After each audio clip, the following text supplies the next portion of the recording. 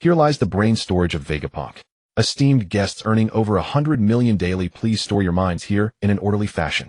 This book is rather lengthy, not mindless, and the protagonist will not be overwhelmingly invincible. There will be no scene within 100 chapters of punching Whitebeard or kicking Shanks. Those who enjoy original characters and original devil fruits can read on patiently. It will not feature abilities like gravity or air. Those powers are far too cliched. God Valley and the Void Century will both be covered, rest assured.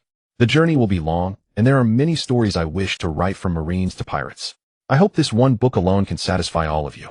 This story is a bit slow-paced. After all, it is not purely mindless. So if you find it boring, feel free to skip ahead. Or follow me, and when it is completed, I will tell you my story. I am sure you will love it. Now our voyage begins. See Circle Calendar 1481. Where is this? Why is it so blinding here? Wei Peng murmured in a hoarse voice.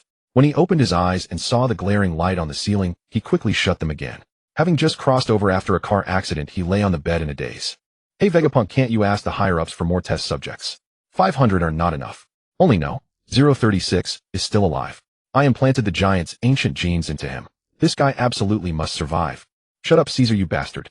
You're blocking my magnificent figure. I modified this brat's left eye. It can perceive any enemy's condition. Kneel before me. Kneel before the mighty queen. Queen, say another useless word, and I'll throw you and your worthless little toys out. Move aside. I need to record the bloodline factor reactions of this child. Hey Judge, come try that if you want to die. Queen taunted. Vegapunk, Caesar, Queen Judge. Have I crossed over into One Piece? Is 036 the original host's code name? Were the modifications they mentioned performed on me? On this body I'm in now? Wei Peng thought. Before he could recover from his shock, a strange man with an exceptionally high forehead walked over and scooped Wei Peng up into his arms. All right, stop your bickering. This child is only 7 years old. He can't take any more of this. The Navy and CPO warships are waiting for me outside. I'm going to marry Geos now. I'm sorry, child. I transplanted whale shark fishman cells into you. It must have been painful, he said. Wei Peng thought to himself seriously. So I'm supposed to forgive this original host's body on his behalf for you. Vegapunk, you truly have no shame. What on earth? How did I end up crossing into a child's body? For now I'd better stay quiet and watch how things develop. As the view broadened, Wei Peng saw his surroundings clearly. Prominent MADS logos were printed on the white walls, surrounded by experimental apparatus and scientific instruments. Having read the original work in his past life, Wei Peng realized this was unmistakably the earliest research laboratory of Vegapunk's team. Caesar said, can't we wait a little longer? I still need to conduct virus experiments on him. He's a rare survivor of the Lunarian race, you know. But his previous 2 wings were too troublesome during the experiments, so I cut them off nice and early. I'm a genius. Vegapunk said, there's no time to wait. This child's body is already breaking down. We must leave immediately. Otherwise, the strongest shield of the Celestial Dragon's plan will fail, and we cannot withstand the wrath of the higher-ups. Oh, and back and begin research on 036 clone samples in case the original body dies from rejection. Wei Peng thought these people are insane. Still, this body is of the Lunarian race, the so-called descendants of gods. Combined with all the modifications, these scientific maniacs made, the hardware of this body is practically perfect. Wait, what did those people just say? Body breaking down. Who? This body I have right now. Give me a break. I just got here. What is this supposed to mean? Leaving the building, Navy warships were already waiting at the harbor. He boarded the warship. Wei Peng thought feebly, damn it, this body really does have problems. This top-tier cheat given to me by the system at the start of my transmigration is sincere enough, but why does my cheat have to come with such a huge side effect? A violent wave of physical discomfort made blood seep from Wei Peng's mouth and nose, nearly causing him to faint. Vegapunk, long time no see. So this is the target this time. Why does he look so sickly? The Mad Marine, wearing the Marine's coat of justice with yellow short hair and a face full of stubble canes, Ragnar said, while rubbing his chin cigar in mouth. His powerful muscles stretched his Navy uniform to its limit. Shut up, Marine. That's none of your business, said a masked CPO in white robes. What an uninteresting man. Set sail. Ragnar exhaled a plume of smoke and replied. Wei Peng screamed inwardly. You two know I'm weak, so why are you wasting so much time with nonsense? Hurry up and take me to be treated. Where's the so-called monster-grade body? This body feels like it's tearing apart. It hurts so much. Soon Holy Land Mary Geos arrived. Along the way, Wei Peng fell into a coma due to rejection symptoms. Even so, Vegapunk and Wei Peng were still brought by CP0 to the presence of the 5 elders. Vegapunk, how are the results of the plan? Saturn San, the one wearing the hat, asked. Saturn San, of the 500 test subjects, only specimen no. 36 remains. I have brought him here. His implantation and modifications have been completed according to your plan, but he is showing rejection symptoms. Vegapunk answered. Rejection symptoms. Has the plan failed? Then you're no longer of much use, Vegapunk. Venus news, Sen said, hand on his sword. No. We have already made preparations to clone No. 36, and the research on Seastone-equipped warships is already mostly complete. It is estimated that by next year we will be able to cross the comm belt, Vegapunk replied. Everyone, the strongest shield plan is of utmost importance. I propose we continue collecting gifted children. Also that fruit should be given to No. 36 as planned. At least he is still alive now, so the plan should proceed. Vegapunk is still useful to us, Saturn-san proposed. You know the value of that fruit, Saturn-san. Are you certain you want to take such a risk? This No. 36 is so frail. Does he still hold any value for us? Mercury Watchery, Sen said while stroking his handlebar mustache. I believe it is worth trying. Although that fruit is extremely valuable, we have the Elder's decree, and it has not awakened in 800 years. Even if it fails, we can search for it and recover it again. It is worth a try, long-bearded Mars Sen said. Agreed, blonde Jupiter Peter San voiced. If there are no objections, CPO retrieve that fruit and give it to Vegapunk. After seeing everyone nod, Saturn-san instructed. You know our will, Vegapunk. More test children will be provided to you. The plan must continue. Otherwise, someone will be sent to oversee your work. Take this fruit and complete your plan. You may withdraw. Having said that, Saturn-san no longer looked at him. Vegapunk carried Wei Peng back aboard the warship. This time CP0 did not follow. Why aren't those annoying CP0 agents following you this time? Ragna joked, leading him to his office. Set sail quickly. I have too many things to do. I need to return. This child's rejection symptoms seem to be getting worse. Just as Vegapunk finished speaking, while looking at Wei Peng, the unconscious Wei Peng began leaking copious amounts of blood again, staining his clothes red. It seems No. 36 has failed as well. Fortunately, I have backed up the clone so the experiment can continue. Ragna, help me dispose of this child. Give him a quick end. Vegapunk said quietly. Hey Vegapunk, are you insane? He's a human being. You want me to do that to a child? Fine, hand him over. I'll handle it myself. He's useless to you now anyway, right? His life belongs to me now. He is no longer No. 36 to you. You can consider him dead, Vegapunk. That's what you just said. Ragna said angrily. Ragna, if the child is given to you, he'd find a good home. It's just that this child is already older now with memories forming. Are you certain you want to keep him with you? Vegapunk said hesitantly. This child has been reserved by the 5 elders. You must be very careful if you wish to keep him. Keep this box as well. Inside is a devil fruit given to me by the 5 elders. It should be quite valuable. Leave it for this child as an expression of my apology to him. After handing the box to Ragna, Vegapunk continued. I just don't know if this child will ever get the chance to eat it. His rejection symptoms are already severe. Still, he has survived longer than most of the batch. Even with the best luck, I estimate he won't live to adulthood, and his racial appearance is far too easy to recognize. My friend, are you truly certain you want to keep such a dangerous one by your side? Ragna said, I understand what you mean, but I have said what I mean to do, and I will do it. This child is my son now. Let me think. I'll call him Canes Walker. What do you think? It's a great name, isn't it? By the way, won't giving this fruit to the child cause trouble for you? Ragna asked. Vegapunk said helplessly, you should worry about yourself. I can handle it, old friend. Perhaps we won't see each other often in the future. If I ever need your help, you can't refuse me. After all, I gave you a son. And I took a huge risk to give your son a gift. You owe me a debt of gratitude, and you'd better repay it. By the way, are all the people on this ship trustworthy? Vegapunk looked worried. Hey, have you no shame? I remember this child was found for you by CPO, and the gift was given by the 5 elders. But even so, I'll remember this debt. Are you about to be put under surveillance? If anything happens, tell me, and I'll repay it. Rest assured, everyone on this ship is my comrade. They won't say anything. I'll think of a story to tell as well. Then farewell until we meet again. Ragna promised. After sending Vegapunk off, Ragna went to a nearby island, clearing out the pirates in the town. In a small hut that had just been ransacked by pirates, he discovered something. He found a small boy with white hair, brown skin, and a tattoo on his face. Vice Admiral Ragna decided to adopt this orphan who had lost his family and brought him back to the Marine headquarters, Marineford. 10 years later, at the scrapyard of the Navy headquarters, a brown-skinned youth dragged a decommissioned Vice Admiral-class warship behind him, training with relentless effort. Beside him sat a girl. She wore a form-fitting dress, her black hair cascading to her shoulders, her delicate oval face framed by fair, flawless skin. Her ebony eyes were strikingly captivating. Walker, are you used to your new place yet? It's at the very edge of the family quarters, so far and tiny. Every time I come to find you, it takes forever, said the girl, who was none other than Walker's childhood friend Leia. Come on, it's been 4 years already. I've long gotten used to it. Besides, the old man used to leave early and come home late before we moved. Now he stays home and cooks for me, so at least I don't have to bum meals off your place anymore, Walker replied. You have the nerve to say that. Dad complains you've eaten us out of house and home. Speaking of 4 years ago, since Vice Admiral Garp was hailed as the hero after that great war, why was Uncle Ragna demoted? My dad said Uncle's strength is no less than Vice Admiral Garp's. What did Uncle actually do wrong? What was that great war called 4 years ago? Dad mentioned it once, but I forgot, Leia said, sticking out her tongue playfully. The God Valley War. That's the old man's business. I don't want to get involved. By the way, has Uncle Hordiub come back from his voyage yet?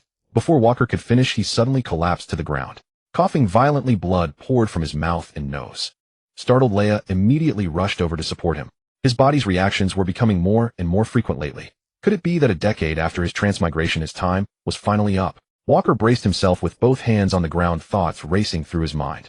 Not wanting to lose face in front of the girl, he said, I'm fine. Take me to the cafeteria, I'm hungry. I'll be fine once I eat. Walker, you've always been frail since you were little. That's why Uncle never wanted you to work so hard. But you just won't listen. Now it's getting worse and worse. You're such a worrywart, Leia said, her eyes reddening as she helped him toward the cafeteria. Arriving at the cafeteria, Leia and Walker queued up for food when a harsh voice rang out. Well, if it isn't. Isn't this Walker the son of the Navy's disgrace, the deserter Vice Admiral? My bad, I misspoke. Now he's the deserter Rear Admiral, haha. Osiripas, with a black spiky haircut, wearing a floral shirt and wooden clogs, flanked by 2 or 3 young men his age, blocked the path as the two carried their food back. Say that again if you dare, Walker said coldly. Osiripas, the 3 of us used to be neighbors. How could you say such things about Uncle in front of Walker? Leia said furiously. Leia, why do you have to stick with trash like him? He doesn't deserve you. My dad is a vice admiral, his dad is just a deserter. Can't you just be with me? Osiripas didn't finish. Walker slammed his food tray directly into his face. The tremendous force sent him flying into the opposite wall before he could stop. A youth nearest to Walker lunged and threw a punch, but Walker barely felt it. The sound of the attacker's finger bones fracturing was piercingly sharp. The group of youths grabbed their injured companion and fled like rats. Walker watched the clowns retreat, said nothing paid for his meal, and led Leia to a nearby table to eat. Walker, are you in trouble for hitting them? My dad and uncle aren't back yet. What if something happens? Maybe we should leave, Leia said worriedly. We'll deal with it as it comes. Worrying won't change anything. What's done is done, and running won't help. Eat. After this I'm going back to training. Walker wolfed down his food. Before Leia could reply, 3 tall figures blocked the light over the 2 of them. You're the brat who hit my son. The speaker was Vice Admiral Doskea, the father of Repaz, the one Walker had slammed into the wall. I hit him. What are you going to do about it? Where did this bastard come from? You're as ill-bred as your coward of a father. Let me teach you some manners in place of that worthless deserter. Doskea's figure flickered as he lunged toward Walker. Renkyaka Knight cried. Doskea kicked out rapidly, sending several vacuum blades hurtling toward Walker. Walker retreated swiftly, watching the table before him get sliced clean through. After all, this was a Navy Vice Admiral. Walker had no intention of failing at showboating and getting beaten. His left combat eye with its diamond-shaped pupil immediately analyzed the enemy before him. Target Doskea. Strength, 29. 17. Constitution, 32. 23. Vitality, 39. 62. Agility, 25. 56. Haki none. Race human. These days this is what a headquarters vice admiral amounts to, eh? No wonder Shiki dared to storm the Navy headquarters single-handedly a few years back and tore down half the base. Walker no longer hesitated. He pushed off with his rear leg and in an instant appeared before the vice admiral. You like showing off? You call yourself a vice admiral. Go join your son. Here you go, reinforcement fist wind scar. After 9 years of bitter training, the fist connected with the vice admiral's face, kicking up a torrent of white airwaves that sent countless tables and chairs flying. It slammed the vice admiral straight into the wall. Everyone in the cafeteria was stunned by the spectacle. The vice admiral felt a searing pain in his face. He dragged himself off the wall and collapsed to the ground, spitting out a mouthful of clotted blood with 2 teeth in it. What are you all standing there for? Get him! What are you all standing there for? Get him! He shouted in a slurred voice at the 2 lackeys behind him. Both lackeys, having served at headquarters, had at least enough discernment to recognize the situation. Seeing the situation, they dared not make a move. Though Walker looked like a mere teenager, the force of that punch just now had displayed monstrous power. Cough, cough. Walker covered his mouth, coughing violently as dark red blood seeped through his fingers and dripped in large drops. Walker, are you okay? Don't scare me. Did you get hurt somewhere? Leia asked anxiously, tears welling in her eyes. This brat seems done for. He's a sickly one. Doskea is petty. If we don't act, we'll be on that sinister man's bad side. The 2 lackeys exchanged glances and attacked Walker. Damn it, of all times for an attack. Leia, you get back. Walker said weakly, using his trembling arms to shield Leia and push her back. Haha, got him. Right, you can't run. Finger gun thrust. The 2 lackeys had already closed in. Picking on kids is no way for a man to behave. A towering silhouette wearing a rear admiral uniform that looked slightly too small appeared before the pair, deflecting both attacks with a single hand. Uncle Ragnar, you're here. They were bullying Walker. Leia cried out. Old man, why are you back? Walker said weakly. You brat's so embarrassing. Go rest over there. This isn't your problem anymore, Ragnar said with a grin. You deserter. Look at what your son has done. A assaulting a superior officer. Do you realize the consequences? You still want to shield that freak. Daisuke said as the two lackeys showing keen discernment scurried over to help him up. Vice Admiral from the Intelligence Division, don't go pinning such a big hat on me. Walker hasn't officially joined the Navy yet. And you can talk about me all you want, but don't you dare speak ill of my son. Ragnar roared, black lightning crackling around his body. Conqueror's Haki violently swept over the three men before him. Bang, bang, bang. The three men collapsed with their eyes rolled back. That's enough, don't go too far. Daisuke, you've known him long enough. A lesson is enough, said a robust middle-aged man with a slicked-back black pompadour, a musket slung over his shoulder. This man was Leia's father, Ragnar's former adjutant Bakarat Hordiub, now promoted to Vice Admiral. A deserter, they only dare say it behind his back. Who would dare say it to his face? Ragnar is a beast. Yeah, the mad dog of the Navy isn't just idle talk. He once pursued the solitary red, all by himself. Whispered discussions filled the surrounding area. Were you the ones fighting? This violates Navy military discipline. All of you come with us. We're from the Inspection Division. Several Marines wearing armbands approached and addressed Ragnar and the other three. Fine, I'll go with you. The kid doesn't need to come, right? Hordiub, take Walker to the medical building's 6th floor. They know Walker there. And settle the bill while you're at it. I'll pay you back later, Ragnar said to his old friend. He then followed the Inspection Division. Hordiub took the blood-covered Walker from his weeping daughter's arms and carried him toward the medical building, leaving a trail of bloodstains. This time it's far more severe than usual. Who knows if he'll ever wake up. Inside the ward, Waku regained consciousness. You're awake, boy. How do you feel? Asked Wadiya Bey, who was sitting by the bedside. Uncle, I'm fine. It's an old problem. How much did this cost again? Waku inquired. Don't pry into adult matters. Just take care of yourself. Your father is still fixing the cafeteria. He'll come to see you when he's done, Wadiya Bey replied. When I first arrived at Ma Lin Fan Duo, the old man was always out catching pirates for bounties just to pay off my medical bills. I hardly ever saw him growing up. I practically grew up eating at your house. 4 years ago, you and the old man, along with many Marines, took part in that great war. The old man was among the last to return. Everyone got promoted afterward, but he was demoted. Waku said slowly. It's actually not so bad. No more roaming the seas. I know my body. Uncle, when is the next voyage? Could you take me along? A man has his own way to die. I don't want the old man to be heartbroken. Waku's pale face stared straight at Wadiya Bey, hoping for his consent. Boy, have you made up your mind? You know, if you leave, that foolish girl of mine will grieve for a long time. Is there really no other way? Wadiya Bey sighed. Uncle, I've always seen you as family. Please grant me this. I know my body. Let me choose my own way to depart. To end in a battle. That's what I want. Waku said, mustering his spirits. Waku understood his physical condition. His combat left eye could not only scan enemies, but also detect his own status. Strength, 35. 63, Physique, 39. 51, Spirit, 31. 62, Agility, 30. 56, Haki Nun Race Lunaria Tribe. Contains ancient giant infant and whale shark fishman bloodline factors. Status, terminally ill, bodily functions severely degraded, on the verge of collapse. Now the numbers are declining day by day. Is this really the end? Heaven let me transmigrate and experience the life of a one-piece king for a while. It's not bad. I've lived an extra 10 years or so. But the old man has been running around for me all these years. Waku thought to himself and turned his back. He didn't want anyone to see his vulnerable side. Wadiya Bey said, I'll tell you privately when the next voyage is. Get some rest. Soon the sound of the door closing was heard. After some time the ward door opened, and La Gana walked in and sat by the bed. You little brat, if you're not asleep, get up. Tell me what happened today. Didn't I tell you not to start a fight? They were looking for trouble, bad-mouthing you. I couldn't stand it, so I beat them up, Waku said with his back turned. They're just words. It's not like you'll lose any flesh. You didn't use your flame ability, did you? Remember, never show anyone that you can generate and control flames. If it's nothing serious, let's go home. With that, the two got up and headed home. Having been reborn into this life, this body was indeed perfect in hardware, but it came with a rejection reaction that would soon end him. The old man had labored for years just to save him. But in the end, he would still disappoint him. Waku thought.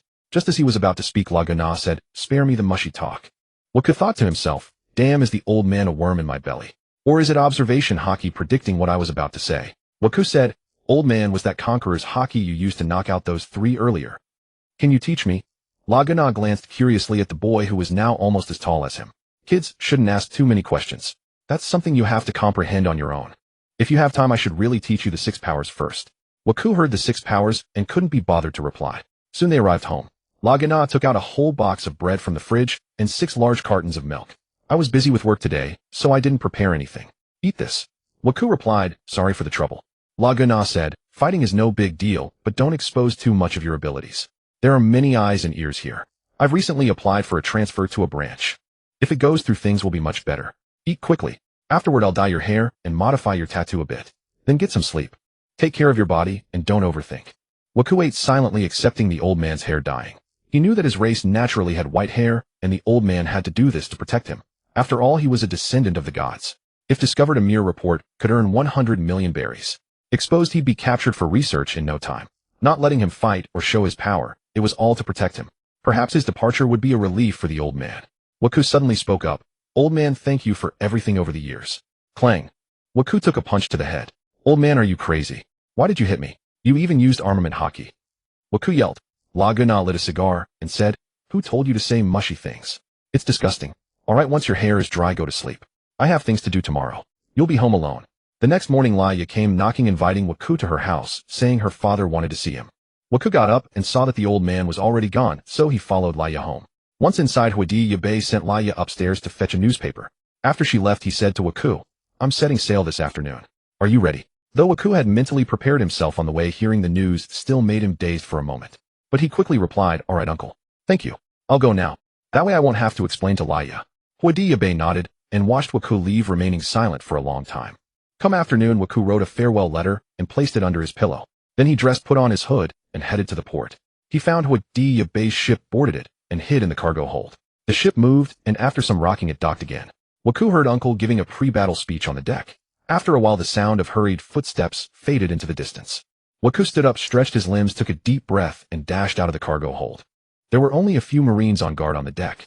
Waku accelerated and leaped into the sea, swimming swiftly toward the other side of the island. With his whale shark fishman bloodline, breathing underwater was no challenge. He soon reached the shore. In the pirate-infested town, the sight of the Marines landing had already sent everyone fleeing in all directions. Waku, landing on the opposite side, intended to cut off the pirates' escape route and die gloriously in battle. The old man should be able to get a pension. Maybe help him pay off some debts. Soon 2 or 3 pirates emerged from a house, their pockets stuffed with treasure. Behind them, an old woman wailed, That's my family's only property. Please don't take it. The pirates paid her no heed, kicked her aside, and ran toward Waku. Waku saw his chance. With a burst of speed, he threw a punch at the lead pirate, who stared in astonishment. The fist landed squarely on his head, leaving a distinct concave imprint, and the pirate fell dead on the spot. The pirate's companions were hardened criminals. The remaining 2 showed no grief, drawing their weapons and firing at Waku. Waku's back erupted in flames. The incoming bullets were deflected by his formidable physique. Returning the favor, flame bullets. Countless sparks shot through the 2 men, and the loot they carried was consumed by the remaining flames. Just as Waku wanted to continue the hunt, a sudden sharp pain caused blood to gush from his mouth and nose. Damn it. Using power accelerates my body's collapse. Even wanting to fight properly is hard. As Waku forced himself to stand and move forward, the old woman from before approached. Young man, you're injured. Come to my house and rest. Don't push yourself too hard. Waku glanced at the old woman and didn't decline. He entered the house and sat down in the guest room to rest. He had come to seek death, but not to be killed. It would be ridiculous to fall at the hands of small fry. Soon commotion came from outside. He's inside. How dare I deceive you, sir? But don't forget what you promised me. Waku recognized the old woman's voice. Shortly after, the old woman led in a burly man with a thick beard and a pirate bandana. This is the one who killed your men, sir. I've brought him to you. Please compensate me with my belongings, the old woman said eagerly. I'm good. Then give her the reward.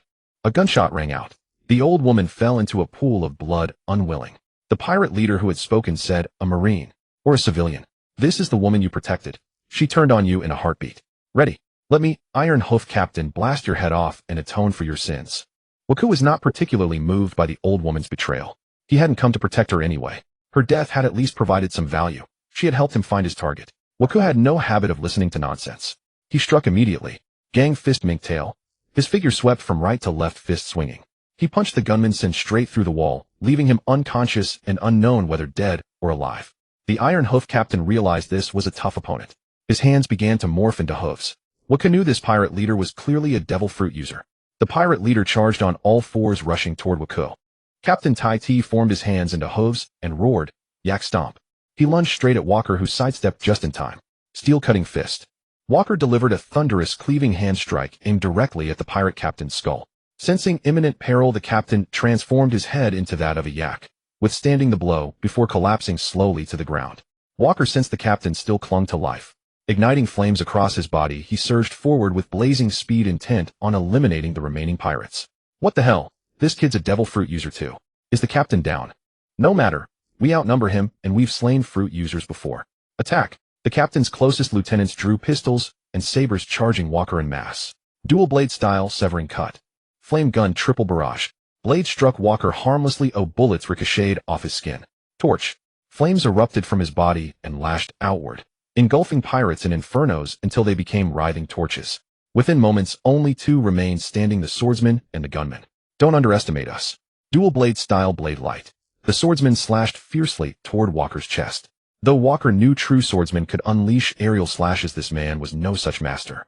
Steel-cutting fist, flame punch. Walker met the strike head-on, crushing the pirate swordsman beneath overwhelming force. Suddenly, searing agony flared within Walker's body, and his flames vanished entirely. He succeeded. Iron hoofbone shatter. A violent gust struck Walker from behind, pain erupting across his back as he staggered several steps. Brat, you're stubborn. Took my hit and still stand.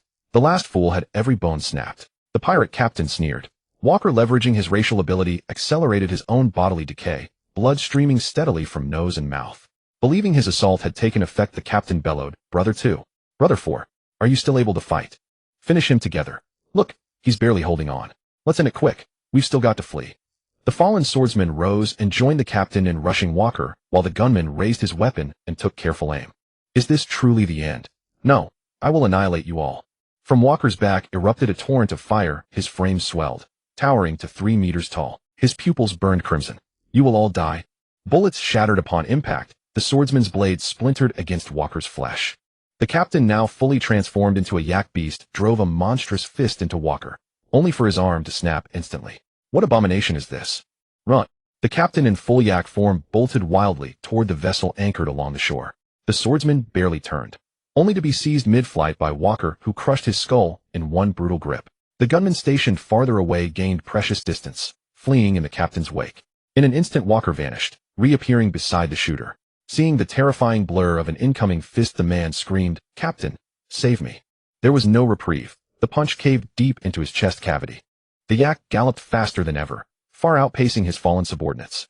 Walker, bleeding from every orifice, surged after him in frenzied pursuit, shattering buildings in his path with raw, unrelenting force. Ghosts won't save you. We're pirates. Hey, stop chasing. All the treasures aboard that ship ahead. Spare me. They reached the shoreline. No escape left. The captain stared horrified at Walker's blood-soaked form. Monster, what are you? If you refuse mercy, then I'll die fighting you. The yak charged, earth trembling beneath his thunderous gallop. Walker seized the charging horns with both hands and wrenched violently left. The yak crashed to the sand, both horns torn clean from his skull by sheer inhuman strength. Walker straddled the fallen beast, raining blows upon its skull. Spare me. Spare me. The captain's pleas grew fainter, weaker. Walker ignored them. His fists fell like hailstones, shaking the ground itself. In his frenzy, he snatched up one of the severed horns and plunged it repeatedly into the captain's body, each thrust spraying arcs of crimson.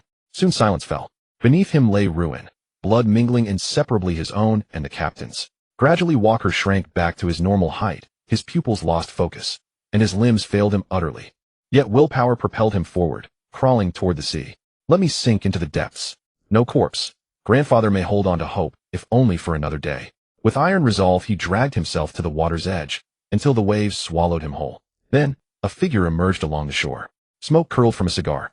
A burly man held a small box, murmuring, Truly, must I use it? Could that man's final words from God Valley have been true?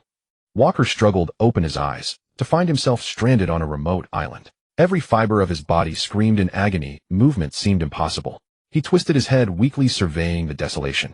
Even death refuses me. I've washed ashore on yet another isle. This ordeal ignited a new defiance within him. Summoning every shred of strength, he began dragging himself toward a nearby tree. Exposure to the sun would hasten his collapse. His lower body had long since gone numb. Normally 20 paces, now an insurmountable chasm. His ruined body obeyed nothing, yet sheer mechanical will carried him forward inch by agonizing inch until he collapsed beneath the shade, eyes closing slowly. Breathing is agony. If I survive, I will grind each MADS scientist who remade me into dust. Every bone shattered, every sinew unspooled. What I endure today, they shall suffer 100-fold. He swore this vow in silence. A fruit dropped from the branches above, striking his head before rolling aside. Stirred by the motion, Walker turned his gaze with great effort. Just a fruit. Useless, no salvation here. And he closed his eyes again. Why was that fruit so dark? So grotesque? Those patterns, they mirror the devil fruits described in the ancient texts. Wait, devil fruit. Walker strained to turn his head once more. By the heavens, I'm blessed. It is a devil fruit. Hope rekindled. Though his body crumbled, his spirit blazed anew. Inch by tortuous inch he inched forward, each centimeter a triumph of will, until at last he reached the fruit. Ignoring his fading consciousness, he devoured it ravenously. It tastes worse than excrement, but I'll swallow every bite. After all, enduring suffering refines the soul. Has anything since my rebirth been more bitter than waiting daily for death? Though revolting, he finished it, and waited for change.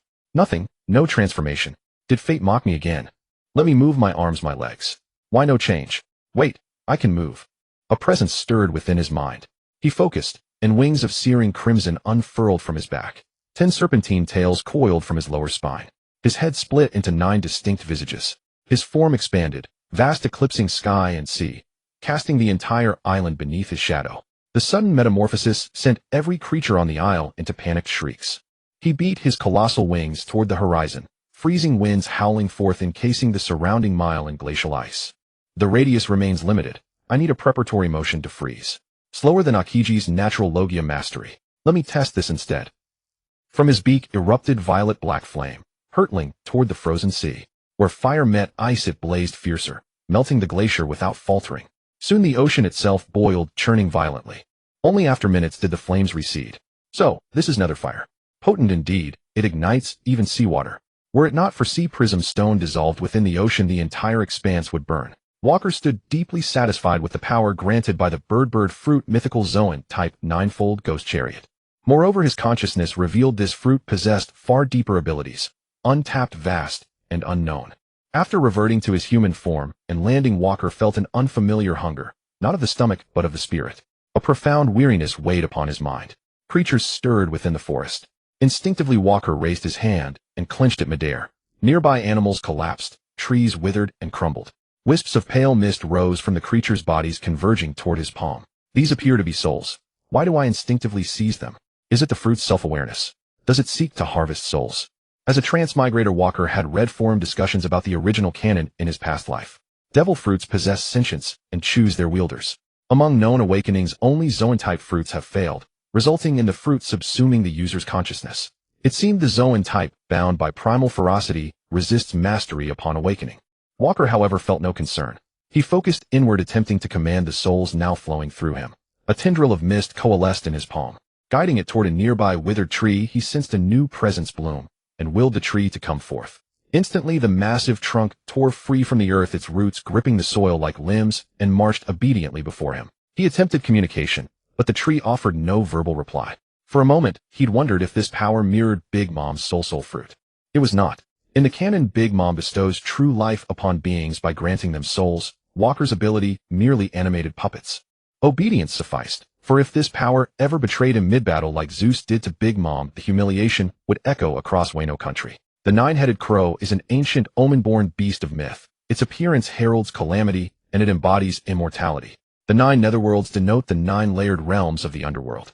The fruit's developmental trajectory leans heavily toward infernal aesthetics. This mythical Zoan clearly holds immense, untapped potential. Fortunately, it was no bizarre, ineffectual fruit. In his prior life, some theorized, however dubiously, that no devil fruit is inherently weak, only its user.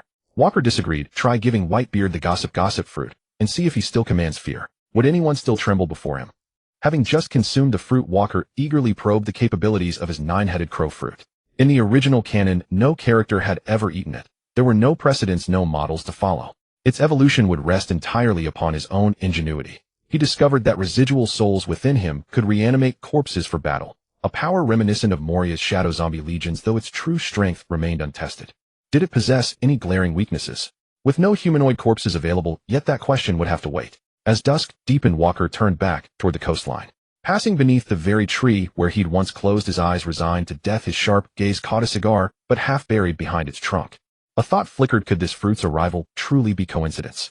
He dismissed the notion and strode steadily toward the horizon. Bestow. White soul mist surged into the sea. The placid surface erupted, waves twisting into the grinning visage of a skull, and Walker leapt atop the cresting tide. His consciousness issued a single command: target, Marineford.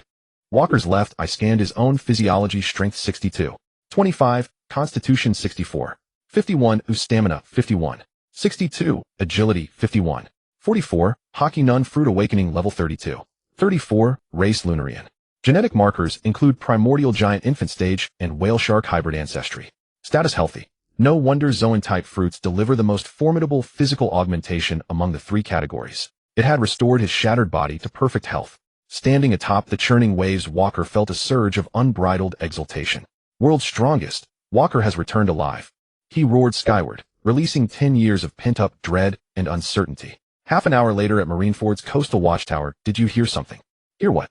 Only the Navy and the sea dwell here. Who dares approach? Damn, a tidal wave. Sound the alarm, shouted the second guard. As Marineford's siren blared, Walker frowned inwardly. Was the Navy headquarters truly this lax at present? Already under siege. Suspicion flared within him as he accelerated homeward. Upon landing, he found Navy forces arrayed in defensive formation across the harbor. He scanned the perimeter, searching for the enemy. A naval officer raised a megaphone. Drop your weapons. This is Marineford, Navy headquarters. Whoever you are hereby arrested in the name of justice. Me. Walker blinked in confusion, when suddenly Laya burst through the crowd and threw herself into his arms. You idiot, where have you been? Dad said you vanished. I've been waiting here every day. I was so worried. You're finally back. 2 lifetimes of solitude left Walker, suddenly embraced by this girl, momentarily speechless. He managed. I'm back now. But what's going on? Why is headquarters on such high alert? You disappeared, you didn't hear. Admiral Zephyr's entire family was slaughtered. Pirates are rampant. Laya wiped her tears. That's why they've imposed full lockdown. All right, stand down, everyone. Nothing to see here. Just young Ragnar's son. Move along. Hodia stepped forward, dispersing the crowd. Well, you look intact. How's the boy faring? He clapped Walker firmly on the shoulder, even though Walker now stood taller than him. Yeah, uncle. Thanks. I'm fine. If you're well, head home. Your father's likely waiting. Come on, Laya. Ignoring her protests, Hodia gently led her away. Watching their retreating figures, Walker felt for the first time the quiet warmth of a life truly worth living. Walker sensed the soul-infused tide dissipate the moment he set foot ashore. Clearly the ability operated within strict spatial limits. Brat, back already. Follow me. Ragnar's voice came from behind. Walker turned to see the old man and boarded his small boat sailing to a secluded island nearby. Ragnar boomed, didn't you claim I never taught you anything? Well then, today's perfect. Come at me. Let's see how strong you've grown. Seriously, old man. Then don't hold back. Walker grinned, treating it as a light-hearted father-son spar. Steel fist, tiger claw. His fingers curled into claws, he lunged, striking fiercely for Ragnar's chest. Ragnar moved. His arm, darkening, hardened like obsidian. He seized Walker's wrist and slammed him to the ground. The entire island trembled. Brat, you think you can go easy on me? Disrespectful little whelp. Show me everything you've got. Ragnar laughed thunderously. Ow. Was that sudden weakness just an illusion? Walker steeled himself. Instantly he shifted into human beast form. 9 heads crowned, 10 serpentine necks. Crimson wings unfurled from his back, wreathed in ancestral flame. His lower body remained human. Watch yourself, old man. Bestow, sandstorm. Stone. Sand coalesced into skull-faced constructs. Boulders stirred and charged, converging upon Ragnar. Gale of the Netherwind. Frostfall. His vast wings churned icy gales. Frost instantly encasing Ragnar. Death weave entanglement. Steel fist. Ghostfire rush. Walker extinguished his racial flame and accelerated beyond sight. All 9 heads poised to strike. His right fist, fully charged, hurtled forward like a cannonball, flanked by sand constructs and colossal uprooted trees, forming a lethal triangular assault. In Walker's gaze, Ragnar stood motionless, eyes closed. Fear flickered. Had he endangered the old man? Then, in the next breath, Ragnar moved. He raised his right fist. His forearm swelled, gleaming jet black under moonlight. Armament, steel fist, city breaker cannon. The punch hadn't even touched Walker, yet he flew backward, crashing through 7 or 8 trees before halting. No doubt about it. Why does your armament Haki drain my strength the instant it strikes? Is that fist made of sea stone? Walker rose, knowing Ragnar had held back. Of course not. This is the technique of a true man, forged only in countless battles between life and death. Huh, you've got miles to go, boy. Ragnar laughed, hands on hips. Walker's tactical left eye fixed upon the old man. This wasn't his first scan, yet again it displayed attribute. Discrepancy too great for analysis. This old man is a monster. If I'm fully healed and still this far behind him. What's more, my gap exceeds 15 points. Walker marveled inwardly. Brat, feel like you're probing me. If you won't attack, then it's my turn. Ragnar's gathering aura cracked the ground beneath him in concentric rings. Black lightning erupted around him. Mountain and sea queller. In Walker's vision, Ragnar's punch moved with glacial slowness, yet it hurled him across a decade of time, stirring for the first time in years of full-body tremor. His body's primal instinct screamed that he could not withstand this blow. The surrounding space warped and twisted, black lightning crackled thickly in the air. Ragnar stood motionless, delivering the strike remotely. Walker soared through the forest, carving a barren swath in his wake, until his flight slammed to a halt against the island's central mountain. Walker himself had long since rolled his eyes upward into unconsciousness.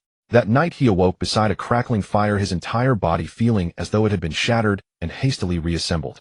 Ragnar, noticing his awakening, silently handed him a skewer of roasted meat. "Old man, do you intend to teach me, or simply beat me senseless? If you meant to beat me, you should have said so outright. I'd never have come willingly," Walker said, accepting the skewer and chewing as he spoke. "You're my father. I know you'd never truly lay a hand on me. So, did you glean any insight from that battle?" Ragnar replied with a mischievous grin. "All I felt was pain, and the overwhelming urge to pummel me, especially with Bachan." Walker shot him a disdainful glance. "You even know Bachan. Enough jesting. Your body is fully recovered. That's commendable. But appearing so boldly in Marineford tonight was ill-advised. You're an intelligent boy. You understand why." Ragnar spoke softly. As Walker opened his mouth to protest, Ragnar preempted him. "This vast ocean teems with prodigies monstrous in talent. Walker, I know you are a flawless genius. But swear to me, until you've bested me, never reveal your full arsenal. Doing so would place you in grave peril." Walker mused inwardly. Is the old man trying to rein me in? With this perfect physique, what harm is there in standing tall? Could he be afraid I'll be captured again for experimentation? Ragnar spoke gravely. "Do as I say. This is a father's prerogative. And now, as promised, I shall teach you life return. Begin now." At the words, Walker's interest waned. He dismissed it as merely an extension of the six forms. Ragnar ignored his indifference. "Life return means absolute mastery over the body's power, granting you sovereign command over every sinew and fiber, unleashing your raw, overwhelming strength to the very limits of human potential." Ragnar commenced instruction, and that night stretched interminably for Walker. The next day at the scrapyard, Walker resumed his daily regimen, dragging 2 decommissioned Rear Admiral-class warships around the yard for 50 laps. Yet nearby percussive impacts drew his attention. The scrapyard rarely saw visitors. Curious, Walker followed the sound, and there a broad-shouldered man with cropped hair relentlessly hammered a warship, his face marked by jagged scars. Instantly, Walker recognized him, the legendary marine hero Garp. Blimey, this is the real Garp. The fabled titan whose entire stat allocation goes to raw power, the strongest user of armament Haki in canon. Though admittedly rather fragile, he always bears fresh wounds. Walker's excitement surged. His combat left. I immediately scanned Garp. Attributes. As expected, his perception yielded nothing. Garp remained impenetrable to Walker's current abilities. Suddenly Garp turned, casting a puzzled glance Walker's way, then resumed his assault without acknowledgement. Walker realized his combat eye's probing gaze could be sensed by Bureaucratic Haki. Ragnar had noticed it last night too. He resolved henceforth to exercise greater caution. It risked exposing his position. Walker approached quietly. Seeing Garp ignore him, he moved to an adjacent warship and began mimicking the Elder's punching motions. Clanging metallic echoes rang out as Walker struck with relentless force. His formidable physiology, already surpassing adult norms at just 17, lent uncanny authenticity to his imitation. Out of the corner of his eye, Garp glanced at Walker, then abruptly declared, "Brat, don't use armament Haki." Mistaking Walker's towering frame for adulthood, Garp added, "That defeats the purpose." Walker, bowing respectfully, asked, "Sir, what is armament Haki? I've never heard of it." Garp turned fully, only to find Walker striking the hull with pure, unadulterated physical force. His eyes widened in disbelief. He strode over, pressed his palm against the dented steel, and confirmed it identical in density and impact to his own. He coughed twice to mask his astonishment. "How old are you, boy, and what's your name?"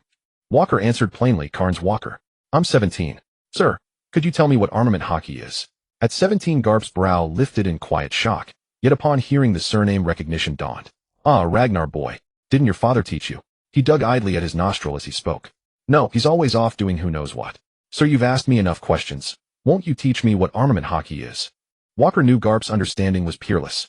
"Fine, lad. I'll explain once. Listen closely. Armament Haki is the art of concentrating your entire body's strength into a single point, or dispersing it evenly across your frame, then compressing, refining, and releasing that power.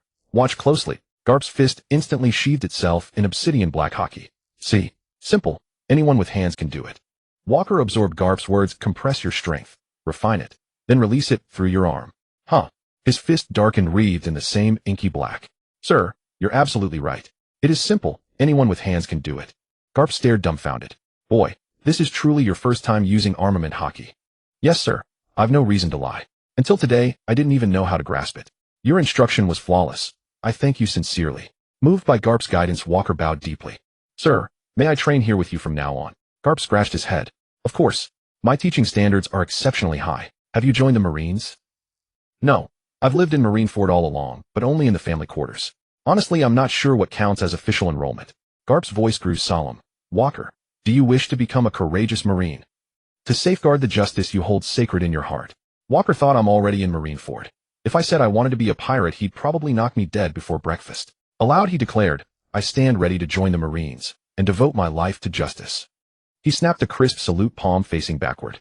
Garp roared with laughter and clapped Walker so hard on the back he nearly toppled. Truly terrifying strength, Walker reflected.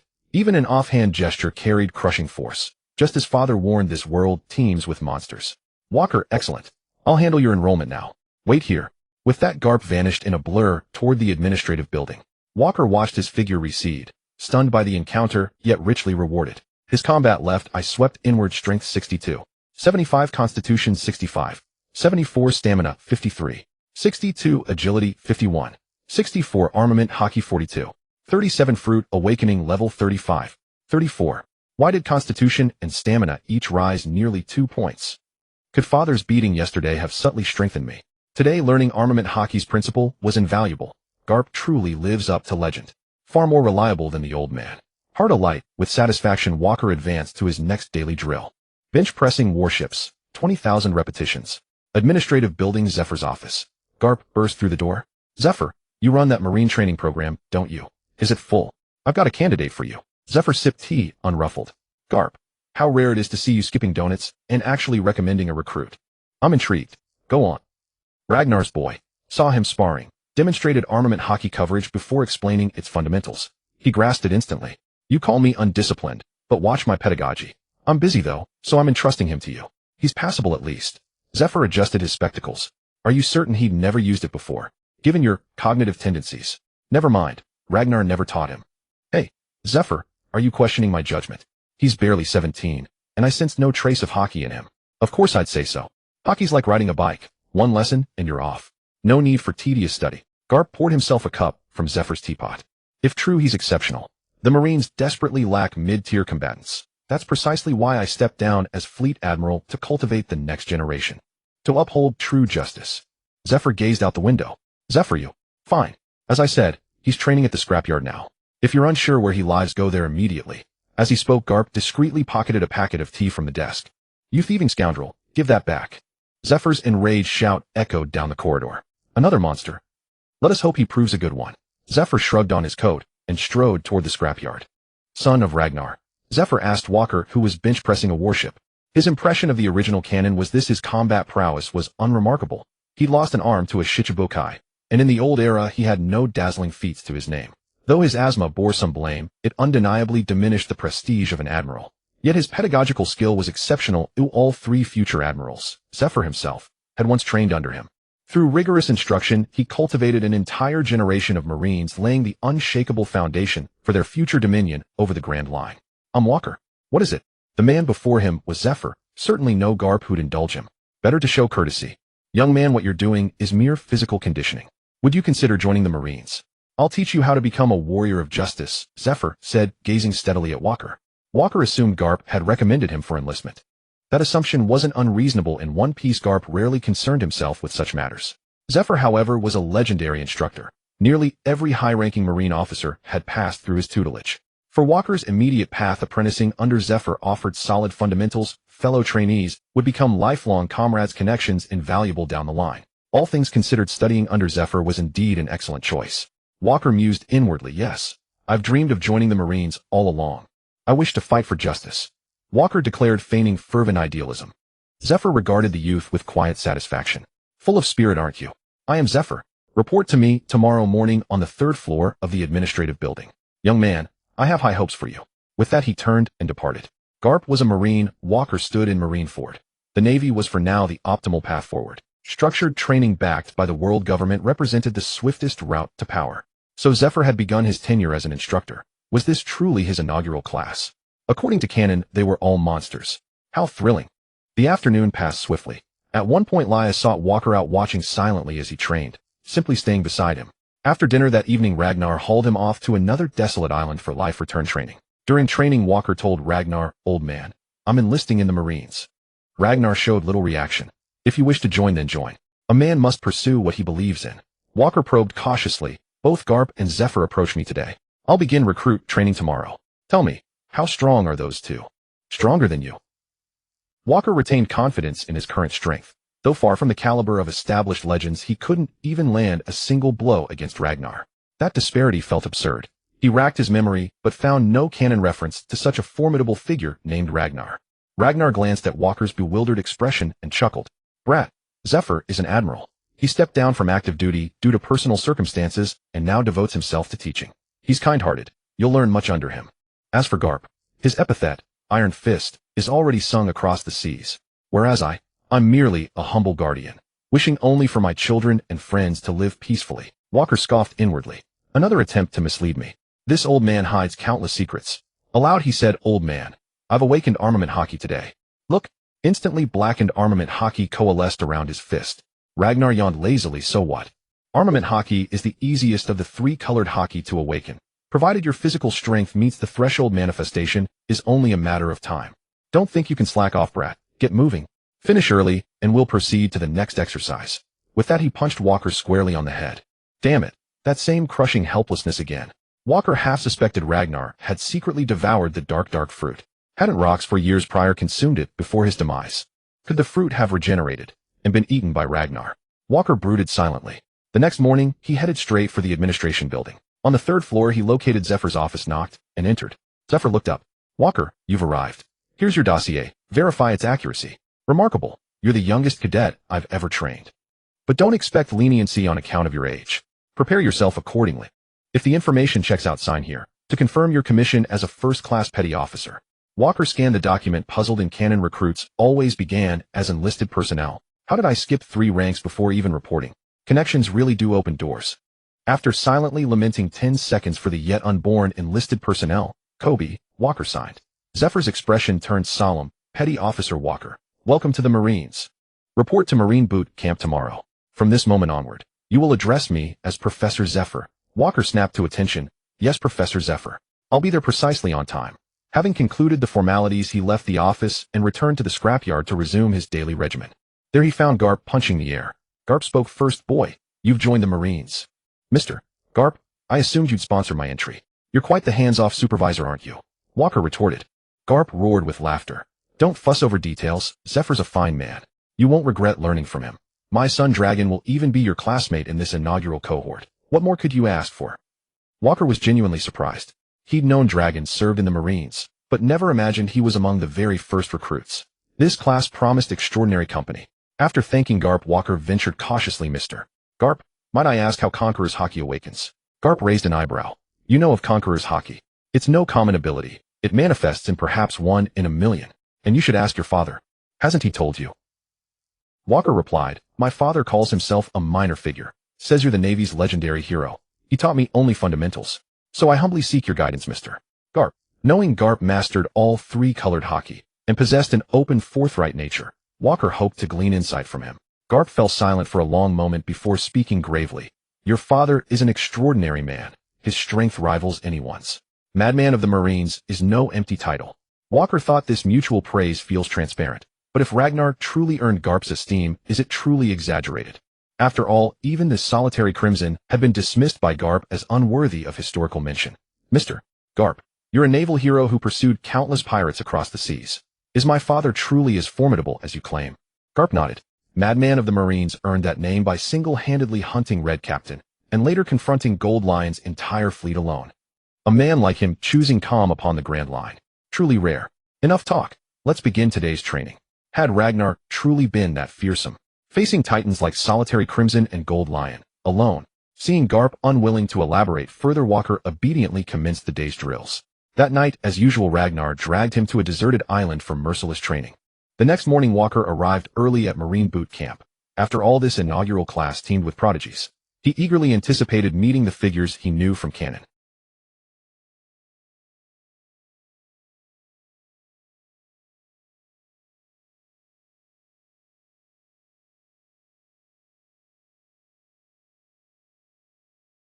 Another stood tall and lean, wearing orange sunglasses, a yellow shirt beneath a white tank top, and a round marine cap. The third sat alone in a corner, green robes open over a brown shirt while long hair, cascading down his back. Sensing Walker's gaze he turned, and that piercing, incisive stare left a deep impression. These were unmistakably the future Admirals Akainu and Kizaru, and the young dragon. Distinctive even among peers, instantly recognizable.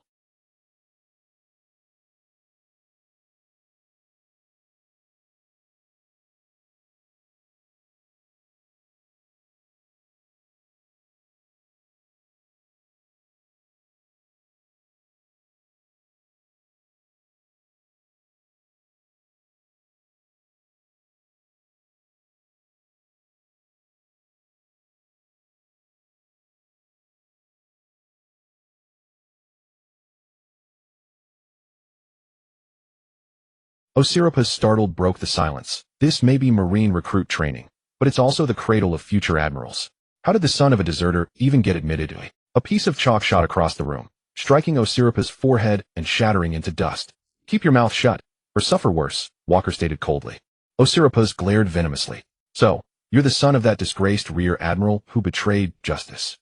Your father shamed the Marines. He deserves far harsher punishment. Sakazuki fixed Walker with a hard stare. In his previous life, Walker believed only two characters remained utterly true to canon: Akainu of the Marines and Blackbeard of the Pirates. Everyone else seemed to play at heroics. Admiration aside, Akainu would not presume superiority over him. Not now, not in his youth. Why wait until his peak to confront him? Hey, capwearer, withdraw those words, or die.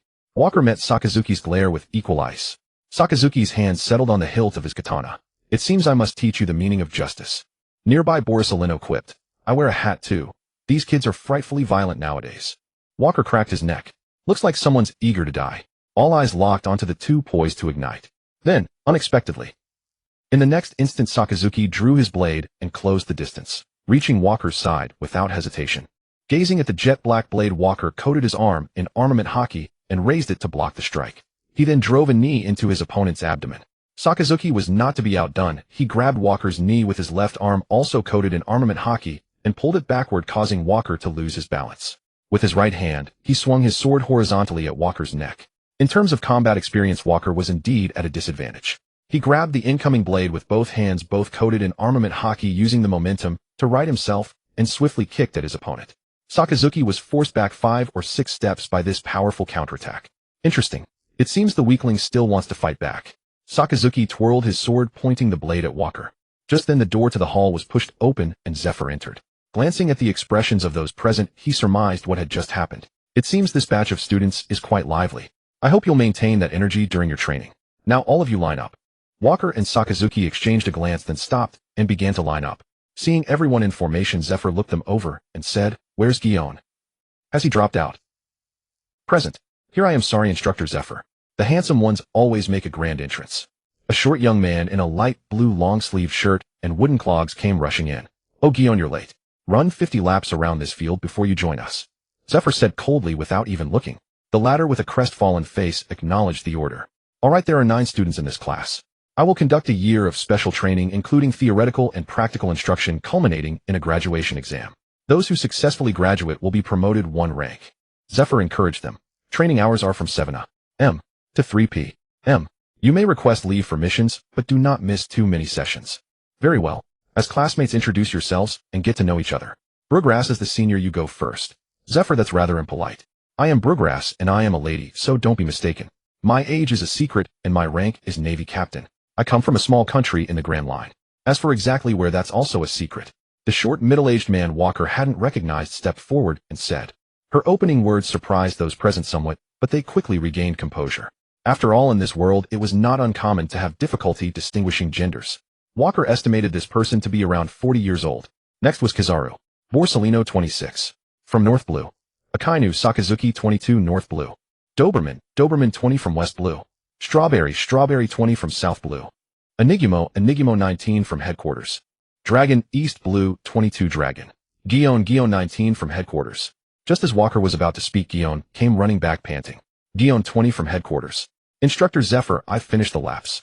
Zephyr nodded, turned to Walker, indicating for him to continue. Walker.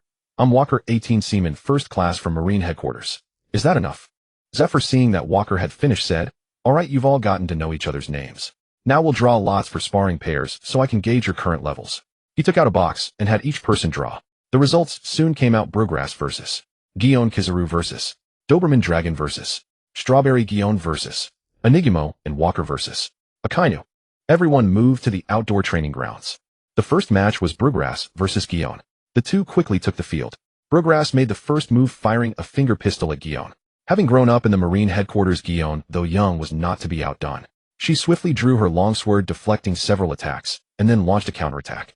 However, when her blade made contact with Bureaucratic, an unexpected turn occurred. The old woman leaped and straddled the longsword, activating her Devil Fruit ability. The sword left Gion's hand. At this stage, she clearly hadn't mastered Haki, and her sword was taken. She did not panic and unleashed a Tempest Kick. But her Rokushiki skills were far inferior to her swordsmanship, and she was quickly defeated. Winner: Bureaucratic. The second match, Kizaru versus Doberman. How terrifying to have to face such a monstrously strong man, Kizaru remarked, standing still. Seeing Kizaru make no move, Doberman drew his blade and launched a fierce attack. Kizaru moved, simply sidestepping and delivering a kick that sent Doberman flying. The latter lost consciousness. Walker had been watching closely. Kizaru hadn't used his glint fruit. Recalling Kizaru probably hadn't obtained his fruit yet. That meant Kizaru was already incredibly fast without his fruit. And his opponent was Doberman, a vice admiral with considerable physical prowess. One hit, Kizaru had knocked him out with a single blow. Truly formidable. The third match, Strawberry and Dragon exchanged salutes. The moment the salutes ended, Dragon struck first, his fists coated in armament Haki and shaped like claws, aiming at Strawberry. Strawberry calmly blocked the blow. But that was the only blow he blocked. He was quickly defeated.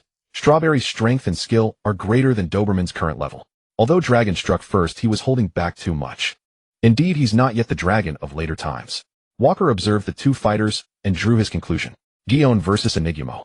The two fought respectably. Walker noticed that Enigmo seemed stronger than before, but only relative to his own past self. In the end, Gion won. After his victory, Gion hurried over to fawn on Gion. It's time to educate the juniors. After all, it's a senior's duty. Akainu adjusted his marine cap and said, "Arrogance has its limits, Sakazuki." Walker replied coldly.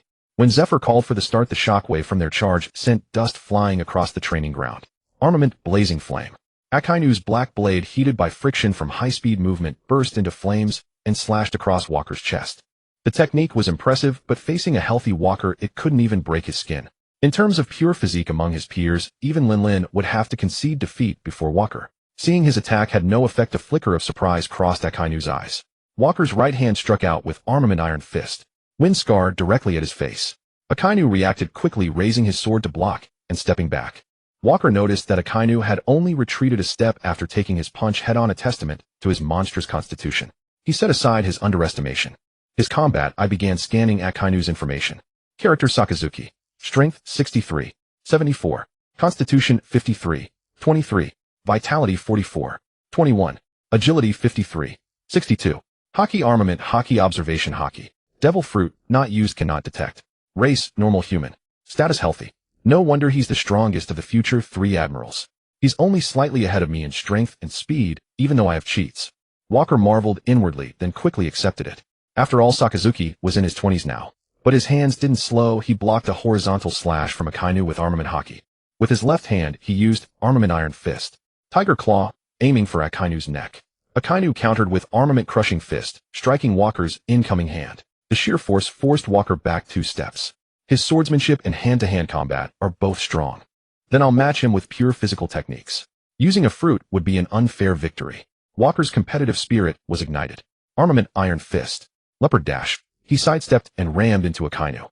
Akainu blocked with his sword, then grabbed Walker with his right hand, attempting to slam him to the ground. Mid-air, Walker's left arm suddenly thinned, allowing him to break free, and he grabbed Akainu's collar, using the momentum to throw him instead. How did Walker counterattack while being thrown into the air by Sakazuki? Can a person react that fast? Strawberry asked. Zephyr explained, that form Walker used is an extension of the 6 powers, Life Return. It allows one to freely control every part of the body. You'll learn it later.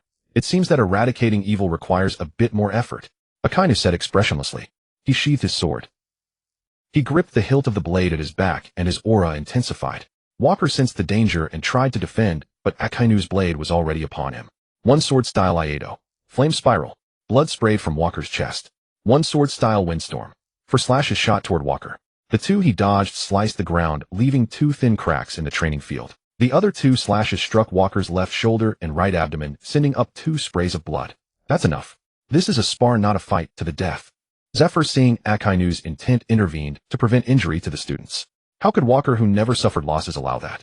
His muscles instantly swelled. Since your blade carries killing intent, be prepared to be killed in return, Sakazuki. Walker gathered his strength. Titan Giant's strength armament gun. Like a cannonball, he appeared before Akainu. His bulging muscles connected to his jet-black arm slammed a fist into Akainu's right chest. A crisp crack sounded as Akainu was sent flying. The ground of the training field was gouged out where he slid. Akainu rose to his feet, clutching his chest as he spat out a mouthful of clotted blood. He drove his sword into the ground, then grabbed his right shoulder with his left hand and forcefully snapped it back into place. The dislocated joint was reset. He picked up the katana from the ground, and his right arm along with the blade turned pitch black. Armament rose lotus. Dozens of slashing strikes shot toward Walker. Sakazuki has already become a sword master. He can unleash flying slashes. They're both incredibly strong, exclaimed Doberman. Even a sparring match has destroyed the entire training ground. They're terrifying. Kizaru's voice rang out. Their movements are too intense. Zephyr, we need to watch from upstairs. It's not safe here. We'll be caught in the crossfire, Broglass suggested. Zephyr replied, all right, you can go upstairs to watch. There are too many of you for me to ensure everyone's safety. I'll stay here and keep an eye on them. Hearing this, the others headed upstairs to nervously observe the duel. Only Dragon and Kizaru remained. On the battlefield, the two had truly ignited their fighting spirit. Akainu's katana began to show nicks. Walker was too tough. Armament Fang-shattering slash. Akainu lunged and slashed at Walker, but the latter blocked with Armament Haki. Armament Fierce Fist Charge. Walker threw an uppercut straight at Akainu's chin. Akainu hardened the area with Armament Haki and managed to withstand the blow. Then he sheathed the sword on his back, gripping the hilt with one hand. He assumed a defensive stance. Walker, who had no understanding of swordsmanship, saw Akainu motionless and launched himself forward. Fierce Fist Mink Tail. He changed a straight punch into a hook aimed at Akainu's temple.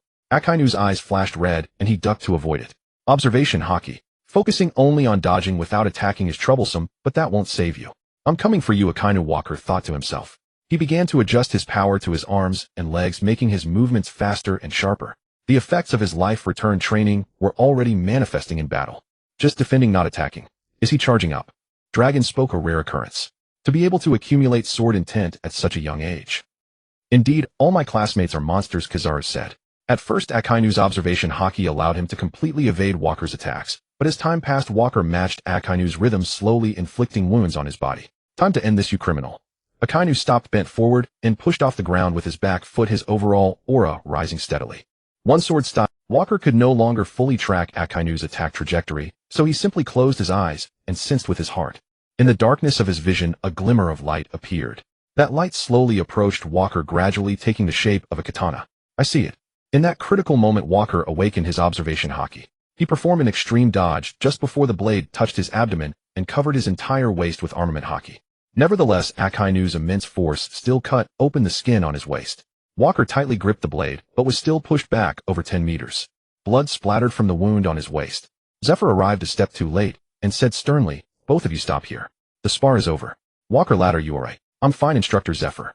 Please step aside. Our spar isn't settled. How could we possibly stop now? Walker crushed the katana he was holding in his hand. He coated the fragments with Armament Haki and flung them directly at Akainu, also catching Zephyr in the crossfire. Zephyr cursed angrily, Walker, you little. After dodging out of the way, Walker concentrated all his power into his right fist, squeezing every ounce of his Armament Haki. His right fist was now his most indestructible weapon. The ground beneath Walker's feet cracked as he flashed forward. His observation Haki locked onto Akainu's figure. Akainu tensed his entire body, crossing his arms in front of his chest, both coated with Armament Haki. Titan's Might Nirvana. He punched Akainu with all his might. The moment of impact, Akainu's Armament Haki shattered instantly, and he was sent flying. He crashed into the previous school building, still carrying momentum, then smashed into a second building before finally stopping. Both buildings collapsed, burying Akainu under the rubble. Zephyr was completely stunned by the scene. So besides Walker, Kizaru, and Dragon, all the other students were buried under the ruins. He quickly snapped out of it. Walker, I'll deal with you later. Everyone start rescuing the trapped people now. Walker didn't move. His observation Haki sensed that Akainu's presence was still there. Though greatly diminished, it was far from weak. Soon the rubble shifted. Akainu pushed aside a massive stone and emerged covered in blood. His eyes still glared fiercely at Walker. It's not over yet, he said, then instantly used Soru to appear before Walker, swinging a pitch-black fist at him. Zephyr had no mind to deal with the two now. He almost wished these monsters would just beat each other to death to save him the trouble. Is everyone alive? Instructor Zephyr, this is too much. I'm going to report them to Fleet Admiral Kong for attempting to murder a colleague who gets injured while just watching. Look, my face is disfigured. My handsome face is ruined. They need to pay compensation. Guillaume said, covering his face, but Zephyr completely ignored him. These two are incredibly strong. Like monsters, Berman swallowed and said.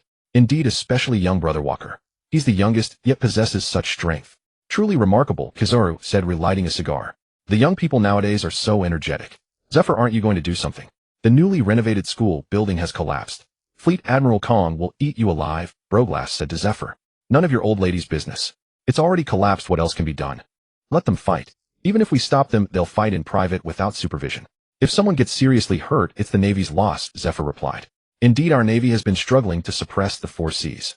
Apart from Ugarp, Sengoku, Tsuru, and Ragna, there are no other notable combat forces. In the past 2 years, Ragna has been in a slump, and you're about to resign. Broglass said regretfully. She continued, this time I was brought in to assist you in cultivating talent for the Navy. Every year, pirates eliminated from the New World filter into the Grand Line. The entire Navy is severely lacking in fighting power. We can barely hold the Grand Line anymore. Zephyr realized her purpose. However, he didn't directly answer her. Glancing at the sky, which was nearly dusk, he said, if you're all fine, you can be dismissed for today. The crowd was captivated by the battle amid the ruins, and no one left. The commotion attracted more Navy soldiers who gathered beyond the fence to watch. A man with an afro and round glasses wearing an admiral's cloak led a little boy with golden hair, covering one eye, over to Zephyr. Everyone immediately saluted and said in unison, greetings, Admiral Sengoku. Sengoku looked at the 8 spectators and nodded. Zephyr, so these are your students this term. Quite spirited, aren't they? By the way, are you trying to expand your influence through training students so that when you're reinstated you'll have more power? He said, giving Zephyr a sly look. Zephyr roared, Sengoku, you bastard. Do you think everyone is as obsessed with power as you? By the way, who is this child you've brought? Sengoku laughed heartily. I encountered this child during a mission. We hit it off, and I'd like to place him here as a trainee. Could you help me look after him? Zephyr said disdainfully, Sengoku, do you think this is a kindergarten? I have to babysit for you. Zephyr, we're old comrades. Don't say that. You've just transferred out. That bastard Garp is unreliable, and Ragna hasn't been working since he had a child. I'm doing the work of 3 people alone. Do you think it's easy for me? This child and I have a connection. I like him quite a bit. His name is Razananti. He's a poor child, his family is gone. I don't have time usually, so I can only hope you can help look after him. Little Tsuru is too busy with the military affairs department, so I can't trouble her. Sengoku pleaded. Zephyr replied, no problem. Let the child follow me during the day. I happen to need an orderly to handle logistics. You don't need to be so polite, Sengoku. Although I'm no longer on the front lines, we're still close comrades. Zephyr noticed that Sengoku wasn't responding. Instead, he pointed in surprise behind him. Zephyr, are you sure these 2 kids are okay like this? Zephyr turned around and saw the ground covered in craters. Moreover, the 2 had been fighting all day and their auras were clearly declining. Both were gathering power for a final strike, ready to unleash their last strength to knock the other down. Sensing their momentum, let's stop them together. This is going to end badly. With that, he used Soru and vanished from the spot. Sengoku immediately followed. In the training ground, Akainu's pitch-black fingers had already pierced through Walker's chest. Akainu's finger gun stalled, unable to advance even an inch. Walker tensed his bodily tissues, locking Akainu's fingers deep within his muscle, immobilized, irretrievable. You can no longer evade now, Sakazuki. Walker sneered coldly. His armament Haki coalesced around his fist. Seeing this, Akainu broke into a cold sweat. Before Admiral Sengoku or Instructor Zephyr could intervene, Walker struck first. Swift, decisive, unstoppable.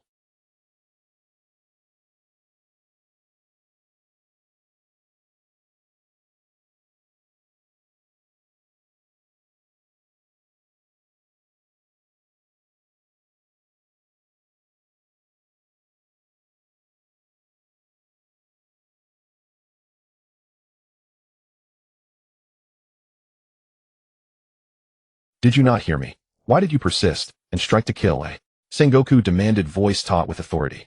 Admiral Sengoku, as you witnessed yourself, Sakazuki attacked me first. Tell me who aims a finger gun straight for the heart during sparring. I acted in self-defense. Should I obey your words simply because you hold rank? His murderous intent was clear. Had I slain him, then it would have been justifiable. He lives only by fortune, not mercy. Do you intend to shield Sakazuki? Walker's accusation hung heavy. Sengoku choked on the words, silenced by the weight of that damning label.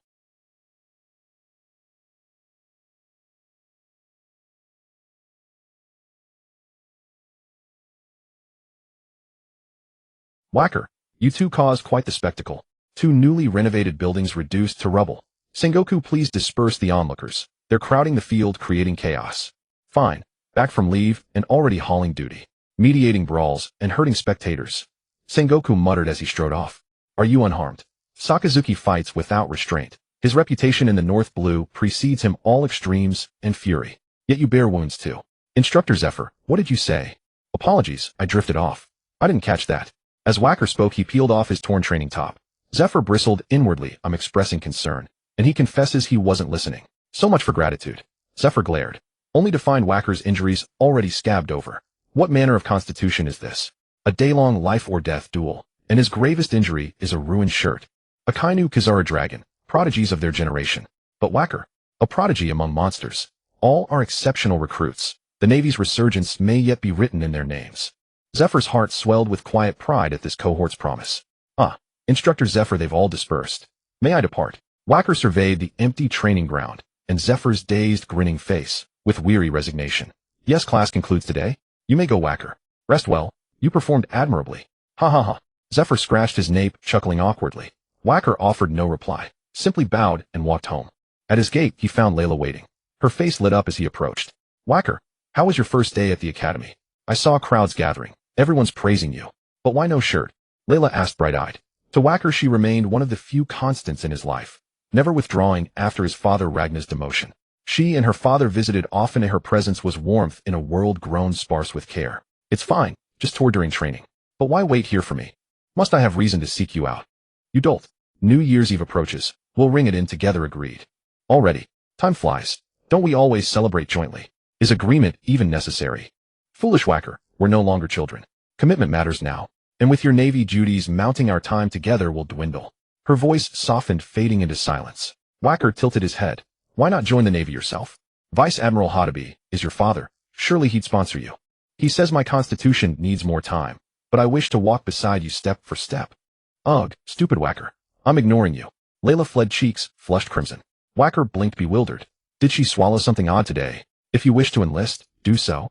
If you wish to keep pace, train with me. What on earth occupies that young mind?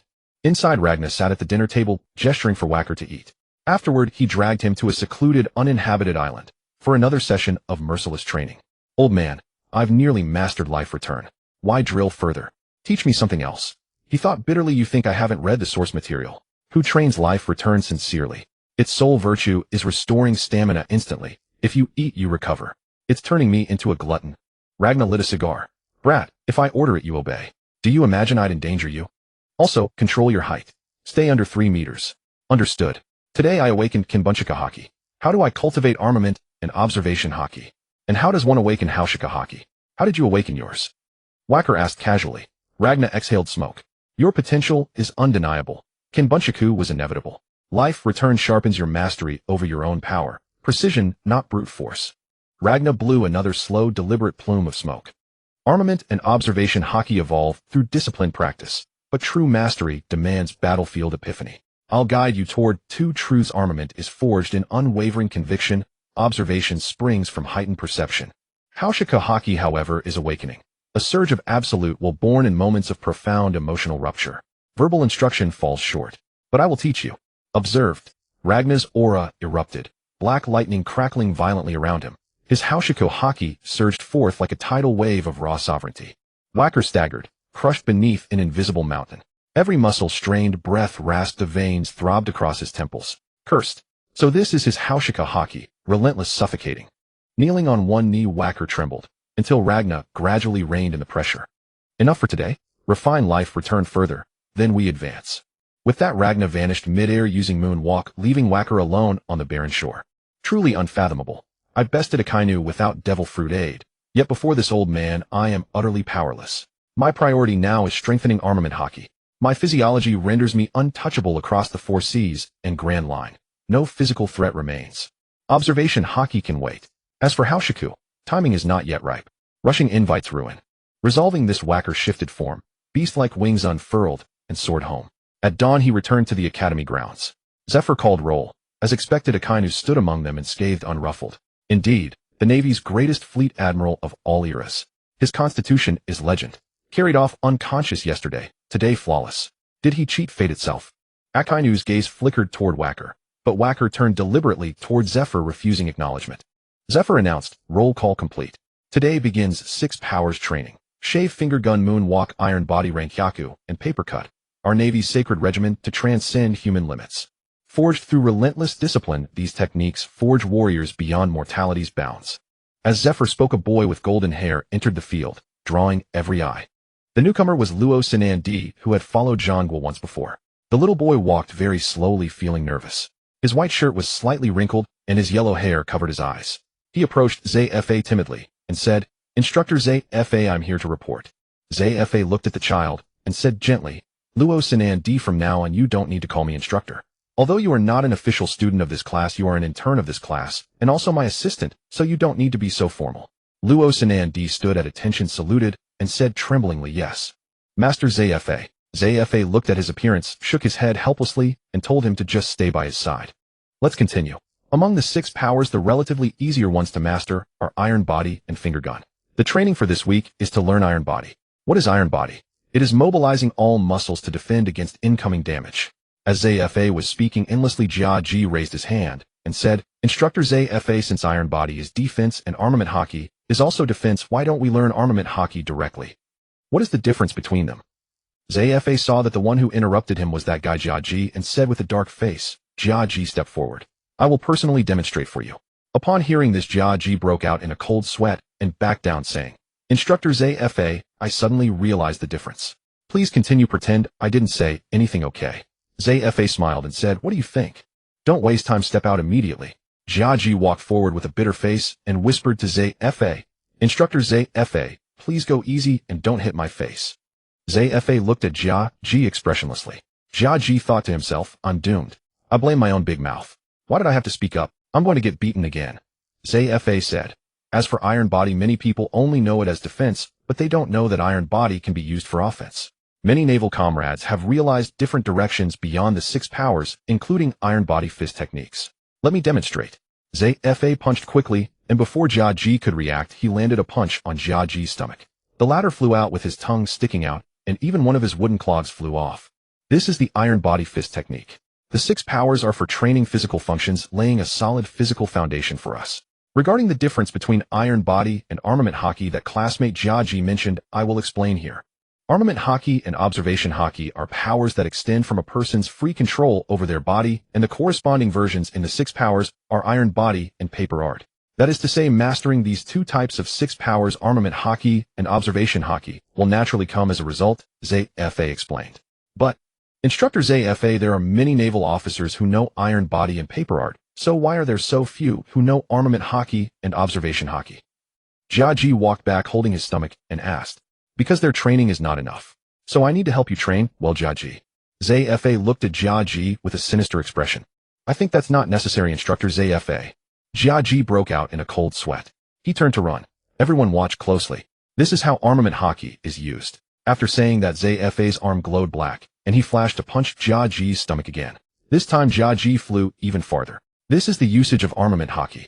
However, it is still too early for you all. First learn Iron Body within a week. Yesterday's actual combat roughly recorded everyone's level. Today we will test general physical fitness. You need to complete 10 laps around headquarters with a load of 1 ton within 1 hour, then proceed to defense training. Let's start now, ZFA said solemnly. This is too exaggerated. 1 lap around headquarters is 50 kilometers, 10 laps is 500 kilometers. And we have to carry a ton, everyone complained. Waku ignored them and started running. He sensed several auras behind him. Duo La Gu Huang Yuan and Shi Quan had also started moving like him. He noticed Luo Sinan Di beside ZFA, who had been staring at him since he appeared. What's wrong with this brother of Duo Fo Lang Minggu? It seemed he didn't know him. Why was he staring at him? In the original story, Luo Sinan Di was far inferior to his brother. Not to mention other things, just the fruit alone was incomparable. Waku ignored him and continued training. Waku finished first. He would pull a Vice Admiral's warship every day for warm-up training. If it weren't that large warships were too few, he would have changed earlier. This mere 1-ton load was too light for him. One by one the others returned, seeing Waku had arrived early without even breathing heavily or flushing. They were all very surprised. Chi Yuan watched Waku's back with burning eyes, and coincidentally this scene was seen by Jia Ji, who had just run back.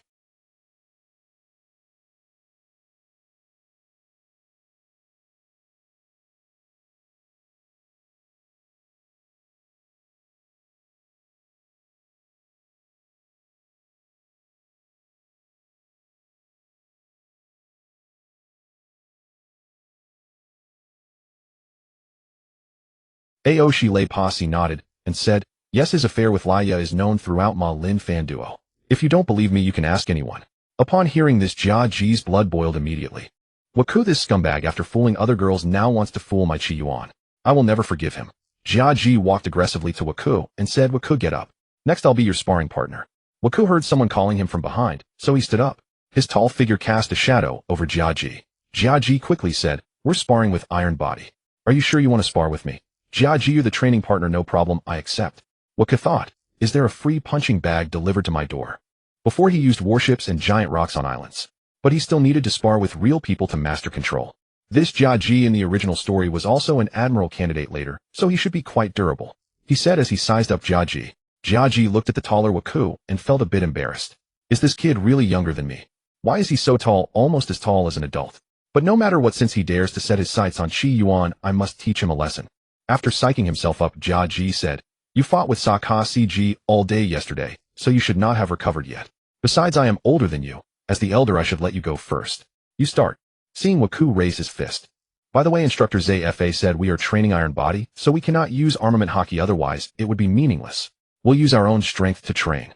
After saying that, Jia Ji put his hands on his hips and assumed a defensive stance. Waku thought Jia Ji talked too much nonsense. He casually used 50 of his strength and threw a punch. Thud. Jia Ji flew out for the third time, this time even farther. Previously, ZFA had used at most 30 of his strength. Although Waku held back, he was not so casual. ZFA saw Jia Ji fly out again and asked Waku, what did you do to him? Why did he fly again? Waku said he came up and said he wanted to spar with Iron Body. I thought I'd use 50 strength, and he flew. ZFA thought to himself, that kid Jia Ji, why did he have to provoke Waku? Does he think he's Chi Quan? After being beaten by Waku for a whole day, Chi Quan only needed some bandages the next day. He didn't pay attention to Waku's matter anymore. After being asked by ZFA, Waku was also wondering, what's going on? This Jia Ji, at least a candidate admiral with a title, why is he so fragile? But soon Waku dismissed his concerns because Jia Ji limped back from the side. Cough cough, kid Waku, you're not bad. I was careless just now and wasn't ready. Now it's my turn. My hands are heavy, so you can use armament haki to defend. It's fine to avoid getting hurt. Waku was amused by him. This guy Jia Ji's specialty must be being stubborn. If you can use armament haki, just use it directly. Otherwise you might not even make me feel anything. Waku said expressionlessly. After all, Jia Ji had flown away from his casual punch, greatly lowering his expectations. Insult, a clear insult. Jia Ji's face turned red with anger. Kid, you said it. I must teach you a lesson, let you know the limits of heaven and earth. The future substitute Admiral Jia Ji then held his breath and concentrated. He suddenly threw a punch. Jia Ji's fist shimmered faintly with a black luster as it struck Walker's abdomen. He thought, still too green.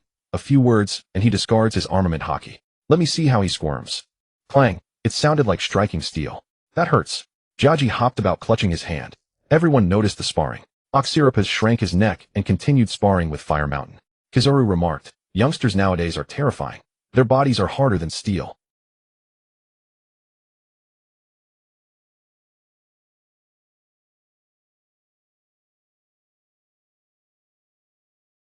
Recalling Kizaru's overwhelming prowess from the previous days, spar Jia Ji slunk away in frustration. This interlude quickly ended. Jia Ji dared not spar with Walker again, leaving Walker dejected. He sought out battle-hungry opponents like Dragon or Akainu, only to find Akainu sparring with Doberman and Dragon with Gion. No one was free. As Walker grew bored, Rosinante approached and said, can I practice with you? Walker looked down at Rosinante and mused, this kid barely exists in the original story. He just cried as a child and grew up weak. His brother awakened Conqueror's Haki early, but he's nothing in comparison. Aside from being Law's guide, he's useless. Though disdainful since the offer was voluntary, he said, fine. Didn't you see me scare off my last sparring partner? Aren't you afraid? Rosinante stammered nervously, I think you're strong. I wanna be strong like you. Walker paused, thinking, this kid is stubborn. No wonder Sengoku likes him. He said, attack me with all your strength, don't worry about hurting me. Rosinante nodded, assumed a stance, and threw a punch at Walker. It didn't harm Walker at all, like a light breeze. Rosinante refused to believe it, and threw several more punches. Walker still didn't move. Seeing the kid about to attack again, Walker said, hey kid, my turn. Walker extended a finger and flicked him. The boy flew 10 meters. Zephyr's roar echoed. Walker, can't you go easy? This is practice, not a real fight. Walker yawned. I used the least force possible. Teacher Zephyr, can't you find me a proper sparring partner? Zephyr glanced at Walker and approached, saying, Rosinante, I've prepared a separate training regimen for you. It's too early for you to face these ruffians.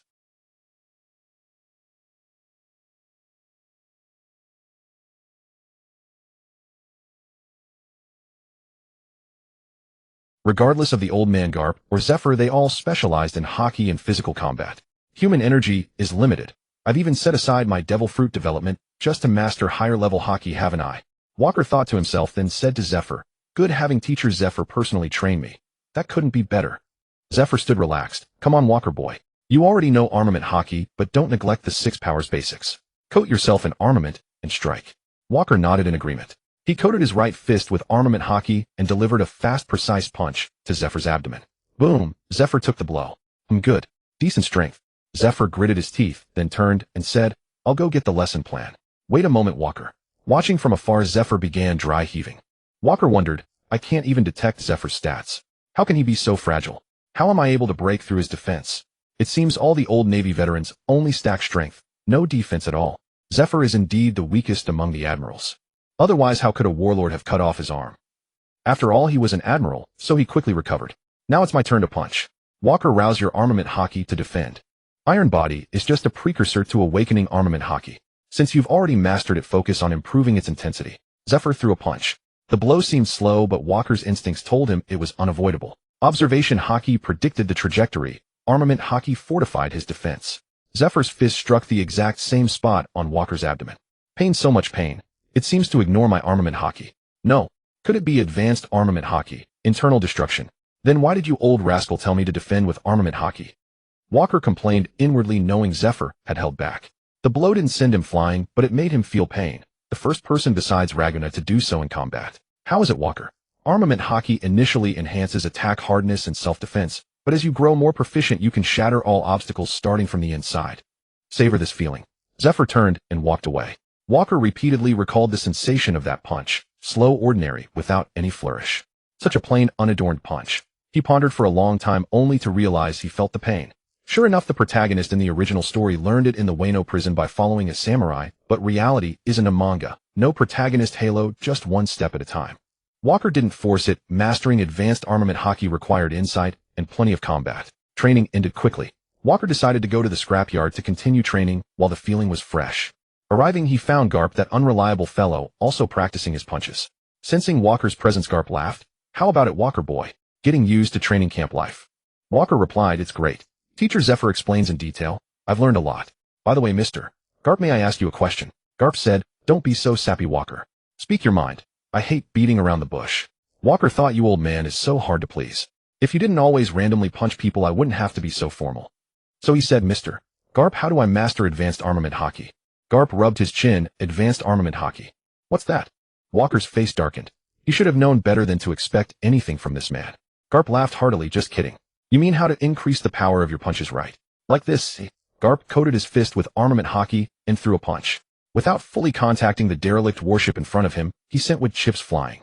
Walker couldn't help but marvel at Garp's punch. My full-strength punch can only blow a hole in a warship, but this guy reduced an entire vessel to splinters.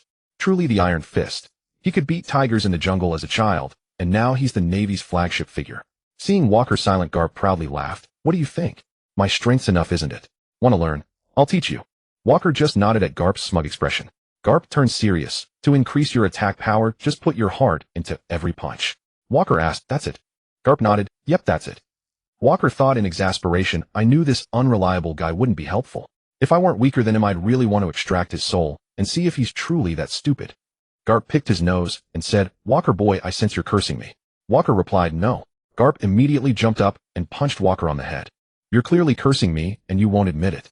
Walker cursed. "You crazy old man, why'd you hit me for no reason?" "That hurts." Garp said, "It's a loving fist for the younger generation. Of course it hurts." "Ha, by the way, have you met my son?" Walker said, holding his head. "I have. He's nothing like you." Garp said, "That kid never likes to talk to people. I want you to spar with him. Young people should interact more." The future leader of the Revolutionary Army, Dragon. Although still young, he should be a worthy opponent. Walker agreed without hesitation.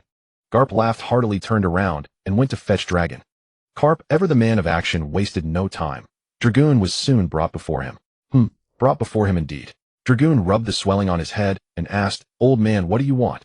But Dragoon's gaze swiftly locked onto Walk. The sharpness in his eyes never wavered. Beside him, Garp remarked, "Dragoon, haven't you always claimed you're the strongest?" Coincidentally, I think young Walk isn't far behind. I'd very much like to see who truly stands above the other. Go ahead, fight freely. I'll be watching closely, nothing will go awry. Dragoon spoke calmly. "I know your strength. and have long yearned for this clash. Then no more words. Let's begin. Wok lunged forward, driving his leg into a thunderous kick aimed straight at Dragoon. Dragoon remained silent, his fist clenched into a claw coated in armament haki, seizing Wok's ankle before hurling him headlong into a nearby scrap pile. Wok's palm struck the ground. Immediately his legs coiled and unleashed explosive force. His life return technique granted absolute command over his physical power, launching Dragoon skyward. Dragoon, quick to react, released Wok's ankle and leapt backward. After that first exchange, Wok judged Dragoon swifter and more agile than a Kainu, and resolved not to underestimate him again. Wok's left eye instantly scanned Dragoon. Name Dragoon. Strength 60. 25. Constitution 58. 43. Endurance 56. 34. Agility 62. 67. Armament Haki 31. 97. Observation Haki 43. 22. Race human. Status healthy. Remarkable speed. No wonder he rose to lead the revolutionary army. Truly extraordinary, Wok mused inwardly. Lately Wok had endured relentless training. Zephyr by day, Ragnar by night, leaving little time to assess his own stats. He now activated his self-scan. Strength 65. 89. Constitution 67. 59. Endurance 58. 28. Agility 53. 89. Armament Haki 46. 78. Observation Haki 32. 46. Fruit Awakening level 35. 64. Strength and Constitution remain my strengths, but progress has slowed. Ordinary training yields diminishing returns. Only real combat can push me further. Endurance rose nearly 5 points recently. Excellent. Agility remains my weakness, yet only the frail rely solely on speed. Armament Haki has steadily improved under expert tutelage, up nearly 4 points. Observation Haki and Fruit Mastery have stagnated, barely budging. In an instant, Wok grasped the full measure of their disparity.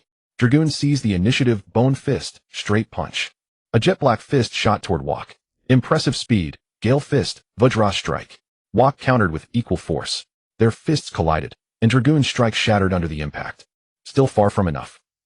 Wok burst into laughter, then followed up with Gale Fist, Tiger Claw, darting forward to seize Dragoon's throat.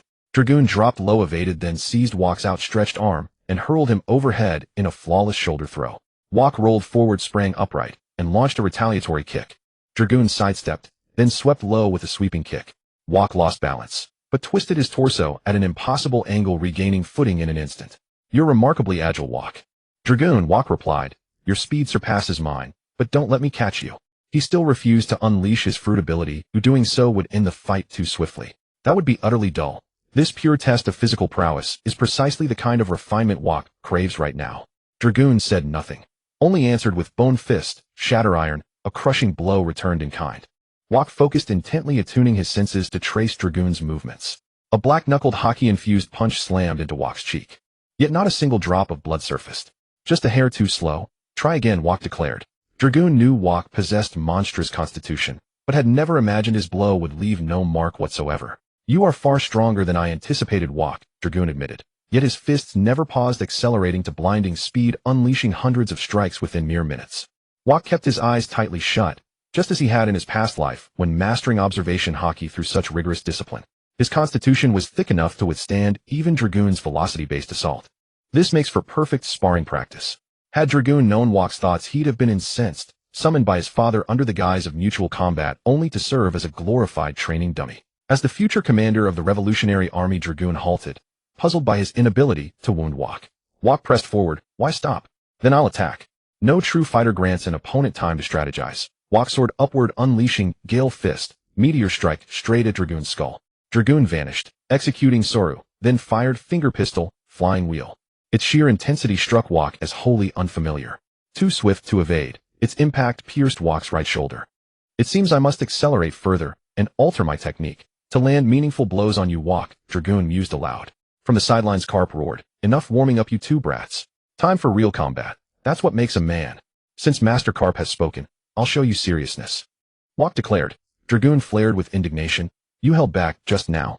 Do you scorn me? The younger Dragoon lacked the piercing insight he'd later wield as leader.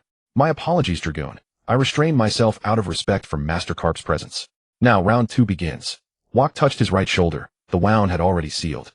He channeled power into his legs, exploded forward, and cried, Armament Gale Fist, Shatter.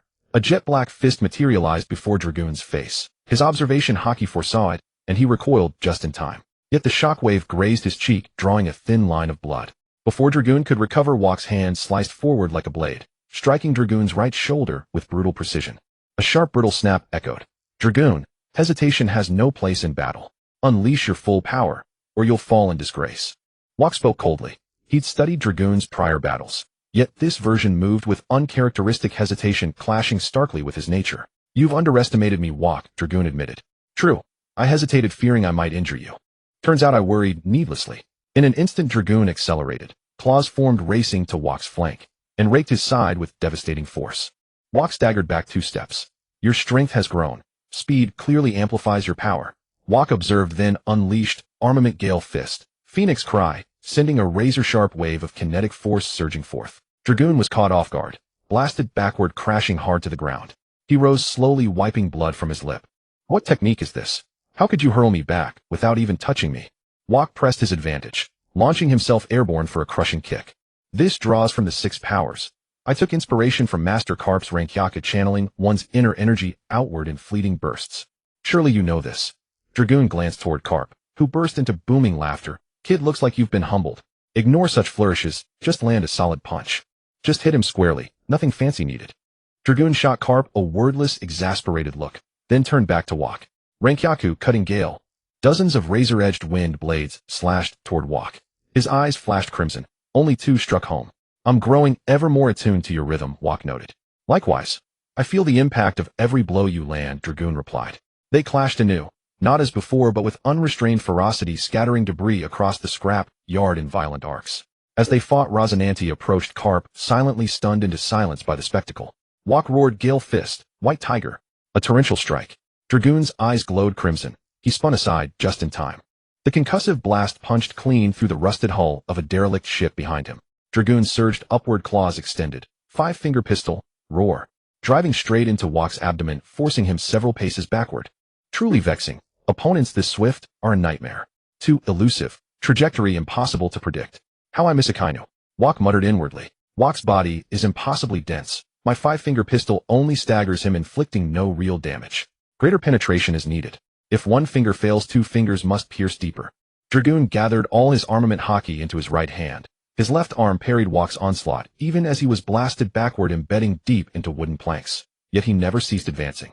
His right hand darkened to obsidian solidity. Haki condensed to its absolute limit.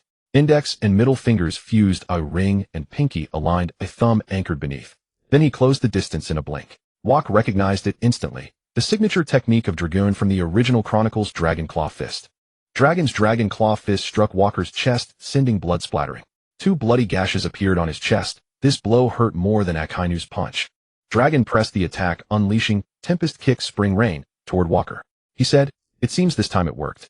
Walker, thanks for sparring with me. It gave me the inspiration to create this technique." Walker thought to himself, so Dragon's signature move in the original story was created just to break through my defense. My chest is still bleeding. And I'm supposed to say you're welcome. This makes it more interesting. Walker finished speaking and instantly flashed beside Dragon, coating his leg in armament haki and kicking toward Dragon's head, but Dragon dodged. Just as Dragon thought he had evaded and prepared to counter, Walker used Suru to teleport next to him. Fist of Justice, Fierce Tiger. A punch aimed at Dragon's ribs. Dragon's observation haki predicted it, and he raised his left arm to block. Walker's strength was far beyond what Dragon could withstand at this point. 1 punch sent Dragon flying dozens of meters, crashing through a pile of scrap metal. I'm not the only one making progress in this battle, Dragon. Your speed has sharpened my observation haki, making it more flexible when combined with Suru. Walker straightened his clothes and said. Dragon emerged from the rubble, his left arm bleeding.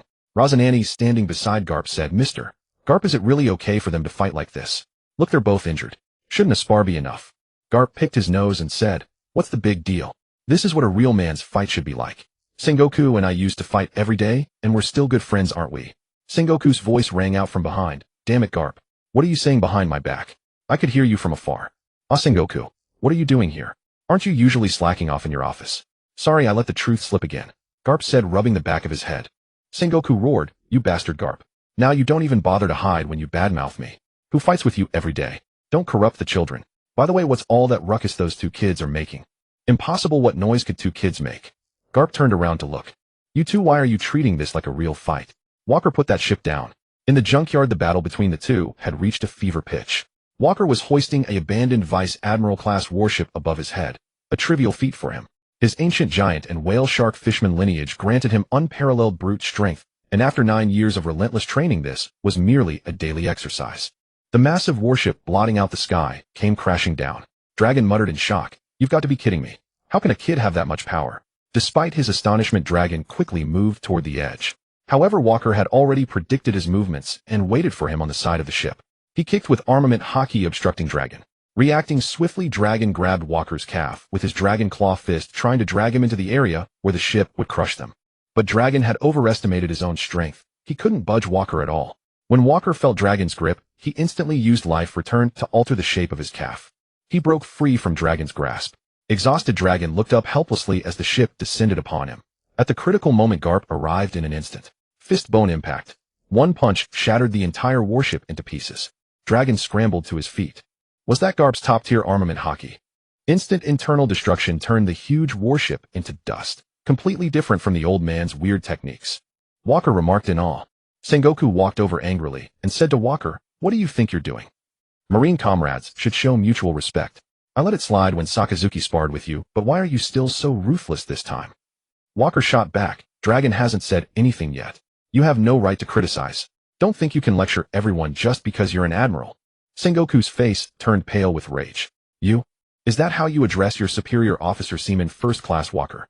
Admiral Sengoku, you may have a higher rank, but you're not my direct superior. If you want to give orders to the entire force, you'd better become the fleet admiral first," Walker said, getting in his face. Garp intervened. "All right, Sengoku. I was the one who told the kids to spar. My dragon always thinks he's something special. Now he'll know, without even going to sea, how many strong people are out there." "Ha ha," Dragon protested. "Hey old man, do you have to embarrass me in front of everyone?" "Dragon, you okay?" Walker asked.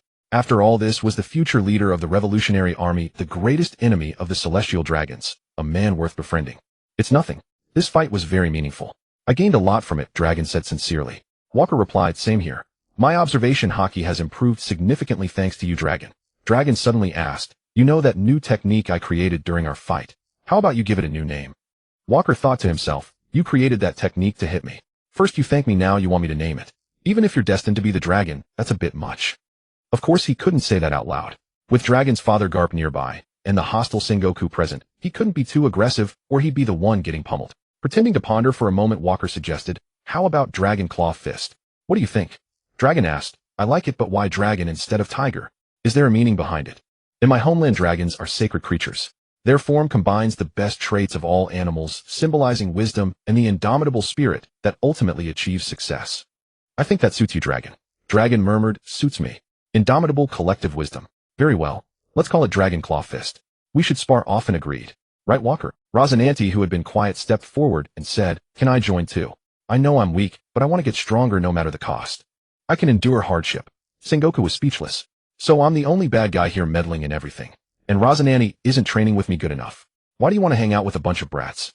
Can they teach you better than an admiral?" Garp chimed in slyly. "Rosinante is a kid himself. Shouldn't he play with kids instead of an old man like you? Besides, Sengoku, aren't you busy? When do you have time to teach children? Where's Fleet Admiral Kong?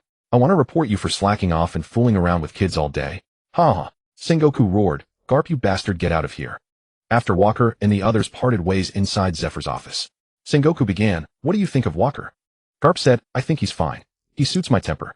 "Sengoku, if you have something to say, say it. He's my disciple now. If he's wrong, I'll correct him," Zephyr said, looking at Sengoku. Sengoku sighed. "That's not what I meant, Zephyr. I just feel that Walker's personality is extremely violent, far removed from justice." Zephyr replied, "Sengoku, I don't know why you feel that way. Walker grew up in Marineford steeped in pure justice. You call him violent. Which strong person on the sea is docile and obedient? Did he receive pure justice education? The man who raised him, Ragna, was problematic himself. Arrogant with his strength, disobeying orders, and deserting the battlefield," Sengoku said contemptuously. Zephyr grew angry. "Sengoku, neither of us participated in that great battle back then, so we have no right to judge Ragna. He enlisted the same year I did. I believe in Ragna's unwavering conviction and justice. A man like him, my comrade, could never be a deserter. But the facts have already happened. The Navy and the world government have publicly announced it," Sengoku argued. Zephyr countered, "If you believed everything they say, there wouldn't be so many pirates in the world, Sengoku." "All right, Zephyr. The person who was actually there in that battle is right here. Let Garp tell us what really happened. We've all been wanting to know." Sengoku suppressed his anger and said. Garp, who had remained silent, finally spoke under the pressure of their gazes. The silence stretched as Garp hesitated, the weight of old memories pressing down on him. Well, Sengoku prompted, his eyes narrowing. Garp let out a long sigh, rubbing his bald head. You two are really putting me on the spot. He finally looked up, his expression unreadable. The truth is, not what you think. Ragnar is no deserter, Garp said darkly. He's a righteous Marine. As for what happened back then, don't ask. Seeing Garp's clenched jaw, the two said no more. Zephyr turned to Sengoku. Sengoku, Garp has already spoken. I don't want you dragging Walker into the matter of Ragnar anymore. Besides, Ragnar could never be a deserter. Sengoku had nothing more to say. He silently walked out of the office, leaving Garp and Zephyr facing each other in silence. Walker, unaware of what had transpired, had finished his meal and was already waiting at the door for Ragnar, ready to depart for tonight's training. They arrived at a new, uninhabited island. Over the past few months, Walker had nearly explored every island near the headquarters.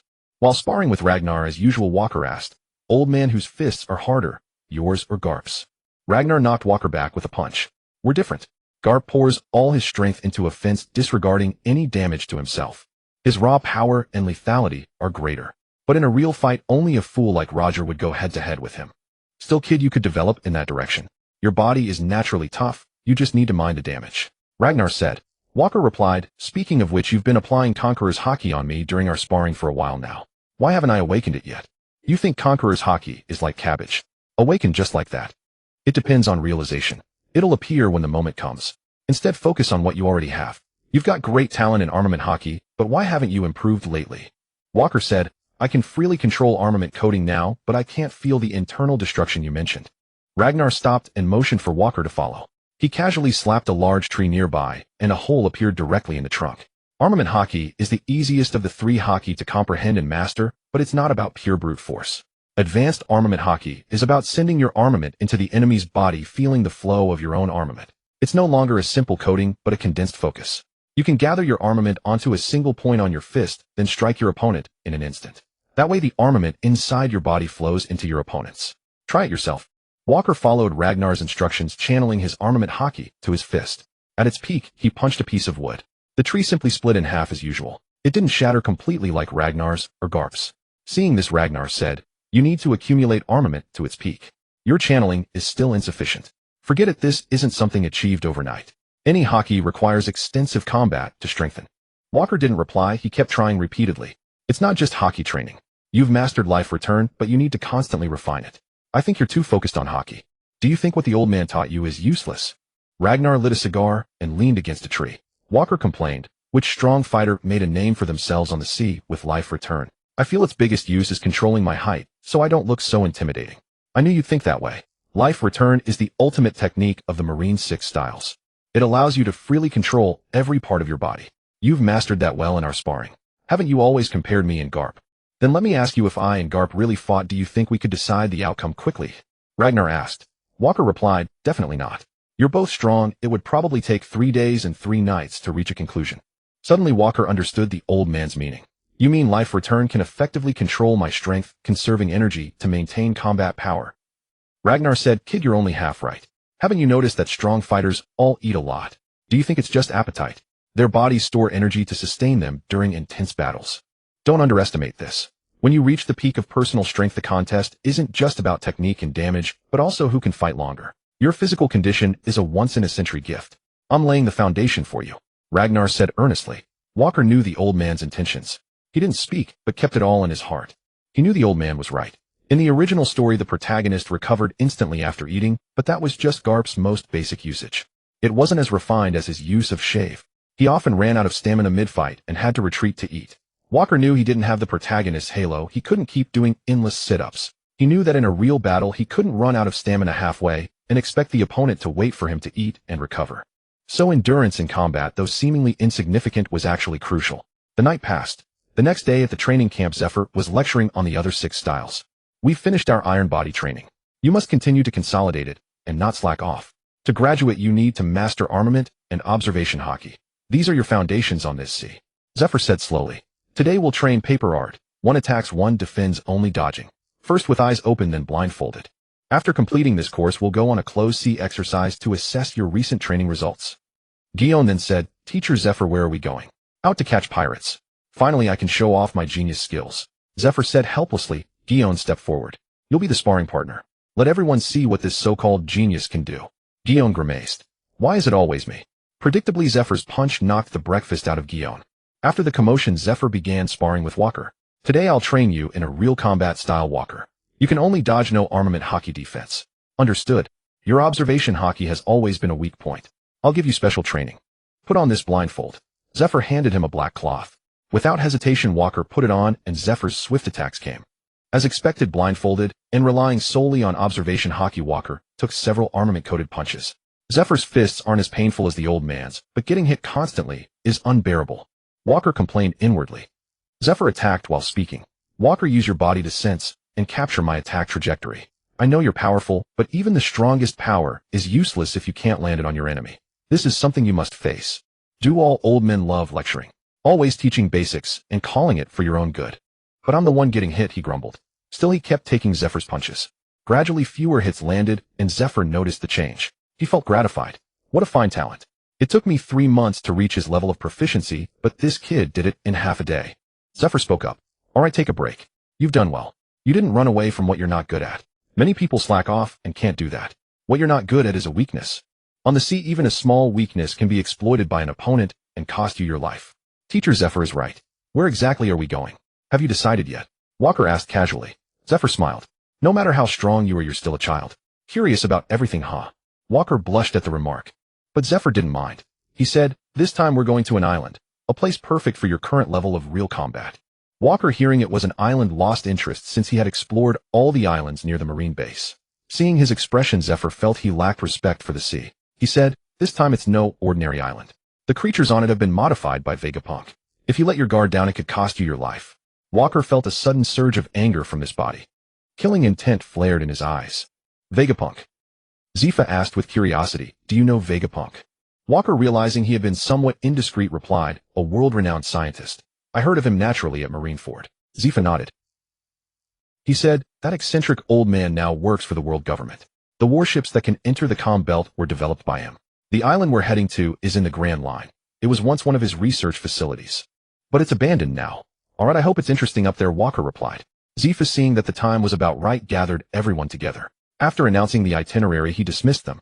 Walker went to the scrap yard as usual, but this time Garp wasn't there, which made him feel oddly unaccustomed. Soon Duolage and Luo Sanandi also arrived at the scrap yard. So you're here too, Walker. The old man was right, Duolage said. Walker didn't pause his movements, already squatting with a warship on his shoulders, and replied, Duolage, why are you here? Did Mr. Garp send you? Duolage said, yeah. You're such a monster, you know. Do you do this every day? The old man never stops praising you in front of me. I guess we're friends after that fight. I was already amazed when I saw you throw that warship before. So this is your daily training? Walker replied, yeah. Physical training doesn't do much for me anymore, but I've been at it for so many years that it's become a habit. By the way, why did Luo Sanandi come with you? Well, Senior Walker, I dragged Duolage along to come with me. I want to become as strong as you. Can you give me special training? Luo Sanandi saluted. Duolage added, I know you might not get along with Sengoku, but this kid is pretty decent. Take him under your wing. Does that mean you're staying too, Duolage? Walker asked. Duolage scratched his head and said, yeah, the old man told me to be more diligent. Compared to you, I really have been too lazy. Walker thought to himself, so these characters from the original story are all gifted, naturally strong from birth. Well, if you have a son who's a cheat, his father must be a cheat too. After his inner sigh, Walker said, Duolage, you're welcome to follow if you want. And Luo Sanandi, you can train with me, but I won't watch over you. It's all up to your own discipline. Luo Sanandi immediately saluted cheerfully. Yes, Senior Walker. First throw a punch so I can see your strength. Use all your power. You can't hurt me. Walker said. His knowledge of Luo Sanandi was limited to the original story. Aside from being too weak, he had no particular aversion to the boy. After hesitating for a moment, Luo Sanandi planted his feet and punched Walker in the abdomen. Is that all you've got? Walker asked, puzzled. Luo Sanandi nodded. Yes, Senior Walker, I used all my strength. What's wrong? Did I hurt you? Walker was baffled. Brothers, yet how could they be so different? Luo Sanandi might be only 9 years old, but his punch felt like a gentle breeze. What was that about? It's fine. I have a rough idea. Do 1/10 of the basic training I usually do. I'll tell you later.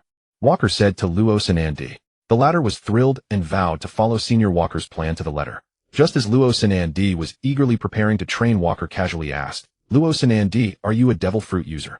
I mean, have you eaten a devil fruit? Senior Walker, you can even tell that. Amazing. I didn't know at first either. According to Mr. Sengoku, what I ate is indeed a devil fruit. I'm a silent fruit user. A silent man, Senior Walker. Luo Sanandi said in astonishment. Duolage, also stunned, paused his movements and said to Walker, "Walker, can you tell if someone is a devil fruit user? Tell me how." Walker cursed inwardly. "How would I know any method? Can I tell you I'm a transmigrator? Or should I say I've read the original story? Should I tell you that you'll eventually desert the Marines Duolage, and that Luo Sanandi will end up at odds with his brother?" From Luo Sanandi's punch, just now I felt something else mixed in with the force. "So I asked," Walker said with a straight face. "And Luo Sanandi, don't ever reveal your trump card like that again. It's foolish to show your hand." Walker added, changing the subject. He was afraid Duolage would keep pressing because the monkey family's minds were a bit odd. In Vice Admiral Doxakea's office, "Father, lately Walker has been way too full of himself. He beat Akainu and defeated Duolage. And that old man Zephyr at the training camp is especially partial to him." Osi Ripa said, standing before his father. Doxakea said, "Son, haven't I told you to stay calm in the face of things?" "Yes, father, but I can't stand that freak bastard. Why is he so strong?"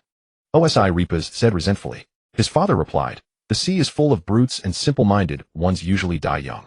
Sengoku isn't the strongest of his generation, yet he is the most trusted by Fleet Admiral Calm.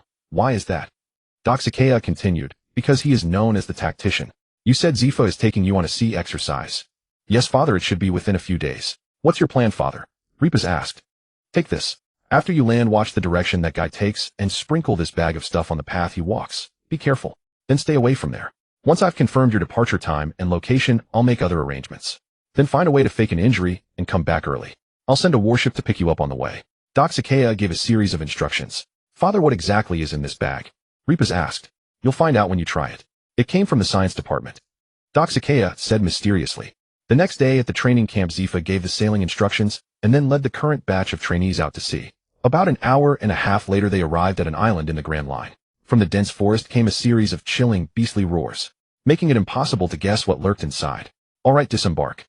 Today's mission is to retrieve a sample bottle from the laboratory at the island's center.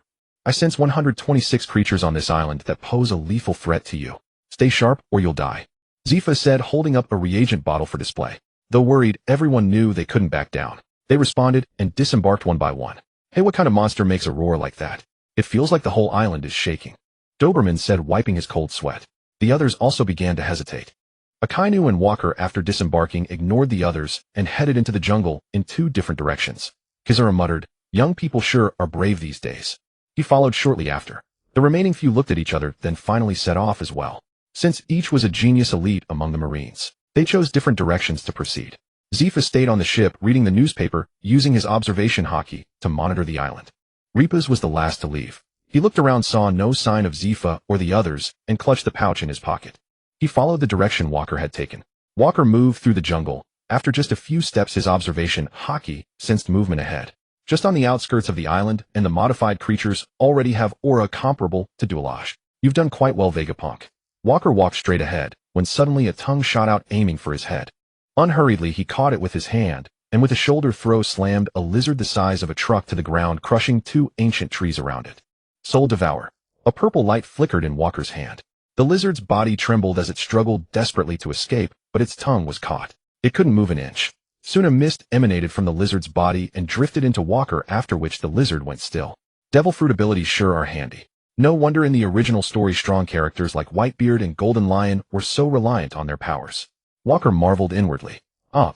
A scream came from nearby. Curious, Walker walked toward the source of the sound.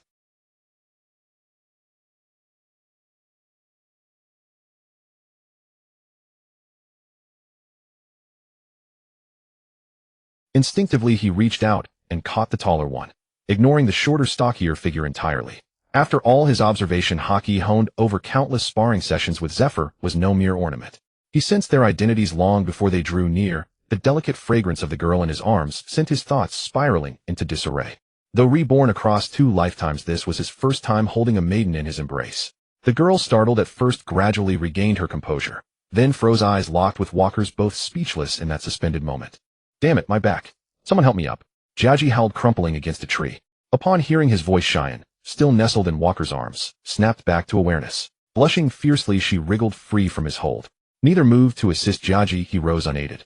Turning to Walker with wounded indignation, he cried, "Walker, you dared flirt with my Cheyenne. You're utterly beastly." Before Walker could speak, Cheyenne retorted sharply, "Jiaji, yours. Don't be shameless." Chastened by Cheyenne's rebuke, Jiaji instantly wilted, yet still turned to Walker and asked plaintively, "Why didn't you catch me?" Cheyenne is clearly under your ill-intentioned influence. Don't let him deceive you. Walker regarded Jiaji, the original series' most devoted sycophant, with cold detachment. I have no habit of embracing men. Cheyenne burst into laughter at his words, leaving Jiaji pounding his chest in fury. By the way, how exactly did you two choose this dramatic entrance? All right, I understand now. Before Walker could ask further, he sensed a colossal tiger, surging from behind, poised to strike. The tiger lunged. Cheyenne cried, "Watch out." Walker stood motionless back, turned unfazed even as the beast's shadow blotted out the sky. At the instant its claws neared, he vanished, reappearing atop the tiger's back in a flash of sorrow. Armament, steel fist, shatter. Walker drove a single punch into the tiger's skull. A sickening crack echoed, blood gushed from its 7 orifices. Panicked, it bolted headlong into the forest, carrying Walker upon its back. Indeed, these were genetically enhanced creatures. Their physical resilience far surpassed ordinary beasts. Even struck full force, the tiger refused to fall. Walker noted inwardly. Armament, steel fist, leopard thrust. At last the tiger collapsed. Seizing the moment, Walker activated soul absorption, drawing its spirit into himself. The other two rushed forward. You killed it, with just 2 punches. Jiaji gasped, disbelief etched across his face. Walker ignored him. His senses flared. Instead, a tide of wild beasts surged toward them from behind, closing in with terrifying speed. What did you do? Why are all the jungle's beasts converging on us? Walker demanded, puzzled. What? Beasts gathering here. We didn't do anything. As soon as Cheyenne entered, I followed. And then that tiger chased us straight here, Jiaji stammered. Then let's flee. Find Master Zephyr. Too late. Walker shook his head. They've already surrounded us. The pair whirled, eyes widening at the towering silhouettes emerging from the foliage: lions, rhinos, bears, elephants. All grotesquely enhanced, all bearing down. Nearly 40 or 50 beasts encircled them, and more thundered closer with every heartbeat. Jiaji trembled violently, voice quavering. What do we do? Fight them. Cheyenne's face paled as she stared at the mutated monstrosities. Any single one would overwhelm them both, even combined. I'm going in. If you wish to run, do so now. I won't protect you. Walker vanished, reappearing before a charging elephant. Armament, steel fist, tiger roar. A torrent of compressed force erupted from his fist, slamming into the beast. Its massive frame hurtled backward, crushing several others in its wake. Undeterred, the remaining beasts surged forward en masse. Walker moved like lightning, left hand seizing a crocodile, right hand gripping a lion's tail, wielding both as brutal weapons, carving chaos through the swarm. Not a single creature breached his guard. A handful of beasts broke off, targeting Jiaji and Cheyenne. Jiaji cried out desperately, Cheyenne, we must go. More beasts gathered by the second. No, she replied firmly. Walker saved us. He deserves no abandonment at his rear. Cheyenne struggled to parry a python's lunge, her blade striking its hide with a shower of sparks. Her heart lurched, her sword couldn't even pierce its armored skin. Jiaji fared worse, cornered by 4 hyenas, each snapping relentlessly at his backside. Flailing with clumsy armament haki, he barely repelled one, only to take a brutal blow from behind. Heavens, these beasts are indestructible. How did Walker kill one with 2 punches? Jiaji screamed in pain.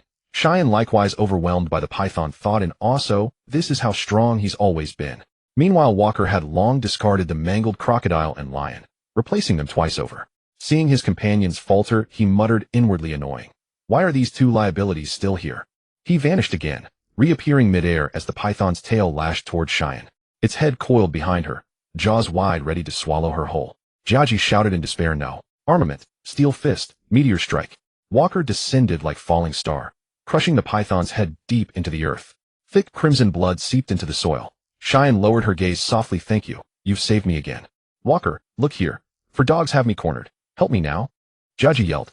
Walker cursed silently, then rocketed forward, seized 2 hyenas by their throats, and crushed their necks with brutal efficiency. The remaining pair fled, tails tucked tight. Walker gave them no quarter, pursuing one, delivering a devastating kick to its skull that launched it skyward. The other, paralyzed by terror, collapsed where it stood. Walker stamped hard upon its spine.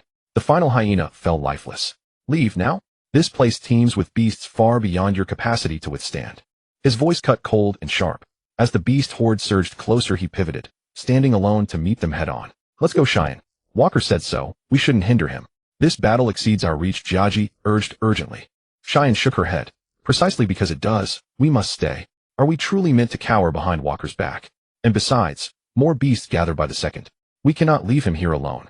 With that, she drew her blade and rejoined the fray. Walker's garments tore under relentless assault, but the outer jungle held weaker specimens. With each passing moment, however, the beasts converging grew fiercer, their auras thickening with raw power. Worse still, those 2 clung stubbornly to his periphery, He dared not unleash his fruit's true power to clear the field swiftly.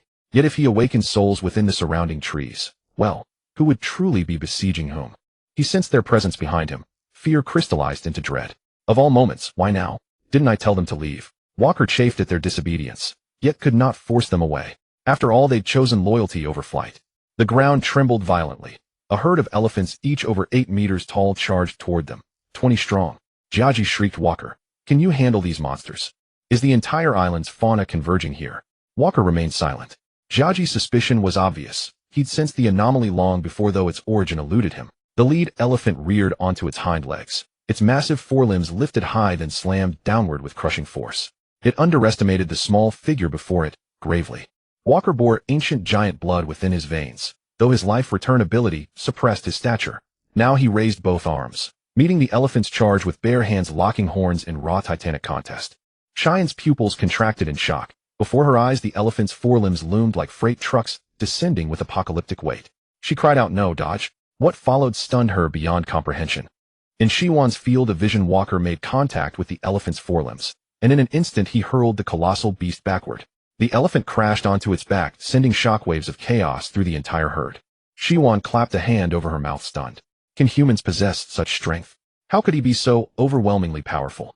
Yet recalling the intimate exchange moments earlier, her cheeks flushed crimson. Seeing Shiwan's expression, Jiaji clenched his teeth until they nearly shattered. Once again, Walker had stolen the spotlight. No, he couldn't afford to embarrass himself. Shiwan stood right beside him. This was his chance to prove himself. Meanwhile, amid the stampeding herd, the panic caused by the fallen lead elephant subsided swiftly. A massive elephant charged straight toward Jiaji and Shiwan. Eager to impress, Jiaji mimicked Walker's technique, summoning every ounce of strength to halt the beast. He thought, if Walker could topple it, surely I can at least force it to stop. He'd completely forgotten his earlier flight, and now believed himself invincible. Reality struck with brutal swiftness the moment elephant and man collided. Jiaji was crushed deep into the earth, while the beast, unslowed, surged onward, straight toward Shiwan. One thing was undeniable: Jiaji's constitution was truly exceptional. Buried beneath a 7-story-tall elephant, he rose as if unscathed, ready to rejoin the fray, when suddenly a vast shadow blotted out the sun above him. At that precise moment, the elephant expelled a massive steaming pile of dung directly overhead. Jiaji vanished beneath it, entombed alive. Shiwan, utterly absorbed by the charging beast bearing down on her, gripped her katana upright, her right hand tightening fiercely upon the hilt. At the elephant's final lunge, she drew her blade in one fluid, lightning-quick motion.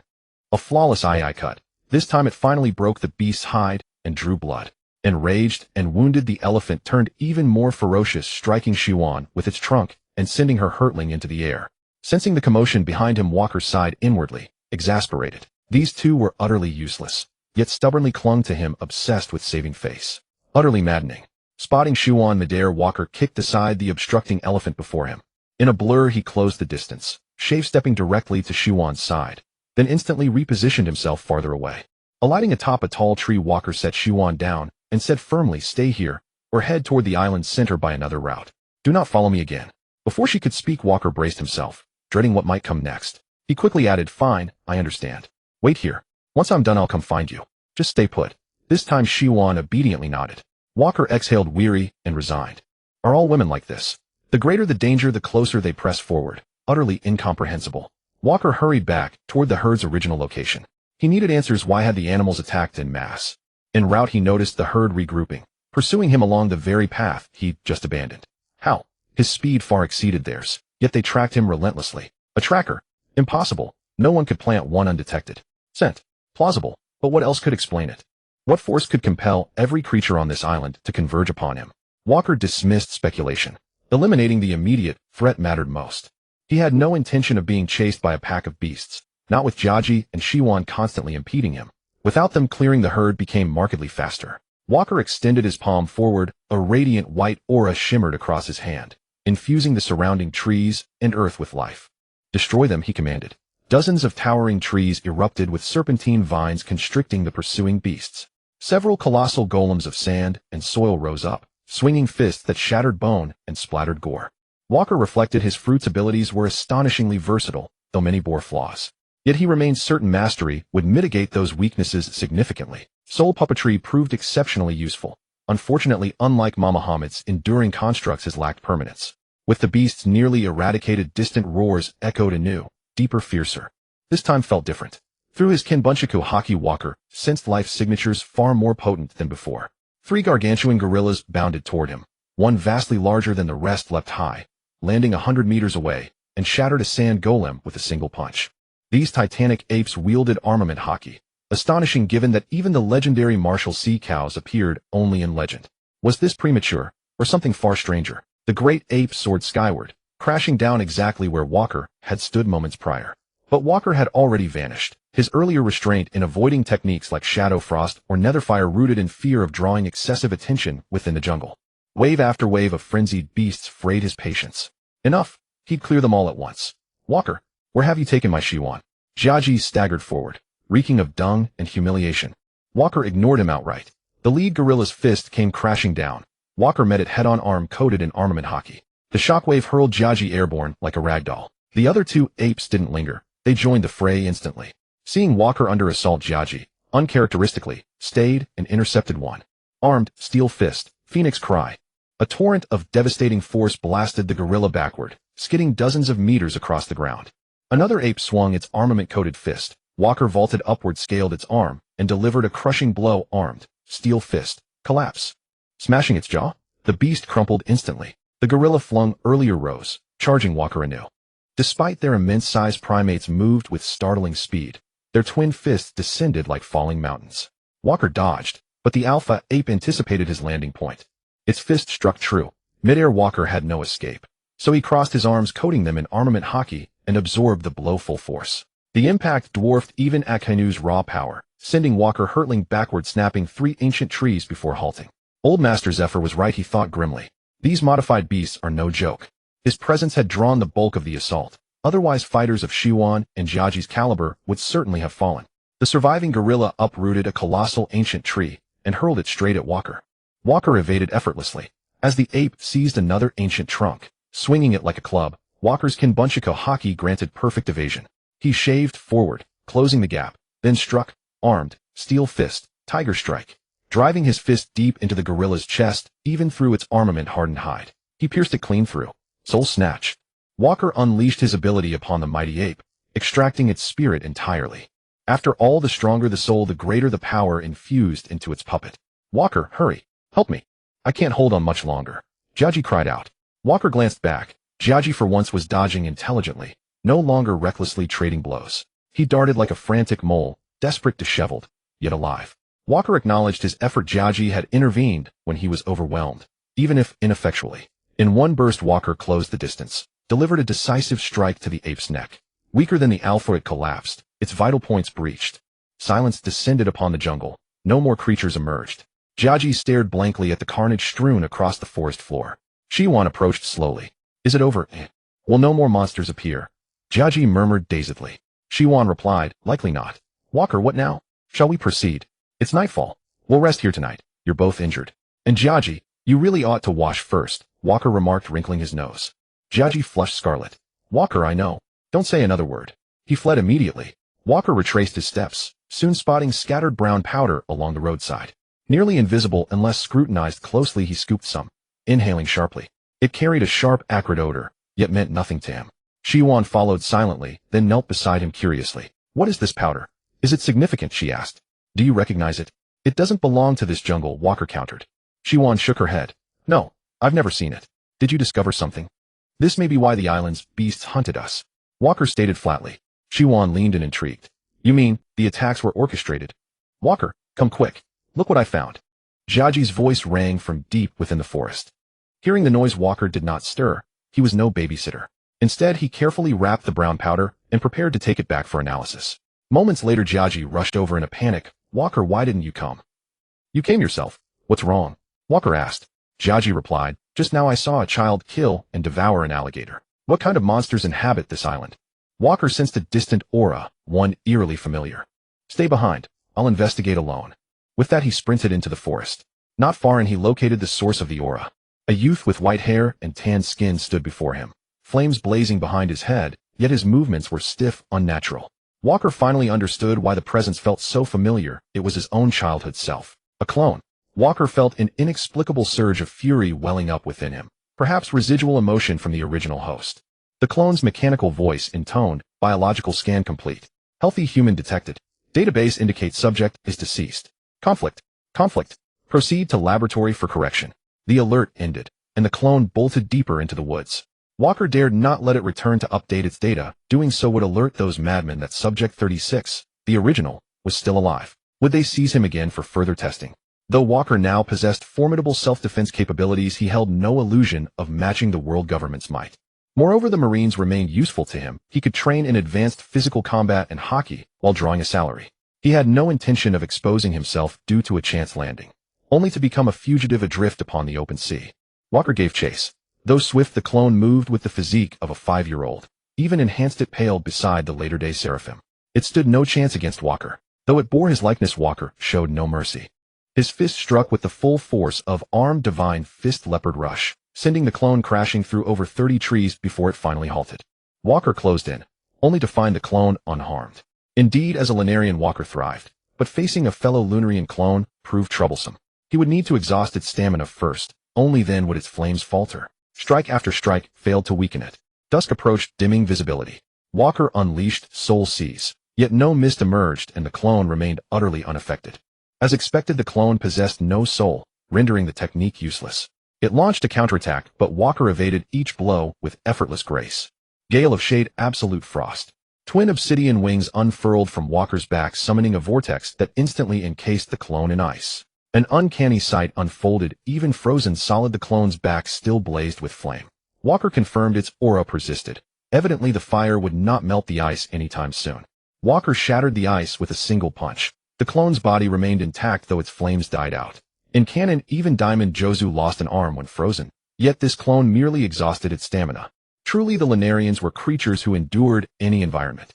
Regaining composure, the clone lunged forward, engaging Walker in brutal hand-to-hand combat. Its flames burned fiercely, yet it lacked his mastery over them. Violet-purple flames ignited in Walker's palms. Dodging a strike, he released Netherfire Starfall. Countless emerald blue sparks ignited across the clone's body, unquenchable, consuming.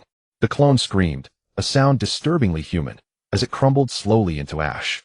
Walker immediately extinguished the Netherfire, lest he incinerate the entire island. With the clone eliminated, he resolved to slip under cover of night toward the research facility at the island's heart, seeking further clues about the clones. Rustling emerged from the undergrowth behind him. Walker, you're here? We came looking for you when you didn't return. Kikyu appeared calm and composed. Jaji added, I told you Walker was fine. We didn't need to follow him. Walker replied coldly, he's right. You two truly needn't accompany me. It would be safer for both of you. I simply wish to thank you for saving us repeatedly today. And with night falling, camping outdoors feels safer with more people. Shall we split up tomorrow and explore independently? Kikyu asked hopefully. Walker nodded silently and stepped away to dispose of the animal carcasses. Jaji eagerly assisted Kikyu in gathering firewood. The three sat around the fire. Walker cleaned the meat and glanced at the pair staring blankly at the logs. Light it already. What are you waiting for? Does it ignite itself? Jaji shrugged. We don't know how. Could you show us? Kikyu lowered her gaze, embarrassed. Walker sighed inwardly, utterly useless. Fortunately, tomorrow would end this ordeal. Taking the flint, he sparked the fire and began roasting the meat. Walker, how do you know everything? Kikyu gazed at him awestruck. Walker replied casually, living alone for years teaches you necessity. Jaji, spotting Kikyu's starry-eyed expression, grumbled, Kikyu, I can do it too. Walker handed him the flint without hesitation. Jaji fanned the flames wildly, nearly igniting the forest. After the commotion, appetite vanished. Jaji was left to tend the fire, while Walker reclined beneath a distant tree, eyes closed in quiet repose. Kikyu edged closer, whispering tentatively, Walker, if not for you today, I'd have been in grave danger. Tell me, do you believe these animal attacks were orchestrated? If so, who do you suspect? No suspects yet. Proof is required. Everyone who landed here is plausible, including you and I. Walker answered flatly. Kikyu widened her eyes. Must we include ourselves among suspects? That seems excessive. Perhaps we're merely drawn to one another. That too remains unprovable. Kikyu suddenly blushed. Walker, I never knew you had a sense of humor. Walker knew she'd misread his words. He held no interest in charming young women. Still, Jaji's and Kikyu's sudden closeness unsettled him. Walker, what is your relationship with Layla? I've often seen you two together in Marineford. Kikyu asked abruptly. Walker blinked. Why mention Layla now? We grew up together, he replied tersely. Kikyu's heart skipped. Childhood sweethearts. She fell silent, crestfallen.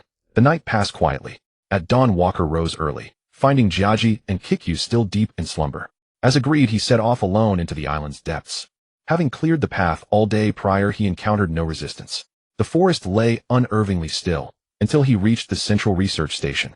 A cliched high-voltage security barrier stood at the entrance.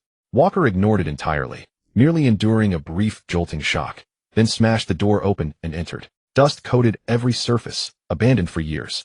No footprints marred the silence. Walker was the first to breach this place. A desk faced the doorway littered with files. Walker selected one at random and pocketed it. Zephyr's task was now complete. Heavy metal doors lined both sides. Walker approached, finding them secured by complex cipher locks. Dismissing further effort, he turned to leave, when a mechanical voice chimed, retinal pattern matched. Access granted. With a hiss, the door slid open, revealing a chamber filled with display terminals. He stepped forward. Screens displayed archived research logs, subject to Belru, successor to Subject 36. Though less refined, endurance trials yielded exceptional results. Scrolling to recent entries, Walker frowned. 36 had been his designation. Had the world government captured another test subject since? To locate survivors of a slaughtered race so swiftly, truly their reach was boundless. A Belru. The name stirred faint recognition, yet memory eluded him. After all, he'd read the original account a decade ago, details long faded. He scrolled past irrelevant data. 10 minutes later, a line seized his attention. Subject 36. Hemorrhagic rejection during reentry. Terminated. Executor. The words struck Walker like lightning. Handler Vegapunk. Subsequent plan clone no. 36 has been successfully produced and dispatched to Holy Land Mary Geos. The Celestial Dragon Shield project is complete. Walker's heart trembled with shock. Did Vegapunk confirm that I was destroyed? Wasn't I rescued by the old man? Or is Vegapunk helping to conceal my identity? Isn't he supposed to be a heartless scientific fanatic? Is he really that benevolent? What is his purpose? Earlier on the way to Mary Geos, Walker had fallen unconscious due to rejection reactions, and many subsequent events were lost to his memory. He only recalled that the old man had taken him to Marineford to raise him. Later, when he asked about the experiences after his childhood, the old man never told him. Walker continued scrolling upward, but found no useful information. Tactical eye upgrade patch detected, initiating default upgrade. An electronic voice echoed in the room as a beam of light shot straight into Walker's left eye. Startled, Walker tried to dodge, but it was too late. The room's prompt sounded again, update complete, auto-upgrading. Walker felt a sudden burning sensation in his left eye, a pain he hadn't experienced in a long time, but it soon subsided. He wondered what change had occurred in his left eye. There was no one available to test it on. He also worried that his arrival might have been detected early by Vegapunk, the master of the laboratory. This is Vegapunk. I'm not sure if it's you because I've performed too many modifications. I've forgotten, sorry. If it is you, then it means what I did was right. I look forward to meeting you. A voice came from the room. Yes. It was exactly the same as the voice Walker had heard on the first day of his transmigration 10 years ago. It was the voice of Vegapunk, the leader of those madmen. Walker still remembered it vividly. I've been anticipated. Truly, the world's greatest brain lives up to its reputation. But since it had already happened, Walker didn't dwell on it. He deleted all data about himself from the Research Institute's computer. After restoring other items to their original places, he left the room and locked the metal door. He went to another side and aimed his left eye at the code lock, attempting to open it, but found it wouldn't unlock. There were other people on the island. Forcibly breaking it would trigger an alarm, and explaining would be troublesome. So he simply memorized the island's location, planning to return later. Walker left the Research Institute. Having completed the task assigned by Zifa, he naturally headed to the shore to board the ship and hand over the mission. Soon he reached the shore. Zifa didn't signal him to board, so Walker understood what was expected. He casually found a rock to sit on and began waiting for others to arrive. Soon Akainu, Dorag, Kizaru, and others arrived, one after another, followed by Brolgras, Doberman, and then Hina, followed by Gion. After another quarter of an hour, Repaz came running out with his arms folded. Upon seeing Walker, his expression flickered with unnaturalness for a moment, brief but still caught by Walker. Seeing that everyone was present, Zifa quickly appeared on the shore. Just as he was about to begin a speech, Repaz interrupted. Master Zifa, I'm injured.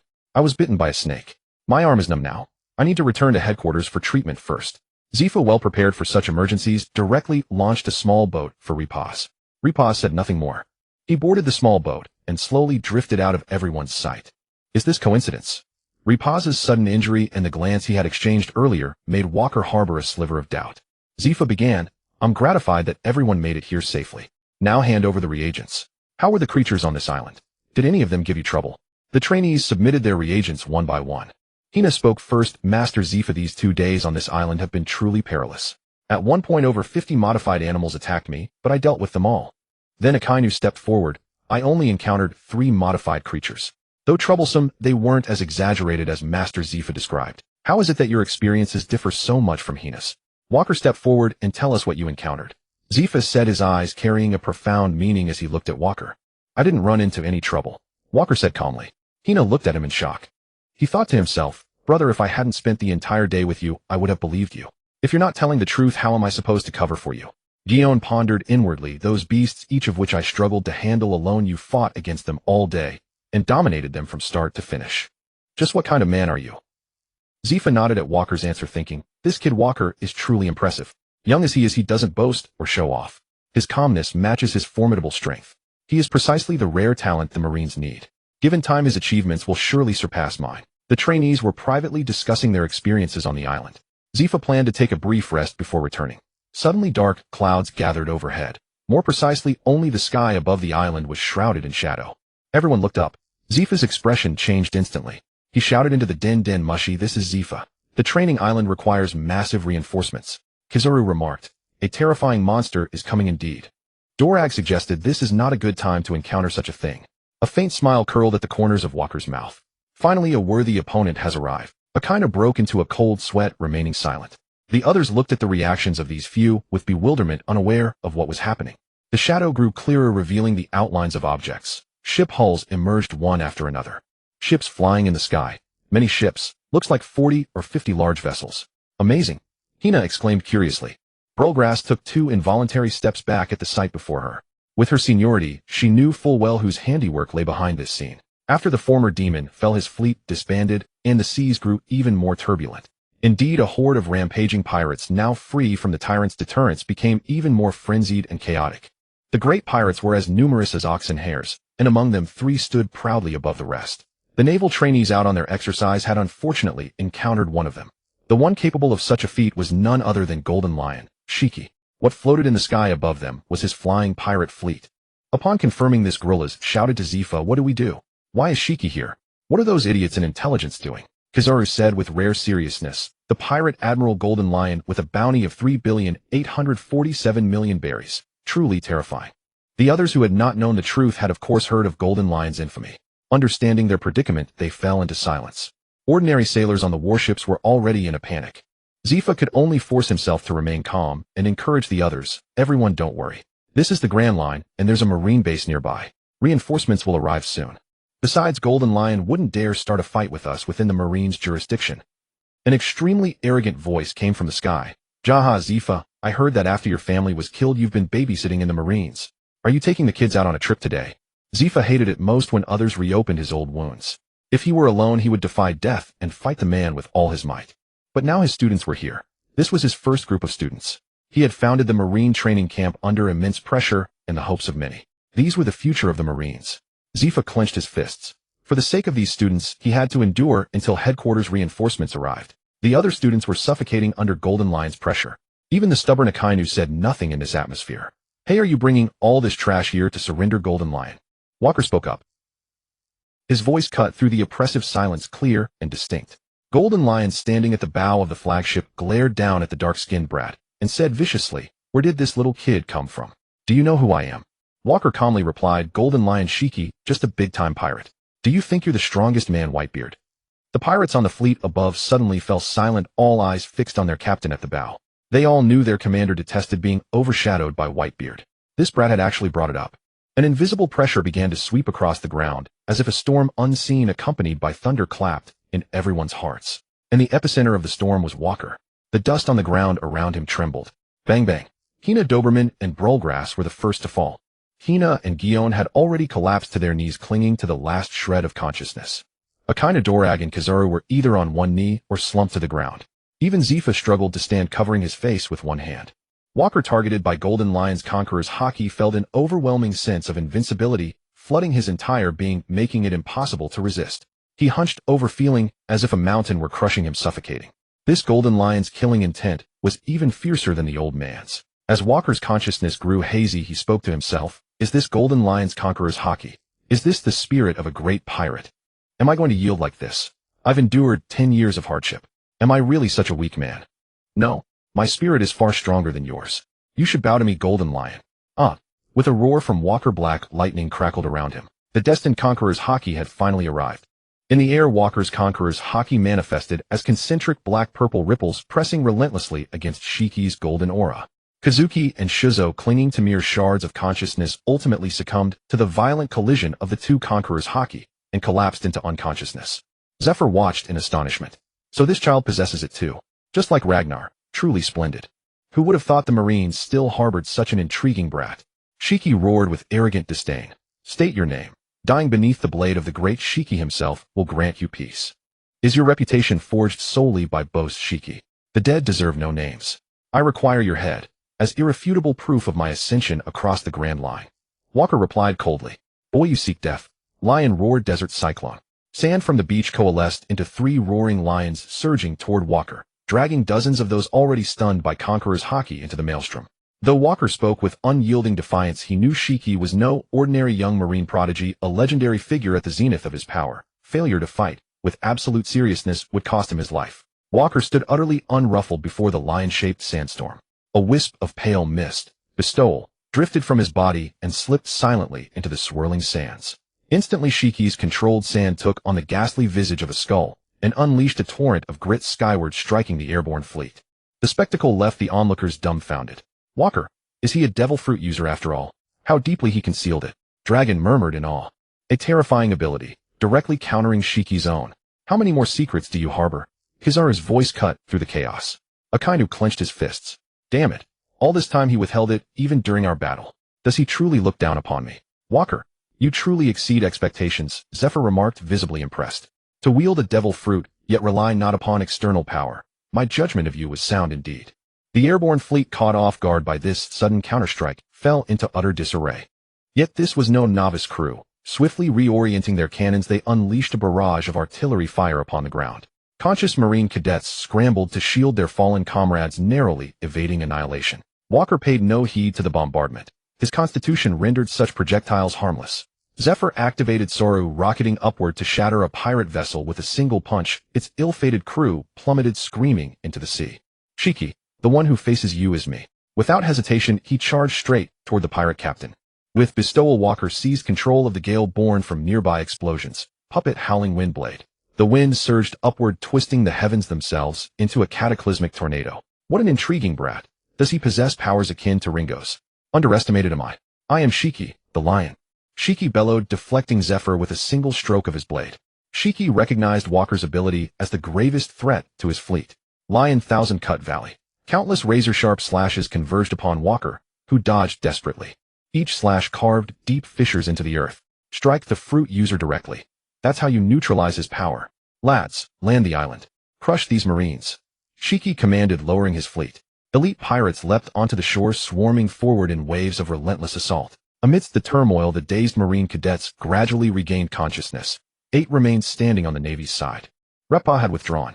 Zephyr brought 3 officers and 500 enlisted Marines, and incidentally the trainee Razanani. Shiki's fleet deployed 3,000 fighters upon landing. A vastly unequal close-quarters battle erupted. Brat, though fighting you is beneath my dignity, I confess. I loathe you profoundly. So yield your life to me. Yahohoho. Shiki laughed maniacally as he lunged. His twin legendary blades, Sakido and Kokudai, crossed in a black-lustered arc. His words spoke of honor, but his strike bore only ruthless intent. Shiki embodied the true essence of piracy. I shall not permit it. Not while this fledgling Marine draws breath. Zephyr vanished. Soru, reappearing before Walker, arms sheathed in armament Haki, intercepting Shiki's lethal slash midair. Death aura enshrouding steel fist. Ghostfire strike. Walker darted behind Shiki and struck. No hesitation, no concern for fairness. Victory demanded sacrifice, even of ethics. But Shiki, a world-class sovereign, could never be so easily ambushed. Armament Haki flared across his back. He absorbed Walker's blow full force, repelled Zephyr, and whirled to deliver a devastating slash wave. Fortune favored Walker. His observation Haki barely predicted the strike. Yet pirates behind him were not so lucky. Dozens perished in the collateral carnage. Brat, your blow actually hurts. Impossible. I blocked it cleanly. You weave clever tricks, but you must die now.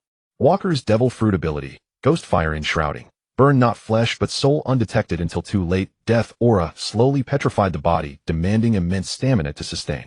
Even at his peak, Whitebeard would feel pain from such a strike. Souls, after all, cannot be trained or hardened. Alas, Shiki remained overwhelmingly powerful. Even without tactical foresight from his left eye, Walker knew probing further would yield only futility. That blow had been absorbed by Shiki's indomitable physique, merely discomforting him. Against a weaker foe, a single hit would have crippled them outright. Lion Twin Blade Slash. Shiki endured Zephyr's crushing blow to his back, then used the recoil to close distance and strike. Walker instinctively armored his body, yet the impact tore open his chest in a grotesque bloom of blood, cleaving even his armament Haki. Lion Flying Blade Soar. Shiki's intent turned lethally decisive. Walker unsettled him deeply. Conqueror's Haki failed to suppress him. It awakened his own. His Devil Fruit was thwarted. This Marine must not survive. Shiki's Crescent Slash descended upon the wounded Walker. Zephyr materialized instantly to intercept. You've fallen for it, Zephyr. This boy's head is mine. Lion Strike, instant severance. Shiki slipped past Zephyr. Dual blades aimed unerringly at Walker's vitals. Walker had been charging power since Shiki's prior strike. With Zephyr's interception complete, his momentum peaked. Evading was impossible. Only relentless offense could serve as defense. Titan Godforce Nirvana. Walker launched a single earth-shattering punch, sending Shiki hurtling into the crowd. Two horrific gashes split Walker's chest, exposing bone beneath. Shizo, locked in combat, cried out, "Walker!" Zephyr flashed beside him, vigilant and grim. "Don't die on me, boy," still breathing. Soul Siphon Vitality Replenishment. Walker expended vast reserves, expanding his abilities' radius. Scores of weaker pirates crumpled lifelessly across the island. Tendrils of mist flowed inward, converging upon Walker, his wounds sealing visibly rapidly before the eyes. "What technique was that? Why does my body feel torn apart?" echoed from the pirate ranks. "Our Admiral's opponent is unnatural. Most new recruits are already down. Eliminate that accursed brat before our numbers dwindle further." Shiki rose swiftly from the crowd, his face grotesquely swollen. "Brat, you court death." Lion Roar Absolute Freedom Slash. This time Shiki's blade moved faster than even Walker's observation Haki could track. A serpentine instantaneous arc appearing before him. Black lightning crackled along the edge as it cleaved deep into Walker's abdomen, hurling him violently into the jungle canopy. "Walker, no." Shizo broke free from her foes and raced toward the jungle. Zephyr, enraged, lunged at Shiki, while a messenger shouted, "Admiral Zephyr, headquarters reports reinforcements arriving in 10 minutes. Lads, our sport ends here. Abandon your targets. Hunt down that dead brat's head in the jungle. We're withdrawing." At their admiral's command, pirates surged into the jungle. None dared impede Shiki's retreat. Not even the seas themselves dared hold him back. Marine reinforcements. They held no fear whatsoever. Walker shattered over 20 trees before arresting his flight. Though grievously wounded, he remained conscious. Having endured his master's supreme Haki-infused training, Shiki's attack merely maimed him. Unconsciousness was unthinkable. A gaping wound gaped across his abdomen. Walker calmly reinserted displaced organs, then activated Life Return, channeling latent vitality. Coupled with his monstrous regenerative capacity, bleeding ceased within half a minute. The vanguard pirates located Walker, assuming him dead, raised their blades to claim his head as trophy. Walker's fist exploded through the first pirate's chest. The pirate stared, disbelief etched upon his face. How could Walker survive a full-strength strike from his own admiral? Walker rose to his feet. "Now that corpses are available, I'll test that technique." Resurrection of the Dead. Walker attempted this ability for the first time. Mist surged from his body and coalesced upon the corpse. Walker expected the reanimated figure to rise instantly, like Moria's zombies in the original chronicles, but it did not. Instead, two black-robed apostles emerged from within the corpse. Only their faces were visible, wreathed in indigo-purple soul flames. These apostles could not speak. Walker commanded them solely through mental intent. Their combat prowess remained unknown. Seeing a horde of pirates closing in, Walker ordered the two specters to eliminate the invaders. Swords and shields materialized in their hands as they charged headlong into the crowd. "What the hell is that? Nearly gave me a heart attack." One pirate instantly drew his firearm and fired, but the bullets passed straight through the specters, inflicting no harm. A specter cleaved down a pirate. The fallen man's soul mist drifted toward Walker, confirmation that these apostles truly existed as ethereal entities. This outcome was unexpected. The pirates, confronted by two inexplicable black-robed phantoms impervious to conventional attack, descended into panic. They scattered in disarray, except one pirate wearing a captain's hat, who drew a short-barreled pistol and fired. The shot struck a specter, dissolving it instantly. The bullet continued unimpeded and struck Walker. The impact struck Walker's body, but his formidable physique absorbed it. The bullet slid slowly downward. At the moment of impact, his entire body went momentarily slack. Sea Prism Stone Ammunition.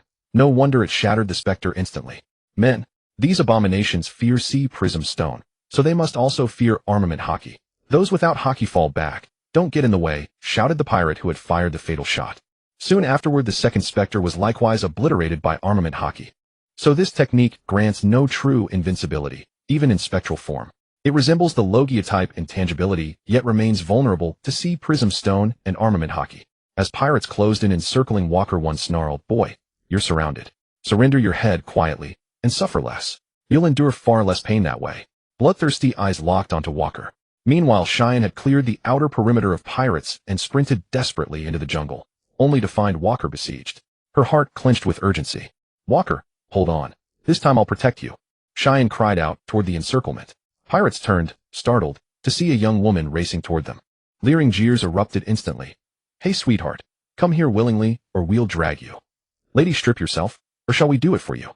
Ha ha ha." Cheyenne, facing the swarm of pirates, gripped her sword hilt with white-knuckled resolve, fearful yet refusing to retreat a single step. Walker's voice suddenly cut through the clamor. "Hey, maggots, who exactly is surrounded here?" "Bestow." Instantly, the earth, trees, and flora around him stirred to life. "Damn, it's that same primordial ability again. That brat is nothing short of a monster." The ground split open, revealing a skull-like visage, and gaped wide jaws tearing open a colossal fissure.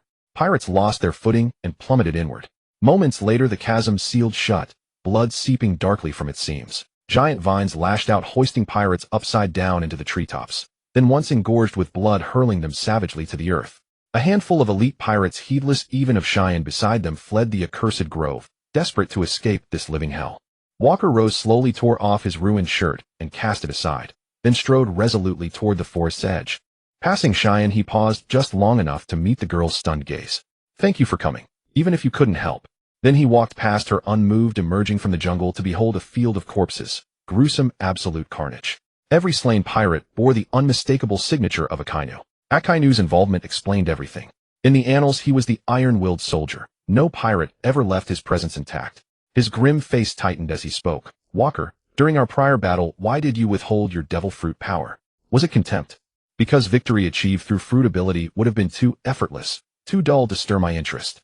Walker strode onward, never breaking stride. "So that fight was merely enough to pique your curiosity?" Akainu gritted out. "Would it ease your conscience if I claimed I fought at full strength? You may believe that, if it consoles you. Think whatever you wish." With that, Walker continued forward toward the battlefield beyond. Akainu stood frozen long after Walker departed, his left hand gripping the sword's hilt, his right clenching the blade itself, pressing harder until blood welled from his palm unnoticed. Only when the blade snapped cleanly in two did he release it, tossing the fractured steel carelessly onto the ground. He inhaled deeply, then drove a fist into the massive tree beside him. The trunk split down its center and crashed thunderously to the earth. "Walker, your body is harder than my blade. Steel is useless against you now. I will match you, no, I will surpass you." Akainu roared, raw, unbridled fury echoing across the clearing. Walker, however, heard none of it. Had he known Akainu abandoned his sword because of him, who could say what thoughts might have stirred in his mind? Zephyr remained overwhelmed by Shiki, the golden lion. Lacking Walker's aid, he stood no chance against the peak of Shiki's might. Few pirates remained near Shiki. Zephyr's marines numbered barely dozens. His cadets, all wounded yet miraculously unharmed, survived the onslaught. Kizaru and Dragon were exceptions. Dragon's uniform bore only faint smudges. Kizaru's was merely rumpled. Their astonishing speed rendered pirates incapable of landing a single blow. "Brat, you survived. So the Marines finally produced someone worthy. This grand line grows ever more fascinating," Shiki declared after repelling Zephyr. Lion, Gale Blade barraged. Countless slashes descended upon Walker. He sensed none carried conquerors or armament haki. He evaded 6-2. He blocked with hardened armament haki. Your armament haki has grown stronger since before. Try this, Lion Majesty. Celestial Blade, slash. Shiki unleashed 3 blindingly swift slashes, identical to the shockwave that had hurled Walker earlier, utterly unpredictable in trajectory. The first slashed straight for Walker's chest. He activated Life Return, bending his spine backward to evade. The second targeted his thigh. He curled into a tight ball midair, flipping backward just in time. The third offered no escape. Walker braced his entire body with armament haki, only for a figure to surge forward and intercept it.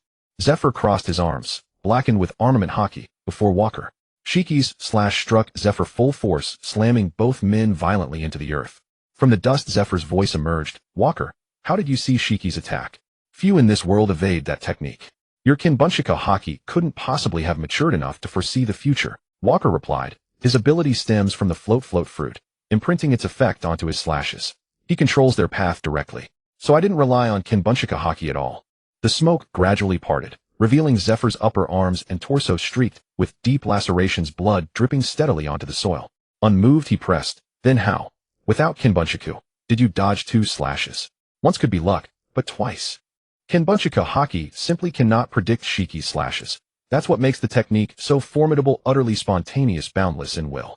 Yet regardless of speed or chaos, the final point of impact must land upon me.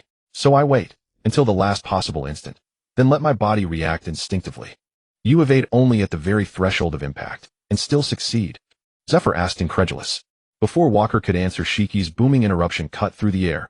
Hey, do you two dare ignore me so brazenly? As Shiki raised his arm to strike, he abruptly pivoted, gazing sharply toward the distant coastline. After several breaths, Zephyr's expression ignited with sudden elation. Listen up, Marine Headquarters reinforcements are imminent. Shiki, prepare for impel down. Shiki threw back his head and laughed, a sound like grinding boulders. No man alive has ever captured me, the Golden Lion. What a pity, this banquet ends prematurely. With that, Shiki signaled his remaining crew and warships to ascend. But his powers failed. His fleet remained rooted to the shore. Shiki, do you truly believe this island bends to your whims? Come and go as you please. Walker stood motionless, voice calm, yet resonant. Shiki watched in disbelief as the riverbank's sand molded into colossal, grasping hands, locking every ship in place. A silent contest of wills erupted, their powers locked in fierce, unyielding stalemate.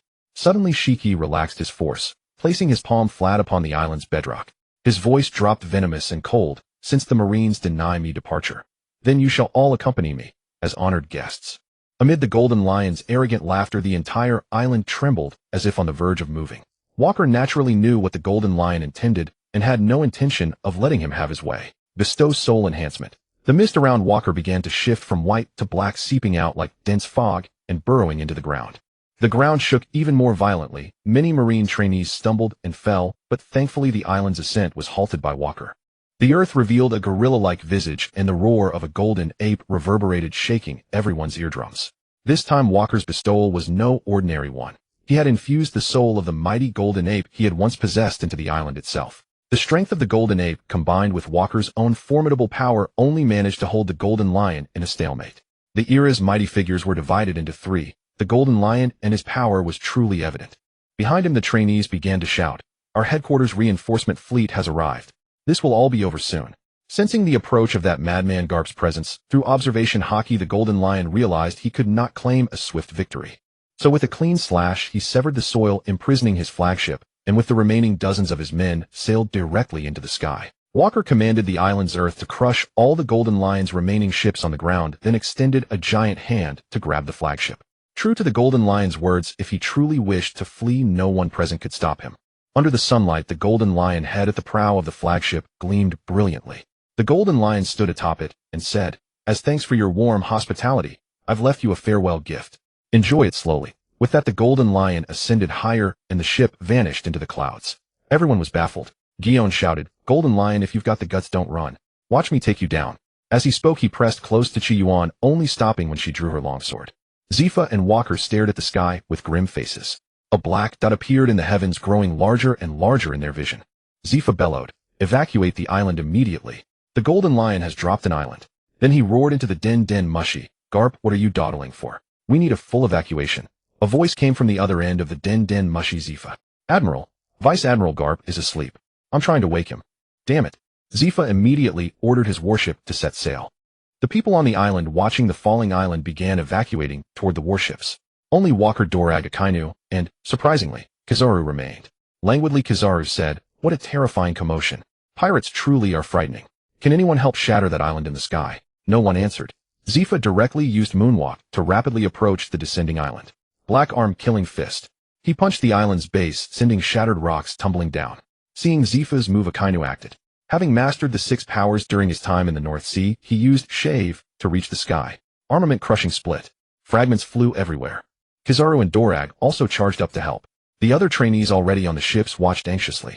They knew that if the falling island size wasn't reduced, even if they sailed away, the impact would trigger a massive tsunami, putting them in even greater danger. Accidentally following Chi Yuan's gaze, Guion noticed Walker standing on the ground, seemingly unconcerned with those above. More importantly, Chi Yuan kept staring at that young man, as if her eyes were only for that scoundrel. No, if this continued, trouble would brew. His woman's soul was about to be stolen by that bastard Walker. If everyone on the island is trying to stop the falling meteor, but Walker just stands by and doesn't help at all. Guion remarked sourly. Hearing this, the others looked over. Indeed, Walker had made no move, a stark contrast to his earlier active resistance against the Golden Lion. Why isn't Walker moving? Scorched Mountain scratched his head in confusion. Maybe he was injured in the fierce battle with the Golden Lion. Doberman said doubtfully. Brooke Gras shouted, boys, never mind Walker for now. They can't stop the island's descent. It's about to hit the ground. Suddenly Chi Yuan spoke. No, Walker must have a way. The others could only place their hopes on the one who had been creating miracles all day. Only Guion seethed with hatred inside. This guy always steals my thunder. How infuriating. Zifa-sensei, we might not hold out much longer. This island is too huge. It's absolutely terrifying. Kizaru said, cold sweat trickling down his forehead. Zifa-sensei, we should leave now. Otherwise none of us will make it out. Dorag said solemnly. Zifa glanced at the others. Akainu's face was stern. He looked down at Walker, unable to demand more from the youngest student. The boy had already given him too many surprises today. It was all that bastard Garp's fault. Always flaking at the crucial moment. We've done our best. Now prepare to evacuate.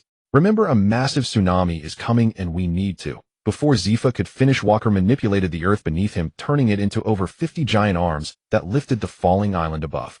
Everyone saw the sudden change and cast sidelong glances at Walker below. Finally Walker spoke. Everyone get on the ships and sail away from this island. I have my own way of escaping. Zifa hesitated, then said, the rest of you evacuate immediately. Walker and I will stay. That's an order. Zifa-sensei, you should go with them. I have a way to get out. Staying will only cause trouble. Walker said helplessly. He had been hesitating about whether to use another technique. First, because he had never used it before and wasn't sure. And second, because he didn't want to reveal too much of his devil fruit ability in front of others. The old man had warned him before, and he understood the stakes. That was why he had remained motionless all along, to see if Zifa could handle the situation.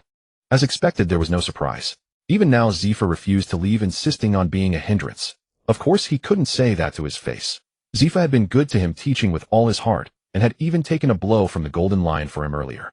Zifa's words interrupted Walker's thoughts. What? Do you think I'm a burden? Don't show off your useless heroism in front of me. I know exactly what's on your mind. You're young. It's us old soldiers who should stay behind. Walker realized Zifa had misunderstood, thinking he was about to sacrifice himself. But Walker was never that kind of person. If he hadn't been worried about Zifa, he would have already transformed and fled. Just as Walker was about to persuade Zifa to leave, a cheeky voice rang out. Zifa, are you and Walker doing some kind of training? Why are you two holding up an island together? Where are the others? And where's the Golden Lion? Garp said with a yawn. Zifa turned and saw Garp, then roared. You wake up after everything's been resolved. Can you be any more ridiculous? Garp, if I weren't busy right now, I'd have to fight you to vent my anger. Ha ha ha, Zifa, don't be mad. It was a mistake, Garp chuckled. Walker said helplessly, Mr. Garp, can you two catch up later? Zifa-sensei and I are holding up an island. It's really heavy. Could you take over or help us figure out a way? Zifa echoed. Hurry, Garp, get this island out of the way. I must teach you a lesson. Alright, my fault. No need for such trouble. I'll just punch the island away. Garp said, clenching his fist. Garp rolled up his sleeves and extended his right hand, instantly coating it with armament haki, the pitch-black color glowing with a red sheen. Fist bone impact. With a single blow, Zifa and Walker instantly used shave to dodge. A rumbling sound echoed endlessly. Rubble was everywhere. Garp had shattered an island with one punch. Everyone on the ships was stunned. After all, he was the marine hero spoken of by all, but none knew his true strength. Today they realized that under a great reputation, there were no weaklings. Garp relished the moment, but Zifa couldn't stand it anymore and clashed with him. Walker looked at the rubble, marveling at Garp's power. He also noticed that the site of Vegapunk's research institute at the island's center was now buried under debris, completely collapsed. He had planned to explore it later. Now that opportunity was gone. A breathless messenger ran over. Report to Admiral Zifa. An urgent call from Fleet Admiral Kong. Am I Zephyr, Fleet Admiral? Zephyr ceased his playful scuffle with Garp and asked solemnly. Zephyr, I dispatched Garp to lead the task force. Has the situation been fully resolved? What are the casualties? Are you preparing to return home? A deep, resonant voice echoed from the other end of the line. It's all settled. Garp is here. We've made contact. Zephyr gritted his teeth as he spoke. Zephyr continued. We are now preparing to return. The journey defies simple description. I shall report the full account upon our arrival. Very well. It seems this voyage was fraught with turbulence. Depart without delay, and upon your return both you and Garp must come to me immediately. Admiral Sengoku's voice carried quiet authority. After affirming his agreement, Zephyr hung up, then ordered the crew to gather their belongings and carefully recover the remains of fallen Marines before setting course for home. Fellow cadets aboard the ship sat in grim silence, their spirits utterly drained. Nothing like the exuberance they'd shown at departure. Indeed, they had sailed forth as a full company, now they returned hollow-eyed and diminished. A a stark initiation into the sea's merciless nature. Their gaze upon Wok gradually sharpened with newfound reverence. This time, he had stood shoulder to shoulder with Instructor Zephyr in confronting Shiki the Golden Lion, not as auxiliary support, but as a true frontline combatant.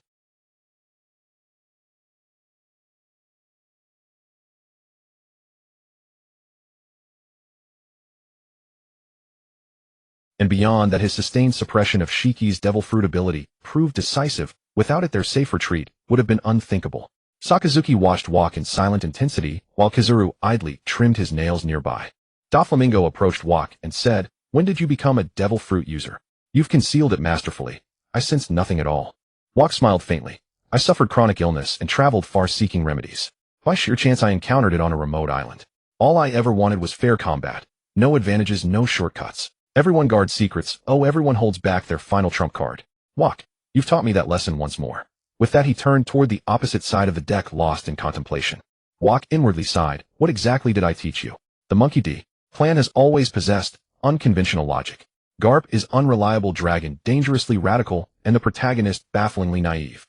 He dismissed the thought entirely. Shaki approached quietly and murmured, "Wok, your wound is still bleeding. Let me dress it for you."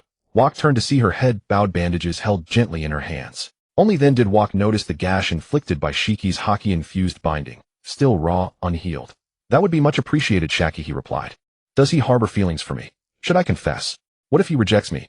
Shaki's mind whirled with anxious speculation. Attacking while imbued with Conqueror's Haki multiplies damage exponentially. This was undeniably true.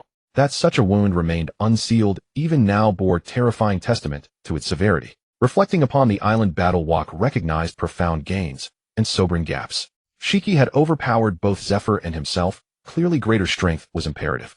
Turning his thoughts to Zephyr, Wok wondered whether his tactical left eye could now scan him. Activating the ability Zephyr. Constitution 77. 34 Stamina 70. 89 Devil Fruit ability none a race ordinary human status chronic asthma latent injuries. Zephyr glanced back puzzled. Wok quickly looked away, guilt flickering across his face. "I can see Zephyr now, but earlier I couldn't. Why only these few metrics?" Wok mused. Perhaps the island research facility deployed an upgraded patch. Previously, any stat averaging above 15 rendered scanning impossible, but now individual values below 15 are visible. This will help identify vulnerabilities. So Instructor Zephyr's base attributes truly aren't exceptional. His constitution is alarmingly frail, compounded by chronic injury. His physical condition will only deteriorate further. Wok felt a pang of sorrow for Zephyr. After prolonged reflection, he realized he felt nothing unusual, only to find Shaki standing before him, smiling absent-mindedly. Was her head struck during the island battle? She seems oddly dazed. In canon, she's a formidable, aloof swordsman, not this flustered version. Suspicion mounting, Wok tapped Shaki lightly on the shoulder. She snapped back to awareness, instantly pressing her cheek to her chest in embarrassment, then proceeded to bind his wound with meticulous care. Koshi, watching nearby, clenched his jaw in silent fury, yet could do nothing. Moments later, Shaki finished the dressing, tying the bandage into a delicate heart shape. Feeling her hands withdraw, Wok said, "Thank you, Shaki." "He thanked me. He must love me," she whispered, inwardly covering her burning cheeks before darting away. Upon reaching headquarters, crowds of families gathered along the docks. Some embraced loved ones with tearful relief, others wept silently, clutching empty space where their kin should have stood. Such is the sea's ceaseless turmoil. Those who dwell within it must learn to endure. As Wok disembarked, Laya sprinted forward and flung herself into his arms. Shaki, witnessing this, paled and withdrew without a word. Koshi inwardly roared, "Monster! You already have one woman at home. Why seduce my Shaki too?" Tears streaming, he chased after her. Laya wept softly. "Wok, you're safe. That's all that matters. This morning's broadcast said you'd clashed with the fearsome Shiki the Golden Lion. Father told me about him. He's among the most notorious pirates on the Grand Line. Even Fleet Admiral Garp had to sail personally to reinforce you. I've been terrified, afraid something terrible might happen to you." Her sobs deepened. "But I'm back now, don't worry. I know how to protect myself." Wok rubbed his nose, gently offering comfort. "Let me check. Have you been injured? Look, this wound is serious." Who dressed this for you?" Laya demanded suddenly. Wok stammered. "Shaki did. It's a woman." "Of course I know it's a woman. Was she beautiful?" Laya asked, eyes red-rimmed. "She's passable, I suppose. Seems rather reserved and aloof. Sometimes her thoughts seem strangely unfocused." Before Wok could elaborate further, Laya kicked him sharply. "Wok, you wretched fool. I'll never speak to you again. Just die already." With that, she delivered 2 more furious kicks and stormed off livid. Though unharmed by the blows, Wok stood bewildered. Women were endlessly perplexing. weeping one moment, raging the next, utterly inscrutable in their inner workings.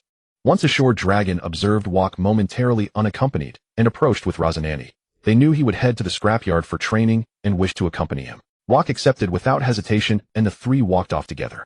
In the Fleet Admiral's office, seated upon the central dais, loomed Sengoku, the current Fleet Admiral, broad-shouldered, amber-skinned, with a thick, bushy mustache. Before him sat Vice Admiral Sengoku and Rear Admiral Saru, her hair streaked with silver. Zephyr and Garp entered, doors swinging wide. How did a routine naval exercise escalate into confrontation with Shiki? Sengoku demanded. What business does he have in the Paradise region? Now that Saru and Sengoku are both present, recount the full sequence. Garp boomed nonchalant. Old man Sengoku, was it really necessary to panic over a minor skirmish? He added, turning to Saru, you're back too. Saru sighed, rubbing her temples in weary resignation. Sengoku retorted, Garp, you imbecile. Minor. Shiki deployed his entire flying fleet. The five elders themselves called, demanding explanations. I had no answer to give. Zephyr, you explain. And from this point onward, Garp, you're mute. Garp slumped beside Sengoku and promptly dozed off. Zephyr stepped forward. Yes, Fleet Admiral Sengoku. I filed formal request for the training deployment. Everything proceeded smoothly, until near conclusion Shiki's fleet emerged unexpectedly, initiating immediate hostilities. During combat, Wok first awakened his conqueror's Haki, neutralizing Shiki's oppressive aura. Then, leveraging his Devil Fruit power, he continuously suppressed Shiki's abilities. Comrades Don Quixote, Doflamingo, Sakazuki, and Kizuru likewise contributed decisively. Through arduous struggle, we annihilated nearly the entire flying fleet. Only Shiki and a handful of core retainers escaped aboard his flagship. Our forces sustained over 400 casualties. Enemy losses exceeded 3,000. The assembled officers exchanged stunned glances. Sengoku broke the silence. You say Wok awakened Conqueror's Haki, and he's a Devil Fruit user. Indeed. Is there cause for concern? Zephyr replied, evenly. That boy is deeply suspicious, possessing a rare elite Devil Fruit capable of subduing Shiki, yet choosing concealment. Who wouldn't crave renown? I recommend intelligence initiate a full background investigation. Sengoku turned to Fleet Admiral Sengoku, making his recommendation. Zephyr objected firmly. Sengoku, you're letting personal bias cloud judgment against a fellow Marine. Naval regulations contain no clause mandating disclosure of Devil Fruit abilities below Rear Admiral rank. Wok relies solely on disciplined self-cultivation, refusing external crutches, shunning vanity. He embodies the rarest kind of Marine talent. Sengoku listened impassively to their dispute, then calmly asked, anything else to add? Garp suddenly interjected, Zephyr, when I arrived, wasn't there one cadet missing from your group? All eyes pivoted toward him.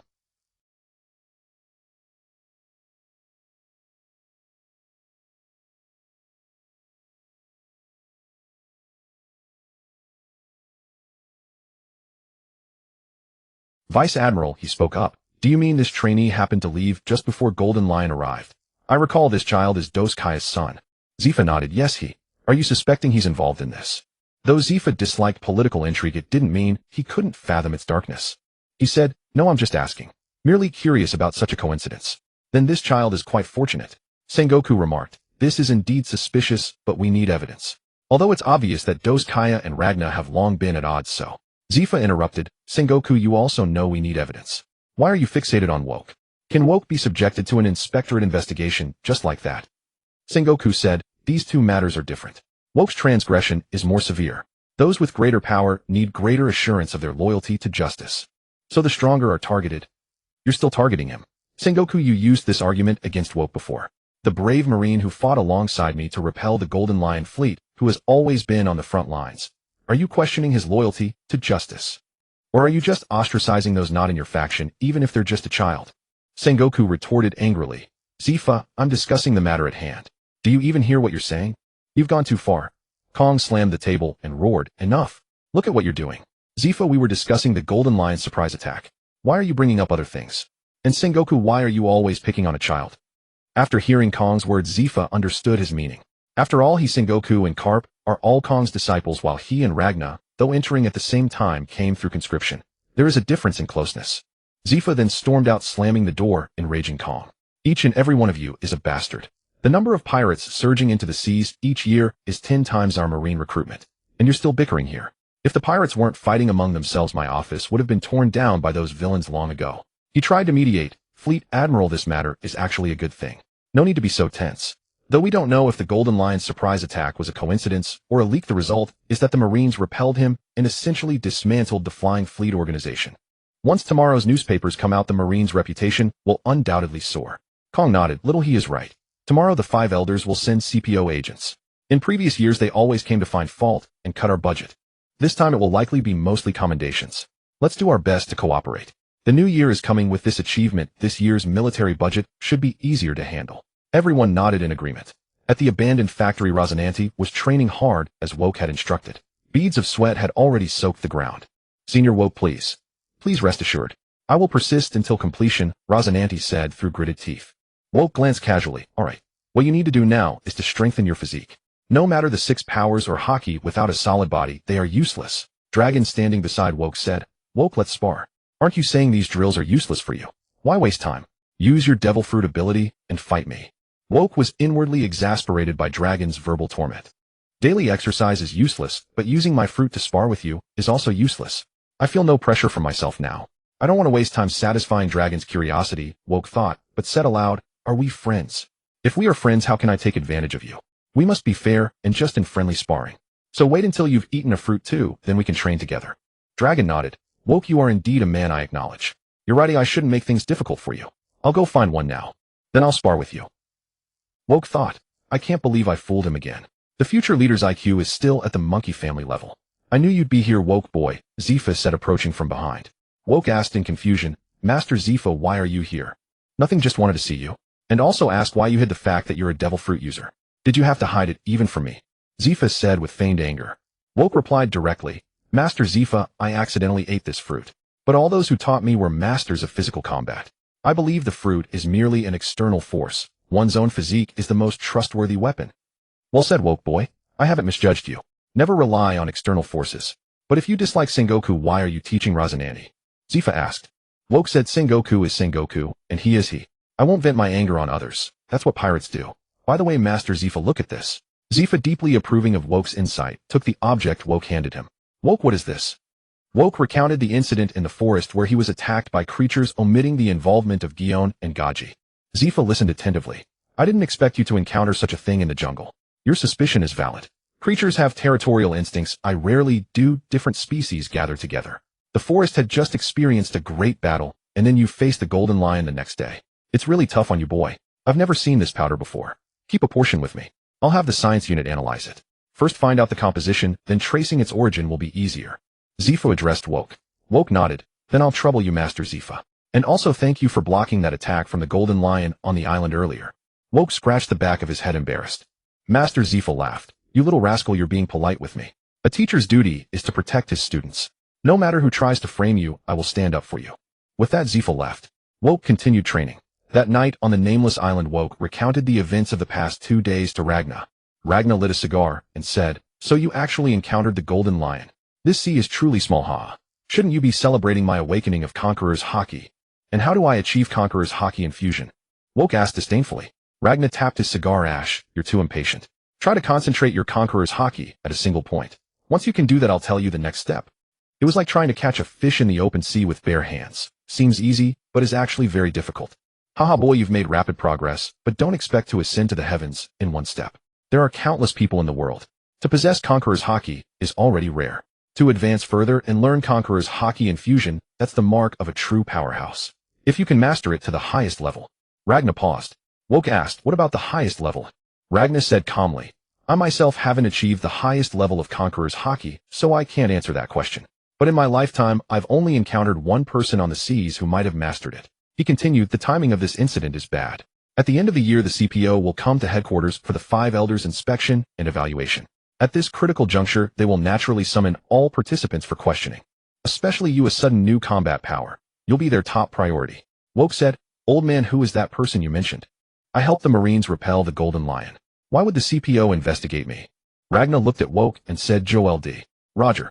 His Conqueror's Haki was particularly strange. I couldn't dodge it. The Marines and the CPO are both tools. A tool's mission is to obey first, then be useful. You've shown excellent potential, so they will naturally test your core values.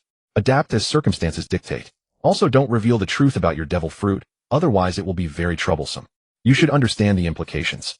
Woke felt relieved. Indeed, it's just as the old man said. This is the original One Piece world, not the harmonious society of my previous life. Why is the old man concerned about my devil fruit? Could it be that last time? Having spoken, Ragnar extinguished his cigar and returned. Walker followed shortly thereafter. By the next day, newspapers carried reports of yesterday's naval exercise. Breaking news.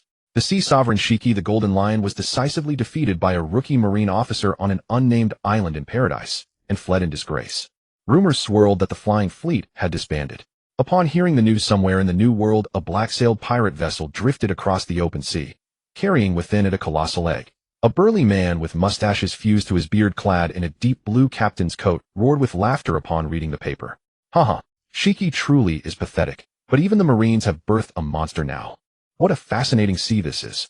A pineapple-haired youth aboard a massive whale-shaped warship handed the newspaper to his captain, a powerfully built middle-aged man whose beard curved like a crescent moon. After glancing at the paper, Shiki, I never imagined you'd suffer such humiliation.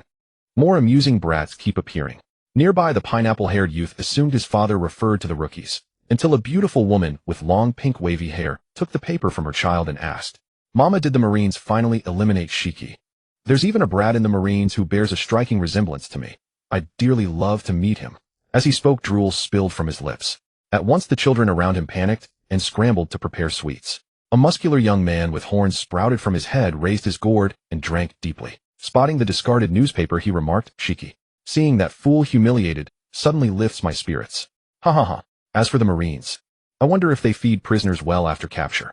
With that, he drew out his iron-studded club and unleashed chaos upon a town in paradise. Word spread across the globe, and 10 small nations promptly agreed to pay the heavenly tribute, pledging allegiance to the world government. The 5 elders, rarely moved to direct intervention, personally contacted Fleet Admiral Sengoku to commend him, an extraordinary gesture of encouragement. Within paradise, the first half of the Grand Line, lay a world government allied nation. Shiki stared at the newspaper in his hands. Sparks flared fiercely from the cigar clenched between his teeth. His crew dared not utter a sound. After a long, heavy silence, Shiki hurled the paper aside and pressed both palms to the earth. His devil fruit power surged forth. The entire island trembled violently. Before the horrified eyes of its inhabitants, the landmass, along with Shiki's flagship, the Golden Lion, rose skyward. The kingdom's royal guard mobilized to investigate, yet the sight of the floating Golden Lion-head pirate ship left no doubt as to the cause. With grim resolve, they charged toward Shiki and his crew. Meanwhile, the king dialed the Marine headquarters for emergency aid. Fleet Admiral Sengoku, upon receiving the call, immediately dispatched Admiral Zhonghua to intervene. Yet when Zhonghua arrived, he witnessed only soldiers and civilians plummeting from the heavens, while Shiki slaughtered mercilessly atop the levitating island before boarding his flagship with unruffled composure. Shiki then withdrew his power, sending the colossal island crashing downward. Though Zhonghua instantly transformed into his colossal Buddha form and shattered the falling landmass with successive shockwaves. The enormous fragments plunging into the sea nearly triggered a tsunami, derailing pursuit entirely. Even if they caught up, what then? Today's Marines were utterly powerless against Shiki. This was vengeance, pure and unrelenting, from the Golden Lion himself. An allied nation lay in ruins, dealing a humiliating blow to the world government's soaring prestige. In Mary Geos Mercury, Watchily Saint declared, "What precisely are these incompetent Marines capable of? They were just lauded, and now behave so disgracefully." Jupiter Piter Saint, his blonde hair gleaming.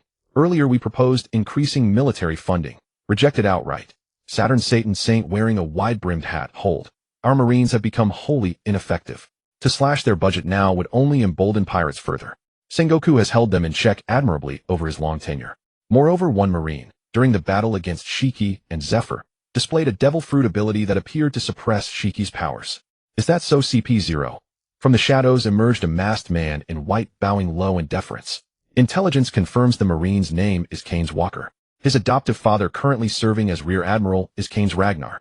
He hails from Trellum Town, raised by pirates, where Ragnar rescued him.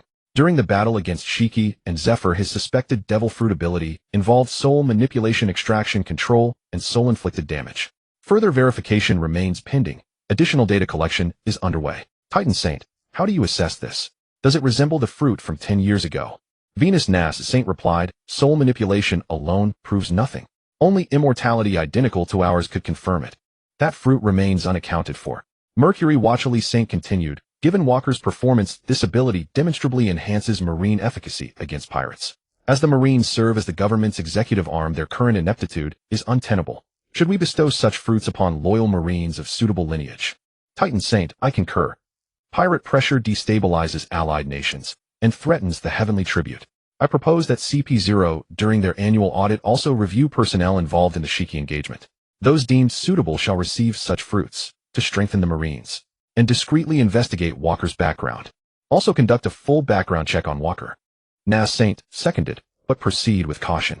It may merely mimic Big Mom's ability. At this stage the Marines must avoid undue scrutiny. Mars Saint, seconded. Jupiter Piter Saint, seconded. Mercury Watchily Saint, CP0, you have your orders. Proceed. CP0 bowed once, stepped back twice, and vanished. Soon after, 5 CP0 agents arrived at Marine headquarters. At the harbor, Admiral Zhonghua and several vice admirals stood ready to greet them. Your arrival in Marineford follows tradition. Shall we begin the tour, as usual? Where would you like to start? Zhonghua asked. The lead CP0, a lean, sharp-eyed man, replied without preamble. No formalities. Gather all personnel who engage Shiki in separate rooms. We will conduct individual interrogations. Lower rank enlisted need not be included. Does CP0 even possess authority to interrogate Marines? Zhonghua countered. The lead CP0 responded coldly, silence Marine.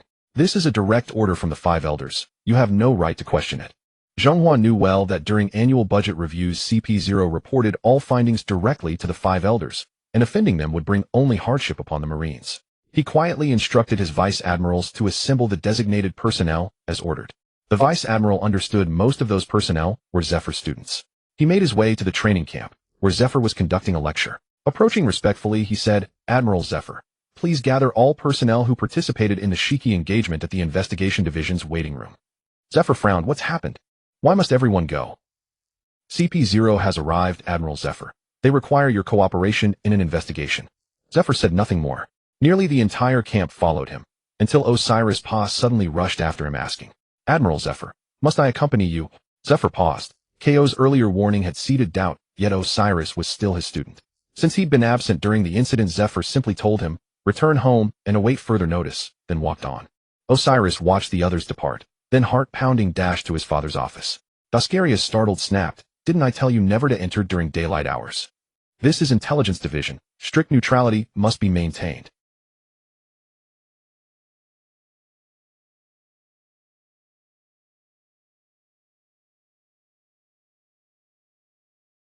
Dascarius shot Osiris a stern glare. Didn't I teach you never to panic?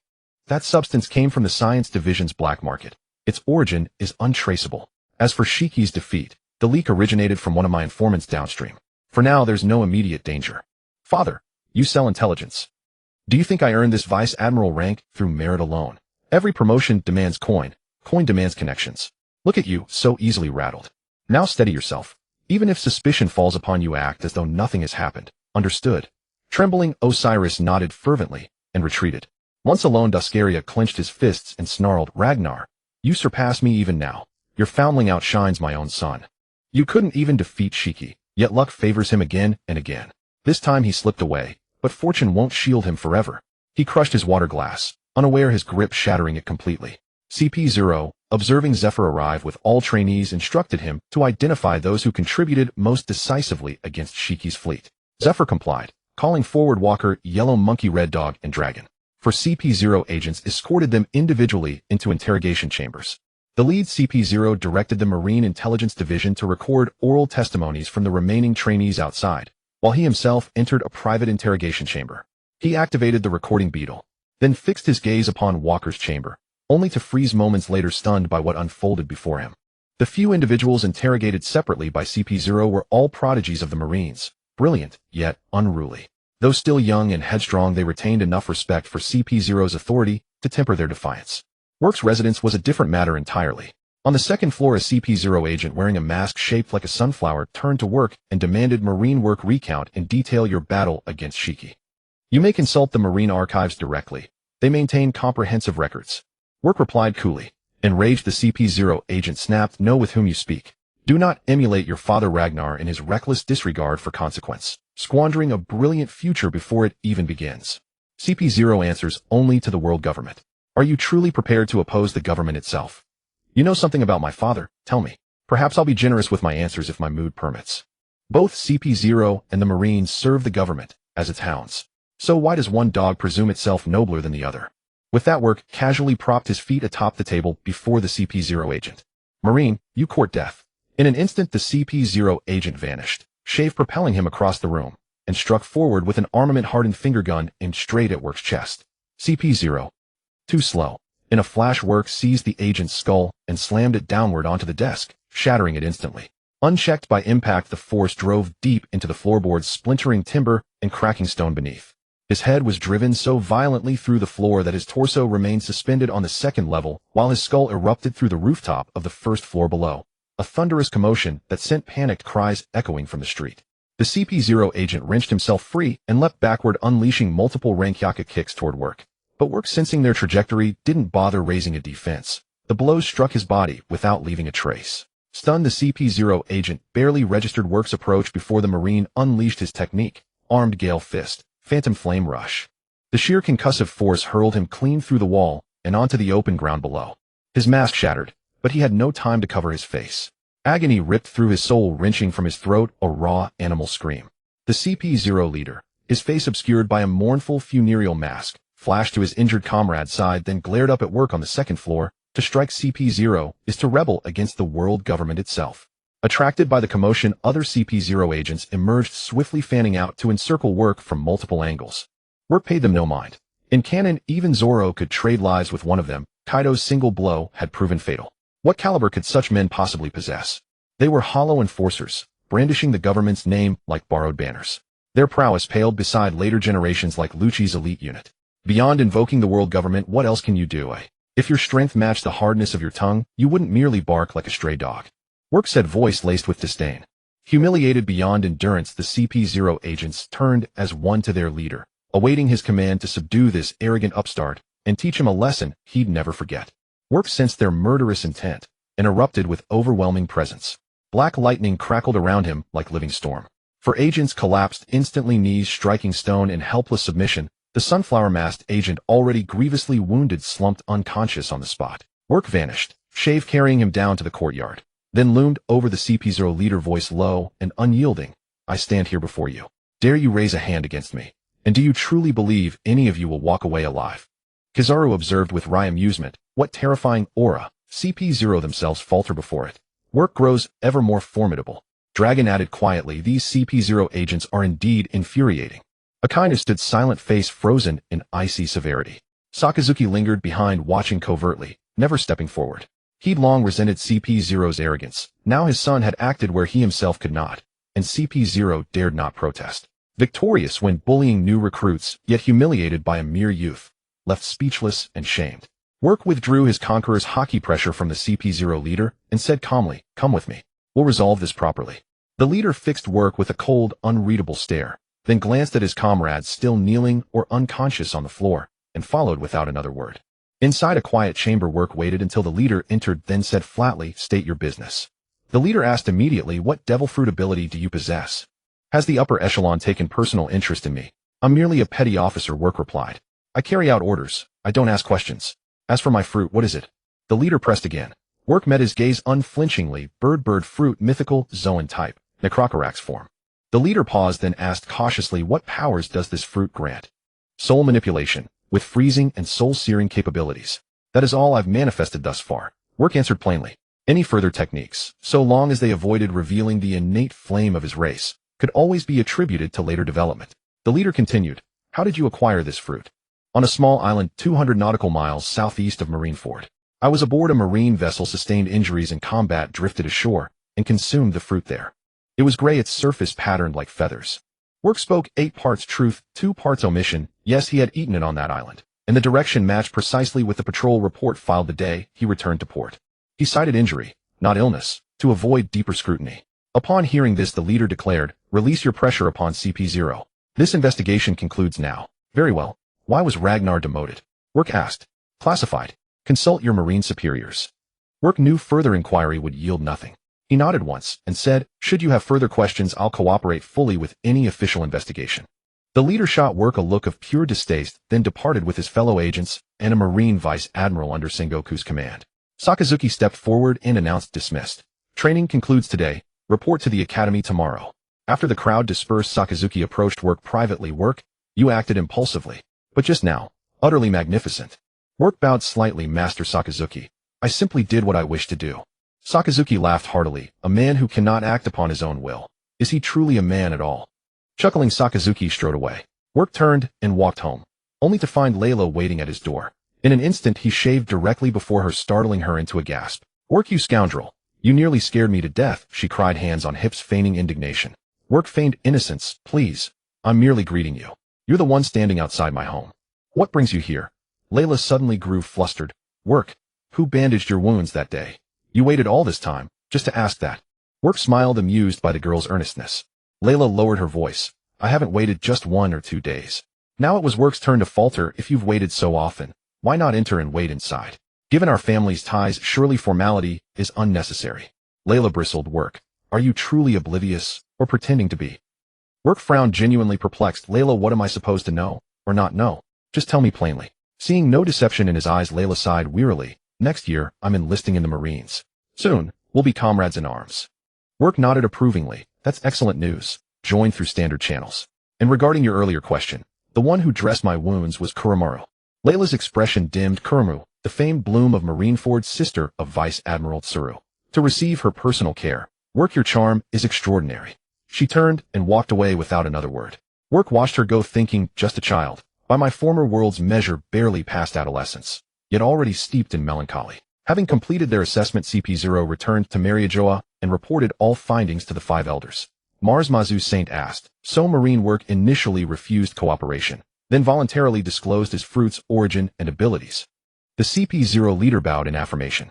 Mercury watchily Saint scoffed, insufferable arrogance. A low-ranking sailor dares defy interrogation. Punishment must be swift and severe. Venus Nasu Saint spoke gravely. Did your team operate too conspicuously, provoking backlash within the Marine ranks? The CP0 leader dropped to one knee instantly. We acknowledge our approach lacked discretion, resulting in open conflict. Accept our judgment. Saturn Satan Saint snorted. Your competence declines with each assignment. Leave now. The CP0 leader withdrew without delay. Jupiter Peta Saint turned to the assembly. How shall we assess Work? Mazu Saint replied, a brash youth. But unlike those Marines preaching hollow justice, he possesses the teeth of a loyal hound. Young yet sharp. Observe and guide. Watchily Saint added, a pup-bearing conqueror's Haki, a rare lineage. Yet we must ensure it matures into loyalty, not savagery. Titan Saint countered, conqueror's Haki often heralds ambition. Witness Sengoku himself.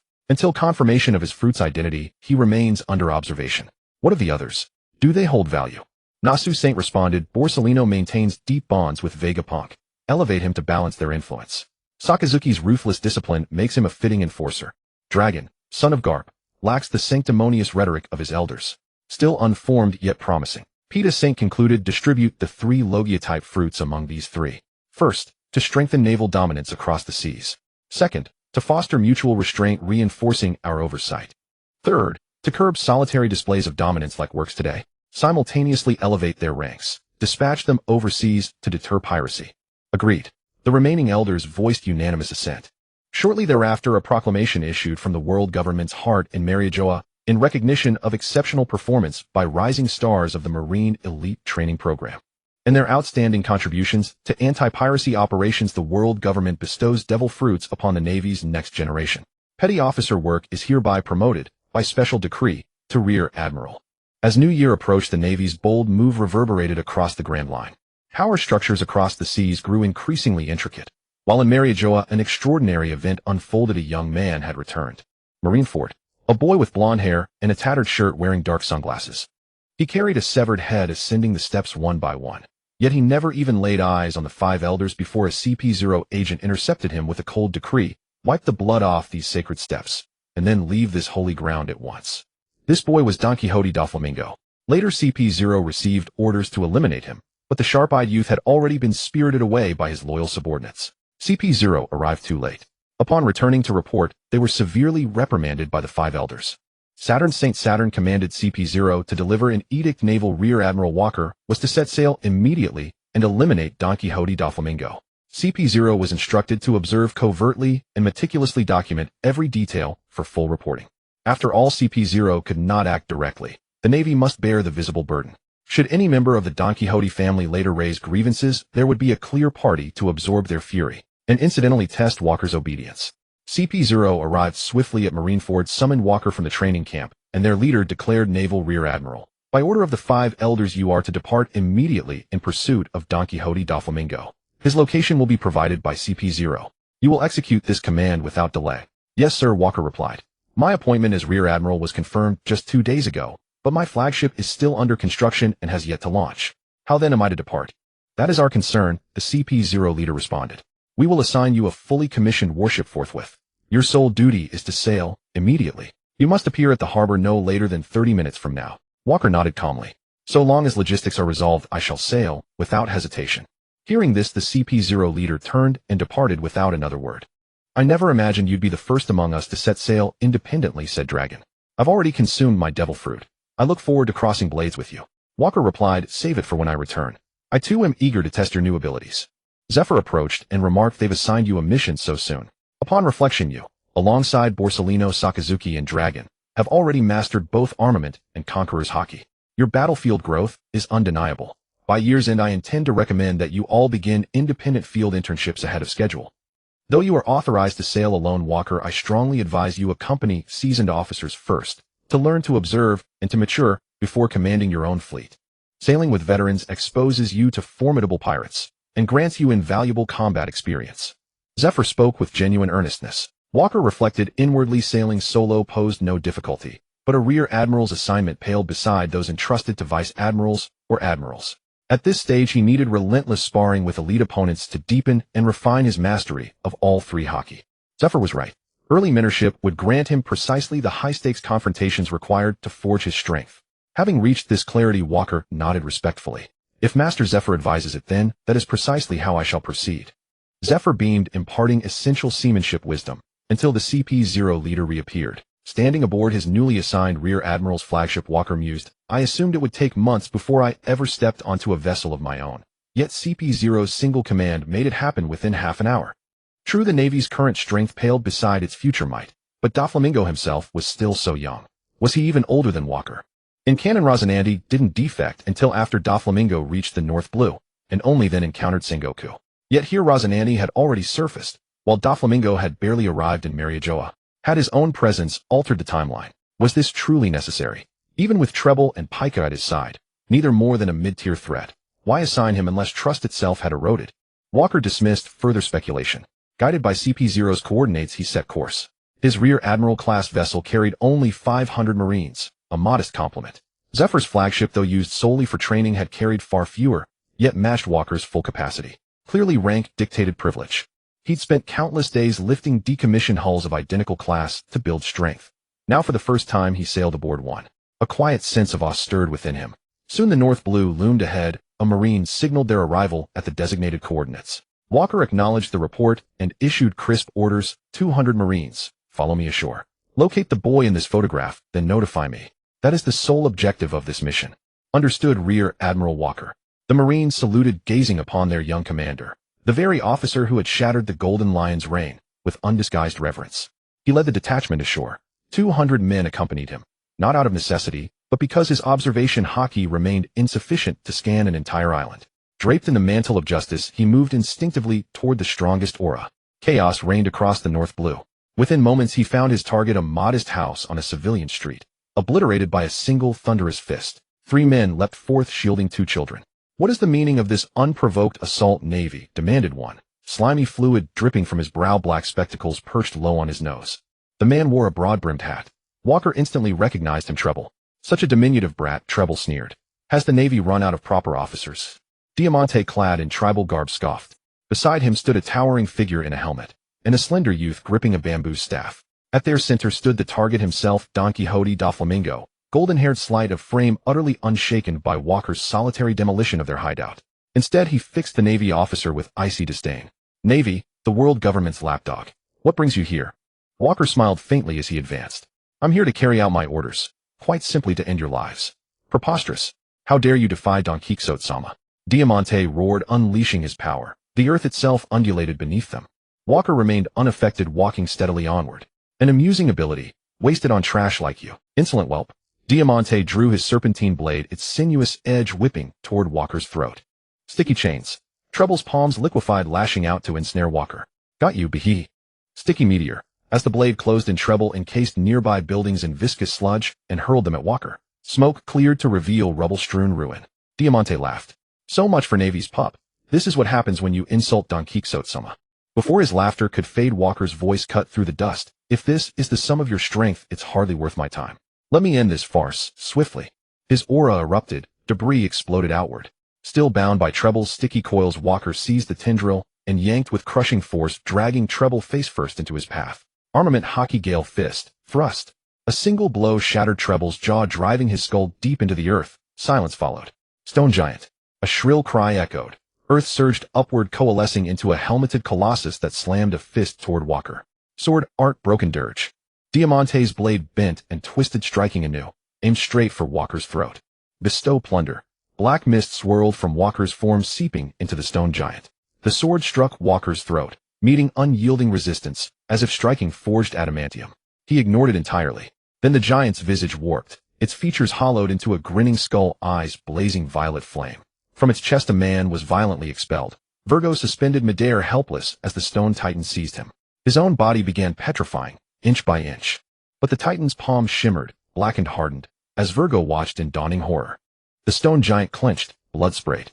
Virgo's limp form was flung aside, landing hard before Doflamingo himself. To Walker's surprise, the boy did not flinch. Only his temples pulsed with furious veins. Such audacity was indeed worthy of admiration. No wonder he rose to become one of the 7 warlords. Yet what good was such prowess now? Mere impotent rage. Half-moon funeral. You will not harm Don Quixote-sama. Diamante bellowed. His blade cleaved the ground, but Walker stood motionless, letting the shockwave strike his chest. It left no mark, no sensation. Virgo gasped. What manner of monster is this? Bamboo spear, heavy strike. The youth charged fearlessly toward Walker. Die, Death Serpent Sword. Diamante's broadsword elongated, slashing downward. Behind him, Doflamingo moved. Fingers pointed, voice raw with fury. You deserve death, Navy. String bullet. Thin filaments struck Walker first, only to go slack and fall lifelessly to the ground.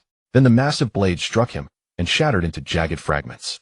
Walker backhanded Virgo clean off his feet, sending him crashing through 7 buildings buried beneath tons of debris. What pestilential fly buzzes about so incessantly? He mocked aloud, while inwardly marveling he's already consumed the string fruit. Indeed, it must have been recently. To wield it with such speed and precision in so short a time. Truly you are destined to become the tyrant of the night sky. Diamante stood rigid before Doflamingo, sword trembling in his grip, legs shaking uncontrollably as Walker advanced step by inexorable step. Damn you, what sorcery is this, Navy?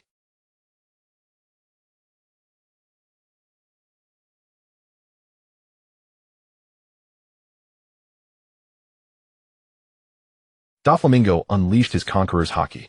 Walker, already aware from the original story that he possessed this quality, remained unaffected.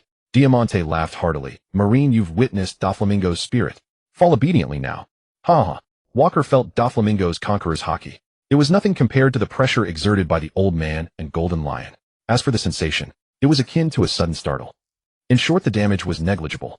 No wonder in the original story the 3 admirals lacked conqueror's haki, yet could still trade blows with powerful pirates. After experiencing conqueror's haki enough times, one's resistance grew stronger. Seeing Walker standing as if nothing had happened, Diamante suddenly felt a sense of unease. This marine was not right. Walker no longer wished to prolong the game. With a sharpening of his gaze, his aura surged abruptly, and a violet-black halo of conqueror's haki enveloped the 2 standing before him. Doflamingo's conqueror's haki shattered upon contact. Diamante exclaimed, how could this marine also possess? And then collapsed unconscious. Doflamingo propped himself up with his hands, glaring at his fallen subordinates in despair. He shouted, was it the Marines or the 5 elders who sent you? Walker said, so many questions. You're not a pirate. Fufufu. Are you that afraid I'll reveal the celestial dragon's secrets to the world? Even if you silence me, the vengeance of the D clan will come. Doflamingo laughed maniacally. Walker slowly brought his foot down toward Doflamingo's head. He was gambling. Why had he dawdled throughout this battle? On the surface it seemed like a game of cat and mouse, but inwardly he had been waiting for CP0 to stop him, or rather waiting for the 5 elders to order him to stop. Even though observation haki was not his forte, sensing the nearby CP0 surveillance was a simple task. Doflamingo could not die yet because he could lead to Caesar. In the original story, he had collaborated with Caesar on Punk Hazard to create artificial devil fruits. He had to eliminate that bastard Caesar. Keeping Doflamingo alive would eventually allow him to find Caesar. Otherwise the sea was vast, and finding a person was too difficult. He had not forgotten the rejection reaction caused by their experiments, which had tortured him for a full decade. When Walker could no longer maintain the act, and was about to crush the madman underfoot. CP0 appeared beside him in a flash. Stop. Orders from above, suspend action. Walker did not cease his movement. His foot pressed on Doflamingo's head, and the immense force caused a cracking sound of bone. Fufufu, are the 5 elders so afraid of the short-lived D clan, or of me leaking the secrets after my death? Doflamingo roared, blood seeping from his nose and mouth. CP0 exclaimed angrily, Marine, are you defying the orders of the elders? Before he finished, the den mushy on his person rang. After answering, a stern-aged voice immediately came through, let Walker speak. Yes, Saint Saturn. CP0 spoke respectfully, and turned the den mushy toward Walker. Walker, why did you disobey CP0's command? Do you intend to defy us? Saint Saturn said coldly. Walker feigned respect. Saint Saturn, I dare not disregard your orders. But I had a conflict with CP0 earlier, and I feared they might be relaying false commands hindering your true intentions. No matter. The mission is cancelled. What did Doflamingo say just now? Saint Saturn asked calmly. Walker replied, Target Doflamingo was under my control throughout, and could not speak. He said nothing. I heard nothing. Saint Saturn said, Walker, you are very clever. Give the den mushy to CP0. Walker handed the den mushy to CP0, lifted his foot from Doflamingo's face, and walked away, without looking back. In Doflamingo's eyes, Walker's retreating figure resembled a demon, leaving an indelible shadow in his heart. He had just planned to recruit troops in the North Blue and make a grand move to accumulate capital for overthrowing the world. He never imagined his newly ignited ambition would be ruthlessly extinguished by this monstrous Marine. CP0 finished the call and hung up respectfully. He said to Doflamingo on the ground, the 5 elders have graciously pardoned your crimes. But you must not flaunt your former identity in public. And keep your mouth shut. Don't say a word. With that, he vanished in an instant.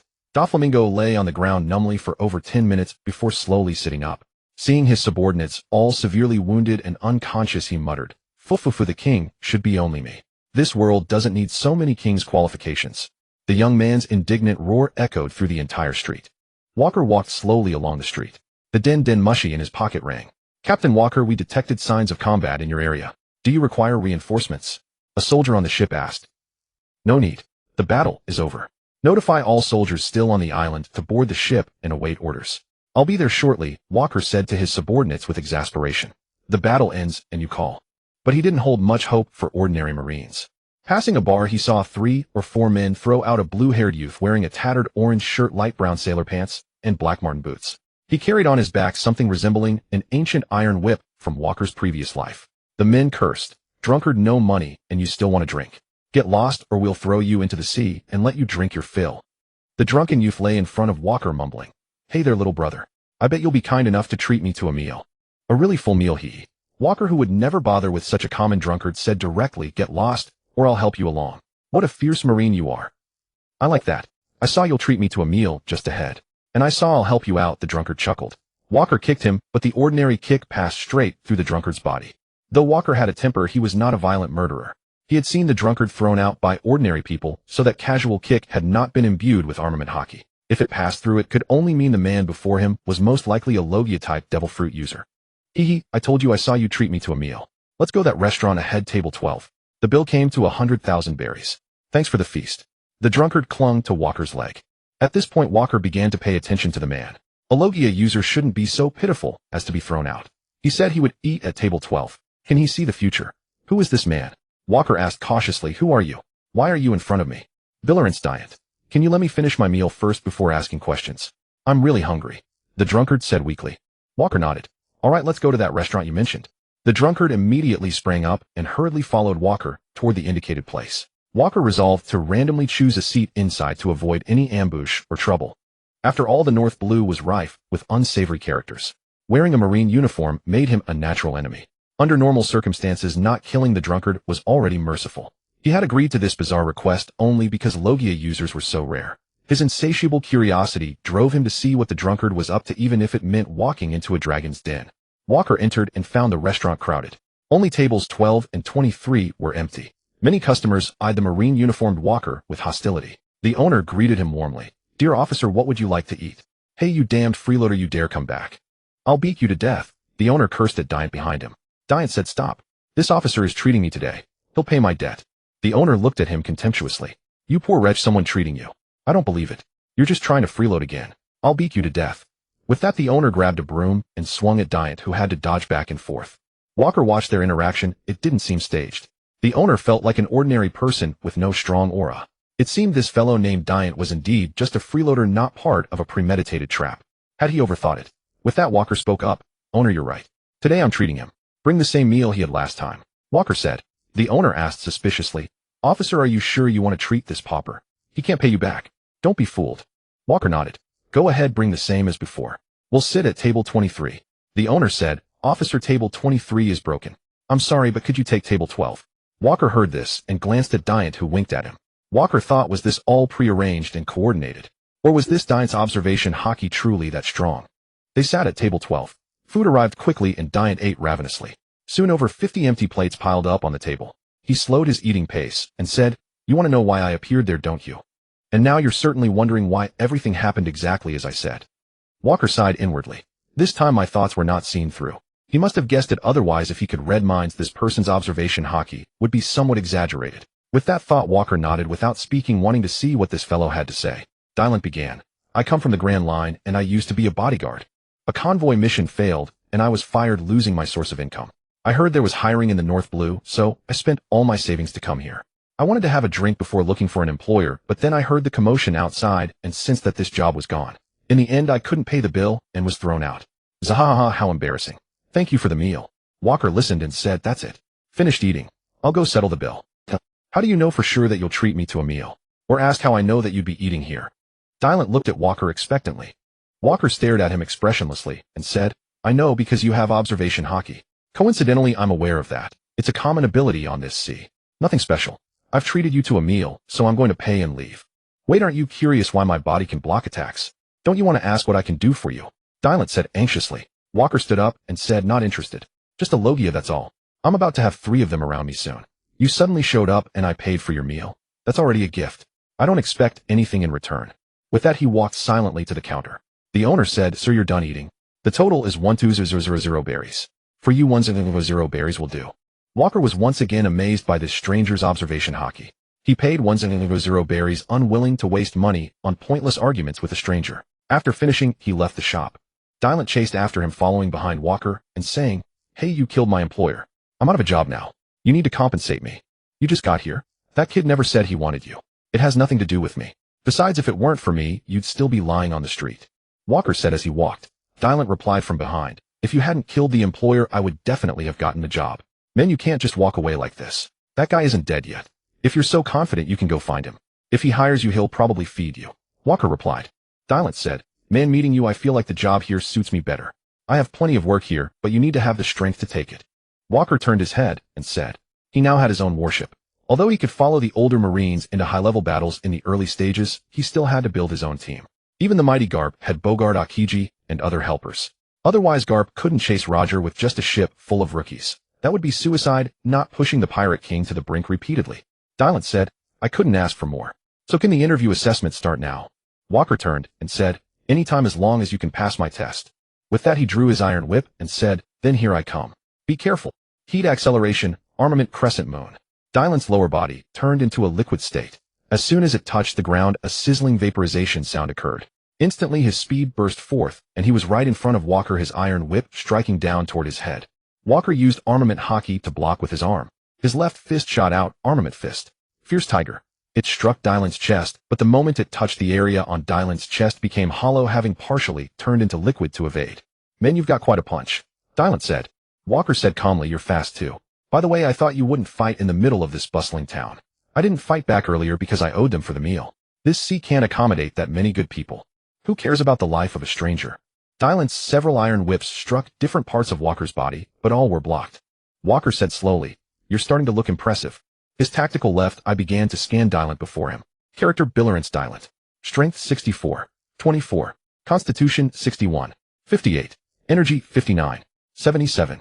Agility 64. 49. Armament haki 56. 28. Observation haki 71. 56. Can briefly see the future. Conqueror's haki 42. 44. Fruit development 45. 39. Race human. Status healthy. Pretty strong. Much stronger than when I first met Akainu and Dragon. His armament haki and fruit development are decent. Even his Conqueror's haki value is showing, though he hasn't displayed it yet. Is this the upgraded function of my left eye from the island? It shows his full name. Is that because there's no record of him in the database? His observation haki is very high. No wonder he can see the future. Now I can see his observation haki value too. It means my stats have also increased a lot. Then Walker began scanning himself. Character self. Strength 69. 16. Constitution 72. 25. Energy 63. 72. Agility 60. 59. Armament haki 61. 33.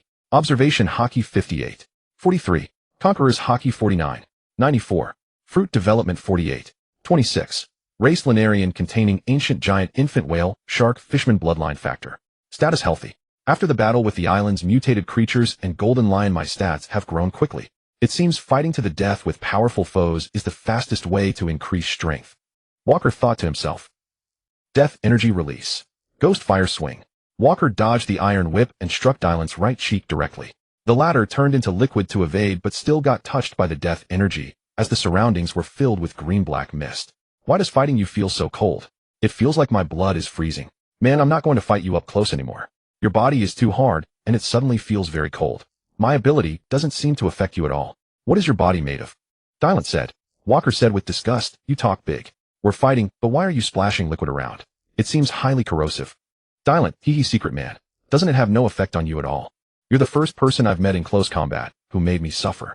I feel my body getting stiffer. What kind of strange ability is this? Immediately retreating, Dylan placed his hands on the ground. His hands turned into a large amount of liquid flowing out, and a great deal of heat rose from the ground. Acid wave. A large amount of liquid on the ground with extremely high temperature surged like a wave toward Walker. Walker couldn't stand still. Shave. He dodged. But before he could land, acid barrage. Countless drops of liquid shot toward Walker. He covered his entire body with armament haki and tanked the attack. After landing, he released the armament, but the liquid on his body hadn't completely evaporated. It reacted with his skin, leaving severe burn marks on Walker. However, his muscle tissue was constantly healing, quickly neutralizing the damage. Nice ability. Your Logia must be sulfuric acid, right? The destructive power is impressive. Walker saw that the ground where Dylan had attacked was already carbonized. Dylan, haha. So man, are you hiring me now? I'm a real bargain. That alone isn't enough.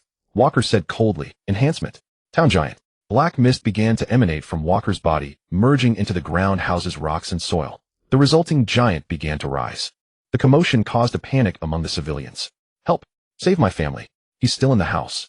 The Marines and pirates are fighting. Everyone get out of here. Cries of despair filled the streets. Dylan said helplessly, man, you're the one causing all this, so why am I suddenly the pirate? The Marines represent justice, at least for now. The weak have no one to listen to them, right? Walker replied calmly. Dylan watched the puppet giant approaching him and laughed. Man, you're right. The troublesome people are gone. This is the first time I want to cut loose and cause a real ruckus. Acid cannon. Dylan extended both hands forward. Countless acid projectiles shot out like cannonballs, hitting the giant and corroding large gaps wherever they struck. A puppet giant approached and raised its massive fist to smash Dylan, passing straight through his body. These big guys seem harmless. Before he finished, the puppet's fist coated with armament haki struck Dylan at close range. He had already predicted the attack and blocked it with his iron whip, but was still pushed back several steps by the tremendous force. Walker said, you're a Logia, so I wouldn't do anything pointless. He stood still, using his consciousness to command the many puppets to besiege Dylan. Dylan complained, endless. Why are fists suddenly popping out of the ground to ambush me? Annoying. Then I'll use this move to finish it all at once. Dylante's entire body began to swell, instantly expanding to about 6 meters in height, and continued to grow. Woke sensed something amiss. He could not afford to wait for his opponent to gather momentum. He directly commanded the puppet, and the giant started to attack, just as several enormous fists. Just as they were about to strike Dylan, he suddenly laughed loudly. Old pal, now you'd better run. Sulfuric acid bomb. After Dylan expanded, his body abruptly exploded. Countless sulfuric acid, accelerated by the thermal energy generated from the blast, became even more terrifying. With Dylan at the center, everything within a radius of 5 li was completely corroded into a barren white expanse. Sizzling steam rose up. Woke an instant before the explosion used shave to dodge away immediately. But he was still a step too slow. Several parts of his body were splashed, developing patches of red spots that slowly began to ulcerate. The power was formidable enough to harm even Woke's body. Woke directly tore off the ulcerated skin piece by piece. After doing so, his entire body was covered in wounds, blood streaming down, looking exceptionally gruesome. But without the interference of the sulfuric acid, the wounds healed quickly. Woke tore off his naval coat and wiped the filth from his body. With his observation haki, he sensed that Dylante's body had long been reconstructed, quietly waiting for him. He really had been underestimated by Dylan. Dailani, zahahaha old pal, how do you find my strength? Do I qualify to pass now? You've managed to pique my interest. I wonder if you can take a beating. After saying this, Woke spread his wings behind him. Speed had never been Woke's advantage. Since there weren't many naval personnel around this time, he directly activated the strongest form of his devil fruit, the human beast form. With his wings spread, his speed greatly increased. Karma fire hell flame. Woke instantly soared into the sky. As his wings flapped, countless blue flames burst forth from the feathers, rushing toward Dailani. Dailani's observation Haki had long foreseen the terrible consequences of being hit by this technique. He dodged swiftly, but Woke, relying on his ability to move rapidly in the air, harassed Dailani relentlessly. Facing the predicament, Dailani showed no panic. Calmly, he used observation Haki to evade Woke's attacks. At the same time, acid rapid-fire shots. From his fingertips, he continuously sprayed sulfuric acid, shooting rapidly at Woke. Boring. Such moves could never hit me, Woke thought to himself. So he flew even higher and continued his assault. At that moment, a smile curled at the corner of Dailani's mouth. He kicked off the ground, shooting acid at Woke, while stepping on the falling sulfuric acid droplets in the air, thereby continuously ascending. How did that guy suddenly become so fast in the air? The clamor of footsteps interrupted Woke's thoughts. Hundreds of Navy soldiers raised their guns, aiming at Dailani in the center of the field. The leading seaman first class saluted and said, reporting Rear Admiral Woke. Are you all right? We were following orders on the ship just now, but upon noticing the massive disturbance here, we deliberated and decided to violate your command, all coming to check the situation. Please give us your orders. Woke nodded and said, you've done well. Good work. I am currently sparring with this man. Now all of you step back and observe the combat from a distance to avoid accidental injury. Yes, Rear Admiral Woke. We are ready at all times. The soldiers looked at Woke with reverence. This young man not long ago had been a seaman first class like them, but through his valiant fight against the evil pirate Golden Lion, he had been promoted to Rear Admiral, his fame spreading across the seas. They admired Woke's strength. Old pal, can I pass the interview? Why do your Navy soldiers always pull out their guns so easily? So rude, aren't they? Dailani raised his hands and said. Woke replied, defeat me and you'll pass. Use all your power. Bring the resolve to kill me, otherwise you can never defeat me. Old pal, are you sure? Then I'll unleash all my strength. After all, I've been looking forward to this job. Dailani's aura instantly surged. This is it now, it's interesting, Woke said, rising and flapping his wings, charging straight at Dailani. Armament karma fire explosive combustion. Woke threw a punch and a powerful cyan soul flame burst forth with the force of the fist. Dailani directly split apart. Acid double detonation. Woke quickly wrapped his armored wings around his body. Unable to dodge at close range, he had to endure the damage. The powerful corrosive force made Woke dare not retract his armament Haki. Similarly, Dailani was not faring well. The prolonged close combat allowed Woke's death energy to seep into his body bit by bit, requiring immense stamina to maintain his body temperature. Dailani's stamina was also depleting rapidly. The two fought from day to night. The watching soldiers, once standing, now sat on the ground of their own accord. Zahaha, old pal, fighting you is truly exhilarating. Dailani laughed. Same here. You're a worthy opponent.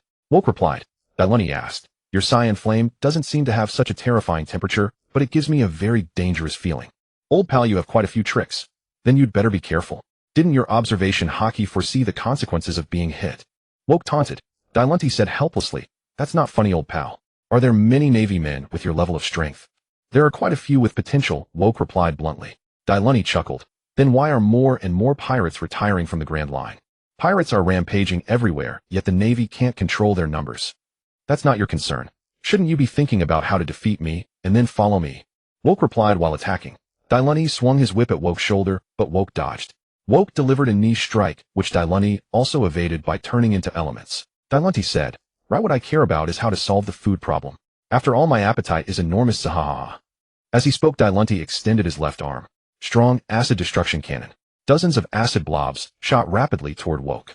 Woke dodged, and they exploded, causing a large-scale blast. Woke was inevitably caught in the blast. Dailani instantly stepped on the acid he had fired, reaching the air, and with a sudden acceleration appeared before Woke. Woke then understood the principle behind this guy's instantaneous acceleration. Just like at the beginning, this guy used the heat generated from the massive reaction between sulfuric acid and air after the acid explosion to achieve that momentary acceleration. Woke immediately spread his wings. Wind cold current. Soon the surroundings were frozen. Dailani's body began to stiffen, and he fell. Falling from this height would surely shatter his body. However, Dailani quickly emitted a large amount of smoke from his body. It was clear that he had used strong acid to melt the ice and once again accelerated through the thermal energy on his body. Dailani's aura exploded, black lightning swirling around him. Instantly woke was also stimulated to release his own conqueror's haki. The clash of the two conquerors' haki knocked down a row of the observing Navy soldiers. Molten iron strike. The iron whip, glowing red with high temperature, struck directly at Woke. Don't underestimate me, Dailani. Armament steel fist, fierce tiger. Woke threw a punch, and the two collided violently. Each took a step back.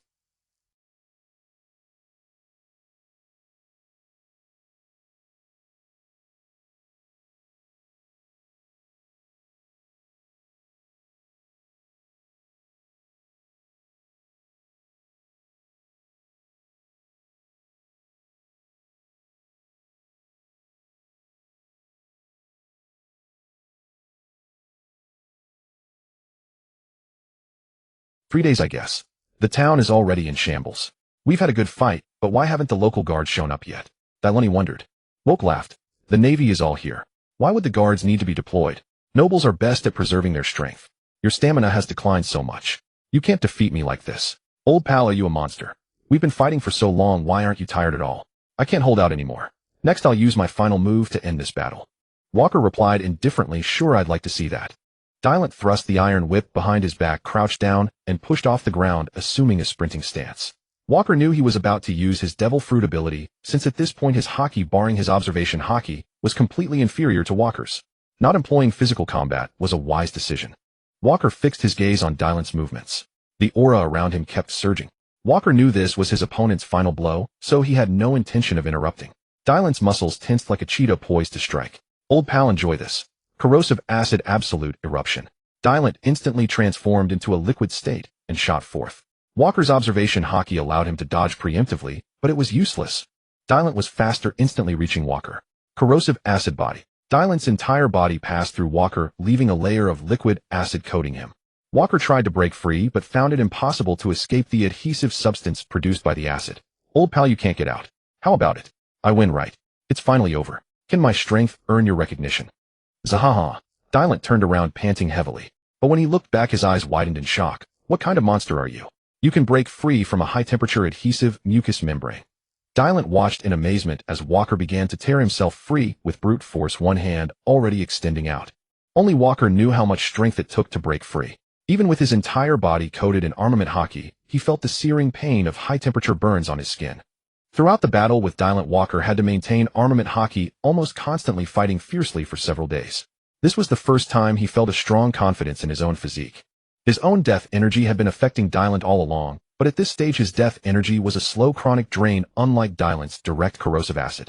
Currently Walker's consumption was far greater than Dylan's. It was also because this guy's Devil Fruit ability was too disgusting. "Old pal, it seems passing your test really requires giving it my all," Dylan said, gasping for breath. "Since you still have stamina, old pal, you're a real monster. Then I'll accompany you to the end." Corrosive acid final bloom. The acid coating Walker began to violently boil, creating a massive explosion centered on him. Huge white smoke enveloped the surroundings. It obscured everyone's vision. Dylan collapsed limply on the ground, unable to move. "I might have gone a bit too far. I hope I didn't accidentally kill the employer again. Looks like I'll have to find a new job again." The nearby Marine soldiers who hadn't lost consciousness stared in awe. "Is this a human battle? This is ridiculous. This is a whole country. The entire town has been leveled. You've got to be kidding." The Marine squad leader immediately raised his gun. "Criminal, hands up. You're under arrest. You killed our rear admiral. You'll face judgment at Marineford." The other Marines snapped back to reality and raised their guns at Dylan on the ground. "Come on, I don't have the strength to resist. Go ahead. Marineford seems to provide room and board, not a bad place," Dylan said weakly. From within the thick smoke, Walker's voice came. "Who gave you the confidence to think you could kill me?" Walker emerged from the smoke. His entire body was covered in festering wounds, many muscle tissues exposed. "Rear Admiral, thank goodness you're okay. Do you need me to call a doctor?" The Marine squad leader said excitedly, seeing Walker safe. Walker directly activated life return to accelerate wound healing. He glanced at Dylan lying on the ground. He said to his own Marines, "How long did this battle take me in total?" The Marine saluted and said, "Rear Admiral Walker, you've been fighting for over 4 days. That long, huh? Not bad. It's rare to have such a satisfying fight. Let him go. Don't make trouble for him," Walker said to Dylan. Then Walker led his Marines away, leaving Dylan alone lying on the ground. "Looks like I failed. Time to find a new job again," Dylan said dejectedly. Soon a squad of Kingdom soldiers surrounded him. A captain said, "Vile criminal, you've leveled this country to the ground, leaving the Kingdom's citizens homeless. Now I will execute you."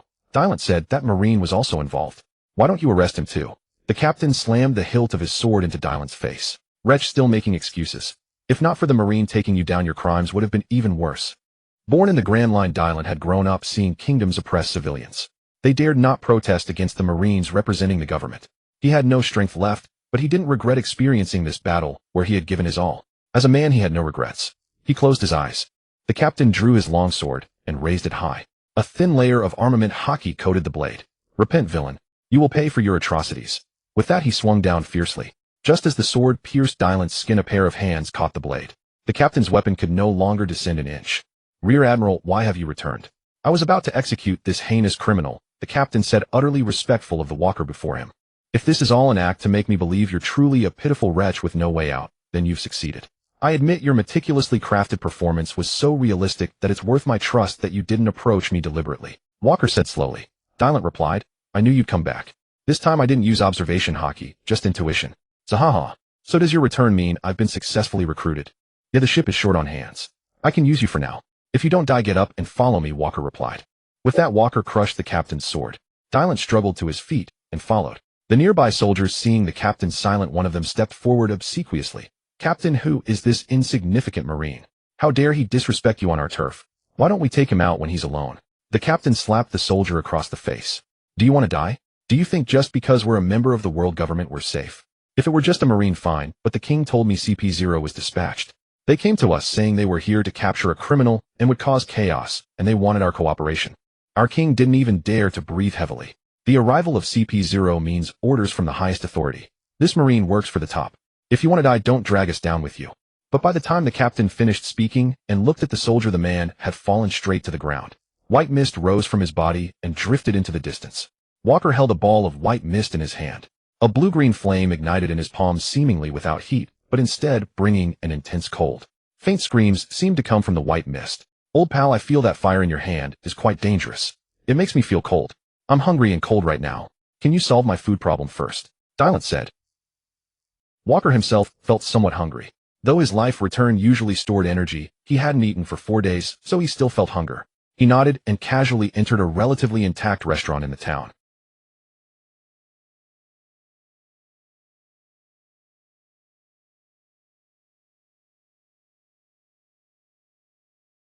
Walker glanced at the old man.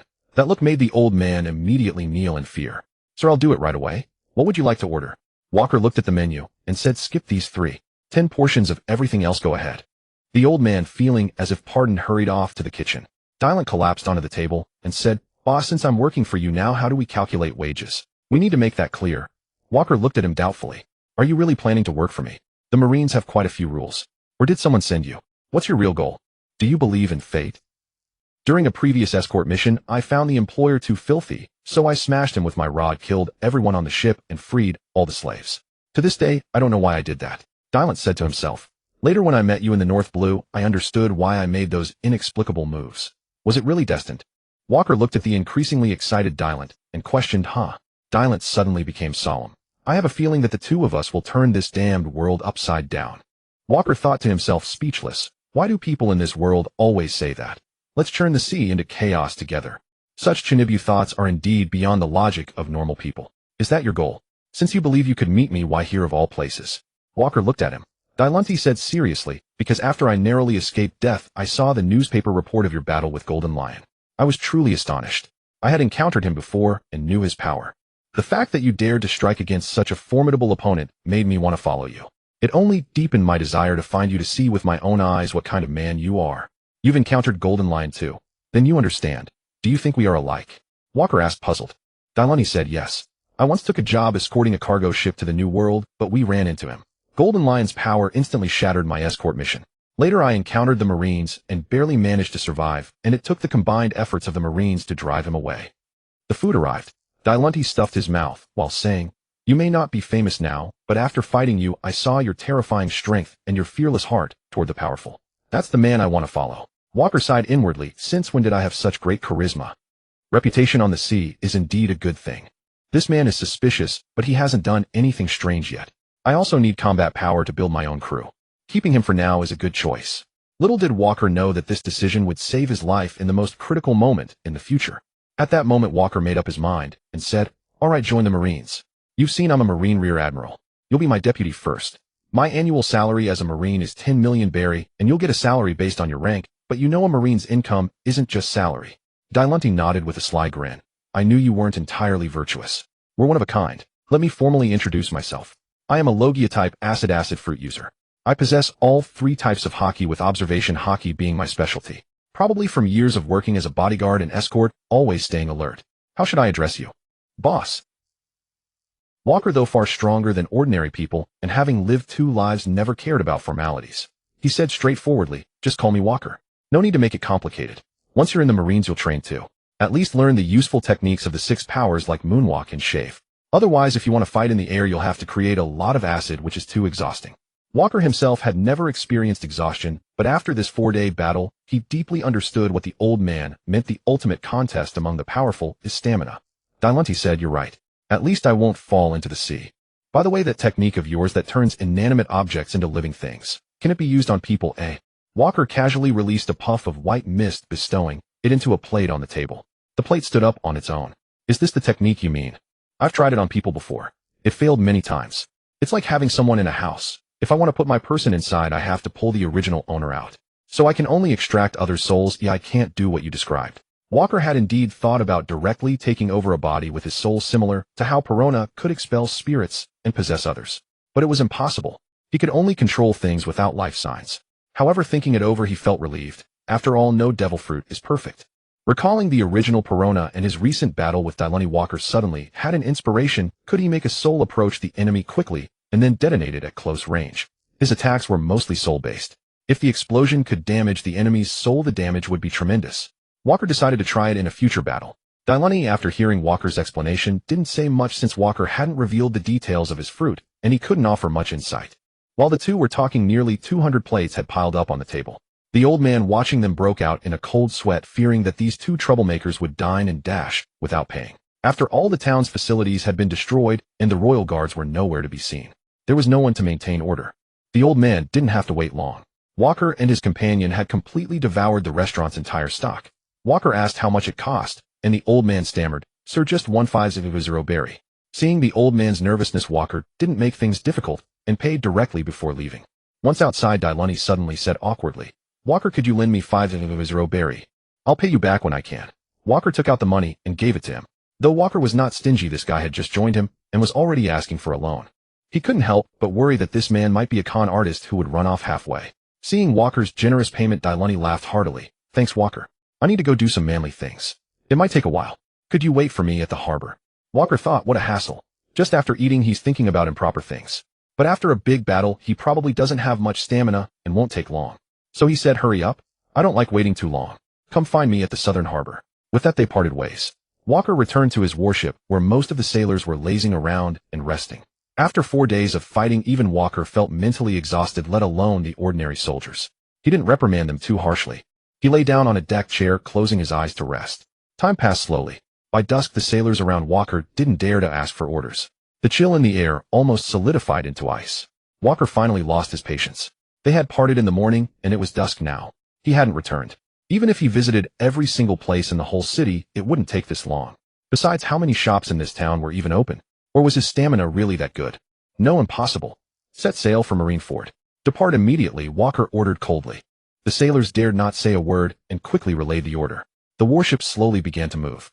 "Wait, I haven't boarded yet. Wait for me." Dailanti, with a cigar dangling from his mouth and holding up his pants, ran toward the shore. But Walker gave no response, and the sailors didn't dare make a move.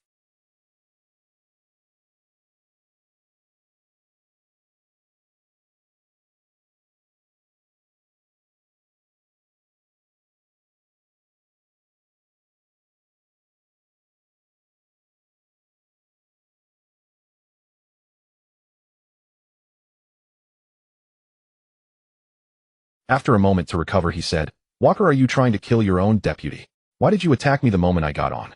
You idiot, you made me wait too long. I don't like waiting." Walker glared at him. Dailanti burst out laughing. "Is that all? That's what it is. Next time I'll take you along. I forgot to call you this time. Let me tell you, the North Blue over there is truly great value for money, especially since we just made a big scene. The whole city is in panic. It's really cheap. Next time we want to go, how about we cause a big ruckus in the area first?" Why didn't I think of this method before? Walker was utterly speechless and didn't want to talk to him anymore. The journey was silent, and soon they arrived at Marineford. At the harbor, Leia waited anxiously. Seeing Walker, she threw herself into his arms as usual, which made Walker a bit embarrassed. "No wonder you didn't ask me to come along. You've got a better one at home. Truly a man worthy of my recognition," Dylunti remarked, watching the embracing pair. Leia, noticing someone nearby, was like a startled cat. She quickly pushed Walker away and asked with a flushed face, "Walker, is this your new friend?" Walker replied calmly, "Yes, a new friend I met on the voyage. He's now my deputy on the ship. Hello, miss. I'm Bureaucratic Dylunti. Just call me Dylunti. Walker saved my life, though I would have starved if not for him. How should I address you?" "Mrs. Carnes," Dylunti said. No. Just call me Leia." Leia realized she had misspoken and blushed even more. Walker asked Dylunti, "Do you have any family? If so, you can bring them here. The headquarters has family quarters." Dylunti stared into the distance and said, "It's just me. The sea is my home. Then you can stay with me. First live at my father's house. I'll be assigned a house after the new year, and you can move then," Walker said. Suddenly a cold voice came from behind. "Walker, I've been waiting for you for a long time." Walker knew the approaching figure was Akainu, so he turned and said, "Sakazuki, have you come to congratulate me on my first successful voyage back to port?" "I've come to fight you," Akainu declared sternly. "Anywhere. You name it, I accept." "Didn't we already settle that? You know the outcome." "I owe you no obligation to indulge your sparring whims," Walker replied coldly. Upon hearing those words, Akainu's right hand instantly transformed into searing magma, his expression darkening as he growled, "I've waited long for this. And now, Walker, you have no say in the matter. So this is what gives you courage. Ah, I see. You've devoured the magma fruit, a Logia-type devil fruit. Tell me, does swallowing an extra fruit truly make your voice bolder?" Walker mocked. Akainu retorted, "Only a trial will tell, and I believe you'll find the ensuing fireworks quite spectacular." Slowly raising his magma-fused fist, droplets of molten rock fell onto the dock stone surface, hissing violently as they vaporized. Meteor volcano. Remembering Walker's overwhelming close combat prowess from their last encounter, Akainu abandoned his sword entirely. Though he'd recently resumed training in hand-to-hand combat, he now relied instinctively on the long-range capabilities granted by his newly acquired devil fruit. Leia, witnessing the scene, gripped Walker's sleeve in trembling fear. As crimson magma rained across the sky, bathing Walker's face in its hellish glow, he calmly turned to Dylunti beside him and said, "I'd intended to take you straight to Master Zephyr for naval induction, but it seems we'll need to wait just a few minutes longer." "No rush at all. I'm in no hurry. Though judging by that fruit's destructive potential, it certainly packs a punch," Dylunti yawned. Walker smiled faintly. "Yours isn't half bad either. Yet to me it makes no difference. Inanimate things hold no terror." Akainu had gravely underestimated Walker, or perhaps forgotten entirely what Walker could do. Just as the volcanic projectiles neared impact, Walker whispered, "Bestow." A torrent of white mist erupted from his body, surging swiftly into every incoming magma sphere. A surreal sight unfolded. Each magma projectile froze midair. Akainu clenched his jaw. Damn it. Still ineffective. The magma spheres, now repossessed by Walker's power, manifested as pale, incorporeal spirits, utterly incapable of penetrating armament Haki.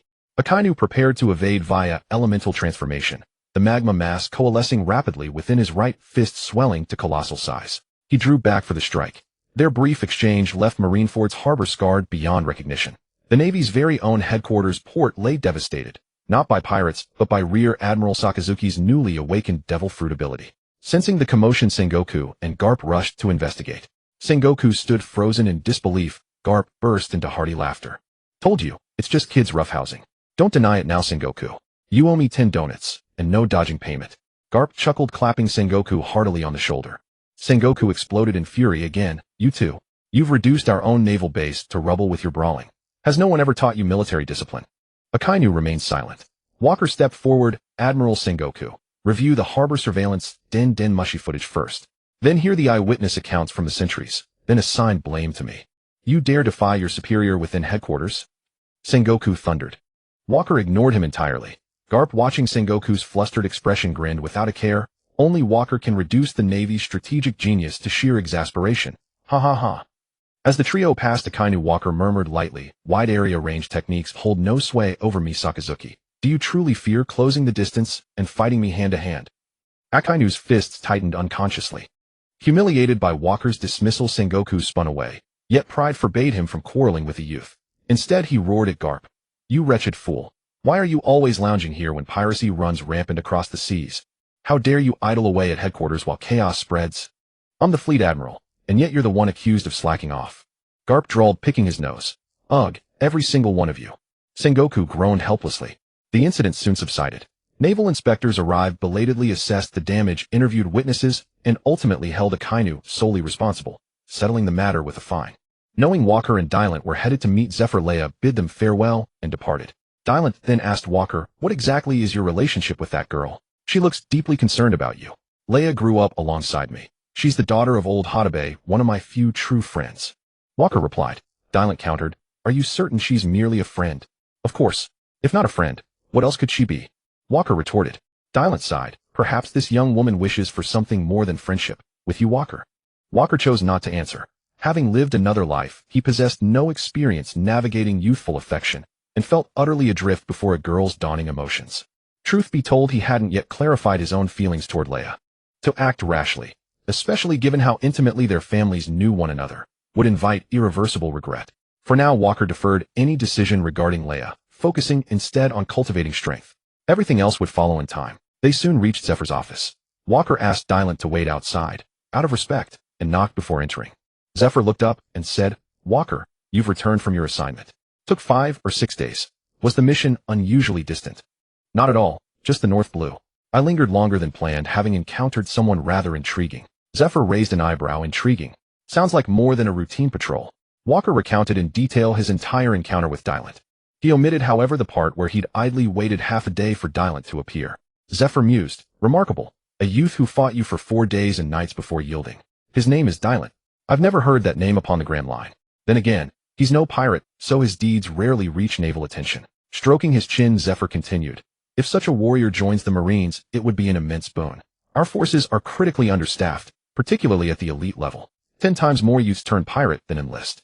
Though the Navy appears vast, its top-tier fighters are stretched perilously thin. Pirates cull each other relentlessly. Only the most fearsome survive. Bring him in. Have him complete the registration forms. Provided the intelligence division clears his background, and backed by my personal guarantee, he'll be commissioned directly as a captain under your command." Zephyr affirmed. Walker nodded. "Understood, Master Zephyr. I'll fetch him now. By the way, may Dylan enroll in the Navy's elite training program. He's already mastered all 3 types of Haki. He seeks only to learn the Rokushiki to enhance aerial combat proficiency. He possesses Conqueror's Haki too." Zephyr exclaimed. "Absolutely. He's welcome the moment he formally enlists and completes all procedures. My purpose is to nurture every promising recruit, not merely sharpening their skills, but forging within them an unwavering righteous heart." After Walker assented, he stepped out and brought Dylan inside. Having spent his youth navigating the Grand Line, Dylan possessed keen situational awareness. Entering, he snapped a crisp salute. "Bill Raines, Dylan reporting from the Grand Line, sir." Zephyr had expected arrogance from such a fighter, yet found himself pleasantly surprised by Dylan's disciplined deference. Impressed, he asked, "Young man, I've heard your story from Walker. Tell me, why after all this time have you chosen to join the Marines?" "Sir, I was raised upon the Grand Line where I witnessed pirates' brutality firsthand. As a mercenary protector, I spent years battling them. My aim is clear: to purge the waters near my homeland of piracy and safeguard its peace," Dylan declared, voice resolute. Zephyr nodded approvingly. "You speak with admirable clarity. Not grandiose promises to eradicate all pirates, but focused resolve to protect your own shores. That ideal resonates deeply. You're welcome among us. Complete these forms. Assuming clearance arrives in 3 days, likely after New Year, you'll be officially sworn in." "Thank you, sir. I shall uphold justice with unwavering conviction," Dylan replied. Zephyr smiled warmly, then suddenly turned to Walker. "Your assignment proposal has received approval. Care to guess which Admiral's fleet you'll serve under?" "Internship." Walker instantly grasped the implication.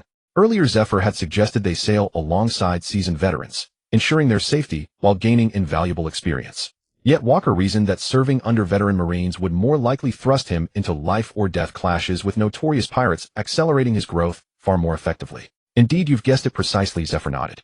"This very dilemma reflects the Navy's current predicament. You'll depart with Vice Admiral Garp shortly after the New Year. He possesses formidable strength, but his judgment is notoriously unreliable. You must rely on yourself, or don't place undue faith in him. When peril escalates beyond reason, do not charge headlong alongside that reckless man. Remember, you are young, your future brims with boundless possibility. Hold this truth unwaveringly." Walker knew Zephyr spoke from deep concern, yet to flee from formidable adversaries in this world would betray the rare precious gift of rebirth itself. Aloud, he replied respectfully, "Understood, Master Zephyr. I shall never court danger recklessly." With that, he bid farewell and departed with Dylan. only to encounter Dragon and Rosanani waiting just outside the gate, clearly having waited some time. Upon spotting Walker descending, they stepped forward immediately. Dragon greeted him. "Walker, been many days since we last met. I heard you recently clashed with Akainu. Your strength has grown once more. Still I yearn for a duel, to measure the gulf between us." "Dragon," Walker replied, "I may no longer be your ideal opponent. Try Dylan instead. Your battle with him promises extraordinary spectacle." Dragon caught the subtle implication and shifted his gaze toward the unfamiliar figure beside Walker. Dylan offered a casual greeting. "Hello there, Dylan's the name." Dragon came the reply. "Would you care for a match?" "I'm entirely at your service. After all, I serve Walker now. Should he command me to fight you, I'd comply, without hesitation." Dylan shrugged indifferently. Walker suddenly recalled his earlier confrontation with Akainu, and asked Dragon, "Have you too consumed a devil fruit?" "No settlements nearby, no infrastructure to damage." Walker addressed both fighters. Dragon responded, "Your thoughtfulness is deeply appreciated. I am ready. Let us begin." There they could fight unrestrained. Familiar with every island near Marineford, Walker swiftly navigated them ashore. "This is my chosen arena, a desolate island where you may unleash your full might."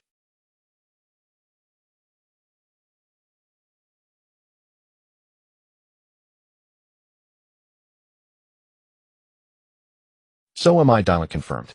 Walker then turned to his marines. "Retreat to the shoreline. Avoid collateral injury. Then, commence."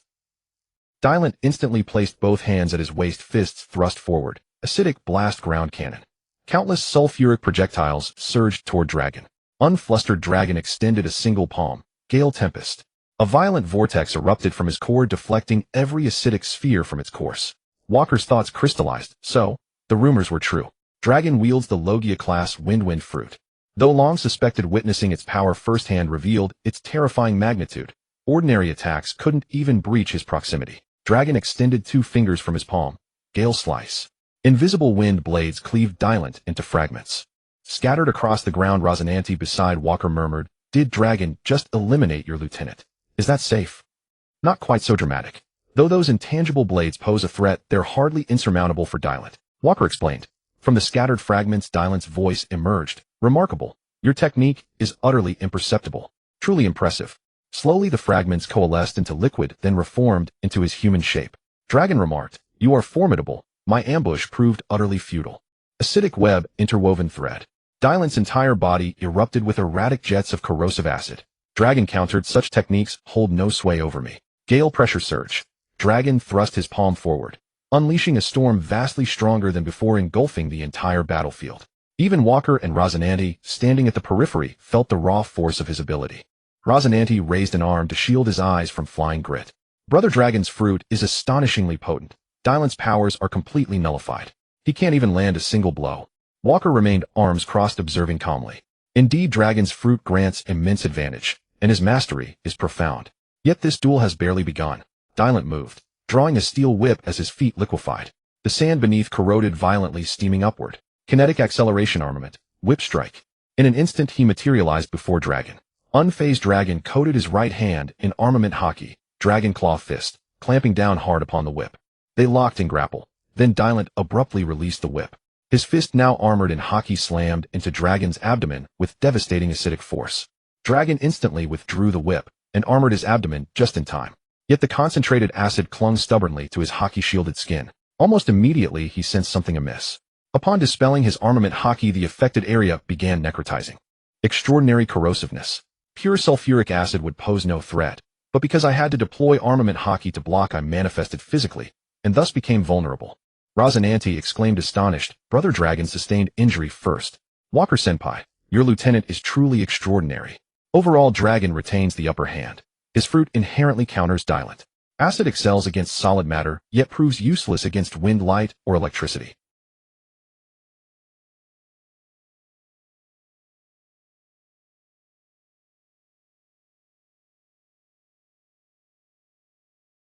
Hearing Walker's analysis, Rosananti stared in deeper awe. Walker himself marveled inwardly at Dragon's meteoric growth. The wind fruit amplified his innate prowess to staggering heights. It was as if fate had forged the fruit expressly for him. Dragon's natural affinity for lightning-fast combat synergized perfectly with the wind fruit, granting him wings where none existed before. Though bestowed by the world government, such fruits ultimately choose their masters. Walker now burned with curiosity. Activating his upgraded battle left, I to scan name Dragon Strength 65, 31 Constitution 62, 32 Stamina 58, 54 Agility 60, 32 Armament Haki 58, 82 Observation Haki 57, 25 Conquerors Haki 44, 67 Fruit Mastery 39, 64 Race Human Status Healthy. Strangely, Dragon remained wholly unaware of being scanned. Could the enhanced battle left I now elude even advanced observation Haki? Still, Dragon's initial Fruit Mastery was remarkably high. Clearly the synergy ran deep. His base stats already eclipsed Dylant's. Only his observation Haki and Fruit Mastery lagged behind Dylant's. And his stamina too. The Monkey D lineage seemed inherently frail in endurance. Most astonishing, Dragon had fully awakened his Conqueror's Haki, its intensity unusually high for his stage. He'd never displayed it openly. Perhaps Dragon was far more formidable than Walker had ever imagined. Their exchange intensified. Dylant, though weaker in raw strength, pressed relentlessly into close-quarters combat. Dragon, wary of his corrosive abilities, constantly sought distance using his fruit. He feared direct Haki clashes, knowing acid would inevitably seep through armor and devour his flesh. The island suffered terribly, forests shredded by gales, then dissolved by acid. Armament hyperextended strike. Dylant liquefied his arm, suddenly elongating it like living steel, and lashed Dragon across the shoulder. Dragon staggered back one step, his piercing gaze unbroken, unyielding.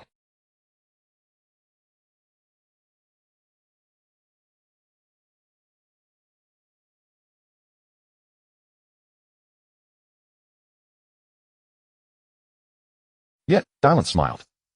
Had Dylan vanished within the tornado, Dorag felt a sudden tightening at his ankle. A fist clad in armament Haki had seized him. A chill prickled his spine. Another Dylan had appeared behind him. The iron whip descended. Dorag raised his arm to block. Sulfuric acid splattered across Dylan's body, and instantly a third Dylan emerged. His form sprouted countless sulfuric fists, each sheathed in armament Haki, surging toward Dorag. Dorag swiftly parried blow after crushing blow. Yet with every strike, Dylan landed. Sulfuric acid scattered across his body like venomous rain. Dorag remarked, "An intriguing technique. You've ensnared me deeper than I anticipated. So your earlier maneuvers were all calculated to saturate this battlefield with acid." Mutual admiration, Dylan replied. "Your devil fruit power is formidable. Caught me utterly off guard. Now witness this acid mirage." The battlefield, drenched in sulfuric acid from their clash, began to coalesce. Liquid forms rising, merging, solidifying into Dylan's likeness. Within moments, 30 or 40 identical figures crowded around Dorag, pressing in from every side. Acid, multi-detonation. Intense heat erupted instantly. A cataclysmic explosion, searing and deafening, engulfed the entire island. The land trembled violently, the sea churned and surged, its surface roiling as temperatures soared. Rushianity cried out in awe. Such devastating force. "Master Walker, surely this battle won't end in catastrophe." "Relax, he won't die. Have you forgotten? Both are Logia users, formless and tangible. The spectacle is grand, but the substance is hollow." Walker replied calmly. Walker mused inwardly. So this is the transition into high-speed, close-quarters combat. Dylan, you truly are extraordinary. You orchestrated this entire scenario in advance. Dorag stepped straight into your chain of traps from the very first moment. From the blinding white steam of superheated vapor came Dorag's voice. "You know such brute force spectacle holds no sway over Logia users. What then is your true intent?" "To defeat you swiftly," Dylan retorted. "Kinetic, absolute velocity." He blurred into motion, a streak of incandescent speed, leaving only afterimages in his wake. At that velocity, even Dorag's observation Haki could not track him. Armament, maximum operation. His iron whip, wreathed in armament Haki, lashed relentlessly across Dorag's body, leaving him battered, defenseless, unable to counterattack. Yet this was Dorag, unbroken, unyielding. After enduring relentless punishment, his dragon claw fist locked onto the whip with uncanny precision, creating a fleeting opening in Dylan's assault. Gale Typhoon. A colossal vortex tore through the island, scattering scorching thermal currents, shattering Dylan's technique mid-execution. "Your ability is exceedingly vexing, Dorag." Dylan grumbled. Dorag, breathing heavily, shot back. "Yours is equally troublesome, and far more elaborate." Dylan lit a cigar and said, "You're a worthy opponent. Let's continue." This time Dorag struck first. Gale, Tempest Flute. A torrent of compressed wind slammed toward Dylan, so potent it cratered the earth beneath its path. But Dylan, anticipating the blow with observation Haki, dissolved into elemental mist, evading effortlessly, then closed the distance, relentless. Rushianity murmured, "Master Walker, these two are astonishingly powerful. Is this what duels upon the Grand Line truly look like?" They fought for an entire day, neither gaining decisive advantage, neither yielding ground. Rushianity asked, Who do you believe will prevail? Walker gazed steadily at the battlefield and replied, duels among the seas elite test strength, devil fruit mastery, speed, Haki stamina, and countless other variables. Each factor may tip the scales. Right now they wage war not just of power, but of endurance and Haki resilience. Victory belongs to whoever endures longest.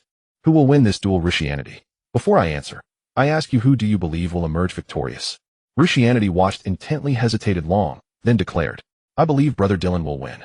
Walker blinked in genuine surprise, expecting him to favor Dorag, whose raw power and fruit dominance were unmistakable. Curious, Walker asked, why do you believe Dylan will triumph? Rishianity answered earnestly, though Dorag excels in every domain, I sense his rhythm shifting. As the battle drags on, he transitions from relentless offense to cautious defense. Dylan, initially overwhelmed, gradually seized control. Am I mistaken? Does this align with your own assessment, Master Walker? Walker reflected. Rishianity, weak in power even now, yet his perception is unervingly sharp. Is it innate nobility? Or something deeper, like the D lineage's uncanny instinct which even led Don Quixote da Flamingo to value a sickly boy named R? Walker dismissed such speculation. His doubts had been laid to rest.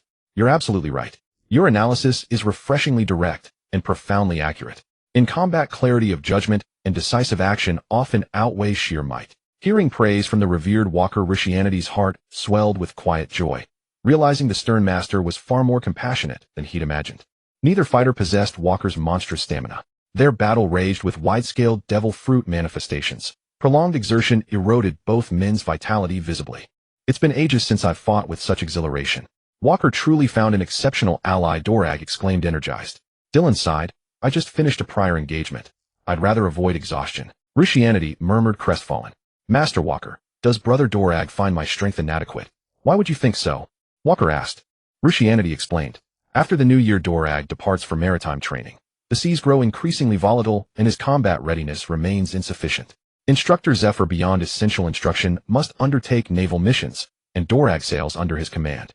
As Zephyr's deputy, I shall serve as Dorag's second-in-command aboard ship. Compared to Brother Dylan, I fall woefully short. Walker reassured him gently. There's no need for despair. Every warrior has their hour. It simply hasn't arrived for you yet. Rishianity clearly didn't grasp the depth of those words, but Walker offered no further explanation. Dorag realized evasion had played into Dylan's design, and confronted his fear of sulfuric corrosion head-on, engaging in fierce hand-to-hand combat. Dragon Claw Fist, Dragon's Roar. Channeling his fruit's power, Dorag moved with blinding speed, each strike rending the air with sonic fury. His claw slashed deep into Dylan's chest, but observation Haki proved superior. Dylan blocked the blow. An opening. Acid armament suppression. Dylan's entire body morphed into acid-forged fists armored in armament Haki, hammering Dorag without respite. Soon Dorag was forced to maintain full-body armament Haki, not daring to lower his guard lest residual acid devour his flesh. Gale, Hurricane Cannon. At point-blank range, Dorag fused Dragon Claw Fist with his fruit's might, obliterating the island's forest into a vast barren clearing. Yet where the blast struck, Dylan dispersed, only to reconstitute moments later from a pool of sulfuric liquid behind Dorag. A terrifying display, Dorag. If it lands, recovery would be near impossible, Dylan observed, then swung his iron whip, crashing it against Dorag's back. Dorag reacted instantly, vanishing meters away. A pity, you missed, he countered. A tempest erupted. Dorag declared. Dragon's Hook Claw. His aura exploded. Black lightning crackling, a Viridian Conqueror's Haki ring expanding outward, knocking scores of Marines unconscious. Even Rishianity staggered beside Walker. The sudden Conqueror's Haki assault sent Dylan staggering, but as Dorag surged forward confident in victory, he met only Dylan's bold, unwavering grin. Dyleni instantly raised his aura to the utmost. The Conqueror's Haki burst forth in a blue halo, colliding with Dualage's dark green halo. Dualage exclaimed in surprise. So your earlier stumble was actually you gathering your momentum. That's right, armament corrosion wheel. Dyleni was the one who countered motion with stillness. The iron whip blocked Dualage's Dragon Claw Fist, and two armament sulfur arms extended from his shoulders, firmly restraining Dualage. More armament-coated sulfuric acid extended from his entire body, forming fists that wildly pummeled Dualage. The multiple rapid strikes were so fierce that even Dualage's mouth was bleeding profusely. Dualage still tried to use his Devil Fruit ability to force Dyleni back, but this time he miscalculated. Dyleni tightly gripped Dualage's shoulders, having anticipated this move. Dyleni braced against the wind, causing his feet to sink deep into the sand, showing no sign of letting go. The fight had become a contest of will, ending only when Dualage's eyes rolled white. Dyleni collapsed in exhaustion, groaning toward the shore. Have you two watched enough? Come help me up. Tell the ship's cook to prepare all the ingredients. I'm starving. Rosinante stood frozen watching the outcome. He asked Walker beside him in confusion, Senior Walker, is the battle over? Yes, it's over. Although Dyleni is younger than Duelage, he has been traveling the seas and may have more combat experience than I do. He is better at seizing opportunities, conserving energy, and exploiting his opponent's weaknesses. On this vast ocean, never assume you have absolute power and underestimate your foe. There are countless tales of the weak defeating the strong. Walker explained. Rosinante lowered his head in silence. The reason Walker had explained so much to this child was that he had just bullied Don Quixote da Flamingo. According to the timeline, in a few years Rosinante would be locked in a bitter fratricidal conflict with his brother. Walker hoped Rosinante would be stronger than in the original story, so he could cause more trouble for his brother. After all, if Doflamingo, who held the secrets of the celestial dragons, developed too smoothly, he would soon amass immense wealth, which would be troublesome. Walker was not afraid of direct confrontation, but behind wealth, power, and resources lay enormous manipulable energy, and his current strength was not yet enough to dominate the seas. Walker ordered the remaining able-bodied Marines to carry the two men onto the warship and set sail back. Seeing Dyleni's gluttonous appetite and his own growing list of enemies, Walker realized it was time to find a way to make money. Otherwise, he might not even. Who would play house with you without benefit? Who would risk their lives for your dream of becoming Pirate King? Every Yonko fights for territory. Without territory, there's no source of income. Without profit, who would listen to you? As Walker mused, the warship soon arrived at Marineford. Walker disembarked and dismissed everyone. Dyleni came running to borrow some berry from Walker, making Walker feel like he had boarded a pirate ship, further strengthening his resolve to make money. After angrily handing over the money and telling him to scram, he hoisted Duelage and began looking for his home. Fortunately, Walker had recently become famous in Marineford for repelling Jinshizi, and many people knew the residence of the Marine hero. It didn't take long to reach the place, the central area of the Marine family quarters. Returning to his childhood home, Walker still had some memories. He continued carrying Duelage, and before he had walked far, he unexpectedly ran into Chiyuan. Chiyuan was also startled to see Walker, then blushed.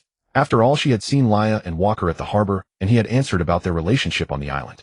Proud as she was, Chiyuan wanted to bury this feeling deep in her heart. She also knew that Walker had been promoted to Rear Admiral and would be setting out on patrol next year. They would see each other less often, so naturally there would be no further connection. Perhaps she would stop thinking about it. But fate is inexplicable. Just when you think it's over, it comes scurrying back. Chiyuan steeled herself and greeted, "Long time no see, Walker. Where are you going? What's wrong with Brother Duelage?" Walker saw Chiyuan greeting him and replied, "Weren't we together just a few days ago? Duelage must have collapsed from exhaustion. I'm taking him home." When Chiyuan heard Walker say they were together just a few days ago, she blushed even more and said softly, "Let me lead the way." Without waiting for a reply, she turned and began walking ahead. Walker didn't refuse. Soon they arrived at Garp's house, a 3-story villa that was hardly extravagant for someone of Garp's status. He rang the doorbell, but no one answered. "Seems like no one's home. How about I just toss Duelage into the yard? When he wakes up, he can walk in on his own right," Walker suggested. Chiyuan saw this childish side of Walker and laughed. "Brother Duelage will probably complain when he wakes up." Haha, Walker thought it was feasible. If not for fear of the old madman Garp's iron fist, he might have just broken down the door and put Duelage inside. "Walker, do you have time during New Year? I'd like to invite you to my home," Chiyuan said softly, but before she could finish, a gruff voice rang out. "I had a feeling someone would come visiting." "Didn't expect it to be you, Walker boy," Garp said as he walked over. "Mr. Garp, sorry, Duelage collapsed during our spar, so I had to bring him back," Walker replied. Garp laughed heartily. "No problem. Young people these days lack stamina. Collapsed after a little exertion. Come on in." "Huh. Where's my key?" "Oh, forget it." With that, Garp punched his own front door down. Walker was speechless at this method of entry, then turned to ask Chiyuan, "What were you saying just now?" Chiyuan immediately blushed and shook her head. "No, nothing. Since Mr. Garp is back, everything should be fine. I'll be going now. Goodbye, Walker." Then she turned and ran off on her own. I still prefer the aloof Chiyuan from the original story. Why does reality feel so different? Walker shook his head and followed Garp inside. Fortunately, the inner door was unlocked, though presumably no one would dare cause trouble at Garp's home. Once inside, Walker didn't expect Garp to play host. Sure enough, he just poured Walker a glass of water. After putting Duelage down, Garp hugged a box of donuts to himself and said, "Walker boy, next year you'll sail with my fleet. I like your style. Finally, I won't be bored at sea. To sail with Mr. Garp and cross swords with the strong on the seas. I could ask for nothing more," Walker said solemnly. Garp said seriously, "Walker boy, you're still young.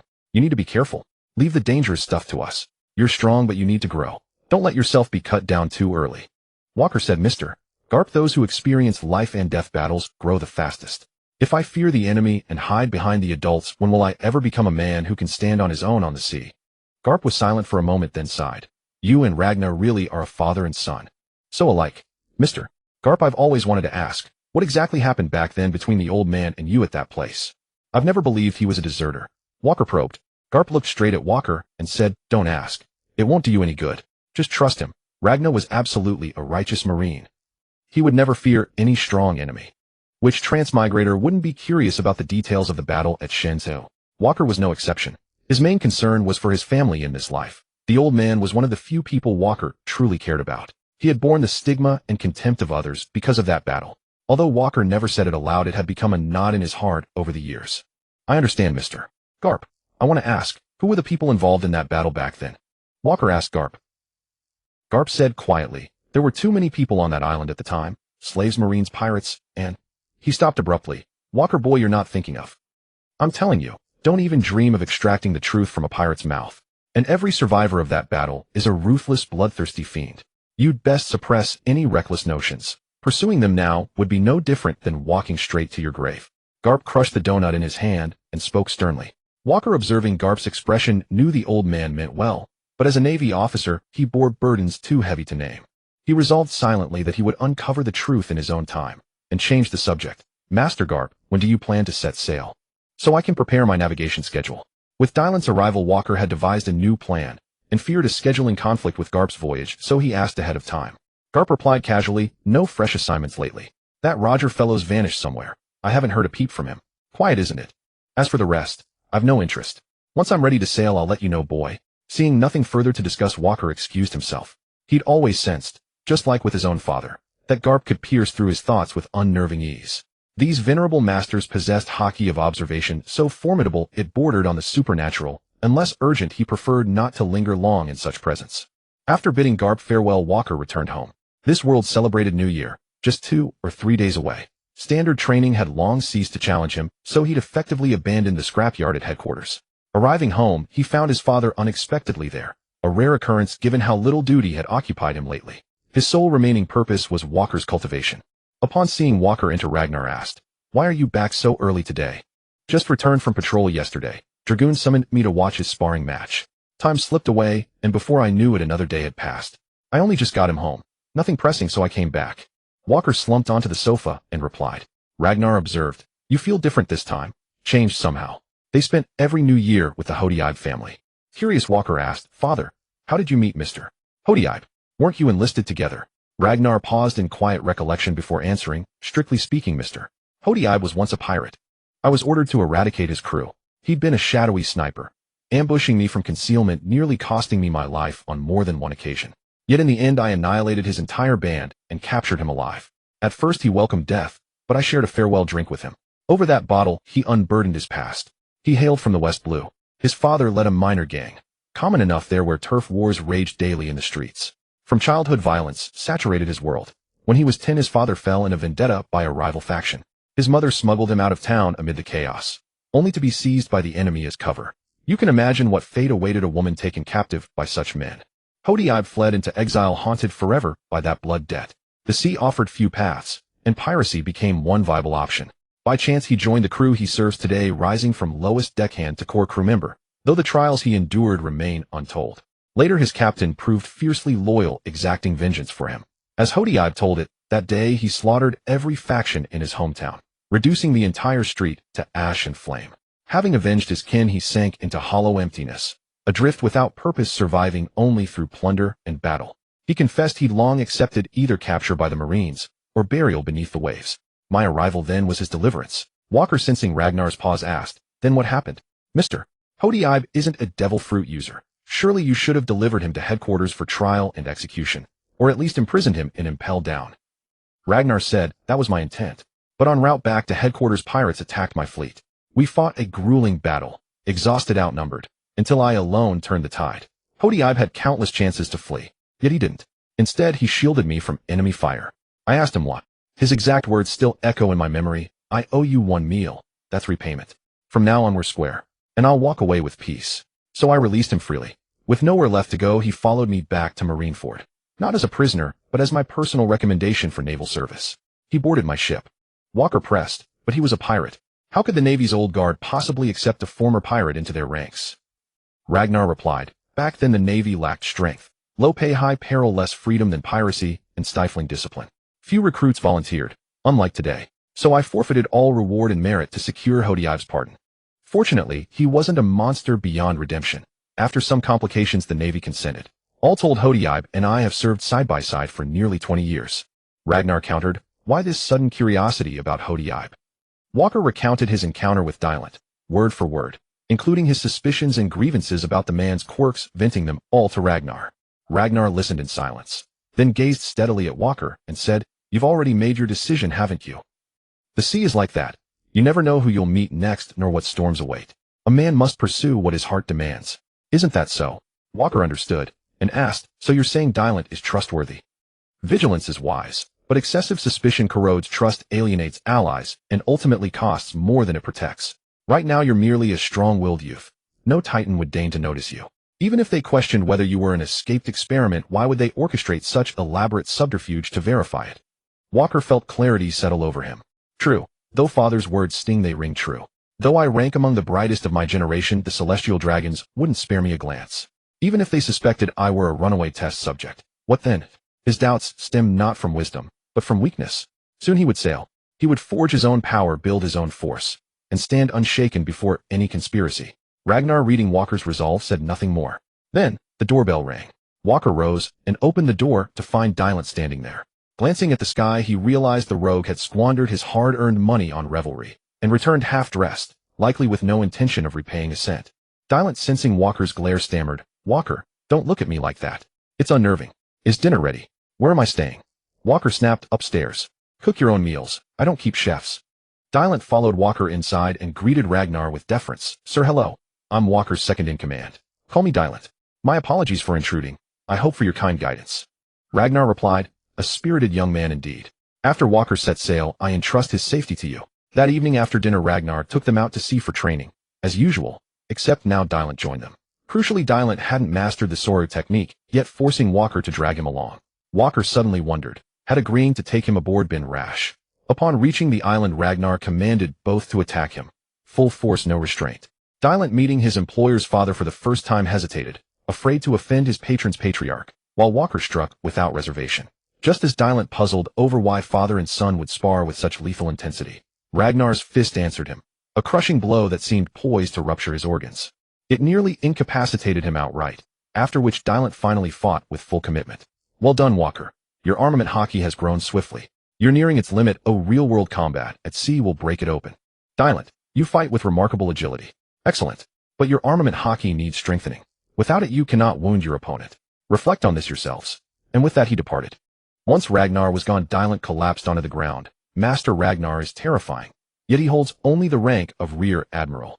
His aura dwarfs even Zephyr's. Walker replied, he was a vice admiral when I was a child, just demoted since. Demoted?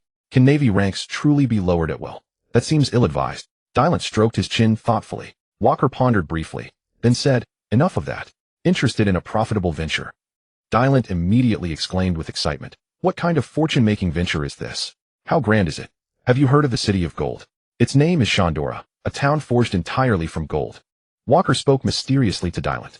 Dylant instantly focused intently and replied, I've also heard that legend. It was proclaimed by the so-called liar Mont Blanc Noland, wasn't it? Could it possibly be true? Walker nodded solemnly. It is indeed real, though this city does not lie upon the sea. Then where is it? Dylant asked. Walker pointed upward and declared it floats in the sky. Dylant blinked in disbelief. In the sky? Do you even know where it is? If we had a memory dial, we'd be swimming in endless berries, and I'd visit every single street in the Shimaboshi Archipelago's pleasure district. But how do we ascend to the sky? Have you forgotten? I can fly. We'll go alone. This matter must remain strictly confidential. Walker reminded him. Dylant slapped his forehead and cried, right. I'd completely forgotten you could fly. We must keep this under wraps. When shall we depart? Hurry. I can't wait to claim my gold. To my knowledge, no one has ever reached that place before, so there's no risk of rivals catching wind of it. Let's return first. We'll set out after the new year.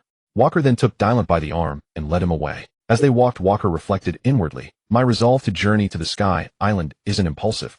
Once I gain independent command, expenses multiply dramatically. To truly establish myself upon this vast ocean, strength alone is insufficient.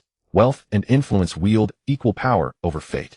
Even red-legged Zeph, before consuming his devil fruit, stood shoulder to shoulder with Roger and Whitebeard. No matter how formidable an individual may be, their reach remains finite. Few regard even the strongest as worthy adversaries. Garp disdains me while Elder Ragnar dares confront me outright. Even Joy Boy himself required the elephant and ancient automatons to fulfill his destiny. Whitebeard's overwhelming might stem not only from his own world-shattering power, but also from his colossal fleet, 16 captains commanding a core force of 160 men augmented by 43 allied pirate crews, totaling nearly 50,000 warriors, all answering his summons without delay. That sheer scale of loyal battle-ready force is precisely what made him feared by the world government.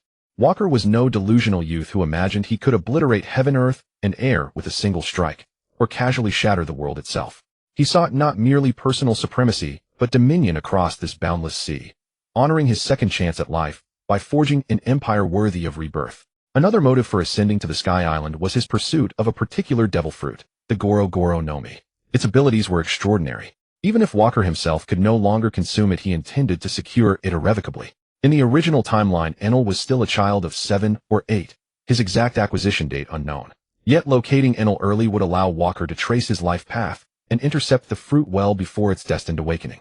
They soon arrived at Marineford, where festive preparations were already underway. Lanterns hung along every alley, banners fluttered above streets heralding the new year. Most Marines had suspended active duty, preparing instead for holiday leave. At the Doskea residence, Osarapaz addressed his father. Father Walker has been promoted to Rear Admiral due to his contributions against the Golden Lion, and now commands his own warships sailing independently. Meanwhile, I'm still trapped in boot camp drilling those wretched fundamentals, all because of that biased old man Zephyr. Doskea glanced at him and said sternly, "Why are you so impatient? His star is ascendant. Now is not the time to move against him." Rippez retorted bitterly, yet seeing Walker basking in triumph, especially hearing he's acquired a formidable new lieutenant, "I simply cannot bear it. And Laya clings to that oddball constantly. What on earth does she see in him? Why fixate so intensely on the daughter of a pirate? She is unworthy of you," Doskea declared sharply. Rippez snarled fiercely, "I merely wish to take Laya from Walker, to seize everything he holds dear, then discard her once sated. I harbor no genuine affection for that girl, father. See that you remember. Though we cannot yet touch Walker or his father, that woman's pirate-born father maintains close ties with Elder Ragnar." Doskea mused quietly. Rippez whispered cautiously, "Father, you mean to act against Hodiaib? To eliminate everyone close to Walker first?" Doskea assented, "You're not entirely dull. Indeed, the last time that boy narrowly escaped death. This pirate-born upstart won't be so fortunate." Rippez asked, "Father, who shall you assign to carry this out? Don't let that brat gain further renown." Doskea fixed Rippez with a glacial stare. Rippez flinched and bowed his head in submission. "We cannot deploy major pirates again. The cost is prohibitive and their involvement risks exposing sensitive layers of authority. Investigations into why such figures mobilized would inevitably lead back to us. This time we'll use him. A pirate seasoned in the New World possesses more than enough prowess to eliminate Hodiaib. Once he falls, Ragnar may well retaliate, not only against the killer but perhaps even against that freak son of his. Should they both sail into open waters, matters become far simpler." Doskea rebuked him, "Worthless fool, full of lust but lacking courage. Would those two dare cause chaos openly in Marineford? Moreover, that girl herself would never dare speak of it. How do you think your mother and I came together? Have you learned nothing from our example?" Rippez brightened instantly. "Yes, father. Exactly as you say." The next day marked the new year. By daybreak, many ventured out to nearby towns. Though Marineford boasted its own commercial district, residents seized the holiday to escape year-long monotony and explore beyond their familiar walls. Laya arrived at Walker's home early that morning. No longer hesitant, she rang the doorbell without pause. Moments later, Walker and Dylan emerged in casual attire. "Walker, why are you two just rising now?" Laya asked with a playful smile. Dylan yawned broadly in reply. "Don't even ask. Walker's father trains us relentlessly every night. These past 2 days, intensive moonwalk and Sora drills nearly killed me." "Miss Laya, so elegantly dressed today. Are you planning an outing?" Walker interjected directly. "Training happened, but on our return voyage from the island, he insisted on muscle relaxation sessions each time." "Whose fault is that really?" Dylan instantly clapped a hand over Walker's mouth. "Brother, you really need to bring that up in front of a lady." Laya rolled her eyes. "Fine. Walker, don't you have a warship? Let's sail straight to the nearest town for shopping. Dad gave me a generous allowance today. I intend to spend lavishly on everything I love." Without waiting for Walker's protest, she grabbed his arm and dragged him off. Dylan trailed awkwardly behind, playing reluctant third wheel, yet followed dutifully. At the harbor, numerous Marines aboard warships eager to accompany families ashore joined the voyage. Walker, unconcerned with protocol, ordered immediate departure. Soon they arrived. Laya tugged Walker toward the town's bustling marketplace. Walker, what would you like for dinner tonight? Let's buy it first. Before Walker could disentangle himself from her grasp, Dylan piped up. Walker, advance me 1 berries. I'll roam freely. Won't intrude on your romantic stroll. Walker grimaced as he handed over the coins. Are you sure your body can handle it? Laya blinked puzzled. Does shopping harm one's health? This is part of my training, Dylan declared, patting Walker's shoulder. He's genuinely concerned for my well-being, so I'll leave you two to it. Good luck, Laya. With a hearty laugh, he pocketed the berries and strode off. Laya flushed crimson at his words and released Walker's arm, too flustered to hold on. They walked on in uneasy silence. Walker, shopping here too? A woman's voice broke the quiet. Walker turned and replied, Indeed, Shuzan. What a coincidence. Shuzan glanced at Laya beside him, her eyes flickering with quiet sorrow. Laya, sensing Shuzan's presence, instinctively looped her arm through Walker's and held fast. Walker made no effort to withdraw. He understood the unspoken rivalry between these two young women. Shuzan, observing the scene, murmured softly, Walker, I have urgent matters. I must take my leave. Walker nodded farewell as she vanished swiftly into the crowd. Hey, your beauty just left. Her eyes were glistening with tears. Are you pining after her? Laya whispered near Walker's ear. He looked down at her and replied, evenly, perhaps. A little. Should I chase after her then? Laya stamped hard on his foot in fury, then marched ahead without another word. Walker sighed inwardly. More girls means more complications. How exhausting. Still, Laya cooks the New Year feast every year. And so silently he followed. Throughout their shopping spree, Walker bore all the parcels while Laya paid. Neither spoke until returning to Marineford. This year's celebration would be held at Laya's home.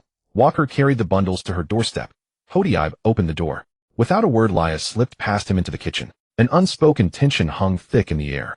Hodiaib studied Walker with narrowed eyes. Boy, have you angered my daughter? Without another word, he turned and retrieved his rifle from the room. When Walker saw Hodiaib, he even raised his weapon, and a flicker of fear crept into his heart. After all, in Walker's mind, Hodiaib was his elder, someone who had watched him grow up. Hodiaib placed his gun on the table and said, Walker, my boy, Laya is my only worry. You must not bully her. You two grew up together, and I would actually be happy if you two ended up together someday. Walker hadn't expected Hodiaib to be the one to bring this up so bluntly, and he replied, Uncle, although we've both grown up right now, I just want to strengthen my own power so that I can protect the people I care about. This sea is vast and cruel. I don't want to have too many attachments too early. Haven't we seen enough tragedies around us? Hodiaib let out a sigh and said, You young people can decide your own affairs. Just don't hurt Laya, that's all. This gun has been with me for over 20 years. If you two ever truly get together, this gun will be her dowry.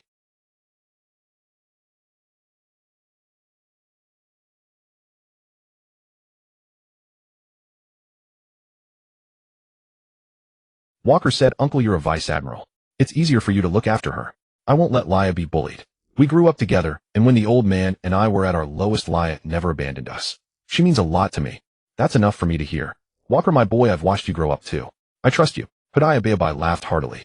The door suddenly opened, and Regina walked in with wine. Seeing Walker and Hodiaib sitting together, he immediately asked, What are you two chatting about? I could hear Hodiaib's laughter from outside the door. Hodiaib said, I haven't seen Walker for a long time. He's been promoted a few ranks recently, and is now a rear admiral. I'm really happy for him. Seeing the old man arrive, Walker gave up his seat and went to the kitchen to check on the food and lend a hand. He didn't want to be stuck with two old men. In the kitchen, Laya's face lit up when she saw Walker, but then quickly darkened. She said angrily, What are you doing here? Why aren't you chasing after your little beauty? Walker said helplessly, It's the last day today. I don't know what you're suddenly upset about. Laya put down the ingredients and said in a low, furious voice, Walker, I don't know if you're pretending or you really don't know. I'm an adult now. I have feelings. We're not children anymore. We can't keep running away forever. And the Walker I know never runs away. No matter how strong the enemy, you never back down. Even against a world-class villain like Gene Sheetsy, you faced him head-on. So why can't you face me? In his previous life, Walker was also a single dog. Being cornered like this in a room was a new experience for him. Even if he was an idiot about emotions, he could understand the girl's feelings in front of him. But since they had grown up together, Walker couldn't tell whether what he felt for Laya was friendship or love. Maybe it was more on the side of friendship. He didn't dare to test it either. Both families were so familiar with each other. If he didn't have a clear decision, he didn't dare to even have a thought. Unless Walker wanted to find out if there were bullets in Laya's father's rifle. Although bullets were useless against him. Faced with Laya's question, Walker leaned against the doorframe and remained silent. While not answering was perhaps the best answer. Besides, he couldn't answer right now. He couldn't just say, I don't know what I feel for you either, could he? Saying that would hurt even more. Fortunately, Dylunti was reliable at a critical moment. The sound of a door opening came and Dylunti's voice rang out, Uncle, is this Laya's house? Hudayabayabai nodded in affirmation. Walker immediately ran out, introduced the two, and soon they sat down to eat. At the dinner table, the two elders drank. Laya ate silently, without a word, and Walker guiltily buried his head in his meal. The one who ate the most happily was Dailani, whose appetite had been particularly good lately, making Walker feel sorry for his own wages for the first time. Walker kept giving him signals to call him out, but the guy just stared at the food on the table, not even glancing at his employer. The New Year's Eve dinner ended in this delicate atmosphere. Walker left early on the pretext of taking a walk after dinner. Dailani followed him out shortly after. Do you only know how to eat? I was giving you signals at the table. Didn't you see them? Walker scolded Dailani. Dailani said indifferently, I saw them. I just thought you were too indecisive about feelings. If you're like this, your own mindset will be affected. Walker didn't say much. He took out a log pose and started heading toward the port. Dailani followed behind Walker using the moonwalk technique. Dailani had just practiced with Regina a couple of days ago, and though he hadn't seemed to train seriously, he could barely keep up with Walker's speed. This guy really had great talent. When Walker judged they were far enough from Marineford, he directly transformed into his beast form, grabbed Dailani with his claws, and flew into the sky. Walker, can't you just carry me on your back? Do you have to grab me like this? By the way, where are we going now? Dailani asked. Walker replied, I'm not a mount. It's already good that I'm grabbing you. If you talk too much, I'll drop you. We're going to Mogu Town, which is in the Jaya Island area. We'll fly up from there, so we don't lose our way. Alright, so Walker, you have a zoan-type fruit. Is this your beast form? It looks like a mythical zoan. You fly really fast. This ability is great. Absolutely perfect for escaping and traveling quickly, Dailani praised. Walker said to him helplessly, when have I ever escaped? Why don't you say it's convenient for chasing enemies? Don't be too talkative back in Marineford. I don't want too many people to know about this. Dailani nodded in agreement. Soon the two arrived at Mogu Town using the log pose and landed. We're here. It doesn't look like it, Dailani said. Walker looked up at the sky and replied, not yet. The log only points here. We have to find the rest of the way ourselves. Walker began to recall the location of the knock upstream from the original story. He quickly found a similar spot, grabbed Dailani, and started flying upward. Before long, they reached the White Sea. Since Walker didn't have a ship, he didn't have to be exploited by the gatekeeper of the Heaven's Gate. He continued flying upward and soon arrived at their destination, the White Sea. Walker kept flying and his massive figure attracted the attention of many Sky Islanders, but the two paid them no mind. Soon they saw a golden patch of land below. Looking down from the night sky, it was very conspicuous. Dailani shouted, Walker, descend. We've arrived. This is a mountain of gold. Put me down now. Walker replied, the gold isn't going anywhere. We need to find someone first and get something. I'm afraid it might be too late if we delay. Hearing this, Dailani suppressed his excitement. Walker thought to himself, right now Ainalu hasn't built his ark, yet nor has he collected gold from the entire island. Even Roger hasn't arrived at the Sky Island yet. Gold is after all an inanimate object. It's just sitting there not going anywhere. Although there are rumors that Ainalu only ate the thunder fruit after he became an adult, if the thunder fruit has already been eaten, then we're in big trouble. It's better to find it as soon as possible and have it safely in my hands. Ainalu's birthplace is called Baika, but Walker didn't know the exact location. According to rumors from his previous life, it was southeast of the Sky Island. Walker could only fly in that direction. Soon he flew over a jungle and reached a small town. Walker landed. Dailani stretched his limbs and said, Are we there? What are you looking for? Walker looked around and replied, I don't know if we've arrived yet. The place I'm thinking of is called Baika. I need to find a certain fruit there. Dailani asked in confusion, Haven't you already eaten a devil fruit? You can't use another one. Why aren't we going for the gold instead of looking for some fruit? Oh, I get it. You're thinking about Laya joining the Navy next year, and you want to give her a power boost, right? Walker was taken aback by his words and thought that this guy had a point. Laya was someone close to him, and giving her the fruit would be reassuring. But he had no idea what her physical condition was like. Walker didn't want to waste a god-level fruit on her. He casually found a local Sky Islander and asked where they were. The Sky Island natives were not hostile. After seeing Walker's appearance, they told him that this place was indeed Baika. Walker then asked if they knew Ainalu. The Sky Islanders said they didn't. Walker asked again if there was a child with very long earlobes and no wings. The Sky Islander then realized who Walker was looking for. He told them that the child lived in a wooden cabin in the woods away from the town. From this Sky Islander, Walker learned that Ainalu's mother was a Sky Islander and his father was from the Blue Sea. Somehow they got together, and then Ainalu's father said he wanted to go back to the Blue Sea and never returned. His mother died of illness a few years later. Because of his half-Blue Sea bloodline, Ainalu had no wings, and with no parents he was always regarded as a jinx and ostracized by others. He finally understood why Ainalu wanted to destroy his birthplace. His father was a scumbag who abandoned his wife and child, and his mother died of illness early. Having endured nothing but contempt, it was natural that he became psychologically twisted. But how many others in this world were the same? At least Ainalu was free. Walker and the other followed the direction the Sky Islander pointed, and soon found the forest cabin. Dilunti said, Walker, the person you're looking for must be here. Looking at the surroundings, it's really pitiful all alone. Walker said, everyone has a path they're destined to walk. Just as the two were about to approach, they suddenly noticed the door of the cabin open. The wooden door creaked open and a frail boy with yellow hair stepped out. His unusually long earlobes confirmed his identity. He was the very person Walker had been searching for. Enel.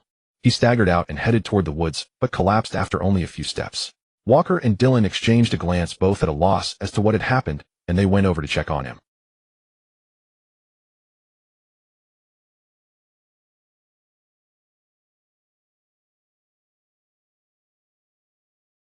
After speaking, he reached out and touched Enel's body. It was solid. He also sensed Enel's aura. He was just an ordinary person. Walker finally breathed a sigh of relief.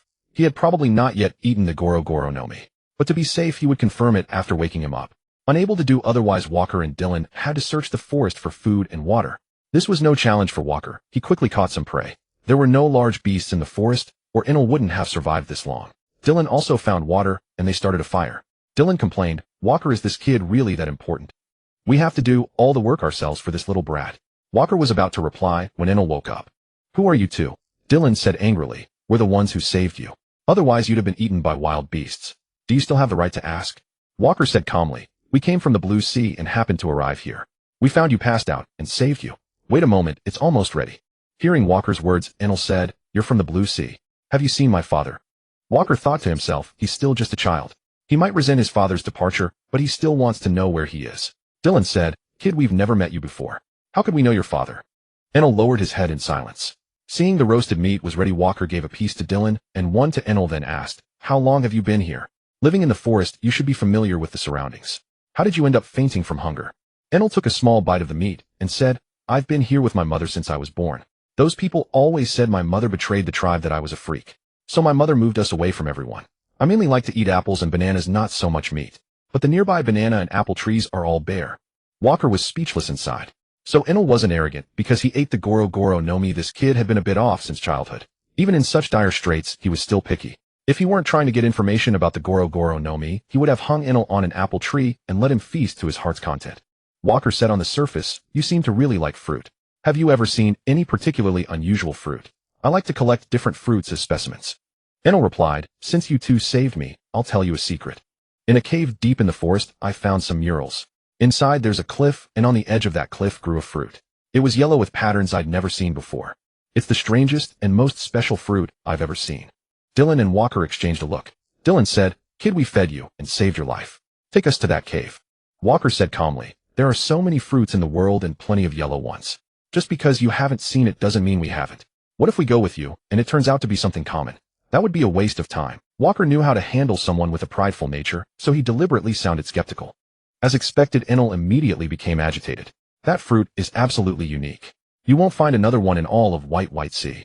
There are indeed many yellow fruits, but none of them have tentacles all over them. After hearing Enel's description, Dylan exchanged a look with Walker. Walker had asked that way to get a description of the fruit. Both of them had eaten devil fruits, and from his description, they could be about 90% sure. Walker pretended to ponder and said, What you've said really makes me want to see what it looks like. How about this, you take us to see it? If it really is a strange fruit, I'll try to grant you one wish. Enel immediately said, I can take you there, but once we arrive you have to find a way to get me across the cliff. I want to finish reading the murals inside. Walker replied, Deal. If what you say is true and you're not lying to us, even if we have to build a bridge, we'll get you across. Enel was delighted. Then let's set off now. He lit a torch, grabbed the roasted meat, and started out. Dylan stood up to carry him, but Walker stopped him. Dylan whispered, Walker, why are you stopping me? If we follow this kid on foot, we won't get there by dawn. Walker replied, This kid isn't stupid. We can't let him realize we're anything special. If something goes wrong, it'll be trouble. Let's just take it slow, there's no rush. The two of them slowly followed Enel deeper into the mountains. Walker noted the winding path and wondered how Enel had found this place before. Maybe the fruit really does choose its master. Just as they were both losing patience, Enel stopped ahead and announced they had arrived. It's halfway up this mountain. We have to climb up using the vines. You two okay? Enel asked, seemingly questioning their stamina. Dylan looked at Walker impatiently. Walker said, Let's go. We're already here. Seeing Dylan's expression, Enel thought he was tired and suggested, Want to take a break? Don't be shy. A lot of adults have chased me before and they couldn't catch up. No need to feel embarrassed. This infuriated Dylan, but with Walker there he couldn't lose his temper. Walker said, No need to rest. Let's go up. Without further ado they ascended. When they reached the cave, Walker saw that there were indeed murals on the cave walls. One wearing a crown, the crowned one seated on a chair, another with black wings sat below the mural, seemingly manufacturing and guarding energy. The other 3 winged ones were all working. One winged, being barefoot and adorned with a beast head ornament, was producing robots. Another with larger wings was directing the production. A smaller winged one holding a scepter was training soldiers. In the next panel, the crowned one and the black winged one piloted a machine and flew away. They arrived at a very high land and began constructing a town. At the center of the town was carved a totem resembling the sun. Further ahead, a mural depicted a large ship that had landed on a vast expanse of land where many winged beings stood. The 3 types of beings similar to those previously working stood, tears streaming, as if crowded onto the ship preparing to depart. The next panel showed these 3 types arriving atop a cloud. They disembarked one after another. The one who trained soldiers with a staff and the one with larger wings stayed behind, driving away the barefoot, beast-headed one. On the next mural, the black-winged one expelled the crowned one from the town. The crowned one rowed a boat out to sea, encountering various beings during the voyage, those with long legs, long arms, mermaids, giants, and so on. They gathered, danced, and celebrated. The subsequent panel in this section depicted the crowned one and the diverse beings he met on the journey, building a town together. Upon completion, the town was enormous in scale. Further ahead, murals of a different style appeared. In one, a group of long-bearded beings with black wings fell, and from one of them a wisp of black aura emerged. The second, on the tree grew a fruit shaped like the black aura. The third panel showed the tree laden with bizarre fruits, their skins covered in strange patterns. The fourth panel depicted 20 ordinary wingless people who seemed to sneak furtively to the tree, ate the fruits. Then on their chests a shape similar to the black aura emerged, and they burst into laughter. Among them a long-haired woman showed no expression. Further down was the cliff Enel had mentioned. Walker and Dylan fell into silence after viewing the murals. The information revealed in the cave's murals was too vast. Enel stood before the cliff and said, "Don't you find these murals fascinating?" "I was right, wasn't I? I bet there are murals on the other side of the cliff too. I want to see all the information on the murals." Walker thought to himself, if there is more information on the murals ahead, there would be no need to search for any poneglyph. The blank century would almost be fully depicted. The Great Kingdom corresponds directly to the giant tribe who still thrive on the sea today, while the Lunaria tribe suffered near extinction. So that's the reason. The appearance of the devil fruits was built upon the flesh and blood of the Lunaria tribe. It probably also has to do with them mastering too much advanced technology. Dylan said, "Kid, can you understand the murals too?" Enel said, "Of course I can. The winged beings in the murals should be our ancestors. They left their homeland for some reason and came to Skypea. This matches the legend of the endless Verth passed down in Skypea. The cliff ahead must hold the location of the endless Verth. I want to return to that land." Dylan replied, ambitious. Then he turned and whispered, "Walker, what do you think?" Walker whispered, "These murals tell the reason why the Scypians came to the sea we now inhabit, and they also reveal the origin of the devil fruits. There's too much information. All right, the kid is right next to us. Let's talk outside." Dylan nodded in understanding. Walker asked, "Where is that peculiar yellow fruit you mentioned?" Enel pointed to a crevice below the cliff and said, "Isn't that it?" Following the direction of Enel's finger, there was a fork in the crevice below the cliff with a fruit hanging from it. Walker fixed his gaze and realized it was a devil fruit. Without hesitation, he executed the moonwalk and leaped into the air, quickly plucking the fruit. When Walker reached the top of the cliff, Enel exclaimed in astonishment, "So you are this powerful?" Walker ignored him, examining the fruit in his hand. It was the size of a pineapple, entirely yellow with patterns resembling electric arcs. Dylan came over and asked, "Is that the one you wanted?" "I'm not sure. It looks like it, but I'll have to figure out a way to test it back home," Walker replied. Seeing that the two were ignoring him, Enel became angry and said, "I brought you here. You must keep your promise and take me to the other side of the cliff." Walker cast a sidelong glance at Enel, grabbed him, and turned to Dylan, saying, "Let's go check it out." With a single flap of the wings behind him, Walker reached the other side. He immediately looked at the wall, his curiosity about the cave's murals growing stronger. Who could have left them behind? Indeed, there were new murals on the wall. This time they depicted a crowned figure and various people waging war against those with black wings. Previously, those who had eaten the fruit from the tree with shadows over their chests stood behind, sneering. Moving on to the next scene, the battle was over. All the black-winged figures lay on the ground, and only a few of those with the crown remained. 20 figures with black chi on their chests appeared behind the crowned figure, drawing their weapons. The mural ended there, and the rest of the wall was covered in dense writing. Dylan asked, "Walker, do you understand what these characters mean?" Walker replied directly, "No, they look like ancient script." "Then what do we do? It's quite interesting, but it ends at the crucial moment. This feeling is unbearable," Dylan complained. Walker said, "It's all right. This kind of script should be understood by archaeologists, those who study ancient languages. How those guys have probably been rounded up by the world government already." Dylan remarked. Before Walker could respond, he sensed that Enel had already reached the end of the cave ahead, struggling to open a stone chest. Walker would not let him succeed. Using the shave, he appeared behind Enel in an instant, grabbed him by the arm, and flung him against the wall. Enel slumped to the ground, saying, "You two are liars. You want to steal my things." Walker replied coldly, "We only promised to bring you here. We never allowed you to take what belongs to me." Dylan came over and said, "Walker, I thought you liked children, didn't you? Why are you treating him like this now?" Walker said, "Enough talk. Look around and see if there's anything else. Don't miss anything." Walker himself lifted the stone chest open with one hand and found a set of devices inside. He didn't know what they were for. He rummaged through and found a box containing a thick roll of parchment. When he opened it, it was a design drawing. To be precise, it was the blueprint for the Ark Maxim, which Enel had spent 6 years building in the original story. This is a treasure. It seems to be an advanced product of the Moon People. It can fly and sail on the sea. His own warship, after all, had surveillance devices from headquarters, making it inconvenient for private matters. He needed a private ship of his own. The equipment he just found should be installed on this ship. He could find someone to manufacture it, but it wouldn't be cheap to produce. As expected, I need to make money first. I forgot at this moment Skypea has no shortage of gold. Walker thought to himself. Dylan quickly came over. "Is there any treasure in this chest?" "No, it's a ship blueprint." "What did you find?" Walker asked. Before Dylan could speak, Enel staggered over, trying to protect the chest. "This is mine. You can't take it." Walker ignored him, instantly releasing his conqueror's haki. Enel fell to the ground with wide eyes. Dylan waited quietly for Walker to finish, and then said, "So it's just a bunch of worthless paper. I searched around and found a few shells. Don't know what they're for." Then he told Walker about the pile of things he had found. Walker was amazed to discover a talent in Dylan. He had been sent to search for valuables, and this guy had managed to turn over every corner of the cave in a short time. Finding nothing useful, they prepared to leave. Dylan said, "But how do we take all this stuff? We can't just carry it in our arms forever." Walker placed the thunder fruit together with the blueprint in the bottom of the stone chest, closed the lid, and suddenly stretched his head, transforming into a beast's head, swallowing the entire stone chest into his stomach. He turned and said, "Do you have anything else to pack? It has to be in a chest, or it will be corroded by my stomach acid." Dylan, seeing Walker's form, marveled. "Your fruit is quite practical. Not only is its ability strange, but it can also store items." After saying that, he packed the items into a chest, and Walker swallowed it as well. "It's not that convenient.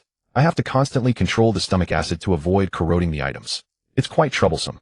Walker replied and turned to leave. Dylan kicked the unconscious Enel and said, "What about this kid? Just leave him here. What else? Do you want to take him home and raise him?" Walker said, then flew straight back to the cliff. Dylan lingered no longer, and the two quickly exited the cave. Seeing that one matter was settled, Walker grabbed Dylan and flew toward Shandora, the location of the gold. On the way, they encountered a squad of guards, all wearing white berets. "Where are you from? How did you get here? Do you have legal permits? Why didn't we receive any notification from that old woman Amazon at the Heaven's Gate?" The leader said. "McKinley, stop wasting words with them. Arrest them directly and hand them over to the god for judgment," suggested a Scipion beside him. Walker nodded with a smile. "Good idea. I think you should take your subordinate's advice. That way we won't waste time." Dylan yawned and said, "Walker, you haven't slept all night. You really have the energy to play with them. Let me quickly finish them off so we can grab the loot and go to bed." Seeing Walker, the liquid turned into clones resembling Dylan himself in midair, quickly approaching the white beret members in the sky. Strong acid explosion. Before Dylan finished, Walker started walking forward, not wanting to waste any more time. This is the power of the devil, just like that man. Before the leader could finish, a huge explosion sounded in the sky. Several Scipions fell from the sky silent.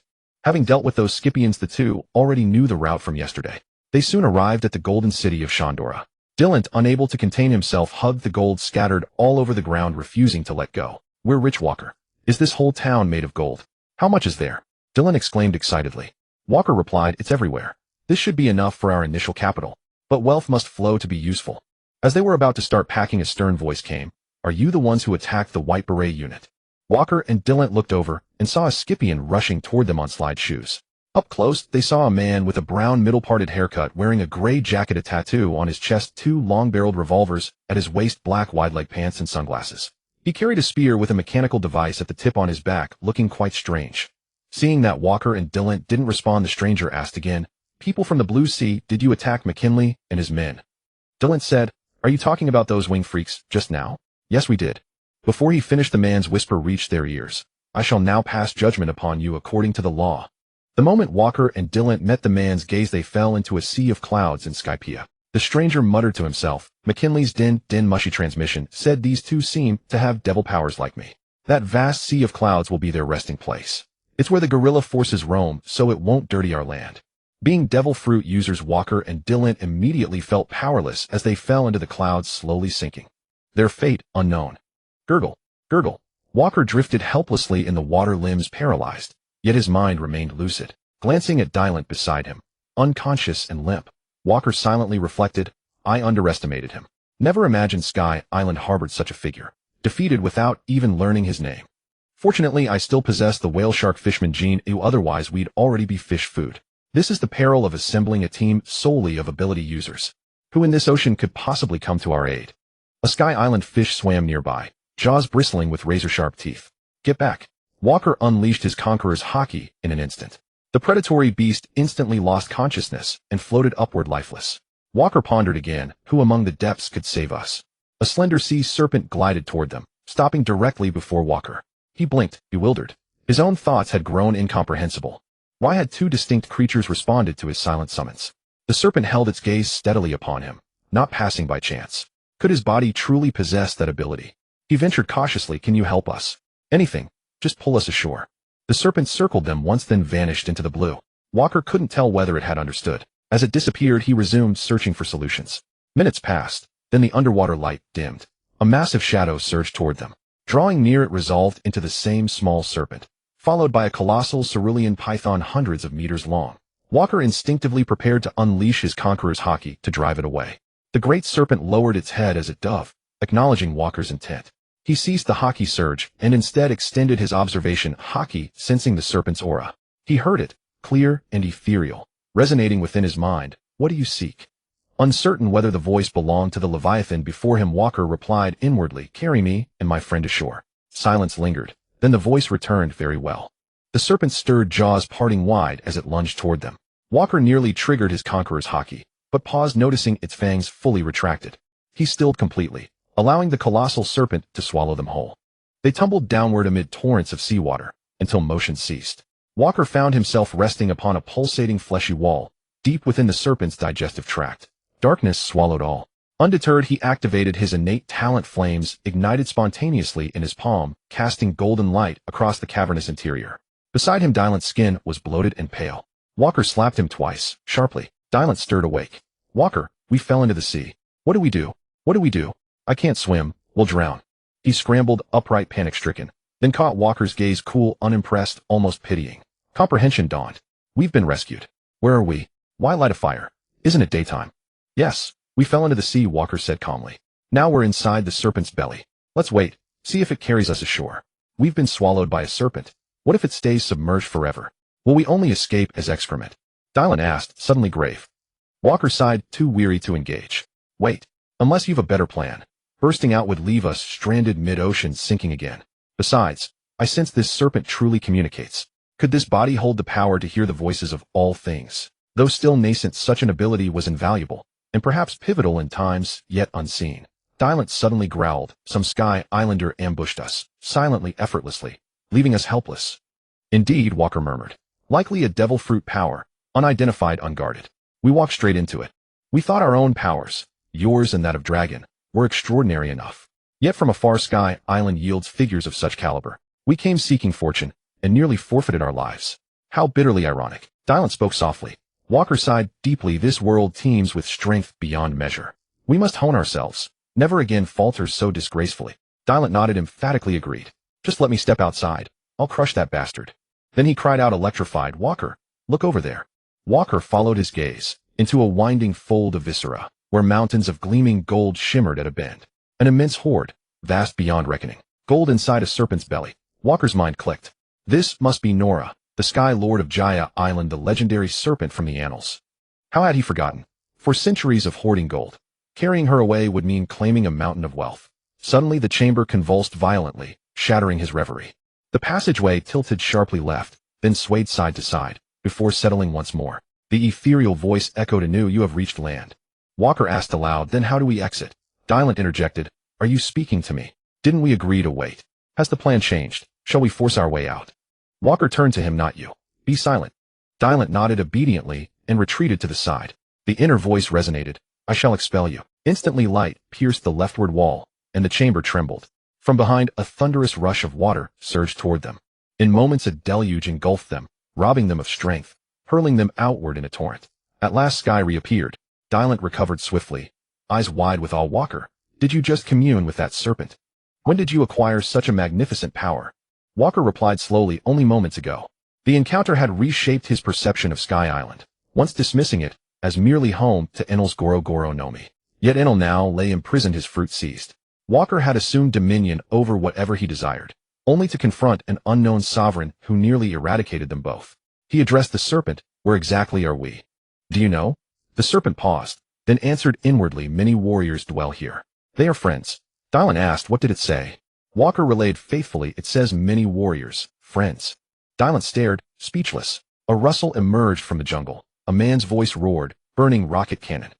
A blinding white orb detonated between the two men and the serpent. Brilliant light seared the air, then deafening thunder shook the earth. Smoke dissipated. What was that blast? Nearly startled me out of my wits, Dylan muttered, lighting a cigar. Walker shrugged, just wild rodents. Then, emerging from the forest, came tribesmen clad in primitive garb, tiny wings sprouting from their backs, riding hoverboards and brandishing an arsenal of firearms and cannons, surrounding Walker and Dylan. Their leader demanded, who are you, and why invade our sacred land? Walker recognized their attire instantly, the indigenous Scipians, the Shandya. The Shandya watched, astonished, as their leader's assault struck the trio without effect. Their expressions hardened, tense, wary. Dylan asked Walker, shall I handle this? Or you?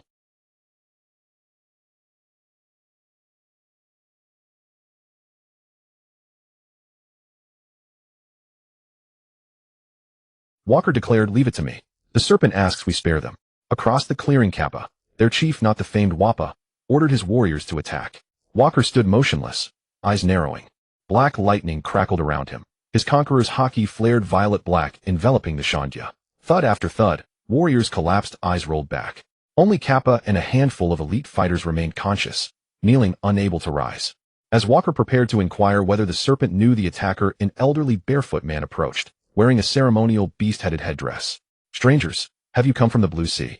I offer my deepest apologies for my people's rashness and the distress inflicted upon distant guests. Walker and Dylan exchanged glances, both stunned. The elder's ornament matched murals they'd seen. Walker replied, are you native to this land? I asked one question. If you answer truthfully, your people go free. The elder leaned on his staff, approaching slowly, then bowed deeply. Honored guests, speak freely. When he lifted his gaze, meeting Walker's face, he recoiled, breath catching. It is you. The old man asked Walker, strange guest, were you once white-haired? Do you bear black wings? His voice trembled with excitement. I am neither white-haired nor winged. This is simply how I appear, as you see. Walker replied calmly. Surely he would never admit before so many witnesses that he belonged to the Lenalia clan. Certainly not. Not yet. After studying Walker for a moment, the elder said softly, forgive my outburst. Your ocular tattoos resemble those of our kin. I mistook you for one of us.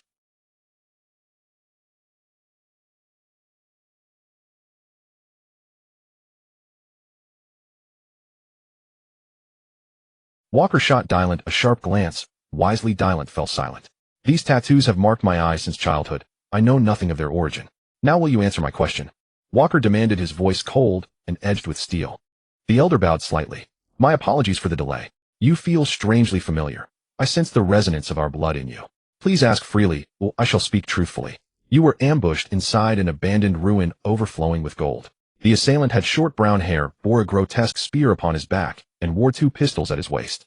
His power was uncanny. He cast you into the sea without even touching you. Do you know who he is?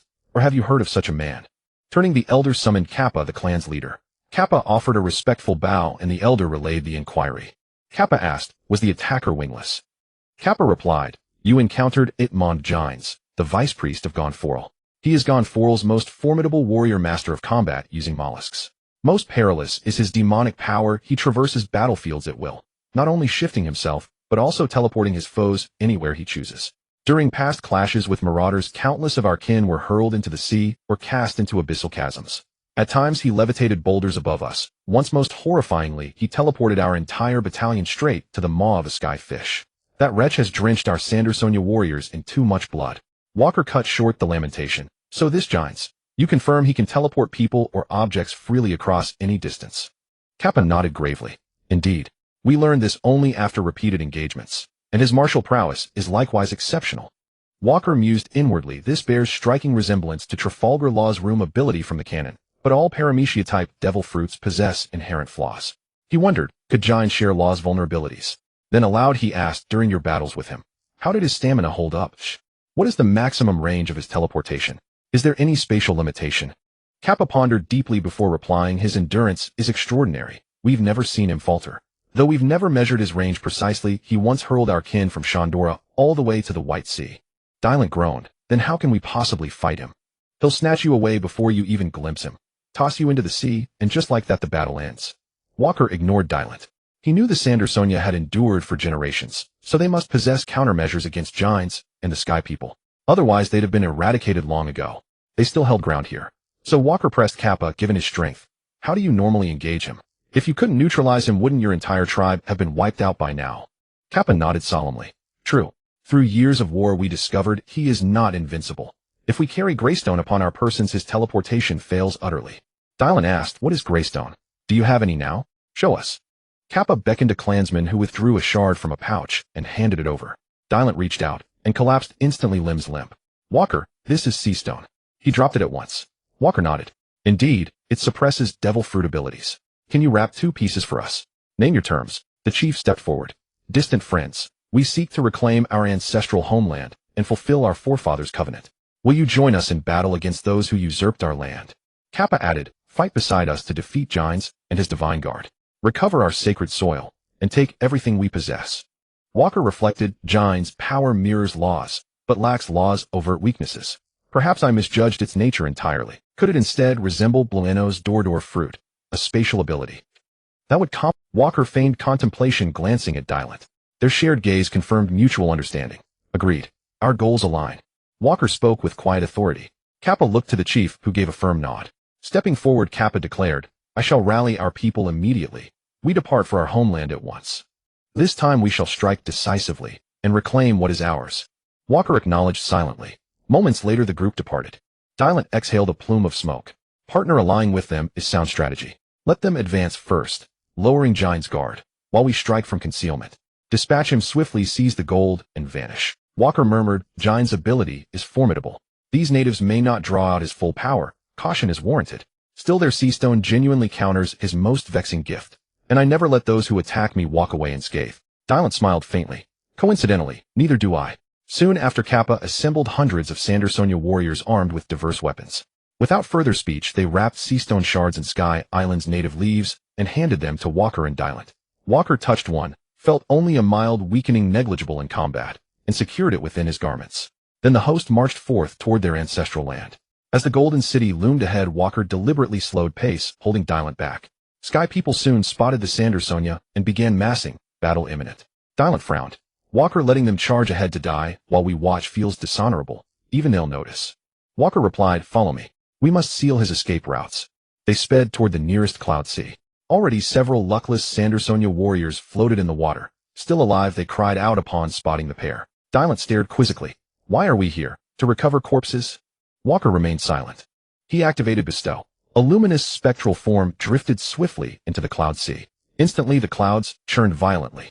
Through mental communion, Walker mapped every cloud sea location across the Sky Island. Directing his cloud sea constructs, he rescued the drowning warriors, casting the lifeless bodies ashore. The survivors gaped as Walker unfurled wings and froze the entire cloud sea solid. They repeated this across the White Sea and the Lower White Sea. Dylan asked, Walker, this delays us. But with Seastone already in hand, is such effort truly necessary? Walker answered, never rely solely on external advantages. What if he possesses some arcane means to circumvent Seastone? Would you welcome another dunking in seawater? Moreover, I wish to test his range. Now it is certain, his power imposes no spatial limit. Dylan fell silent. Walker led him skyward, soaring toward the battlefield, arriving at last. Before them stretched a sight, so staggering both men stood frozen in disbelief. On the battlefield, Gines effortlessly toyed with the Scipions. Though the Scipions possessed sea prism stone, its scarcity meant only their elite warriors could wield it.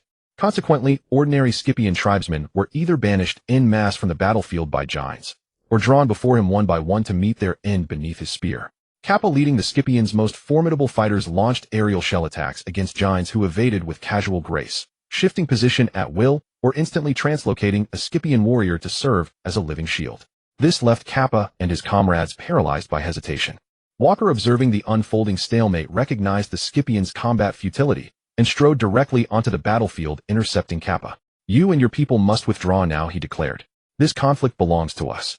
Kappa, upon seeing Walker, felt no anger. Earlier, a messenger had returned bearing word that Walker had plunged into the sea to rescue their kin, earning him profound gratitude among the tribe. Kappa opened his mouth to protest, but Walker cut him short. "Your presence here serves no purpose. It only invites greater casualties and forces every ally to fight with restraint. Withdraw now. Immediately." Hearing Walker's words, Kappa bristled with reluctant pride, his homeland defended not by its own sons, but by outsiders. Yet he finally raised his voice, summoning his people to lift the wounded and retreat. Giants made no move to hinder their withdrawal, so the Qinghai people have chosen to intervene, having barely escaped death once while returned to court it. Giants mused curiously. Walker smiled. "Precisely so you may learn the consequence of striking against me." Withering aura, winter's grasp. Karmic flame, soul-seizing falcon. A chilling aura of netherworldly death emanated from Walker's body, freezing the very air around him. Azure blue karmic flame coalesced into the shape of a hunting falcon and hurtled toward Giants. Sensing its lethal intent, he activated his ability, Flicker, and vanished from his spot in an instant. Cloud shell skateboard. Giants brandished his spear, white mist erupted from its tip, condensing into a hovering board. With a single leap, he stood poised atop it. Walker's soul-seizing falcon pursued its target relentlessly. Giant's sudden evasion proved catastrophic for the Sky Island soldiers behind him. The moment the falcon touched them, they collapsed lifeless. White mist billowed from his body, drifting toward Walker. Having already felled numerous soldiers, the falcon's glow dimmed, yet it surged after Giants once more. Flame shell inferno burst. Giants triggered the mechanism embedded in his spear. Searing fire erupted violently, slamming into the falcon and barely dispersing it. "All of you retreat. This battle has surpassed your capacity to participate." Giants called down to the Sky Island soldiers below. Without hesitation, they withdrew. "Walker, take care not to strike me. I'm still here, and this cold is unbearable." Dylan cried out. "Fine, I'll warm things up myself."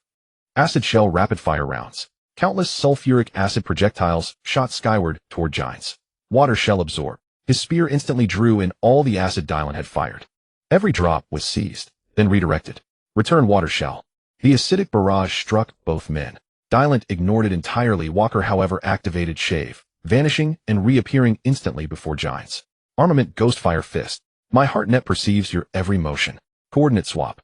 Before Walker's eyes, Giants vanished, and Dylan appeared in his place.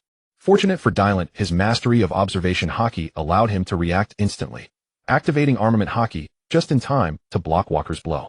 "Walker, look carefully before you strike. It's me. Don't we possess Sea Prism Stone? Why did we still fall victim? That punch stung fiercely. Why does my head spin when you struck my arm?" Dylan shouted. Walker replied, "This man's power is exceptionally vexing. Incidentally, you are a Logia type while he is a Paramecia type. To avoid harming you, I'll refrain from using Armament Haki." Dylan responded, "An excellent plan. Please don't use it again. Or perhaps a few more strikes would leave me unconscious first." Giants wiped sweat from his brow. "Do you two also carry Greystone? Cloud Shell Thundercloud. I'll end this with it." Giants declared. Thundercloud Lightning Strike. A bolt descended. Walker absorbed it unflinchingly. Dylan sidestepped with blinding speed. Dylan thought inwardly, "Too close. I conduct electricity." Giants observed. "So your body fears lightning." Dylan. Bestow Refined Soul Embodying Essence. Black mist spiraled from Walker's form, spreading outward to envelop surrounding objects. Trees, earth, and vegetation stirred to life. The cloud beneath Giants twisted into a skeletal visage, its center hollowing out, dropping him straight through. The thundercloud discharged bolts toward Giants' midfall. Uprooted trees and whipping vines surged forward to strike him. Arms burst forth from the ground, grasping unpredictably at enemies. Walker thought, "Now, let's see where you flee. Every inch of this land is mine." Giants laughed. "Escaping isn't impossible. Not when this land itself is my domain." Walker. Transfer. Walker felt a violent tug, but reacted instantly, coating his entire body in Armament Haki to shatter Giants' bizarre technique. Giants panted heavily, clearly drained. Walker turned to Dylan. "He truly bypasses Sea Prism Stone, but at great physical cost. And does he perceive my thoughts?" Dylan nodded. "I sensed it too. As the enemy's techniques grew increasingly uncanny, Walker's left eye scanned Giants. Name it month Giants. Strength, 59. 41. Constitution, 58. 67. Stamina, 54. 24. Agility, 65. 72. Armament Haki, none. Observation Haki, 73. 03. Penetrates inner thoughts. Conqueror's Haki, none. Fruit Development, 52. 14. Race Sky Island Hybrid. Status healthy. Walker said to Dylan, his observation haki surpasses even yours. His speed and fruit mastery are exceptional, but he possesses neither armament nor conqueror's haki. Dylan replied, so he relies solely on his fruit ability. His physical prowess is negligible. No wonder he looks so frail. Armament whip strike. Dylan accelerated, launching himself toward Giants. Flicker. Giants vanished, reappearing safely aside. Don't think to flee, puppet titan vine lash. Walker commanded the forest. Every vine surged toward Giants, coiling tightly. See, useless against me. Water shall absorb. Heat shall scorch. Giants roared. His spear first absorbed Dylan's acid barrage, then erupted with searing flame, directing it against the dense thicket of vines. Yet Walker had imbued them not with ordinary white souls, but with refined, purified essence. Each vine hardened with armament haki, deflecting the flames. Only minor sections charred. Giant's expression darkened. He slung his spear across his back and drew 2 revolvers from his waist. Laser shell rapid barrage. Both barrels rotated 1 notch, then unleashed torrents of laser fire. Dylan ignored them entirely, letting beams pass harmlessly through his body. Walker bore the full impact. Burns bloomed across his skin, then swiftly healed. These twin pistols deliver greater destructive force than his spear, Walker remarked to Dylan. Dylan replied, no matter. He lacks armament haki, so he cannot touch me. Gale of Shadow Absolute Zero. Wings unfurled from Walker's back, stirring a hurricane. Crystalline frost bloomed instantly across the battlefield. Giants felt his limbs stiffen with ice. He raised his left revolver. Wind shall absorb. How is this possible? Why won't this wind yield?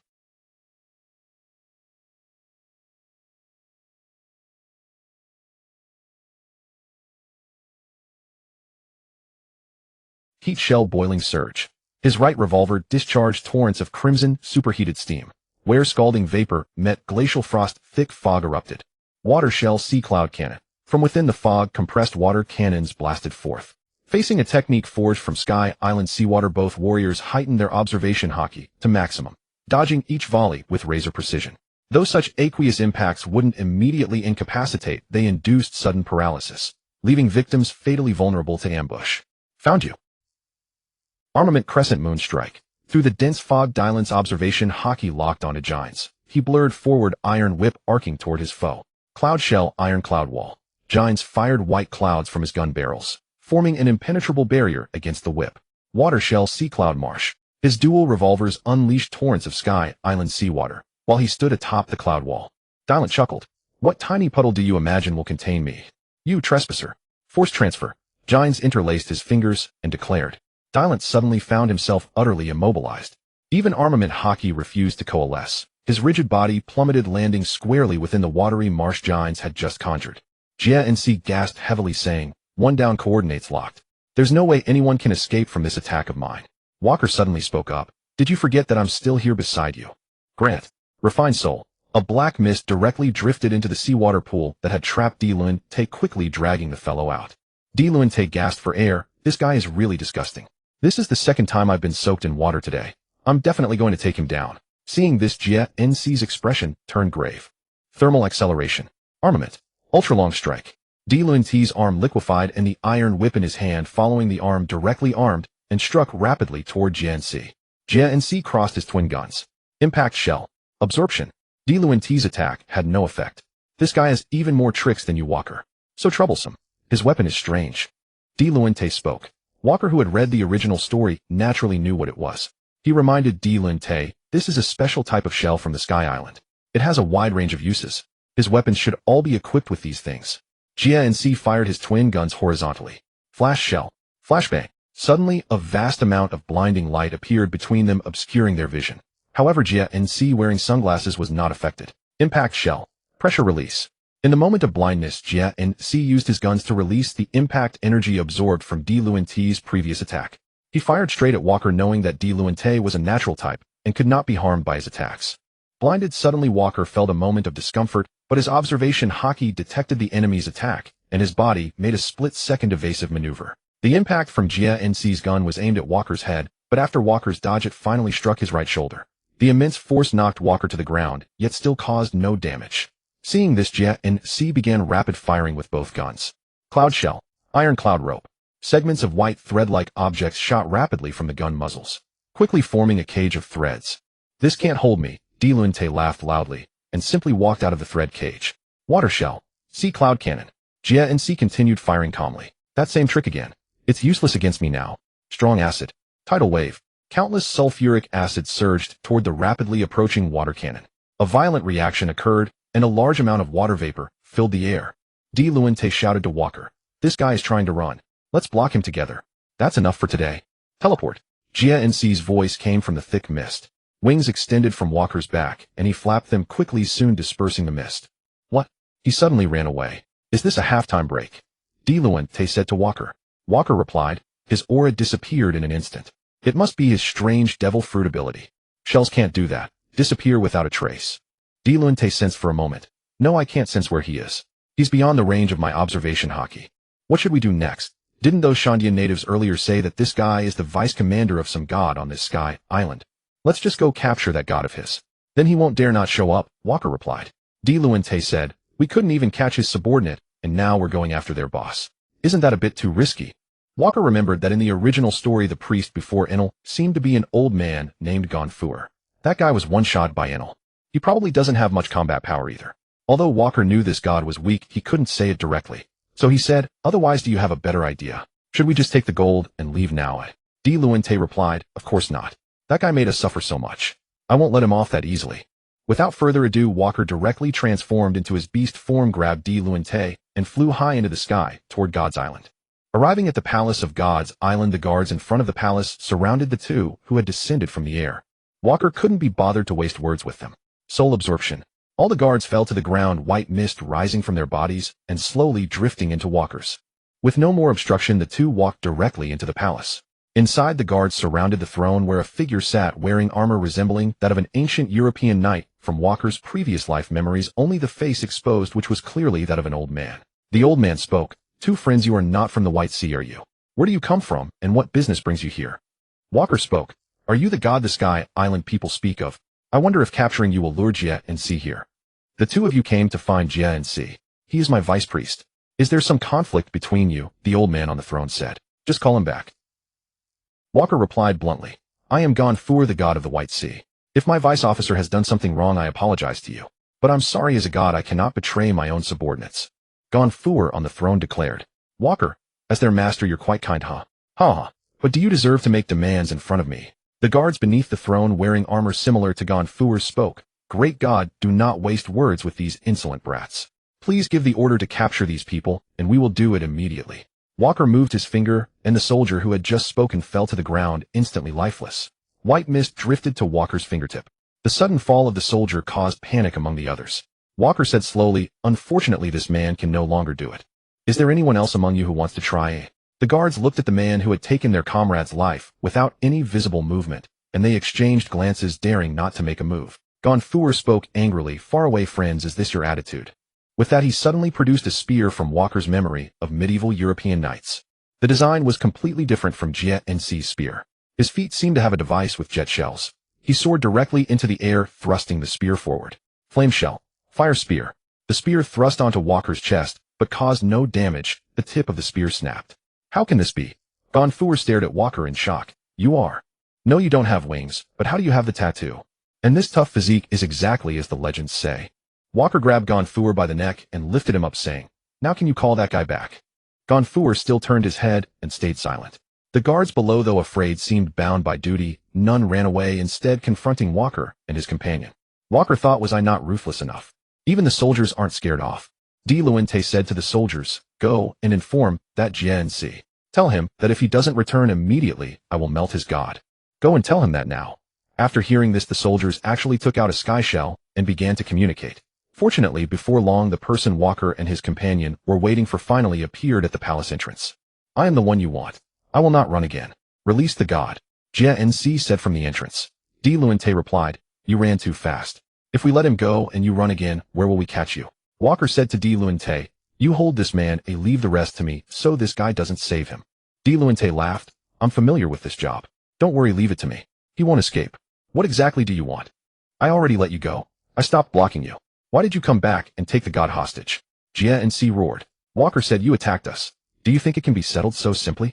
Do we need your permission to leave? Jia and C said, Then what do you want? Fist of justice. Karmic fire. Ferocious tiger. Walker threw a straight punch and blue-green flame transformed into a tiger form charging straight at Jia NC. Jia NC's right eye turned red, and he instantly flashed in panic to Walker's front, thrusting his spear. Slash shell. Triple slash. Fierce slashing waves appeared directly in front of Walker's chest, but these had no effect on him. Grant. Refined soul. Earth claw fist. An arm emerged from the ground and grabbed Jia NC's leg. Armament Haki instantly covered it, and with a single motion, he flung him out of the hall. Walker used Suru to appear in the air, his right hand forming a claw reaching for Jia NC's neck. However, Jia NC teleported several meters away. He returned the spear to his back, drew his twin guns from his waist, and with the impact shell, storm arrow, the powerful energy shot out, distorting the air at the muzzle as Walker sensed. He dodged quickly. Jia NC's attack actually created a depression in the iron cloud floor of the Sky Island. Armament Fist of Justice. Ghost Fire. Leopard Tail. Walker struck with a rapid punch to Jia NC's temple. Flash. Laser Shell. Explosive Bullet. Jia NC teleported behind Walker, pressing both guns to the back of his head, and unleashed a powerful attack directly. Walker ducked to avoid it, grabbed Jia NC's lower leg from between his own legs, and covered it with Armament Haki to prevent him from using his ability to escape, then slammed him straight into the ground. This time Jia NC was struck solidly by Walker, spitting blood. I didn't expect you to react to such speed. I was careless. Jia NC continued, but it's over. You will be the one to fail. Walker suddenly felt an invisible force, and even with his Armament Haki covering him, he couldn't suppress it, forcing him to fall flat on his back. Coordinate swap. Engines activated his technique. Nand instantly exchanged positions with Walker. Walker landed face down on the ground. And as he raised his head, he noticed a bivalve nestled in the crater left by Gines's fall, right before his eyes. An impact clam full force blast. A colossal explosion tore through the earth, carving yet another deep crater. Walker plummeted from the floating divine Al directly into the white sea below. Huff. What terrifying stamina you possess. Using skills against you drains me utterly. Yet that blast was the culmination of energy I had stored for years, charged to its absolute limit. And even a monstrous beast would be obliterated outright, and I admit it, you are the most fearsome adversary I have ever faced. Gines whispered hoarsely into the crater. Cracks spiderwebbed across the crater's rim. Then Walker burst forth, wings unfurling, ascending once more. Knee's tunic was shredded, blood streaked his face. Non-Fuer, trembling with excitement, turned to Dylan, the man who had abducted him, and demanded, does your comrade also bear a pair of black wings upon his back? And do flames blaze from his back as well? And Dylan replied, cooling, old man, why so many questions? A distant guest begs your answer.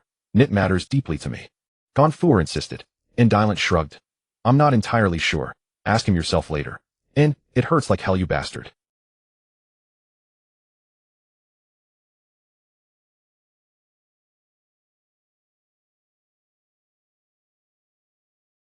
It consumed everything within its reach, until nothing remained but ash, except seawater and sea prism stone. Not dreadfully hazardous art, yet now fury had seized him utterly. Countless indigo-violet embers materialized beneath Gines's feet. But Gines had sensed Walker's wrath long before, and evaded the conflagration just in time. The netherfire raged on, scorching the earth relentlessly. Perceiving its ferocity, Gines drew his spear from his back and aimed it squarely at the inferno and flame clam absorption. To his astonishment, the technique failed utterly. Impossible. Is there truly fire in this world that even flame clams cannot quell? Gines cried in disbelief. Because it is no earthly flame at all. Netherfire arrow of flame. An indigo-violet fire coalesced across Walker's body, condensing into blazing arrows, which then surged toward Gines in relentless volleys. Gines swiftly retracted his spear and drew twin pistols from his waist and coordinate mark. Water clam cloud sea cannon. Walker felt a fleeting, intangible touch. Thin torrents of pressurized water erupted toward him. Where exactly are you aiming? You'll never hit me. Walker darted forward, weaving through the barrage, noting their erratic trajectories, their abysmal accuracy. Are you trying to douse the flames? Your water cannot extinguish such a torrent of fire. This is battle, not firefighting.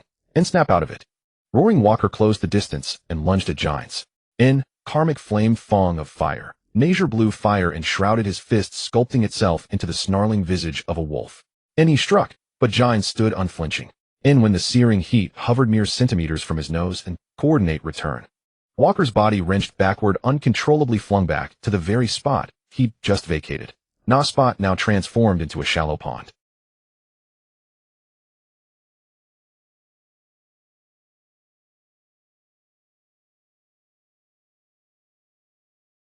Gines slumped to the ground, breath ragged, Moving that man demands unbearable exertion. And he bears gray stone, yet the outcome is decided. Damn you! Drain that sea now and release him, nor I'll kill this old man on the spot. Dylan roared. Giants spent and weary replied, the match is won. Release the divine lord, and I'll retrieve him. NW each hold a hostage. As the two stood locked in tense silence, neither noticed the nether fires still burning upon the ground, nor that Walker now stood precisely at its heart. Indigo-violet flames licked the surface of the cloud sea water in the small pool, releasing thick plumes of vapor with a furious hiss. The nether fire burned atop the water, and slowly evaporating it. As the pool dwindled, Walker rose from its depths and stepped forth. Dylan, spotting Walker behind Giants, broke into a grin. Boy, you lost. Exhausted, Giants' observation Haki lagged a fraction behind Dylan's, and by the time he reacted, Walker's boot had already sent him flying. Lying stunned upon the earth, Giants gasped in disbelief. How? And those who wield demonic power should fear seawater above all. Walker gazed down at the fallen Giants. You forgot the fire. It does not fade with my fatigue. It simply neutralized your water. And Giants managed a bitter smile. You win, divine lord, and I have betrayed your trust. And then darkness claimed him. Walker strode back into the hall and with a glance signaled Dylan to release Gonfour. I require the clams native to this land. Nether them for me. And I shall also take the gold, and I will claim it myself. Walker commanded the elder. Gonfour replied, distant friend, you may freely take the gold, and I shall gather the clams for you. But grant me one question in return. A weakling holds no right to bargain. Do not test my patience. Guards nearby trembled, raising their weapons. You dare show such disrespect to the divine lord? And this divine lord enjoys remarkable popular support. Even under such circumstances, people still rally to him. Gonfour himself spoke up, and friend, do you bear a pair of black wings? And can you generate flame energy of your own? Dylan interjected. He's been repeating those two lines since earlier. Did we hit him too hard? Did we knock him senseless? Yet earlier that native chieftain asked you the same odd question.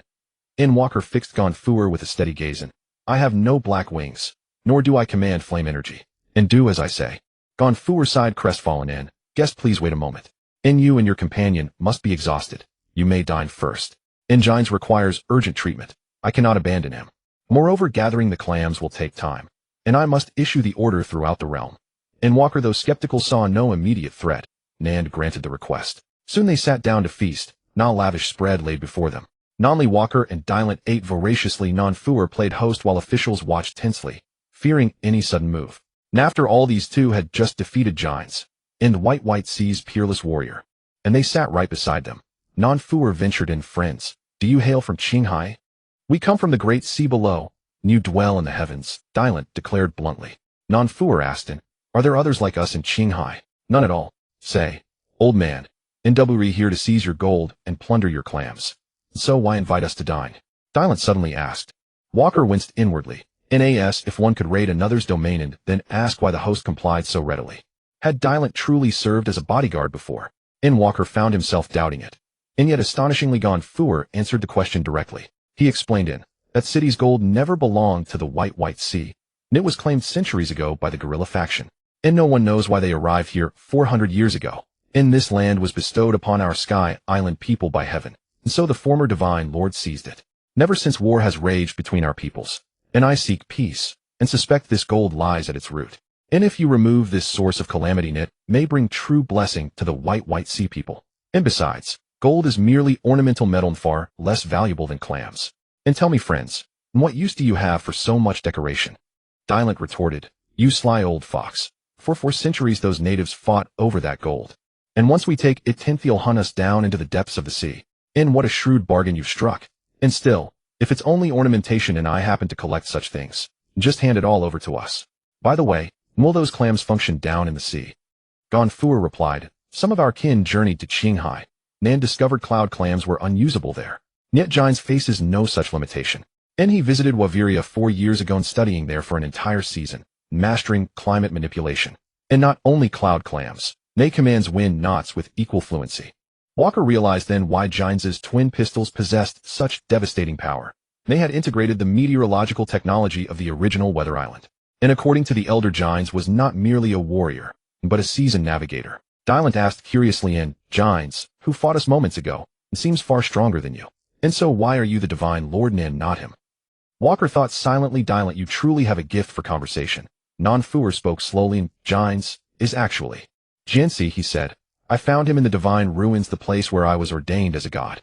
During the ceremony, I heard a faint infant's cry. After the grand ritual, I stayed behind and searched nearby. Near the sundial in the ruins, I saw a dying baby. When I saw that the child had no wings, I knew the reason he was abandoned. In the white sea, those without wings are considered outcasts, rumored to bring misfortune. When I saw this child, I saw myself as a child, so I adopted him. He has stayed by my side ever since. 18 years have passed. He has always been unique. At 6 or 7, he could perceive others' thoughts, and he helped me weed out many disloyal subordinates. That was a great help to me. I sent him to the White Sea and Visalia, and he did well. Later, hearing rumors that he was not my biological son, he still remained dutiful. He is too considerate. I have long forgotten that he is not my own flesh and blood. Having said this, Gonfour wept. Walker and Dylan did not interrupt him this time. Walker thought no wonder the old man's guards, even in that situation, none of them fled. I thought it was because of his strong charisma, but it turns out it was due to his innate observation haki that he screened them out.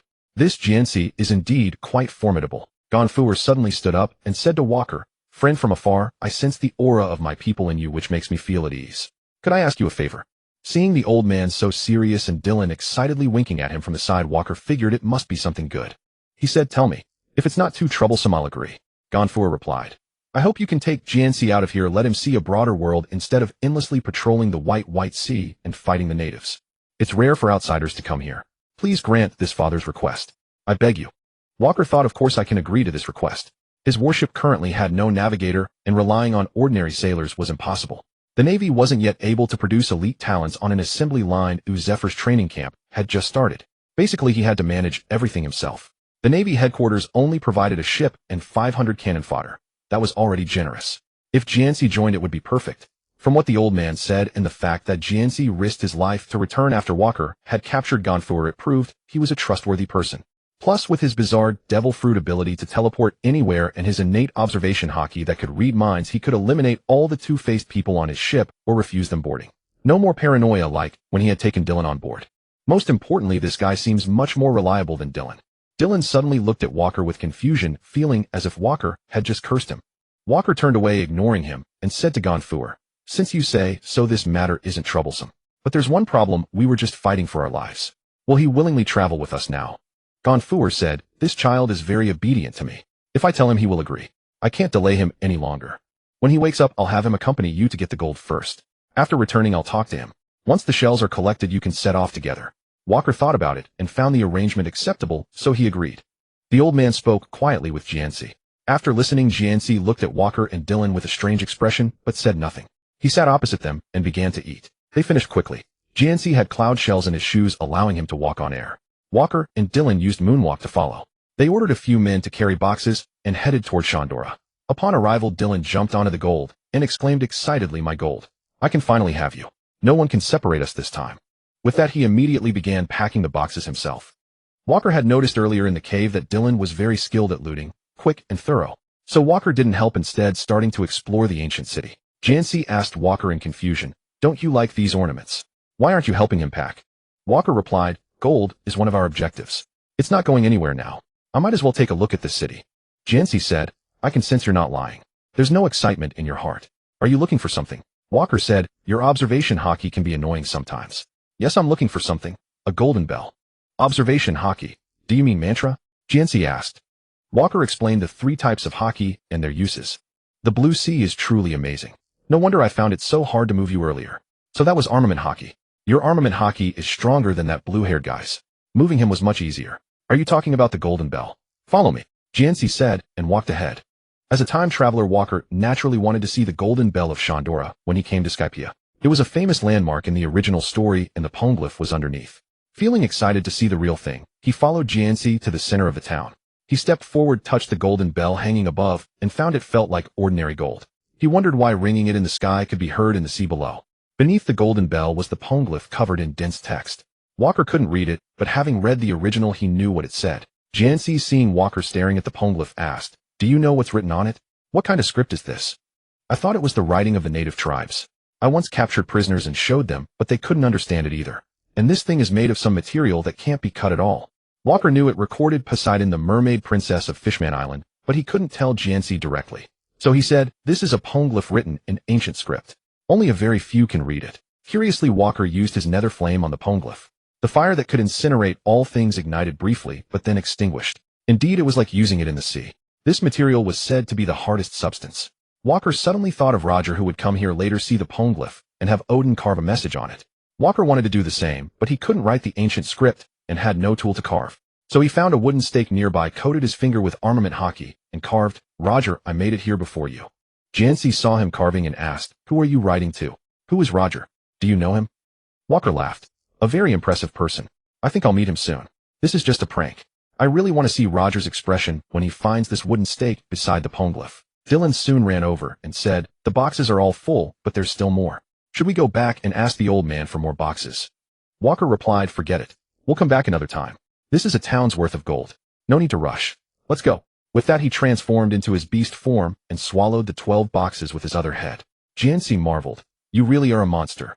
No wonder you're so strong." Walker then explained the 3 types of devil fruits and their characteristics. Jancy's eyes lit up. "The outside world sounds so fascinating. I really want to see it.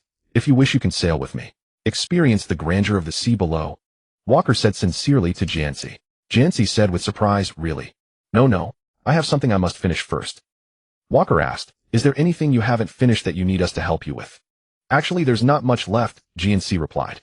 "The enemies of Bye Bye High are only the guerrillas who pose no real threat to us. The only thing I can't let go of is Lord God. After I leave, there will be no one by his side to protect his safety," Jancy said dully. Walker didn't respond. After all, this kind of issue could only be resolved internally. The gold was in hand. There didn't seem to be many natives on Kong Dao coveting this gold, and in the next few years few would likely come to Kong Dao.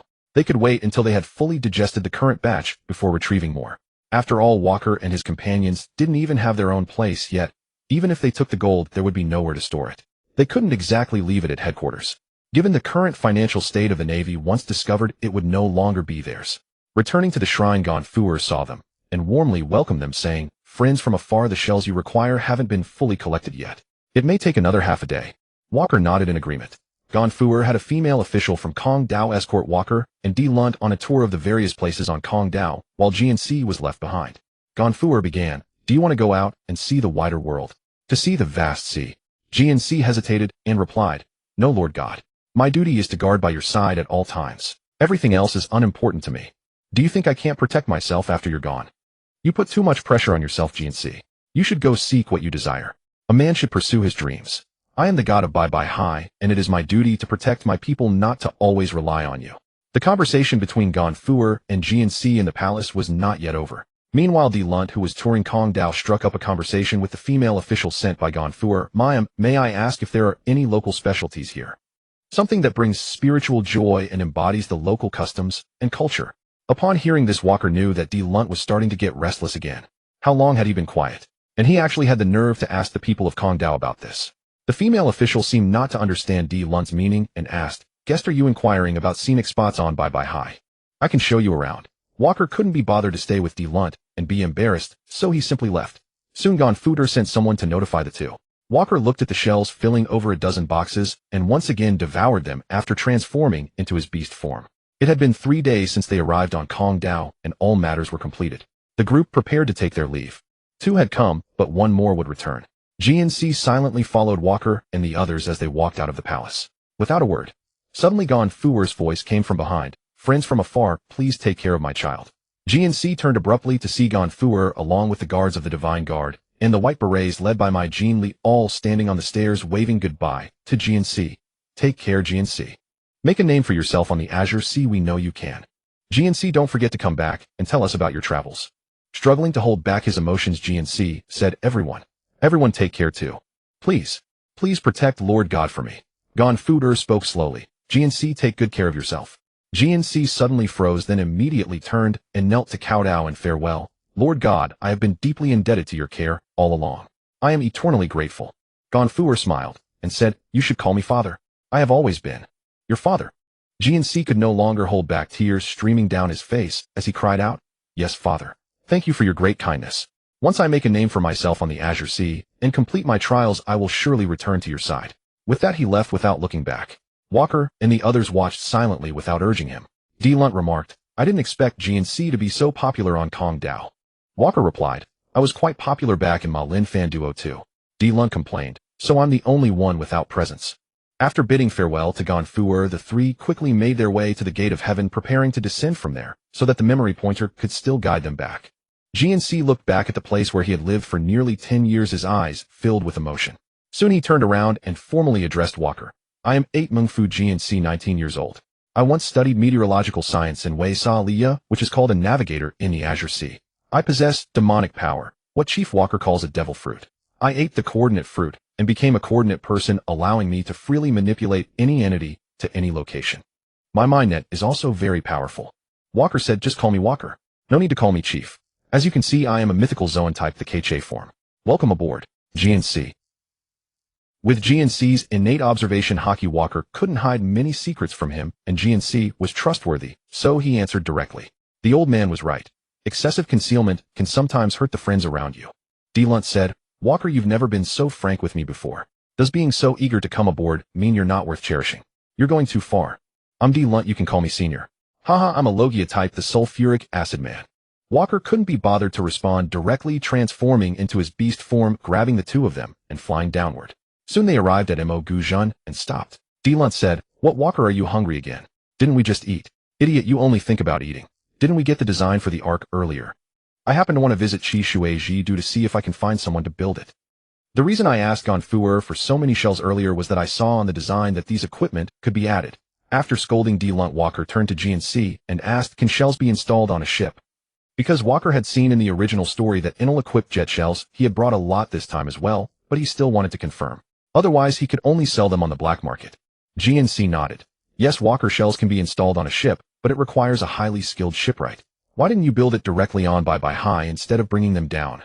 Walker explained, because we'll be using them on the Azure Sea, not on by high. So it's better to find a shipwright from this sea whose design will be more suited for navigation. In truth, Walker mainly thought the original Ark Maxim was too ugly and didn't trust the aesthetic of the Kong Dao people. After deciding on the direction, Walker headed straight for Chi Shueji. This is where GNC's joining came in handy. Although he had lived on Kong Dao, after coming down, he bought a map of the Grand Line, identified the direction, and prepared many blank log poses on the fly. Upon reaching Chi Shueji, he recorded the route. That's talent. Unlike someone who only borrowed money from Walker, Chi Shueji was entirely a city on water with a highly developed shipbuilding industry. Workshops lined the streets. Walker's goal was clear, to find Tom the fisherman who had built Roger's ship. Soon Walker found the shipyard. In a rather inconspicuous spot on Chi Shueji, there was a sign reading Tom's workshop. Without the sign, Walker would hardly have believed this place could produce good ships. Regardless, Walker walked inside, where a plump fisherman, a mermaid, and a frog were present. Seeing the three of them, the plump fisherman came out and asked, Are you three here to have a resounding me build a ship? Walker, seeing the plump fisherman and his catchphrase, knew he had found the right person. This fellow was the shipwright Tom from the original story. Yes, I have a blueprint here. Can you build it? Walker said. Tom replied, Of course, a resounding me can not only build according to the blueprint, but I'll also add extras and build the world's greatest ship. Walker handed him the blueprint of the Ark Maxim found in the cave and said, Didn't you say the same thing before when you promised to build the world's greatest ship for someone? Tom laughed heartily. A man should admit things resoundingly and always have confidence in the ships he builds. With that, Tom began examining the Ark's design, his fascination growing, his expression becoming more and more excited. It was about half an hour before he came back to his senses. Tom recovered and said, Magnificent. This will be the finest ship I've ever seen. I'll take the job, but I can't do it alone. What do you mean? You're short-handed. Walker asked. Tom said, Guessed I alone can craft the keel, the sister keels, and the dragon sinews of your vessel with unmatched excellence. The stern post and stem post, however, must be fashioned by my younger brother Dan. No issue there. Only the great white shark folk shipwright Tarl is peerless in constructing deck side planks and hull bottoms, but he is notoriously difficult to approach. Walker frowned. Aren't you all fellow shark folk? What makes this so challenging? Let him state his terms. He need only speak them aloud. Tom hesitated before replying, Tarl. Well, no shark folk has ever truly interacted with him. Many say his temperament is profoundly eccentric, and what inspires deepest dread is his formidable strength. Legends claim that anyone who draws near him is devoured by colossal sea beasts. Gines asked, What are these colossal sea beasts? Are they exceptionally powerful? D-Lunt answered, They are immense denizens of the deep. Terrifying not merely in size, but in the sheer overwhelming force their massive bodies wield beneath the waves. Could they be devil fruit abilities, perhaps control over sea beasts? Unlikely. Such powers cannot function underwater, can they? Walker knew otherwise. After all, the canon featured sharkfolk devil fruit users such as Vanderdecken and his target fruit. A truly formidable ability wasted on a dull-witted fish. Can no one else substitute for him? If Tarl is indispensable, please arrange negotiations on my behalf. I will pay whatever price is required. Walker addressed Tom directly. After a moment's reflection, Tom replied, only Tarl possesses unmatched mastery in deck craftsmanship. A true shipwright crafts nothing less than perfection, and so I shall return to my homeland myself to bring him here. Entrust this task to me, the resolute Tom. Having heard this, Walker nodded assent and said, what materials are needed to build this vessel? How much will it cost? I'll pay the deposit now. Begin construction immediately. List any materials you lack. I'll procure them. Build it precisely as specified. And please, refine its aesthetics. The current design is rather unseemly. Also, can you integrate weapon systems onto the hull? Walker laid out all his requirements.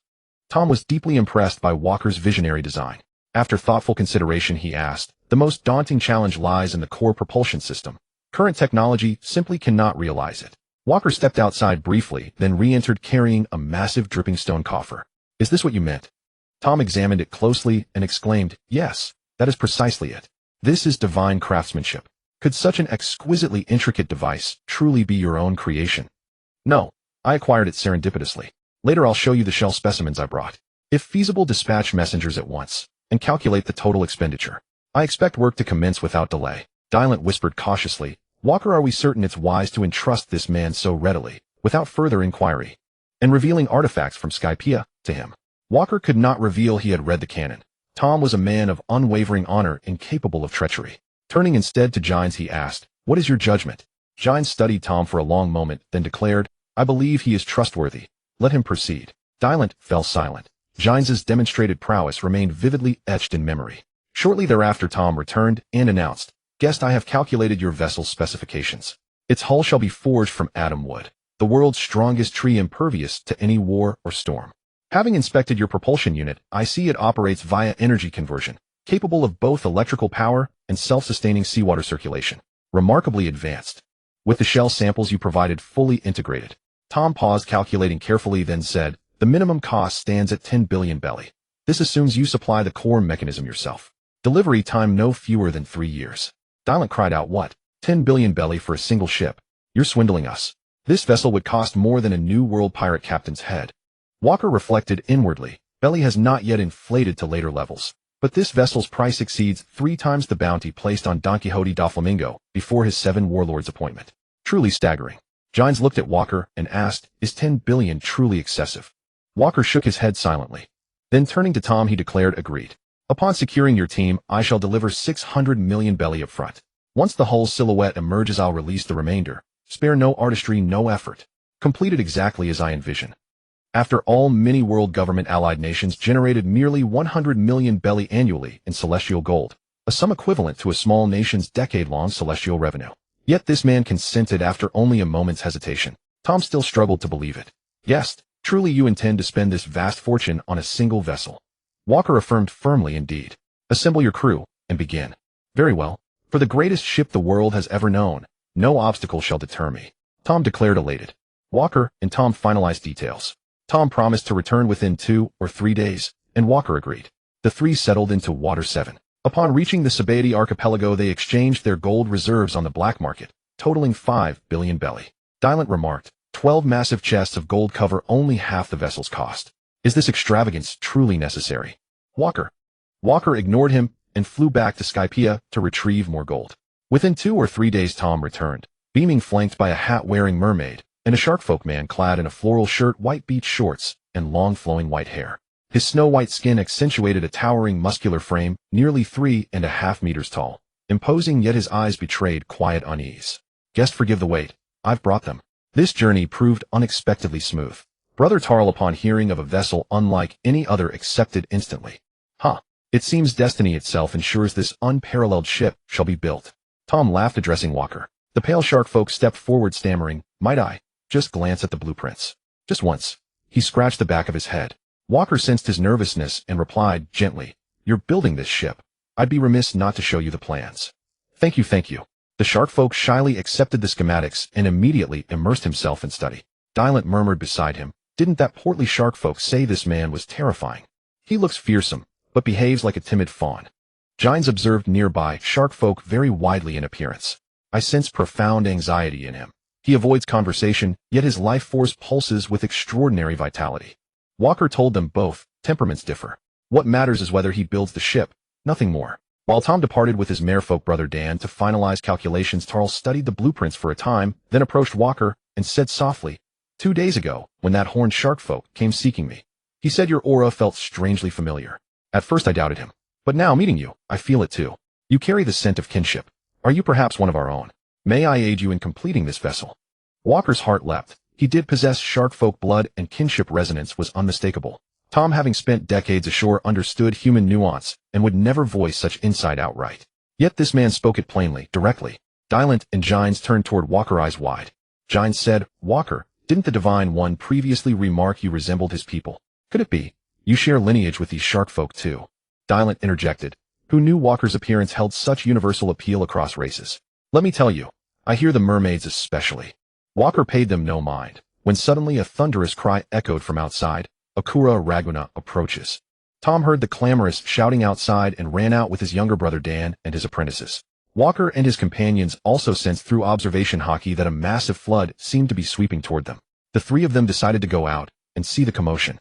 Tal, who lagged behind, stood awkwardly for a moment before following them out. Once outside, they found the town shrouded in a colossal shadow, the dark clouds blocking the sunlight. Looking toward the horizon, they saw towering waves rushing toward the town at tremendous speed. Tom approached Walker and said, I apologize for making you guests endure such a dire situation. Walker replied, it's quite a spectacle, isn't it? James turned to Walker and asked, should we relocate together? Delaney said, no need. Walker will handle it himself soon. Don't you remember what he always says? Inanimate objects have no effect on him. Damn it, I wish I had his ability too. It looks so cool. Walker couldn't be bothered to reply, but Tal, who had come up behind them, said, stand back. Leave it to me. I can do this. Tal quickly passed Walker, and the others leaped into the sea and swam toward the tsunami at an incredible speed. Em, are you there? I need your help. Tal shouted toward the ocean.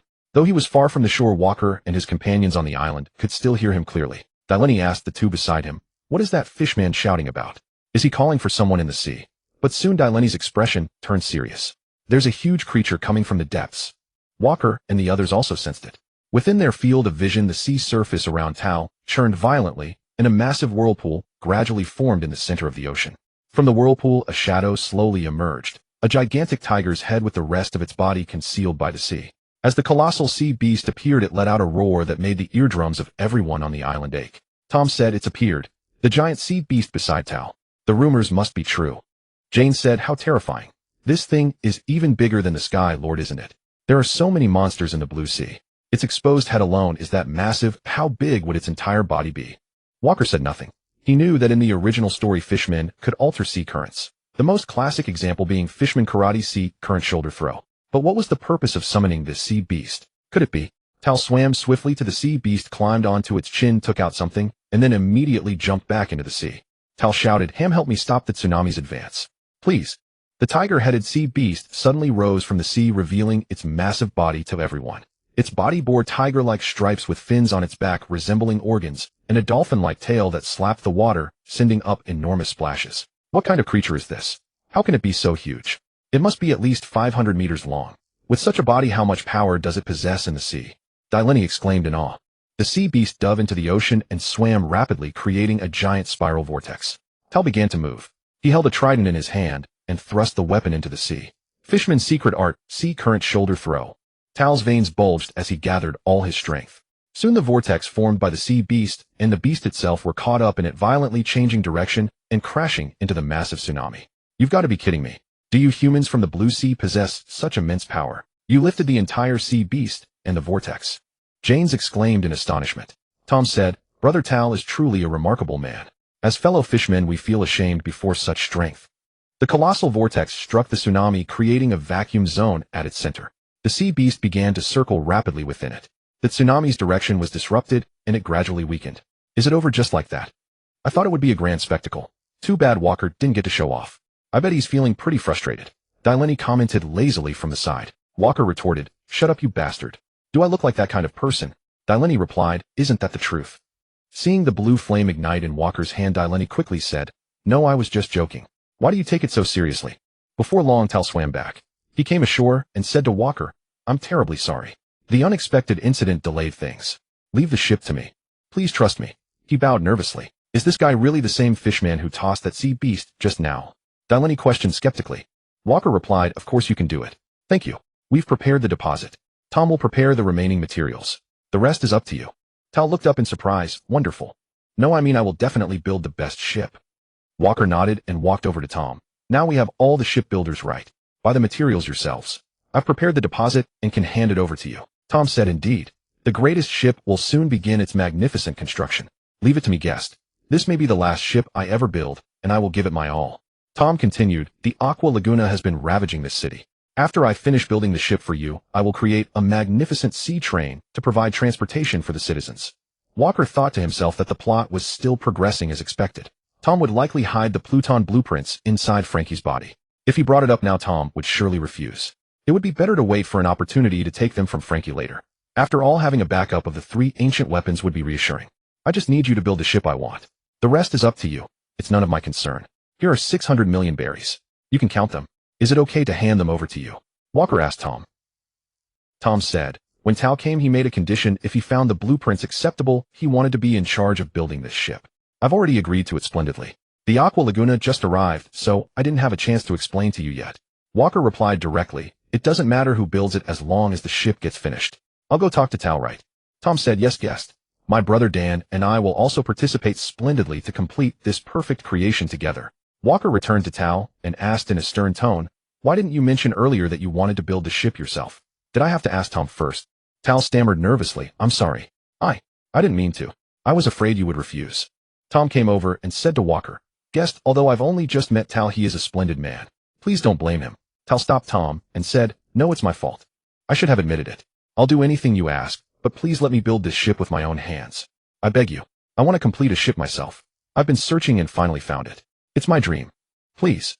Seeing Tal's sincerity, Jane spoke up, Walker, this fishman truly yearns to complete this ship from the bottom of his heart. Delaney also chimed in, he seems pretty sincere. Maybe let him do it. Walker said lightly, am I really that intimidating? Tal, is it? Then our ship is in your hands. With that he handed the money box to Tal. Tal took it incredulously, then immediately exclaimed excitedly, no.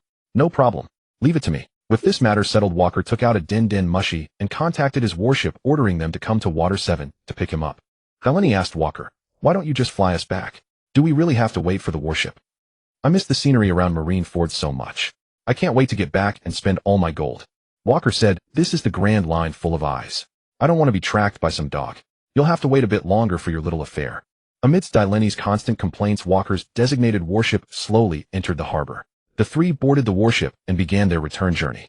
But this voyage was destined to be troubled, for a rampaging youth had suddenly appeared on the sea ahead waiting for them.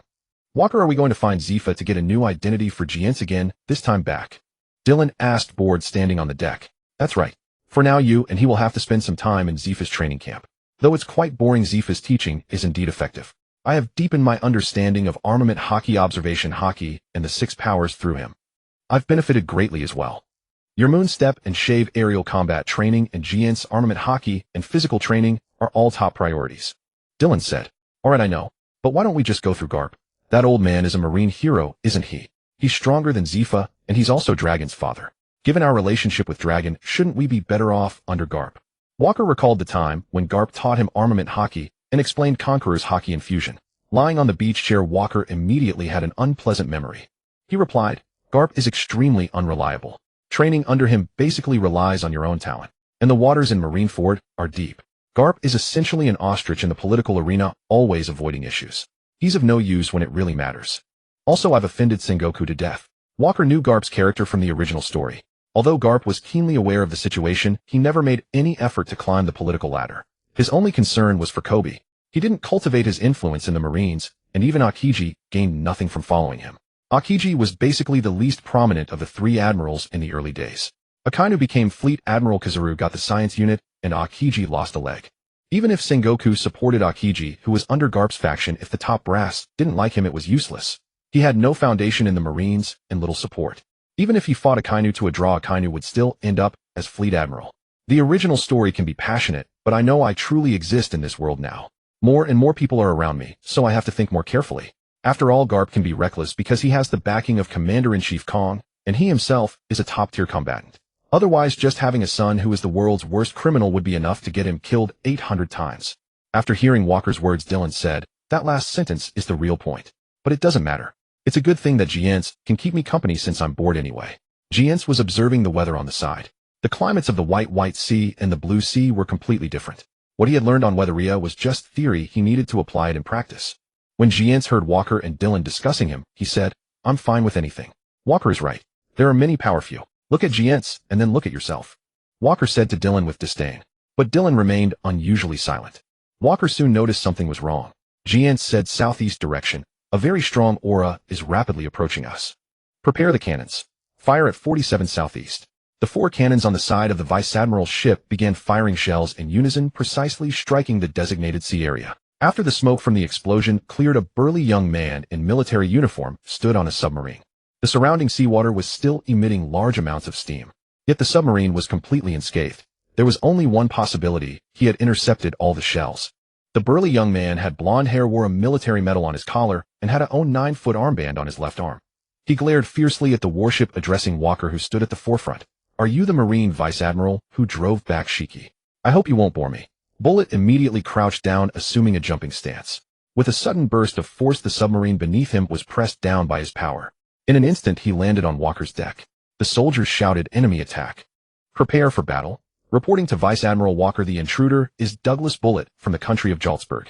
He has been wanted by the world government for destroying his own nation and army. His bounty is 72 million berry. Walker had already recognized Bullet from the original story the moment he appeared. He must have just been branded a fugitive and fled to the sea. He's a worthy opponent. Walker said to Bullet, "Bullet, is it? If you don't want to die, get off my ship now, before I kill you." "You can try," Bullet replied, his back foot digging into the deck, causing it to cave in. With a fierce acceleration, he shouted, "Armament heavy cannon." In an instant, he was in front of Walker, and a heavy armament Haki-infused fist slammed toward him. Walker sensed the power of this punch with his observation Haki, and crossed his arms in front of his chest to block the blow. The resulting shockwave sent the Marine soldiers on the edge of the deck flying into the sea. "You've got to be kidding me. How can this kid have such strength? Open fire all together. Take him down," Dylan exclaimed in astonishment. The soldiers raised their weapons and countless bullets rained down on Bullet, but he sensed them all with his observation Haki and used localized armament Haki to deflect them. Jian said calmly to Walker, "Although his aura is powerful, I can still handle him. Do you need me to intervene?" Walker replied excitedly, "None of you should interfere. Such a fine prey. I want to enjoy it all by myself." Armament blazing fist. A fist coated in armament Haki wreathed in blue flames struck Bullet squarely in the face. But it only met a pitch-black coating. He had again covered it with armament Haki in advance to block the attack. Just as Bullet was about to speak, a sudden dizziness made him shake his head to stay alert. "Strange Marine. I clearly blocked your attack, so why do I still feel pain?" Bullet questioned, puzzled. Walker had no obligation to answer him. Armament blazing fierce tiger. A powerful blast of energy shot out. Bullet dodged by turning his head, then stepped forward. A heavy fist coated in armament Haki struck Walker in the side, sending him crashing into the cabin behind him. "Hey, these two are way too reckless. The ship will be destroyed. Stop them," Dylan said. Jian's replied, "But Walker told us not to intervene, didn't he?" While they hesitated, Walker emerged from the shattered cabin. He said to Bullet, "There's no room to fight on this ship. Let's go to a nearby island. If you've got the guts, follow me." Walker then leaped into the air, using Moonstep. Bullet laughed heartily behind him. "No matter where it is, I'll take you on to the end."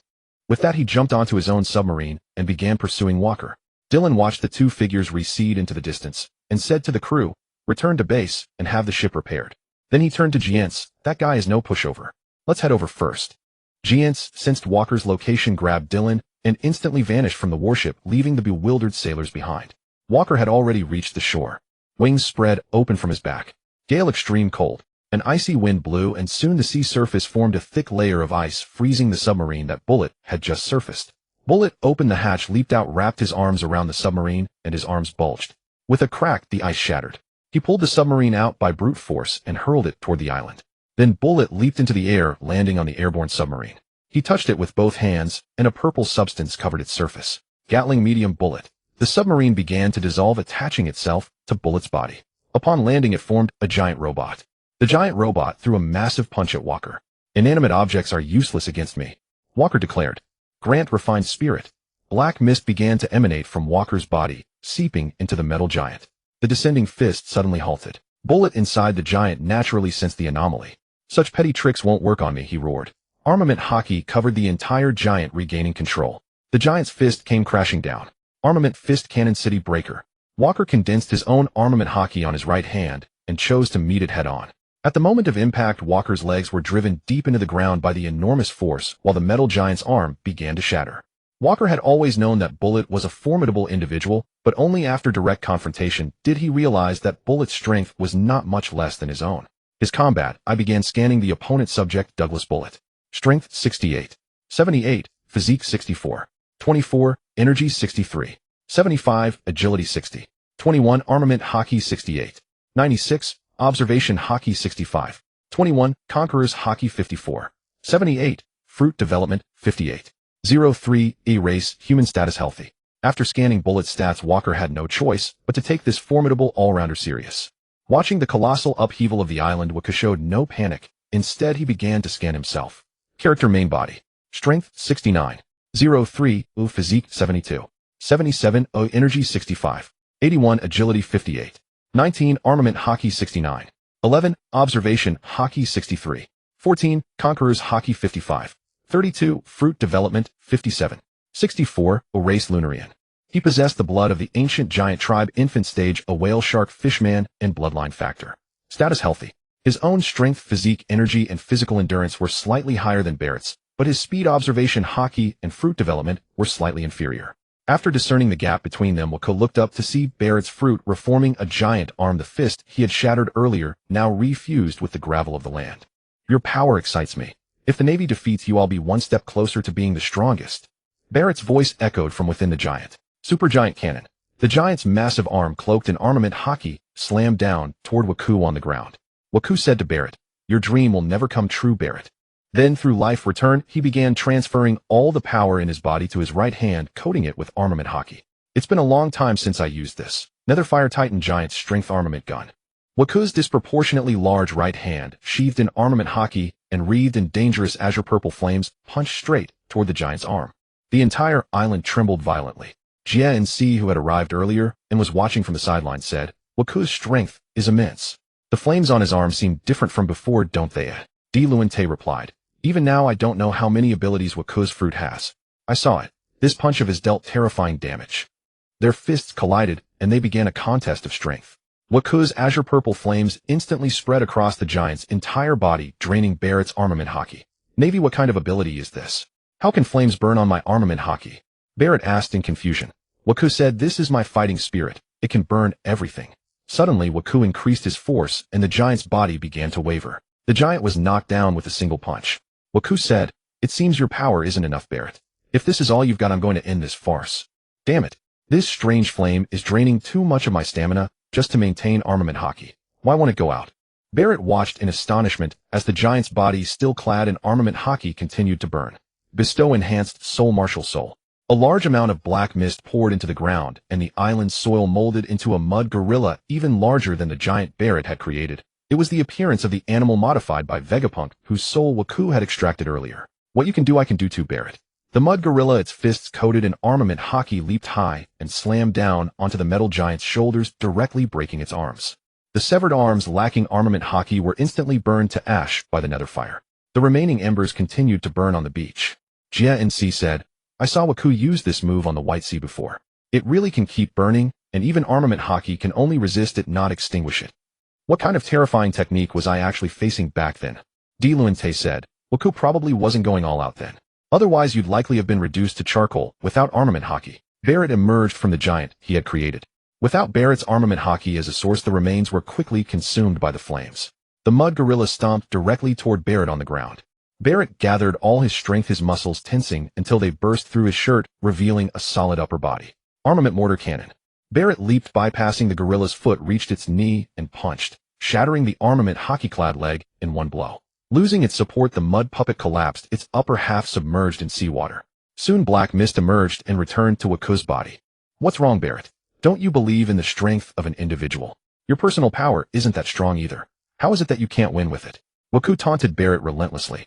"Impossible. I'm going to become the strongest on the sea, all by myself. How can I be restrained by you?" Barrett's eyes suddenly sharpened, and a powerful wave of Conqueror's haki erupted. Waku laughed. "You think you're the only one who has it, kid." With that, he instantly released his own aura. Black-violet light circles and blue light circles clashed in the space between them. Jia and Si steadied himself and asked, "So this is Conqueror's haki? Such a formidable aura." Di Luante glanced at him and said, "I can do this too." Jia NC said, "Why does a weakling like you have it?" "What did you say, you bastard?" Di Luente roared. The commotion in the arena interrupted their exchange. While releasing Conqueror's Haki, Barrett's body emitted black gas, and he began to coat himself in armament Haki. "You've seen my strongest form. Navy, I admit you're strong. Your subordinates call you Waku, right? Then don't fall Waku. I'm not done playing yet." Devil form death straight. Barrett burst forward at incredible speed, causing airburst sounds.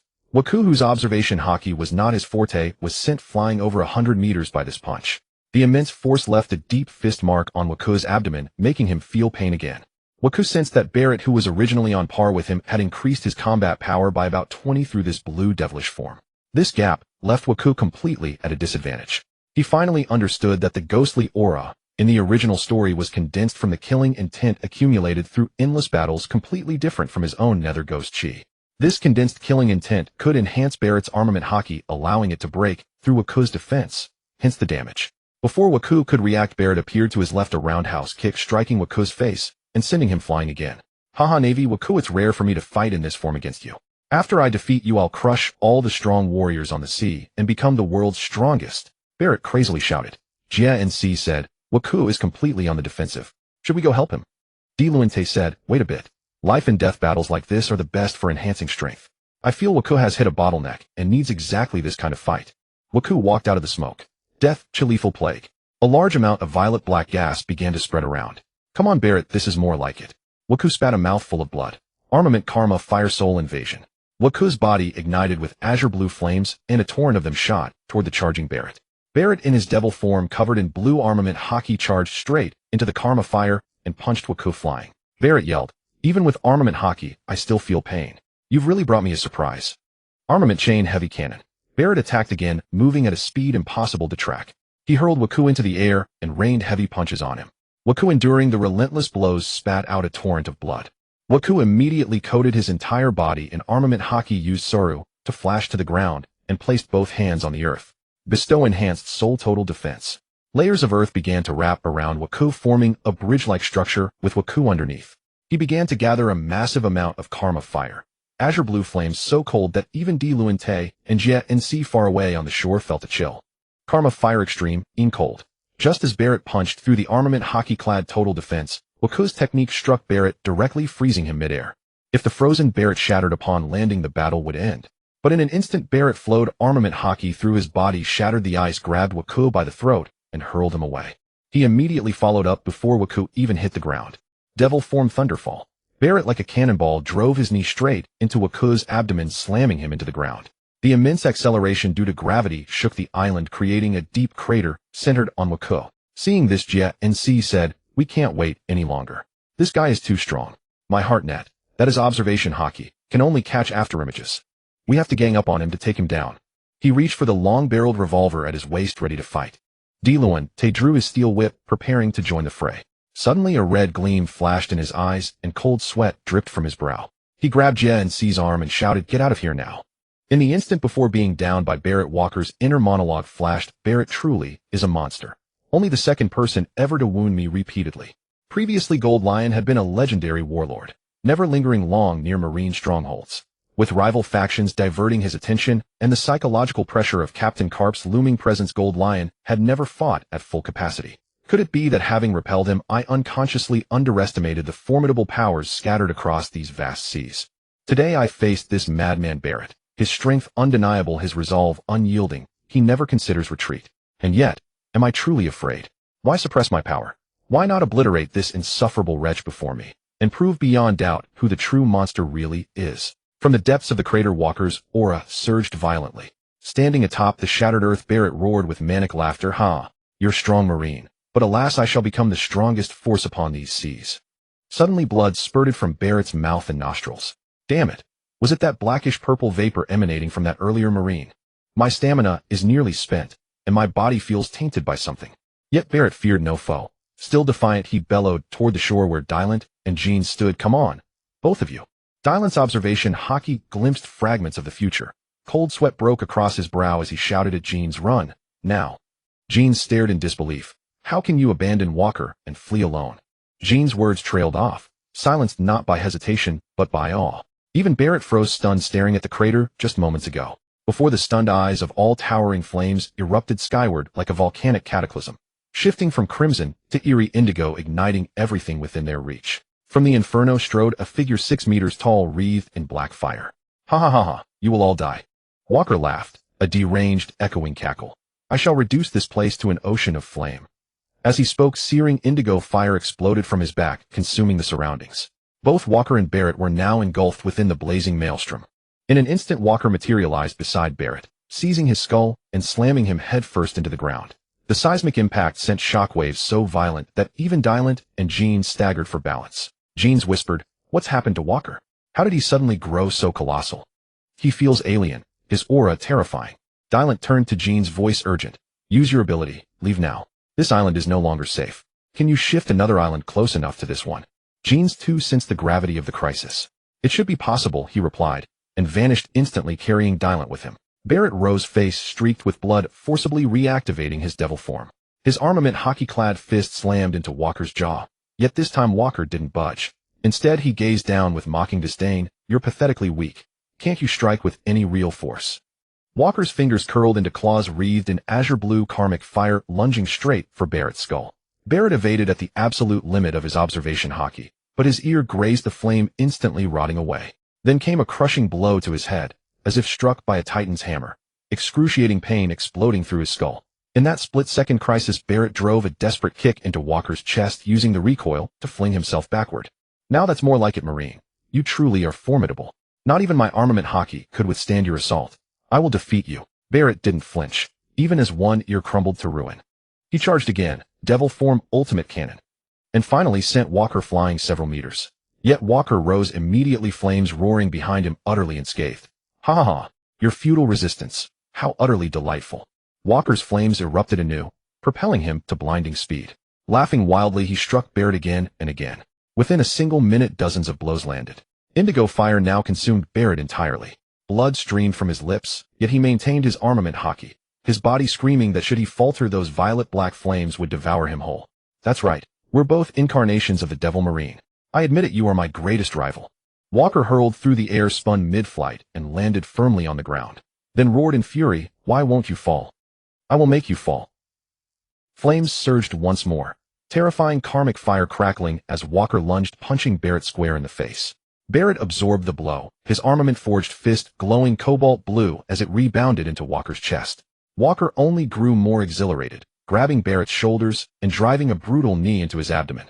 Barrett attempted to block, but overwhelming force shattered his forearm bones. Walker delivered another knee, snapping Barrett's spine backward, forcing him to collapse onto the ground. Still unsatisfied, Walker mounted him and rained down punch after punch.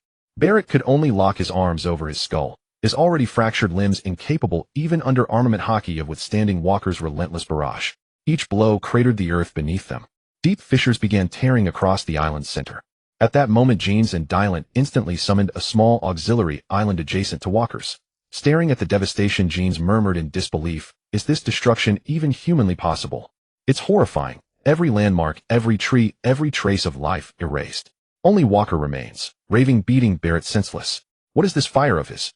My instincts screamed to flee, yet Barrett fought within that inferno for so long. And Walker's stance, it reminds me of the White Sea legends. Dylan said quietly, "Yes, it bears uncanny resemblance. But say nothing. They'll soon end this. Restrain Walker. Stop the devastation before it spreads. If the commotion grows, others will surely come, and that would be disastrous." Under Walker's frenzied assault, Barrett strained relentlessly to sustain his devil form, battling both karmic fire and necrotic energy. His stamina collapsed. Finally, under a dual-fisted strike, Barrett's eyes rolled white. He collapsed unconscious. His armament haki faded, and instantly the indigo flames consumed him. Agony jolted him awake, writhing, shrieking in torment. Walker showed no mercy. The ground fractures, unable to bear further cataclysmic impacts, split the island cleanly in two. Barrett's broken form plunged into the sea as the land sank beneath him. Walker unfurled massive wings and soared. Indigo fire raining across the ocean's surface, igniting the waves themselves, scorching the newly summoned island nearby. Vast quantities of seawater evaporated instantly. Giant fish breaching the surface writhed in agony. Soon carcasses of all sizes floated upward, charred to ash. "Walker, can you hear me? Stop this madness. The disturbance is drawing attention." Dylan cried out. Walker spotted them and shot forward like a comet.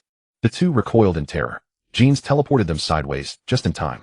Dylan gasped. Walker is utterly unhinged. He'll annihilate everything. I have sea stone from Sky Island. When I move and you submerge him. Otherwise we're both doomed.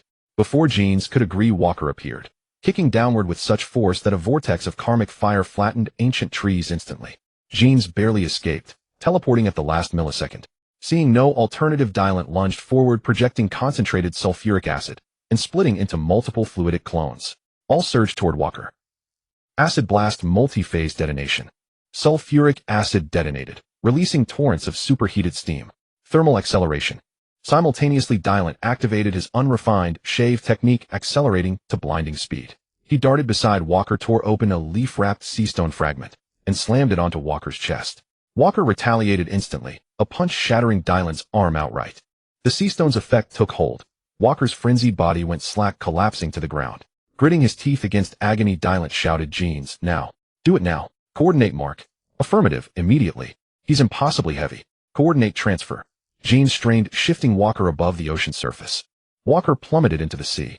Seconds later, Jeans sensed the oppressive resistance vanish and activated his fruit power once more. Coordinate recall. Walker reappeared, limp and motionless, on the scorched earth. Dylan exhaled in relief, until searing pain overwhelmed him, nearly triggering unconsciousness. But greater peril loomed ahead. Dylan was drenched in cold sweat from the agony, realizing that the arm struck earlier by Walker still burned with eerie netherfire. Terrified, he endured the pain and coated his fractured limb with armament Haki. Gines, help me. Get me into the sea, he pleaded weakly. Gines rushed over, lifted Dylan, dragged him to the shore, marked his position with a precise coordinate, and unceremoniously hurled him into the water. Moments later, using his devil fruit ability, Gines retrieved Dylan to shore. The battered officer murmured faintly, finally safe. That wretch Walker broke my arm. I'll demand full compensation once he wakes. Gines scanned their surroundings. Our troubles aren't over yet. This island beneath our feet is about to turn to ash. Without another word, he touched Dylan and instantly teleported beside Walker, then vanished with both men in a flash. Only the island remained blazing fiercely on the sea, a surreal violet-tinged inferno. Nearby, in a quiet coastal town, their sudden appearance sparked panic. Though in this world such phenomena were commonplace and ordinary folk had long grown indifferent. Dylan contacted the naval warship via Walker's Den Mushy. Gines asked, is Walker going to be all right? Why hasn't he awakened yet? Dylan replied, his constitution is nothing to worry about. Focus on me instead. That scoundrel shattered my arm. Where's our ship? It's taking far too long. As Dylan grumbled, the warship anchored off the town's coast. Reporting, we have arrived at the designated coordinates. Apologies for the delay. Please issue your orders. The Marine squad leader stepped forward. Dylan commanded, our Vice Admiral Walker requires immediate rest. Carry him aboard. Set course for Marineford. And summon the ship's physician, now. They boarded swiftly. The physician arrived, examined Dylan's injury, and said, Lieutenant Dylan, your fracture has indeed healed, but improperly. Dylan frowned. Isn't that good news? Then why does my arm feel so strange? Because it fused, ask you, without proper realignment. Please wait, I must reset and rejoin the bone correctly. The physician added awkwardly. Dylan sighed, fine, go ahead. The doctor then produced a massive hammer and saw, sizing up Dylan's arm with unnerving precision. Dylan recoiled. Doctor, what exactly are you planning? You said you'd correct the alignment, not wield weapons. Mr.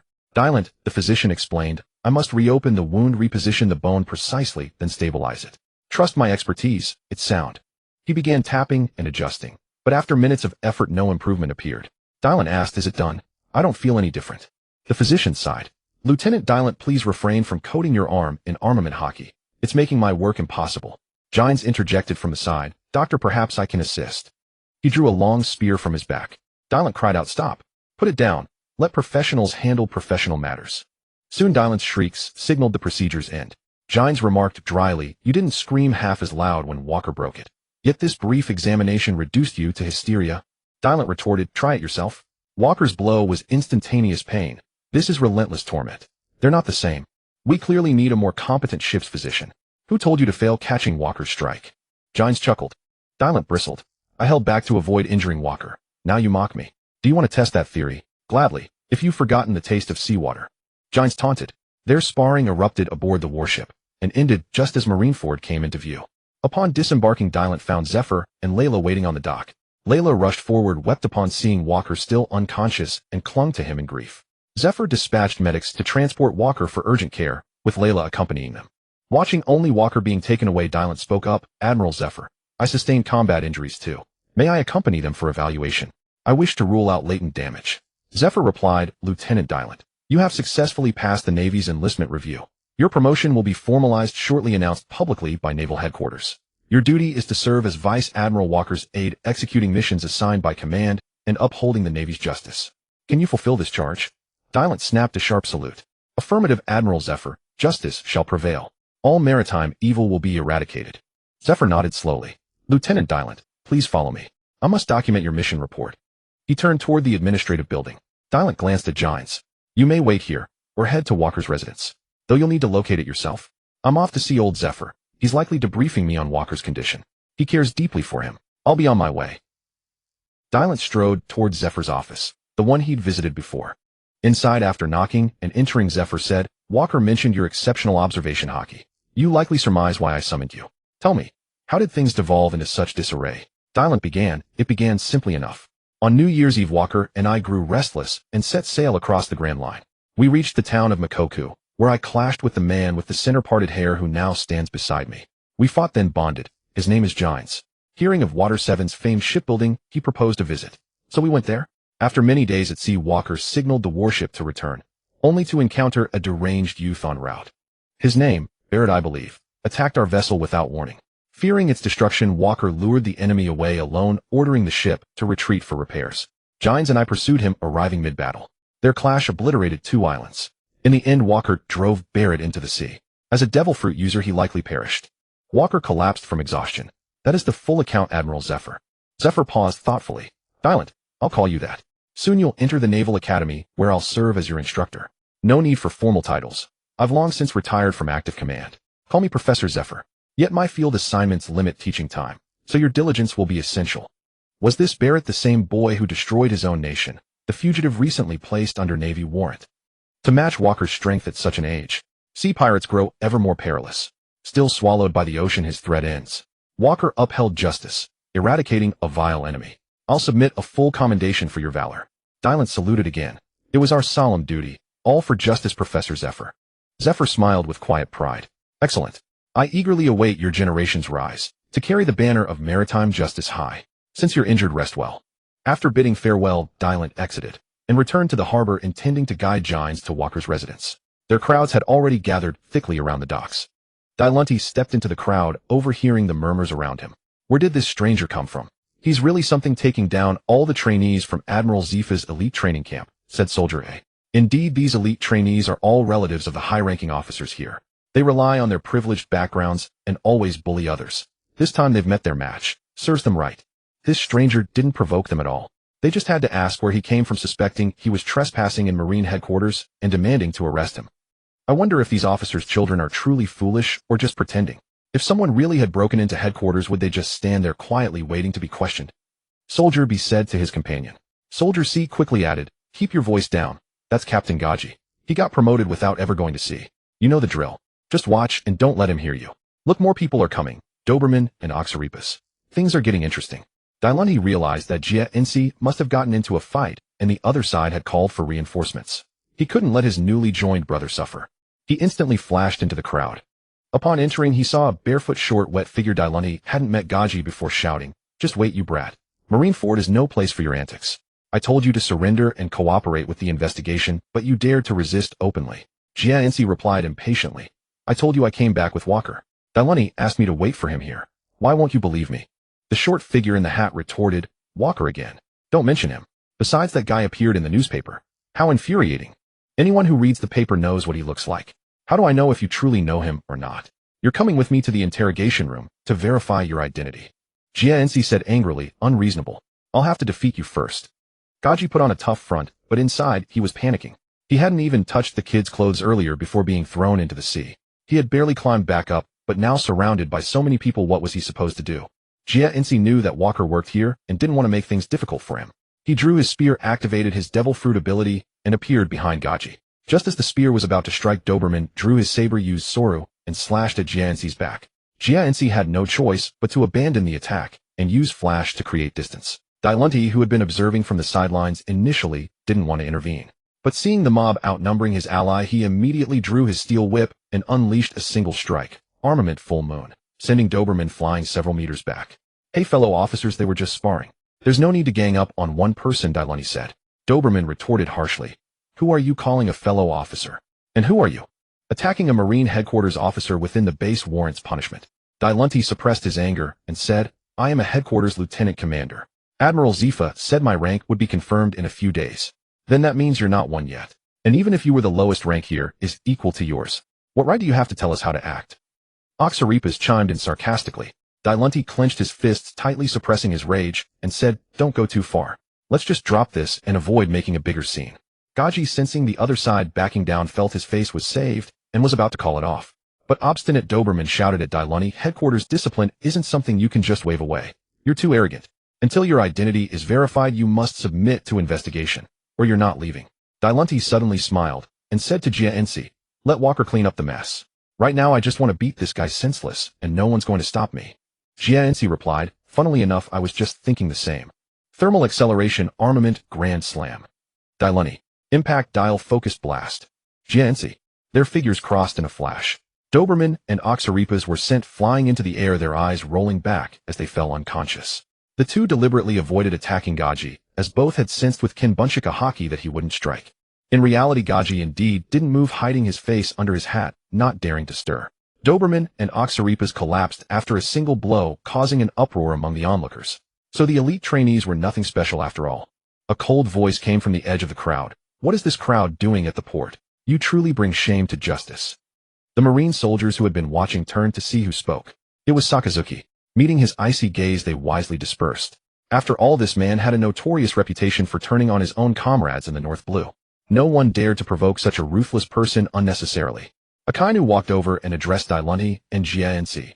Entering Marineford without reporting your identity, refusing to cooperate with a headquarters officer's verification, and violently resisting law enforcement. You truly need a harsh lesson. With that, his hands turned into magma as he prepared to strike. Dailani's arm liquefied in response. I'm tired of explaining. If you think you're capable, go ahead and try. A flash of golden light passed. I sensed some terrifying aura from afar. Are you sure you want to do this here? Sakazuki, don't forget you were just punished not long ago. If you want to fight, go to the training ground. I'd like to see which monster is stronger, you know. Kizaru said, seemingly enjoying the spectacle. Akainu had intended to silence the meddler, but the one advising him was Kizaru, also from the North Sea. He spoke to the two in a low voice. Do you dare to come with me? He turned and strode ahead, without waiting for an answer. Dailani replied boldly, stop wasting words. Anywhere is fine. I've wanted to smash that annoying face of yours for a long time. He followed. Kizaru vanished in a flash of light. Jia, using Kinbunchika Haki to track his position, quickly caught up. What a terrifying ability to actually keep up with me, Kizaru said lazily. Jia replied, old man, has anyone ever told you that your voice is really annoying? Young people these days have no manners. Have you ever been kicked at the speed of light? Kizaru appeared beside Jia and kicked at his head. Though Kizaru was not fond of fighting, that didn't mean anyone could shout at him, especially a stranger. Jia used flash to dodge and drew his spear. Cloud dial surfboard. Having spent time on Weatheria, he could now use cloud dials on the blue sea. It seems my speed isn't slower than light. I guess I'll never experience being kicked by light. What a pity. Jia activated the mechanism at the tip of his spear, reject dial full force strike. The powerful impact shattered Kizaru into fragments. Moments later, particles of light reformed. What a terrifying power. But light isn't so easy to hit. Yasukani no Magatama. Kizaru crossed his hands, pressing his thumbs against his index fingers, and a torrent of light bullets rained down. Jia began dodging, but Kizaru's Kinbunchika Haki tracked his landing points, and the light bullets pursued him relentlessly. Jia immediately aimed his spear at the incoming light and used impact dial absorption. Though the damage was absorbed, the immense force still sent him flying several meters. What an interesting device. Truly terrifying, Kizaru said slowly, but his actions were anything but slow. He raised a finger and fired a laser directly at Jia. Jia dodged with flash, reslung his spear onto his back, and drew his twin pistols. It seems you have the same kind of devil fruit as that guy Dailani. Annoying, can't hit you. Water dial brine rapid fire. Having arrived on the blue sea, Jia had already filled his water dials. He fired rapid jets of water from his pistols at Kizaru, but the Admiral evaded all of them by elementalizing in advance. Such a dangerous technique. Getting hit would be quite troublesome. Kizaru maintained his usual tone. Jia, seeing Kizaru effortlessly evade all his attacks, grew serious. This guy's Kinbunchika Haki was formidable. Their battle continued. Two figures slowly entered the training ground. Equally dangerous abilities, sulfuric acid and magma clashing. What would be the outcome? Hey, the one in the hat, we've arrived. Let's begin. Dailani's arm dripped with sulfuric acid. Strong acid wave. A massive amount of liquid overflowed from his body, forming a wave over 10 meters high that surged rapidly toward Qiquan, corroding every surface it passed into black charcoal. Qiquan observed this, pressed his hat down, and his fist began to turn into magma. Such feeble strength. Great eruption. Qiquan declared as his magma materialized into a colossal fist of equal height, smashing into the sulfuric acid wave. A continuous sizzling sound echoed, and in an instant the intense heat of the magma vaporized the liquid acid. A dense green vapor filled the air. Kinetic absolute speed. Seeing his technique effortlessly countered, Dailani hesitated not a moment. Harnessing the vast steam, he propelled himself to maximum velocity and drew his steel whip. Strong acid mirage. His body dispersed into numerous liquid clones, all accelerated by thermal energy, their steel whips coated with armament haki. Armament crescent moon assault. The multitude of Dailanti's clones simultaneously swung their steel whips, forming crescent-shaped energy currents that struck at Qiquan. Futile attacks. A massive magma fist directly aimed at Dailanti's true body. Sensing the terrifying power within Qiquan's punch, Dailanti crossed his steel whip to block, yet was still sent flying back dozens of meters. Not done yet. Strong acid multiple detonation. The numerous acid clones exploded all at once, generating searing heat and countless droplets of liquid acid that scattered everywhere. Qiquan at the center of the explosion was riddled with holes. Is this all the power you possess? Then I have overestimated you. Magma slowly oozed from Qiquan's body as he restored his normal form. Let me show you the weight of justice. Fong of the Red Dog. Qiquan's clone lunged forward, his arm transforming into magma, instantly forming a massive doghead shape that punched at Dailanti's position. Dailanti accelerated and narrowly dodged. The spot where he had stood was instantly carbonized by the magma. Quick reflexes. But luck won't be on your side every time. Meteor volcano. Qiquan raised both arms, rapidly firing a torrent of volcanic bombs that rained down upon Dailanti's area. While dodging, Dailanti mused, this guy Qiquan's devil fruit ability and strength are even more troublesome than Duelage. My fruit is completely countered by his. Previously Duelage could blow opponents away, but after I got close, as long as sulfuric acid landed on him, he had to keep coating himself with armament haki, exhausting his stamina. But this Qiquan guy completely stifles my best combat style. His magma body vaporizes my acid instantly. In close combat, although his strength is less than Walker's, he's still formidable, and I gain no advantage. What should I do? While Dailanti was inwardly pondering a countermeasure, Qiquan suddenly surged forward, his magma fist striking Dailanti's back. Thanks to Dailanti's expertise in observation haki, he elementalized and dodged just in time, yet even so the elementalized liquid acid was thoroughly corroded away. This drained Dailanti's stamina heavily. From a puddle of liquid on the ground, Dailanti reformed his body and said, your ability is quite impressive, isn't it? Hat bastard. Qiquan snorted, those without a heart of justice are naturally feeble. Magma eruption. Qiquan's fist came crashing down. Dailanti had no choice but to coat his steel whip with armament haki and endure, barely managing to block the overwhelming strike. You really have some strength, Dailanti quipped, but then noticed with alarm that Qiquan's arm continued to swell, triggering a second eruption of magma. With one punch, Qiquan overpowered Dailanti, the steel whip pressed against his chest. Then came the third wave of eruption. Qiquan's fist, reinforced with armament haki, pressed down again as countless volcanic bombs burst from his arm. Even with Dailanti's full-body armament haki, he felt a searing pain. He sensed his body had suffered extensive burns. The destructive power of magma was truly terrifying. Yet Qiquan's magma fist came again. Strong acid cannon shot. A torrent of highly concentrated acid shot forth. Qiquan, undaunted, smashed through each with his fists. The steam in the air continued to linger. Strong acid rainstorm. Paying no heed to his technique being easily countered, Dailanti fully liquefied and shot countless droplets of acid into the air. The acid absorbed moisture upon contact with the air, enlarged, and fell upon Qiquan only to be continuously vaporized. This is meaningless. Have you given up already? Then let me end your sin. Qiquan leaped into the air, his magma-heavy fist descending fiercely upon Dailanti. It seems plain acid won't do much against you. Then I have no choice. Strong acid electrode reaction, heart strike. While dodging Qiquan's attacks, Dailanti utilized the vast steam generated by the acid rain, which spread around Qiquan and reacted with the electric ions in the air. A massive electric current continuously generated on Qiquan's body, directly channeled to his heart. Ugh, I didn't expect you to have such a trick. I underestimated you. Blood trickled from the corner of Qiquan's mouth. Dailanti said, damn, after taking this hit you're still standing. You and that Walker guy are both freakishly tough. Sulfuric acid conducts electricity, directly targeting the heart. I rarely use this move. No one has ever stood after taking it. You're the first. Qiquan wiped the blood from his mouth and continued to attack Dailanti fiercely. Meanwhile, Jia Ensi barely blocked a kick from Huang Yuan's clone. Old man, you look so frail, but you sure pack a punch. Water shell split shot. Jia Ensi compressed the water shell in his pistol to the extreme and fired rapidly. Huang Yuan dodged, but the seawater shot out exploded in midair, splashing onto him. Now, coordinate teleport. Jia Ensi placed both guns at his waist. Huang Yuan turned his head, glancing sideways. Well, that almost hit me completely. Jia Ensi instantly appeared behind Huang Yuan and thrust his spear, only to have it caught by Huang Yuan's armament haki. Hee, a bit weak, aren't you, old man? I've been waiting for this. Reject shell, explosive impact. The tip of Jia Ensi's spear was embedded with sea stone. As the deputy ruler of the Sky Island, he possessed far more sea stone than the Shandian natives. Huang Yuan's sleeve tore and blood trickled down. What terrifying power. It's been a while since I last got hurt. Huang Yuan said, Ama no Murakumo. He slowly spread his hands, and a golden light sword materialized. He struck down fiercely, cleaving Jia Ensi's spear in two and slashing his chest, causing blood to spurt out. Jia Ensi teleported away, looking at the wound. Old man, your strength is terrifying. Huang Yuan instantly appeared behind Jia Ensi, his long sword descending. I'm only 26, you know. That's a bit rude, young man.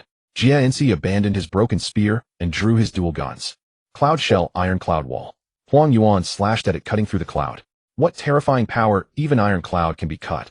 As Jia Ensi watched the descending sword, he activated his Devil Fruit ability, coordinate teleport. A massive magma bomb appeared before Huang Yuan. With one slash, the bomb split into two. Such a troublesome ability. The young generation's strength is truly terrifying. Huang Yuan said, looking at Jia Ensi in the distance. Jia Ensi replied, You're not bad either, but you look way too old. Coordinate mark. Huang Yuan began firing continuous laser beams from his fingers. Jia Ensi dodged, desperately firing water bullets from his dual guns at Huang Yuan, all of which were neutralized by the lasers. Huang Yuan flickered, appearing beside Jia Ensi's sword, swinging. At that moment, Jia Ensi faced a barrage of lasers ahead, and Huang Yuan's sword from the side. Huang Yuan's observation haki had already predicted his landing point. Coordinate return. Jia Ensi barely escaped, panting. Your armament haki is truly formidable. Moving you costs too much energy. Huang Yuan found himself back at his previous position. He scratched his head. Strange, how did I end up here again? Yet his movements never slowed as he appeared beside Jia Ensi and kicked at his head. The next moment, the sight before Huang Yuan made him exclaim, Why is it you? Akainu suddenly appeared before Kizu. Kizu's leg, unable to decelerate in time, struck Akainu squarely on the head, sending him crashing to the ground and skidding several meters. Akainu let out a cold snort, uttering no word. After all, he had been caught off guard. His own lapse in vigilance, not Kizaru's fault. Both hailed from the North Blue, old acquaintances of sorts. Akainu had sensed in that final instant Kizaru's deliberate attempt to rein in his blow. Meanwhile, Dylan covered his head with armament haki, arms locked tight for a long moment. Yet the expected crushing fist never landed. Lowering his arms, he scanned the surroundings and found Jeans standing opposite, smirking slyly in his direction. Flustered, Dylan muttered to himself, That hat-wearing bastard is utterly revolting. His devil fruit ability nullifies mine, and he keeps aiming straight for my head. Utterly devoid of martial honor. Jeans replied, So that's why you were cowering and scrambling about like a cornered rat. Your excuse for looking so pitiful. Ha ha ha. Dylan, what a wretched sight you make. Dylan glanced down at himself, tattered garments, charred black, unmistakably humiliating. Yet when his eyes fell upon the ghastly wound cleaving Jeans's chest, he burst into laughter. Jeans, you're hardly in any better shape. You've taken a serious beating. And yet you still find amusement in mocking me. Jeans retorted, voice edged with fury, That guy's just like you. I can't land a single hit on him. It's maddening. How about we swap opponents? Dylan shot back, No way. The hat wearer is also a Logia type. You'd still be powerless against him. Blame your own inadequacy. Why haven't you mastered armament haki? Moreover, his devil fruit power is far more devastating. Our respective adversaries currently overwhelm us both. Exchanging foes would only worsen our predicament. How leisurely you two are, debating tactics mid-battle. 8 Ryakugoku. Kizaru hovered high above, then unleashed his technique directly upon them. They sprang aside just in time. But before his attack fully subsided, thick plumes of smoke billowed from afar. Meteor volcano.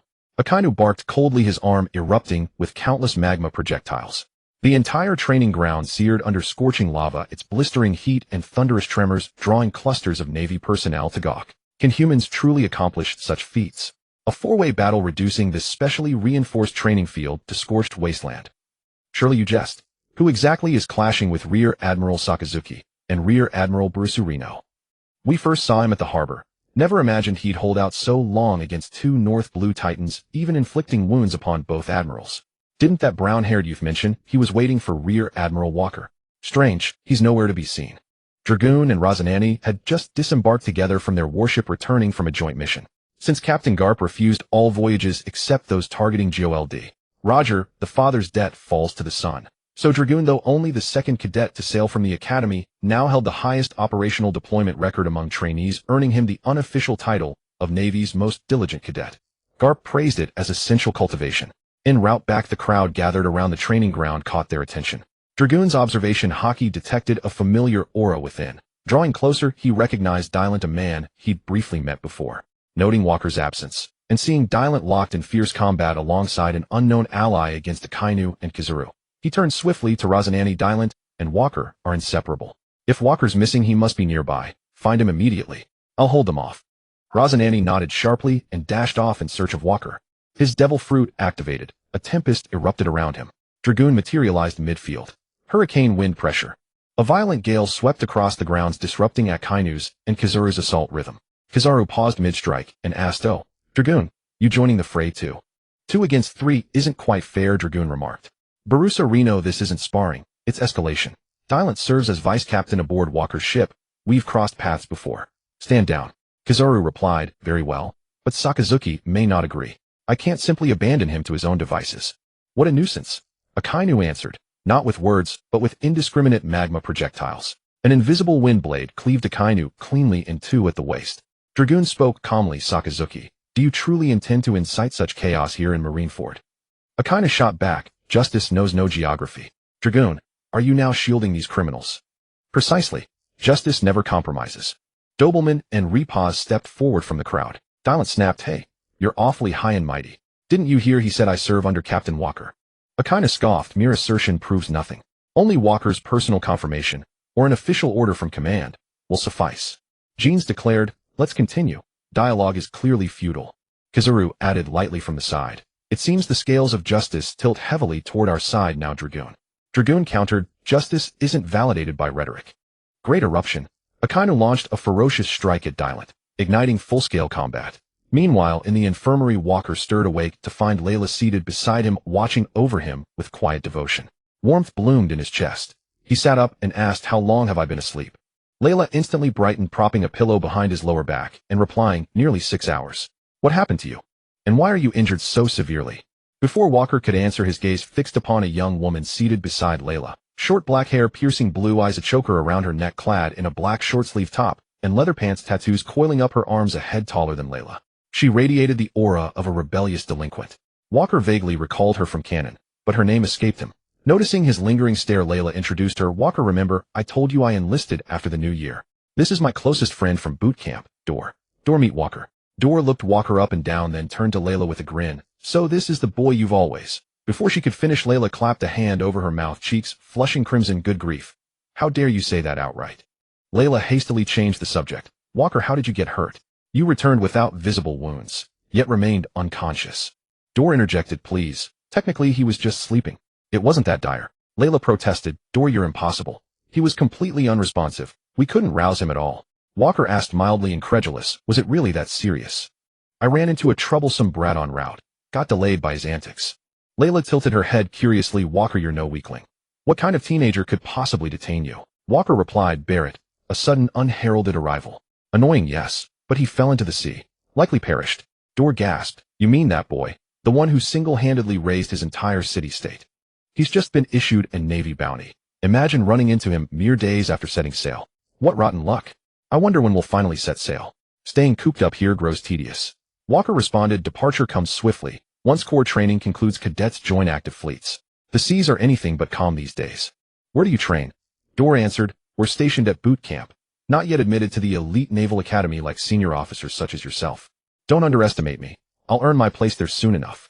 Layla mused, "Speaking of our intake, there's a curly-haired youth who bypassed standard screening entirely and entered Commander Zeph's elite program right away. What was his name again? That fiery lad. He kept pestering me to introduce him to Walker." "Ah, you mean Kazan," Dor clarified. "To accelerate narrative pacing, he appears a year early, originally 3rd generation in canon. Recruited in the South Blue, he stunned evaluators during enlistment trials, hailed as a monster-tier naval prodigy, and notably a Logia-type devil fruit user." Layla nodded, "Exactly. Still, no matter how formidable, he could never surpass Walker." Just then Walker's door swung open, revealing, "Senior Walker, something's wrong." They're fighting." Rosencrantz burst into the room, breathing heavily. Walker spoke calmly. "Rosencrantz, take a breath first. Compose yourself before speaking." He poured a glass of water and handed it to him. After a moment's pause, Rosencrantz said, Dylant is locked in combat with others. Brother Dragon has already rushed there to intervene, and he sent me to fetch you at once. Dylant is fighting someone. Walker rose from his seat and began dressing. Among the younger generation at headquarters, there are scarcely a handful who can match him, and Jint stands beside him no less. It shouldn't be serious. Dragon is simply overcautious. Rosencrantz replied, No, Senior Walker. The ones confronting them are Borsellino and Sakazuki. Upon hearing this, Walker asked sharply, Where are they now? Rosencrantz answered, At the training ground. I parted ways with Brother Dragon there just moments ago. Without another word, Walker pushed open the window, leapt from the 6th floor, and activated his wind affinity. Bestow. A spectral skull materialized abruptly beneath his feet, its hollow gaze fixed skyward. Guided by his will, Walker soared across the air, riding the gale straight toward the training ground. There he found Borsellino and Sakazuki, the yellow monkey and the red dog, alongside Doberman and Repaz, locked in fierce combat with Dylant, Jints, and Dragon. The battle hung in perfect volatile balance. Walker descended between them, his voice icy and commanding. What is the meaning of this? Why did you lay hands on my crew? At Walker's sudden descent, all combatants ceased as one, instinctively halting mid-motion. Jints bowed his head slightly. Apologies, Walker. I fear I've brought you trouble. Doberman shouted directly at Walker. Walker, are you shielding these intruders? These criminals who dared breach Marineford? Before the words fully left his lips, Walker appeared before Doberman and struck him across the face with a thunderous slap. The force hurled him dozens of meters, teeth scattering like shattered pearls through the air. Walker knew well Doberman's nature, all bravado and brittle skill. No wonder his visage bore so many scars. Even during the Summit War he dared challenge Shanks himself. But Walker was no red-haired pirate. He offered no mercy, no patience. Having finished his silent reflection, Walker turned coldly to Doberman. Who precisely do you think you are, to address me thus? Which of you struck them? Just eliminate them. Now. Too slow, Dylant remarked. If we could have done so earlier, we would have, but these two, truly formidable without question. Only Dragon's timely intervention held their assault at bay. Jints added quietly, Forgive me, Walker. I've disgraced you with this chaos. Walker's gaze, glacial and unwavering, settled upon Sakazuki and Borsellino. No matter. Let me see what transpired. Sakazuki's fists bled molten magma, steaming the ground anew as heat warped the air. He murmured, voice low and heavy. Walker, is this your definition of justice? Lava eruption. He launched himself skyward. A colossal magma fist hurtled toward Walker. Dylant cried out, Beware, that technique strikes thrice. Walker met it unflinching. His right fist shimmered with armament haki, then erupted in violet-tinged azure flame. Armored netherfire inferno fist. Their fists collided. Sakazuki roared, Walker, I will not cower before you. I fear no close-quarters duel with you. Never. Sakazuki bellowed again. This technique was forged solely for you. No matter your strength, it shall be crushed beneath the eruption's fury. Second eruption. Yet the expected cataclysm never came. Instead, searing pain lanced up Sakazuki's arm. From the corner of his eye he saw his own magma, consumed, devoured utterly by violet azure fire. Stunned, he instantly reinforced his arm with armament haki, rekindling the magma anew. Walker observed coolly, Sakazuki, this is the technique you devised to defeat me. How laughably inadequate. If this is all you possess, you are utterly beneath notice. Netherfire Titan Might, Sovereign Spear. Azure violet flames surged up Walker's arm, swelling with the raw power of giants. Then channeled through his innate mastery of armament haki, his fist drove forward. Canine Lotus Bloom. Both warriors poured absolute might into their techniques. For a suspended heartbeat neither yielded. A faint smile flickered across Dylant's lips. Then, in an explosion of violet azure fire, Sakazuki flew backward, clutching his wounded arm. The injury itself was minor. What chilled him to the marrow was the fire clinging to his flesh. Unquenchable, relentless. He fought it with armament haki alone. But Sakazuki's greatness lay not only in monstrous physique or power. His tactical brilliance was peerless. Instantly, he armored his entire body, then ignited magma across his skin, withstanding the inferno long enough to stride forth, as if shedding a molten exoskeleton. Walker having drawn blue. Though he blocked the blow, he staggered, off-balance, knees buckling. How? I deflected it with armament haki. So why does it still wound me? Confusion raged within Sakazuki's mind. Walker offered no explanation, only motion. Borsellino flashed between them, raising a hand to intercept. Oh dear, it hurts terribly. Even through armament haki, Walker's strike pierces bone and soul alike. He withdrew immediately after speaking. Walker abandoned Sakazuki, and, relying purely on physical prowess, activated Shave, closing the distance to Borsellino in an instant. Karmic Flame Dragon's roar. Walker unleashed a single punch, and before Borsellino loomed a colossal serpentine blaze, coiling in azure blue fury. Borsellino raised both hands. How unforgiving you are, Walker. Truly terrifying. Mirror 8 foot. Light refracted from his palms, and he slipped aside with uncanny angular grace. Gents called from the periphery. You seem to have forgotten I stand here as well. Coordinate force lock. Borsellino blinked in surprise. Ah, immobile. How peculiar a power. Gents turned to Walker. His strength is overwhelming. I can only freeze him briefly. Hurry, Walker. Karmic flame, ninefold hell. A towering pillar of azure blue fire erupted beneath Borsellino, engulfing him entirely. Inescapable absolute. Trapped within the infernal column. Borsellino let out a stifled groan. Sakazuki, seizing the moment, liquefied his lower body into magma. The explosive thermal thrust propelled him forward. With blinding speed, his magma fist slammed toward Walker. Dilent, his Kinbunshika Haki foreseeing the strike, intercepted instantly, blocking the blow with an armament Haka-hardened whip. Sakazuki endured the impact, then accelerated a second time through molten propulsion, launching a magma projectile straight at Walker. Gents attempted to redirect it with his Devil Fruit ability, only to be entangled by Doberman. With no choice, Walker aborted the karmic flame binding, shattering the magma projectile midair. Once freed from the infernal pillar, Borsellino stood pale and visibly weakened. Sakazuki, seeing his objective achieved, asked Borsellino, "Are you unharmed? Can you continue?" Borsellino's eyes darted warily toward Walker. "So frightening. I nearly perished." "Walker, you truly are a monster. I feel dreadful." Walker replied. "Borsellino, you move too swiftly. That cage was crafted expressly for you, to keep you from darting about recklessly." Borsellino casually evaded Gent's attack, then answered Walker. "Being singled out by you is terrifying indeed." Even as he spoke, his body moved, kicking Gents aside, vanishing to a distant vantage point, and leveling a finger at Walker. A searing laser beam lanced forth. The beam struck Walker square in the chest, leaving a slender wound that wept crimson. Walker sensed Borsellino had held back. The prior technique had been designed to provoke him. Karmic flames scorched the soul itself, brief though its duration, and the agony inflicted upon Borsellino had been profound. Though Walker's mastery remained incomplete, Borsellino still stood and fought, truly worthy of his title among the 3 admirals. Youthful constitution, peak physicality, and, most astonishing, spiritual fortitude beyond measure. Walker had hoped to gauge Borsellino's true limits, but that ambition had failed. His strength remained veiled in mystery. Yet reflection ended there.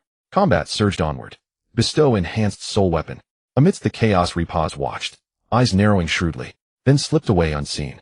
Lei Pazzi, who had just fled, thought to himself Doberman had come to form a 4-on-2, easily crushing Walker's 2 subordinates.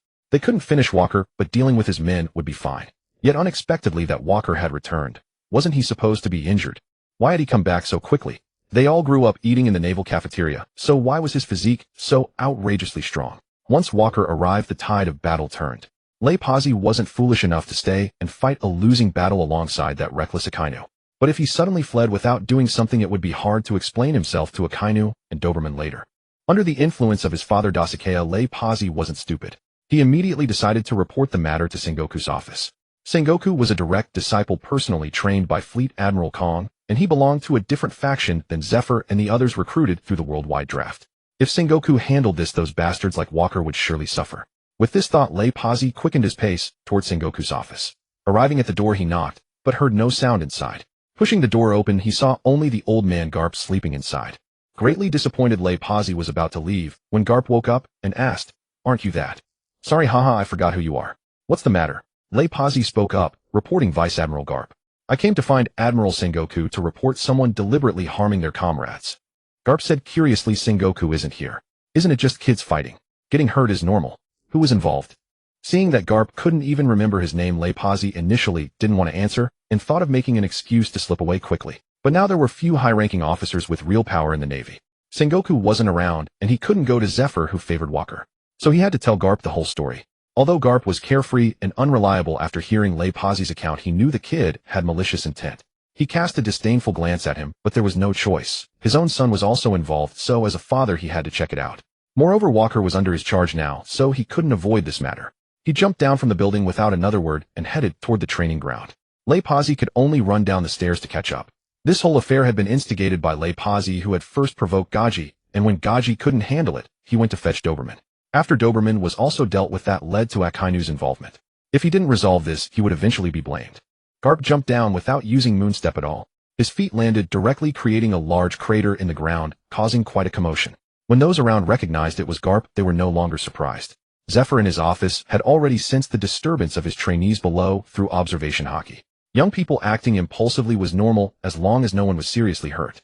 But when he saw Garp heading toward the training ground, Zephyr got up and followed, afraid that Garp's way of handling things would be to knock everyone involved out with one punch each. Zephyr thought this was very likely. Although his first batch of trainees were all troublemakers, they were highly capable and would become pillars of the Navy in the future. He absolutely could not let Garp, who had no sense of proportion, handle this. Garp and Zephyr arrived at the training ground one after the other. Even though the two had witnessed countless grand spectacles on the seas, they were both stunned by the scene before them. Naval soldiers watching the training ground were fleeing in all directions, while the inspection officers dared not approach directly from the periphery. Seeing the two arrive, a world government official from the inspection department stepped forward and said, "Humph, what are you Navy people doing? Are you trying to tear down Marineford yourselves? Look at these people, how much destruction they've caused. You two stop them at once." Having said that, he began contacting Fleet Admiral Kong using a den mushy.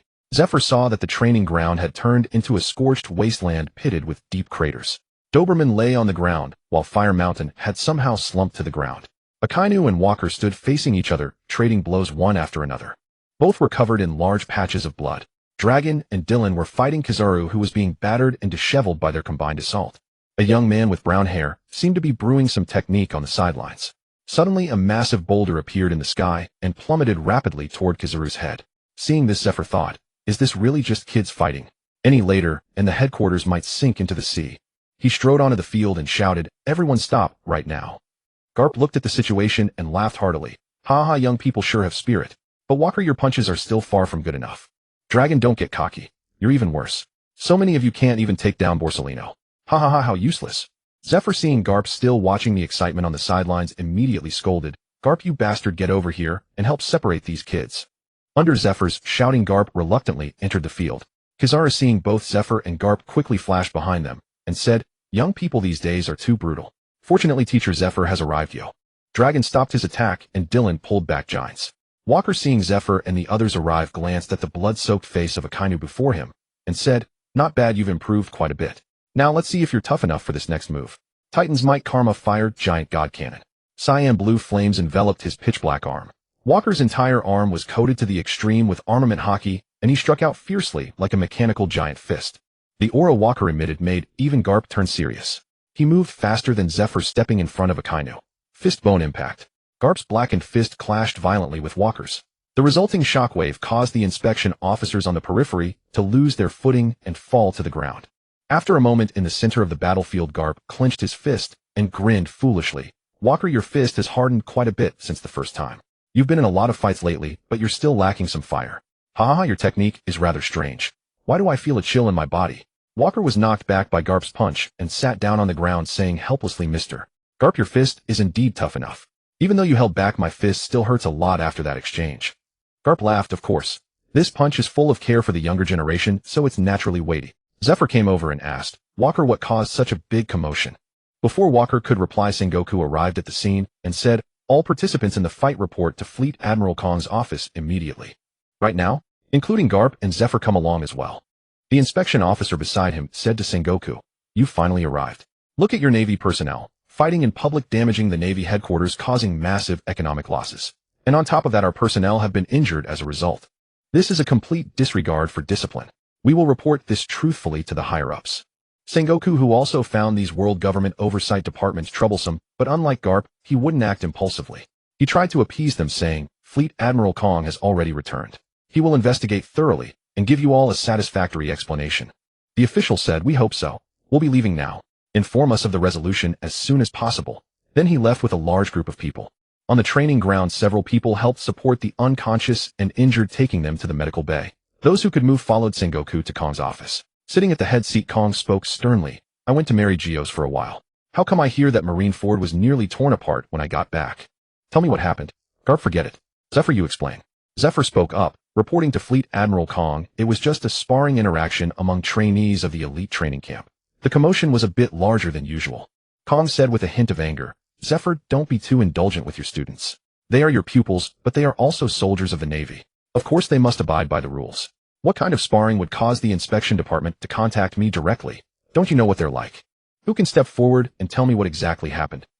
At that moment, Akainu, standing nearby, stepped forward and was about to speak. Admiral Akainu spoke, reporting to Fleet Admiral Sengoku, "Those two individuals beside me are not Navy personnel. yet they remained at Marineford Harbor. Lieutenant Commander Dobelman approached them to request cooperation with an investigation. They refused, and instead resisted violently. Dobelman was overpowered and defeated. Upon our arrival, Admiral Kazuru and we attempted to apprehend them, thereby triggering this incident. Sengoku glanced questioningly at Dragon and asked, "And why did you become involved?" He knew Dragon reasonably well, having met him several times alongside Vice Admiral Garp, and thus addressed him directly. Dragon spoke solemnly. "I had just completed a naval deployment when I noticed a large contingent of Marines gathered around the training ground. I approached to investigate, and saw the vice captain from Captain Walker's ship under simultaneous assault by Admirals Kazuru and Sakazuki. I attempted to mediate and urge both sides to cease hostilities. But Sakazuki showed no regard for cause or context, launching indiscriminate attacks, leaving me no choice but to defend myself. Those who shield evildoers are enemies of justice," declared Akainu. Dragon retorted sharply, "Sakazuki, do not presume to define justice for all through your own arrogance." Sengoku thundered, "You dare bicker here like unruly cadets. Do you intend to demolish this office as well?" "Silence, immediately. Walker, you've performed admirably lately. During your recent mission to Mariajoa, the 5 elders themselves commended you for handling prior assignments with exceptional competence. Then why were you present at the harbor today? According to port records, you returned wounded and were undergoing treatment, not at headquarters hospital, but somehow appeared at the training ground." Walker replied, "Upon regaining consciousness, I sensed the surge of combat energy and hastened toward the training ground. There I witnessed Sakazuki and his forces besieging my subordinate, and intervened to halt the assault. Yet Sakazuki, blinded by hubris, launched an unprovoked assault without hearing explanation. I had no option but to subdue him first." Meanwhile, Admiral Kazuru gazed silently out the window. Sengoku made no move to question him. After hearing every account, Sengoku declared, "I understand the situation. You young Marines have engaged in collective brawling, causing extensive damage to headquarters infrastructure.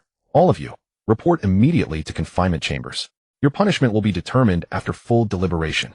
Now leave this room at once." All, including Rear Admiral Ripa, who had arrived later, departed promptly. Once the chamber emptied, Sengoku turned and said, "Let us discuss how to resolve this matter." Zephyr spoke, "Fleet Admiral Sengoku, these are merely youths, impulsive by nature. A collective fine covering damages would suffice. Sakazuki has acted rashly before. A precedent suggests this approach." Then Sengoku interjected, "No. This incident involves too many personnel. Leniency now invites repetition. The root cause lies in 2 non-Navy individuals entering Marineford without authorization. Thus they must be detained under regulation." Zephyr countered, "Both men were personally recruited by Walker. Naval statutes permit commissioned officers to assemble independent crews upon receiving sailing authority, and Walker formally reported their appointments to me. Dylan has passed full background verification. His rank and commission have already been ratified.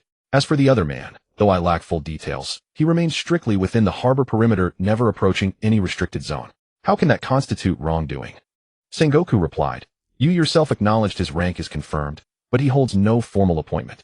To brawl within headquarters before official induction implies even greater recklessness should he gain full standing. How then can such conduct bear the banner of justice?" Tsuru sipped her tea and observed, "Scuffles among youth are inevitable, yet oversight remains essential.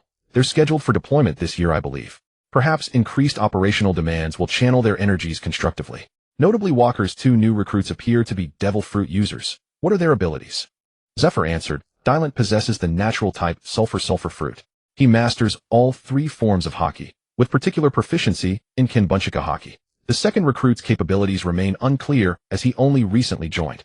Garp, unusually speaking up, remarked, "That brat's power is rather intriguing. Judging by his appearance, he seems capable of traversing spatial dimensions." At this, Sengoku's eyes gleamed with sudden interest. Sengoku added, "Tsuru, you must not prioritize ability over character when integrating new personnel into the Navy. Their very first act on Marineford soil ignited chaos." Zephyr countered, "Are you suggesting capability bears no weight in selection? A sense of justice must be cultivated, not inherited. If we fail to attract talent, do you wish them to turn pirate instead?" Sengoku retorted, "Do not misrepresent my stance. I advocate balanced evaluation, assessing both aptitude and integrity." Fleet Admiral Sengoku, Tsuru's remark reminds me perhaps assigning this generation to the 4 blues upon deployment would minimize friction, ensuring they seldom cross paths.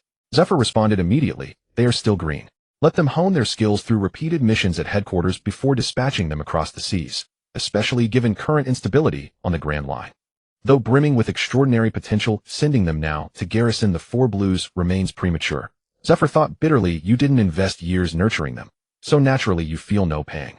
Sending them to the 4 blues now Is that not tantamount to exiling them to the new world? His expression darkened further. Saru observed, indeed immediate deployment to regional branches is impractical. Let them mature further through field experience. After all, deployment is inevitable. Zephyr, your tireless mentorship springs from the hope that they serve the Navy with distinction, does it not? Hearing Tsuru's words, Zephyr fell silent. Once consensus settled, Sengoku declared, for this incident all participants shall undergo 3 days solitary confinement and jointly reimburse headquarters for structural damages. Medical expenses for injuries shall be borne personally. Additionally, fit them with seastone restraints lest their vigor persist behind bars. Deploy those cleared for sea duty immediately, lest idleness breed further mischief within headquarters. Release them onto the open sea to expend their energy. Moreover, Zephyr, you must redouble your efforts guiding the second cadre. Though the first cadre generated considerable turbulence, they have undeniably strengthened the Navy's core. Their imminent deployment will alleviate critical manpower shortages.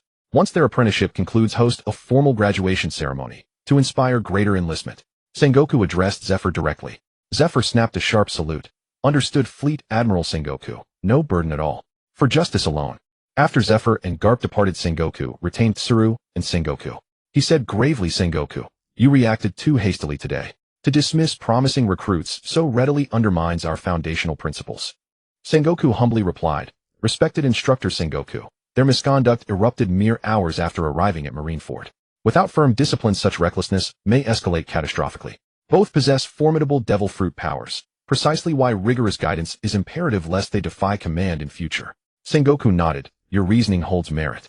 Tsuru, why did you two endorse dispersing Walker's group across the Four Blues? Tsuru reflected inwardly. Gion has grown distracted lately. As one who has walked this path before, I recognize the telltale signs. The softness in her gaze, the absent-minded sighs. She's fallen for someone. A discreet inquiry revealed the object of her affection, none other than Walker himself. Though personal entanglements lie beyond my purview, Walker has given no indication of reciprocating Gion's feelings. To spare her heartbreak and prevent emotional turmoil from derailing her training, I must temporarily remove Walker from her orbit. Absence, after all, often dissolves infatuation. There is another consideration. Tsuru knows Walker belongs at heart to Zephyr's Marine recruitment faction. Fleet Admiral Sengoku nears retirement. Neither she nor Garp seeks the top posts, leaving Sengoku and Zephyr as the natural successors. Yet Zephyr's family tragedy sharpened Tsuru's awareness. The world government clearly favors Sengoku. Should Zephyr withdraw into quiet instruction, Tsuru would never obstruct Gion's union with Walker, for a strong man at sea offers tangible security. She believes Walker would be Gion's ideal match, even if rumors swirl about his ambiguous ties with Leia, daughter of Hodia Bay. Tsuru trusts Walker's discernment. He will choose wisely in the end. Alas, reality proved otherwise. Marshal Kong, previously plagued by a shortage of personnel, had intended to dispatch Zephyr back to sea for missions. To his surprise, Zephyr agreed. This signaled a potential reinstatement, severely straining his relationship with Sengoku. The position of Marshal was singular, and although Zephyr currently served as an instructor at the Marine Elite Training Camp, a sinecure in itself, if the instructor were to become a candidate for Marshal, the implications would be immense. The Elite Training Camp, the cradle of future admirals, would have all its elite Marines indebted to Zephyr. How could Sengoku not be sensitive to this? Tsuru, herself a disciple of Marshal Kong, naturally shared a closer bond with Sengoku. Coupled with the world government's wishes, she had no choice but to sever the budding feelings between her and Gion. Having made up her mind, Tsuru spoke. Master Kong, Walker and Aquinas seemed to disagree. From their first meeting to the earlier harbor incident, and then the training ground clash, they have already fought bitterly 3 times. Both are precious future assets of the Marines. We cannot afford casualties on either side, and constant surveillance is impossible. The only solution is to separate them. Once they mature, their aggression will naturally subside, and they will become the Marines' trump cards. Thus I suggest they be separated.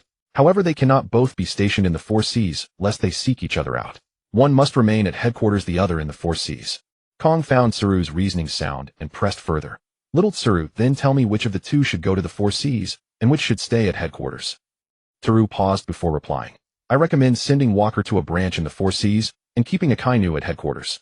Akainu previously served in the North Blue branch, where he was indeed effective against pirates.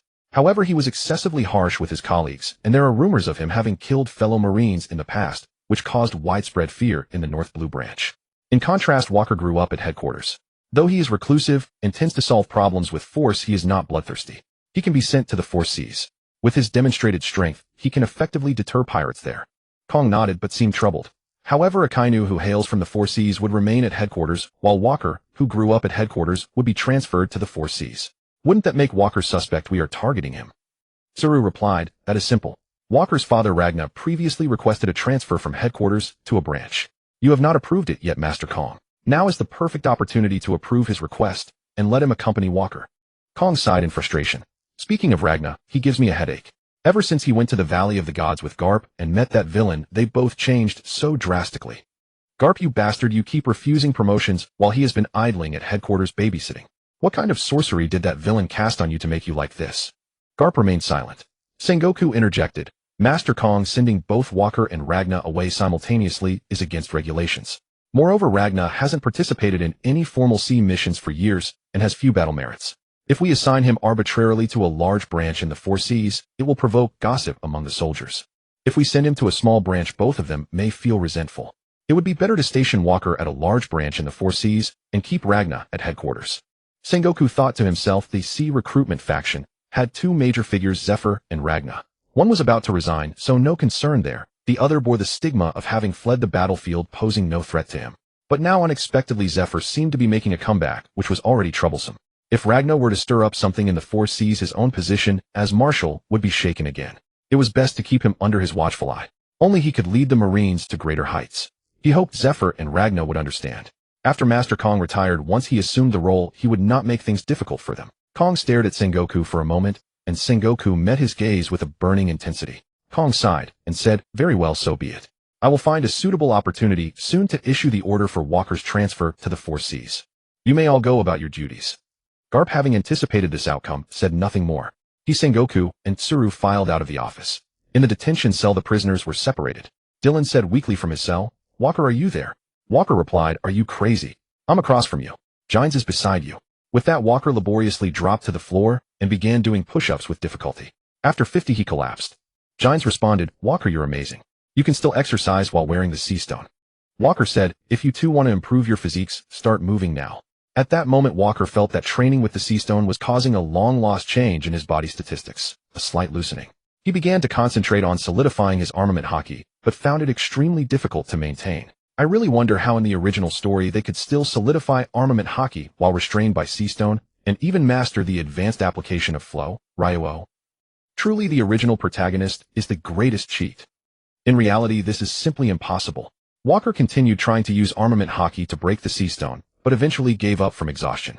Even with his physique and strength as a devil fruit user, the sea stone suppressed him completely. To verify his perception, Walker used his combat eye to scan himself. Character original body.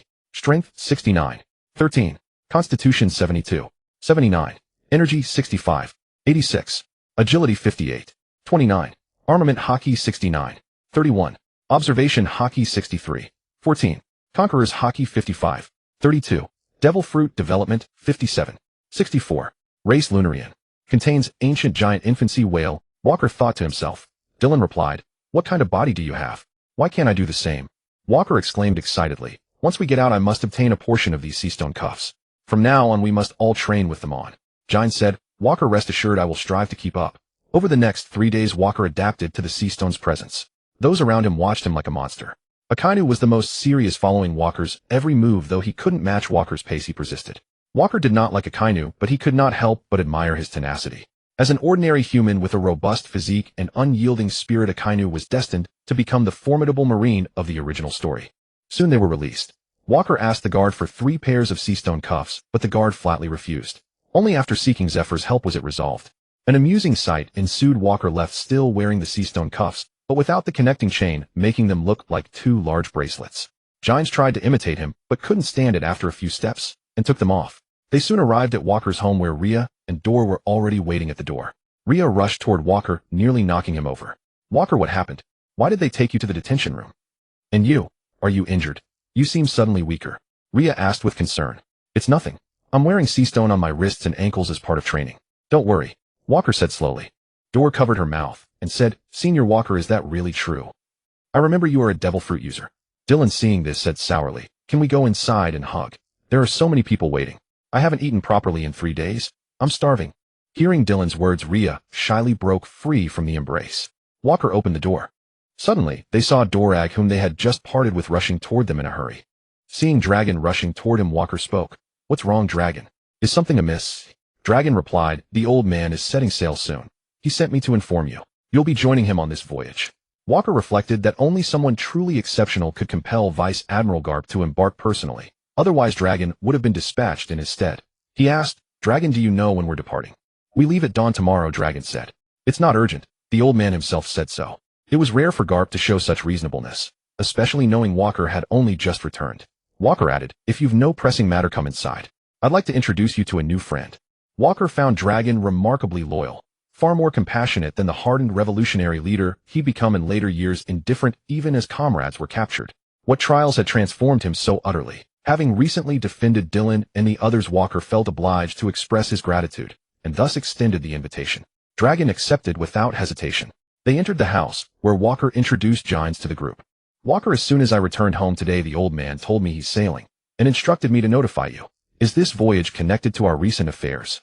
Walker, your destination this time appears to be the West Blue, Dragon remarked. Walker responded calmly, aren't you accompanying us? No, I've been assigned elsewhere by the old man. This mission may last quite some time. Instructor Zephyr mentioned he'll soon resume foundational training for the second cohort, so I must carry out his duties. Walker, sometimes I truly envy you, sailing the seas yet forging so many genuine bonds. Gines observed. Perhaps he simply possesses an uncommon charm. I sense many seem drawn to him instinctively. Dragon frowned. Does that mean I'm universally disliked? Dylan laughed, asked the ladies nearby. They possess sharper intuition. Dragon actually turned his gaze toward Laya and Dor beside him. Laya awkwardly lowered her head.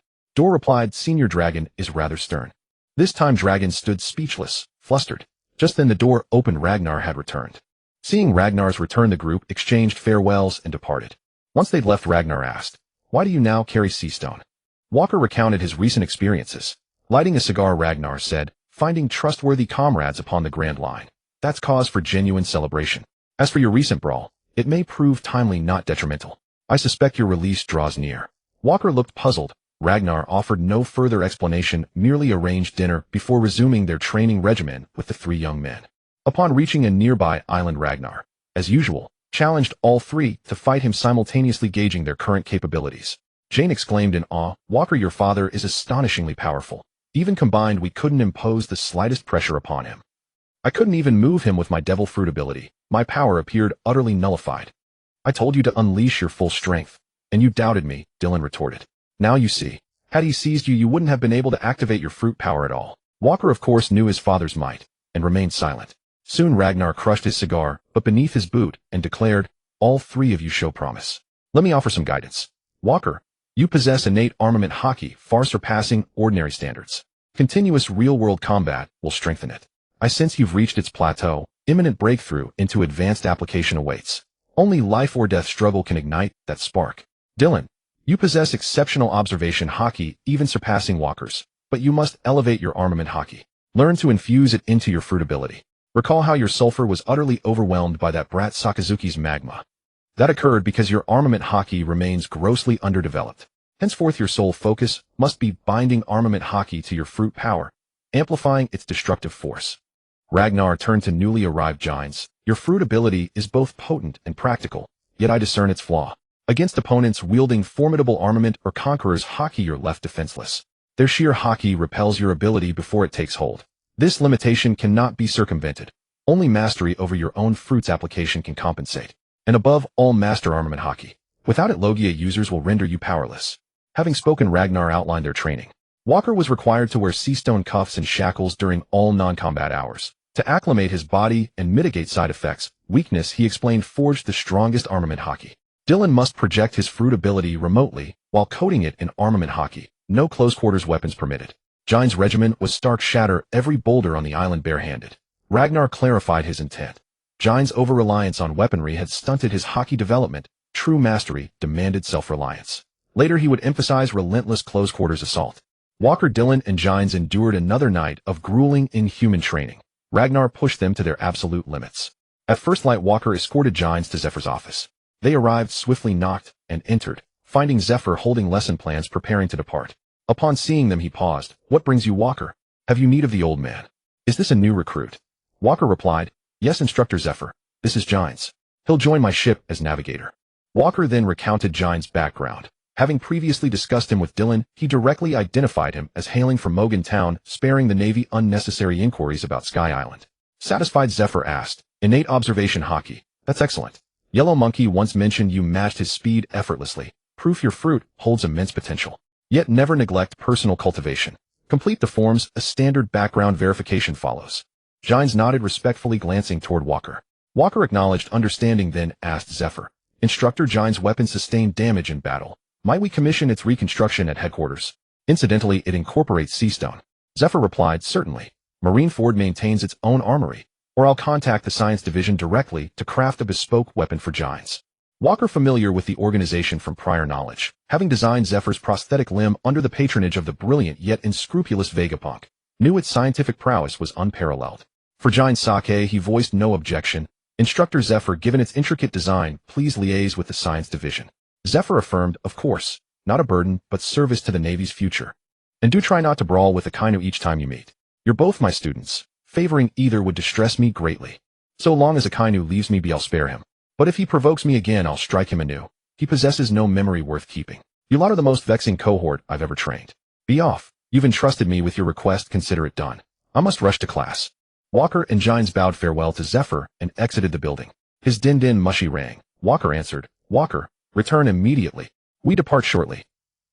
All right, we'll be there soon. Walker hung up the phone and looked at GNC. GNC nodded in understanding, then teleported with Walker, and the next moment they appeared on the warship. That's a pretty cool ability. Makes me look less handsome. Dylunti remarked as he saw the two. GNC replied, stop right there. You said the same thing when you saw Walker earlier. Don't get your hopes up, you have no chance anyway. TCH, I was just saying. The old man Kapu's adjutant came by earlier. Told me we're about to set sail, and you need to go to Kapu's ship as soon as you're back. Dylunti said to Walker. Walker acknowledged, then with a deep squat and a jump he landed on Kapu's warship. The numerous Navy soldiers showed no signs of panic at Walker's sudden appearance. Walker marveled inwardly at how well-trained Kapu's soldiers were. A man in a hat and gray suit with a sword at his waist, Bogart, approached and said, You're Rear Admiral Walker, right? No need to be surprised. Vice Admiral Kapu often comes and goes this way. They're used to it. Walker thought to himself, such powerful observation Haki. He can directly sense my thoughts. He then said, Mr. Kapu asked me to come see him. I'm here now. Any orders? Bogart said, Vice Admiral Kapu is already asleep. I'll inform you of the mission. Our destination is the country of flowers. The objective is to crush the 8 pirate crews within the country, the 8 treasures navy. Your unit's task is to defeat the 8th crew, led by Kon Qing Jiao, who is proficient in all 3 types of Haki, and has a bounty of 542 million berries. He specializes in the 8-punch fist technique. His subordinates consist of 3,000 pirates, led by his 2 sons. That's all the information we have for now. Walker said, all right, no problem. So we set off for the West Sea now. Bogart replied expressionlessly yes. He then ordered the ship to set sail, without regard for Walker still being on board. Walker immediately leaped to his own flagship and said to GNC, let's get underway. Follow Kapu's ship to the West Sea. GNC relayed Walker's orders. Dylunti asked, Walker, what are we going to do this time? This is my first mission for the Navy. Are we catching pirates? Will there be a bounty? Walker replied, we're heading to a place called the Country of Flowers in the West Sea. The king there seems to be named Ramen. He's colluding with pirates, forming 8 armed pirate fleets. We're tasked with taking down the 8th fleet. It shouldn't be a difficult mission. Dylunti said, the Country of Flowers sounds beautiful. The scenery in the streets and alleys must be amazing. I can't wait to see it. That 8th pirate fleet sounds pretty big. How many people are there? Are they strong? Walker said, each pirate fleet has 3,000 men. Their leader is called Kon Qing Jiao with a bounty over 500 million. Dylunti exclaimed, what? You want our 500 men to fight 3,000? That little brat with a bounty over 70 million gave us trouble. Now we're going after a 500 million bounty. Nothing good ever comes from following that old man Kapu. This mission is definitely a loss. GNC also came back and said, what is the mission really that hard? We haven't finished the spears yet, but we still have the pistols. If worst comes to worst, I can lead everyone to escape. Dylunti laughed. Exactly, that's your one strong point. Safe and reliable. Walker put on his sea stone bracelets and anklets and said calmly, why always think of running? I hope this Qing Jiao isn't too weak. Dylunti replied, you haven't even given GNC and me our ranks yet, and you want us to risk our lives. But seriously, Walker, you're so diligent it makes me embarrassed. Let's put them on too. With that, Dylunti and GNC also put on sea stone, which became part of their daily training. Wearing it significantly improved their physical strength and armament Haki.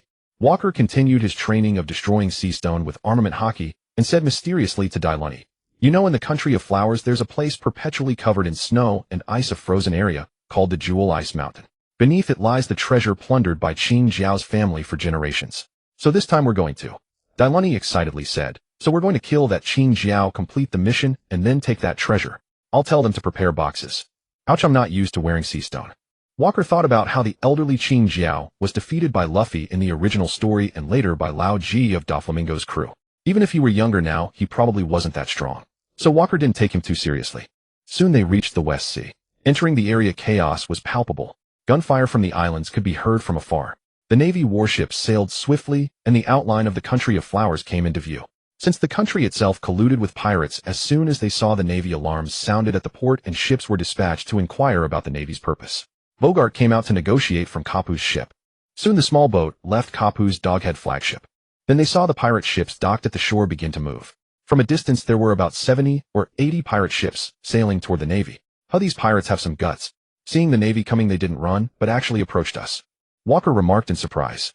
Dailunti said exasperatedly, Walker, sure, old man, Kapu's ship is huge, but the Navy only has 5 ships in total. We have only 6500 troops. Look clearly. Why wouldn't they dare come closer? GNC said, I can sense those pirates are excited. Do we look that weak? He looked at Walker in confusion. Walker said, these are all small fry. I really admire their courage. Soon the pirate ships began firing cannons. Countless cannonballs landed around the Navy ships. Kapu's Doghead flagship could hold 2,000 people, while the other 3 were smaller. The sudden cannon fire caused waves to rock the ships. Kapu still hadn't woken up. Bogart stood at the bow seeing the hail of cannonballs. He drew his sword with his right hand and unleashed a slashing wave that detonated all the cannonballs in midair. Old man Kapu's adjutant is really something. He took out all those cannonballs with a single casual slash. Dailunti exclaimed in amazement. Walker said, Kapu made a name for himself on the sea. Do you think he's the only strong one? Golden Lion, Whitebeard, Roger. All of them had crews full of powerful pirates. If he relied only on himself, no matter how strong he was, he'd be exhausted. Alright, let's get started. We lost a lot of money building the training ground. We need to earn it back this time. With that black-purple mist emanated from Walker's body, spreading toward the sea. Soon the ocean began to churn, forming a massive tsunami that connected the sky and sea. Walker waved his finger, mentally guiding the tsunami toward the pirate fleet. Walker, why did that stone giant of yours disappear when it fell into the sea earlier, but now you can directly manipulate the sea? Isn't your ability supposed to be nullified by seawater? GNC asked. My ability is vulnerable to being fully submerged in deep water for too long. The seawater I control is just the surface layer. Deeper water likely contains seastone components, which would be a problem. Walker explained to GNC. What's going on? Why is a tsunami coming? Turn back and head to shore. The pirates began to panic and shout. Dailunti said, we can't let Walker take all the glory. With that, Dailunti used Soru to leap into the air. Acid clone. Acid rapid-fire cannon. Liquid scattered from his body, forming multiple clones. All the clones raised their fingers, simultaneously firing countless acid water cannons. The acid hit the pirate ships, causing immediate corrosion and gradual sinking. The acid corroded the wood, then dripped into the sea, absorbing a lot of water and causing the water around the ships to boil. I'll help. I don't want to die. It hurts. Many pirates who fell into the water after their ships were corroded came into contact with the acid and were reduced to skeletons. The scene was horrifying. Screams of agony echoed across the entire sea. Seeing this, GNC silently drew his dual pistols. GNC's dual guns. Skateboard. Flame shell. Fireball. Scorching heat compressed within GNC's dual guns condensed to the extreme, then countless fire serpents shot forth, each precisely hitting the pirate ships, before them instantly destroying 7 vessels. The pirates fell into the seawater, neutralized with sulfuric acid. The outcome was predictable. The sea surface was filled with pirates wailing incessantly. Soon a short old man carrying a large blade with the number 2 inscribed on his clothes rushed out, splitting the sulfuric acid and flames with a single slash. He shouted at the pirates, too shameful, utterly defenseless. Join me in taking down these marines. The pirates below, upon seeing this man, all exclaimed excitedly, Master Pillar of the Second Treasure Navy, the marines on the other side are too powerful, we simply cannot withstand them. Several more figures appeared behind the short old man. Their presence visibly boosted the pirates' morale. With the addition of several pillars, the pirates' cannon fire began to blanket the marine positions. GNC said to Waku, should I send everyone to the land opposite? The few pirate leaders who have emerged seem formidable. Fighting at sea with fewer ships, we are at a disadvantage. Or perhaps I could conjure an island and directly crush the pirate ships. Diluanti's eyes flashed with red light as he said, no need for us to intervene. Old man Kapu will handle it soon. Suddenly the dog-headed marine battleship shook violently. A figure appeared in the air, his right fist glowing with a dazzling red light. Fistbone. Conflict. A powerful black-red aura descended from the sky, instantly shattering over 30 ships within the range of the fist wind, reducing them to fragments. The pirates on board met the same fate.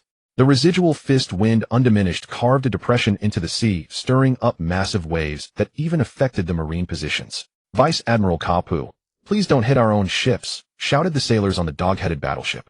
Bo Jiate sheathed his sword and yelled to the sailors, start docking, prepare for island assault. De Luente remarked, Old Man Kapu's power is truly absurd. Is this something an ordinary human can achieve? G&C sighed. It feels like Uncle Lagana. I sense their armament haki is different. Old Man Kapu's can shatter everything, while Uncle Lagana's makes one feel powerless to resist. Waku did not reply, but thought to himself, Kapu in his prime is indeed a humanoid monster. Such destructive power from pure physical attacks. This is top-tier armament haki, isn't it? Firing a wide-area armament haki at close range. Is this the ultimate usage? It is truly different from high-level Ryuo internal destruction. Suddenly Kapu laughed heartily in the air. Sorry, I lost control of my strength. Boy Waku, quickly finish your mission. The rest of you follow me ashore to deal with these pirates. Waku activated his endowment ability, and his body's mist spread over the sea, forming waves that swiftly lifted his battleship toward the shore. As Waku passed Kapu's ship, he finally replied, Mr. Kapu, I'll be going now. Take care. The extreme speed drew cheers from the sailors on the battleship. The ship docked and the three disembarked, followed by the soldiers behind them.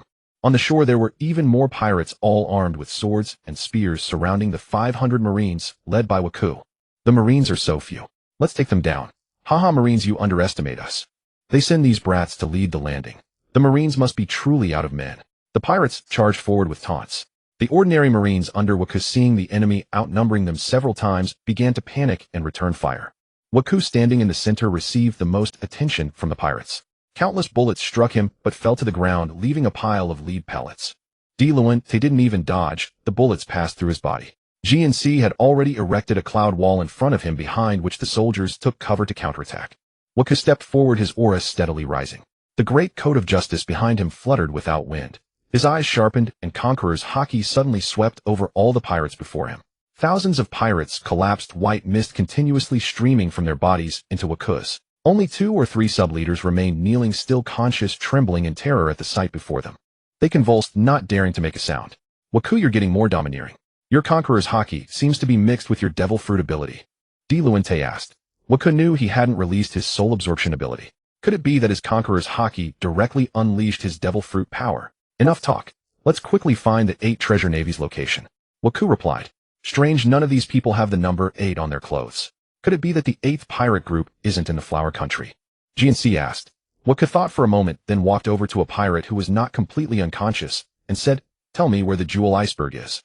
The convulsing pirate murmured, Spare me, and I'll.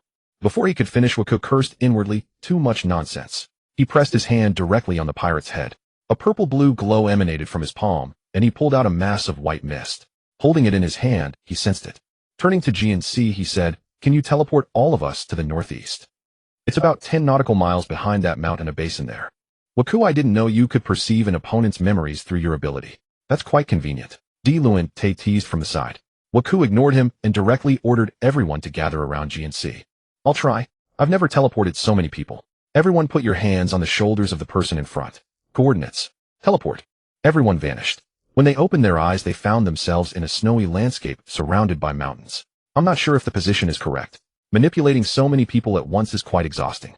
The rest may be up to you. G&C panted. De Luente laughed. You're too weak. You couldn't even move an island like that, and now you're struggling to teleport a few hundred people. We might as well have run here. The more objects you teleport, the more stamina it consumes. Don't you understand, you bastard? G&C retorted angrily. Waku interrupted them. I haven't sensed them yet, but they will definitely come here. Set fire to the trees nearby. Let them know where we are as soon as possible. Soon the nearby trees began to burn.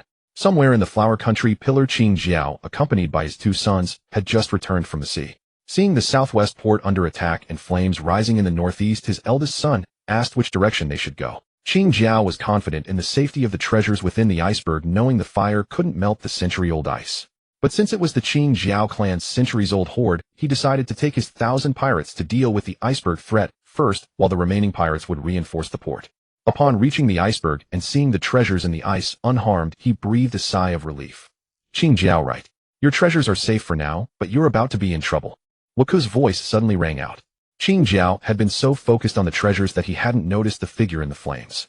Looking up, he roared, "Where did this brat come from daring to set foot on the Qing Jiao family's territory? I'll crush your head. Get lost." Wako laughed. "I'm here to take your head as well, so let's not waste time." Haha. Now even marine brats dare to talk big. "Do you know who I am?" Qing Jiao bellowed, releasing his conqueror's haki, causing the ordinary marines to collapse. Before the pirates behind Qing Jiao could boast, Wako's conqueror's haki swept over them, and they too fell to the ground. Haha. No wonder this marine brat dares to come knocking. So you also have the qualities of a king. Let me crush your head with the world's hardest drill. Qing Jiao coated his head with armament haki and charged fiercely at Wako. Dragon drill. Drill spike. Flame of karma. Fire fawn. Wako punched back. The two collided and a tremendous impact struck Wako, sending him crashing into the iceberg behind him. My god, in the original story this Qing Jiao was just a nobody, wasn't he? Beaten up by the grandfather and grandson plus a little blonde, and that head cone actually hurts a bit. Walker thought from within the deep pit. He leaped out of the mountain body, looked at his fist. It was bleeding. How could this be? A mere Qing Jiao could injure my body. Walker couldn't believe his eyes. Though a possibility flickered in his mind, he needed to test further. Yaha, little navy brat, you took my strike and your fist didn't shatter. Pretty tough. But you won't be so lucky next time. 8-punch fist martial head. Blazing Titan strength armament gun. Walker condensed his armament haki onto his fist. He punched toward Qing Jiao. The immense impact of the 8-punch fist filled the surroundings, but his fist couldn't advance an inch against Qing Jiao's head. The technique passed down through 12 generations of the Qing Jiao family was indeed formidable. And that sensation returned. Qing Jiao hadn't even touched his fist, yet why did he feel pain radiating from it? After a stalemate, the pain in Walker's fist grew more pronounced, draining his strength. Soon he was sent flying again by Qing Jiao, skidding dozens of meters across the ground before stopping. How is this possible? Walker got knocked back twice. No way, right? Jane said. Dylan added. No, that fat old man's armament haki is stronger than Walker's. We can't just stand here. Let's attack together. He drew his steel whip, ready to assist. Don't even think about it. 8-punch fist slashing blade. Qing Jiao's two sons blocked Dylan and Jane's respectively. Jane said, let's deal with these two first, then help Walker. Haha, we're the vice commanders of the 8 treasure navy with bounties over 200 million. You little brats dare to boast about taking us down. Qing Jiao's eldest son retorted. Dylan sneered, you're not much older than us. Stop putting on airs. With that, the two sides clashed. For a time, neither could overpower Qing Jiao's sons. Walker got up from the ground, seeing his fist wounds swollen even worse. That's it. This Qing Jiao must have mastered the advanced application of armament haki, flowery sakura. He can damage me internally without even touching my fist. And this damned old man also has conqueror's haki. Every time we clash, his conqueror's haki emanates, affecting the healing of my fist. Sure enough, reading the original and fighting in person are different. Just a gap of 30 years makes such a difference. 30 years east of the river, 30 years west of the river. Peak Qing Jiao is really tough. Walker activated his left battle eye, scanning Qing Jiao's information. Character Qing Jiao. Strength 73. 33. Physique 69. 79. Energy 63. 93. Agility 61. 21. Armament haki 71. 01 can cause internal damage. Observation haki 60. 13. Conqueror's haki 58. 16. Fruit development none. Race ordinary human. Status healthy, peak condition. Walker understood, sure enough, a 500 million berry pirate. His body is on par with mine in every aspect, and his armament haki and strength even surpass mine. To shatter his head, I need stronger armament haki. Yaha, little brat, what tricks are you pulling? My body feels weird. You can't win. The only outcome is being skewered by my cone. 8-punch fist martial head charge. Qing Jiao spun on the spot, his armament haki-coated head cone hurtling toward Walker like a drill. Having suffered twice, Walker immediately mobilized his observation haki, predicted Qing Jiao's movement, and narrowly dodged the attack. Blazing flame, soul-stealing bird. A blue-green flame flew far toward the spinning Qing Jiao and struck him directly. The fire clung to his body. Qing Jiao cried out in pain and covered himself with armament haki, but found it couldn't be extinguished. Navy brat, what kind of attack is this? It hurts. He released his conqueror's haki, which instantly dispersed the flames. His conqueror's haki dispersed my blazing flame. No wonder he's a peak-era old-timer. He found a solution mid-battle. This bastard Qing Jiao can't use conqueror's coating yet, but he's quite skilled with his conqueror's haki. Walker evaluated inwardly. Qing Jiao raged. Yaha, navy bastard, that hurt too much. I'll kill you. 8-punch fist, dragon-piercing nail. Qing Jiao opens the door. Qing Jiao leaped high and plummeted straight toward Walker's position. Walker quickly dodged, and the ground split open from the impact, a fissure extending straight to the thick ice layer, cracking even the 100-meter-deep glacier. The original novel misled me. I only saw Qing Jiao coating his head with armament haki and jumping down to shatter the glacier, But it turns out he used flowery sakura. Though he only just mastered it, that's why his cone lost its edge and couldn't break the ice anymore. It seems to defeat Qingjiao, I must master flowery sakura to shatter that head of his. Qingjiao didn't give Walker time to think. He spun his body and used 8-punch fist, martial head rotation wild dance, turning into a spinning top on the ground. It looked comical, but carried devastating power. Spinning on the ice was even faster. Walker's entire body ignited with blue-green flames. Blazing flame, soul invasion. Walker sprouted wings from his back and flew into the air, continuously harassing his enemy with flames. Since Qingjiao was stronger in close combat, and Walker hadn't yet grasped the trick of flowery sakura, he chose not to engage head-on. Qingjiao, spinning on the ground, couldn't reach the airborne Walker and was forced to expend stamina, blocking the flames. He stopped abruptly, crouched, then leaped upward, crashing into Walker in midair. Walker dodged back and forth. After all, he had flight ability, how could he be outlasted by the clumsy Qingjiao? Suddenly Qingjiao's beard bristled, and his face twisted with rage. Navy brat, do you think you can escape by staying in the air? You underestimate me. Take this. 8-punch fist secret art, martial head nail strike. A powerful blast mixed with Conqueror's Haki instantly froze Walker in midair. In his field of vision, Qingjiao rapidly burst upward and slammed into him. Damn it, I can't dodge. I have to take it head on. Armament fist of the Rampart City Breaker. Walker unleashed his most practiced technique, but the moment they made contact he realized that the grade of armament Haki couldn't be overcome by mere proficiency. Walker's defense shattered, a white bone even protruded from his fist. The residual force sent him flying into a mountain. Qingjiao, riding the momentum, immediately used 8-punch fist martial head, again crashing fiercely toward Walker's landing point. Walker could only condense his armament Haki on his abdomen. The blow struck, the entire mountain began to collapse and Walker was hurled out of the mountain. A torrent of blood gushed out. Damn, is this guy this fierce? The quality of our armament Haki isn't even on the same level. I'll lose at this rate, Walker thought.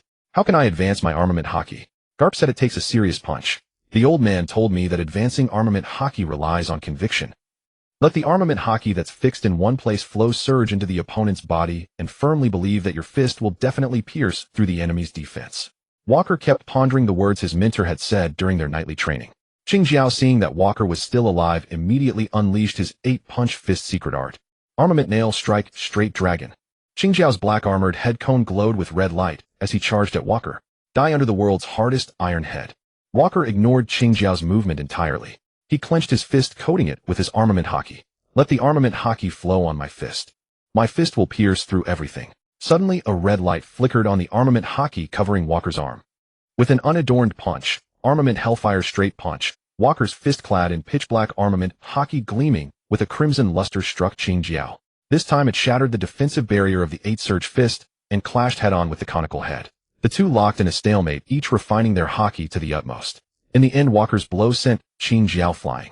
The massive body of Qingjiao crashed to the ground, causing a tremendous commotion that even halted the battle between D. Lunt and Jie and C. They turned to look. Damn marine brat. How could I possibly be defeated? Qingjiao roared, unleashing his Conqueror's Haki and charging at Walker once more. But this time Walker had already grasped the sensation of Flow Sakura Haki. He struck with a more substantial Flow Sakura, landing a fierce blow upon Qingjiao's conical head. Meeting no resistance, the punch drove Qingjiao's conical head inward. His colossal body collapsed to the ground unconscious. His two sons attempted to rescue him, but were intercepted by D. Lunt and Jie and C. Walker approached Qingjiao and murmured, "Thank you for helping me overcome this hurdle. But I have one more favor to ask.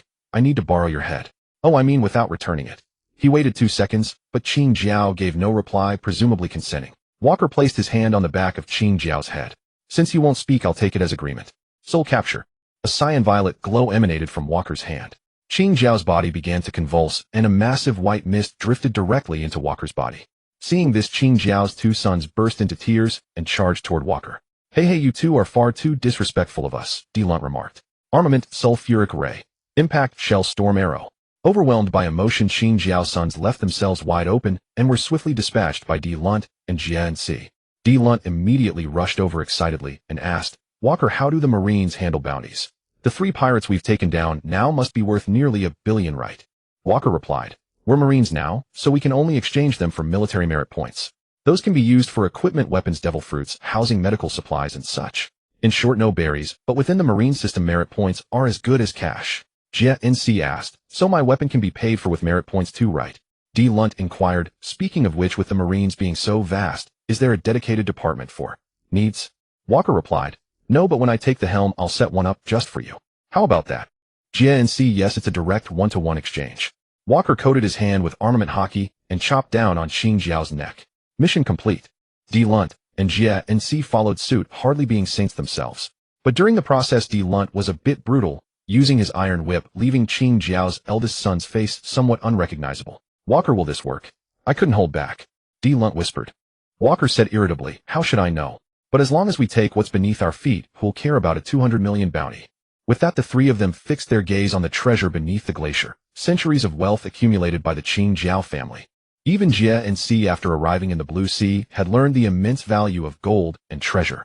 Jia and C asked, Walker, the old man Qing Jiao you killed said this century-old glacier can't be shattered by hundreds of cannons. How do we get through it? You idiot.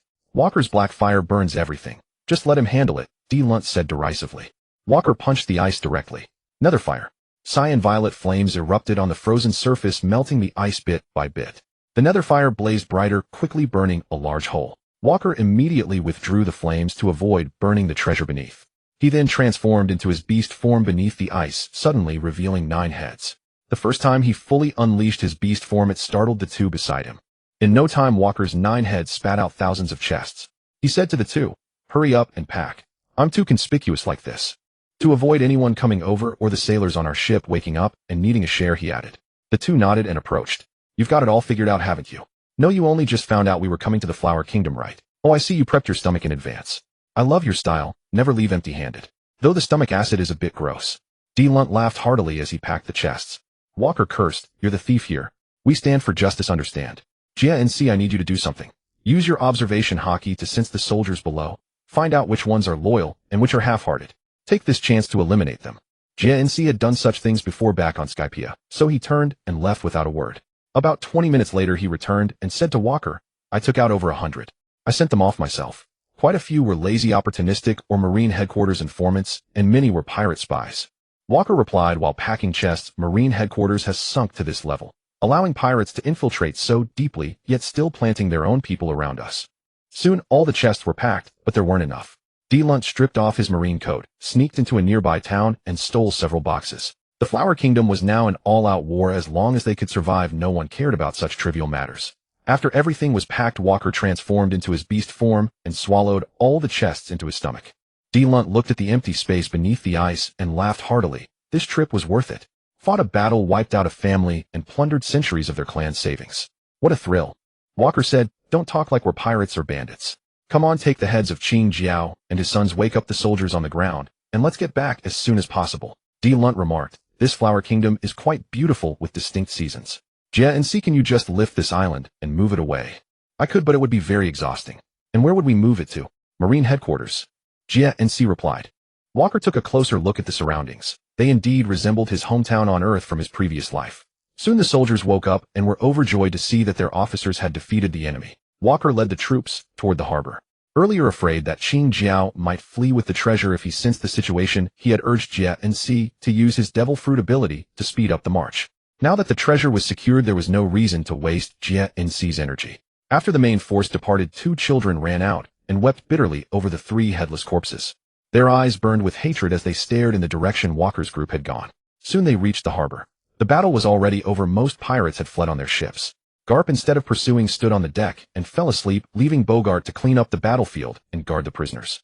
Walker and his men boarded their warship and approached Garp's dog-headed vessel. Bogart saw them and asked directly, are the missions complete? I see you've suffered heavy losses. Did anything go wrong? Walker replied calmly, the 500 million bounty pirate was indeed beyond my expectations, but fortunately, we succeeded. He showed Qing Jiao's head to Bogart, who stared at him for a moment without further comment. Then prepared to set sail back. After Bogart left, Jia and C whispered, Walker, did he notice something? Walker gestured for him to be silent. They traveled without incident and soon arrived at Marineford. Garp woke up and said, haha, Walker, your aura feels different. What did you break through? Did you break through? Walker marveled at Garp's terrifying observation haki. It was even better than his own combat left eye. Even Vegapunk's creations might not be a generation ahead. Walker answered solemnly, yes, Mr. Garp. I successfully broke through my bottleneck during this battle. Garp suddenly said, haha, Walker, I want to see if you've been slacking off lately. Would you like to face me head on? Walker paused, then replied. What? Mr. Garp wants to spar with me. I'd be delighted to practice boxing with you. Walker said excitedly. Garp said, let's go. I just woke up and want to stretch my legs. Follow me. They soon arrived at a unique training ground at the innermost part of the Marineford administrative area. This training ground can only be used by authorized Marine Admirals. It's made of alloy materials, so you can go all out. Attack boldly. Garp said, rolling up his sleeves. Walker's aura exploded instantly. Then I won't hold back. Titan strength, blazing fire, giant god cannon. High-level armament Haki immediately condensed around his hand as he charged in close combat. His right fist gathered power to the extreme and punched toward Garp. Garp, however, was leisurely picking his nose and grinning. Not bad momentum. I'll take it a bit seriously too. He extended his fist, a pitch-black fist with a reddish glow, and threw a massive punch striking Walker from a distance. Between their fists, Walker could not advance an inch. That single punch scattered the armament Haki on Walker's hand. Walker was sent flying, feeling his fist swollen. It hurt so much. Mister. Garp, why does your fist hurt so much? It shattered my armament Haki in one go. Walker said, shaking his hand vigorously. Garp said, you mean this? Because I sent armament Haki into your body. High-level armament Haki flows and needs close range to cause internal damage, but the top-tier armament Haki mastered by very few can injure the enemy from a distance without contact. Moreover, each person's conviction differs, so the force of top-tier armament Haki varies. Walker was surprised that Garp was so serious this time, finding it a bit uncharacteristic. He took the opportunity to ask, I can sense this. Mister. Garp's armament Haki makes me feel that any defense before you is useless. But when the old man's armament Haki strikes, it instantly robs me of all resistance. It's like touching sea stone. Garp said, Ragna. His fist isn't just about being weak. Whether a devil fruit user or not, taking a punch from him is never pleasant. Walker asked, Mister. Garp, Conqueror's Haki infusion can also strike from a distance. What's the difference from top-tier armament Haki? Garp replied, Conqueror's Haki infusion is more complex. It has longer range and greater destructive power. Top-tier Conqueror's Haki can paralyze an opponent's entire body from a great distance, and when cultivated to the extreme, it can seal off the five senses. Garp thought for a moment and added, top-tier armament Haki can directly destroy the opponent's interior from a distance or defend oneself without any blind spots. Conqueror's Haki infusion, on the other hand, is pure attack, longer range, more overbearing power. For example, this is Conqueror's Haki infusion, Fistbone Conflict. Garp stood still, black lightning flickering around him, and an oppressive aura emanated from him. Walker covered himself with armament Haki defense, but it was useless. He was slammed into the wall. It hurts. It hurts so much. I feel like my bones are shattered. So this is Mr. Garp's Conqueror's Haki infusion. Walker said, lying on the ground. Garp said seriously, yes, Walker. You are a rare talent. A man does what he wants. That's fine. But you are a Marine. I hope you always remember that. I'll go now. Someone is waiting for you. We'll train again when you have time. Walker silently got up. So he found out about those soldiers I got rid of. Old-timers are always so serious. Soon Walker's body recovered. He stood up, grabbed his jacket, put on the sea stone training gear, and headed back. After going out, Dylan and Janes came over. Janes said, Dylan found the place to exchange military merit points, and already exchanged those 3. I went to Zephyr. He said my rank has come down. I'm also a commander, same as Dylan. He told me and Dylan to report to the 2nd Marine training camp. Dylan said, Walker, do we really have to go to this training camp? I think it's boring, and with the sea stone on I have no strength. Just thinking about being tormented by old man Zephyr scares me. Walker said, the enemies we'll face will become stronger. We must strengthen ourselves, or it will cost us our lives. Marine training is the most comprehensive. You at least need to improve your proficiency in the 2 types of Haki. I don't have much to do recently, so you should go and report directly. The elite training class only admits the most promising Marines. You definitely won't be bored. After saying that, the 2 bid farewell to Walker and went straight to the training camp to report. Zephyr saw them arrive and had them register as usual. After mutual introductions, Dylan and Janes introduced themselves. Suddenly, the auras of 2 people in this batch caught their attention. One was a slender black man with naturally curly hair, wearing a Marine hat and a vest, speaking in a way that seemed overly passionate. The other was a sturdy youth with a simple face, wearing a black trench coat, a mechanical glove, and a hat with demon horns. Dylan said, Janes, what were those 2 called again? Janes replied quietly, you bastard, didn't you hear? That passionate black skinny guy is Kazan from the South Blue, 19 years old. The sturdy guy is Magellan, 24 years old, born in the Grand Line. Their auras are the strongest among these few. Even you can sense them. Zephyr then spoke. Now that everyone knows each other, come draw lots. Those who draw the same number will spar. I need a preliminary understanding of your current strength. Soon the draws were made. Dylan versus Magellan, Janes versus Kazan. Zephyr led everyone to a special training ground. The first few rounds ended quickly. When it was Dylan's turn, he rested his steel whip on his shoulder and said to Magellan, all right, buddy, let's begin. Armament Crescent Moon Strike. After greeting, Dylan made the first move, using shave to flash forward and lashing his steel whip fiercely at Magellan. Poison dragon, Magellan said calmly. 3 massive dragon-shaped streams of poison shot from his body toward Dylan. The highly corrosive venom dripped onto the ground, releasing large amounts of gas. If it's a contest of corrosion, I happen to know a thing or two as well. Sulfuric acid flying dragon. Dylan immediately sprayed 3 similar dragon-shaped streams of sulfuric acid from his body, their tips covered with armament haki, crashing into Magellan's technique. The techniques clashed. Magellan's poison dragon was shattered by the armament haki-infused sulfuric acid hitting Magellan hard. The acid's corrosion vaporized part of his body, yet he only furrowed his brow, not uttering a sound. His body began to generate a large amount of purple venom, directly neutralizing the attack. Not bad, your ability is quite useful. Try this. Sulfuric acid clone. Dylan said. Dylan's body liquefied, split into several parts, and slowly formed humanoid shapes on the ground. Armament extended strike. All the clones armament haki-fied their fists, which rapidly elongated and struck Magellan fiercely. Poison path. Magellan's body began to emit a massive amount of poison, spreading across the training ground. He suddenly retreated, moving quickly on the poison. Poison cloud. Magellan sprayed a large cloud of toxic mist from his body. He said seriously to Zephyr, who was watching from the side, "Zephyr teacher, please step back or put on special equipment. Otherwise you might get hurt. My techniques are all highly toxic." Zephyr said to the students behind him, "Go put on masks before watching. It's better to be careful." Many were too proud to go. They were all Marine elites, and going would mean admitting they were afraid of Magellan. Only Janes and Kazan, using their observation haki, foresaw what would happen and actively responded, running to the back lockers to grab gas masks. Seeing others take the lead, the rest also started to move. Magellan noticed Zephyr hadn't moved and said to him again, "Zephyr teacher, please put one on too. My ability is really special." Zephyr said, "Don't worry about me. I was a Marine Admiral before, after all." Seeing Zephyr insisted, Magellan unleashed his ability to the maximum. As the mist spread, Dylan felt the things in front of him begin to blur. Dylan rubbed his eyes, sensing the scenery before him begin to warp. He immediately held his breath and focused his mind. Purple-tinged sulfuric acid seeped from his mouth and nostrils. "So I've been poisoned, but it's useless against me. I simply channel my ability through my body once, and the toxin is expelled." The air thickened with volatile gases. Dylan activated kinetic acceleration. Multiple clones surged forward, wielding iron whips in close combat against Magellan. Magellan, outmatched in hand-to-hand combat, was struck across the back by a whip and sent flying. Magellan rose instantly after the blow. Toxic pufferfish. And unleashed a barrage of liquid poison spheres toward Dylan. "Indeed, your physique is remarkably sturdy. You endured my strike and retaliated immediately, but such techniques hold no sway over me." Acid hand cannon. Dylan's hands liquefied into gun-shaped constructs, firing sulfuric acid bullets that shattered the airborne poison spheres. Having neutralized them, he resumed firing at Magellan, who frantically dodged back and forth along a sliding rail. Nearby, Zephyr suddenly felt a sharp abdominal pang. Glancing at the two combatants, he recognized only Jeans among the second-year cadets, someone he knew possessed teleportation ability, and turned to him. "I must attend to an urgent matter. Please oversee this match for me. Ensure no serious injuries occur." With that, Zephyr clenched his buttocks, a pungent odor wafting into the air, prompting his swift, embarrassed retreat. The onlookers stared blankly, faces darkening. Meanwhile, on the battlefield, Magellan enveloped himself entirely in vivid crimson venom. A towering skeletal colossus of toxin coalesced around him. Venomous colossus. He slammed a massive palm down where Dylan had just stood. Dylan, long since master of shave, evaded effortlessly. Where the venom struck the ground, violent bubbling erupted.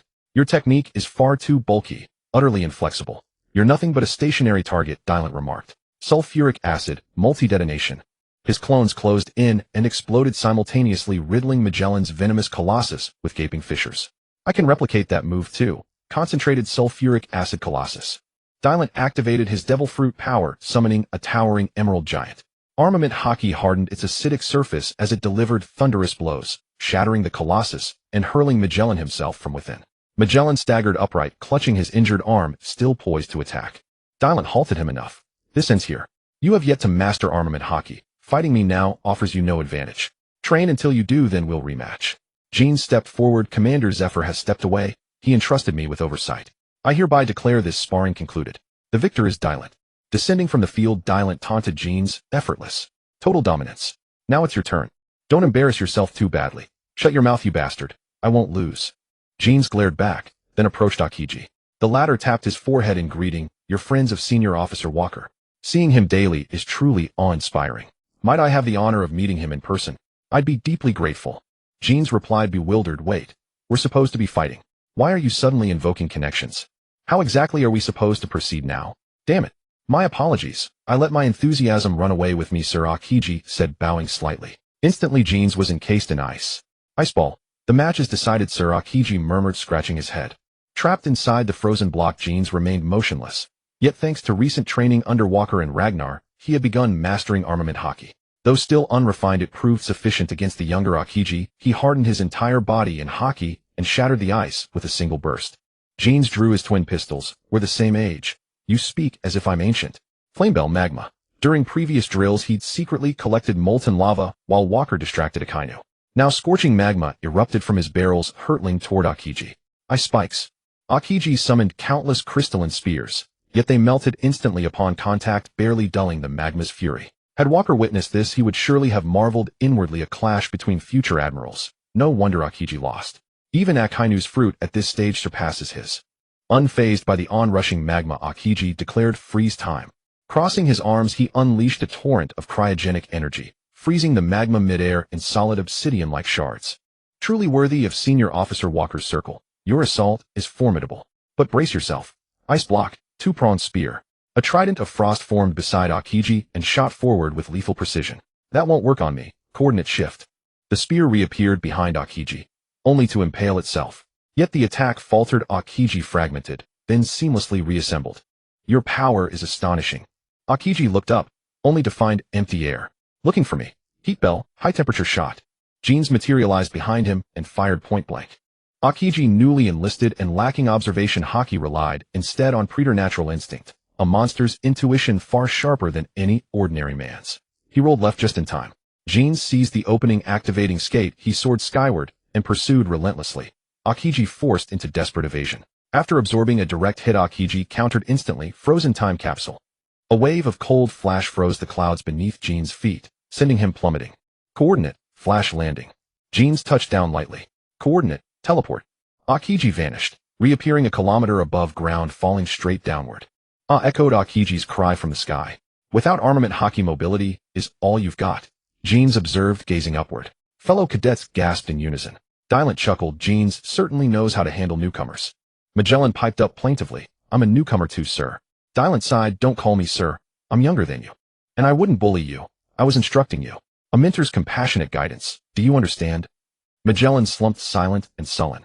High above Akiji, facing imminent impact. Thought desperately, if I hit the ground like this, it's over. But I can't fly. Wait, perhaps this will work. His right arm gathered immense cold energy. Emerge. This must succeed. Guided by sheer will, his power sculpted a majestic ice bird from freezing vapor. Akiji mounted it astride. But the creature lacked autonomous flight. It plummeted. At the last moment, Akiji pushed off its back like a springboard, executing a flawless midair somersault before landing with effortless grace. The ice bird shattered on impact, freezing the entire ground into glittering crystalline fractals. I nearly lost. Akiji began aiming for a cool, composed line, only to be met with laser bell, rapid-fire barrage. How ruthlessly efficient, truly Walker's style. No wonder the malevolent Shiki fell beneath such relentless onslaught. Reconstituting his fractured form through elemental regeneration, Akiji spoke. Jeans retorted dryly, I wasn't present for that battle. From now on I won't hold back, so take this seriously too. Jeans began compressing energy within his pistols, water bell, rocket cannon. Countless pressurized water arrows pierced the air toward Akiji, who sensed the threat and vanished in a blur. Coordinate, return. Every droplet reversed course, converging upon Akiji, sapping his stamina. How is this possible? Damn it. I am the ice fruit user, the Iceman. What is your power? What is this strange ability? Akiji asked, frustrated. Jeans recalled Walker's admonition and replied, I won't tell you. Figure it out yourself. Guess correctly, and I'll reveal it. Let's end this. You seem to have exhausted your repertoire. Continuing only wastes time. What? Even colder than me. Still, I haven't lost yet. Aurora released a torrent of chilling energy from his body, while Gines observed him, curiously refraining from interrupting the incantation. In his eyes, Aurora was merely a fresh recruit, though oddly enough his age matched Gines' own. Soon crystalline frost bloomed in the air. The onlooking cadets sensed something amiss. Gines' eyes flashed crimson as his observation Haki detected the anomaly, and he moved to intervene. Ice Age. In an instant, the entire training ground froze solid. Having already sensed the danger, Gines instantly teleported to its periphery. Within the arena, only Dylan and Magellan remained unfrozen, using their Devil Fruits' corrosive abilities to resist the ice. All other cadets stood immobilized as statues of frost. Aurora himself collapsed breathlessly onto the ground, utterly spent. Gines reappeared at the center and remarked, "Never imagined your power could be so dazzling. Quite the spectacle you've conjured." "You win," Aurora whispered weakly. "I'm completely drained." Just then Zephyr returned. Seeing the field encased in unbroken ice, with only 4 living souls remaining, he nearly doubted he'd entered the right place. After confirming it was indeed his training ground, Zephyr turned to Gines and demanded, "What happened here? Who did this?" Dylan, Gines, and Magellan all simultaneously glanced toward Aurora, slumped motionless on the ice.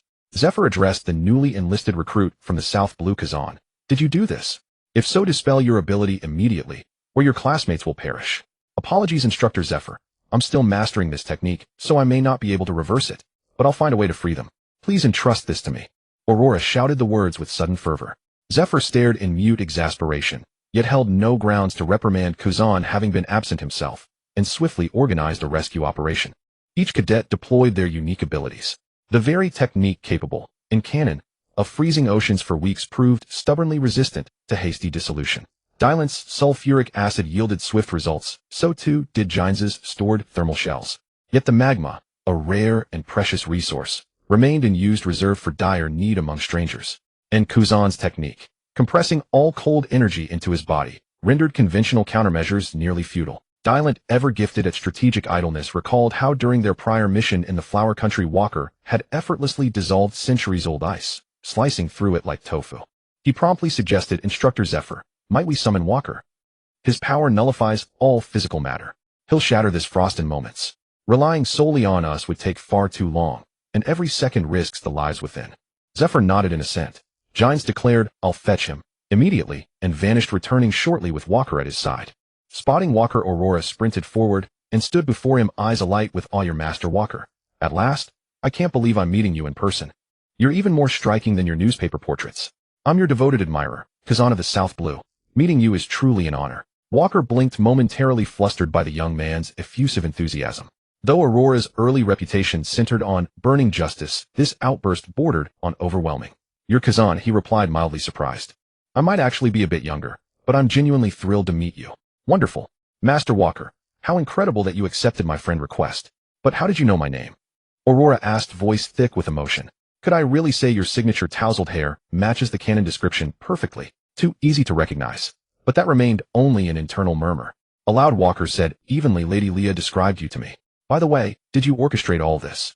So the rumors were true. You and the radiant Lady Leah are—" "Ah, I understand. Confidentiality assured." "Yes, it was my own misjudged control. A single lapse, and my comrades were caught in the blast. Your intervention is deeply appreciated." "Thank you, truly." Zephyr approached and asked Walker, "How did your voyage with Vice Admiral Garp go? Did that old rogue accidentally injure anyone? Sailing with him is perilous, especially him. He charges ahead without regard for consequence. Do watch your safety closely. Rest assured, Instructor Zephyr, I remain in peak physical condition. First, let me liberate these cadets." "Indeed, I misjudged the scale. Your aid is indispensable." Walker ignited indigo-purple nether flame in his palm, then exhaled sharply, scattering embers across the frozen surface. Silently, the ice began to combust, not melting but shrinking with eerie precision. Within 60 seconds, every trace vanished, leaving no moisture or residue. Walker reabsorbed the flames with practiced restraint. He timed it perfectly, no cadet harmed. As they staggered free, shivering violently, Aurora laughed breezily, "My deepest apologies. Ha." Then turning earnestly to Walker, "Master Walker, you're astonishing. To dismantle my most exhausting technique in mere seconds. You're precisely the caliber of man I admire. Utterly magnificent." Walker hastily demurred. Zephyr stepped forward. "Admiral Kong has issued orders. Your joint success in the Flower Country, crushing pirate collusion with the Four Seas Kingdoms and compelling the nation's accession to the world government, has earned high commendation from the Five Elders. Admiral Kong will host the inaugural Naval Elite Academy graduation ceremony to celebrate the program's triumph, affirm the Navy's rising strength, and project our authority across the globe. The ceremony will spotlight you, Sakazuki Dragon and Barusolino. Each of you will deliver individual addresses. Prepare thoroughly." Walker acknowledged the directive and respectfully took his leave, allowing Zephyr to resume instruction. Meanwhile, in the Osarapa's residence, Osarapas stood deferentially before his father Daskeya. "Father, I orchestrated Sakazuki's team to provoke Walker. Then days ago I served brief confinement alongside them, raising no suspicion while deepening their enmity toward Walker." Osarapa's reported, voice steady. "At last, you show promise. Confront brutes with brutes. Think deeper, but hold all action now. The first cohort's graduation approaches. What purpose does attending such a tedious affair serve? It's merely Walker Sakazuki's, others' personal showcase. Osarapas grumbled. Can't you perceive the substance beneath the spectacle? Dasuke countered. Upon graduation, cadets will disperse, some to the Four Seas, others to the New World, to garrison naval bases. Zephyr founded this academy precisely to feed talent to headquarters and beyond. None will linger indefinitely in the capital. So, who departs first? Surely Walker. He sailed first. His overseas assignment must follow. Osarapas ventured cautiously. Dasuke fixed his son with a long appraising gaze. Just when I thought you'd grown sharper, your insight remains shallow. Walker will depart first. Admiral Kong seeks an heir, choosing inevitably from his 3 core lieutenants Sengoku Zephyr and the ineffectual Ragnar. To ensure Sengoku's smooth ascension, Kong must clear his path. Zephyr cannot be touched, too blatant, too many loyalists among the sea recruitment faction. So Kong strikes at Zephyr's protégés instead, the most exposed being Walker, celebrated yet unanchored. Remove Walker and Sakazuki's faction will sever ties with Zephyr. The rest become irrelevant. Osarapas interjected, if Walker leaves, does Lady Lee's position open up? Dasuke's voice chilled, is that all you contemplate? Walker's departure leaves loyalists behind, even in cohort 2. Use your mind. Moreover, I ascend soon to CP8 as Chief Intelligence Director. All matters wait until my promotion is secured. Osarapas's eyes gleamed. Father, does this mean the operation commences imminently? Dasuke replied coldly, don't rush. Once that ill-omened one departs, we may deal with them at our leisure. Yes, father, replied Repaz. Before long, the graduation ceremony spoken of by Zephyr commenced. All Marine officers stationed at Marine headquarters stood in perfect formation across the central plaza of Marineford, while journalists crowded the perimeter. Sakazuki stepped to the podium and began, today is a momentous day. The first cohort of the Marine elite training camp, established a year and a half ago, has now reached its culmination, producing an extraordinary generation of naval excellence. A venture originally projected to require 2 years has been accomplished ahead of schedule, in just 18 months. This inaugural class has excelled in every graduation assignment, from repelling Shank's airborne fleet to quelling a full-scale civil war with only a Rear Admiral-class warship, from eradicating a notorious pirate who had terrorized a nation with a bounty of 500 million berries to resounding the name of justice across the Grand Line. Next, a Marine intelligence officer will present the outstanding combat records of these elite cadets. A Marine intelligence officer stepped forward and recited, Walker eliminated 8346 pirates and captured 826. Sakazuki eliminated 8734 pirates and captured none. Borisolino eliminated 4578 and captured 2175. A Dragon eliminated 4432 and captured 3169. Sakazuki then resumed. In merely 18 months, this first cohort has eradicated nearly 50,000 pirates. Upon graduation, they shall sail the seas, devoting their lives to purging evil and upholding justice. Next, the representative of the outstanding graduates will deliver an address. Now please welcome this year's most decorated graduate, Keynes Walker, Rear Admiral of the Marines, whose valor during the siege against the fearsome pirate Shanks turned the tide of battle single-handedly, who subsequently dismantled the tyrannical Akaji family, which had seized control of the Flower Country through brute force, who slew their chieftain Akaji mid-combat, and who returned bearing his head, a bounty exceeding 500 million berries, thereby liberating the Flower Country and becoming its national hero. His deeds dealt a crushing blow to the arrogance of pirates across the Four Seas. This man is Rear Admiral Keynes Walker, and now please welcome him to the podium. Walker ascended the stage clad in a freshly tailored Marine uniform and spoke into the microphone, pursuing pirates is my solemn duty, not a feat worthy of boast. Every day countless pirates ravage the open sea. To all pirates I say this, no matter how fearsome your past reputation, the tides have shifted. From this moment forth you shall be hunted without mercy. Wherever I tread, surrender is the sole path to survival. Resistance guarantees death. Challenge me if you dare. I await you upon the waves. Cameras flashed incessantly as reporters swarmed the stage. A female journalist called out, Rear Admiral Walker, when you spoke of the Four Seas, did you mean all pirates, including those of the New World? Walker replied, I mean all pirates, everywhere on this globe, including the New World. Though I currently lack authorization to enter it, I welcome any New World pirate who wishes to seek me out.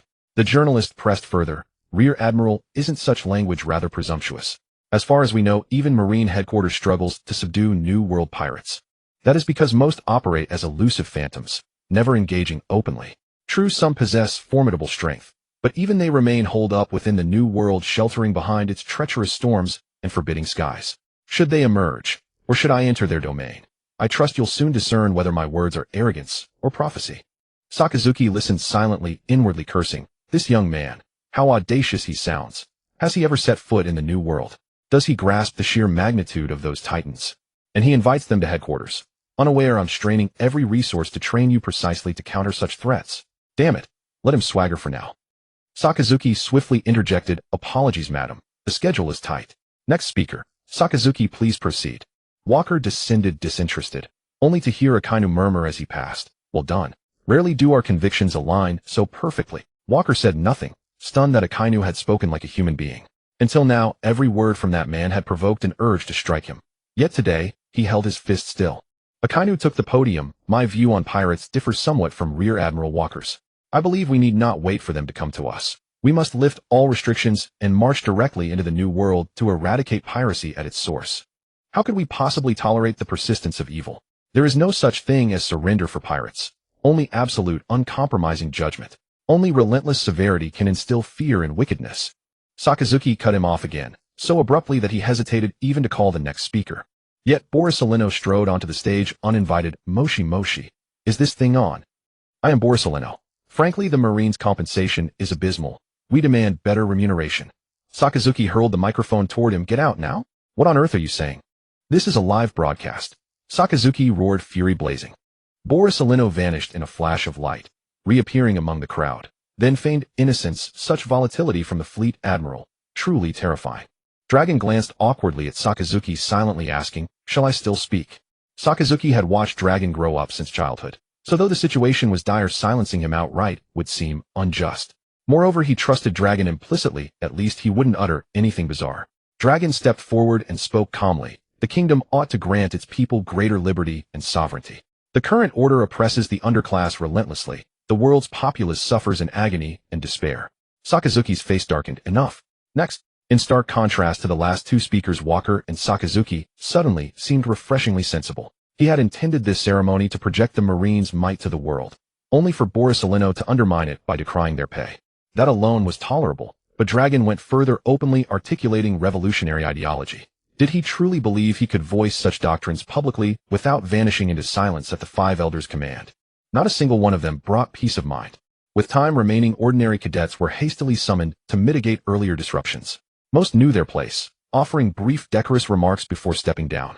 Except for Jackie, who shamelessly solicited contact details from a female reporter, only to be kicked off stage by Zephyr.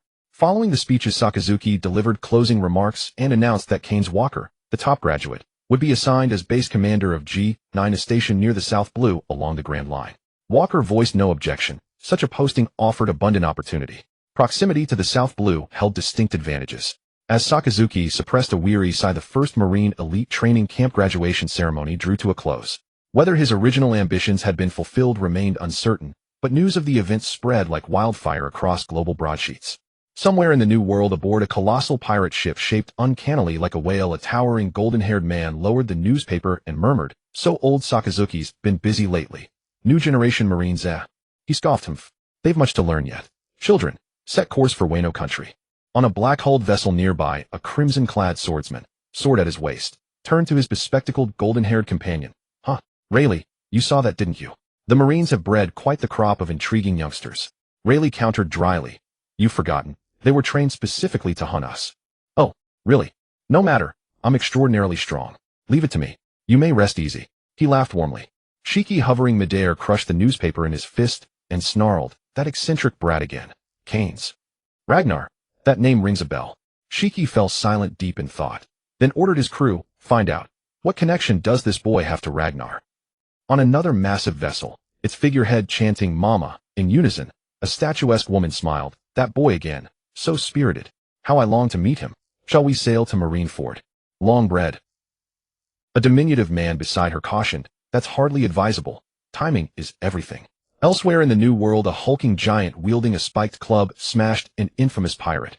Bounty over 100 million berries, into oblivion. Glancing at the crumpled newspaper at his feet, he grunted, let's hope your strength matches your bravado, Marine. Somewhere in the Grand Line, you say? I'm coming for you now. The wind carried whispers across oceans, of rising tides, of gathering storms, of a new era dawning upon the sea. The ceremony concluded and Walker was summoned to Zephyr's office. Zephyr asked without preamble, you've been reassigned to the Grand Line branch. What are your thoughts on this? Before Walker could respond, Zephyr continued, this is utterly unreasonable. Didn't I already speak with Fleet Admiral Kong and emphasize that now is not the right time? Why rush you out so urgently? The Grand Line is perilous. How can raw recruits survive without supervision? What if something happens? And why the Grand Line specifically? Why not start in one of the comparatively safer 4Cs? This reassignment must be Sengoku's doing. I'm going straight to Fleet Admiral Kong to have it rescinded. With that he strode toward the door. Walker thought after waiting so long for this chance. Will you really crush it just like that? That's unthinkable. What can one truly accomplish cooped up at headquarters? Nothing compares to the freedom beyond its walls. At once Walker stepped forward and blocked Zephyr's path. Master Zephyr, I know you mean well, but this assignment is inevitable. Moreover, Fleet Admiral Kong announced it publicly before reporters worldwide. It's final, no reversal possible. There's no need for you to intervene again. It would only deepen the Fleet Admiral's disfavor. But you grew up in Marineford since childhood, Zephyr countered troubled. Sending you alone to serve overseas feels like exile. Can you truly accept that? And clearly Borisolino is older. Why does he remain at headquarters? Something suspicious is afoot. I must get to the bottom of it. Walker sighed inwardly, O Master Zephyr. No wonder your formidable seniority in the Marines ended in such tragedy. You simply cannot see what's truly unfolding. Walker gently reassured him, Master Zephyr, this transfer was actually proposed by my father last year. He'd long wished to serve at a branch station.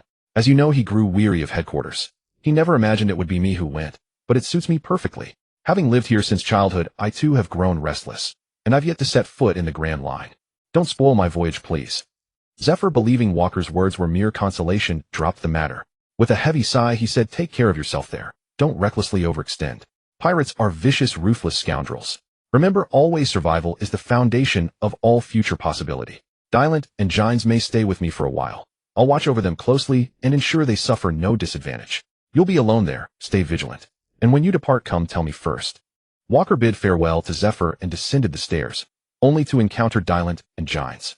Seeing him approach, they hurried over. Dylant blurted, Walker, you're really leaving. Don't go. What'll become of us without you? Besides, training here is paid. Walker stared exasperated. I should have known you'd say something like that. So you're worried your benefactor's about to vanish. Truth is, we're hardly short on funds. Have I ever withheld treasure from you? Dylant laughed heartily. It's just habit. Tell me, can't I skip the elite training camp? There's barely anyone worth sparring with. Let me join you at the branch instead. I've exhausted every alleyway around here. Walker shook his head. You fixate on only a handful of things. The camp is non-negotiable. The Navy's training infrastructure and logistical support are unparalleled across the seas.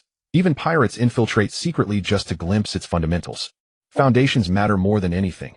Even I attended every single session without exception. Dylant fell silent, chastened.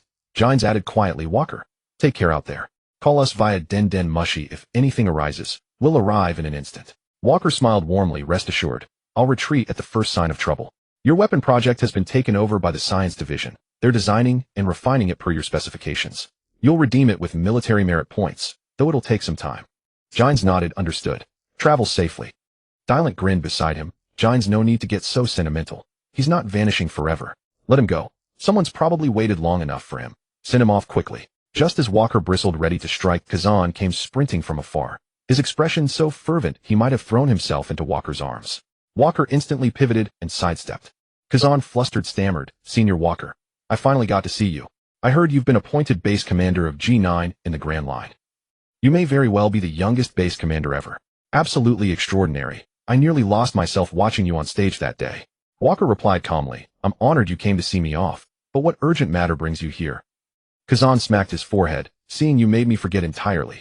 What I meant to say is, G9 lies near my hometown where I enlisted. Your two deputies are still in training camp, so you'll likely be alone there. There's someone in my hometown you might visit if time permits. I've known him since childhood, though certain events later estranged us. He's unusual now, but exceptionally strong. Not weaker than me. He's also an outstanding physician. Hearing Kazan's praise, though Kazan had yet to master Haki, Walker felt intrigued. If this man matched Kazan's strength and age, his potential was undeniable. Yet Kazan hesitated, trailing off, sparking Walker's curiosity. What happened to your friend? And precisely how is he unusual? Kazan steeled himself. Though speaking ill behind another's back is unseemly, you're no outsider, Senior Walker. Let me begin from the beginning. His name is Andreas Savory, and we grew up together. The South Blue thrives on mechanical engineering. His parents were scientists. A catastrophic lab explosion claimed their lives, leaving Andreas orphaned. Still, he inherited their craft. Though unrefined, he could assemble and repair machinery. With our family's support, he survived, until an elderly physician offered to adopt him. At first, the old man treated him kindly. Gradually, they relocated elsewhere, and our contact ceased. 10 years passed. I'd nearly forgotten my childhood friend when he suddenly returned. The house where we played lay in ruins. He built a small hut at the foot of the town's mountain. Overjoyed, I greeted him, but sensed something profoundly changed. His mind had fractured, volatile, paranoid, violent. When I drew near, he lunged to attack.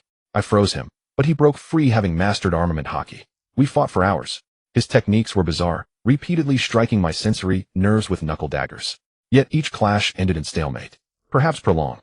He specialized in human experimentation and practiced as a butcher surgeon. Yet Andreas displayed astonishing medical aptitude. The old man spared him, kept him to process cargo, and taught him how to excise specific organs without killing the subject. Amid screams and bloodshed, those subjects were his peers. Andreas's psyche began to unravel.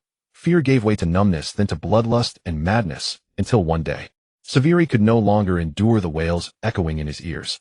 That day he slaughtered every member of his underground syndicate, and by his own account his methods were unspeakably brutal. Finally he approached the old physician. The elderly man, paralyzed with terror at the sight of Severi's blood-soaked figure, pleaded desperately, begging Severi to spare him out of gratitude for having raised him all those years. Severi replied, "Do you know why I saved you for last?" The doctor shook his head frantically, eyes wide with dread. "Let me whisper it to you. You still serve one final purpose, to test whether the skills I learned from you truly work. Don't you feel honored? Just as you first brought me into this hell. You survive only if you hold value. So let us begin." Severi murmured softly into the old man's ear. His voice was barely audible, yet it made the physician tremble violently. The old man fought wildly, futilely. In the end, only wreckage remained. Severi set fire to the hell he had endured for nearly a decade. Choking smoke and stench swallowed the ruins as he vanished into the vast ocean of the new world, his past erased, forgotten by all. Later, adrift and directionless, he seized a vessel and sailed back to the land where he was born. This is Severi's origin.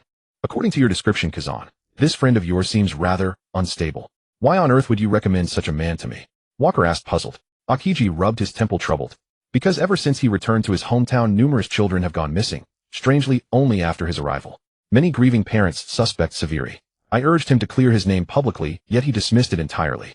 As his friend, I hope Senior Walker, upon assuming command at G9 branch, might kindly keep an eye on him. He isn't inherently evil. Walker replied readily. If he falls under my jurisdiction, I'll certainly pay him a visit when time permits. Just send me his location later. My deepest gratitude, Senior Walker, Akiji replied. Walker bid farewell to the others and headed home. At his gate he found Laya waiting, just as he'd expected. Upon spotting him, her eyes brimming with tears, she rushed forward and threw herself into his arms. Must you really leave Marineford? Why must it be you? Why are so many insisting on sending you away? Laya wept bitterly. Walker sighed helplessly. Hey Laya, I'm not heading to war. There's no need for such sorrow. I've been promoted. You ought to rejoice. Walker, do you think I'm foolish? People don't get promoted outward, unless they're punished. You've done nothing wrong. Why exile you? Laya insisted, voice rising. Truth is, I accomplish little at headquarters. Only follow orders and sail out. And as you said, we've spent decades there. Frankly, we've grown weary of it. Of course I yearn to venture beyond. Laya, stop this nonsense, Walker snapped, growing impatient. Suddenly she ceased crying and shouted, Walker, do you find me irritating? Annoying? Is that why you hate me? I simply can't bear you leaving here, not knowing when we'll meet again. Is going away that important to you? But Laya, my dream has always been boundless freedom upon the open sea. At headquarters it's endless drills or missions, dull, suffocating. I've had enough. Walker spoke earnestly, this chance to depart. I won't abandon it. Laya stared at his face, then slowly stepped backward. She couldn't comprehend how the place where they'd grown up together could feel like a prison to him.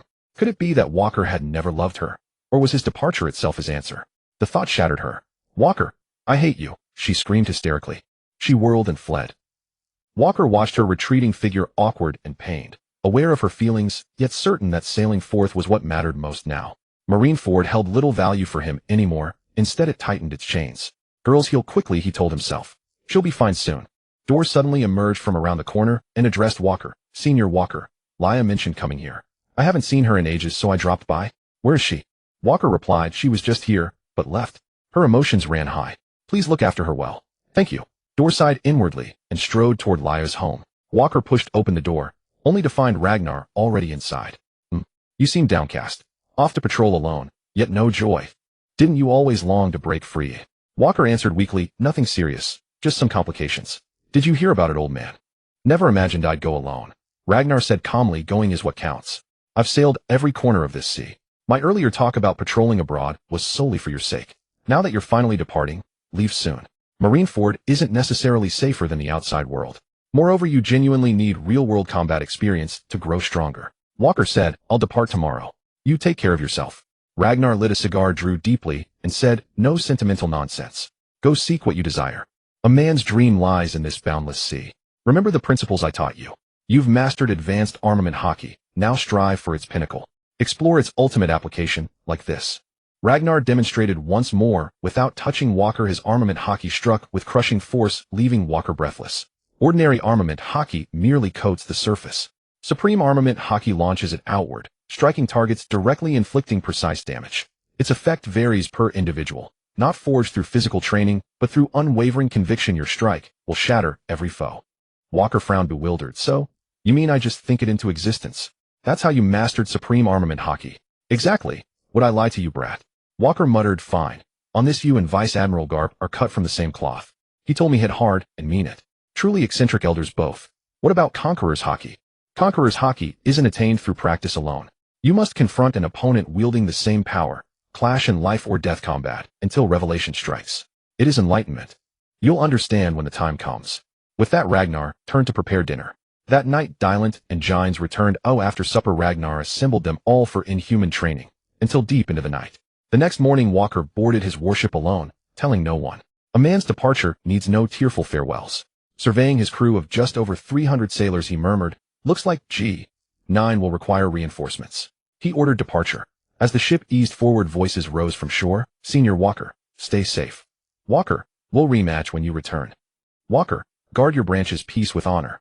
Zephyr Dragon and Rosinante stood among those bidding him farewell. Walker waved back, then noticed a lone figure in the crowd, blushing fiercely as she waved. To his surprise, it was Shuzen. Walker waved in return. As he turned away, a cry pierced the air. Walker, you jerk. Take care of yourself. I'll visit you soon. Laya sprinted along the shore, voice breaking with sobs. Walker smiled. All right, Laya, I promise. I'll come back to see you too. Everyone, take care. Farewell, he called out. Farewell, Marineford. He faced forward, gazing into the horizon. Softly he whispered, I'm coming. See. Silence reigned throughout the journey. After a day's voyage, they finally arrived at Branch G9. Walker glanced at the entrance of Branch G9, deserted, not a soul in sight. The junior lieutenant beside him nervously said, General Walker, we notified Branch G9 before departure that you would arrive under official transfer order. Yet, this situation, shall I notify them again?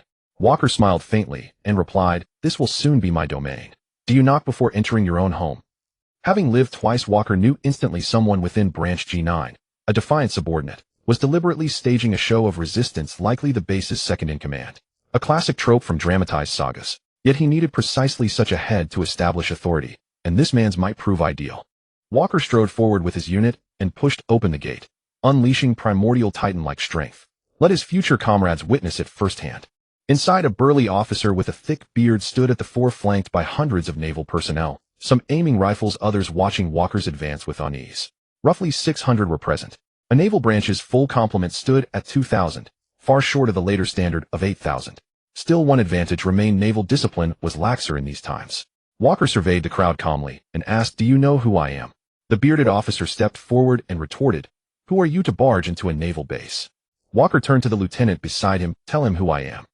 The lieutenant stepped forward and declared, this is Rear Admiral Keynes Walker of the Naval Headquarters, the newly appointed base commander of Branch G9 along the Grand Line and henceforth sovereign master of this very soil. I notified you yesterday by telephone, he added, then fell silent and resumed his position behind Walker. The G9 sailors hesitated. The bearded officer, feigning defiance, insisted, we received no orders from headquarters. This outpost lies remote. Return with formal transfer documents before we comply. Am I right, everyone? Emboldened by their numerical superiority, the soldiers beside him began voicing agreement. Walker turned back to the lieutenant and instructed, inform them what penalty awaits those who openly defy command and rebel against superior officers within the Navy. The lieutenant addressed the crowd with calm authority. Open insubordination and refusal to obey orders constitute immediate court-martial offenses, executed on the spot without prior approval from headquarters. Walker suddenly demanded, is this not an emergency? Are G9 sailors not now openly bearing arms against headquarters officers assuming command, posing imminent threat? The bearded officer blustered, don't slander us with false accusations. We won't fear your fabrications. Walker ignored him entirely. The lieutenant added, indeed, Rear Admiral Walker. I have already recorded the entire incident with a recording insect. You are perceptive, Lieutenant, Walker commended with a nod. The officer hastily protested his unworthiness. Walker's gaze sharpened, Suddenly, a black-purple conqueror's Haki aura surged forth, slamming into the G9 troops. Nearly all collapsed. Only one or two remained upright. Mist-like vapors began seeping from the fallen soldiers' bodies, drifting weightlessly in midair. Though dazed, the bearded officer remained conscious, gazing around in disbelief as his entire contingent lay prostrate. Having served along the Grand Line, he possessed enough experience to recognize the rarest of rarities, the Conqueror's Haki, manifested by fewer than 1 in a million. Walker sensed the effect lacked lasting impact, so he suppressed his aura and ordered the lieutenant revive them.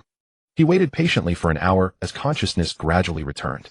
Trembling, the sailors discarded their weapons and knelt in penitence before the youth, only to face Walker's sudden blur of motion. In an instant, he appeared beside the bearded officer and shattered his chest with a single punch. The officer stared in disbelief, mouth opening soundlessly before collapsing rigidly. "Spare me. I aired base commander. The base commander forced me into this. No one escapes. Let's fight him." Chaos erupted. Some begged for mercy, others opened fire, but bullets struck Walker harmlessly. He darted through the ranks, avoiding facial damage, preserving each instigator's final expression of utter despair. Within moments, not a single insurgent remained standing. Walker commanded his own troops, "Hang these hundreds at the main gate of the base. Then summon the rest of the base personnel for assembly, and bring me over 1,000 wooden stakes." His orders were swiftly executed. Stakes rose one by one before him, aligned directly beneath the main gate. The hanging was completed. Remaining naval personnel gathered at the gate, only to freeze in terror upon witnessing the scene, many collapsing where they stood. Once the crowd had largely assembled, Walker spoke. "Are we nearly complete? Those absent need not come. They're already accounted for." Through his observation, Haki, Walker detected lingering absences. In an instant he vanished, then reappeared moments later, dragging over a dozen severed heads, which he cast carelessly onto the ground.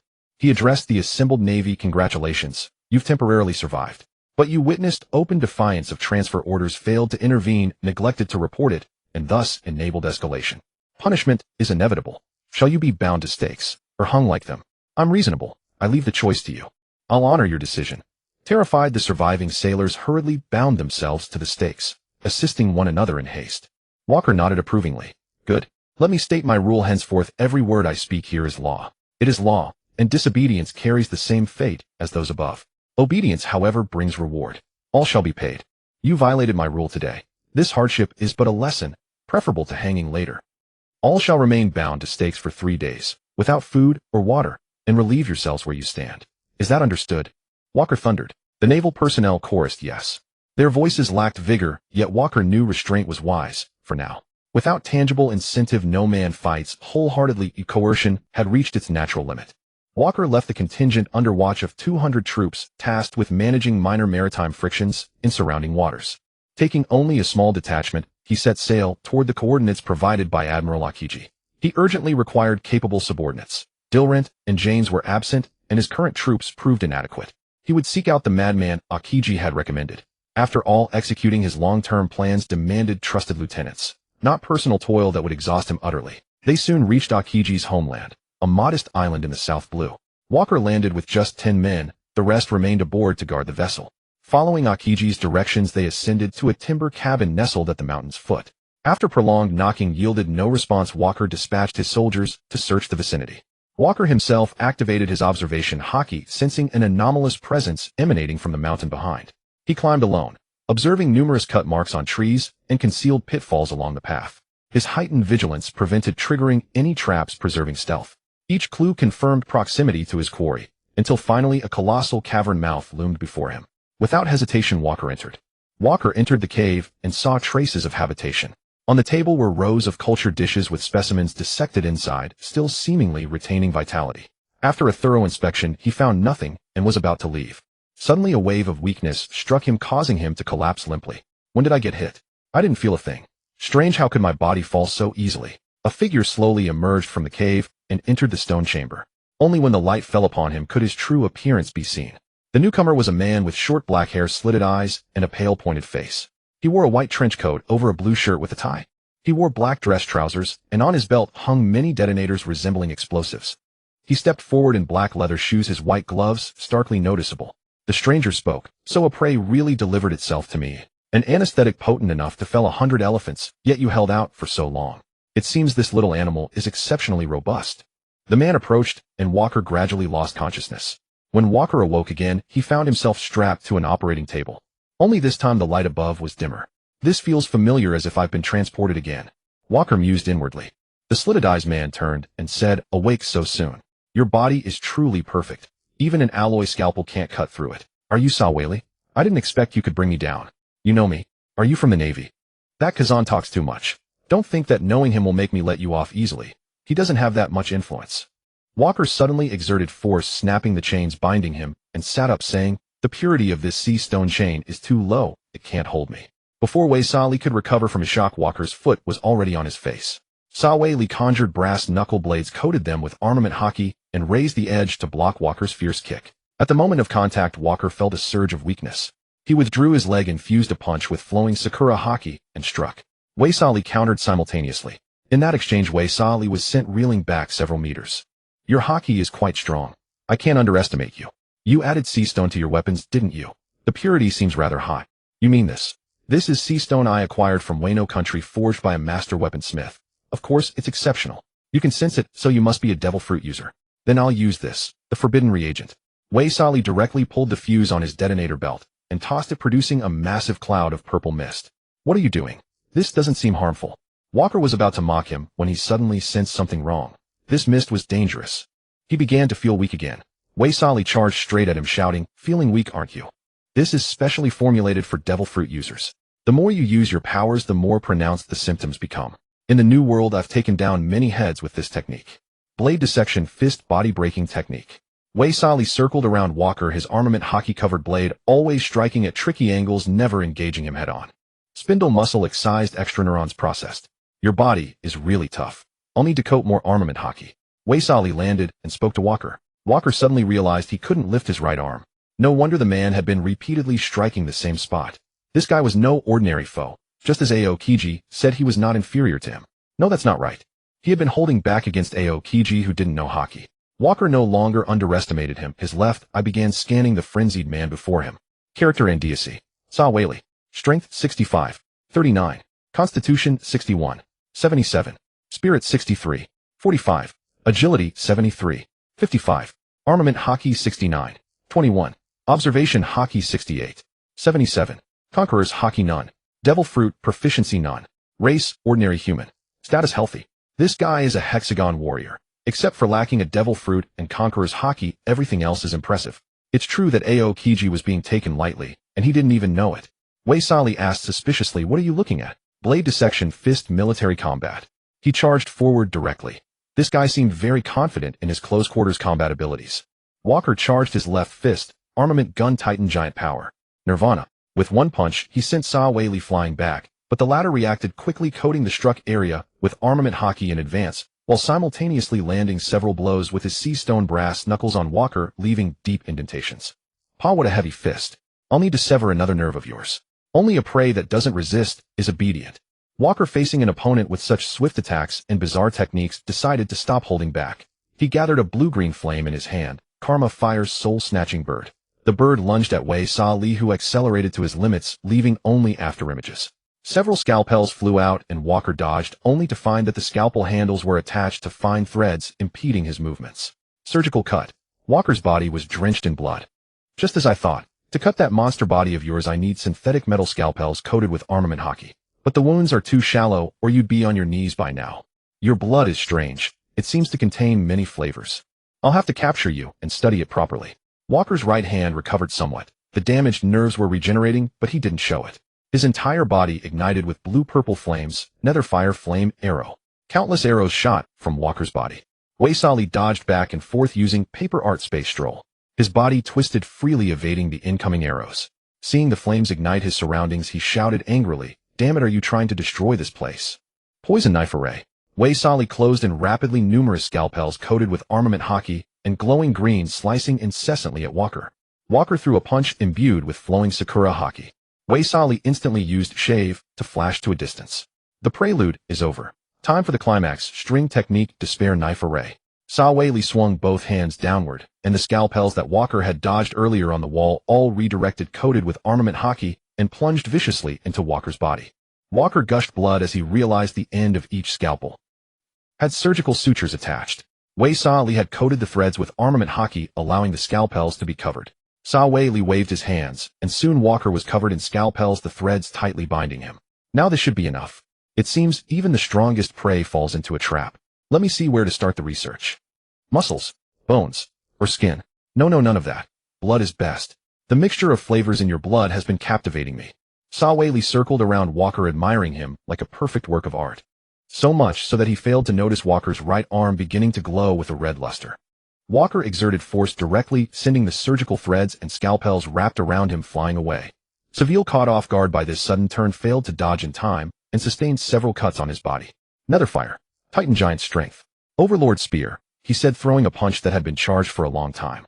The blow directly sent Sawali, who was still reeling from the pain and unable to react in time, flying backward. Sawali leaned against the cave wall, blood gushing from his mouth. How can this be? I clearly severed your nerves. Why can you still move? Sawali asked incredulously. My right arm. It healed itself long ago. Don't you know that villains die from talking too much? I don't talk much. Anyway, you won, so whatever you say is right. No way. Poisonous reagent.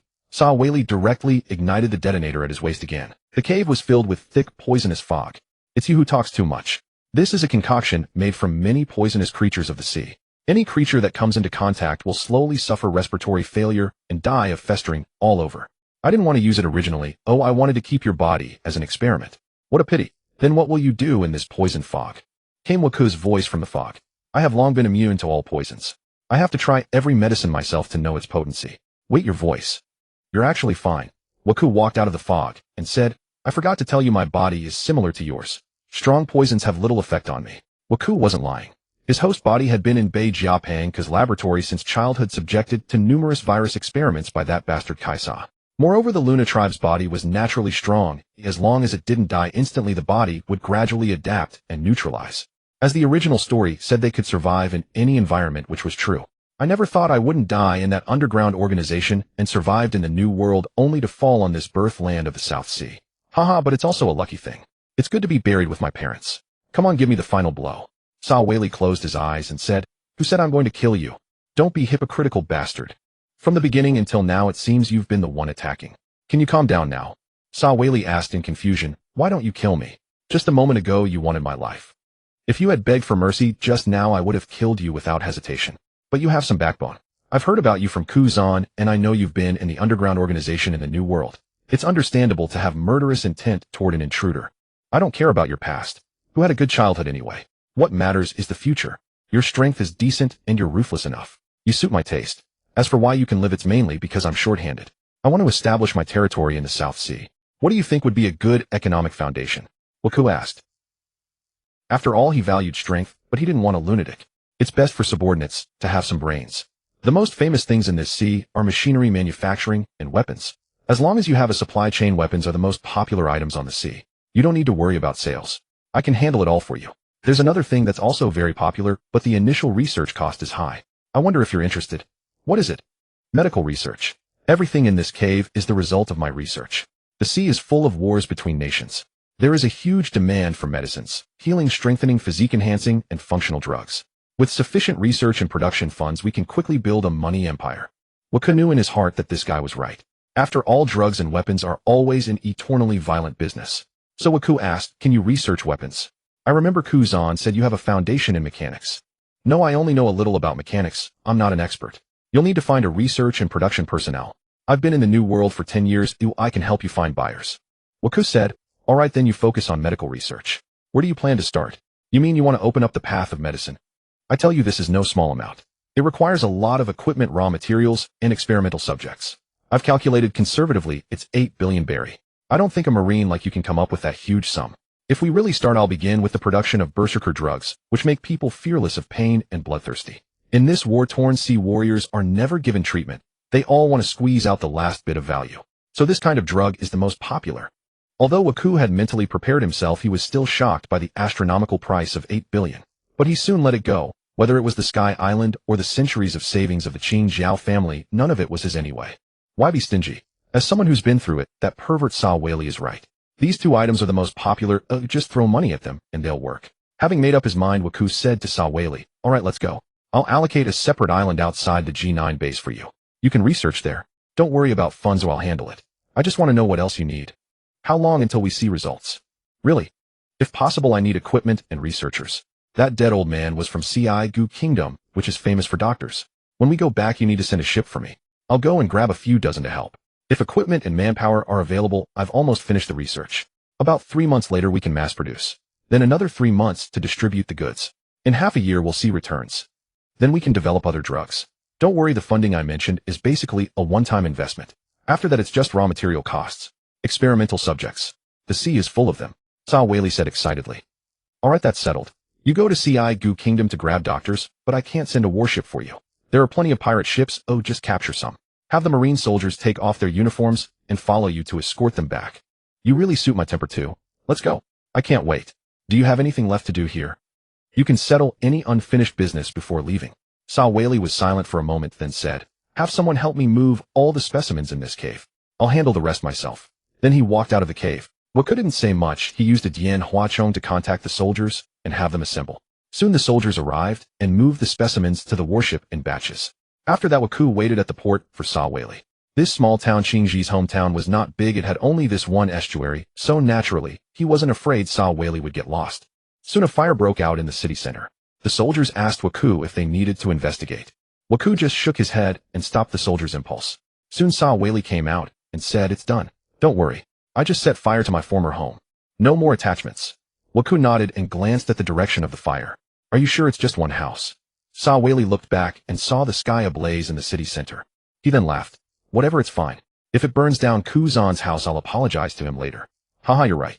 Set sail, start the return voyage. Under the glow of the setting sun, the warship slowly began sailing toward the G9 base, leaving the town in a mess. Little did they know that an uninvited guest had arrived at the base and was wreaking havoc there. Scarcely had the vessel sailed for long before it reached the gates of base G9, where the sight that greeted the soldiers aboard left them utterly stunned. What manner of assault had befallen the base? Why had its entire gate vanished? And look, those are the corpses of G9 Navy personnel. They've piled up into a mountain.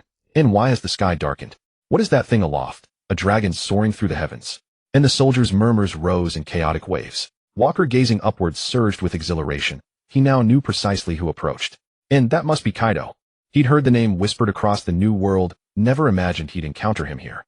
I'd give anything to dissect and study his anatomy, remarked Savory beside him. In hearing Oni clan, Walker recalled that no such lineage appeared in the original records, and curiosity stirred. And Savory, tell me, what do you know of the Oni clan? Legends speak of them dwelling in the Yellow Spring by Liang Slope, malevolent spirits bearing either a single or double horn. And their bodies possess unimaginable regenerative capacity and near-invincible density, and they wield spiked maces with lethal mastery. Kaido himself is notoriously unruly. His indestructible frame allows him to rampage unchecked across the seas. High above, Kaido seemed to spot the warship below. From within the clouds, his voice boomed down in, which among you is Walker? Let him step forth. He claimed he wished to challenge pirates, did he not?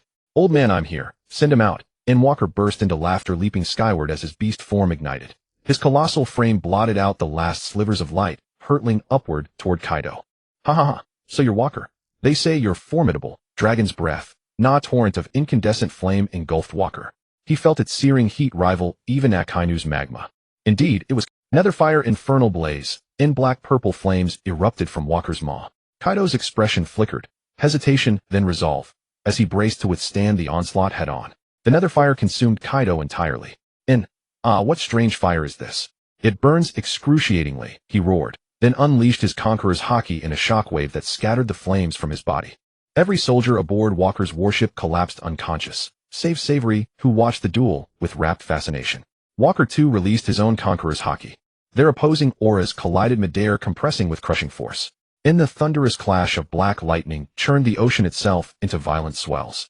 And so even the Marines have mastered this power. Rampant gale, and Kaido bellowed, jaws widening to unleash countless razor-edged wind blades. Walker shifted instantly into bird form, exhaling mist that drifted seamlessly into the storm of wind blades. To Kaido's astonishment, the blades reversed course, striking him harmlessly. In Lilian's ability, he scoffed, before lunging forward to grapple Walker directly. In strength, Walker feared no contest.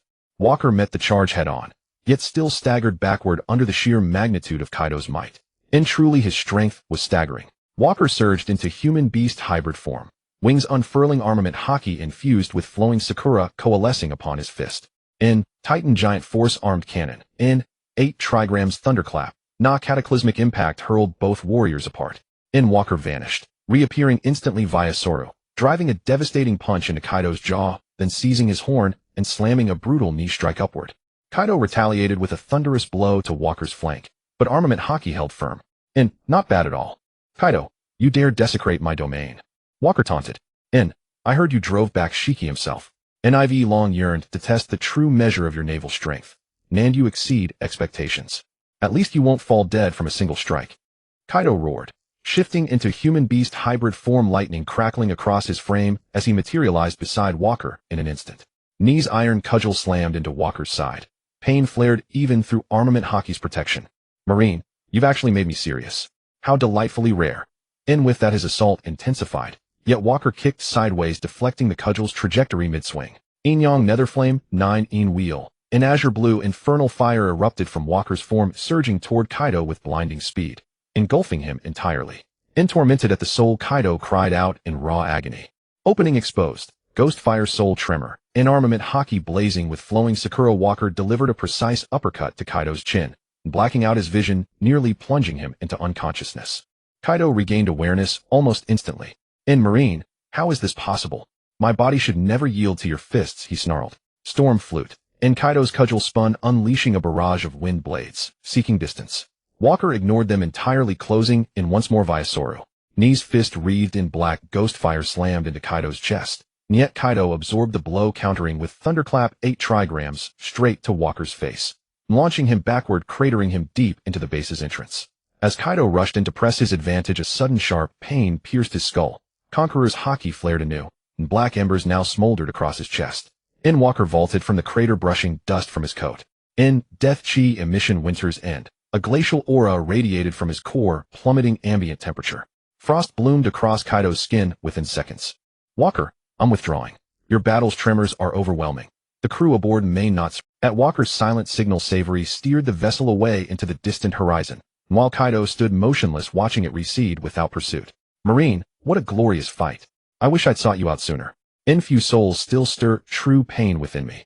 Kaido spoke, and Walker activated his combat left eye below, seeking to unveil the configuration of this legendary hexagonal warrior.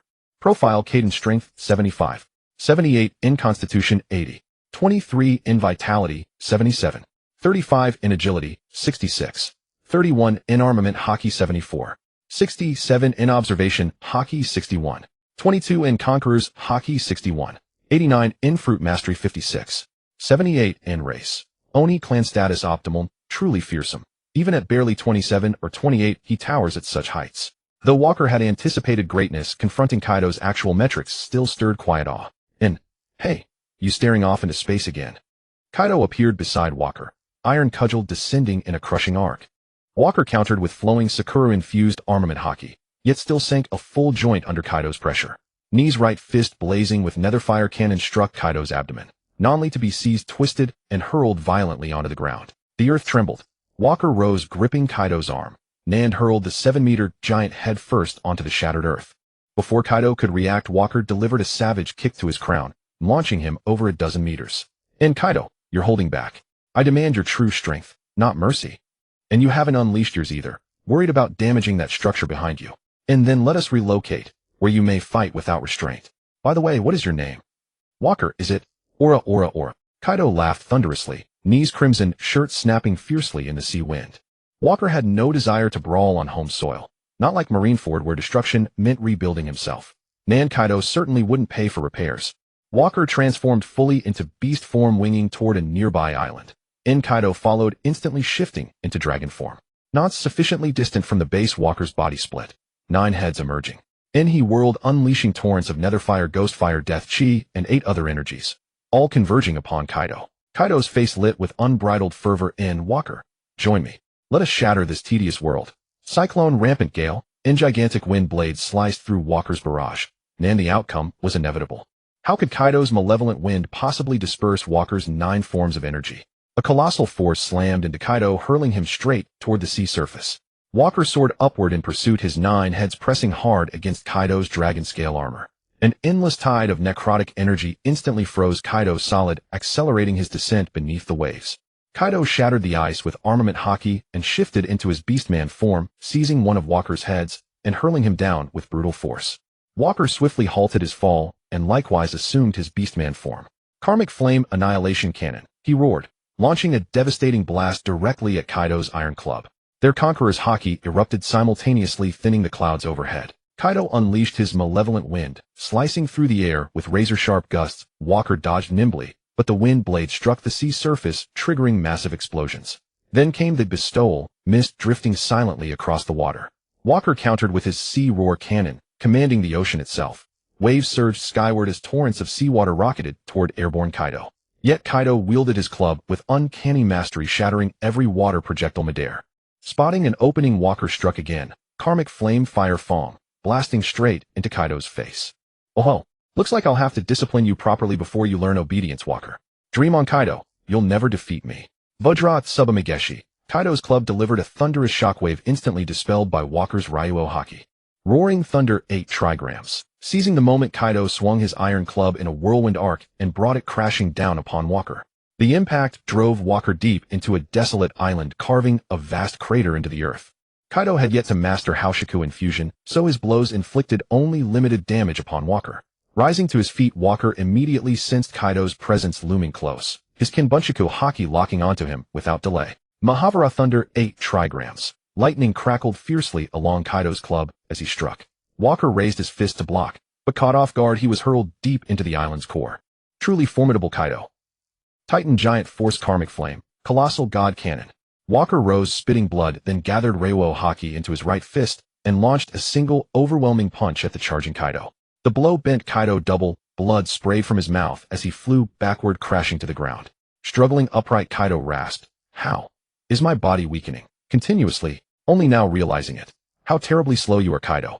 I've been unleashing lethal plague upon you since the moment you appeared." Walker launched a furious assault.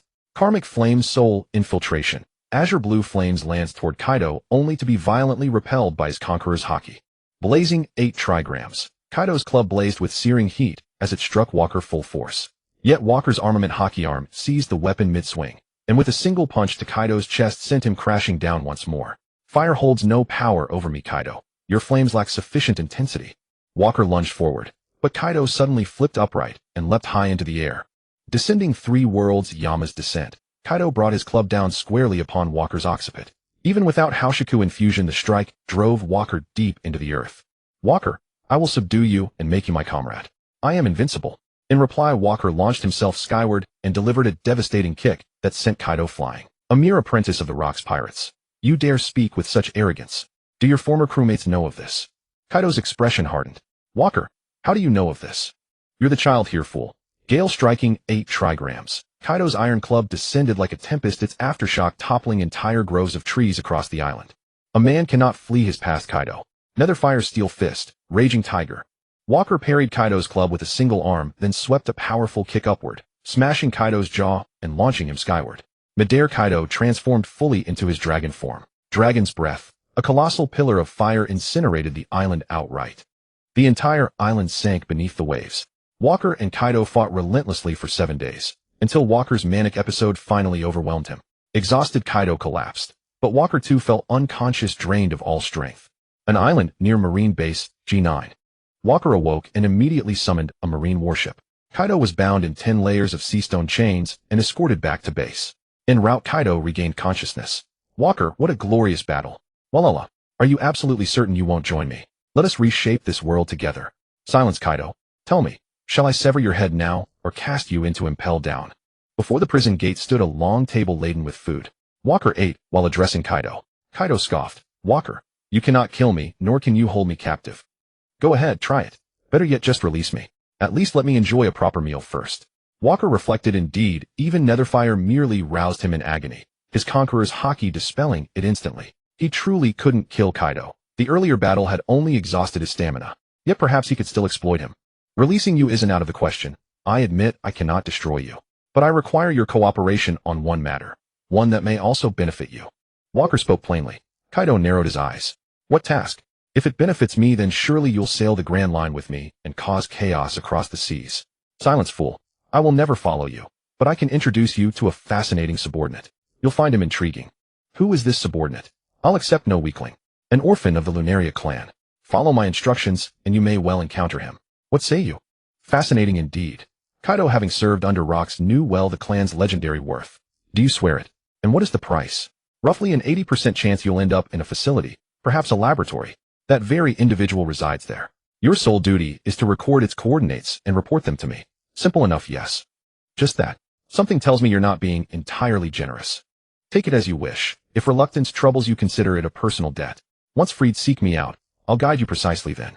Agreed. Though I cannot fathom your motives for now, this arrangement suffices. I accept your terms. Walker unlocked the cell. Kaido emerged still shackled and began eating. In short order, both devoured the entire feast. Walker had no knowledge of how Kaido originally ended up imprisoned in Vegapunk's laboratory within canon. He contacted Zephyr instead, requesting headquarters dispatch personnel for escort. Only the Marine Command could reliably contact Vegapunk. Meanwhile, Walker contacted Savory, instructing him to return with the remaining Marines and restore order to the ruined base. He further ordered his troops to launch large-scale recruitment across nearby waters, and to seek out weapons engineers, mechanical inventors, and other specialists. Walker doubted the initiative's effectiveness. Savory had only just arrived in the South Blue and remained unfamiliar with the region. Yet Marineford responded swiftly. Within a day, the escort vessel arrived at base G9. The officer assigned to escort duty proved an old acquaintance. Yo, Walker, imagine capturing a New World monster yourself. Truly terrifying, isn't it? Kizaru's mocking voice rang out once more. Borsellino, this man is highly unstable. Take utmost care. He must not escape. With that warning, Walker turned and walked away. Kizaru scratched his head. How utterly heartless. Won't you even offer me dinner before I depart? Oh, and Admiral Kong instructed that base commanders assume full responsibility for security and infrastructure repair. From afar, Walker called back. As you know, my base lies in ruins. No one remains to host you. Safe voyage. Kizaru sighed and departed. Afterward, Walker inspected the base's spoils warehouse, and indeed discovered several captured pirate vessels. He selected 20 sailors to accompany him and Savory on a voyage to Drum Island. This decision left base G9 defended by fewer than 50 Marines. Fortunately, Drum Island boasted abundant physicians, and under Savory's persuasive, if fervent entreaties, they recruited 1,000 doctors aboard ship, all enthusiastically volunteering for Savory's medical research program. Walker returned directly, anchoring at a secluded island near G9, a site prearranged with Savory to serve as their new research facility. Leaving behind 20 soldiers and one vessel, Walker handed Savory the promised berry. When Walker regurgitated 200 treasure chests from his stomach, Savory stared in stunned disbelief. Walker instructed him to convert the hoard into berry. Its value would easily exceed the promised 80 billion. He further pledged continued troop reinforcements for Savory in the coming months. Then he departed alone. He received a din mushy call from a Marine stationed at G9. Apparently, a mechanical inventor had indeed arrived voluntarily. Walker arrived at the base. At the entrance, many craftsmen were busy repairing damaged facilities. Naturally, Walker paid out of his own pocket. After all, the Navy's budget was tight, but as the base commander, he had greater authority. Several tables were set up at the entrance where many sailors were bustling about having new recruits fill out enlistment forms. Walker quickly walked inside and found the soldier who had notified him via the din mushy earlier. When the soldier saw Walker, he immediately stood up and said, "Good day, Rear Admiral Walker. Quite a few have answered the call today, haven't they? Recruit those who are suitable.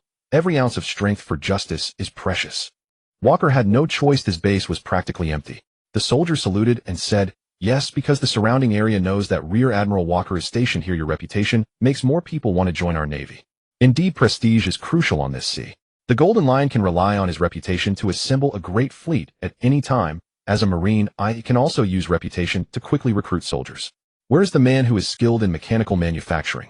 The sailor respectfully asked Walker to follow him, and Walker bid him to lead the way. Soon Walker was guided to a reception hall. There stood a young woman with light pink long hair and fair skin, wearing a light yellow low-cut vest, a light blue tropical skirt, and black high-heeled sandals. Her eyes were sparkling and full of vitality. Walker noticed that the girl had 2 elbow joints on her arms, both of which were mechanical, and her legs also bore traces of mechanical modification.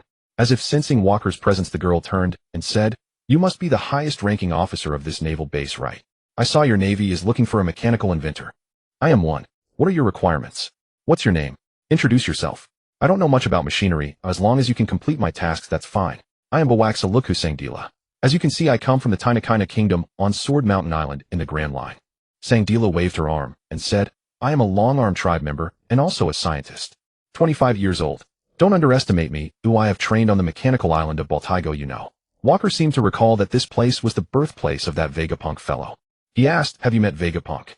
"No, I've read the research of that old man, but by the time I got there he had already been summoned by the world government." Walker hadn't held out much hope anyway, and he gestured for the soldier beside him to leave. Once they were alone, he said, "What I need is a private weapons scientist for myself, not one working for the Navy. I need mass production of weapons and equipment for trade. Can you do that? Are you an arms dealer? Mechanical weapon production is the basics. Of course I can do it. Just tell me what you need, and I'll build it. For example like this," said Sangdila, extending her mechanical left hand. The 5 fingers on her hand extended gun barrels, and the skin on her wrist retracted to reveal a dark cannon muzzle, which she showed in front of Walker. "Do you have a testing ground? I can show you the power." Walker called for an outside sailor and was led to the testing ground. Sangdila raised both hands simultaneously. Invincible Iron Hand's destruction cannon. The cannon muzzles on her arms fired many shells which flew erratically and hit the targets, blasting a deep crater into the ground. "This doesn't show the power. Aim at me and fire, I'll feel it myself," Walker said as he walked into the center of the field. "Are you sure, sir? Although you seem to be quite famous lately, it wouldn't be good if I hurt you. Only if you can hurt me. Fire all your attacks at me. If you can injure me, you pass." Sangdila could sense that Walker doubted her weapon's power. Puffing up with anger, she said, "If I hurt you, I won't pay compensation." Invincible Iron Hand's powerful cannon. Sangdila directly aimed from the center of both palms where cannon muzzles emerged, firing shells that exploded on Walker's body. A huge flame erupted. "If you look down on me, now you know my power." "Huh, he didn't die, did he?" Just as Sangdila was hesitating whether to flee, Walker's voice came from the smoke. "It only gave me a slight sensation, not pain. Such power won't do." When the smoke cleared, Sangdila saw Walker completely unharmed and exclaimed in astonishment, "What is your body made of? I used TCC gunpowder, yet you have not a single wound." Invincible Iron Hand's annihilation missile swarm. Numerous small cannon muzzles appeared on Sangdila's arms, launching a volley of missiles. The bombardment covered Walker's location for a full minute. The explosions roared continuously. "This time it's a bit interesting. But do you have any more exciting weapons?" The bombardment only tore Walker's navy coat to shreds, leaving a few burn marks on his body. Sangdila's expression shifted from shock to excitement. "It's my first time experimenting on a real person. Then I won't hold back." Final resonance. Invincible heavy cannon. A cannon muzzle slowly pushed out from Sangdila's abdomen and goggles appeared over her eyes. Soon Walker was engulfed in flames. The shockwave from the blast ignited all the trees around the training ground and shattered the blast-proof glass of the buildings. "How was that, sir? Enough power this time." "Satisfied," Sangdila said, dancing joyfully. But when Walker didn't respond for a long time, she grew worried. Could it be that this time the power was too great and blew him to pieces? Just as Sangdila was panicking, Walker flew up from the massive crater. A large wound was visible on his abdomen. Shocking, but no longer bleeding. "Good, you passed. The last strike had decent force. But we don't need to sell weapons of this type. A standard issue arms will suffice. We'll keep the powerful ones for ourselves. And don't call me sir. Oh, just call me Walker." Sangdila, fully aware of the power of her own attack, said to Walker, "Walker, you're the toughest man I've ever met. Did the dynamic rock only cause you that much injury? So your power is decent. Dynamic rock is something the Navy controls, right? Where did you get it? Also, besides weapons, can you produce defensive equipment?" "No, that thing was in Vegapunk's abandoned laboratory. There were a lot of materials and manuscripts there, so I took them all, haha. Of course I can make defensive equipment. Sangdila is super capable. My fists are wrapped with the densest sea stone from Wano country. I can even process that. My jet shoes allow for aerial combat. I have many inventions." Walker immediately interrupted. All right, I understand. I'll send you to an island later. I need you to first produce standard issue weapons, firearms, explosives, the kind that's currently popular in the world. How much funding do you need? I'll find a way to market them." If I start simple, I'll need workers. Setting up a production line would cost about 3 billion berries," she said, stealing a glance at Walker's expression, afraid he might be shocked by the price. "Standard weapons won't take too long. You'll see results quickly." "Okay, it's settled then. If you need manpower, I'll have someone bring it from nearby islands." Sangdila, seeing Walker agree so readily, said, "I once saw an interesting concept by Vegapunk. He wanted to build robots, androids. I think it would be fascinating. If possible, could you sponsor me, Walker? I want to create something like that." Upon hearing Sangdila's description, Walker immediately realized it was the future Navy's pacifista. Sandra continued animatedly, "Hey Walker, did you know? Many of my bodily systems were designed based on Vegapunk's theoretical framework. If funding permits, I could replicate myself dozens of times. That would be utterly fascinating." Sandra paused, noticing Walker wasn't listening. He appeared lost in thought. A sudden suspicion flashed through her mind. Could he possibly be lying to me? A Marine officer. How could he possibly possess such wealth? The more she pondered, the angrier she grew, until she burst out, "I knew it. You're a fraud." And with that, she burst into tears. At the commotion, Walker snapped back to attention and gazed quizzically at the long-armed girl before him. Sandra, eyes brimming with sorrow, pleaded, "You don't actually have that much berry, do you? You're just teasing me." You're a Marine, oh how could you possibly be so wealthy? Wordlessly Walker shifted into his beast form and regurgitated 75 treasure chests. Sandra wrinkled her nose as she lifted the lid of one slick with gastric fluid, only to behold glittering jewels and gold within. Her dismay vanished instantly. She flung open chest after chest, each overflowing with riches, and then overcome with delight threw herself onto the hoard. Beaming she declared to Walker, "Ah, I recognize this. It's a devil fruit ability. Yes, you've transformed into a monstrous form, so you must possess an animal-type devil fruit." Frowning slightly she added, "Wait, don't speak yet. I'm about to figure it out. Oh, I've got it. You're a mythical Zoan type, aren't you? Legends say these fruits are rarer, and given your demonstrated abilities, there's no doubt you're none other than the legendary gold-swallowing beast. We're rich, rich beyond measure. No more budgetary worries ever again." Sandra muttered to herself, utterly absorbed. Watching Sandra's exuberant self-directed monologue from the side, Walker couldn't help but wonder whether this long-armed girl's mental faculties were, shall we say, slightly unmoored. When he remained silent, Sandra bristled. "Walker, did I guess correctly? Are you refusing to acknowledge my brilliance? That's pure envy, jealousy disguised as indifference." Could he retract those words now? After all, he'd already agreed to take her on. Were she male, Walker would have punched her without hesitation. Alas, it remained only fantasy. Have you ever seen a gold-swallowing beast with a bird's head? If I truly were one, why bother manufacturing weapons, then hauling them across the world to sell? I'd simply draw wealth from across the globe at will. Sandra scratched her head sheepish. You do have a point. Walker, thoroughly drained, chose silence, lest her imagination spiral anew. He instructed soldiers to escort Sandra to her assigned quarters while her specialized team was assembled. She couldn't possibly operate an entire production line alone. Once Sandra was settled, Walker's thoughts drifted to Bartholomew Kuma, the man who dwelled in hell, yet yearned for freedom, defying fate itself, prompted by her mention of humanoid modification machinery. Walker's own rebirth had begun in tragedy, yet he'd fared better than Kuma. Chief among his grievances, Kuma's forced servitude to the celestial dragons raising their children. Luffy embodied pure idealism, Kuma pure devotion. Walker disliked Kuma's character, but the pawpaw fruit's power held undeniable allure. Kuma's latent potential, his devil fruit combat prowess, and unwavering mindset all resonated deeply with Walker's sensibilities. As one who knew his grim destiny, Walker resolved to seek him out, to intervene if possible. Turning Kuma against the five elders would be poetic justice. After all, their sufferings ran parallel. Kuma should currently reside in the Sorbet Kingdom, and Walker's G9 base lay conveniently near the South Blue. He immediately summoned a soldier for a map.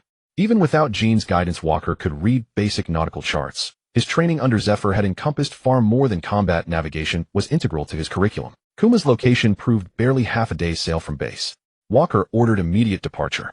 That morning's recruitment drive had yielded 80 new recruits, bringing G9's garrison above 100 strong. Soon 20 seasoned Marines assembled. As Walker strode toward the harbor, Sandra, somehow privy to the news, insisted on joining. Given her indispensable role in his future prosperity, refusal was impractical. Nor could he depart alone. Such austerity would undermine his authority. Weighing all factors, he acquiesced. The warship set sail swiftly. Sandra leaned over, curious. "So, where exactly are we headed?" "The Sorbet Kingdom. To meet someone I hardly know." A sudden impulse. "Enough questions. Leave me be." Walker's preemptive reply startled her into laughter. "Walker, you're brilliant. You anticipated my very question. Amazing." Walker endured Sandra's relentless chatter, more than once contemplating tossing her overboard. Fortunately, the voyage was brief, thus sparing her life. They soon arrived. Sorbet was bifurcated. Its citizens fled sky-high celestial dragon tariffs by inhabiting lawless zones, creating grotesque socioeconomic schisms. Walker anchored the vessel in the lawless territory. Neither Kuma nor Ginny as slaves could possibly dwell within allied nations' sovereign soil. Recalling canon, Walker knew they resided in a chapel. He ordered soldiers to hold position aboard and proceeded inland with Sandra. They found the chapel empty. They waited inside. An hour passed, still no sign. Walker hesitated. Had he fractured the timeline?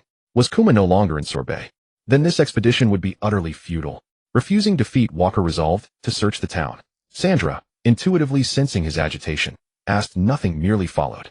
In town, Walker activated his color of observation, scanning for potent life signatures. He found one, immediately. Uncertain if it was Kuma, the figure was compact yet radiated extraordinary vitality. Walker shot forward using Soru. Sandra, seeing his sudden acceleration, ignited her jet-powered boots and soared after him. There on the street's edge stood a tall youth with flowing black hair and a bundle of firewood slung across his back, dressed in an oversized hooded robe, bare ears protruding beneath the cowl. This was Kuma, exactly as Walker sought. Nearby, a petite girl with pink hair and a sleeveless top struggled fiercely as thugs pinned her with clubs. Walker moved to intervene, when Sandra stepped before him.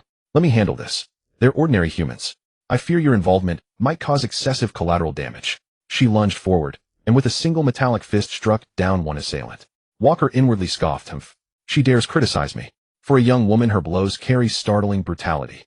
Ginny bowed gratefully to Sandra. Thank you for your aid. Then she helped Kuma rise. He brushed dust from his robes, drew forth his Bible, and knelt to pray, offering solemn rites for the fallen. Sandra frowned. You're built like a fortress. Why not fight back? At the very least, defend yourself, if not protect this young lady. It's all right, Kuma murmured. They meant no harm. Perhaps hunger clouded their judgment. Ginny sighed. Kuma, you're always like this.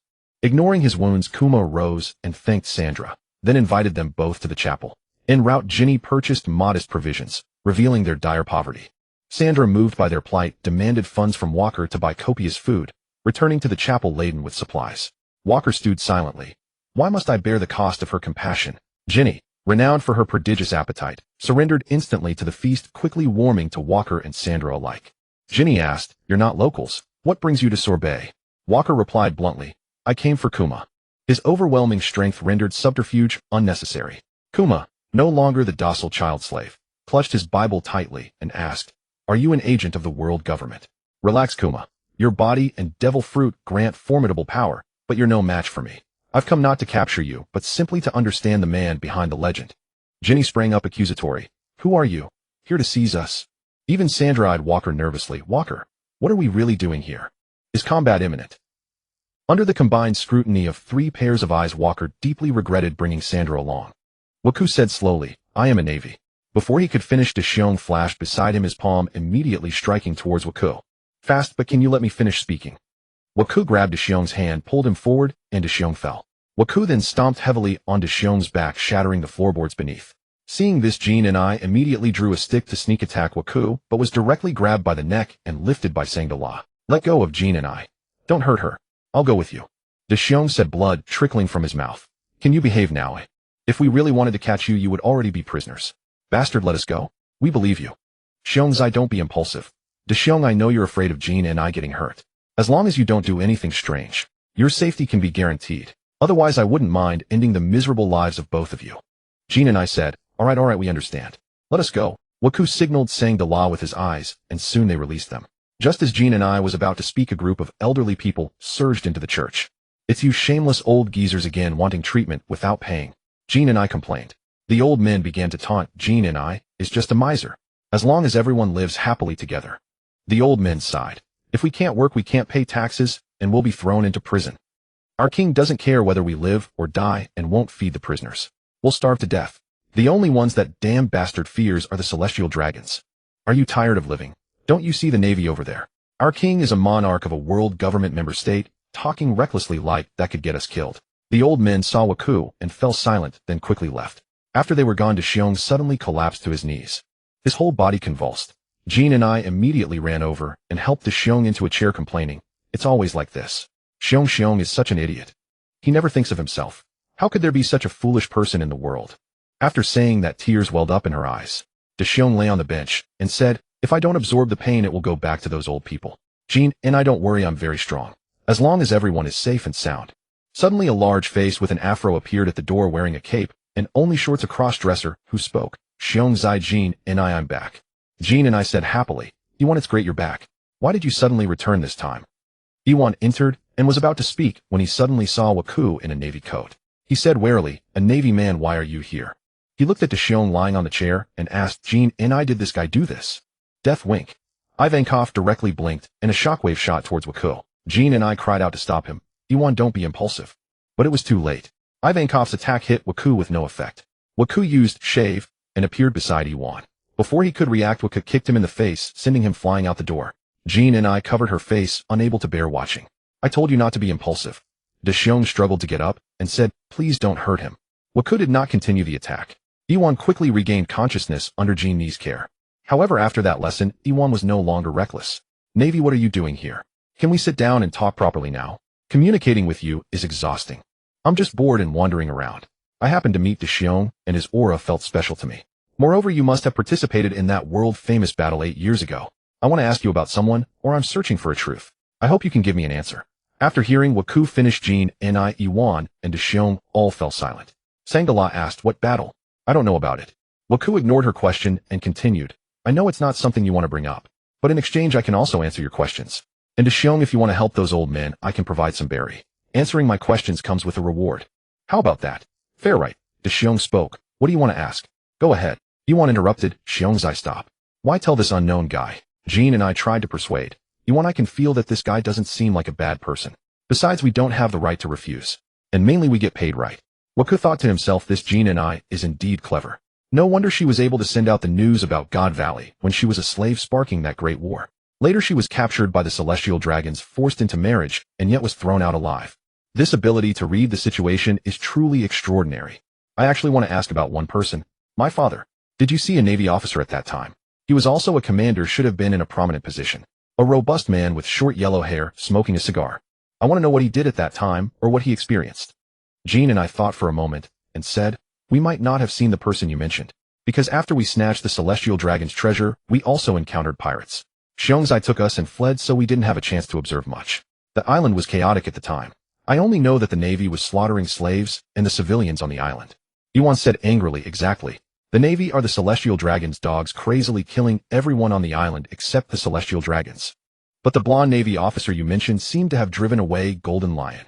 You mean he fought Golden Lion and repelled him? Then what happened to him next? Waku asked eagerly. Yuan replied, no idea. We were taken away by Xiongzai's ability. Waku fell into deep thought and stopped asking. Hey Navy, how much berry did you say? Can you give it to us now? Waku took out 500 berry from his pocket, didn't even count, and directly handed it to them. This scene made Sangda-la extremely envious, and she was once again convinced that Waku was a money-swallowing beast, otherwise how could he be so generous? Answering a few questions could earn that much. Otherwise, why don't you ask Sangda-la? I also know a lot of things. Jean and I happily put away the berry and said, I heard this sister call you Waku just now, so we're acquainted now. Please don't reveal our whereabouts. Waku nodded, I won't.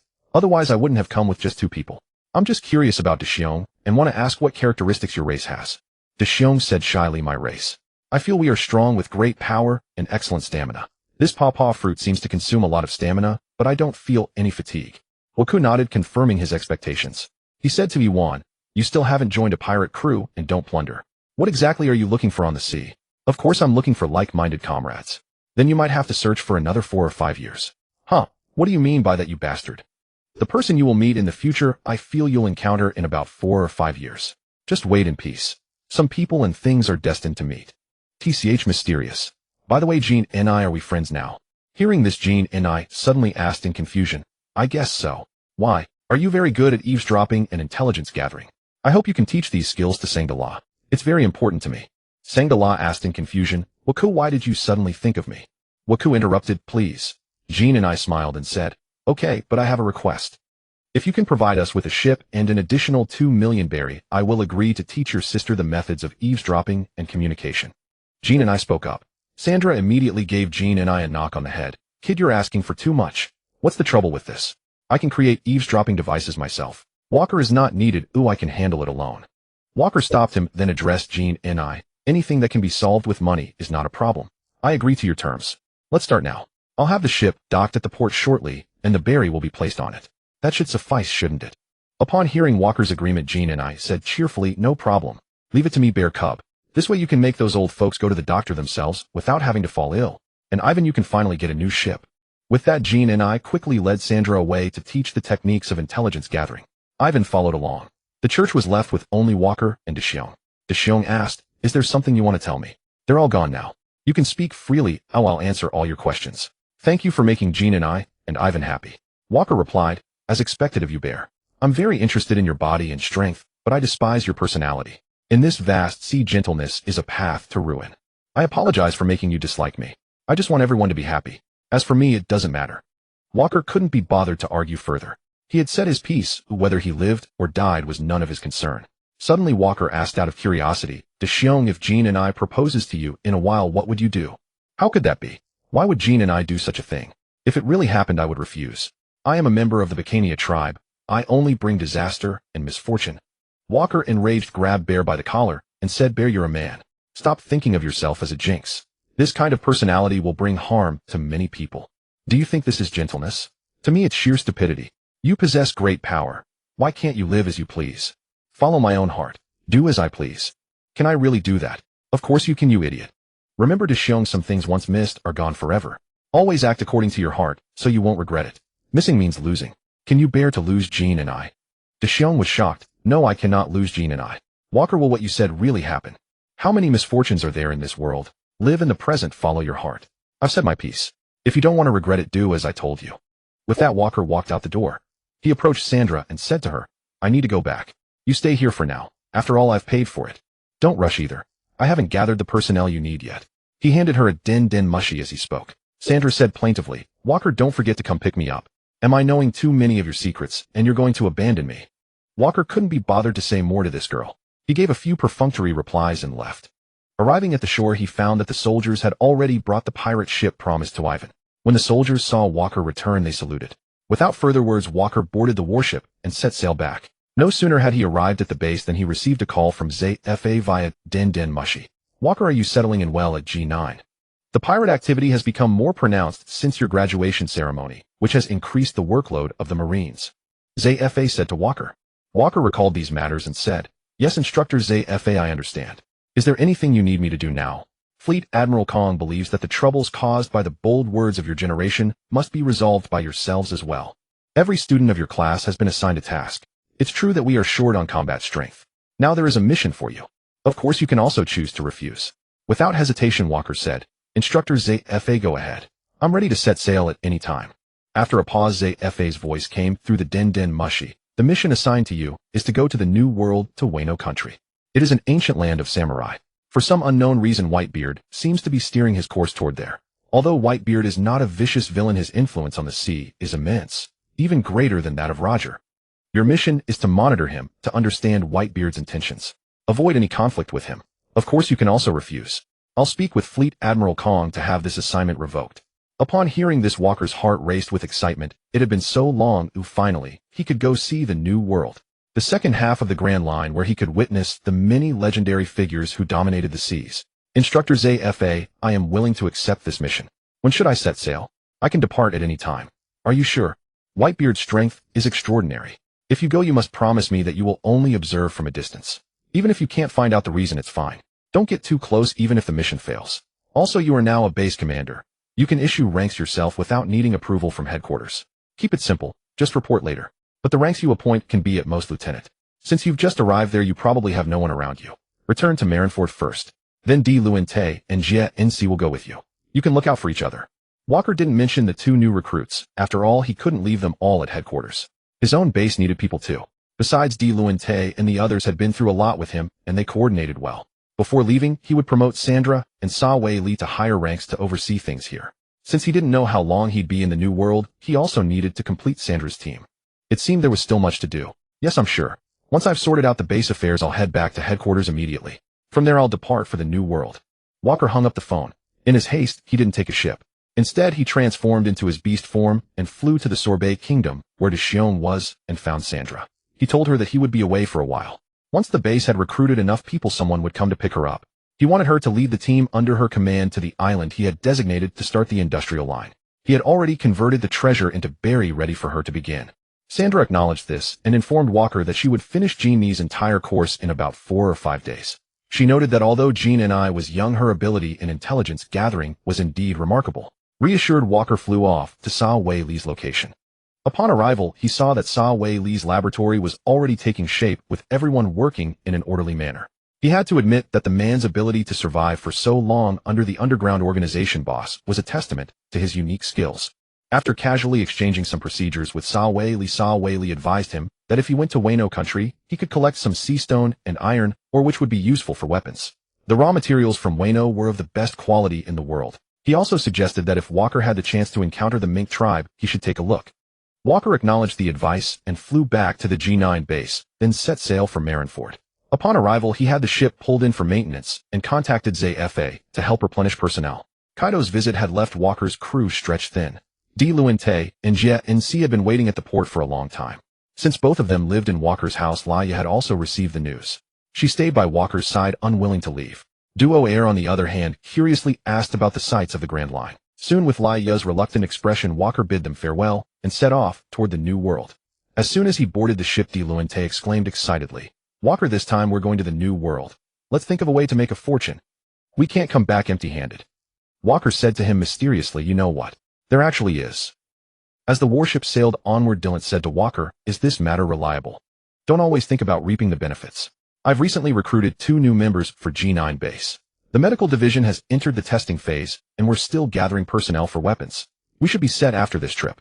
Now we're heading to the land of Wa, which is the source of Seastone. Moreover, that country is still quite backward. Dylan said, but I heard the samurai there are quite formidable. If we can't handle them, we'll buy if we can, we'll take by force. If we can't win, we'll negotiate. The policy is to be flexible in all matters. Walker ignored him. Jane's meticulously recorded information during the voyage. This time heading to the New World, Walker's warship crossed the comm belt directly. It had to be said that being a Marine had its conveniences. 2 days later, Janes said to Walker, we need to find an island to rest and resupply. Then dock at the nearest island. Which one is closest? The nearest. Amazon Lily. How about going there? There are no other islands nearby. Dylan said, isn't that the legendary island of women? Walker, give the order. I've been longing to experience the scenery there. Dylan spoke while drooling, which disgusted Walker. He said to the 2, let's go there. I've heard the warriors there are proficient in Baki. Let's see if we can find out the reason. Since the port of Amazon Lily was blocked, the warship could only find a relatively flat coast and used wooden planks to build a bridge ashore. After landing, Walker ordered the soldiers to start gathering trade supplies while he led the 3 deeper into the island. Soon the commotion alerted the female warriors of Amazon Lily, who pointed their arrows at the group and shouted, "You're Marines. Why have you come to our homeland? Why have you come to our homeland?" Dylan, seeing the female warrior's attire, immediately jumped out and said, "Beautiful ladies we are." Before he could finish, Walker pushed him aside and said, "We've come to this island to resupply. We can trade with you. Once we have enough supplies, we'll set sail immediately." The leading female warrior exchanged a few words with her companions in a low voice, then said, "Are you their leader? Don't move. I need to inform our acting empress. Only she can permit this." Walker nodded. The female warrior turned and left. It didn't take long for her to return and say, "The empress requests you to enter alone." Walker began to walk in, but Dylan stopped him. "Walker, I sense danger here. I'm afraid you won't be able to handle it alone. How about I accompany you inside? Can you wipe your nosebleed first? I think bringing you inside would be more dangerous. I don't want to fight a group of women, too troublesome." Walker ignored him and, accompanied by several female warriors, entered the island. At the palace gate in the city, the female warriors beside him produced a blindfold and asked Walker to wear it. Walker, not one to be fussy, simply covered his eyes to avoid trouble. When a female warrior reached out to guide him, Walker refused directly. Ridiculous. Even with his eyes closed, did they think his observation Baki was just for show? Sensing an aura completely different from the surroundings, Walker strode straight inside. "Marine, if you've come only for supplies, you must leave within half a day. Amazon Lily does not like men." A chilly, seductive aura emanated. Walker asked, "Are you the Empress of Amazon Lily?" The cold voice replied, "No, I am not. The Empress Tortoma is unwell and convalescing. I am currently acting as the Emperor of Amazon Lily." In the original story, the first Empress was in the Rocks Pirates, the second should be Shaki, and the third was the one speaking.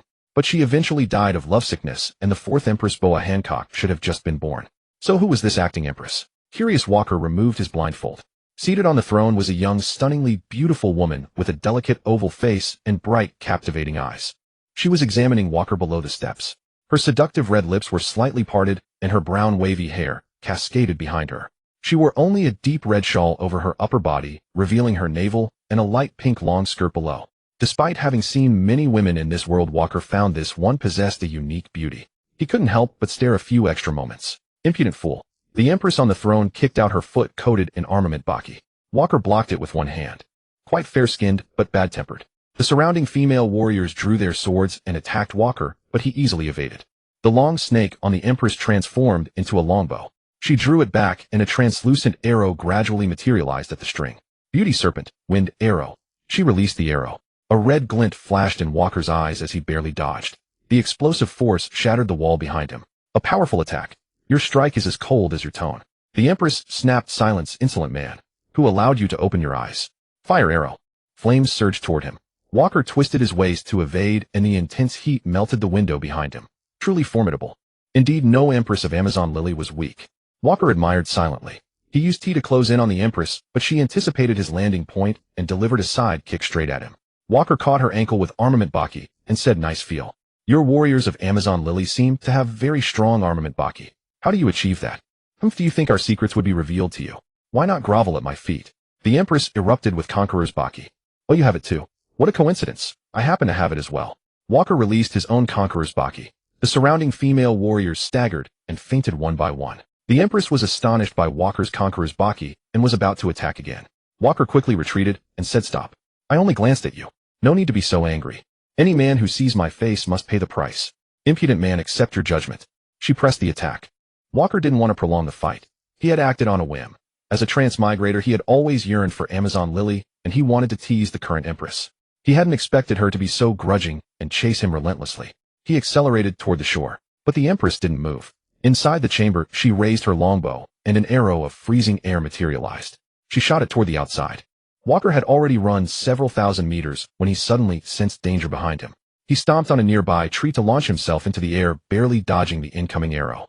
Turning back, he saw the ethereal arrow pierce a tree, instantly freezing the surrounding hundreds of meters. What an interesting woman. Her observation Baki range is impressive, but her temper is terrible. He took out a den mushy and called Janes. "Hey, finish packing the supplies and get ready to depart immediately. We can't stay here." "All right, Walker. We're almost done. I'll have the soldiers gather and board the ship." "Did something go wrong on your end?" Janes was puzzled by Walker's tone. Walker said nothing much, just being chased by a bunch of women. "The women on this island have terrible tempers." Janes acknowledged and said they would start departing now and that he would stay behind to wait for Walker. Arrows kept flying behind, wreaking havoc on the Amazon lily forest, causing large swaths of trees to collapse. Seeing the persistent female warriors, Walker shouted back, "Tell your Empress to stop chasing. We're leaving now. If you keep chasing, we'll end up in the sea. Even to the ends of the earth, I'll catch you. You won't escape." The Empress's voice rang from behind. "Do all the women of Amazon Lily chase after men? I told you I didn't mean it. It was just a momentary whim." Finally, Walker spotted Janes and instantly flashed to his side.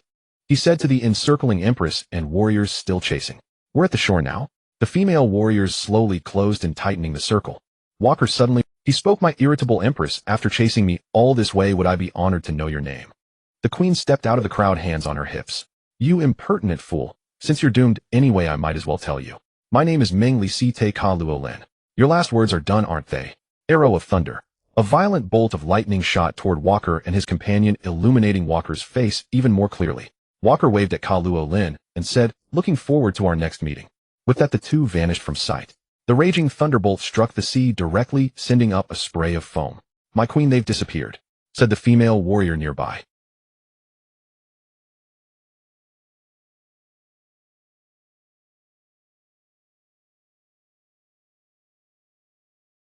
Back on the warship, Di Luan, Tay hurried over.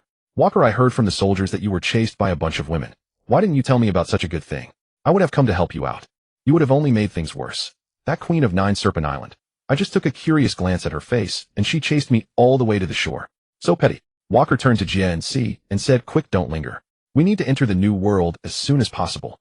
I'm afraid she'll come after us again and cause trouble. If she really did follow, that would be great. I'd love to see what she looks like." No one paid attention to him. After passing through the red line, they arrived at the latter half of the Grand Line, the New World. This was Walker's first step into the New World, the sanctuary of the strong, and it stirred a surge of excitement within him. The first thing he noticed was the bizarre weather. One moment it was sunny, the next a fierce storm could break out. But that was nothing. As Di Luente said, all inanimate objects posed no threat to Walker.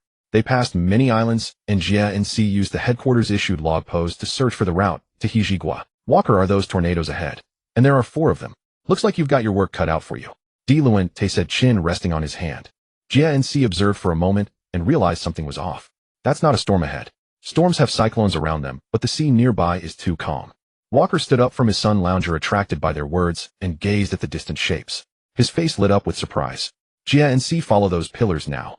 "But isn't our target Hijigua? Are we changing course now?" "Exactly, we're going there now. Hijigua isn't going anywhere, but that's Zhuowu.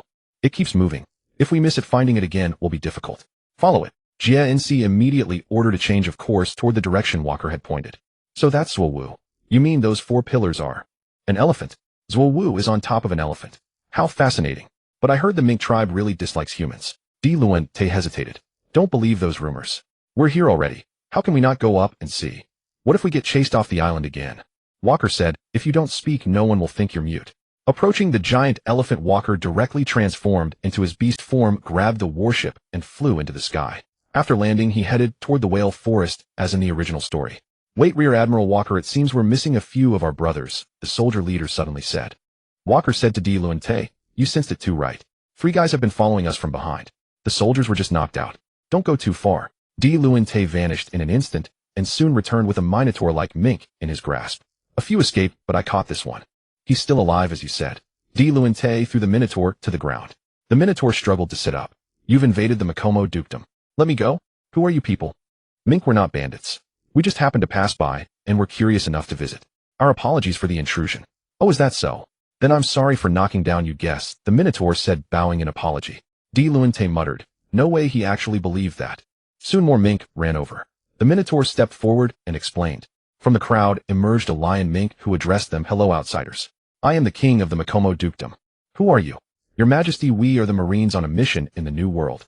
We happened to chance upon your country and came up out of curiosity. Please forgive the intrusion. The king said, since you are guests from afar, you are welcome. Please come in and dine with us. Few people ever visit this country. Then we gratefully accept your hospitality. Thank you very much, Walker replied, signaling the others to follow the mink. Everyone began to enjoy a party. Amid the festivities, a tremendous commotion suddenly erupted from the forest, as if a large number of trees were crashing down. The Marines exchanged puzzled glances. Looking at the mink around them, the king spoke with a heavy heart. My apologies, Marine guests. That is one of our tribesmen training in the forest, or rather venting his emotions. The disturbance is caused by him. We are sorry to have alarmed you. Venting? What for? The one causing the noise is Mei La Bayan. Shilada. His family are hereditary swordsmiths deeply loved by the people of the dukedom. Shilada's father sailed away long ago, leaving Shilada alone. From initial reluctance, he gradually came to accept his solitude. This continued until one day his father suddenly returned, but he was grievously wounded and barely alive. Even though the father was now almost a stranger, Shilada still showed his grief. He cared for his father during his final moments. After burying his father, he began honing his swordsmanship day and night, often causing such disturbances. From that time on, Shilada has harbored a deep hatred for pirates. He told me that it was pirates who took his father out to sea, and it was also pirates who destroyed his father's crew, leading to his father returning mortally wounded. A leopard mink spoke. As they were talking, a figure emerged from the forest. It was a leopard print mink wearing a black hat, an upper white, lower black, classical European-style adventurer's outfit, a black cape behind him, and 2 rapiers at his waist. What an imposing aura. This guy Walker is no pushover. But it doesn't seem like a bad thing, Di Luante said to Walker with a smile. The king addressed the leopard mink. Shilada, don't be rude. These are guests from outside, not pirates. Shilada ignored the king and walked over. I heard you're a Marine. Walker replied, yes. Do you know of Shirji the Golden Lion? Marine, Shilada asked. The nearby Marines chimed in. Of course, our Rear Admiral Walker knows about the Golden Lion. He made a name for himself on the seas by repelling Shirji's flying pirate fleet. Shilada flashed in front of the Marine. Is that true? The soldier was so frightened by his sudden movement that he trembled and couldn't speak. Shilada turned to Walker. Is what he said true? You faced the Golden Lion before. Yes, I fought him once. But he probably wasn't going all out. Shilada took off his hat and held it against his chest. Can I go to sea with you? Whether as a Marine or by your side. I just want to kill all pirates. Kill the Golden Lion. Please. Jia NC said to Walker. He's serious. I can feel it. Pure killing intent, no lies. Walker nodded to show he understood, then said to Shilada, coming with me is fine, but I don't know your strength. I don't need weaklings here. That's easy. Please have a duel with me, and you'll feel my power, Shilada said, his fighting spirit blazing. Walker rose and addressed the king. May I borrow your grounds for a bit of exercise? My apologies for the inconvenience. The king waved his hand dismissively. Walker used Saru and flashed repeatedly into the depths of the forest. Shilada quickly dashed after him. All right, this is good enough. You can attack now. Hit me or impress me. Shilada's figure flickered and he brushed past Walker. Two-sword style, sudden rain. Sorry I tried to hold back, but I still wounded you. Blood gushed from Walker's chest in a torrent. Walker glanced down at the 2 wounds on his chest, crackling faintly with electric sparks.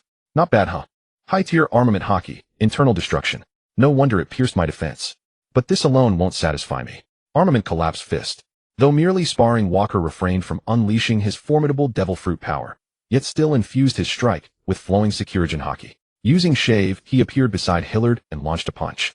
Hillard reacted instantly, sidestepping and parrying with both blades. Yet sheer force still favored Walker's overwhelming might. The blow sent Hillard reeling backward. With a powerful rear foot thrust, Walker surged skyward, then delivered a thunderous kick aimed squarely at Hillard's head.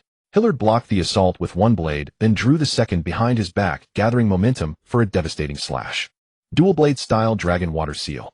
A torrent of blade energy coalesced into form and sliced cleanly through Walker's body. Even absorbing the strike head-on left Walker unsettled within. His left eye activated scanning mode, analyzing Hillard before him. Name Melibane Hillard. Strength 67. 33. Constitution 63. 78. Stamina 61. 35. Agility 64. 65. Armament Haki 75. 21 capable of internal destruction. Observation Haki 69. 92. Conqueror's Haki none. Devil Fruit awakening level none. Race Mink electrostatic attacks induce paralysis. Status healthy. This one's formidable. Both colors of Haki are exceptionally refined. It's been quite some time since I last assessed myself. Perfect opportunity to gauge how much my combat prowess has grown recently. Name true self. Strength 71. 22. Constitution 73. 94. Stamina 70. 24. Agility 62. 12. Armament Haki 73. 44. Observation Haki 65. 69. Conqueror's Haki 58. 71. Devil Fruit awakening level 62. 65. Race Lunarian. Ancestral lineage includes ancient giant infant stage and whale shark fishman blood factors. Status healthy. His dual color Haki surpasses mine, even slightly. No wonder the new world teems with monsters. And this is only the first swordsman I've encountered. Fortunately, this fellow practically volunteered himself. No effort required to recruit him onto the ship. Such fortuitous opportunities should come more often. Walker stilled his inner musings and addressed Hillard. An extraordinary strike, pure unclouded intent behind every motion. Why do you wish to join my crew? Is it solely for the sake of Shanks? Shanks is but one reason. Until his final days my father remained entranced by the sea, yet I could never fathom why. What could possibly outweigh life itself? His answer eludes me, so I resolved to seek it myself. What truly upon the grand line holds greater worth than life? Indeed, what matters most differs for each soul. Your conviction resonates deeply. I welcome you aboard. My deepest gratitude. Melibane Hillard Mink, swordsman wielder of one of the 21 great grade swords. Generation 2 twins.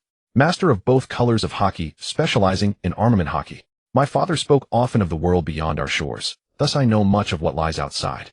I swear unwavering loyalty to you. From this day forward my oath shall never waver.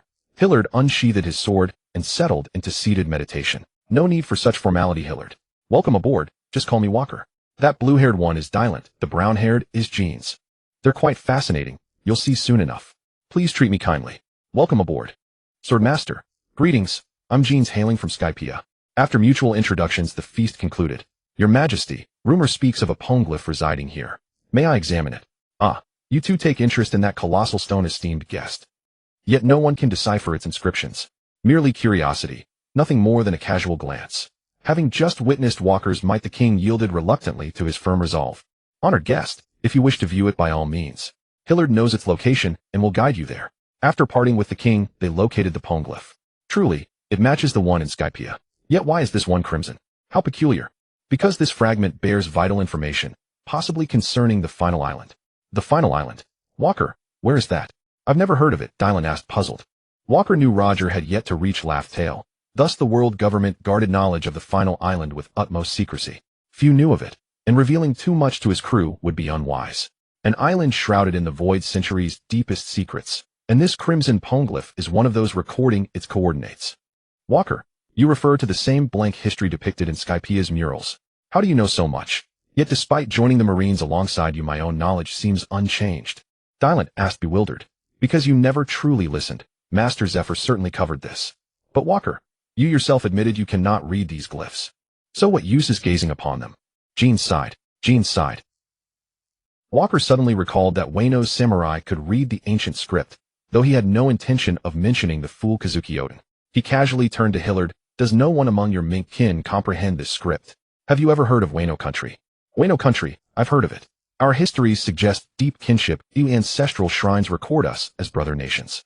Years ago a child even fled home to verify this claim. Hillard explained patiently. Let's make rubbings first. We may yet find someone capable of interpreting them in time. Hillard swiftly gathered the necessary tools, and together they produced precise rubbings. Hillard, we sail shortly. Settle any unfinished affairs now. We'll wait for you at the forest's edge. Once I pay homage to our ancestors, I'm ready. Nothing else binds me. My kin will tend to our people. As for that matter, I'll return once I've grown stronger. Walker made no inquiry, merely bid farewell to the king and waited at the border. Hillard arrived without delay, boarded, and Walker immediately shifted into beast form, lifting the warship aloft and soaring toward Wano country along the log pose's guidance. We near Wano country. The landmass ahead must be it. Then let's hasten. We've already lost considerable time. Walker, we're almost there. And look, commotion already stirs ashore. A vessel has run aground. I sense it too, full speed ahead. Walker, transformed, instantly seized the warship and ascended the waterfall in flight. Wano's coastline soon emerged in sharp clarity. Kazuki Odin, swollen and disfigured like a pig's head, heroically rescued a damsel, earning Kazuki Toki's astonished admiration. Alas, it was too late. That fool Odin had seized the moment first. Toki's ability truly was exceptional. I'd intended to intercept her, preventing Momonosuke's birth entirely. So it seems, fate remains immutable. Still, gaining Hillard's allegiance proves far more valuable than Toki's mere potential. Jeans broke Walker's reverie. Walker, the massive vessel ahead has noticed us. I sense grave danger emanating from its crew. Young Whitebeard. Indeed formidable. Wait. At the word pirate, Hillard leapt onto the sails. Dual blades crossed before him. Dual blade style flying tiger attendant. Two ferocious arcs of blade energy slashed toward the Moby Dick, the flagship of the Whitebeard pirates. Far off, Whitebeard smiled broadly, making no move to intervene. Odin, face grotesquely swollen, countered with Peach Garden White Rapids, but held firm only moments before being hurled onto the deck.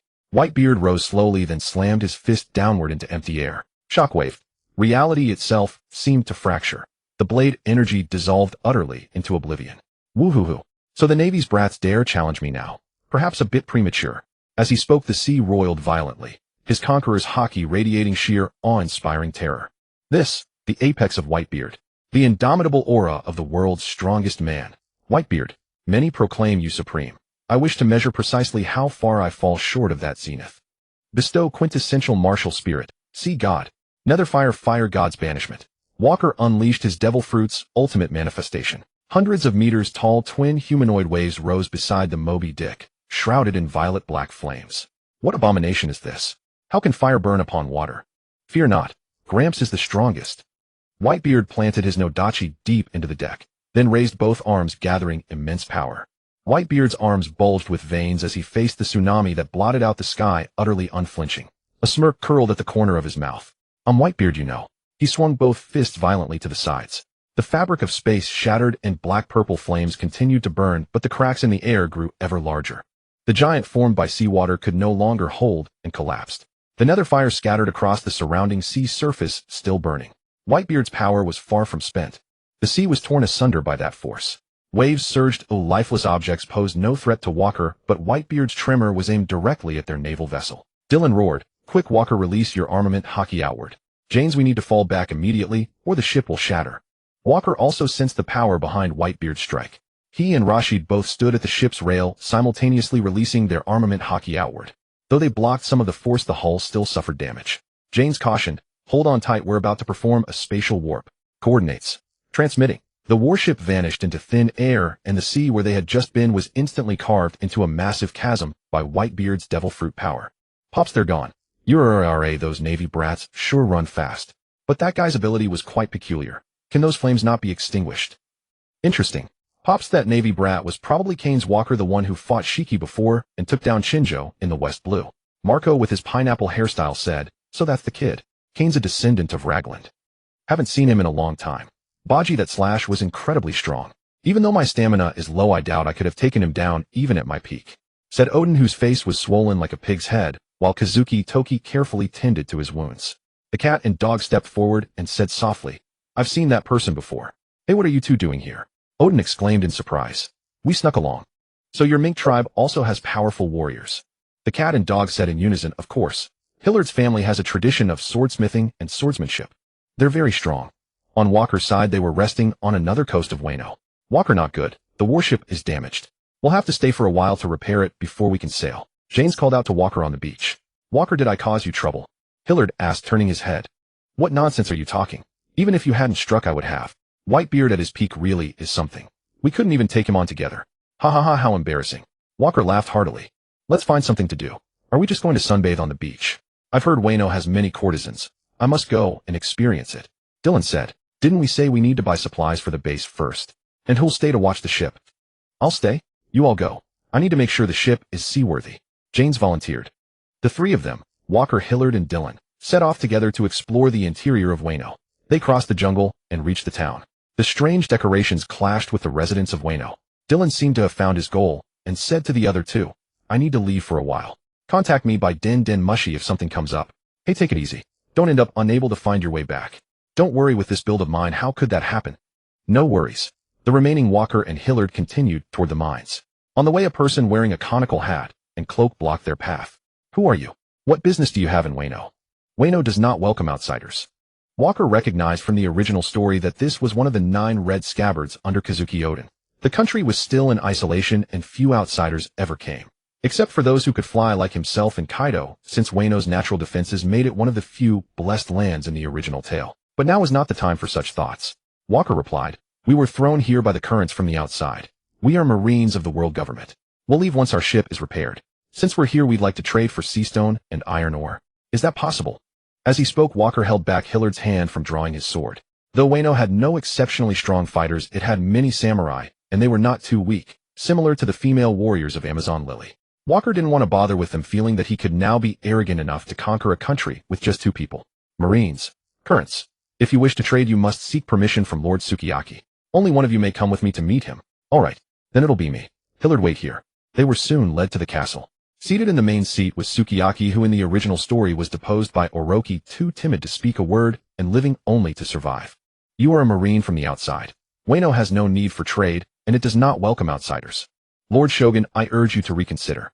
According to Navy intelligence, your son Kazuki Oden has already gone to sea. He is a pirate, and we will issue a bounty for him across the seas. Captured pirates are usually sentenced to death. Do not underestimate the power of the Navy. How insolent! How dare you threaten the Shogun? The surrounding red scabbards prepared to draw their swords. Walker simply said bestow, and the walls around them began to come alive, extending arms that pinned down the scabbards. At this time, except for Ashuradoji, who could still struggle, the others were not yet fully grown and were no match. Lord Sukiyaki, do you need a further demonstration of the Navy's strength? And it's merely trade. Wano has plenty of iron and sea stone, doesn't it? Ensuring Kazuki Oden's safety overseas and bringing economic benefit to the country. These are good things we should work to achieve, don't you agree? Please release Oden's retainers first. If it's only trade, it can indeed be arranged. Lord Sukiyaki, do not worry about us. We are ready to die for the Kazuki clan, the red scabbards shouted in unison. Just as in the original story, Sukiyaki was a coward, fearful and timid. A show of force made him submit. Lord Sukiyaki is indeed wise. Facilitating this trade will bring countless benefits to Wano. Marine, let me be clear, we only trade sea stone and iron ore with you. None of your personnel may enter Wano. Agreed, Lord Shogun. Yuzuki Tempura, the daimyo of Udon, will handle the details of the transaction with you. After leaving, Walker and Hillard dragged Dylan out of the pleasure district, then went to the daimyo of Udon, conveyed Sukiyaki's orders, and exchanged gold and treasures for a large quantity of ore. Walker, what are you going to do with all those rocks? Why not just find a place to rob them and leave? That's more practical. We'll take them back for production. We're Marines. We can't just plunder as we please. And plundered wealth doesn't last. But we could collect a monthly tribute. If only Sandra could get in touch with that bastard Vegapunk. It can't be rushed for now. Walker, the name Sandra sounds like a girl. Where did you find her? You've been hiding a woman from me. He ignored him. Soon the samurai of Udon brought the goods to the shore. Walker was happy to let the samurai do the work. After all, he didn't have to pay extra. After the transaction, they set sail back. Not long into the voyage, a newsbird distributed newspapers. James glanced at the day's news and said to Walker, "Walker, take a look at this article." The content in the newspaper shocked him. Front page headline in the newspaper, Nation annihilating youth Douglas Barrett challenged Roger, and failed. The Roger Pirates welcome a new member. That Barrett fellow has uncanny resilience, survived to fall into the sea. Back then Walker should have twisted his head clean off. Dylan said, fate remains inscrutable. A devil fruit user gravely wounded and plunged into the ocean, yet still alive. I half suspect the man's a fishman. Gines asked, are you referring to the man featured in this newspaper? Sharp-eyed is he. Does that mean he's formidable? Rashid inquired. He's tolerable. Just a madman, relentless and unyielding. Let's return first. Soon crossing the red line, Walker directed the warship to his G9 base. He visited Severi first, introducing him to Dylan and the others. He also inspected production progress. Remarkably, though eccentric Severi had already laid the groundwork for pharmaceutical manufacturing, it was now entering experimental trials. Walker, this is the rage serum I mentioned. Here are the test subjects. I'll demonstrate its effects. And administer it to any one of them. Severi instructed his assistant to inject the serum into a subject below. Almost immediately the subject's skeleton expanded and his muscles swelled with grotesque intensity. Open the other cages. Arm those prisoners with swords and blades. And tell them defeat the test subject and earn your freedom. Within moments, 4 or 5 ordinary men brandishing weapons encircled the enhanced subject, hesitating. Before they could coordinate, the subject lunged at one, delivering a devastating blow directly to the temple, killing him instantly. The remaining 4 abandoned hesitation and attacked en masse. but the subject neither dodged nor flinched, seemingly impervious to pain. With brutal efficiency, he dispatched all four. Then slowly he collapsed, bled out, life extinguished. And well, Walker, does this effect satisfy you? This is merely a crude prototype. Given more time, I'll refine the serum, dramatically enhancing regenerative capacity, transforming it into a battlefield scourge. Its market value would soar accordingly. Excellent. Begin mass production. The kings of the New World will undoubtedly find this irresistible, and precisely my intent, to establish foothold with this iteration, then scale gradually. Severi, your serum packs tremendous force. Do you have one that restores stamina instantly after exhaustion? Dylan grinned slyly. And, you mean the kind used in the Pleasure District? That's trivial, if you need it. However, I must first address latent injuries within your bodies. Otherwise your combat potential will remain severely capped. Especially yours, Walker. Though physically formidable, your constitution appears riddled with hidden vulnerabilities. Severi addressed the group. In mine. Perhaps my physiology is exceptional. But yes, if you're capable, we trust you completely. Proceed whenever ready. Then consider it entrusted. I've heard prolonged combat training inevitably leaves deep-seated damage. If you can resolve it, it would be extraordinary. Dylan and Gines replied. And rest assured, it's already under my care. After all, your physiologies fascinate me profoundly. Severi murmured, licking his lips. And for the remainder of the day, Severi meticulously purged latent trauma from the three men. And this sensation is incredible. I feel stronger, lighter, utterly revitalized. Gines, you harbor few latent injuries, but your musculature bears excessive strain, likely tied to your devil fruit ability. Monitor it closely. Understood, thank you. And, Walker, your issues are numerous yet none critical. Your cellular vitality is extraordinarily heightened. I've examined over 100,000 living specimens. Yours exceeds the norm by hundreds of times. It's staggering. Hillard's condition is optimal. I scarcely needed to intervene. And this vast ocean holds infinite possibilities, does it not? Indeed, thank you. I now sense greater focus, sharper control over my strength. Walker replied, having acclimated to his renewed physiology. Once operations stabilize here, I'll develop constitutional serums, enhancing both physical resilience and recovery. And Severi, you're indispensable. Meeting you was sheer fortune, Dylan flattered. Of all present, you're clearly the most useless. And you wretch, who are you insulting? And the two erupted into another brawl. Walker and Hillard ignored them entirely, boarding the warship bound for Sandra's Island. Dylan and Gines soon ceased fighting and followed. They swiftly arrived at the Weapons Development Island. From the base's sergeant major, they learned personnel had only just been assigned to Sandra, but upon landing they found the testing facility already constructed, its architectural style eerily reminiscent of Vegapunk's laboratory, where Walker had previously trained. Walker, you've arrived. Can't hide your eagerness to see my breakthroughs. No need to feign indifference. Allow me to show you at once. Walker, who's this young woman? An alloy-clad Barbie. So vivacious, indolent. Have you truly ascended to a realm where no flavor escapes your appetite? She's our comrade, and a cyborg. And you dare lay hands on her. And Gines, do you wish another beating? Sandra raised her arm. Twin cannon barrels emerged. And, Walker, they're insufferable. May I eliminate them? I suspect your silent consent means yes, so no further apologies. She fired. Dylan liquefied mid-air to evade. Gines teleported sideways. And, if you utter another word out of turn, I won't hesitate to deploy Seastone artillery, newly installed and still untested. Care to witness its power? In two colossal craters behind them silenced them instantly. Jaw-dropping devastation left them speechless. Sandra guided them through layered security checkpoints to the exhibition hall, where rows of meticulously arranged firearms gleamed atop display stands. Time pressed. I barely scratched the surface. This is a repeating flintlock, holds 5 rounds in its magazine.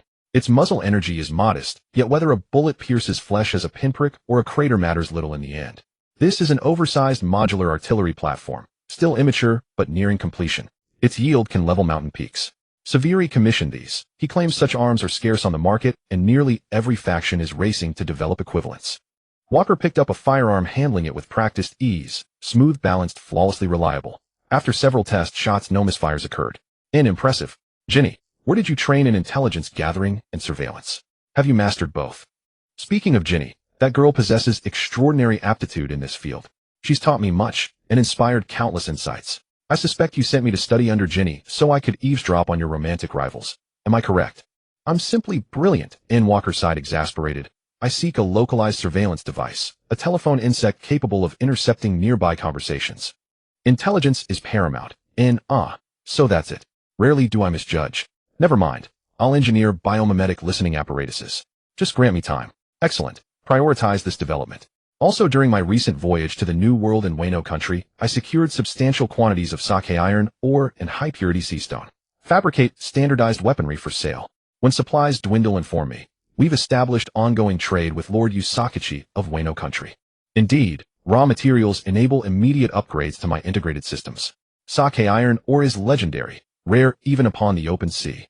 Walker is truly unparalleled, and must we conduct embezzlement discreetly? Walker began to retort, when his din mushy rang. Zephyr's voice echoed, Walker, are you back? Return to headquarters immediately after concluding your affairs. Vegapunk Science Division accompanied by CP0 has arrived. They demand an audience with you. Master Zifa, the science squad came because James's weapon is ready, right? Why did the CP0 come along? I don't really like these guys, Walker said. No idea, maybe they're just escorting the science squad. Don't be too tense, even if they're here for you, cooperate. We're still in the marine system, don't make it too ugly. Alright, I'll head back now. Hanging up the din mushy, Walker said to Sandra, I need to go back to headquarters. Your official ranks are coming down, they'll be issued later. Make sure to communicate more with Severi, he's relatively familiar with the new world. Get the trade chain going as soon as possible. We'll need a lot of belly to build the network later. Walker, don't worry. Leave it to me. The weapons I make will sell like crazy. Looking at this crazy girl, Walker replied weakly, I hope so. They returned to Marineford. When Hillard got off the warship, he attracted a huge crowd since Mink tribe members were only heard of, rarely seen. It was afternoon, so Zifa should be in his office. They went up and found Zifa. You're back? How was the trip? Why was Whitebeard in the legendary land of samurai? Master Zifa, don't ask. We almost didn't make it back, Dylan complained. What happened? Did you clash with Whitebeard? That guy is troublesome. His strength and his devil fruit are both terrifying. Master Zifa, it's not that exaggerated. We just tested each other a bit. It seemed Whitebeard was just passing through, but they did recruit a new crew member, a samurai. That's what we saw.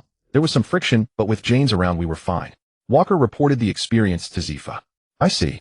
Whitebeard is not that kind of vicious brute. And who is this? Zifa asked curiously about Hillard. This is Hillard, a Mink swordsman, a true swordsman. His two-color haki is quite strong.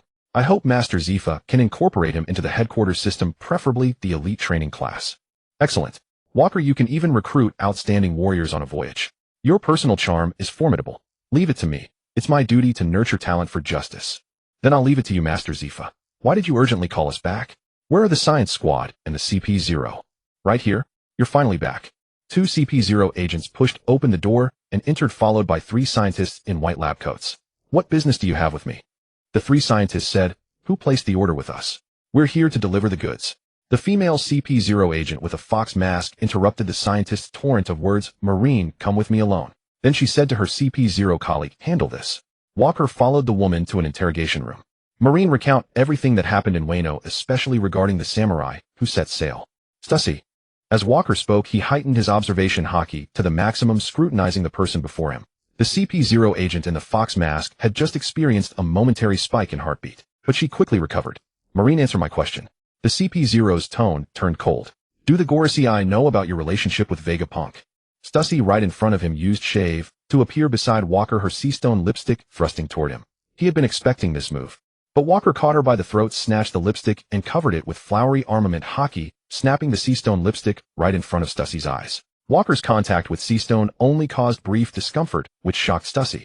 Intelligence said he was a devil fruit user. How could this be? What she didn't know was that Walker trained daily to adapt to sea-stone, especially during the trip to Wano, where the densest sea-stone was used by local craftsmen to make various tools. I can see you're shocked, Miss Stussy, Walker said as he pulled her into his arms. It wasn't that Walker was abnormal. Leia Kiku and others couldn't be touched. Caroline was too violent. It was difficult to make progress. Feeling the warmth of this clone woman's body, Walker made his next move, wrapping his arm around her waist. Stussy clearly hadn't expected such audacity, but with her attack thwarted, she began to panic. What do you want? I just want to have a proper talk with you. After all, I know a rather dangerous secret of yours. Don't talk nonsense. CP0 naturally has contact with Dr. Vegapunk. You can't slander me with that. Is that so? If you were a clone created by Vegapunk's team and must obey them, what do you think the Gorosei would believe? Stussy, sitting on Walker's lap, visibly trembled, her demeanor softening. What do you want me to do? Tell me the purpose of your visit this time, and then I need you to deliver a message to Vegapunk. The Gorosei detected that Whitebeard recently recruited a samurai from Wano. They value this person highly. I was assigned to investigate the Whitebeard pirates and wanted to ask about your encounter with him. What message do you need me to convey? It seems deeper communication will bring us closer together, making this credibility more solid. What? The interrogation room then erupted into intense collisions. Occasional strange sounds came from within, but since CP0 was conducting an interrogation, no one would dare come close to investigate. Hours later, Stussy collapsed weakly on the floor. Why? Why did you do this? Trust is expensive. I just used the most convenient method to make our relationship more reliable. You can report to the Gorosei like this that samurai and a strange woman boarded Whitebeard's ship. The samurai's name is Kazuki Odin. He has all 3 colors of haki. As for the rest, let your CP0 investigate. I merely crossed swords with him. Also, I need you to help me contact Vegapunk. I want to cooperate with him. Crazy man. Do you think Vegapunk will choose to cooperate with you? He will. Just tell him that. He might have been wanting to contact me for a long time. Walker knew from the previous drill laboratory that Vegapunk was already aware of him, but Vegapunk would never expose himself. After all, Walker's existence proved that Vegapunk's loyalty to the world government was highly questionable. Moreover, in the original story, Vegapunk had left contingency plans everywhere. He should be very willing to connect with Walker. So can you give me back my clothes? Oh, sorry, I didn't notice. After dressing, Stussy said nothing to Walker and got up to leave. Looking forward to seeing you again, Miss Stussy. Stussy's eyes gleamed coldly, but she didn't look back, walking straight out. When she reached Zifa's office, her CP0 colleague asked why she took so long. The mask concealed Stussy's expression well. That Marine was very slippery. It just ended now. Did you finish the handover here?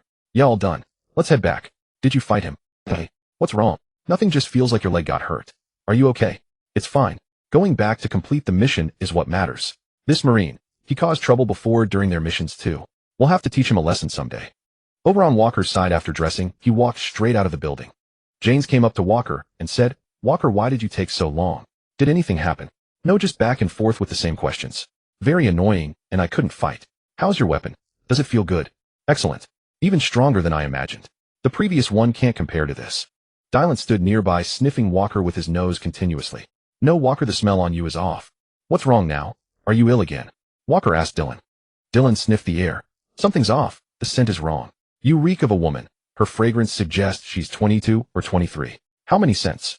Dylan inhaled sharply. Only one, and it's peach-scented. Walker, what exactly have you been doing behind our backs? What on earth are you talking about? I was just interrogated by CP0. I had no time for anything else and nonsense. A routine interrogation wouldn't leave such a potent trace. You've changed. You no longer share good fortune with us. Madman. I'm done indulging you. Why don't you two head to the training camp? I'm heading home. Hillard, let's go. Dylan, is your nose really that sharp? I smell nothing. Still, let's go. Might as well check out the training camp this afternoon. What's there to look at? Old Zephyr isn't even there. And we don't need to report anyway. Wait, don't drag me. You bastard jeans. Dylan's voice finally faded away, and Walker felt the world grow blessedly silent. I'll have to keep things from him from now on. It's rare enough I get to return home. Might as well guide Hillard around headquarters too. After all, he'll be undergoing formal training here for a while, so accommodations must be arranged. Walker, you weren't supposed to be here. I heard from that senior officer earlier. Does this mean I'll be stationed here for some time? Yes. Entering headquarters directly grants higher initial standing and broader opportunities later. Training here will deepen your understanding of the Grand Line. Agreed. If you say so, I have no objections. The door swung open and Laya and Dewar entered. Walker, you're back. Laya, how did you get in? Oh, your front door was open, and Ragnar gave me a key ages ago, so I just walked in. This is Hillard, my new crewmate. An exceptionally skilled swordsman. Could you watch him for a moment? I'll just freshen up. I've only just returned. After Dylan's earlier intrusion, Laya's intuition proved uncannily sharp. Discovering anything more would spell trouble. Walker quickly dressed and emerged. Walker, I have news. Dewar and I set sail tomorrow. That's right, Senior Walker. Didn't I tell you? We're quite capable. Dewar exclaimed, eyes alight. Not bad at all. You're already turning aboard ship after such a short time. Dewar, you truly love the sea, don't you? The waves rage violently, and the rations aboard ship are notoriously dreadful. What's so extraordinary about the sea, anyway? Why do so many willingly venture forth? Laya murmured quietly. Laya, such an attitude will never forge an outstanding Marine. I never claimed I wanted to become an outstanding Marine. My goal is singular. She fixed her gaze upon Walker. Under that unwavering stare, Walker could only excuse himself, citing the need to orient Hillard around headquarters, and slipped outside. Once outside, Hillard remarked, that girl seems frail, yet you appear strangely wary of her. No, it's not fear. Laya and I grew up together. We know each other too well. And our elders all know one another. It's simply overwhelming. I see. That evening, after everyone returned, they underwent rigorous training under Ragnar. Hillard, the newest recruit, received the most attention and gained profound insight into armament haki. The next morning Walker's leave was abruptly shattered by a din mushy call. Walker, hurry. We're under attack in the Grand Line. It's Laya's voice cut off mid-sentence. Wait, what happened? Where are you? And Walker redialed, but the line went dead.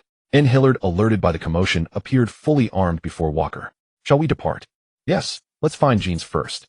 We'll need him. And they headed straight for the training camp. They located Zephyr. Master Zephyr, apologies for interrupting your lesson. Jeans must accompany me immediately. Laya appears to be in danger during her mission. I must go to her. And Zephyr knew their history well. Go, though it's puzzling. Their assignment was merely a routine voyage. How could peril arise? Go ahead. I'll investigate thoroughly and contact you with intelligence shortly. Walker, you can't leave me behind. This script is pivotal. I refuse to be sidelined while you all fly solo. In no time for chatter. Move in. How do we intend to get there? Coordinates have been transmitted. Near Pongo Island in the Grand Line. By warship arrival would take half a day. Zephyr asked. And then we proceed as a quartet. True strength cannot be measured in numbers alone. Isn't this perilous? Just 4 young Marines in Master Zephyr. We haven't a moment to spare. Every second risks her life. Humph. You clearly hold Laya in high regard, Dylan observed wryly. And Walker said nothing, but inwardly doubt stirred. And could his feelings for Laya truly be nothing more than childhood camaraderie? Yes, that's all it is. Like brothers. Once power is attained, desire knows no bounds. In Jeans, can you teleport all 4 of us to the site? 4 is effortless, but 3 jumps are required. My current range falls short. Then let's go. Each jump lasts but an instant. In a flash the 4 vanished. Jean's Devil Fruit ability holds remarkable strategic value. Small-scale troop deployment can decisively shift battlefield dynamics. Zephyr murmured in quiet awe. They arrived instantly, only to find the sea scarred by battle monstrous sea beasts gnawed upon fallen Marines' corpses. Walker, the fighting has ended. All naval bodies floating here are male. Laya likely survives. And this suggests the pirate captain is male. Dylan assessed grimly. Where do we search next? Jeans asked. First, we land on the island. Pirates who abduct captives won't flee far. They reached Pongo Island swiftly. Its harbor bristled with pirate vessels. These ships belong to distinct crews. Even newly commissioned officers usually sail under an admiral's command. To assault an admiral outright, these pirates are no minor threat. Identify their strongest leader. Walker spoke calmly. The strongest among them is Captain John, Dylan replied. A notorious New World pirate. His infamy grows yearly. He raids primarily for treasure. With just 4 of us, shouldn't we wait for reinforcements? After all, we face an entire crew. No time, we act now. I'll alert Savory and dispatch G9 forces immediately. Given the carnage on the water, John's crew may already be depleted. Perhaps this won't be as difficult as feared. Without further words, the quartet entered the town. Dylan, who excelled at tracking, headed straight to a tavern, seized a man and hurled him onto the cobblestones. This man serves Captain John. Let's extract intelligence from him first, Dylan declared. Who are you? Daring to challenge Captain John, you court death. Walker crushed the pirate's left leg beneath his boot. Speak. Did you attack a Marine warship recently? You scum. Knowing we sank Marines, and still you dare? AGH. Walker ground his heel into the right leg. Where did you take the surviving Marines after the assault? Mercy, please. I'll talk. They're held at the mansion on the street's end. Captain John and his men are there. Are you certain? No deception, no lies, I swear. Spare me. The group turned and strode away. The pirate, watching them vanish, scrambled desperately across the ground, then gasped as icy numbness flooded his limbs. White mist seeped from his mouth and nostrils. He clutched his throat, straining futilely to retain it, watching helplessly as his life fled, his body vision dimming. Walker, you just executed him after he gave up intel. How ruthlessly cold-blooded. Shut up. I'm in no mood for jests. Walker surged forward, vanishing into the dusk. What fate awaited the captured female Marines? This world feels utterly real. Within the secluded manor Captain John's pirate crew has entrenched itself. Muffled cries of anguish from female Marines echo from surrounding rooms. Nearly every chamber holds 4 or 5 pirates committing unspeakable atrocities. Captain, what shall we do with that black-haired girl who tried calling for help? She called out for Walker while dialing. Did you hear that correctly? Captain John asked after draining half a bottle of rum. Yes, Captain. I'm certain I heard her say Walker. So we're sparing her just because of some obscure Marine named Walker. What a waste of prime goods. Fool, you understand nothing. That young Marine is irrelevant. But Carnes, if my memory serves, that surname belongs to Ragnar, the madman himself. Though I haven't seen him in decades, I'd sooner drown than cross paths with him. But Captain, isn't that mad Marine long retired? Haven't heard his name in years. Why fear him now? Why fear? We're strong. We don't need to fear Marines. Before the words fully left his lips, John drew his blade and severed the speaker's head in one fluid motion. Piracy isn't mere slaughter. It's about knowing when to bow and when to bend. The older the foe, the more perilous the slight. You fool won't last long. His frigid gaze swept across the silent crew. Then, Captain, shall we leave the long-haired girl untouched? Though the short-haired one beside her looks rather fierce, perhaps reserve her for you. Keep her yourselves. You fought well. Consider it your reward. Having just asserted his authority, John could not afford to appear wholly ruthless. After all, she was merely a lone marine. Fine, let her go. A gesture to win loyalty. Thank you, Captain. One of John's officers barged into a solitary room where Laya and Dor were held captive. Brothers, take turns, no chaos. The pirates lunged at Dor with leering hands. You scum, stay away from Dor. Stop this now. Laya's desperate cries went unheeded. Just as Dor's final defense was about to collapse, a figure crashed through the window, arm hardened with armament haki, seizing the pirate looming over her. Soul drain. A violet-black aura shimmered around Walker's hand. The pirate convulsed violently as misty vapors spiraled upward into Walker's nostrils. The sight startled nearby officers. They charged en masse. Netherfire starfall. Black-violet flames erupted across their bodies as shrieks filled the chamber. Seeing Dor's disheveled state, Walker swiftly removed his marine coat and draped it over her trembling frame. She clung to him, sobbing uncontrollably. Walker, you came. I knew you would save us. Ugh, Walker's showing off again. Why didn't you teleport in with me, Jeans? Dylan entered grumbling. Dor, flustered by the sudden influx of people, pulled the coat tighter and retreated to the corner, cheeks burning as she gazed at Walker. Dylan, you dare lecture. You're the one who lagged behind. The screams finally roused the pirates outside. Stop playing. Someone stormed the compound. Grab your weapons. Prepare for battle.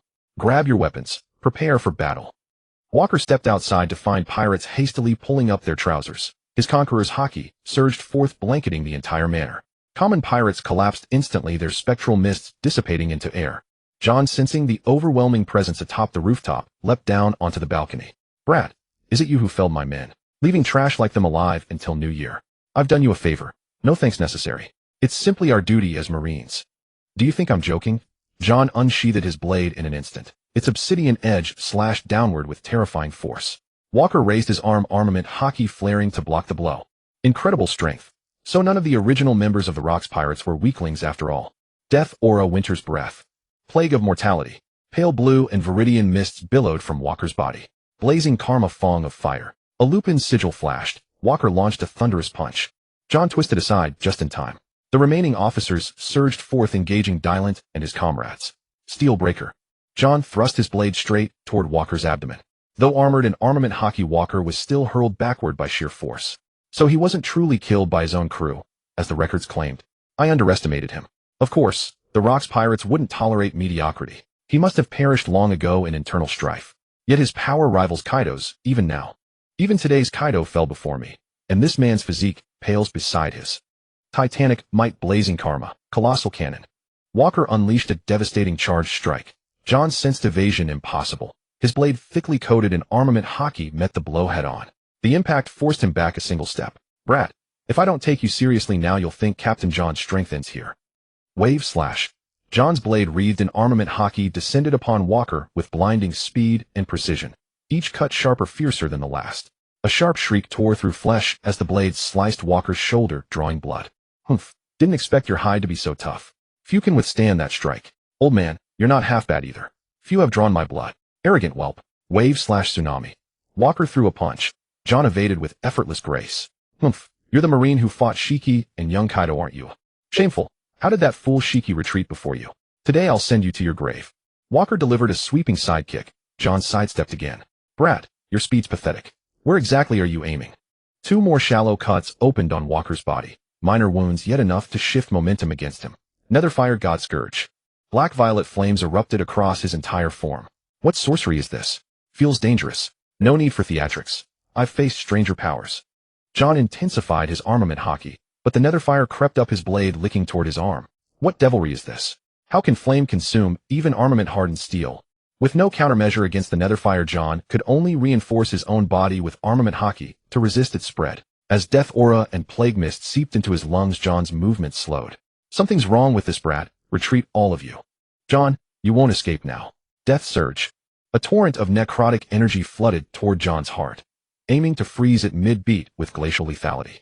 The ambush struck true. John crumpled to the ground, clutching his chest. Stop. I never touched your people. You can't kill me. Oh, should I thank you then? No. I'll give you my hoarded treasure in exchange for my life. Is that acceptable? You trade your treasure for your life. Then what will you offer for those men behind you? Don't be naive. I'm a pirate, not a child playing house.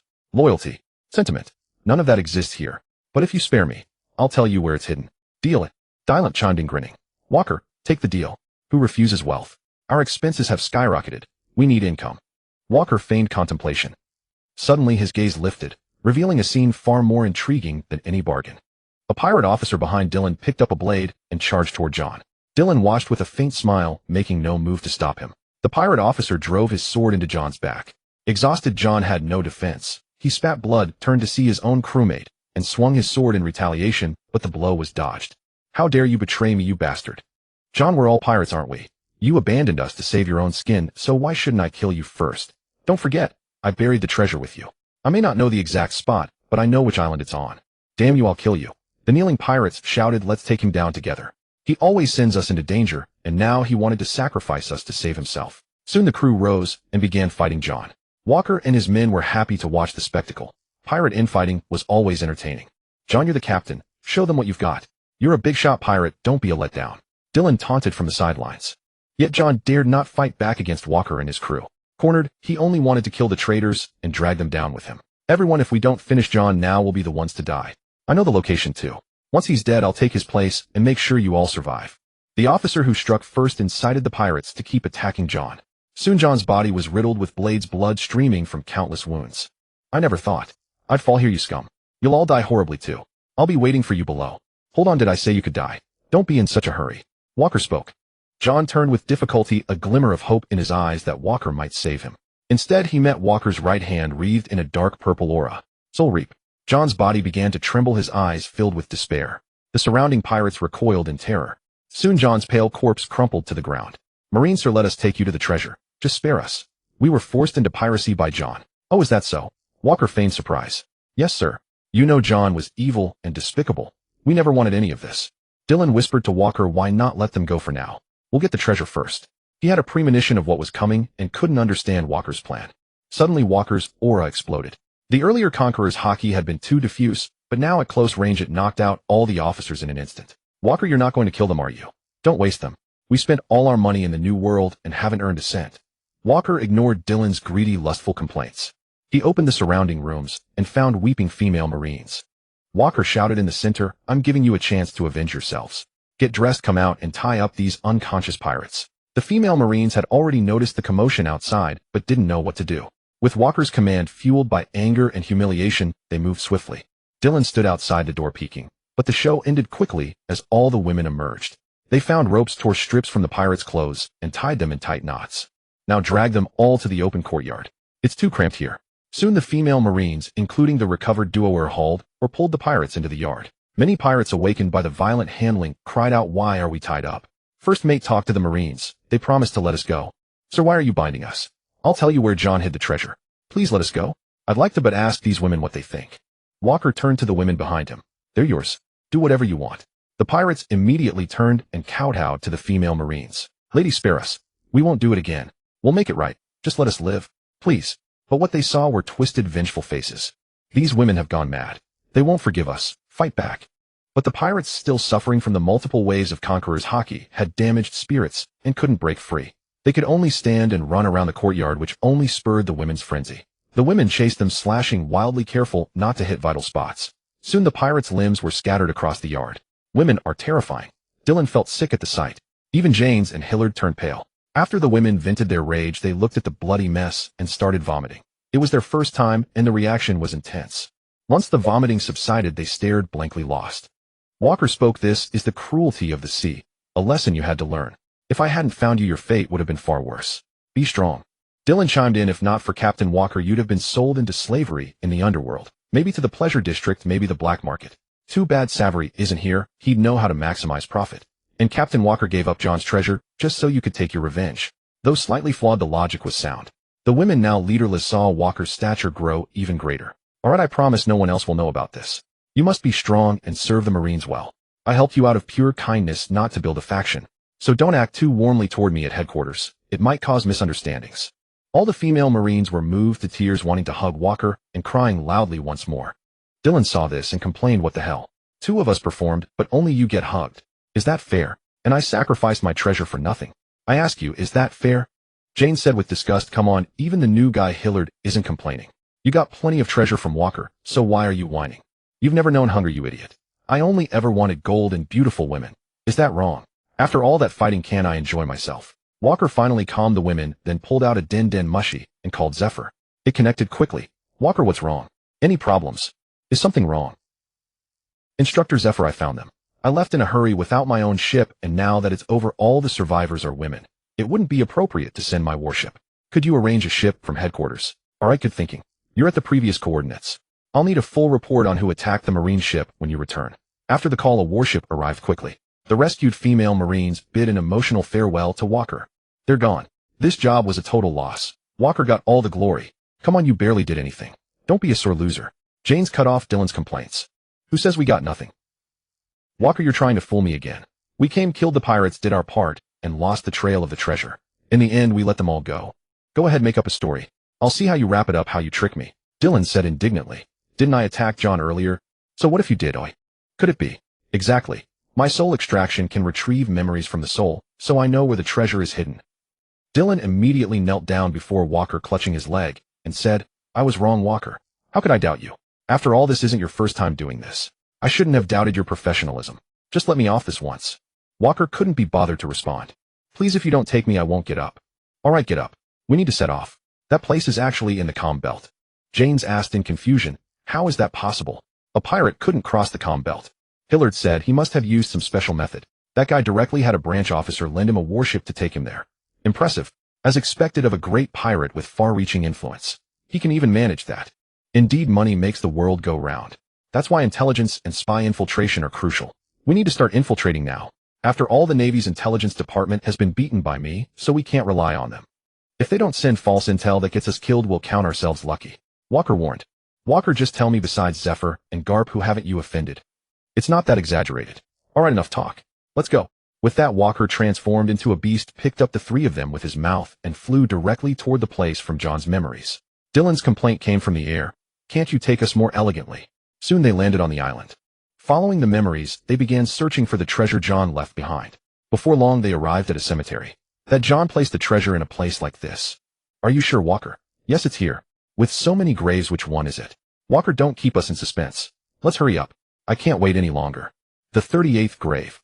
Just dig it up directly. It's underneath." "All right, leave it to me. I'll be done in no time." Dylan responded excitedly. Soon Dylan dug up a hard rock. He used his ability to slowly melt the obstacle. That John didn't have enough obsession with treasure. He thought this method could stop me. How ridiculous. Just wait a moment, I'll be done. When it came to robbing treasure, Dylan had endless talent. He quickly broke through the obstacle. The luster of jewels reflected on Dylan's face, dazzling and brilliant. "Jackpot. There's a lot of stuff in here. How much did this guy stash?" Walker was also drawn by Dylan's exaggerated expression and turned to take a look. The entire underground space of about 500 square meters was piled with treasure. But compared to the gold city in Skypea or the centuries of wealth of the Chinjo family, it was still far less. However, for an individual, John's belongings were indeed considerable. Walker transformed into a beast and spat out a large stone chest. The 3 of them were very skilled, but Hillard doing this for the first time was not efficient. As he packed, Dylan said to Hillard, "This matter requires practice to become skilled. It's normal for you to have no experience on your first time. Once you work with us more, you'll get familiar with the business." Hillard said, "Do you often do this grave robbing and treasure stealing?" "Don't listen to this Dylan guy's nonsense. Our main job is still fighting pirates. Robbing the rich to support ourselves is just a sideline. After all, ill-gotten gains shouldn't be wasted." James explained to Hillard. Amid their banter, they finished packing the items. Walker directly transformed into a beast and swallowed them. "Done. We'll get a share when we get back. This feels great. All right, let's retreat." Walker transformed into a beast and flew with the others across the comm belt. Passing near Amazon Lily, they noticed that a battle seemed to be occurring on the island below. "Walker, it looks lively down there. I foresee someone you know." Walker didn't say a word and headed straight for Amazon Lily. "Caroline, it's you who coveted the position of queen, making the Empress chronically ill. Seize her." For Amazon Lily. A group of Amazon Lily warriors were besieging Caroline. Walker landed directly beside Caroline. "You look quite disheveled, Your Majesty." "It's you. You dare to come back." Caroline directly lifted her leg and kicked at Walker, but he easily dodged. "Caroline is in league with these men. Don't pretend." Everyone capture them and present them to the Empress. Numerous arrows shot toward the group. Hey, what's with these people? Aren't you their queen? Why are they attacking you? This is our own business. No need for a man like you to meddle. Can you two stop flirting? Isn't this attack too dense? Dylan said awkwardly. They're all using armament haki. These women are formidable, James said. Hillard asked, Walker, can I fight back? No, don't hurt them. They're just mistaken, Caroline interjected. This will go on forever. James, take us away first. Walker ordered. All right, coordinates. Flash. With that, they vanished from the spot. Arriving at a nearby island. Can you speak now? There's a limit to tsundere, you know, Walker said helplessly. I don't need your help. I can handle it myself, Caroline said, and was about to leave. If you insist on not letting me help, I'm determined to find out what's going on. Amazon Lily provokes me. I'll order the army to come. We'll attack Amazon Lily and naturally find out what's happening. You vulgar man. I'm not the kind of person to let myself be bullied without retaliating. If the people on your island attacked me with good reason, I wouldn't say anything. Otherwise, I'm not that easygoing. Fine, telling you is not impossible. After all, you can't solve it anyway. Recently, the symptoms of the Amazon Lily Empress Toritoma have become more severe. I was very worried and went to accompany her, but the day before yesterday it suddenly worsened. The members of the Toritoma Pirates think I deliberately harmed her, intending to take over. That's why you saw what just happened, Caroline slowly explained. Walker guessed it was the hereditary lovesickness of Amazon Lily, wondering how they could contract such an illness. If you have someone you love, you're fine. If you don't find one, you die. Then why not just get a doctor to treat your Empress? What's the use of capturing you? It's still the same result, Walker suggested. You say it simply. Do you think the curse passed down through generations in Amazon Lily can be cured easily, just by your words? How will you know without trying? Let's go. Jane's head back to G9 base. Dylan said, Walker, this is going too far. You're sticking up for a woman and making our brother James do the work. Isn't that a bit unfair? You fly up and take us back. James, let's go. Leave Dylan here. Let him swim back. No, I was just joking. Walker, you're always too serious. Soon the group arrived near G9 base and found Severi. Walker, you're back. Come and see my recovery potion. Severi, hold on. I need to ask you something. Have you ever encountered the strange curse illness of Amazon Lily? Walker pretended to ask. You mean that lovesickness? From what you say, have you seen people from Amazon Lily with symptoms? Caroline asked curiously. Yeah, I encountered it in the New World before. Actually, it's very easy. Just arrange a talent show for her. As long as she finds someone she likes, she'll naturally get better. It's just a problem of psychological symptoms turning into physiological ones, Severi explained. What happens if she can't find someone? Walker asked cautiously. If we fail to locate it, the situation will become dire. We can only sustain basic bodily functions, living day by day with no hope of salvation. Hence it is known as a curse. Severi said. Indeed, that is the fate of Jusha Island. Let's set aside other matters for now, Severi. Come with me. We must infiltrate Jusha Island in secret and awaken Toritoma first. Otherwise Her Majesty will remain stranded beyond its shores. Walker chuckled. Humph. Do you truly expect me to believe you're that benevolent? Caroline scoffed. Gines, let's return to Jusha Island. Once ashore, tread carefully. Avoid drawing attention or provoking unnecessary complications. Walker, whose beast form was far too unsettling for polite company, chose to preserve his dignity before the women. Moreover, Gines possessed swifter teleportation abilities, and with a single activation of his devil fruit power they arrived on the island. I'll lead the way. Stay close behind me. If we encounter patrols, simply render them unconscious, do not harm them. Understood, Your Majesty. Let us depart at once, Walker smiled. Caroline shot him an exasperated glance and stepped forward to guide them. Along the path, several patrols of female warriors were encountered, and each was effortlessly subdued and left unconscious amid the undergrowth. They soon reached the outer perimeter of Toritoma's palace, though guards there were markedly more numerous. Merely sentinels. Leave this to me. Take these antidotes. Severi spoke. I don't require it, Walker replied. Watching the others swallow the antidote, Severi drew a detonator from his waistband and tossed it inside, releasing a thick, rose-hued mist. 3 minutes passed. Let's go. Inside now. Severi led the way without hesitation. Within, dozens of female warriors lay sprawled across the floor, motionless. Dylan approached and probed her pulse, finding none. Severi, you've got something like this. Give me two. Seeing Dylan's gesture, Caroline slammed his face into the floor and ground it fiercely. Truly, men from beyond are never trustworthy. Mercy, Your Majesty. Armament haki hurts terribly. Walker, won't you intervene? Caroline pressed down even harder. Enough, cease this folly. Severi, please proceed. Severi stepped forward to examine her closely. Her physical condition is grave, evidently deteriorating for quite some time. At best I can extend her life temporarily. A classic case of prolonged lovesickness. Her body weakened, organs severely compromised. Remain vigilant beside me, do not disturb me. I begin now, yes, hurry. The rest is mine to handle, Walker declared. All but Severi withdrew to avoid disrupting the procedure. In my word, women of Josha Island truly are exquisite. That short-haired empress is peerless. An absolute vision of refined beauty. Carolyn kicked Dylan clean off his feet. Hey, madman. Why kick me? Is praising your beauty forbidden? Ugh, your thoughts sicken me. Nas Dylan rose intent on debating the matter seriously with the empress. Commotion erupted outside and intruders. I saw our sisters lying unconscious in the forest underbrush. Then alert the Josha Corps immediately. We must verify the empress's safety.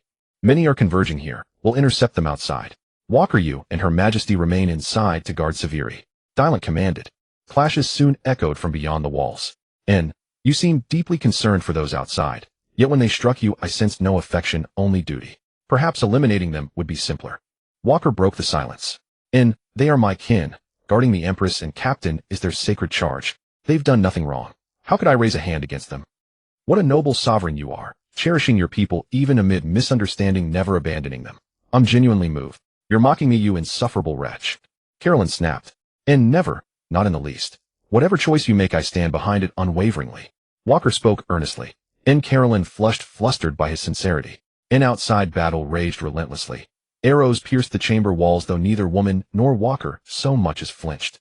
After a long while, Severi emerged. The woman inside is stable, for now. Why such chaos out there? Has fighting broken out? How thrilling. I must see for myself. Severi licked his lips, eyes gleaming with excitement. Learning Toritoma had awakened, Carolyn rushed inside. Walker followed closely behind. Though frail, Toritoma sat upright on the bed, gazing at Carolyn as she entered in. Carolyn, you've borne such hardship these past days. Thank you for everything you've done. And who is this person behind you? It is nothing, Toritoma. For Amazon Lily, such efforts are trivial. This one saved you. Then I owe you profound gratitude, stranger. Clearly you hold Her Majesty's plea in highest regard. Toritoma, what nonsense is this? Look, Carolyn's blushing. If you recover fully, I shall rejoice, for you are far better suited to this throne. Enough. This seat has always belonged to you, Toritoma. But now you must rise, to dispel this misunderstanding. They have fought fiercely outside, to protect you. What happened? Leave it to me. Supported by Carolyn, Toritoma stepped forth and addressed the Josha warriors, revealing the truth. Shamed upon learning the truth, the Josha warriors bowed deeply to Carolyn in apology. There is no need. Your vigilance stemmed solely from devotion to the Empress. That is honorable. No remorse required.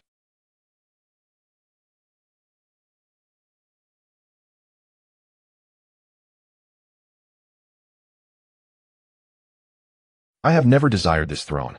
Speak further, and I shall depart forever. Yet, Carolyn, you are undeniably more fit to rule Amazon Lily than I. That's enough. You've awakened. At last I may rest peacefully upon this island. The throne returns to you. Then, if ever you require aid, I trust you'll no longer refuse. Toritoma solemnly pledged to Carolyn. Having resolved the matter, Walker and his companions quietly withdrew from the crowd, preparing to depart. Walker, can you truly slip away so quietly? After all, this mission seems to have shifted Her Majesty's feelings toward you. Let's go. Weren't you eager to divide the reward? Enough chatter, Walker retorted. Fair point. Then let's hurry. I'm already impatient. Wait. Hold on. Walker turned, seeing Carolyn rushing after them. What is it? We've settled everything. Must you chase me still? No. I owe you sincere thanks. Without you, I wouldn't know how to proceed. Carolyn murmured softly. There, Your Majesty. Your gratitude belongs to Walker alone. Dylan grinned. Carolyn seemed to gather her courage and stepped forward. Thank you, and I apologize for how I treated you before. Think nothing of it. I've always feared being pursued by a woman. Walker smiled. Carolyn blushed again, cheeks burning crimson. Farewell, Carolyn. May our paths cross again. Yes, Walker. Take care. Until next time. When Carolyn looked up, Walker and his companions had vanished. They landed upon a desolate isle, where Walker instantly transformed, carrying them all swiftly to Marineford. They proceeded directly to Zephyr's office. Zephyr, observing Walker's ever-growing entourage, felt genuine warmth in his heart. Intelligence confirms the culprit is Captain John, the notorious New World pirate. The pirates' corpses delivered alongside the female Marines have been received, and your commendation is officially recorded. Now recount the details for archival purposes. Walker recounted the events, but omitted the female Marine's ordeal. Zephyr, perceptive as ever, inferred the unspoken truth, and sighed deeply. You've done well. Purging maritime evil, upholding justice. Before he could finish, the office door burst open. There you are, Walker. Come with me. Emergency assignment. Prepare for immediate departure. What's wrong, Mr. Kapu? What happened? No more nonsense. Follow me now. Intelligence has found that fellow Luo Jie. We must leave immediately. This time I will definitely capture him. Xingji walked in from outside now, wearing small sunglasses that made him appear even darker. Seeing Waku, he exclaimed excitedly, Senior Waku, I'm so glad to see you. I'll be joining this time too. You're also a disciple of Mr. Kapu, right? Then I'm your junior brother. Please take care of me. Kapu, you bastard. If you want to go mad yourself, don't drag my young students into this. They are the future of the Marines. You'll get them killed. ZFA, don't worry too much. Sticking around headquarters all day won't help them grow. Isn't it good to have them see the world with me? Ha ha. It's precisely because they're with you that I'm so worried, you bastard. Don't say that, ZFA. I'll bring your adorable students back safely. But for now, as I said, set sail immediately. Yes, Mr. Kapu, Waku said. I can't do anything about Kapu.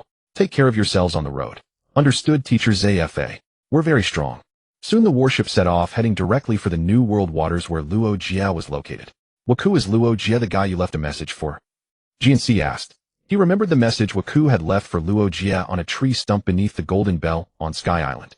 Yes, a very powerful guy. Is he also a pirate? Then can we go all out this time? Shilada asked. Of course. This time everyone must use their full strength. Otherwise we might die. Is it that exaggerated? Waku, we're not rookies on our first voyage. Diluan, Tay asked curiously. Waku, having read the original story, naturally knew how powerful Luo Jie was. No devil fruit, relying solely on the 3 types of Haki and his own strength to become the pinnacle of the seas. The most terrifying thing was that besides his fearsome power, he was not a lone wolf. His pirate crew was equally formidable. Have you ever seen me joking? On Luo Jie's ship, there are at least 4 known masters of the 3 types of Haki, and none of the others are weak. Moreover, Luo Jie's ship has over 20 crew members. Look at this lineup. Doesn't it deserve my evaluation? Waku spoke out. We're not short on manpower either, we just haven't all gathered yet. But if Luo Jie's pirate crew is really like this opponent is quite interesting. It certainly won't be boring. Waku didn't reply. He directly removed the sea stone shackles from his hands and feet, flexing his limbs to warm up. As a time traveler facing the legendary Luo Jie for the first time in reality, he felt immense pressure. After all, Whitebeard's strength lay in him alone. He sailed with a group of children who hadn't yet grown. Luo Jie was different. Gold, Silver, Copper, the Madman Barrett, and the rest of his crew were all in their prime. For the first time, everyone saw Waku so serious, and they put aside their casual attitudes. A fighting spirit began to coalesce so strong that even Kapu's side could feel it. Mr. Kapu, can I go to Waku's warship?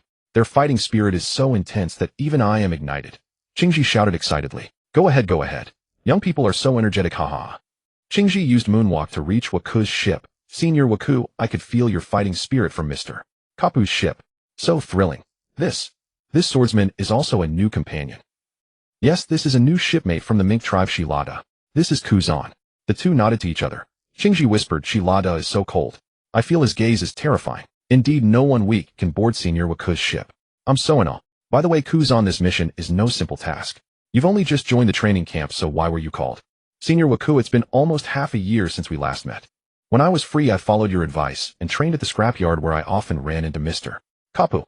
Over time, I received his guidance, and now I can even use Haki proficiently. Mr. Kapu was right.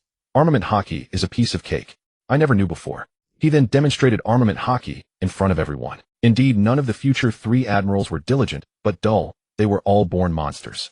In just half a year, Qingji's strength had improved significantly. In a relaxed atmosphere, the warship entered the new world. Rear Admiral Waku, Vice Admiral Kapu's flagship, has signaled that the target is in the waters ahead. Please prepare. Finally, here we are. Then I'll return to my battle station. Senior Waku, I look forward to seeing your fighting prowess. After saying this, Qingji used moonwalk to return. Get ready. The grandest battlefield lies ahead. This time everyone can let loose. Waku stood at the bow of the warship and shouted loudly. The crew responded with loud cheers. Finally, the warship approached the legendary ship, the Oro Jackson. The figures on both sides could be faintly seen, and the warship's cannons began to fire. Luo Jie, you can't escape. This time I will definitely catch you. Kapu laughed excitedly. Kapu, that's impossible. This time I must fight to my heart's content. The Marine's combat strength looks impressive. Good aura. Luo Jie, don't get too carried away. We don't have money to repair the ship. Waku, I've met you again. I haven't forgotten our last battle. The scars on my body constantly remind me that to become the strongest, I must defeat you. Barrett roared. What? This young man is the one who caused you so much trouble, Barrett, said Jabba carrying an axe. Captain, no. Let's go quickly. The Marines outnumber us greatly. There are only a few dozen of us. Baki hugged Luo Jie's leg and cried. Barrett, I don't have time to play with a defeated opponent like you. Luo Jie, let me test the distance between us. Gift. Essence Soul. See God. Waku activated his technique, sending the same greeting he had given Whitebeard to Luo Jie to see how Luo Jie would break it this time. What huge waves, the Fishman Sunbell exclaimed. Giant tsunamis surged from both sides, making Luo Jie's ship appear tiny. Haha, what a grand greeting, young Marine. Luo Jie laughed heartily, black lightning crackling around him. He instantly drew his famous sword Ace, whose blade gleamed with a dark red luster, and made a casual slash. Waku's tsunami was instantly severed at the waist, sending up a great spray of water. Was this the basic attack of a powerhouse? Truly terrifying. Before Waku could finish his exclamation, two bursts of sword energy erupted beside him. Two sword-style dark thunder, black lightning-like slashes flew toward Luo Jie. Shilada had no patience for pirates. On the opposite side, Riley drew his sword. I can't let you steal the show, Luo Jie. Riley's sword directly blocked Shilada's slash, as if an invisible barrier stood between them, preventing the attack from advancing further. Young people are so lively, but this time it's worth watching. Luo Jie gathered strength and slashed his sword, feeling a dark red radiance envelop the surroundings. The powerful slash came toward the warship with an irresistible momentum. Luo Jie, long time no see. It seems your strength has improved again. But this isn't enough. Kapu leaped high, his fist also glowing with a dark red luster, and punched the air. The collision of the two air pressures caused the clouds in the sky to split as if torn apart, and the sea surface began to churn violently. Qingji released the ultimate technique he had been preparing for a long time, Ice Age. This move froze the surrounding seawater, including Luo Jie's pirate ship. Good job, Kuzan. Bringing you along was indeed the right choice. Luo Jie, you can't escape this time. Kapu laughed heartily. The battle plan has been executed successfully, Mr. Kapu. Now it's time to show the results of our special training. Luo Jie's pirate crew can't run away.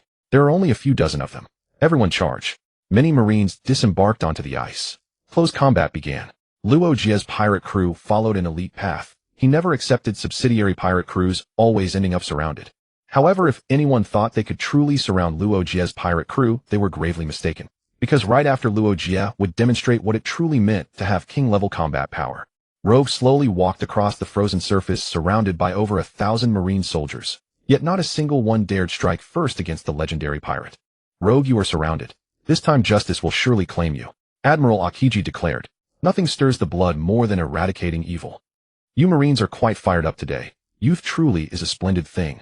Rogue replied with a wry smile. But tell me, who exactly is surrounding whom? Rogue roared with laughter as his Conqueror's Haki erupted, darkening the sky above. Kapu unleashed his own Conqueror's Haki, instantly clashing head-on with Rogue's. But his aura fell slightly short. Many Marines staggered and collapsed under the pressure. Wok, spurred by the overwhelming force, instinctively released his own Conqueror's Haki, shattering the fragile equilibrium. Rogue's dominance wavered, yet his crew, Rayleigh, Joseph, Barrett, and others, stood ready, their auras surging in unison. Bogart, Kapu's deputy at Marine Base G-30, unleashed his Conqueror's Haki, its intensity rivaling that of the elite. With Dylan joining the fray, the Marines barely held the line, until it crumbled. After all, the rogue pirates boasted far more high-tier combatants. Raw numbers could never outweigh true strength. Only the mid to high-ranking fighters remained standing on either side. The grunts and cannon fodder had long since fallen. Thus, the numerical disadvantage of the rogue pirates became nearly imperceptible. Huh, looks like we're the ones surrounding you, little Marine brat. Rogue laughed, hands on hips. The tide has turned, but only now does the grandeur of justice truly shine. Akiji shouted back. You've got quite the fiery batch of rookies, Kapu, Rayleigh remarked. Don't underestimate the future of the Marines, Rayleigh, Kapu replied with a grin. Still, this battlefield is far too early for them. Wok activated Soru, his entire body wreathed in black flames, and charged straight toward Rogue. His armament Haki coiled to its absolute peak, infused with deathly miasma and plague energy. Titanic, might, infernal calamity strike. A searing crimson radiance surged forth, aimed directly at Rogue. Young Marine, you still have far to go. Divine parry. Black lightning fused with scarlet luminescence flooded Wok's vision. Rogue's blade cleaved effortlessly through Ace's sword strike, then slashed onward, splitting Wok's chest open before sending him flying. He skidded hundreds of meters across the ice, consciousness slipping away. Rogue had held nothing back. Wok realized bitterly how easily he'd been misled by Canon. Rogue spared Odin only because he needed him to decipher the poneglyphs, not out of mercy. To the Marines, Rogue was no saint. He was a pirate, and they were mortal enemies locked in a war without quarter. Wok pressed both hands to his chest. Bone jutted grotesquely from torn flesh. Wok, are you dead? Say something, if you're still alive. Dylan bellowed, rushing forward, only to be blocked. Little Marine, distracting yourself mid-battle invites death. Josu's twin axes wrapped in armament Haki slammed into Dylan and sent him crashing away. Uncle, your strength is impressive. Dylan wiped his face, fingers slick with blood. Josu's mastery overwhelmed Dylan instantly, leaving him battered and unwilling to close the distance again. Instead, Dylan switched to long-range devil fruit attacks. Meanwhile, Jeans engaged Barrett, stronger than before, yet still vastly outmatched. Step aside, you're no match for me. Only Wok deserves this fight. Impossible. I won't let you interfere with Wok's battle. If you seek death, I'll gladly oblige. Barrett drove a colossal fist toward Jeans. His spear intercepted, but the sheer force drove Jeans to one knee. Fortunately, Jeans' spear, forged by the Marine Science Division, was among the finest weapons in the Grand Line. Otherwise, it would have shattered outright. Your spear contains Sea Prism Stone Marine, clever tactics. But do you truly believe such tricks can stop me?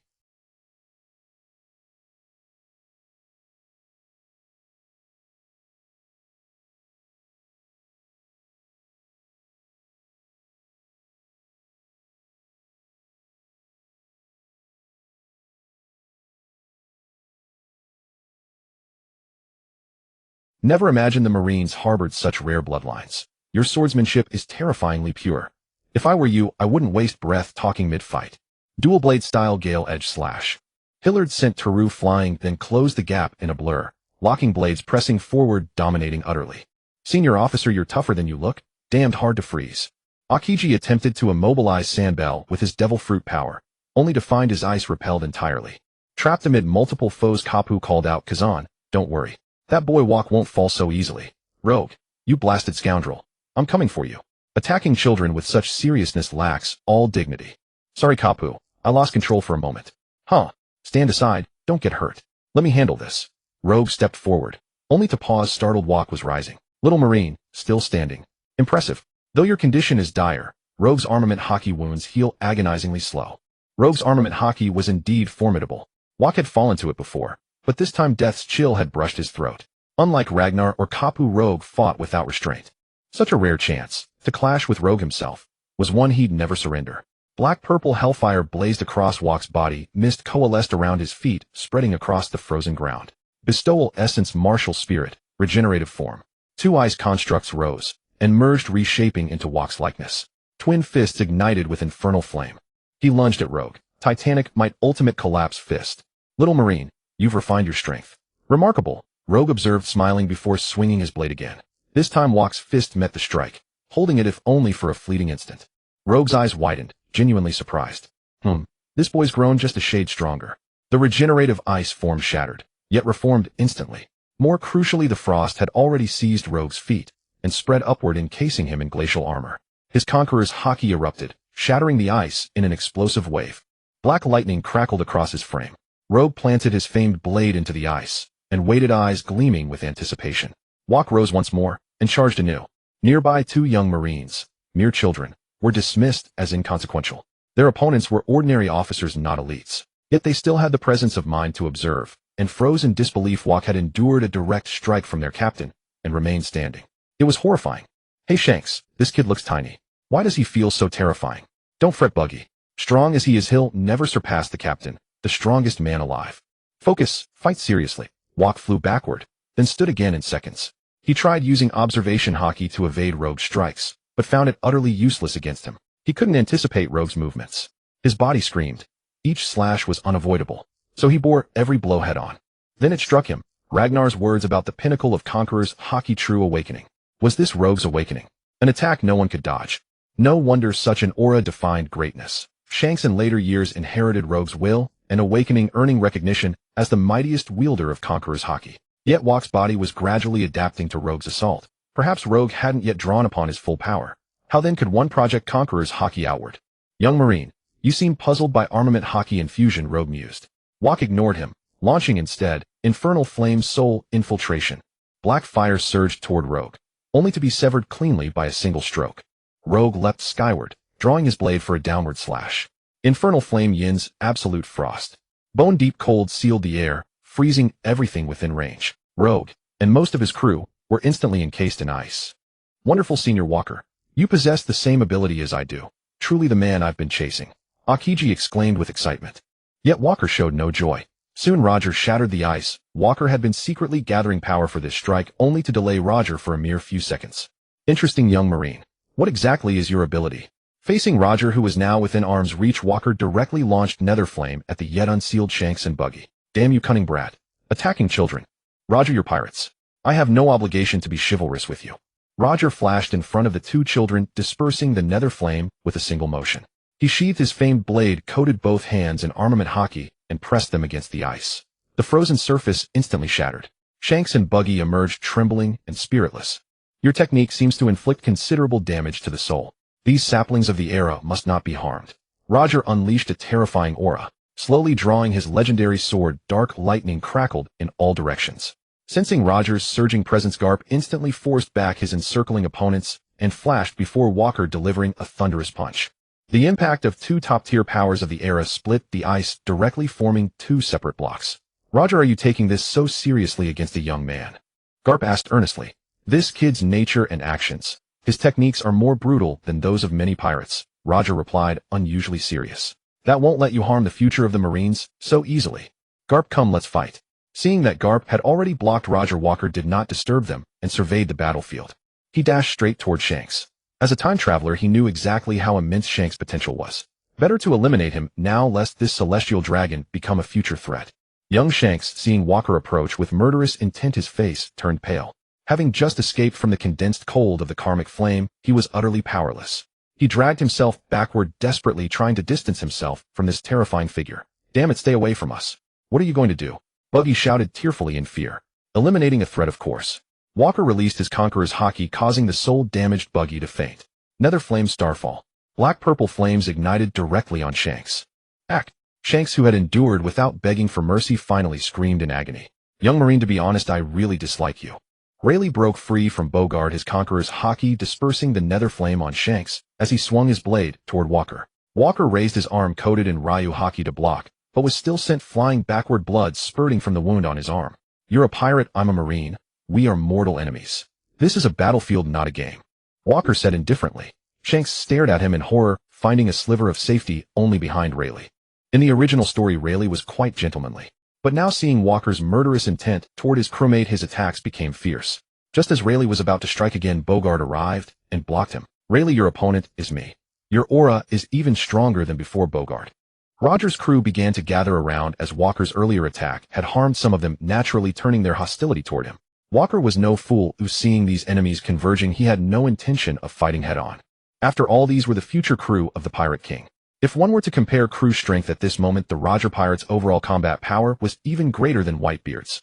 Whitebeard's men were mostly young, while Roger's crew were all in their prime. You can't take a joke, can you? Death Chi Absolute Zero. Lethal Plague.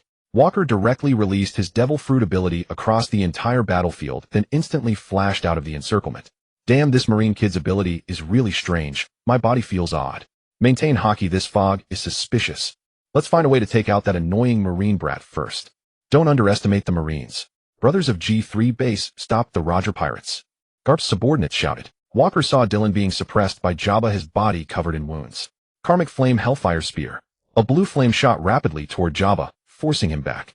Roger, you're unreliable. Haven't you taken care of this little brat yet? Jabba, don't brag. You haven't killed me either, Dylan said, battered and bruised. Enough, stop embarrassing yourselves. Let's take one down together. Walker began a fierce assault on Jabba. Kinetic Acceleration, Acid Dragon. Dylan replicated an opponent's move from his battle with Magellan, now using it smoothly. With Thermal Acceleration, he rapidly pierced through Jabba's body. However, Jabba, fully coated in armament Haki, charged straight at both of them. Walker noticed corpses on the ground, and thick black mist began to emanate from his body. Two figures emerged from the mist and floated into the corpses. Soul Apostle, Resurrection of the Dead. The two corpses stood up and without any hesitation attacked Jabba directly. One used Eight-Fist Dragon Drill, and the other used John's Gale Slash. Jabba was forced to halt his advance and defend. I heard you took down Shinjo, and even this John fellow was killed by you. You don't even spare the souls of the dead, denying them peace. You Marine brat are a true demon, Jabba said, angrily, veins bulging. At the same time, he crossed his axes and began to charge. Don't rush. Maybe you'll soon become my new collection, Walker laughed. Arrogant punk. It's not your time to shine yet. Jabba's arm muscles bulged explosively. 80 Hawk's General Strike. A powerful black-red light once again filled the space, and Walker sensed danger. Soul Guard. Shinjo, John, and many other corpses blocked in front of Walker. Dylan, caught in the periphery, was sent flying. He struggled to lift his head and shouted, Walker, dodge. You can't block it. Countless slashes tore the blocking corpses into pieces. Walker was sent flying hundreds of meters by this blow. It was another fierce strike imbued with Conqueror's Haki, But this time, it was Jabba's full-powered attack, unlike Roger's casual swings. Consciousness began to slip from Walker's mind. A strike with Conqueror's Haki is so powerful. Can I never cross this chasm? The power I've been pursuing always eludes me. Is this the end? Everyone present turned their attention to the commotion. Walker, are you okay? Gines. Damn, I can't get over there. These pirates are tenacious. Hillard. Senior Walker, no way. He's fallen. Hold on. Ha ha, Jabba, you've gone too far. Roger laughed. Damn it, Roger, what has your crew done? Garp roared angrily. Don't be so serious. I can't help it. That kid was just too infuriating. Garp, you're not getting past me. Garp desperately wanted to help, but was tightly entangled by Roger. On the battlefield, although the Marines had stabilized their position, they couldn't take down the Roger pirates for the moment. Walker, with his eyes rolled back, had endured the Conqueror's Haki-infused attacks of Roger, Rayleigh, and Jabba. Even his body could no longer withstand the cumulative damage. Haha, as expected of Jabba, you took care of that kid quickly. But the Marines' momentum is growing. Roger, it's time to leave, Rayleigh suggested. Only Jabba, standing close, stared solemnly at the spot where Walker had fallen because the surrounding fog was thickening. This kid hadn't given up yet. A powerful aura alerted everyone on the battlefield. All eyes turned to the source of the threat. The fallen Walker suddenly sat up. Flaming nether fire erupted from his entire body. He laughed maniacally. You all will die. Dylunny, who was most qualified to speak on Walker's condition, immediately exclaimed weakly, Jancy, take us, and retreat quickly. Jancy, having seen Walker in this state before, instantly flashed to Xylade's side, grabbed him, and used his fruit ability to teleport to Dylunny. Coordinates teleport. The three of them appeared directly on the warship. What happened? Why did we abandon Walker and leave alone? Xylade questioned the two, but they remained silent, staring grimly at Walker on the ice. What a terrifying brat. Even my full-force strike can't bring you down. That monstrous body of yours is truly enviable, Jabba laughed mockingly. However, Walker instantly appeared before him, throwing a punch straight at Jabba. So fast. Jabba instinctively blocked with his twin axes, but was still knocked back several steps. His strength is much greater than before. Hey, what's going on? Walker laughed wildly, and his nether flames began to scatter indiscriminately, attacking everything around. Hey, Commander Walker, what's wrong? We're comrades, are you mad? A Marine officer cursed as he barely dodged. Jancy suddenly said, Brothers of the Marines, stay away from Walker. His condition is very dangerous. Don't let him catch you. How did this happen? What is Walker like this? Xylade asked in confusion. We don't know. We've seen this once before. He destroyed 2 islands back then, and he broke my arm with a single punch. Dylunty said slowly. Hey Garp, what's with that Marine kid? He looks dangerous. Aren't you going to deal with him? Roger teased. Roger, if you let me go over and give Jabba a beating, maybe that'll solve it. That's impossible, Garp. Don't even think about interrupting Jabba's fight. Senior Walker, please calm down. Your flames are melting the ice I'm making. I have to keep maintaining it. Amid Walker's frenzied assault, Jabba was under immense pressure. Although he had taken down Dylunny earlier, that brat was extremely annoying. His disgusting sulfuric acid ability combined with that strange mist from the other kid forced Jabba to maintain armament Haki throughout, draining his stamina. Now he had to resist these bizarre black-purple flames, and he had to maximize his armament Haki. Without Jancy to stop him, Barrett laughed loudly. Haha, Walker, let me challenge you in this state. Thanks to you, I've become stronger than before. Armament nation-destroying cannon. Barrett leaped high and charged at Walker. The two clashed for a moment, but Walker knocked him back, and even Jabba behind him was caught in the blast. Haha, that's more like it. Come on. It seems I'm not the only one who's gotten stronger, Barrett said, charging again.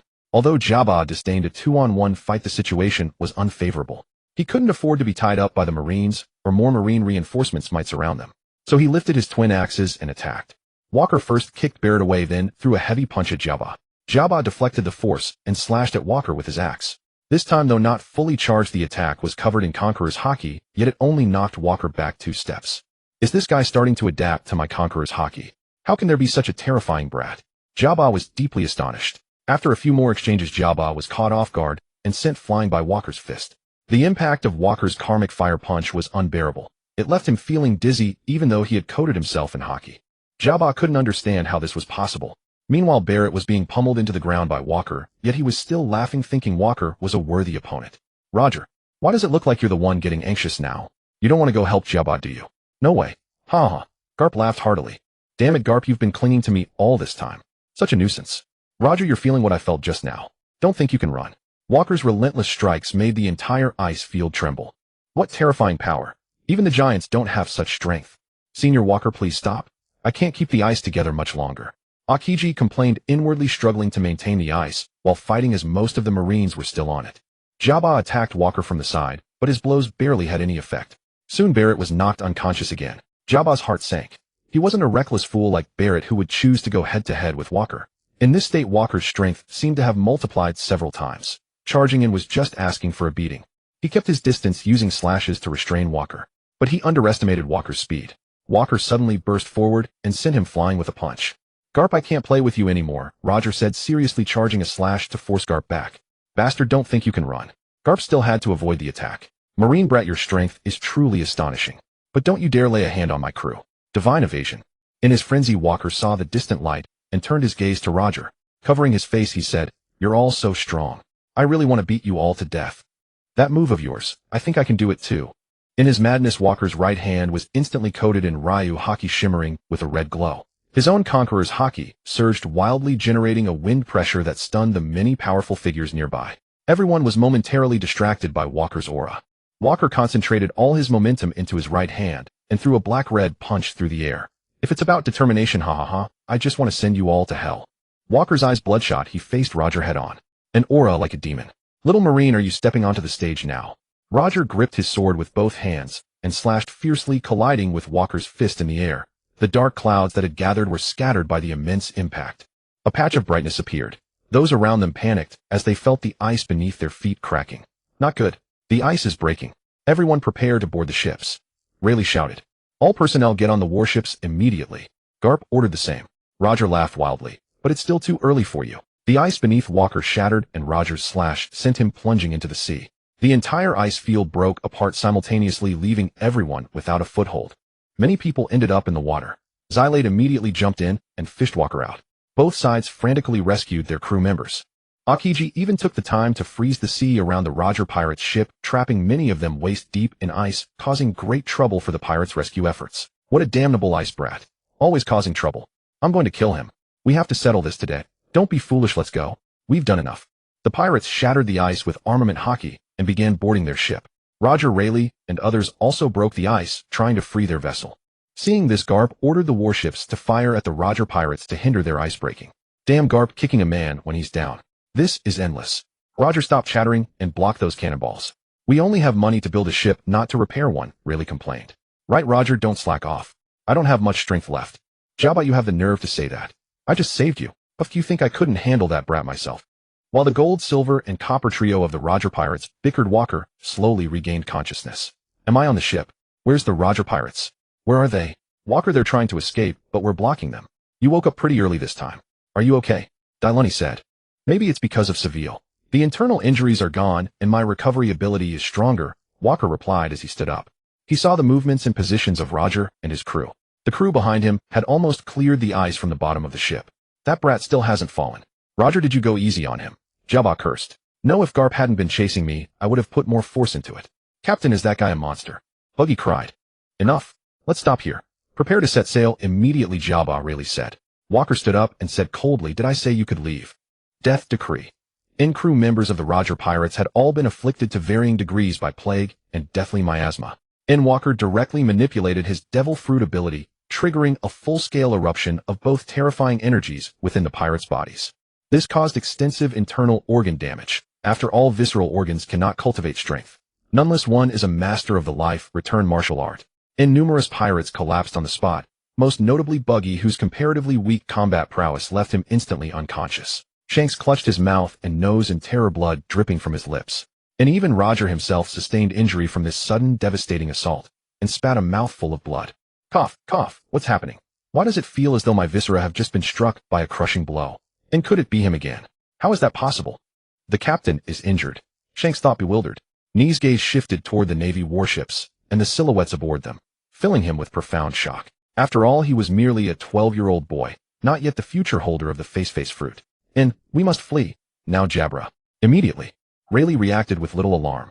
First, due to his overwhelming strength, second, because he had scarcely engaged Walker head-on, thus retaining only minimal traces of plague and deathly miasma within his body. "Damn it, Rayleigh, stop ordering me around. And don't think I want to run. I'm the one who took the deepest hit fighting this brat. Then it's time to use that. I really ought to find a physician, but alas, none has crossed my path yet," Roger said, blood streaming from his nose and mouth. "Roger, are you alright? That amount of bleeding seems excessive. That brat's technique is insidious, but surely it shouldn't cripple you," Jabra remarked. "Haha, of course I'm fine. I'm built like an ox. And still, we must make our escape now. Garp the Fool will be upon us any moment. Let's deploy it. This time it's not just Garp. We're also facing several Navy cadets with bizarre, anomalous abilities. NWE must use it. No hesitation. Rayleigh declared. But it's still immature. Activating it now would impose tremendous strain. And very well. If both of you insist, everyone brace yourselves. We depart, immediately. Jabra spoke with solemn gravity. With that, Jabra rushed to the ship's stern, gripping a colossal egg, while simultaneously activating the rear propulsion system. Gale force winds swept across the deck, generating immense thrust at the stern. The Oro Jackson Rogers flagship shot skyward like a thunderbolt. The entire Navy contingent stood frozen in disbelief. None had ever witnessed such an unorthodox escape. Roger, you accursed bastard. You've slipped away again. Only Garp's furious, frustrated roar remained behind. Walker, having read the original chronicles, knew that the protagonist's future vessel would carry the Windblaster device. Roger's ship, the Oro Jackson, had been forged by Tom, the world's greatest shipwright and mentor to Frankie, who held the blueprints of the ancient weapon Pluton. In recalling this, Walker couldn't help but envision the day his own vessel, the Art Proverb, would finally emerge, painstakingly commissioned from the master craftsman Thal at great expense. Yet only 1 year had passed. Time still stretched long before him. Walker, your power surged so suddenly just now. How did you achieve that? Hillard asked. And what exactly did I do? Weren't you just knocked unconscious moments ago? Walker asked, puzzled. No. Walker, you reverted to your prior state, utterly unhinged, terrifyingly powerful. And you even unleashed an attack identical to Roger's. Do you recall it? Before this, young Kazan sealed the sea surface with his ability. We fought Roger and his crew atop the ice. And then you exchanged blows with Roger. A cataclysmic clash that warped heaven and earth and shattering the ice beneath our feet instantly. Fortunately, we'd learned from past experience and fled swiftly, nor else you'd have wiped us out single-handedly. Dylan vividly reenacted the scene before Walker. And Walker turned to Jeans and asked, was I truly that extreme just now? Indeed, Walker, you were precisely as described. And I've wanted to ask you for some time, do you know in advance when this will happen? Jeans confirmed. Honestly, I have no idea why this occurs. Each time I only remember falling into unconsciousness. Could you possess some dark, malevolent alter ego? After all, whenever you descend into madness, I'm always the one who gets wounded. And would you mind targeting someone else? Staying near you feels perilously risky. Dylan complained. And truth is, I can't control it either. I'll consult Severi immediately upon returning. And if it happens again, keep your distance. Don't get caught in the crossfire. That would be tragically wasteful. Rest assured, I'm not foolish enough to provoke you. If I can't fight, I'll certainly evade. And were it not for the fortune nestled safely in your belly, I wouldn't have bothered hauling you up. And so, you're saying I should genuinely thank you for saving me. Garp leapt onto Walker's warship, causing the entire vessel to shudder violently. And, young Walker, you've done well. Never imagined you'd grasp Haushika Haki too. As I suspected, my judgment of character never errs. You are indeed a natural-born sovereign, just like me. Master Garp, I confess I attempted it just now, but failed to manifest Haushika Haki. And I feel utterly unable to reproduce it now. Perhaps I triggered it purely by accident in that moment of extremity. Walker had no intention of elaborating further on that enigmatic state. No matter, such things cannot be rushed. Yet the mere fact you did unleash it proves your innate potential. And that is excellent news. The Navy's future rests upon shoulders like yours. Haha, I am truly delighted. Garp produced a donut from nowhere, nibbling as he spoke. However, your murderous intent runs dangerously deep. When you activated Haushika Haki, just now your killing aura coalesced almost into tangible form. And above all, never desecrate the fallen on the battlefield. Such conduct bodes ill for your spirit. Understood, Master Garp. I shall strive diligently to govern my actions. And still, Zoan-type Devil Fruit users tend toward impulsivity and volatility. I trust you'll master it, young man. I shall. Master Garp, now that Roger has escaped, what are our next steps? Let him flee again. No choice. I must resume pursuit. You've all sustained injuries. Return home. I alone suffice. Walker reflected. Garp's strength posed no concern, but his subordinate officers, though unassuming, were formidable warriors in their own right. And no wonder in the original chronicles Garp alone could chase Roger across the globe. And though the Navy suffered early setbacks in this engagement, they gradually stabilized and ultimately gained the upper hand against the Roger Pirates. Not only Roger's elite fighters could break through their lines, the rest slowly found themselves overwhelmed. Walker delivered one final devastating blow upon the entire Roger Pirate crew, a battle lasting over a full day. And by then, deathly miasma and plague had saturated every corner of the battlefield. And the Navy remained unscathed. Walker had drawn those corrupting energies back into himself. The Roger Pirates, however, suffered systemic flare-ups of latent afflictions throughout their bodies. And though non-lethal, the agony was undeniable, and Walker felt markedly relieved upon realizing this. After watching Garp vanish into the distance, Walker ordered his warship to return to his G9 base. And after all, what base could rival the security of one's own domain? Upon arrival, he hastened straight to Severi's quarters. And, Walker, what happened to you all? You're battered head to toe. Don't ask. Tagged along with old man Garp for a casual skirmish, and thought it'd be mere spectacle. Turns out he fights for real. Forgot to demand hazard pay earlier. Look at me. I'm practically dying. Examine me now. Dylan wailed, playing the victim. When Garp was present, you could have raised it then. Yet I saw you utter not a single word. Jeans retorted, mocking him. I was showing respect, for an elder after all, and from a quick glance your injuries are mostly superficial, nothing life-threatening. Walker, however, bears severe internal trauma, requiring immediate thorough treatment. In Dylan, your wounds appear grave, but they're nearly healed already. And had you delayed another half-day, they'd have vanished entirely. And, forgive the modesty, but my constitution is simply that resilient. Years upon the Grand Line taught me well. Never once did I suffer true calamity. Yet in 2 years under Walker, I've endured more wounds than in my entire life. And unfair, Garp won't pay up, so Walker, you're raising my salary. Walker ignored Dylan's incessant chatter, his tongue far too verbose. In turning to Severi, he asked, there's something I've long wondered. Each time I lapse into unconsciousness, I awaken to reports of violent, frenzied episodes, yet retain no memory of them. What causes this? Excellent. I've long been fascinated by your physiology. A comprehensive examination is essential to ascertain the truth. And Severi replied, eyes alight with scholarly excitement. Walker consented without suspicion, and the diagnostic results emerged swiftly. Walker, your body bears severe injuries this time. What kind of battle did you endure? NIV detected genetic material from multiple species within you. This was utterly impossible, yet it had undeniably occurred. And some unknown force had somehow stabilized these disparate genes within your body. Perhaps this very force, the one that balanced your genome, is manifesting side effects. And Severi murmured, gravely, eyes fixed on Walker's medical report. Walker knew he had been altered upon arriving in this world. And before the clashing genomes of various species had nearly killed him. Only the accidental acquisition of the Caracasa fruit restored equilibrium. And could this instability be a latent hazard inherent to zoan-type devil fruits? What dangers might this condition pose? None whatsoever. This power has not harmed you. In fact, it has tempered your body's violent genetic turbulence, vastly augmenting your physical resilience. And if anything, the threat lies not with you, but with others who might come near you. Severi smiled faintly. And, so long as you're unharmed, all is well. Still, I wonder how you'd react if such an event occurred. And James would whisk us away in an instant, no need to fret over that. And Dylan reassured Walker. Walker felt no sorrow, only calculation.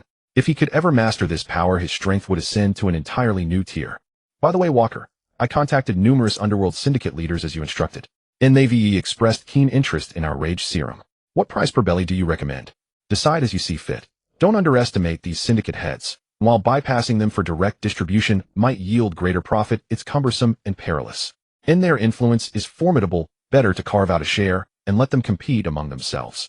Let them handle distribution. We'll gain far more breathing room. And Walker turned to Severi.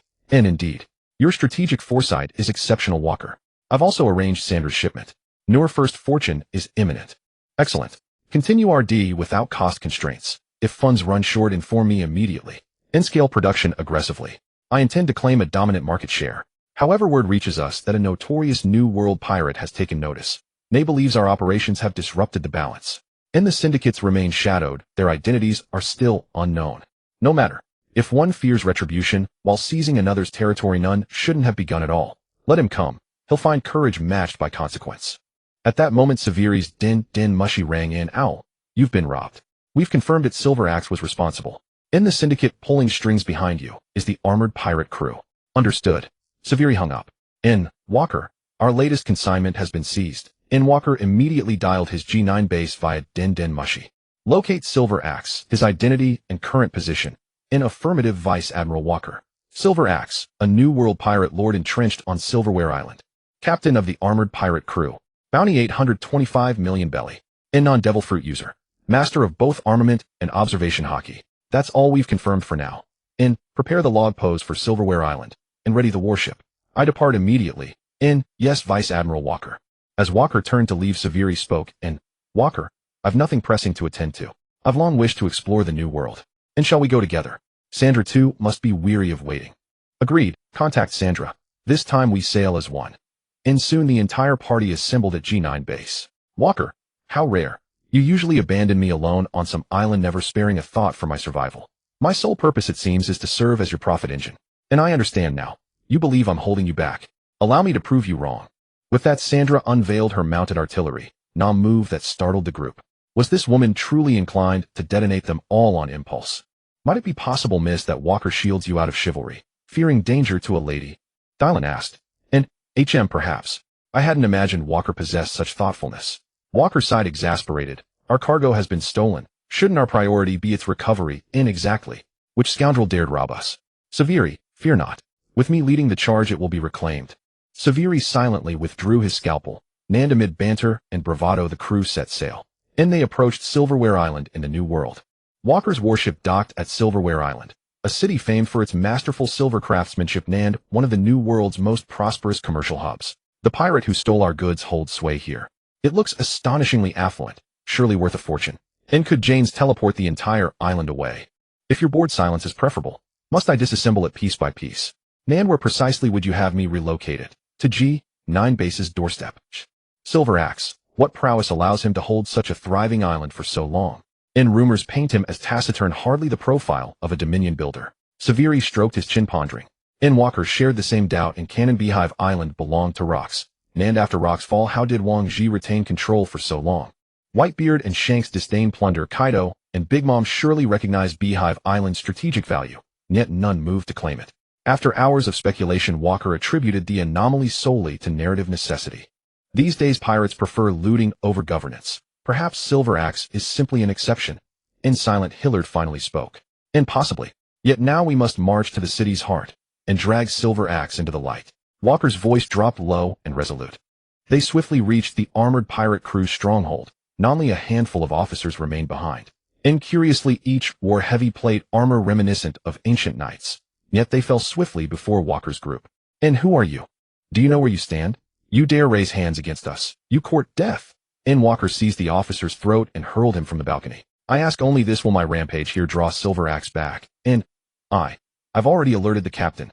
Walker eliminated the remaining officers, leaving only the one who'd spoken. And you're clever. Tell me everything about your crew. I may yet spare you. And, all right. We joined him years ago. He seized this island outright and leveraged its wealth to infiltrate the underworld, built his empire on organs and slaves, and his combat strength, speak plainly.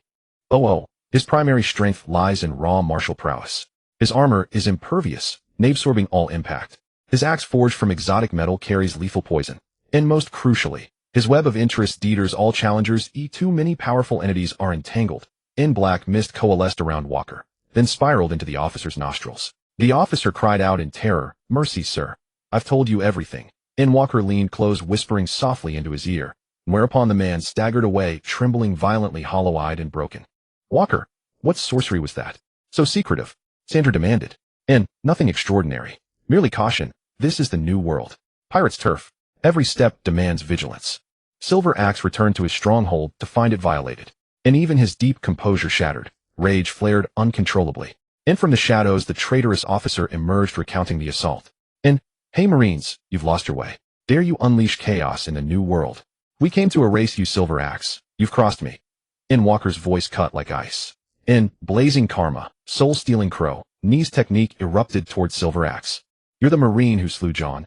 Do you imagine I'm as feeble as that wretch? In recognizing Walker's signature move, Silver Axe, the underworld kingpin, knew instantly who stood before him.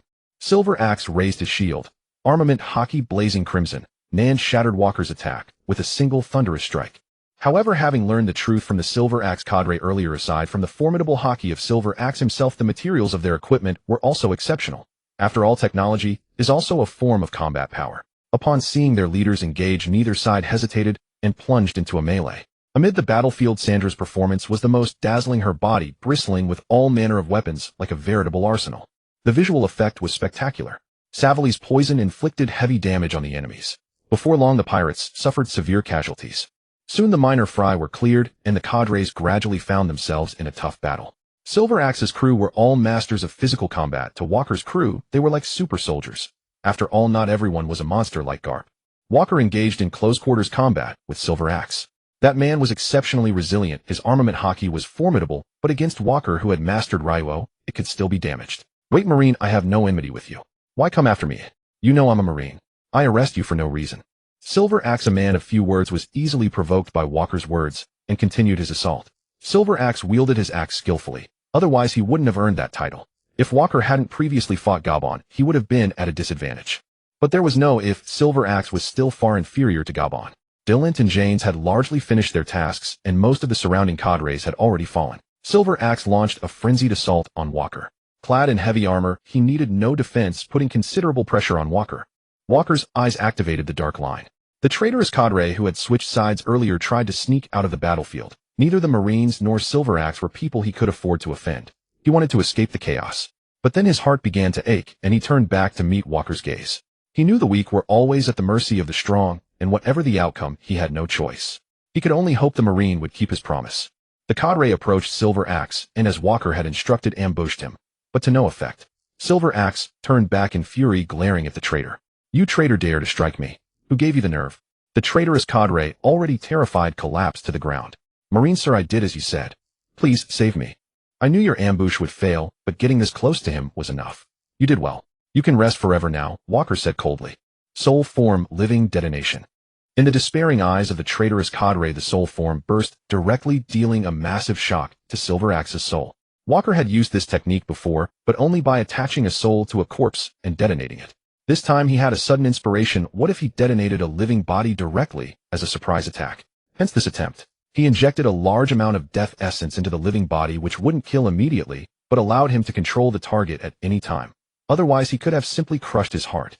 When the target got close to the enemy, the death essence would burst forth instantly, snatching the life and triggering the soul explosion skill. At such close range, it was bound to work.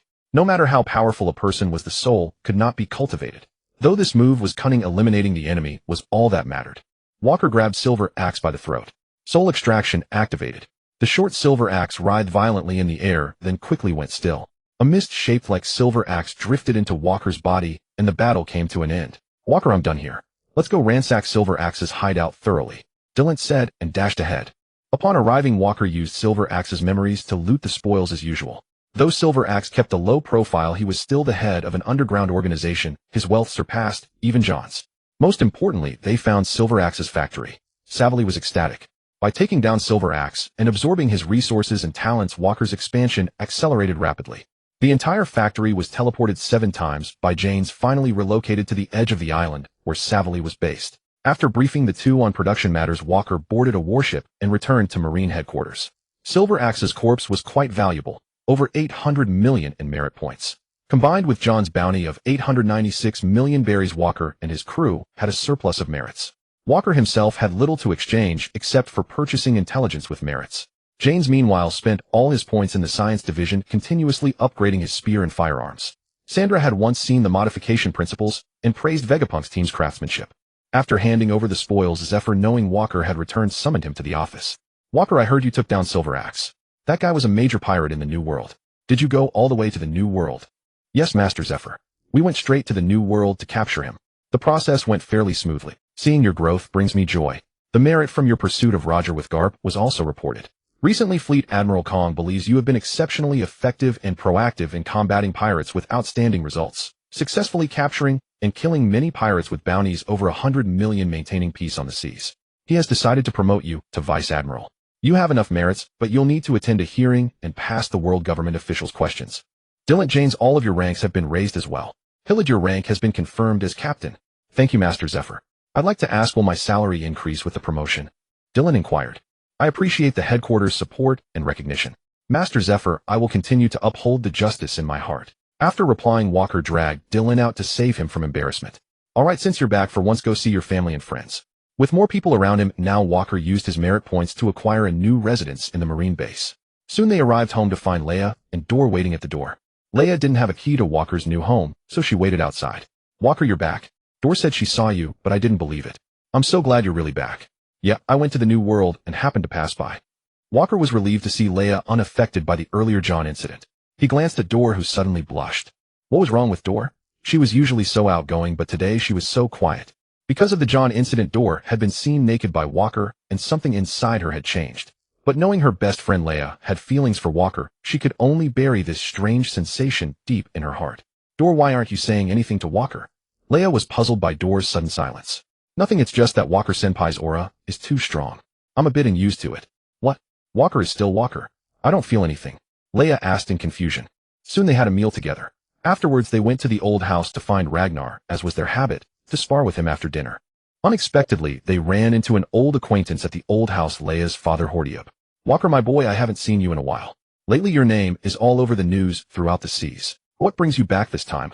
Uncle Hordiub, I went to the New World and found some time to drop by. I heard the news. You dismantled Silver Axe's heavy armor pirate crew.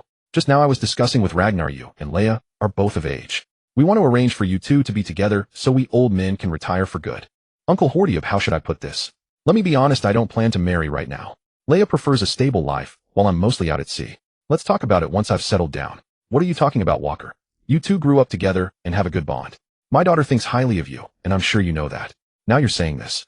Give me a straight answer. Don't drag it out. Uncle Hordiub, I still say the same thing. I'm not ready to start a family yet. I have too many things to accomplish. You? Fine, this isn't something you can force. My daughter doesn't have to be with you. With that, Hordiub turned and left, not even letting Ragnar see him off. Old man, you're not going to scold me. Scold you for what? This kind of thing is a matter of personal freedom. If you don't want to, who can force you? Old man, I want to ask you something. Is it possible to have used Conqueror's Haki, but then forget about it after waking up? What should I do in that case? What you're describing activates unconsciously. This indicates your body hasn't yet formed muscle memory. Ragnar said. Then how do we forge it? Keep cultivating awareness. Your enlightenment remains insufficient. There's no shortcut. Only relentless life or death combat can forge true instinct. Ragnar turned and departed. He always leaves like that. The next day, Walker returned alone to Base G9. The previous day's awkward encounter with Lee's family still lingered, and his formal appointment had yet to be confirmed. Upon arrival, a soldier approached Walker. General Walker, a young woman arrived early this morning requesting to join our unit. I dared not grant permission without your approval. She awaits your decision. Where is she? Bring her in. Moments later, a slender girl, about 1.67 meters tall, entered the chamber. Her tangerine hair veiled her forehead, and her large luminous eyes shimmered with quiet intensity. She floated midair, seated atop a massive crystal sphere clad in a white dress. You're Walker. Rumor says you've defeated countless notorious pirates. You can protect me, right? She declared boldly. This isn't a shelter, and I offer no sanctuary to the weak. I'm no weakling. I foresee you'll accept me. Your logic holds merit. Wait. What? How could this happen? Damn it, my prophecy failed. Blood trickled from the corner of her mouth. Who are you? Why did you just manipulate my thoughts? Jepper Jolia, I am a scholar. That was my devil fruit ability, the prophecy fruit. As a meditator who consumed it, whatever I prophesy manifests as truth, though failure exacts a steep toll. Your power is unnerving and clearly potent. Why seek my protection? Surely you could foresee your own fortune or peril. Jolia swept aside the strands of hair across her brow, revealing a third eye nestled in her forehead. I am of the rare Triculian race, long evading pursuit at sea. Lately your name has echoed through the news. I judged your proximity safer than any pirate haven. Walker reflected he did need a scholar. Bryn from Canon could decipher ancient script, and the Triculians surely held untold secrets. Very well, I've inexplicably grown charitable. Follow me. Wonderful. Room, board, and safety, all in one.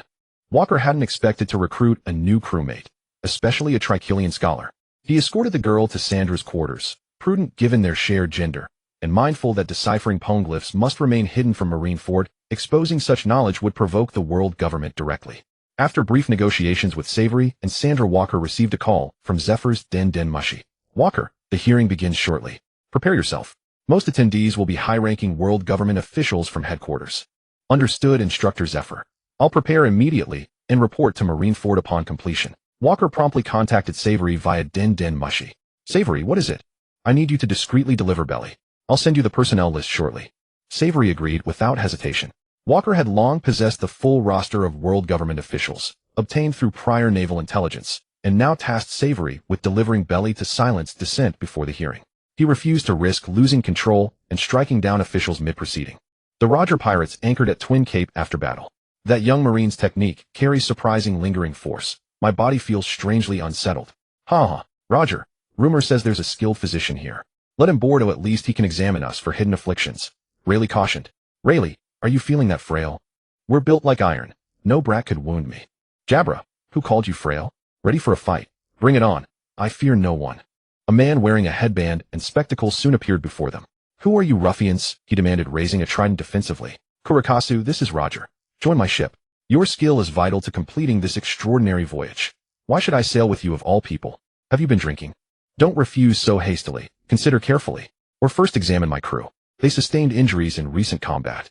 Indeed, you all bear signs of prior plague exposure. Follow me. As a physician, Kurakasu could not turn away those in need. After thorough examination, Kurakasu stated, I've cleansed the others' ailments, but you, Roger, suffer from an incurable condition.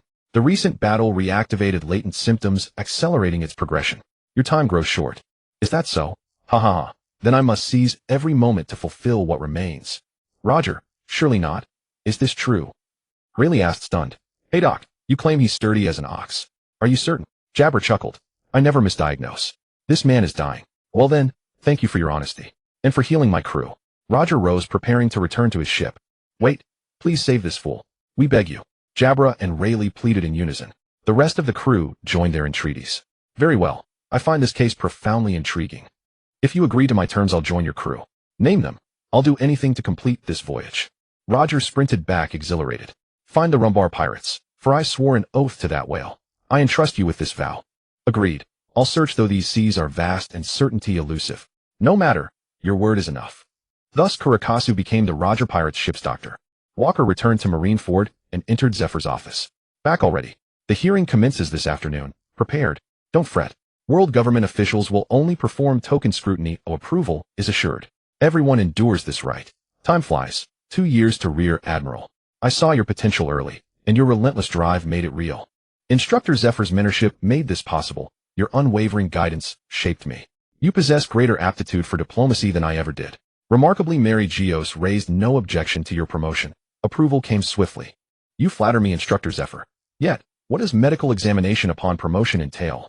A policy instituted by Vegapunk upon joining the government. All Rear Admirals undergo genetic and blood sampling. For scientific division research. I dislike being treated as test subject, yet it causes no harm, so I acquiesce. Walker pondered if his genome were analyzed, complications would arise. Even Savory sensed his anomaly. Vegapunk's scrutiny would be far more incisive. Vegapunk himself. He likely wouldn't publicize findings. His discretion would determine how this secret remained buried. Understood, Instructor Zephyr. I'll await the hearing.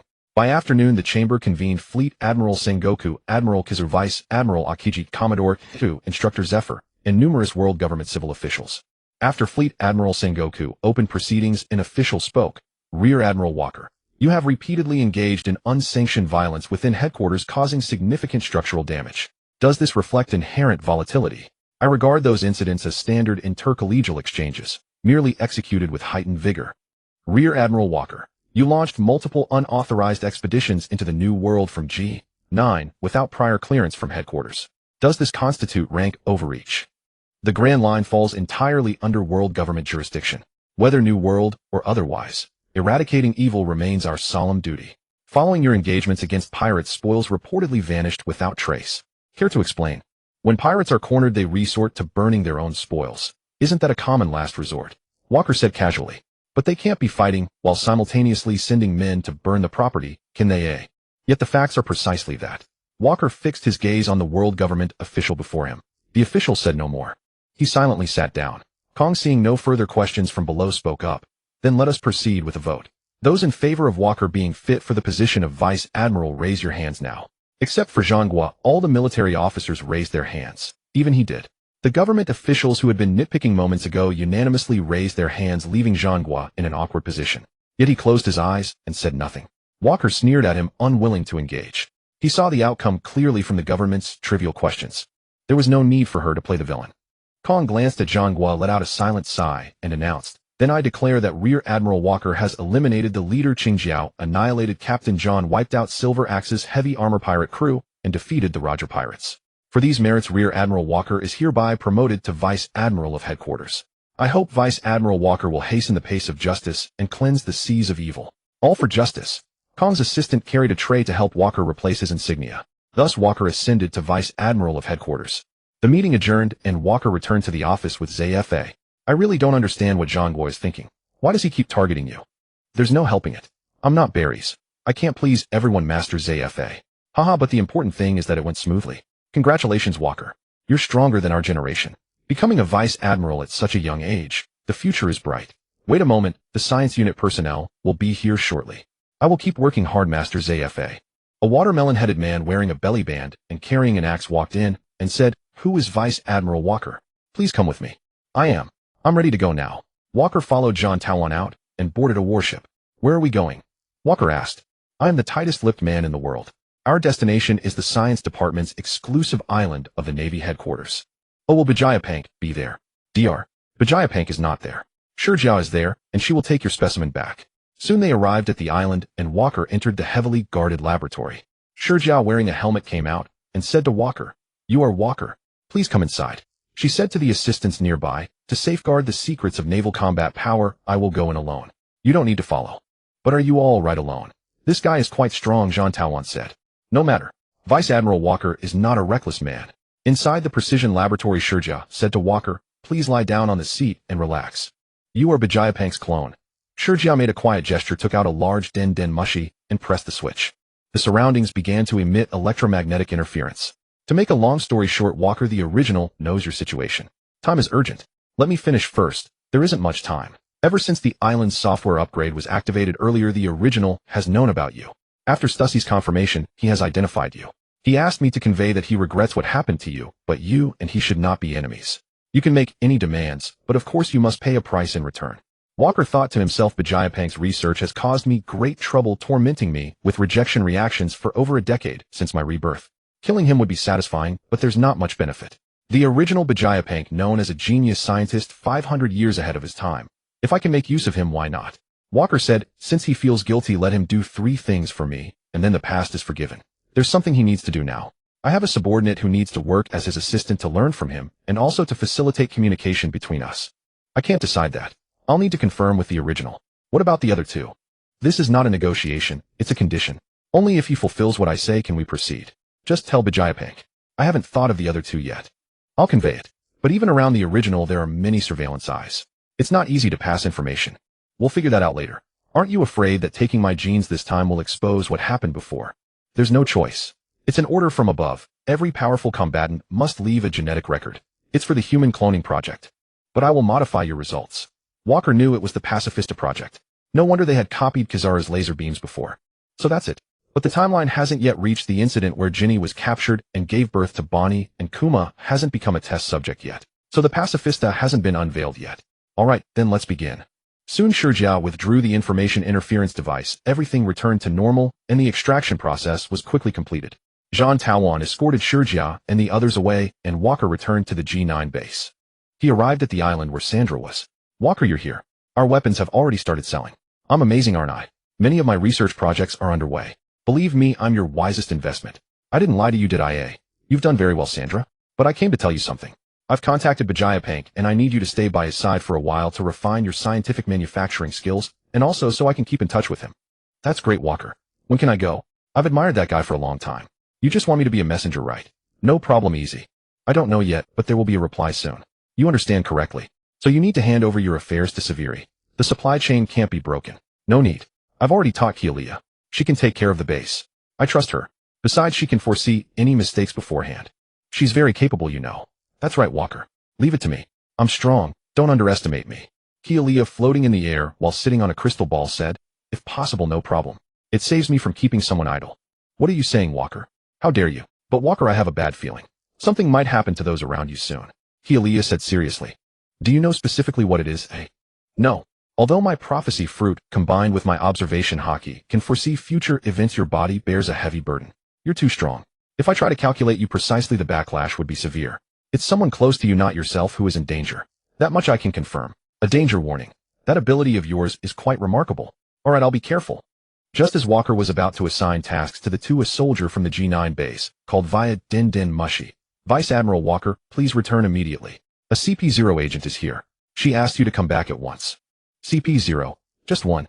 Male or female? What does the mask look like? To answer, Vice Admiral, it's one person.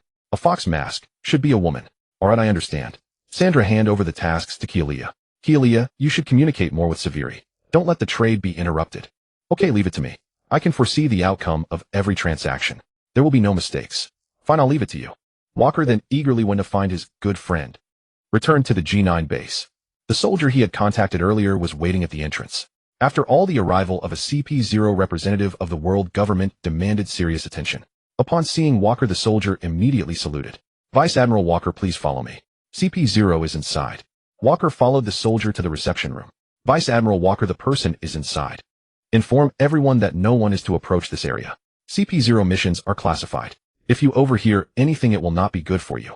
Understood, Lord Walker. I will relay the order immediately. The soldier cast a grateful look at Walker and quickly withdrew. Walker pushed open the door. Stussy, wearing a mask, saw him enter and immediately spoke with some unease. Why did you just barge in like that? Walker walked behind Stussy, placing his hands on her shoulders. What's the matter?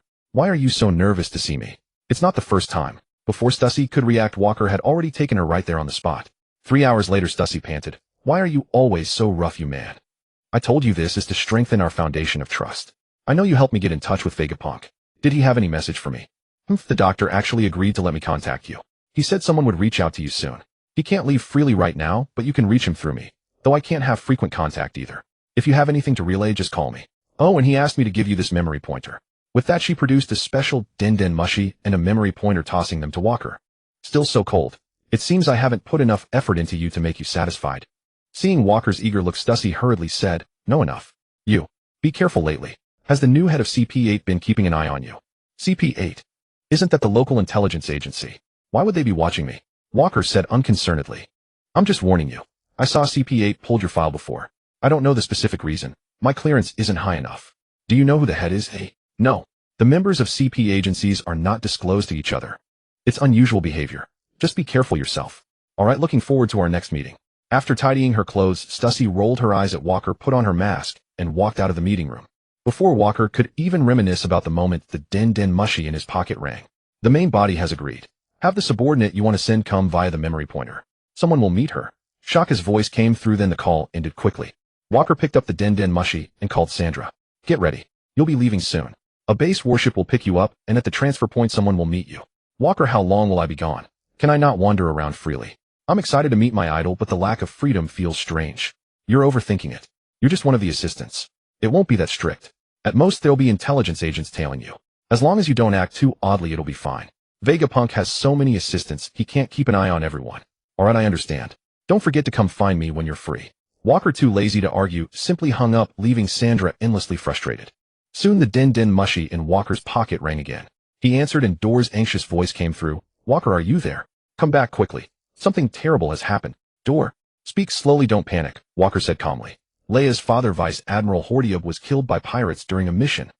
A recruit from his ship brought back his personal firearm and said, give this gun to Walker and tell him to take good care of Leia. Then the recruit also died. When Leia heard the news, she fainted on the spot. She's now in the headquarters hospital. Your father, Rear Admiral Ragna, has already set out heading to an unknown location. Please come back quickly. I don't know what to do. Uncle Hordiub is dead. Walker directly transformed into his beast form and flew toward Marineford. How could this happen? He hadn't taken Joria's words seriously at the time, but now they had come true so quickly. Although Walker had had a falling out with Hordiub some time ago, Hordiub was no different from family to him. This tragic news filled Walker with rage. Wherever he passed, dark flames blazed fiercely. Soon he arrived at headquarters. After landing, his killing intent was so overwhelming that everyone around fled far away. At the hospital, Dor threw herself into Walker's arms. Why did this have to happen? How could it be?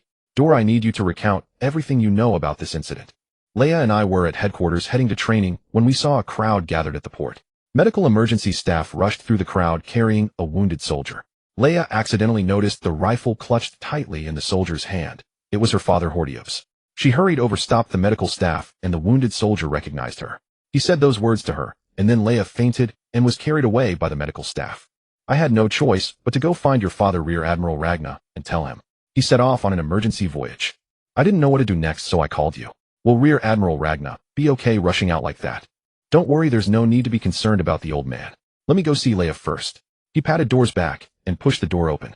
In the hospital room, Leia lay pale-faced, tear tracks on her cheeks. Leaning against the wall by the bed was a rifle. Walker knew it was the Falcon, the personal weapon Uncle Hordiub had once jokingly called Leia's dowry, the gun that had accompanied him his entire life. Walker caressed Leia's face, wiping away her tears. Don't worry, Leia, I promise. Remembering that Dor had said the wounded soldier had also died and the trail was now cold and the old man had already set sail, he walked out and said to Dor, where is that wounded soldier you mentioned?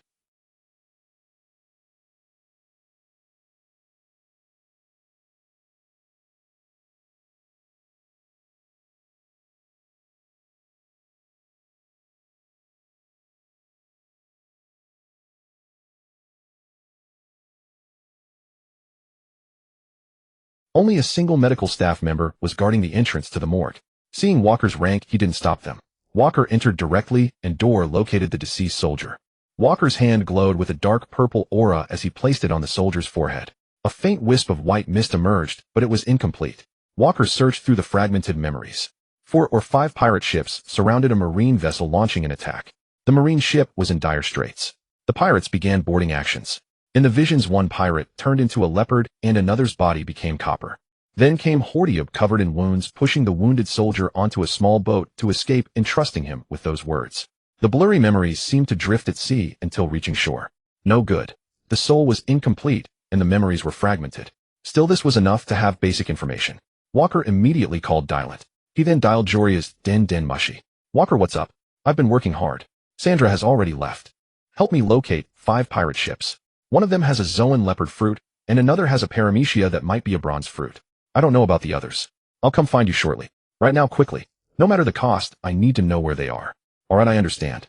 It's me who pays the price, I suppose. Who could have attacked Hordiub?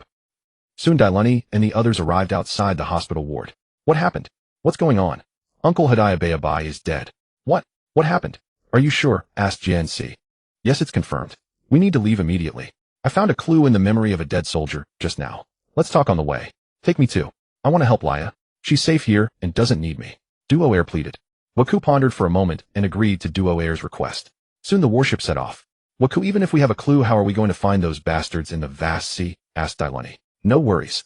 Our new companion can predict where the enemy is, said Waku. That's so cool. Arriving at the weapon production island Xiao, Yali was already waiting at the entrance. Waku introduced the floating young girl to the others. Waku, I prayed and divined the information you gave me. The answer you seek is in the crystal ball. Thank you for your hard work. But could you please lift your feet? You're blocking our view. Waku reminded her helplessly. Alright, I forgot. Girl, keep that pose now. Dailunti snickered as he saw Xiao Liya sitting cross-legged in her skirt. Meditation. Float. Xiao Liya's eyes glowed blue and Dailunti was soon lifted into the air. Stop it, that's not fun. Dailunti spun in the air repeatedly until he was dizzy, then Xiao Liya dropped him. It took Dailunti a long time to recover after landing. The others began to take this new girl seriously. Waku observed the crystal ball, which showed 2 pirate ships speeding across the sea, hurrying in a panic. The people on board looked battered as if they had just endured a fierce battle. Jia and C, can you tell where this is? Waku asked. The surrounding currents are relatively calm. It should be in the 4 seas. Judging by the color of the water, it's likely the Dong Hai. Then let's set off now and search in the Dong Hai.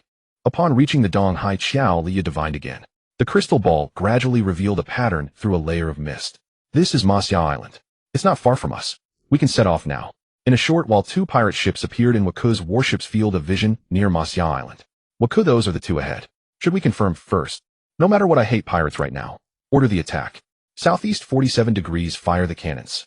Jia Nc immediately started the bombardment. Waku was now a vice admiral commanding 3,000 men and 18 cannons. The pirates panicked at the sight of the warship's overwhelming firepower and tried to flee faster. However, the warship's speed far exceeded that of ordinary pirate ships, and Waku's vessel quickly closed in on the 2 ships. Hey damn Marines. We're pirates who retreated from the New World and are about to return to join Golden Lion. How dare you attack us? Do you want to die? Shouted one of the pirate captains, turning back to face the warship. Golden Lion? You're really scaring me to death, Waku mocked. You're that Marine brat who defeated Golden Lion before. Damn it, first we run into that Marine madman we haven't seen in years, now we meet this guy. Curses. Enough talk. Since we can't escape, let's just fight them. How could a brat be that strong? The other pirate captain transformed into a human leopard hybrid and bellowed. Don't kill them all at once. I want a boarding battle, or I'll take their heads myself. Bronze. Bronzification. The first complaining captain touched his ship, and soon the entire hull turned bronze, gleaming with metallic luster. He aimed directly at Waku's warship and rammed at full speed. Marine brat, I don't want to waste time with you. Since you're asking for death, I'll grant it. Your warship will be smashed to pieces, and you'll be fish food. Waku raised his hand to stop Dailani's action. His acid would destroy the pirate's ship and let them die too easily, which was not what Waku wanted. Grant. Stop. Soon the 2 pirate ships came to a halt, their hulls revealing skull-like expressions. Captain, our ship won't move. What do we do? There must be a devil fruit user among the Marines. Just board them. What's there to fear? We encounter this every day in the New World, don't we? Waku jumped directly onto the pirate ship and said contemptuously, I'll give you a chance. If you can defeat me, you can leave alive. Brat, you're too arrogant. The leopard man covered his claws in armament haki and slashed at Waku's chest. Waku didn't even defend the attack, only left a shallow scratch. What kind of monster are you? How can your body be so hard? Everyone attacked together. Countless blades and bullets struck Waku without leaving a single mark. Waku looked at the scratch on his chest and said, "Not bad, you can hurt me. It seems I've chosen the right opponents." Karma Flame. Fong of Ember. Waku coated his fist with Ryuo Haki and delivered a punch. The Leopard Pirate also had Observation Haki, but he couldn't dodge Waku's attack. The blow landed directly, igniting the Karma Flame on the Leopard Pirate, who immediately screamed in agony. The Bronze Pirate, seeing his ally defeated, charged without hesitation, his fist bronzed, and struck at Waku. Karma Flame. Ultimate Crushing Fist.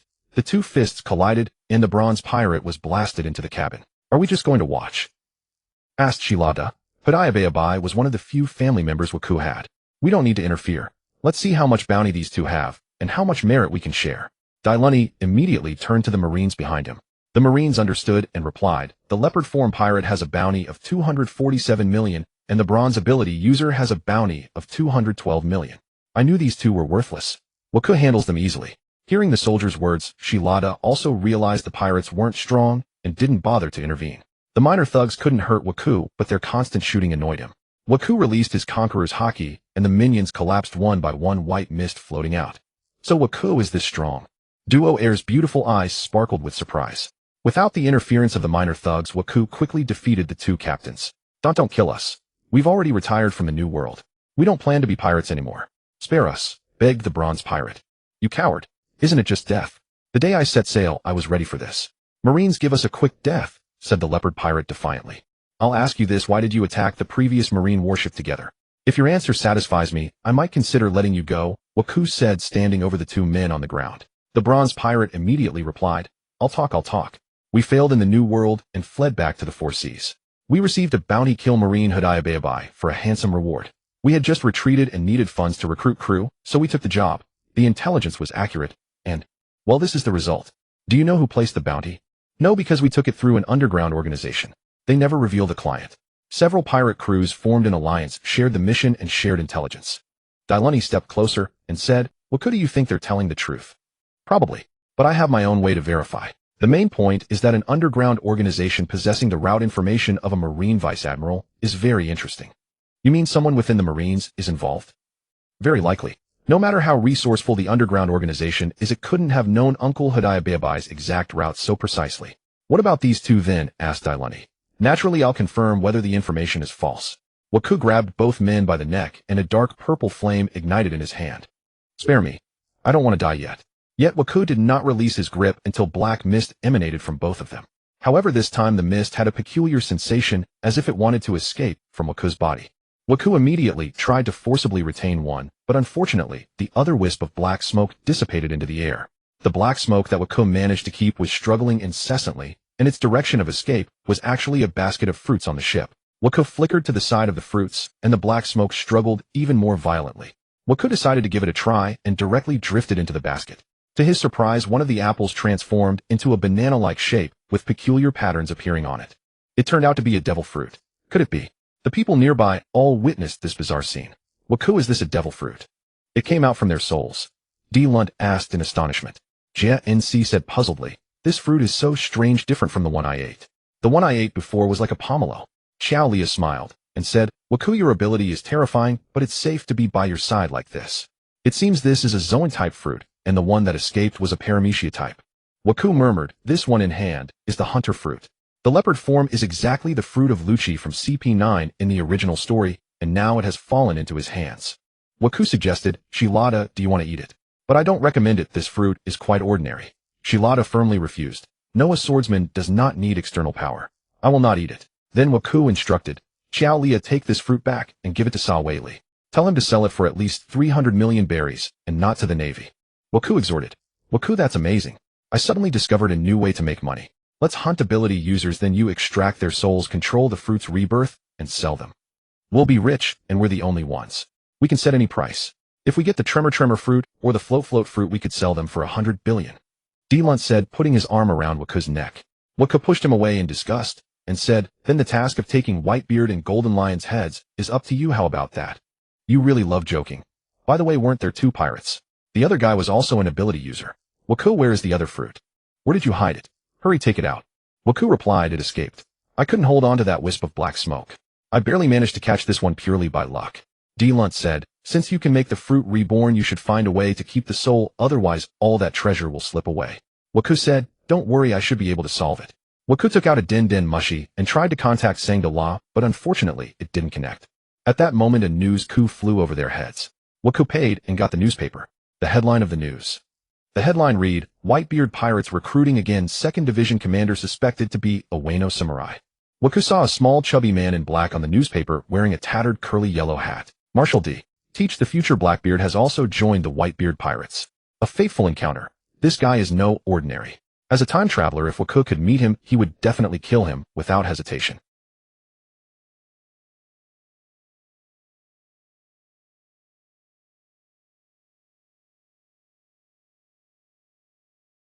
I found the culprit and dealt with it. Is Layo awake? Duo Air said, she's awake, but very quiet and hasn't spoken. Uncle La Gu-Na seems to have returned. He brought back 3 pirates and asked you to go see him when you're back. Waku said, I'll go in and check on Layo, then go find him. Waku entered the ward alone and saw Layo sitting on the bed, her eyes gazing out the window, seemingly not noticing Waku's entrance. Waku said, Layo, I'm back.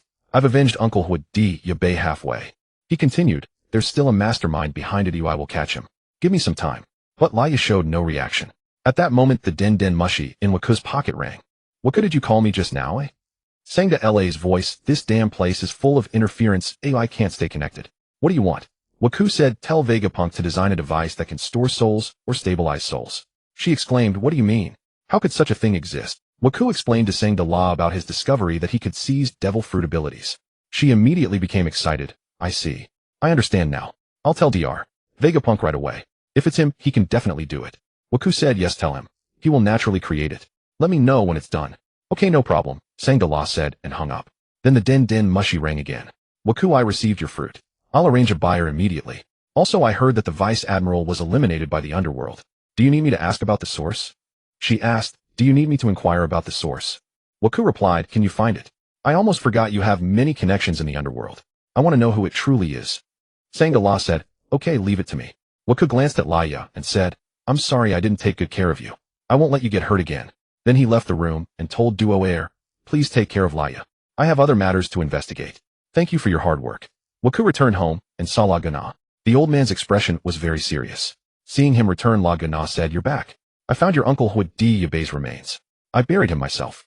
After this matter is resolved, I'll take you to pay respects. Waku said, old man, I've already killed 2 of the pirates involved. I'll continue searching for the rest. La Gu-Na said, no need. I've already found the rest. Their heads are already placed before Huad D. Yabe's grave. I may need to go on a long trip soon. Stay out of trouble at home. Waku replied, old man, this matter is not that simple. I will definitely investigate to the end. La Gu-Na said, don't be impulsive. Leave the rest to me. You. At Aoshi Passe's home, he said, Father, it's done. But the 5 pirates we hired were dealt with too quickly. Will this implicate us? His father replied, with your cowardice, what can you accomplish? The bounty was issued through several intermediaries to the underworld. How could it be traced back to us? Let those 2 father and son search the entire sea, Duo Shikaya said with a sinister smile. Lately Layo seems to have been traumatized. With them gone, no one will be in the way. Aoshi Passe chuckled. Duo Shikaya said, you have such petty ambitions. La Gu-Na left the next day. Waku naturally didn't stay at headquarters. He put the rifle entrusted by Huad D. Yabe at home and moved Layo from the hospital to his house, since her home would evoke painful memories and he didn't usually live there anyway. After arranging these matters, he instructed Duo Air to take care of Layo and set off for G9 base to inquire about the mastermind behind the underworld. Aoshi Passe watched from the window in the corridor as Waku left and smiled sinisterly. He walked toward Layo's house. When he reached the door, he used Moonwalk to jump directly inside, only to find the house empty. Then he thought and headed toward Waku's new home. At this moment his heart was filled with indescribable excitement. He had long harbored a perverse desire for Layo, only thinking about how to possess her and surpass Waku, that bastard of unknown origin. Now his long-cherished wish was about to come true. He couldn't help but quicken his pace. Meanwhile, Waku was sailing on a warship, his mind focused on who to find to infiltrate the underworld and uncover the mastermind. Suddenly the din din mushi in his pocket rang. Walker, I've just run another prediction. Someone close to you has fallen into grave danger again. And I sense your reaction this time will be far more intense. Hence I'm alerting you immediately. It was Joelia on the line. Walker no longer dared to doubt her words. Walker instantly shifted into his beast form and sped back toward Marineford. OSI Repause arrived at Walker's residence and ascended via Moon Step, only to pause just before entering, sensing footsteps within. He feigned departure deliberately, making noise outside. Dor emerged to investigate, and found herself face-to-face with OSI Repaz, a graduate from the previous class. Unaware of the bitter enmity between him and Walker, she lowered her guard instinctively. Senior brother OSI Repaz, Master Walker isn't home right now. Is there something urgent you need? Seeing only Dor inside, his heart surged with dark excitement. Just a young girl guarding the house. Easily lured away. Once she was gone, he could do as he pleased. Dor, is it? I've been searching for you for some time. The Military Affairs Department requires your presence. Report there immediately. The Military Affairs Department. Why now? Ever since the incident with John, Dor had grown deeply wary of assignments. Moreover, Laya remained inside. She couldn't possibly leave her alone, nor entrust her to Repaz. Private First Class, don't delay further. Depart at once. Orders from the Military Affairs Department admit no postponement. Then senior brother, please lead the way. What? You don't even know where the Military Affairs Department is? Must I escort you there personally? I've only just enlisted, sir. I visited once before, but I fear getting lost and delaying the order. Surely I shouldn't have to ask my way there step by step. Repaz had fabricated the command outright. If Dor began questioning, every passerby word would spread, and his deception would collapse utterly. Worse still, she wasn't easily fooled. He realized unless he lured her away himself, she'd never leave. Fine. I suppose I have no choice. Follow me then, Repaz sighed in resignation. Moments later they exited the building. Walker, having reached the harbor, reverted to human form and raced home. Entering the house, he found Dor gone, but Laya rested quietly on the bed. He approached, examined her carefully, detected nothing amiss, and settled beside her vigilant. Once outside, Repaz led Dor a short distance, then suddenly claimed he'd forgotten an urgent matter, gave her false directions, and instructed her to proceed alone while he attended to other affairs. Dor had no recourse. Glancing toward the direction Repaz departed, clearly not toward Walker's home, she reluctantly obeyed the supposed order, resolved to complete her duties swiftly and return to guard Laya. Sensing Dor's movement through his Kinbunshiko Haki, Repaz pivoted sharply and hurried back toward Walker's residence. At last, success. No one stood in his way now. Humph. Walker, your woman is mine first. You love playing the noble hero. You pride yourself on strength. There are still things I'll accomplish before you ever can. His pulse thundered with exhilaration, so fiercely that he failed to detect the additional presence now coiling silently within the house. As he entered the courtyard, Walker sensed intrusion, flung open the window, and dropped down. What brings you here? W. Walker. How did you? Oh, I came to visit Laya. Learned only after asking around that she wasn't home, and discovered she's here with you. After all, we were childhood companions. Given the tragedy her family endured, I felt compelled to check on her. Yes, that's precisely why. She's well. Your concern isn't needed. You may leave. Walker's voice was glacial. All right. Please convey my regards to her then. I won't intrude further. He scurried away, tail tucked low. That accursed harbinger of misfortune. How did he return so soon? Damn it. He always ruins everything. I was this close to succeeding. Unbeknownst to him, Walker watched his retreating figure, eyes cold, unblinking. Joalia's prophetic ability clearly pointed to Laya as the one in peril. Figures like Ziyuan or Dragon possessed formidable self-defense capabilities, and with their immense influence, who would dare target them? Sandra had only just departed for Vegapunk's lab. Impossible, she'd been exposed so swiftly. And if she were, the consequences wouldn't end with her alone. They'd cascade across countless lives. Thus Laya remained the sole logical target. Repaz's sudden appearance confirmed him as the threat. After the catastrophe involving Admiral Hodiab, Walker would never again underestimate dangers lurking near those he cherished. The din mushy rang. Walker glanced at the caller. Its shell sprouted twin horns as he lifted the receiver. Walker, it's me, I'm out. You were right, this place yielded an exceptional comrade. A bellru boomed Kaido's voice. You owe me a favor, Kaido. I need you to do something for me. My mood's favorable. I'll hear your request. Kill someone. Your strength is considerable. Who could possibly elude your hand? I cannot act directly, so I require your intervention. Agree, and regardless of outcome, our debt is settled. Done. Who is it? A Marine officer. I'll secure his intelligence and contact you shortly. His head must be severed. Confirmation of death is non-negotiable. When I strike, I shatter, not decapitate. No head remains. So be it. He ended the call. Now, how to obtain Repaz's sailing itinerary? Walker pondered as he walked aimlessly through the streets. His thoughts turned to Repaz's father, Dashikea. Rumor held he'd been reassigned from headquarters. A stroke of luck that old fox-headed intelligence discovery would expose Walker's hand. Worse, formal military protocol forbade striking comrades in arms. Suddenly a voice called out. Walker, you're back. Ziyuan exclaimed, startled. Ziyuan, what a surprise to see you here. How have you been? Walker smiled. All's well. I take missions, spend time with Sister Crane. Ziyuan blushed faintly. He smiled just now. Does seeing me truly delight him? Her heart fluttered with quiet joy. Living like this, pursuing one's own path, is truly wonderful.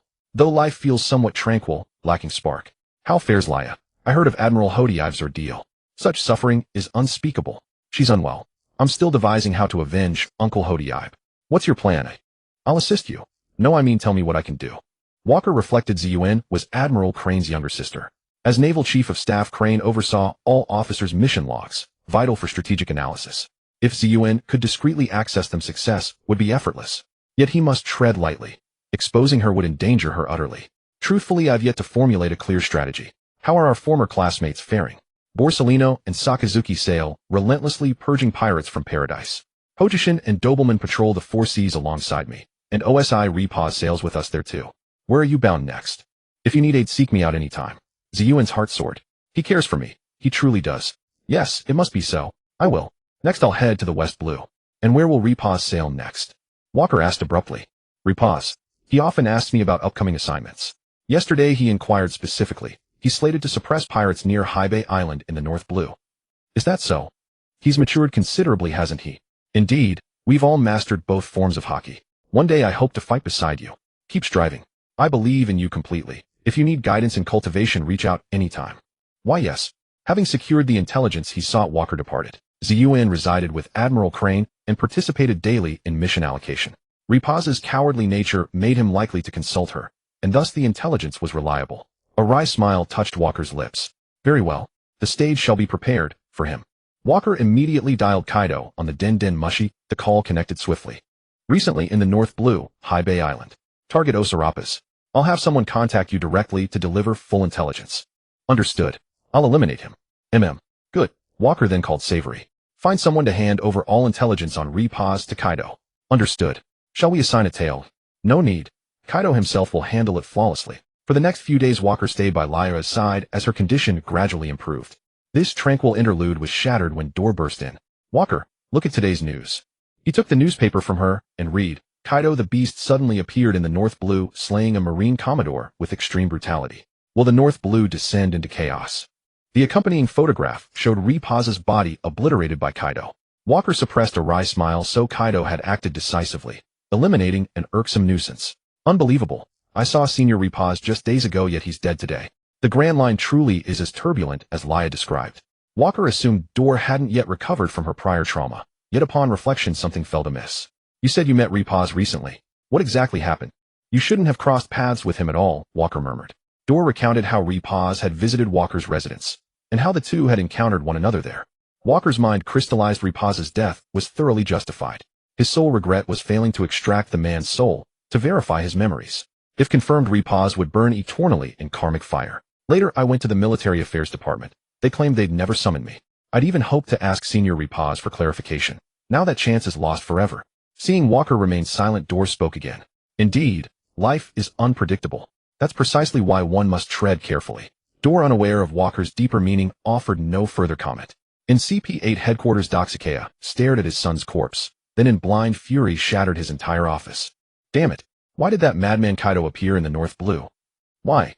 What dark force lies behind this? Repause. I swear your vengeance shall be mine. Kaido will die. His master will fall. And that grotesque aberration you loathed, he too shall join you in oblivion. The woman you cherished, she'll descend to keep you company. His roar echoed through the ruined office. New Year arrived soon after. This year's celebration unfolded at Walker's home. Though the absence of Uncle Hodiive cast a quiet shadow, Laya had recovered, yet grown markedly more reserved. Walker suggested entrusting the uncle's sidearm to her, but she declined, saying her father had already bequeathed it to Walker. He accepted without protest, yet insisted she relocate to G9 base for greater safety. She refused. Walker could only console himself with the explanation that she was still reeling from profound personal loss. After the new year, Walker returned to G9 base, where Savory sought him out. Walker, during my pre-New Year trade mission to Wano country, I sensed a regime change. Savory frowned. How so? The rabbit well daimyo mentioned it. The former shogun Kashiyama has fallen gravely ill. Now Wano is ruled by a new figure named Kurazumi Orochi. Walker, familiar with Wano's lore, instantly recognized the name. Regrettably, pre-New Year preoccupations with Uncle Hodiive had erased it from memory. Otherwise, he might have intercepted Orochi's mythical Zoan fruit, Yamata no Orochi, and the barrier fruit wielded by his subordinates. Yet most of his crew already possessed devil fruits. Even those sworn to abstain would hesitate to sell such treasures, or hoard them idly. Enough, Orochi can wait. He's all bluster. Conducts standard trade. If he resists, kill him. Precisely my view. As Walker reached for Stussie's number, his din mushy rang. It was Sandra. He answered. Walker, your soul restraint device is complete. Dr. Vegapunk has dispatched it. Watch for delivery. Understood. Are you settling in comfortably? Don't just play around. Secure Vegapunk's knowledge and techniques at all costs. I'm utterly dedicated, but his expertise runs deep. Even his manuscripts leave me baffled. Patience, please. Rest assured, I've entrusted this to you. That's precisely why I'm not reassured. Walker, how dare you undermine me like this? Fine. Can Vegapunk implant devil fruits into inanimate objects? Walker, how did you know? Dr. Vegapunk recently succeeded in grafting an animal-type fruit onto a blade. I intend to do the same, to a specific artifact. You must ensure success. Tell Vegapunk this is my second formal request. Not an experiment, but an absolute mandate. Very well, Walker. I'll relay your demand. The process is extraordinarily complex. Even he required extensive time. No matter. Master it yourself. Devil fruits will abound. The true mastery lies in bestowing them upon lifeless things. How long exactly? Let me recall. Roughly 1 week from inception to completion. That's quite lengthy. Be certain you grasp the underlying principles. He ended the call. Then as he reached for Stussie, her din mushy rang first. Where are you? Your requested item is ready. Dr. Vegapunk sent me to deliver it. Ah, I thought you missed me enough to seek me out. Turns out you're merely passing through on business. Must you always be so irreverent? I won't endure that again. It lasted too long. I simply couldn't bear it, Stussie admitted, flustered. You're Zoan type yourself. You surely comprehend its intensity, Walker teased. So, where are you? I'm at G9 base. Come find me. Stussie hung up without reply. Walker inspected his rifle beside him. Then shifting into beast form, expelled a stone casket onto the floor. Soon after, Stussie arrived, masked and expressionless. Take me to your base, Commander, she commanded, voice devoid of inflection. Yes, this way please. The sentry briefed in advance by Walker trembled visibly, daring not lift his eyes toward the CP0 agent, as he escorted her straight to Walker's office. She knocked once entered, and the guard outside exhaled sharply before fleeing, ears clamped, terrified of overhearing forbidden truths. This is what Dr. Vegapunk entrusted to you. All functions you specified are fully operational, Stussie stated, producing a glass vessel. Its interior was divided into 2 chambers, each with distinct control buttons. A label, Sandra's neat handwriting, adorned its surface. Walker accepted it, set it aside, and grinned. It's New Year, marking our first year together. Though we've spent little time side by side, a friendly sparring match seems only fitting. Without hesitation, he initiated combat. Stussie, now seasoned, offered no resistance. Their vigorous exchange lasted 4 or 5 hours. Stussie collapsed breathless and supine on the floor. Does your stamina never deplete? A terrifying man indeed. Be grateful I didn't employ life return. A blush rose to Stussie's cheeks as memory flickered. Anything else for Dr. Vegapunk? I cannot linger long. Deliver these 2 items to Vegapunk.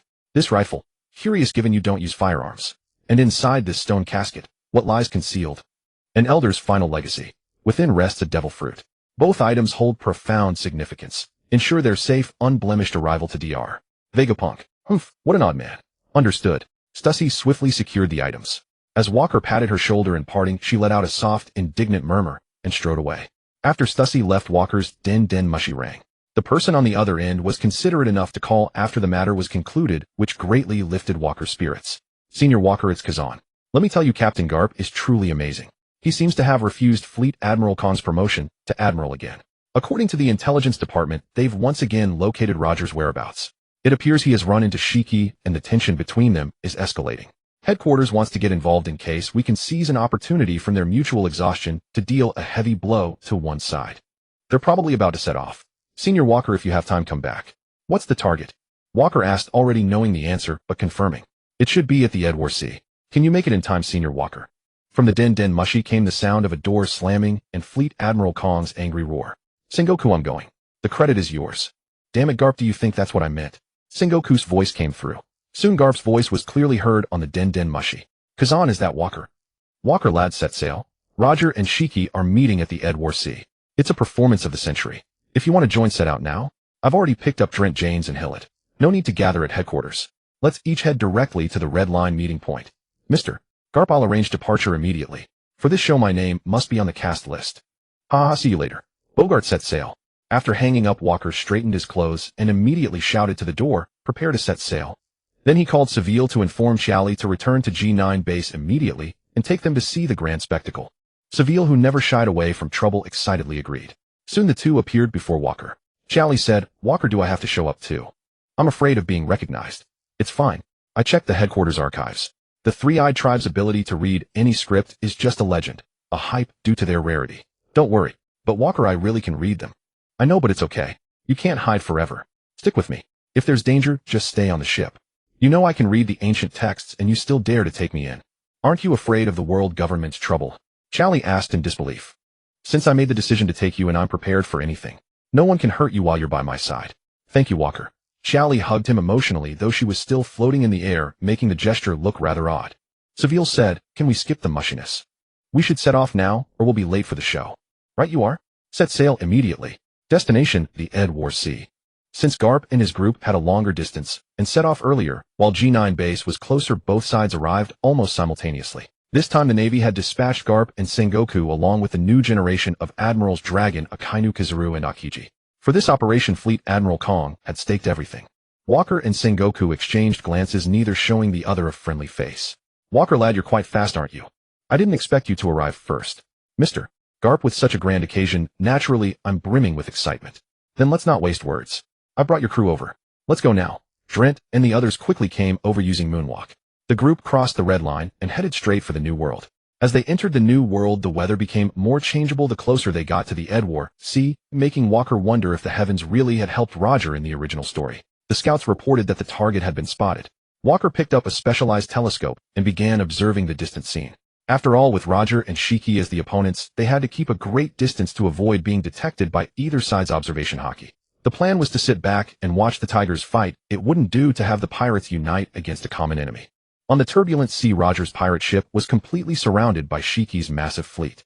Shiki said, Roger, I hear you know the whereabouts of the ancient weapons. Join me and become my right hand. With your intelligence and my military strength, the whole world will be ours. Roger replied, Shiki, I have no interest in conquering the world. Move aside and stop blocking my way. I see. You're asking for death. Do you want me to bury you in this violent sea? But this place would make a fine grave for you, fitting your terrible personality, Roger. Shiki, I refuse. I'm the one who's going to take you down. Buggy grabbed Roger's leg and shouted, Captain, don't be reckless. They have too many men, and we're surrounded again. Gabby pulled Buggy away. Buggy, be a man, and don't interfere with the captain's decision. Rayleigh asked Crocus, how has Roger been lately? Crocus picked up a harpoon ready for battle, and turned back to reply, he's been in pretty good shape lately, enough to get him through this fight. Both sides exchanged heavy cannon fire. Gabby's navigational skills were on full display as he dodged the artillery, while making his way towards Shiki's flagship. Quite capable, Roger. Sure, Chinguchia. Shiki floated in the air and unleashed countless slashes toward Roger's ship. Shiki, you're still the same as ever. Your strength hasn't changed at all. Roger drew his sword and swung once, shattering all the slashes. You possess great power, but it's a pity you won't use it for me. I have no choice but to eliminate you, Roger. Sure, you high. The surrounding seawater rose up and pressed down toward Roger's ship. Rayleigh and Gabby's slashes directly countered Shiki's technique. From the Navy's side, Akainu remarked, as expected, pirates only bite each other like dogs. Sengoku made no response to Akainu's words. After serving under Tsuru for so long, Akainu's personality had not changed at all, but he was no longer the reckless brute he once was. He had begun to understand the power of strategy. Pirates are so scary. It feels like a single hit could be fatal, Kizaru said languidly from the side. Hearing his voice, Sengoku wanted to kill him. Why had he ever let this guy stay by his side? Pirates truly are heinous. They have caused so much suffering on this sea dragon's side. Dragon, you're still as compassionate as ever, Walker said to Dragon across the way. Garp punched Dragon on the head. I don't know what goes on in your head all day. Drent said boredly, it's certainly exciting, but are we just going to watch from here? Otherwise you could join in and at least get a participation award, Janes retorted. Janes, you bastard, are you itching for a fight again? If you want a bath in the sea, I can grant that wish. Walker, I can't hold back anymore. Shiki is right there. I have to take him down. Hillid said, his whole body trembling. Walker patted his shoulder. Hillid, calm down, my brother. He's not going anywhere. Let them wear each other down a bit more. You want revenge. As long as he ends up dead, why care about the process? Wait a moment. The climax is almost here. The pirate battle at sea had reached a fever pitch. As the overall commander of this operation, Sengoku announced, the pirates ahead are locked in battle and showing signs of fatigue. Approach slowly. Prioritize crushing Shiki's fleet. Everyone advance. For justice. Empower. White mist emanated from Walker and drifted into the sea. Countless arms formed from seawater appeared beneath the ship, dragging it forward at tremendous speed. Instantly, they pulled away from the Navy forces. Walker, what a terrifying ability. You're charging straight at the pirates, someone remarked. Akainu ordered an increase in speed. Sengoku was furious. Such a lack of discipline. He charged out alone. Walker's warship taking the lead soon appeared in the pirate's line of sight. Walker laughed heartily. "Hillet, I'll leave this chance to strike to you." Xylade drew both blades in a flash, crossing his arms to gather power before leaping skyward. Twin blade style ascending slash. Several colossal crescent cuts streaked toward the Golden Lion's fleet, instantly shattering 3 pirate vessels. "You little navy brat daring to come and trouble me again. I am the Golden Lion. How dare you underestimate me? Men kill Roger and these Marines." The Golden Lion's fearsome prestige held sway, and the natural enmity between pirates and Marines meant that even without his command, cannon fire rained down upon the Walker warship. Coordinate reversal. The shells fired by the pirate ships suddenly appeared above their own heads and fell, causing considerable chaos among the fleet. "Damn Marines. Roger, I never expected you to truly collude with them. What a disgrace to pirates. Shiki, I didn't summon the Navy. Don't try to pin this on me. Mph. You pulled that stunt 10 years ago. How could I be wrong? Even with the Marines backing you, so what? Do you think you can seize the Golden Lion like this?" Roger couldn't be bothered to argue. The Golden Lion's flying fleet retaliated with even greater ferocity. Soon the Marine reinforcements pressed in, and Akainu struck first. Meteor Volcano rained indiscriminately. "Is that mad dog Sakazuki blind?" Dylan's sulfuric rounds coated in armament Haki shattered the volcanic bombs heading for the warship. "Sakazuki, aim properly, and don't hit your allies." Sengoku roared. Dragon extended both hands. Storm raging tempest. A massive gale gathered before him, slowly forming a tornado that advanced toward the pirate lines. The outermost ships of the Golden Lion's fleet bore the brunt, 2 of them shattered by the tornado. "Roger, we're both pirates. Let's call a truce and take down the Navy together. Otherwise we'll weaken each other and let them reap the benefits. That's no good. Shiki, I have no intention of allying with anyone. I'd rather part ways here. I have no time to waste. So it's come to this, no negotiation. It seems both you and the Navy will be buried in this sea." The Golden Lion soared into the sky, his slashes shredding the tornado. Lion's might, supreme sea control. His sword aura split the ocean in 2, half the seawater surging toward Roger in the middle, the other half toward the Marine formation. Sengoku instantly transformed into his great Buddha form, radiating golden light. Shockwave. The immense force pierced through the sea, yet the remaining water still crashed down. Ice Age. Akiji unleashed his ultimate move, freezing a vast expanse of seawater, only to have it interrupted by the Golden Lion's slash. "I knew there was an ice brat in the Navy. Did you think I'd let you succeed?" Walker watched the tidal wave closing and marveling at Sengoku's strike, truly befitting the Navy's flagship. He had thought the original technique was a wide-area attack, but it seemed to focus on penetrating damage. Akiji's strength had grown considerably since they last met. His Ice Age release speed and range were far superior. "Walker, what do we do? I can't swim. Protect me." Xiao Lia clung to Walker's arm, shouting, "Enhanced spirit, sea martial god." The towering wave instantly halted, reshaping into a humanoid form. It surged back toward the Golden Lion with a vengeance. "You again, you wretched brat. I let you off once near Marine headquarters, but this time I won't be so lenient. Shiki, your ability is useless against me. Haven't you learned your lesson yet?" The Golden Lion immediately abandoned Roger and charged at Walker. Roger didn't give chase. As he'd said, if the Golden Lion wasn't fixated on him, escape would be easier, and the Marine's fate was none of his concern. Lion Supreme Freedom Slash. Black-red slashes struck the Walker warship unpredictably. This time the Golden Lion was using full force. Xylade intercepted, deflecting 2 slashes, while Walker countered the rest with a fist coated in Ryuo Haki. Garp and Sengoku, seeing the Golden Lion approach, engaged him directly. The Golden Lion realized his impulsiveness and quickly retreated. Was he mad enough to challenge the entire Marine elite alone? Set sail? Board them. The pirates are faltering. Close in. Garp had already abandoned the Golden Lion to pursue Roger, who was exasperated by this man who only had eyes for him. After all, time was what Roger lacked most. Walker stepped into the air and charged into the melee, punching at the Golden Lion. "You damned brat, Targati." Lion's Might Supreme Wind Slash. Countless attacks coated in Conqueror's Haki rained down on Walker. The Golden Lion's Haki was saturated with ferocity. Having endured much before, Walker's body had adapted somewhat, but he could barely avoid being knocked away. His body was already covered in wounds. "Brat, no matter what, I'll kill you today. Last time you dared to stop me, but you hid in paradise and I disdained to strike at a child. Now you dare come to the new world to die. Shiki, I wasn't ready to face you before. Now I have no fear of you. Brat, you're far inferior to your father. Let me show you the gap between us." The Golden Lion gripped his twin swords, unleashing his Conqueror's Haki aura. Walker felt the terrifying pressure surging toward him. The first time he had awakened his Conqueror's Haki was under the Golden Lion's stimulus, so he was no stranger to it. Lion Wind Stroke of Freedom. Hellfire Titan Giant's Might Spear of Annihilation. The immense power created a tangible wall of force between them. Walker felt his attack being suppressed. How had Roger achieved that Conqueror's Haki coating earlier? He struggled to recall. Resolve. The improvement of Conqueror's Haki was based on one's own resolve. That's what the old man had told Walker. He tried to remember. The Golden Lion's devastating slashes had already broken Walker's skin. He was sent flying crashing onto the deck of a pirate ship below. The surrounding fodder pirates tried to finish him off, but were instantly knocked unconscious by Walker's Conqueror's Haki. His Soul Devourer passive activated, and he used soul energy to heal himself. The deep wounds on his hands where bone was visible quickly closed. Walker sat on the deck pondering. The old man's Conqueror's Haki was as heavy as a mountain. Garp's was as sharp as a spear. Roger's was like a wild beast, and the Golden Lion's was brutal. What would his own Conqueror's Haki be like? The Golden Lion crossed his swords in front of him and lunged toward the deck. Walker ignored him, still lost, and thought about the nature of his Conqueror's Haki. What was it? A towering, killing intent slowly emanated from within Walker. Yes, his Conqueror's Haki was absolute murderous intent. All who dared oppose him deserved to die. Walker watched the Golden Lion charging at him, erupting, with full Conqueror's Haki channeling it into his fist. He threw a casual punch coated in black-red light. The Golden Lion's expression shifted drastically. You little brat, you can actually. The clash of their Conqueror's Haki coatings, the air between them erupted with massive black lightning. Everyone on the battlefield turned to look at Walker and the Golden Lion. Walker, are you okay?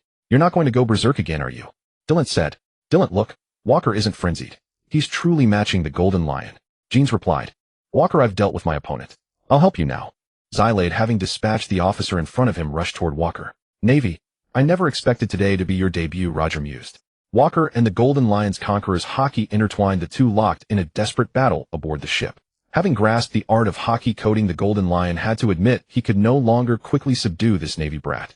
Xylade's charged attack struck from behind the Golden Lion. Dual sword-style decapitation cross-slash. Caught between two fronts, the Golden Lion, who was locked in a standoff with Waku, found himself attacked from behind. Armament Haki directly covered his back as he took Sheila to strike head-on. What mangy beast dares to ambush me? Have you grown weary of life? Golden Lion, do you remember Mela Bayan? Dier, and the one you killed? I've slain countless men under my blade. How should I know who you're talking about? But even if I've forgotten, I'll take this debt. What can you, Golden Lion, do about it? You deserve to die, Golden Lion, Sheila said, launching a furious assault against him. Shiki, now under combined assault from both enemies, felt immense pressure. Waku had a unique constitution, a pure-blooded monster, and had awakened Conqueror's Haki infusion. Though the Golden Lion could suppress him, he couldn't defeat him. Now an unknown Mink tribe member had joined the fray, attacking him relentlessly. The Golden Lion, after all, was a notorious hegemon of the seas. With a powerful heavy strike, he sent Waku flying, deciding to first deal with the Mink before him, as eliminating this one seemed easier. With a single blow, Lion's self-transcendent slash, the Golden Lion shattered Sheila's defenses, leaving him gravely wounded. Haha, I'll be merciful and let you reunite with that. What's his name? I've forgotten. With your dead father, that is. Damn it. How can this be? Father, am I truly unable to avenge you? Is my voyage ending here? How unwilling I am. Sheila, it seems the Marines have produced another remarkable figure, Roger laughed heartily. Justice naturally attracts more and more people to join. Garp, don't get in my way. I'm very busy. That won't do, Roger. Sheila rose, and together with Waku intercepted the Golden Lion. After a prolonged assault with no success, the Golden Lion retreated to the pirate camp. Waku held back the impulsive Sheila, preparing to gather his own crew and advance together. James shouted, Waku, the weather is off. A massive storm is coming. Sure enough, the storm from the original story had arrived. A gentle breeze swept by as Dorag appeared beside Waku. Waku, I sense the wind. A great gale is rushing toward us. Admiral Sengoku has already ordered an immediate evacuation from this sea area. Dorag, do you want to play a big game? What do you mean? How big? Since the storm is coming, with our combined abilities we can make it even more devastating and completely bury these pirates. Regardless of whether it was Roger or the Golden Lion, Waku had a poor relationship with both. Now was the perfect opportunity. The Navy had committed nearly all its elite forces for this operation. Compared to the original story, the Navy now had Waku's additional strength enough to contend with both the Golden Lion and Roger. Waku wouldn't mind eliminating the two here, and the Golden Lion's Devil Fruit was particularly tempting to him. Pirates are the root of suffering for ordinary people. Of course I want to eradicate them. But neither the Golden Lion nor Roger will be easily dealt with. You're right. That's why we must harness this natural disaster. Before nature, human strength is insignificant. How will we know unless we try? True enough. Let's give it a try then. Dorag began to channel his power, gathering the raging winds. The energy of the storm was sensed by both the Navy and the pirates alike. What is that Marine doing? Stop those two Navy brats. They're planning something big. Roger, you must feel it too. Let's call a truce for now. If we don't drive back the Navy, none of us will escape. Shiki, I agree with you this time. Boys, pause the fight with the Golden Lion pirates. Let's join forces to push back the Navy first. It's time for us to leave. Roger, with his top-tier observation haki and the ability to hear the voice of all things, had long sensed the impending great storm. His observation haki foresaw a terrible future. Now that the Navy clearly intended to trap him, and the Golden Lion was also eager to retreat, joining forces with him seemed a good plan. Sengoku saw what Dorag and Waku were doing and felt like cursing. Defeating the Golden Lion and Roger was already a great achievement. Yet this Waku insisted on stirring up trouble. Now there was no way to stop it. Could he possibly go to Roger and the Golden Lion and say, "I originally wanted to leave, but it was all Waku's idea. Go after him"? Such words could never be spoken. Sengoku said helplessly, "The pirates are making their last stand. Victory is within our grasp. Hold the line, everyone. Don't let them succeed." Garp and Sengoku engaged Roger and the Golden Lion, preventing the pirates from breaking through the Navy's defenses. Waku's essence soul surged wildly into the air, commanding the hurricane. The massive storm at sea, guided by the two, accelerated its advance toward the pirate camp. Those present could already see the tornadoes connecting heaven and earth. The pirates began a desperate, frenzied attempt to break through the Navy lines. Casualties among the Navy skyrocketed as cornered pirates fought back with terrifying ferocity. "You Navy brats, it's good to be young. Had it been a few years earlier, I would have loved to have a good fight with you. But now I'm done playing. Gab, let's go," Roger said with a sigh. With the help of the egg, Roger escaped once more, though his ship was heavily damaged. In the storm, the Golden Lion was accidentally struck in the head by a ship's rudder and fell unconscious, only to be rescued by his crew at the cost of their lives, much to Shilada's frustration. Waku had Janes use his fruit ability to teleport to a distant sea area, easily evading the storm. Dorag, on the other hand, rode the wind away with ease. Thus the Battle of Ed War came to an end. The Navy and the Golden Lion both suffered heavy losses, and the Roger pirates were not unscathed either. It seemed no one had truly won. In the empty office at Marine headquarters, all personnel of Rear Admiral rank and above were gathered. Though the Battle of Ed War dealt a blow to both the Golden Lion pirates and the Roger pirates, our losses were too great. 8 Vice Admirals, 42 Rear Admirals, and over 10,000 junior officers and soldiers have fallen. Sengoku, how did you devise this battle plan? The strategic objective was achieved, but someone stirred up trouble, leading to increased losses. It was my fault, Sengoku replied. Admiral Sengoku, no need to be cryptic. Just say who stirred up trouble. Waku demanded. If you hadn't insisted on blocking the Golden Lion pirates' escape with Dorag and summoned a storm in an attempt to annihilate them, all the pirates wouldn't have fought back so desperately, and we wouldn't have suffered such heavy losses. So according to Admiral Sengoku, when the Golden Lion wanted to flee, we should have just watched him and Roger escape, all to minimize losses. Sengoku was inwardly shocked. He almost fell into the boy's trap.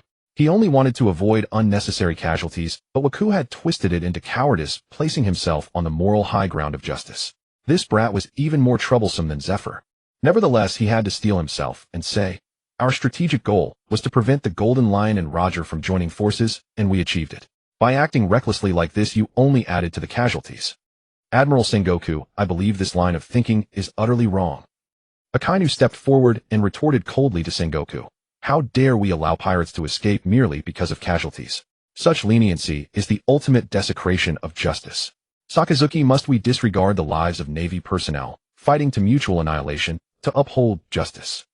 Even Sengoku's legendary patience could no longer endure such insolent rebukes from his juniors.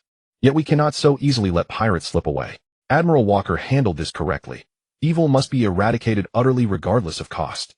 Walker remained silent, observing Akainu and Sengoku's quarrel with quiet amusement. When he caught Kureha's glance, laden with subtle meaning, he deliberately looked away. Fujitora, furious atop the dais, bellowed, "What is this squabbling?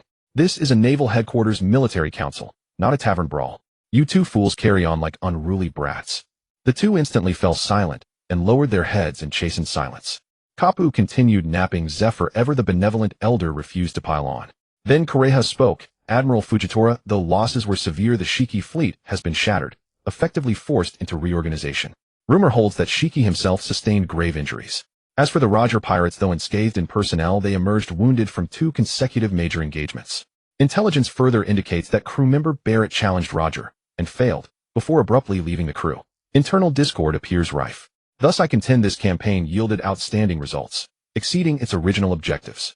Fujitora knew Kureha was shielding Sengoku, but as Supreme Commander, even his partiality towards Sengoku could not be so blatant. Kureha speaks wisely, but merit and fault must never be conflated. Sengoku successfully prevented the alliance of 2 major pirate crews, yet at heavy cost. Accordingly, all his commendations shall be deducted to fund compensation for the fallen. Other combatants shall receive honors commensurate with their valor. Meeting adjourned. Return to your duties. Sengoku and Kureha remained behind. Fujitora said Sengoku. I am deeply disappointed in you. I apologize, Master Fujitora. I have failed you. I failed to contain our casualties.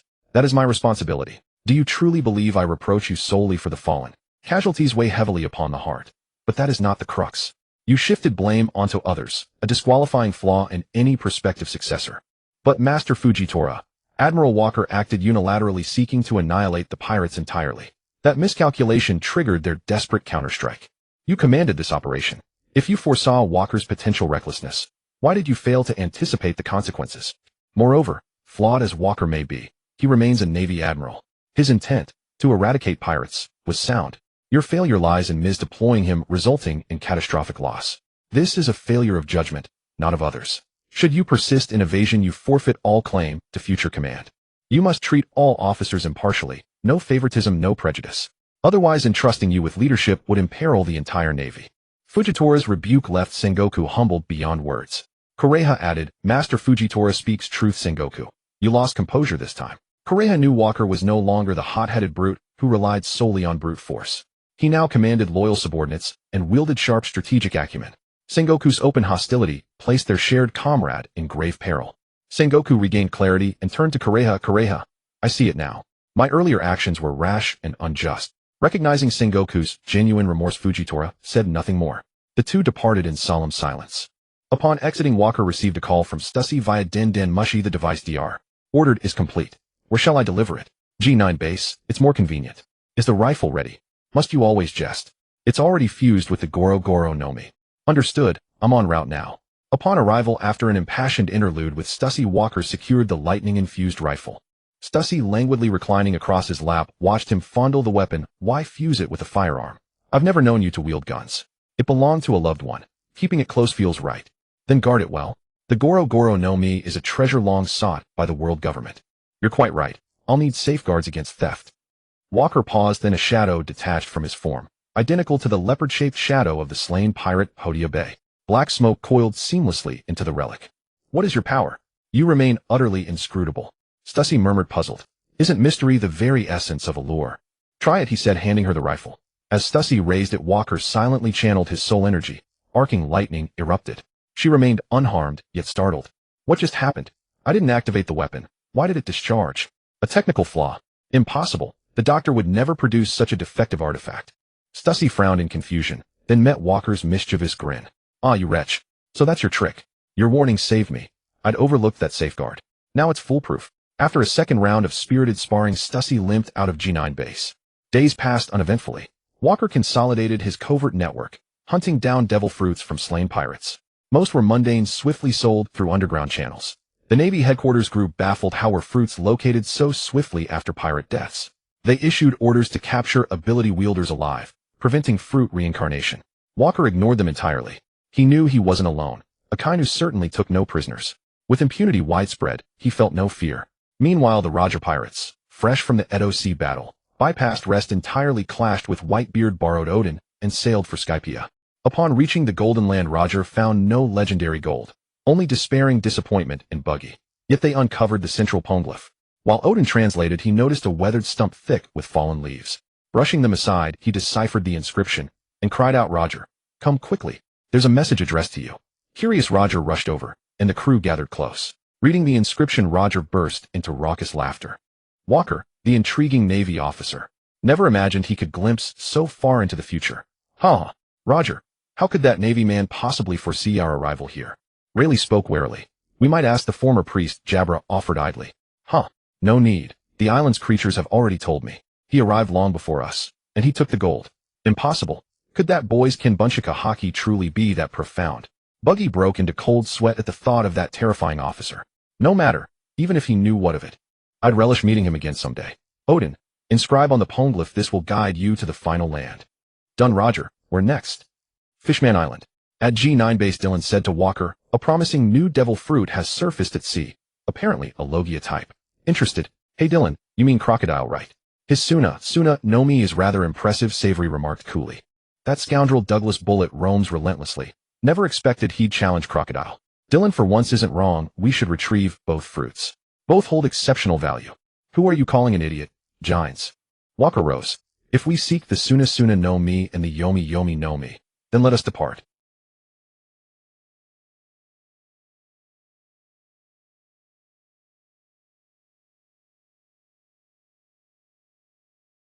Lately our hunting frequency has grown rather conspicuous. Even among pirates rumors have spread. He's a madman, not a fool. Jolia ventured cautiously. What's the difference? Either way, neither is quite sane, interjected Hillard. A madman fights recklessly but fears death. A fool may not fear it at all. Huh. Spot on. Only Dylan would fail to grasp such a simple distinction, Gines mocked. Gines, do you want to fight? Enough, let's drop it. Jolia, locate Crocodile. Where is he now? Jolia's eyes glowed blue as her crystal orb shimmered into life, revealing an image. Gines studied it intently and declared decisively, this is an island in the New World. I've charted it before. I can teleport us there directly. Without hesitation, the group vanished with Gines and reappeared upon the New World island. Scanning the vicinity, they soon spotted a man with a prominent swept-back hairstyle. Walker, familiar with the canon, recognized Crocodile's future visage instantly. This man bore 6 or 7 parts resemblance, so Walker led the others forward. Crocodile sensed their hostility and spoke first. Marines, have you come for me? Indeed, we have. You're a pirate. Shouldn't a Marine's visit unsettle you? Dylan exhaled a puff of cigar smoke. If you Marines dare provoke me, don't blame me for what follows. Desert Greatsword. Sand erupted from the ground, slashing diagonally toward Walker, yet struck nothing, dissipating harmlessly. Not bad force. Any other techniques worth trying? Walker remarked coolly. Walker, may I take him? A pirate stirs my instincts to strike. Hillard stepped forward. If you wish to engage, he's yours. Inanimate matter holds no sway over Walker. Does this bore you, Walker? Jolia, long accustomed to Walker's abilities, understood immediately. Perhaps. Without hesitation, Hillard lunged. Dual blade style dragon spine severance. Her form slicing straight through Crocodile. Blood sprayed forth. Hillard had long mastered armament haki. The technique pierced Crocodile deep. Your armament haki is formidable, Mink warrior. Heavyweight sandstorm. A colossal sand vortex enveloped Hillard, but she didn't flinch. Armament haki surged across her frame as she burst free, twin blades cleaving downward with lethal precision. Crocodile recoiled in shock, his right arm liquefied into sand and lashed out. Desert blade. But Hillard crossed her blades before her chest and shattered it outright. This sand is utterly useless against Hillard. His strength has surged again. Gines observed dryly. Certainly faster than yours. After all, he forces me through sulfur training. Compared to sulfur, this sand is laughably weak. Dylan, you've got the gall to say that. You're the laziest among us. Gines, you wretched scoundrel, aren't any better. Amidst the battlefield, Crocodile's heart raced. He'd recently clashed with a deranged member of the Arlong Pirates, ending in stalemate. Why then was this opponent so unervingly formidable? The duel intensified fiercely. Though Crocodile's powers troubled Hillard momentarily, she steadily gained the upper hand. Soon the young Crocodile showed clear signs of defeat, not only due to Hillard's prowess, but also the psychological weight of Walker's entire squad watching silently from the periphery. Seizing an opening, Hillard delivered a horizontal slash that scarred Crocodile's face. Blood stained his cheek crimson, his nose crushed, tears mingling with gore. Crocodile stood humiliated and broken. Walker prepared to intervene and end the hunt. A din-din mushy rang sharply. Walker glanced, Admiral Kong, and answered, Walker speaking. It's me, Admiral. Admiral Kong. Coincidentally, he's beneath my feet at this very moment. Had you called a moment later, you'd be issuing orders to a corpse. You engaged him in combat. Report your battle results truthfully. His strength will be reassessed accordingly. Now escort him to headquarters for formal investiture. Understood, Admiral. This shall be straightforward. With that, Admiral Kong ended the call. That man's luck is staggering, Walker. I feel billions of berries slipping through my fingers. Dylan exaggerated. Still, why did Admiral Kong himself place the call? Gines frowned. Who knows? Perhaps because Walker's now a rear admiral. Direct orders from the Admiral are warranted. Savory speculated, likely best not to inform Zephyr, given his family's fate. And if Sakazuki were assigned instead, not a single pirate under his command would survive. Walker replied calmly, You've no right to lecture. I doubt any pirate has ever survived under our command. Jolia laughed heartily. So what now? Spare him, or finish him? Hillard echoed. Walker stepped forward and addressed Crocodile. Hey pirate, will you accept the warlord title? A government-sanctioned pirate, a status I advise you to refuse. Crocodile was stubborn, but not foolish. That mink swordsman had already dealt him grievous harm. Behind him loomed a pack of predators, their murderous intent unmasked, their words spoken without restraint. Though bitterly resentful, he yielded. On these seas, sheer obstinacy invites swift oblivion. I understand. Refusal means death, so I accept. Crocodile clutched his wound. A pity, but congratulations on surviving. Walker turned away, leading his team off without another word. Walker radioed for a naval vessel. Budgets were allocated for such purposes after all. En route back to base, Dylan sighed idly. What a shame. A Logia-type fruit wasted. Imagine seizing it. By the way, Walker, where's your gun? I gave it to the old master. I rarely use it myself. Being a pure physical combatant, he finds it a fitting companion. He says he'll help me refine it. Walker replied, evenly. I've heard of black blades, the ultimate honor for a swordsman. Can firearms too attain such mastery? Black gun? Hillard asked, puzzled. No idea, but trust the old master. He never fails to astonish us. A frantic sailor dashed aboard the warship and saluted Walker. Rear Admiral Walker. Urgent report. Our galley, it's completely empty. Calm down. Explain carefully. What happened? The cooks finished cleaning, locked the door, and retired to their quarters. But when they returned to prepare lunch, they found every ingredient vanished. How could anything simply disappear? Preposterous. Gines exclaimed. Could it be a monster? Dylan mused. Let me handle this, Jolia declared. Her eyes flared sapphire as she began divining. But Dylan interrupted her abruptly. I think I know what's happening. Walker blurred, reappearing in an instant, his boot crashing down hard onto the deck. Ah, so heavy. Don't underestimate giant strength. The voice rose from beneath his foot. Slowly Walker felt a counterforce surging upward, resisting his pressure. Curious, he lifted his foot and revealed a woman, emerald wavy hair, bullhorned helmet, khaki suspenders, tropical tight shorts, and clutching a fork. Her form swelled steadily, halting at 6 meters, twice Walker's height. Clearly a giant and unmistakably reminiscent of a figure from the canonical anime series. Wasn't this giant girl right in front of me the daughter of that giant chef from the original TV version? Those were characters the original protagonist encountered when he first arrived in the new world, seemingly a devil fruit user. How could she have appeared 20 years early? But giants have very long lifespans. 20 years wouldn't show any visible change on their faces. The giantess looked down and said, Who are you people? Why did you attack me? It seems you ate our kitchen empty. Can't I catch a thief? Walker replied. The giantess gave an awkward smile and shrank to Walker's height. Sorry, I was too hungry and followed you onto the ship. I couldn't help myself. My apologies, but your chef's cooking is terrible. Worse than mine and far worse than my father's. So you're a chef? Of course. Don't underestimate me because of my age, and my culinary skills are impressive. How did you end up here? My father went out to sea and I was bored in Elbaf. I wanted to see the world. So your father is a pirate? Dylan interjected. Yes, I've heard him say that. Walker smiled helplessly. Do you know what we do? You're Marines, right? Suddenly the giantess noticed something and cried out in alarm. Am I surrounded? Don't bother resisting. You can't escape and you can't beat us. Try it if you don't believe me. Damn it. What do you want?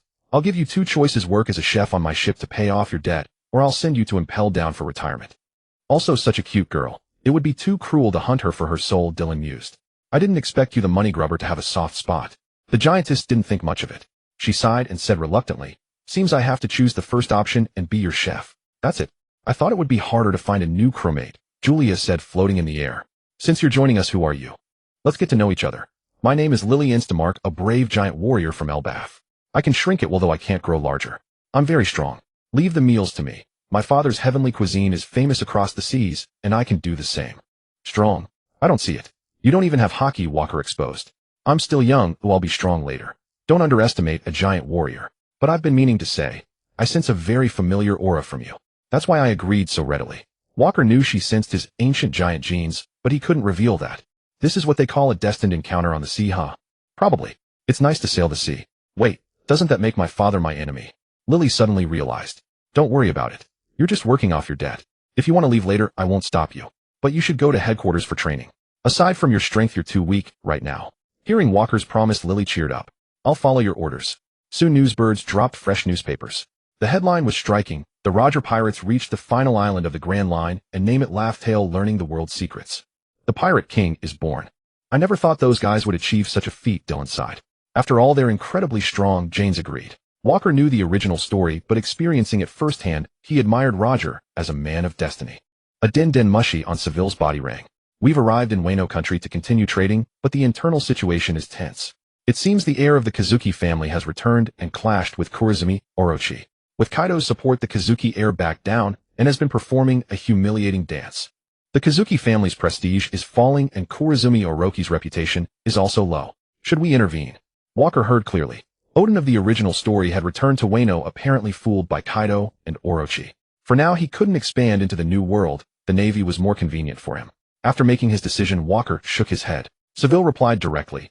Keep a close watch, don't make any moves for now. Soon news came that Roger had disbanded his crew. But compared to that, Walker received an even more shocking message. Dragon had killed a king of a member nation. and Walker received an order from Kong to go to the fleeing Brando kingdom to arrest Dragon and bring him to justice. Walker, are we really going after Dragon? I think he's a good guy, Dylan asked. I don't know. We'll see when we meet him. After all, that old man Kong isn't easy to fool. Tal's den mushy rang. The ship is half finished. Come and take a look when you have time. And, Tal, don't worry. I'll have someone bring the remaining funds to you. But come to the Brando kingdom now. Oh, I need your help with something. Okay, no problem. With James, Walker and his core team quickly reached the destination and found Dragon hidden under a cloak. Walker, have you come to stop me? Dragon asked. Dragon, I didn't expect you to kill a king of a member nation directly. I'm just curious about the reason. I took a mission to guard a king, but that king executed over 1,000 citizens who couldn't pay taxes in order to pay the heavenly tribute, and many of them were pregnant women. My mission was to be an executioner for the nobles. I used to think pirates caused the people suffering, but it turns out it's the people we protect. So this wrong cannot continue. I see. But I can't just let you go. Old man Kong gave the order. Didn't you always want to fight me? This time you'll get your wish. Hurricane Dragon Claw. Without any hesitation, Dragon coded his moves with armament haki and appeared before Walker in the blink of an eye. Dragon, you're stronger than I imagined. Supreme Collapse Fist. The immense force caused the ground beneath them to cave in. Their power is incredible. Are we really just going to watch? Julia said. Better not get involved. You know this guy has helped us a lot before. He's practically our friend, Dylan replied hesitantly. Julia asked in confusion. For once the money grubber isn't saying it. A Logia user. We could all jump him and take his soul for money. Do you really think I'm that heartless? I'm just a little greedy. The boos around them spoke for themselves. The battle between Walker and Dragon grew increasingly intense, leveling most of the surrounding town. Walker's Conqueror's Haki coding made it impossible for Dragon to resist, but Walker sensed that Dragon seemed to have reached a bottleneck too. Dragon's ability also gave Walker headaches. The hurricane hindered his movements. However, Walker had no intention of killing Dragon, and Dragon understood Walker's intent. Their clash was more for show. After many exchanges, Dragon finally awakened his own Conqueror's Haki coding. Walker, thank you. Every time I fight you, I gain new insights. Walker was annoyed. When he fought Golden Lion, he had learned Conqueror's Haki coding. Now Dragon learned Dragon Claw Fist and Conqueror's coding from him. Truly, what goes around comes around. Maybe it's your own talent for understanding. Dylan joined the fight. Someone's coming to supervise. Looks like we have to make a decision. Walker also sensed the approach. He said coldly, Dragon, it seems time to end this. Drago could hold his own against Wok, whose fighting spirit was lukewarm. Yet when Wok's entire crew closed in, Drago was swiftly overwhelmed. With a single punch, Wok sent him flying. James, witnessing Drago's injury, instantly activated his ability to pull him onto the ocean's surface, where he plunged into the sea. Wok unleashed his technique Gale of Shadow, Winter's Frost, freezing the sea's surface in an instant. The group stood silent upon the ice, until a voice echoed from behind. Why haven't you confirmed Drago's life or death? No need to look, it's surely that detestable CP0. We're all Devil Fruit users. Do you expect us to dive in and seize him? Since you've arrived, why not go down yourselves? Wok replied coldly before turning away entirely. He immediately deployed a surveillance insect, capturing the scene and transmitting it to Sengoku. Moments later, Sengoku called Wok. You struck Drago into the sea and froze its surface. Have you confirmed his life or death? I cannot confirm either. I merely froze the surface to prevent his escape. CP0 is already descending to verify. Sengoku sighed, deeply, lingering in silence before murmuring, perhaps this is the best outcome after all. Return to headquarters immediately.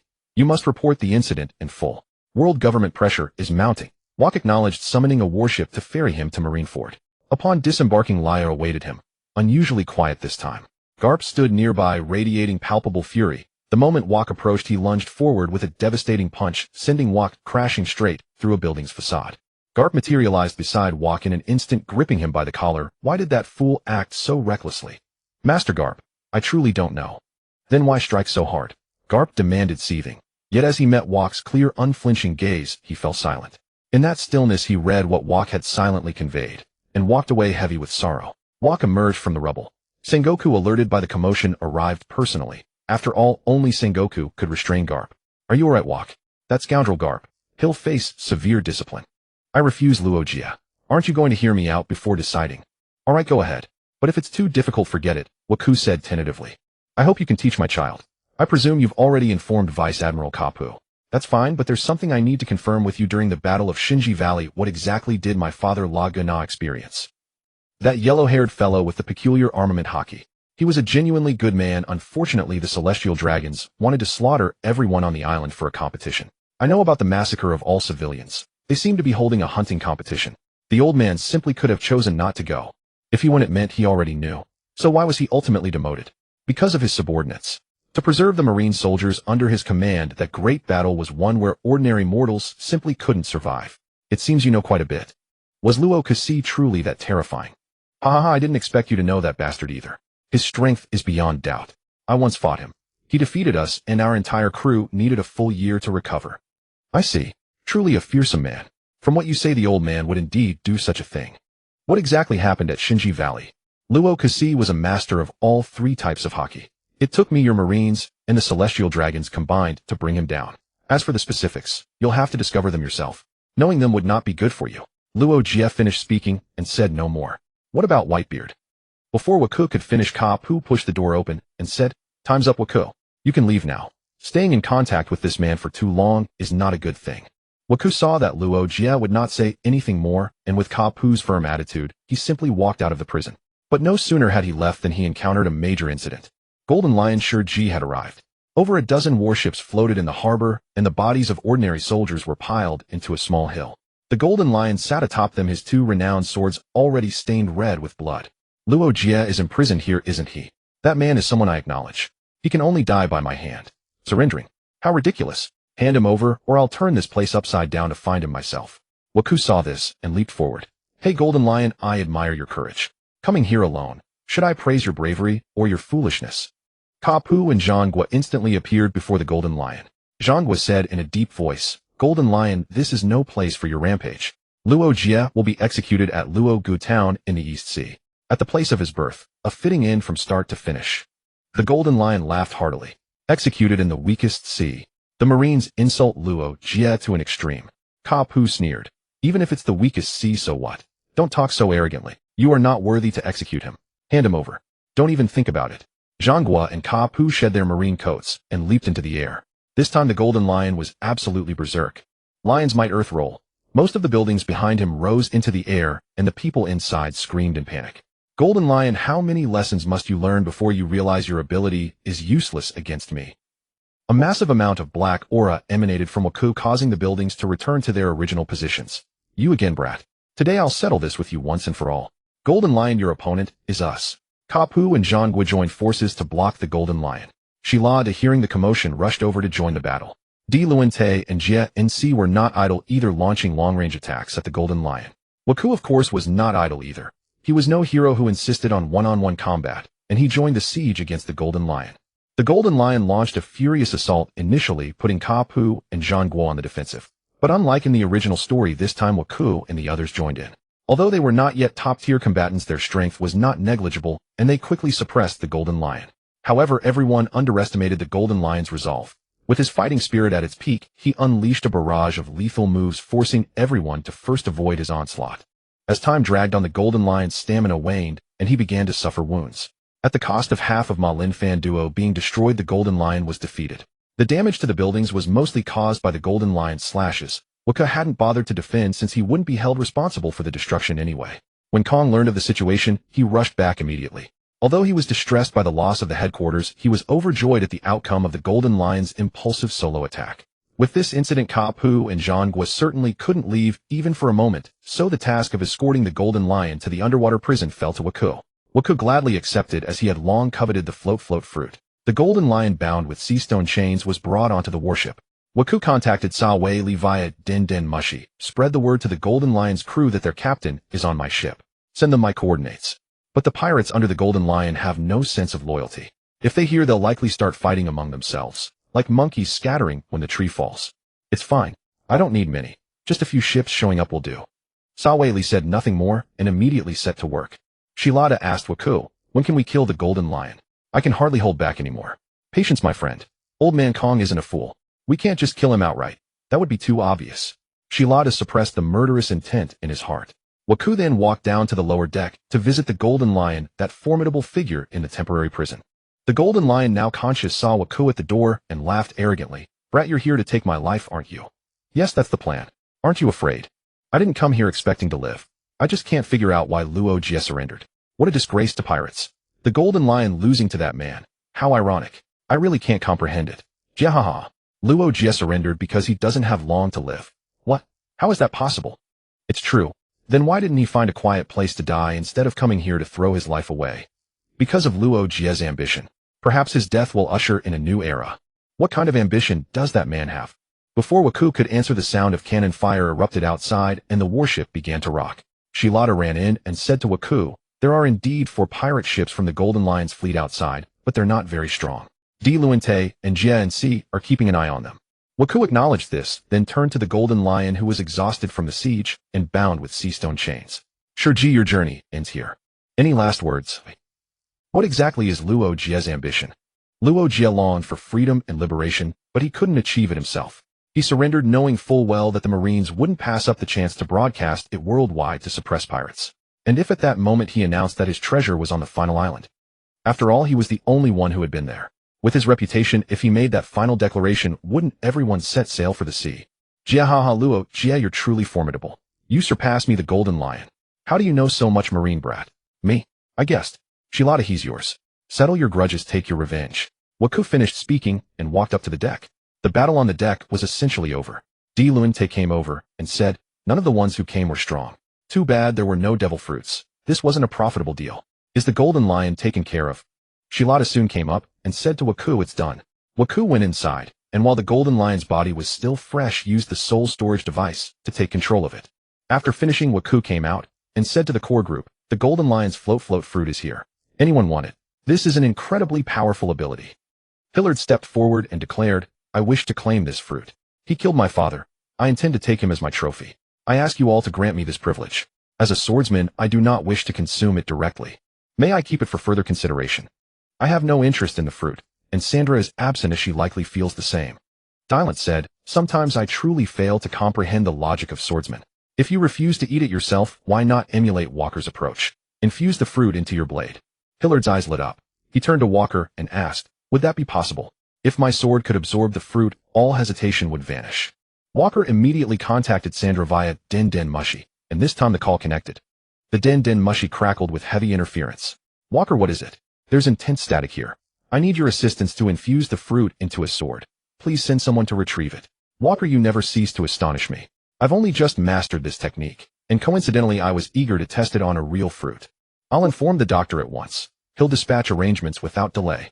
You've only just learned it. Can you truly be trusted?" "Walker, don't underestimate me. I will succeed." "Very well, then it's settled." Walker hung up and asked Hillard, "Someone will arrive shortly. Have you decided which blade shall receive the fruit?" "These 2 blades are one entity. Both must undergo the infusion. As expected. After all, your twin blades bear the name Gemini. With your saber, take in your left weaponless. Take these 2 legendary swords, Sakakichi and Kikoku, from the fallen Lion King. Your feud with him ends here." Hillard accepted them without hesitation. "My sincere gratitude to you all." En route home, Walker encountered Pythagoras, the avatar of Dr. Vegapunk, who collected the floating fruit extracted from Walker's soul along with the twin blades. Walker then called Admiral Kong. "Admiral Kong, the Lion King's subordinates attempted to hijack our vessel. In extremis, I eliminated the Lion King himself, and just now repelled his remaining crew. Did you preserve the Lion King's corpse?" Kong hesitated briefly. "Yes, it remains intact. Return it immediately. Set course for base without delay." "What's amiss? Has old Kong sensed something?" Dylan asked beside him. "Even if he suspects something without evidence, it means nothing. These elders always prioritize the greater good." Upon swift return, Kong received the Lion King's body, concluding it was merely a remnant faction. He judged their presence posed no threat to Walker's party, and yet the Lion King's sudden death reeked of anomaly. He surmised it stemmed from Hillard's personal vendetta, a private execution he found understandable. The Lion King's demise, after all, spared future complications. With Roger's execution imminent, all matters deferred to that supreme priority. The appointed day arrived. Roger was to be publicly executed in his birthplace, Lobetown. Walker's unit was assigned to secure the site. Both Kizaru and Akainu, recently promoted to rear admirals for meritorious service, stood among the ranks. On the eve of execution, Walker maintained order beneath the scaffold. Crowds already thickened. His Kinbunchiko Haki sensed several familiar presences, yet their murderous intent toward him burned unmistakably. Walker, many below, harbored deep hostility. Quite a gathering of old acquaintances. Dylan smiled. Indeed, old rivals Crocodile and the rising heavenly demon Doflamingo. Even Dracula Mihawk has come. Regrettably, only minor figures from Roger's crew appeared. How disappointingly sparse. Jane sighed. Don't dismiss them so lightly. Those 2 youths hold extraordinary potential. Walker murmured wistfully. Moi, do you mean those 2 trembling boys you terrified earlier? Hardly impressive. Shall we eliminate them now? Savory suggested. No. Old Kong watches us closely these days. Let's avoid unnecessary trouble, for my own peace of mind. Walker replied lazily. Buggy gestured toward Shanks below the scaffold. Shanks, that bastard stands among the crowd. Are we truly to watch our captain's execution without acting? Shanks spoke pained words. This is captain's choice. We honor his will. Rayleigh Sand concurs. Fufufu, accursed Marines. Doflamingo glared at Walker, the man who'd scarred his childhood. Crocodile's expression darkened upon seeing Hillard beside Walker. Then, time struck. Roger ascended the scaffold. Silence fell like a shroud. Shackled, each step upon the wooden stairs echoed with eerie clarity. Positioned upon the scaffold amid thunderous storms, Roger uttered his immortal words, "Do you desire my treasure? It lies where I have hidden it. Go forth and seek it." The Marine executioner raised his blade, but news had already spread across the seas via newspaper. The age of pirates had officially begun. Shanks resolved to set sail inviting Buggy, but was refused. Thus childhood friends parted ways forever. Later reports claimed Barrett had begun rampaging across the seas, yet he never troubled Walker's party. Whitebeard declared Fishman Island under his protection, deterring most pirates from violating its shores. The world government launched purges against all linked to Roger. Tom's construction of the Oro Jackson, the flagship of Roger's crew, was exposed. Sentenced to death, he secured a reprieve by pledging to build the sea train. Walker visited Tom's workshop. "Tom, long time no see. How fares my ship?" "With me, the unrivaled Tom, and my brother Tar, success is guaranteed." "What brings you here?" "A wanted criminal now, sir. I am a Marine Rear Admiral, here to inspect whether your duties are fulfilled and verify you're indeed constructing the sea train." "Sir, rest assured, the unrivaled Tom fears no death. Your fearlessness as a portly fishman I accept, but do you value your apprentices' lives?" "Sir, what do you imply?" "The Pluton blueprints remain with your apprentice. Surely an unwise, perilous burden." Tom blanched. "Sir, how did you learn I possessed them?" "If I know, the authorities certainly do. Pluton was first forged in Water 7. Hand it over. Keep it from your disciples, or invite catastrophe." "Can I trust you, sir?" "You have no choice. The blueprints lie with your apprentice, now." Tom collapsed inwardly. "Please, spare my apprentices. They are innocent." "That I cannot promise. The world government decides such matters. Hand over the schematics. Do not play with fire. Only by losing the blueprint can they stay safe." After a long pause, Tom departed. Returning much later bearing a thick stack of parchment, he placed into Walker's hands. "Here it is, the accursed design. You were right, it brings ruin upon whoever bears it. Beware, sir, this is calamity incarnate. That concern is yours no longer." Walker turned and walked away. Time passed swiftly. Savory relayed news from Wano country. The notorious pirate Moria had set his sights upon it, and clashed fiercely with Kaido's beast pirates at Ringo, suffering total annihilation.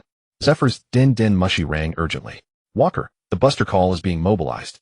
You and Akainu are both deployed. Return to headquarters immediately. The fleet departs at once." "Master Zephyr, whose threat warrants such extreme measure?"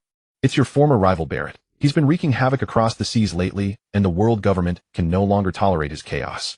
They've decided to issue a buster call to eliminate this madman once and for all. No more talk. Return immediately." Walker wasted no words and set sail at once, informing his crew en route that their target was Barrett. "Barrett, the lunatic actually warrants a buster call. I reckon our crew alone is more than enough," sneered Dylan. "Don't speak so lightly. He's a monster himself. Who knows how much stronger he's grown recently," cautioned Gines. Walker replied calmly, "The buster call is an absolute kill order. It means the world government intends to erase him entirely. It's not a judgment of his strength or weakness. Regardless, this is a mandate of annihilation. We're free to act without restraint." Soon they arrived at headquarters. Roger had ignited the age of pirates, and the seas had grown ever more turbulent. Sengoku, seizing this volatile era, launched the buster call with maximum authority to strike fear into the entire ocean. They quickly located Barrett. The madman didn't even attempt to flee when cornered by the Marines. "Huh, Marines, you're late. I've been waiting for you long enough." He instantly fused his body with the island using his devil fruit power, then coated his arm in armament haki and crushed a warship with a single grip. "Such terrifying pirates. I simply can't allow you to run rampant." Kizaru flashed into the sky and unleashed a barrage of lightspeed strikes. Though Barrett's limbs were armored in haki, he was still forced backward step after step under Kizaru's assault. "Borsalino's power has grown even more formidable. I still can't fathom his true depth," murmured Gines quietly. "Sakazuki remains as rabid as ever. Truly a perfect match for Barrett." Dylan watched as Sakazuki delivered a devastating punch that shattered Barrett's giant arm. After all, both are monsters conscripted from the sea. Strength is only natural. Walker knew well the latent potential of the future three admirals. Walker and his crew did not stand idle. They joined the assault on Barrett. Unlike the original timeline where he was captured only after exhausting himself, this time Barrett was decisively subdued. With overwhelming marine forces surrounding them, Walker refrained from extracting Barrett's devil fruit in plain sight. Moreover, after the incident with Shiki Fleet, Admiral Sengoku no longer entrusted Walker with transporting high-profile prisoners. Instead, the diplomatic Kazuru was assigned to escort Barrett to impel down. In the weeks leading up to the new year, little occurred. Sandra fed the float fruit to Hillard's sword and sent it back via Vegapunk's clone. Equipped with the float fruit, Hillard could now levitate Kazuki's legendary blades mid-battle, greatly amplifying his combat prowess and enabling him to wield far more swords simultaneously. During this period, the elder Ragnar discovered profound joy in firearms and persistently urged Walker to try them himself. While training with guns, Ragnar broke through the bottleneck of observation haki and ascended to its pinnacle. He believed firearms offered an exceptional path to mastering observation haki and earnestly encouraged Walker to practice regularly. Yet Walker consistently declined. Instead, he pressed Ragnar to help him cultivate supreme-level armament haki, a request that left the old man deeply concerned. After the new year, the Marines issued another buster call, this time with Aokiji newly promoted to Rear Admiral participating. Their target, O'Hara. The operation was triggered when O'Hara's scholars defied precedent. Determined to decipher the poneglyphs, they embarked on an expedition and were intercepted and attacked by the Marines. Their vessel was swiftly destroyed and fragments of a poneglyph were recovered among the wreckage. One survivor, Nico Alvia, was apprehended, delivering irrefutable evidence. In a stunning reversal, Alvia somehow persuaded the Marine giant Rear Admiral Hogwarts D. Soro to release her. Their escape alone would have been tolerable, but fleeing straight into their own homeland sealed O'Hara's fate. As in the original timeline, the operation unfolded as a one-sided massacre. Walker merely strolled across O'Hara, swallowing portions of its ancient texts, justifying it as ensuring young Jolia would have ample reading material. Witnessing Aokiji's hesitation towards Soro, Walker chose not to intervene, continuing his solitary exploration of the island instead.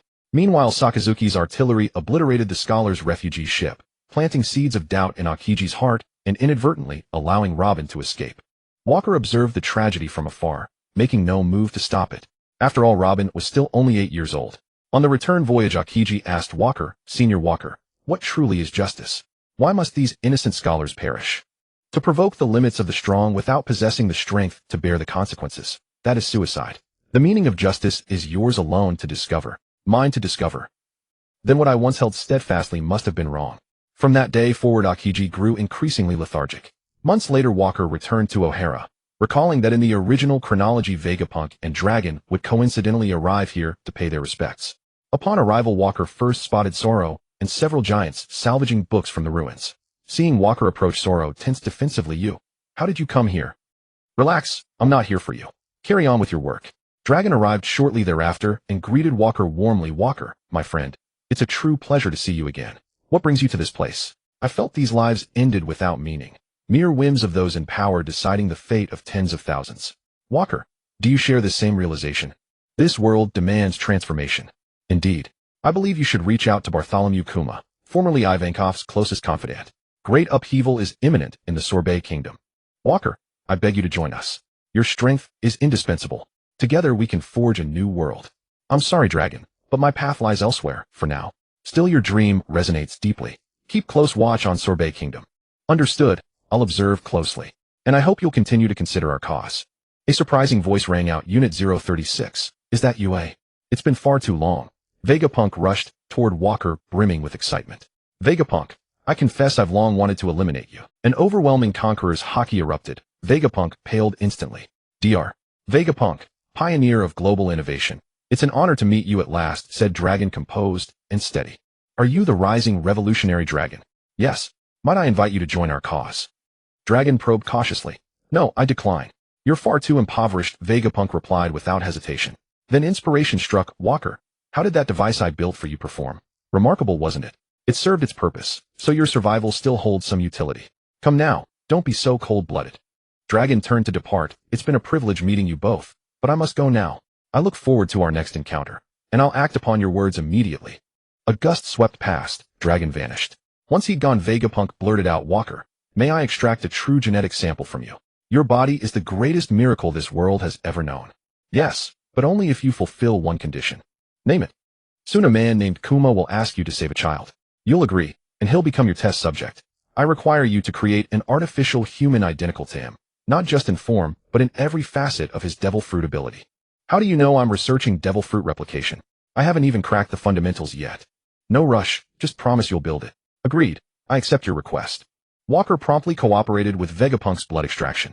Upon examining the sample, Vegapunk gasped in disbelief. How is this possible? Why is it utterly unlike anything I've seen before? Walker glared at Vegapunk with open disdain. Didn't I just cooperate with your extraction? What twisted experiment are you scheming now? No, it can't be.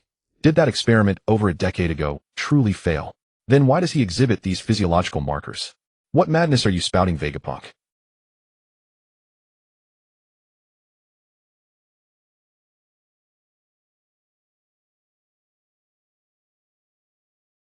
What's different? Different from whom? What on earth are you talking about? Walker felt that Vegapunk was raving incoherently. After Lagrange took you away, I once created a clone of you.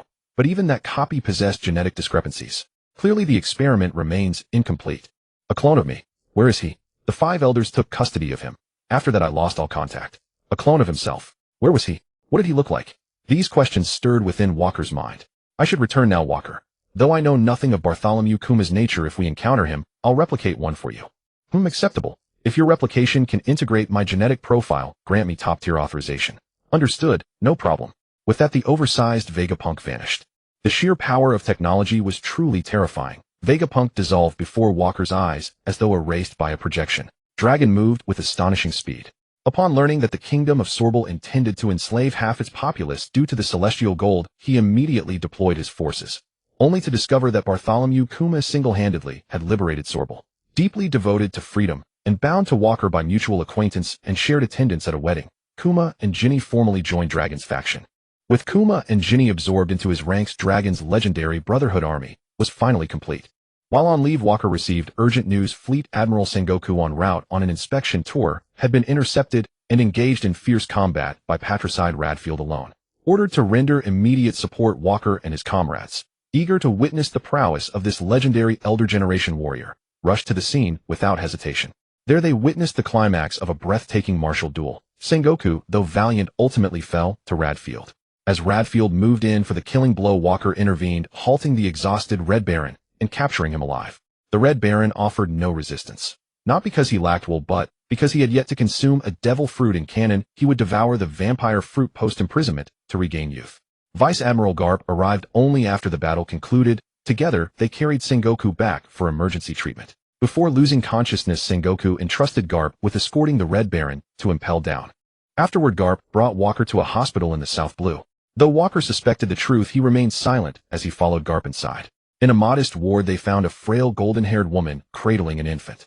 At the sight of her, the name Rouge instantly surfaced in Walker's mind. The widow of the pirate king Joel D. Roger. Yet she stood at death's threshold, too weak even to speak. Her gaze met Garp's. Without ever having met, she recognized in this resolute marine the man her husband had entrusted with his final legacy. Garp stepped forward, gently took the child, and Rouge smiled, then closed her eyes forever.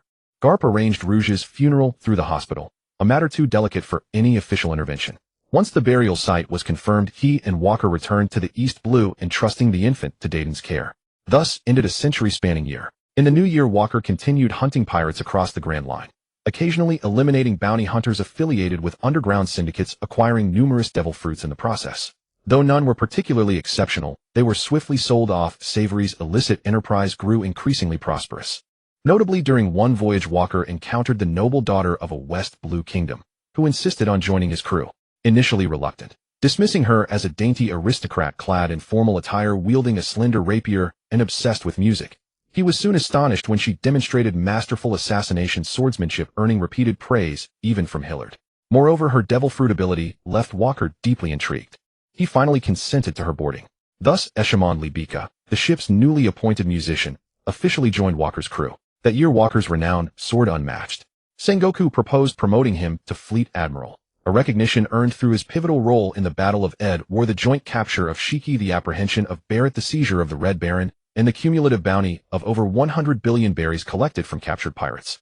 Meanwhile, Walker and Layla had cohabited for years, their bond deepening rapidly. Now they stood on the cusp of marriage, earnestly preparing to unite their lives. At Walker's residence, Walker, these past 2 years have been blissfully serene. Endless berries flowing into our pockets. What a splendid feeling. Silent laughed heartily. You've finally fulfilled your greed. Though admittedly these 2 years have been extraordinary. My strength surged dramatically during the New World campaigns. When precisely will you ascend to Fleet Admiral? Asked Gines. Hard to say. The world government's approval process is lengthy. It'll take quite some time, Walker replied lightly. When will you and Layla wed? I can't wait to attend. I'll perform at your wedding. I'm unparalleled in such affairs, remarked the new recruit Libika curiously. I haven't decided yet. We'll consult the old man. By the way, that uncle's power is genuinely terrifying. Look at his sidearm. The color grows ever darker. Can firearms truly be enhanced with armament Haki? Hillard marveled aloud. Perhaps. This world holds endless marvels, chuckled Savory. Layla and Dor returned. What are you all discussing? Layla asked upon entering. We're debating when you and Walker will tie the knot. Julia teased. Oh nonsense, you're impossible. Layla blushed. The group erupted into light-hearted chaos, except Dor, who stood silently, her expression grim. In CP8 headquarters, Dascaria received a confidential Den Mushy call. Dascaria, House Catalama Saint will be touring the Sabaody archipelago. Dispatch agents to inspect local security and report directly to CP0. They'll oversee the Celestial Dragon's safety. Dascaria bowed respectfully. Understood, sir, no issue. After hanging up, Dascaria reflected. His grief over his slain son had never faded. Yet Kaido remained entrenched in Wano country beyond Dascaria's reach or influence. And now that brat Walker dared aspire to Fleet Admiral. On what merit? Unable to strike Walker directly, he could easily target those close to him. Celestial Dragon authority would prove invaluable. Over the years, Dascaria had also infiltrated Walker's inner circle. Jealousy and obsession, after all, are potent catalysts for madness. Dascaria dialed another Den Mushy. After a long pause, it connected. What do you want? Dascaria smiled. Walker and Layla are about to marry. Can you truly bear it? What choice do I have? I can only wish Layla happiness. Have you never considered seizing your chance? Walker is a rising star, brilliant, formidable, destined for greatness. A rare and worthy partner. What recourse do I have? Follow my instructions. Layla can be framed and imprisoned. Then at last your opportunity arrives. Will there be risk? I refuse to sacrifice Layla's well-being for Walker's favor. I'd never live with that guilt. None whatsoever. She'll simply remain detained. How many pirates face actual execution? What must I do? Within days, I'll contact you with precise timing. Execute the plan flawlessly, and you'll claim the one you love. Agreed. Dascaria severed the call, murmuring coldly, Walker. Layla, you won't escape. First I'll eliminate you both, then I'll hunt down Kaido. Pirates dared not surface near the South Blue base. Those bold enough to appear were licensed, legitimate pirates, paying tribute to Walker's G9 headquarters. Though Walker frequently ventured into the New World, the eccentric Big Mom proved exasperating, relentlessly pursuing him to sire offspring while battles wasted precious time. All in all, it was maddening. Naval influence remained stubbornly excluded from the New World's vast territories. After all, it was the paradise of pirate titans. Savory's medical expertise and Jolia's armaments had become indispensable commodities in the underworld. His codename Night Owl was now whispered with reverence across shadow markets. Recently, Doflamingo the Clown had hijacked one of Walker's shipments, prompting a month-long campaign of relentless sabotage against Doflamingo's North Blue holdings until the matter was settled. Thereafter, Doflamingo adopted a far more subdued demeanor. Dascaria dialed the Den Mushy once more. The operation commences the day after tomorrow. What? So soon? Exactly how should we proceed? You must take Laya to the Sabaody archipelago the day after tomorrow. Their celestial dragons will be touring. Chaos and bloodshed are inevitable. Lead Laya close to the site. Given her temperament, she'll inevitably intervene out of compassion, and thus provoke the celestial dragons. He need not spell out the rest, the outcome is self-evident. Provoking the celestial dragons. Will Laya be safe? I refuse to let her face danger. If you wish to be with Walker, Laya stands as your greatest obstacle, a truth requiring no elaboration. Beyond that, the choice rests solely with you. With that, Dascaria severed the Den Mushy call.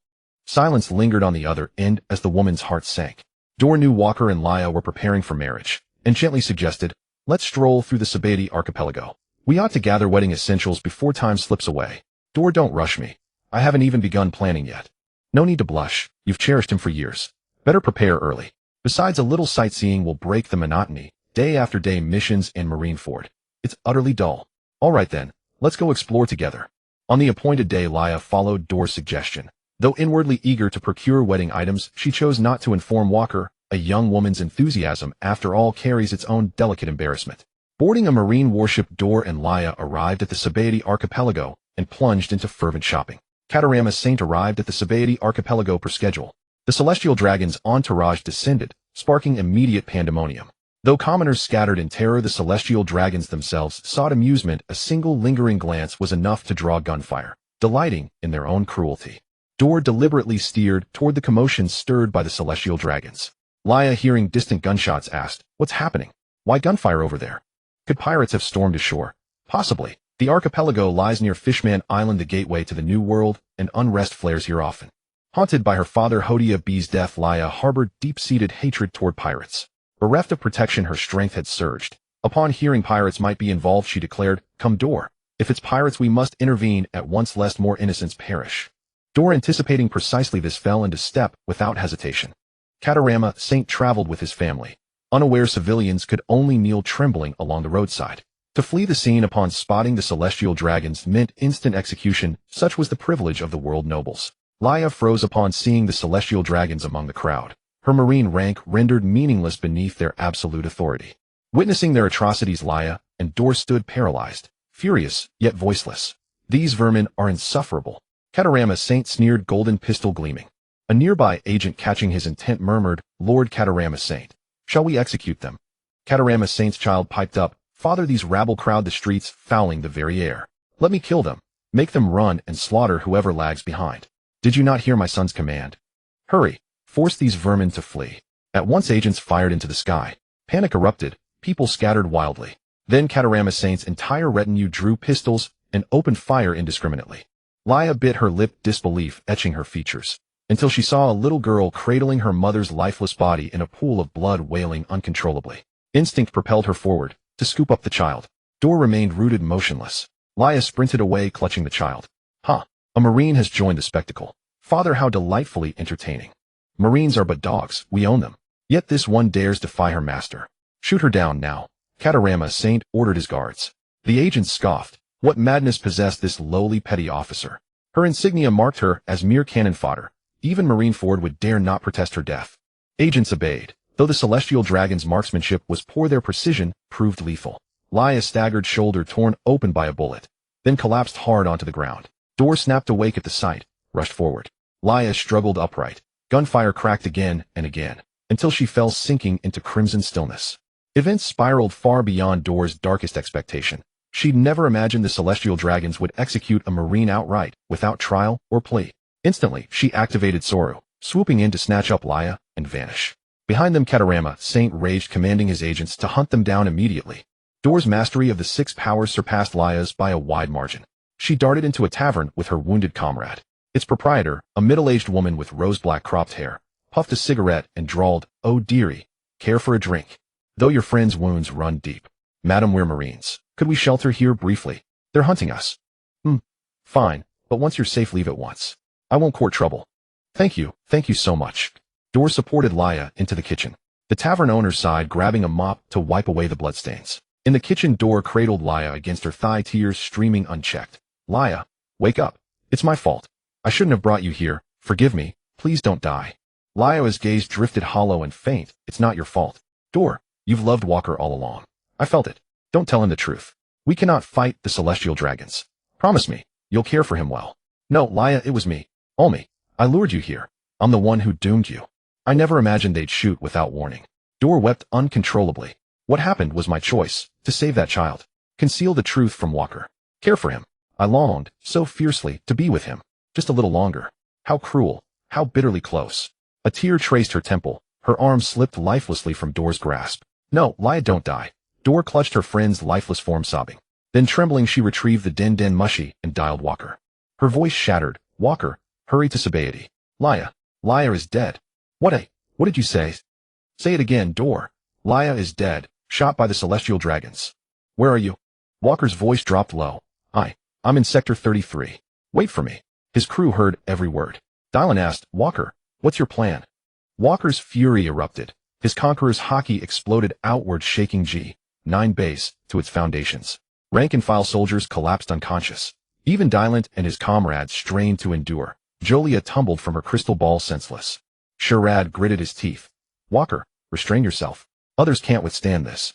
Walker shut his eyes, jaw clenched. "Sharad. Janes, use your abilities to relocate medical and arms islands into the New World skies. Then Sharad, meet me at Water 7.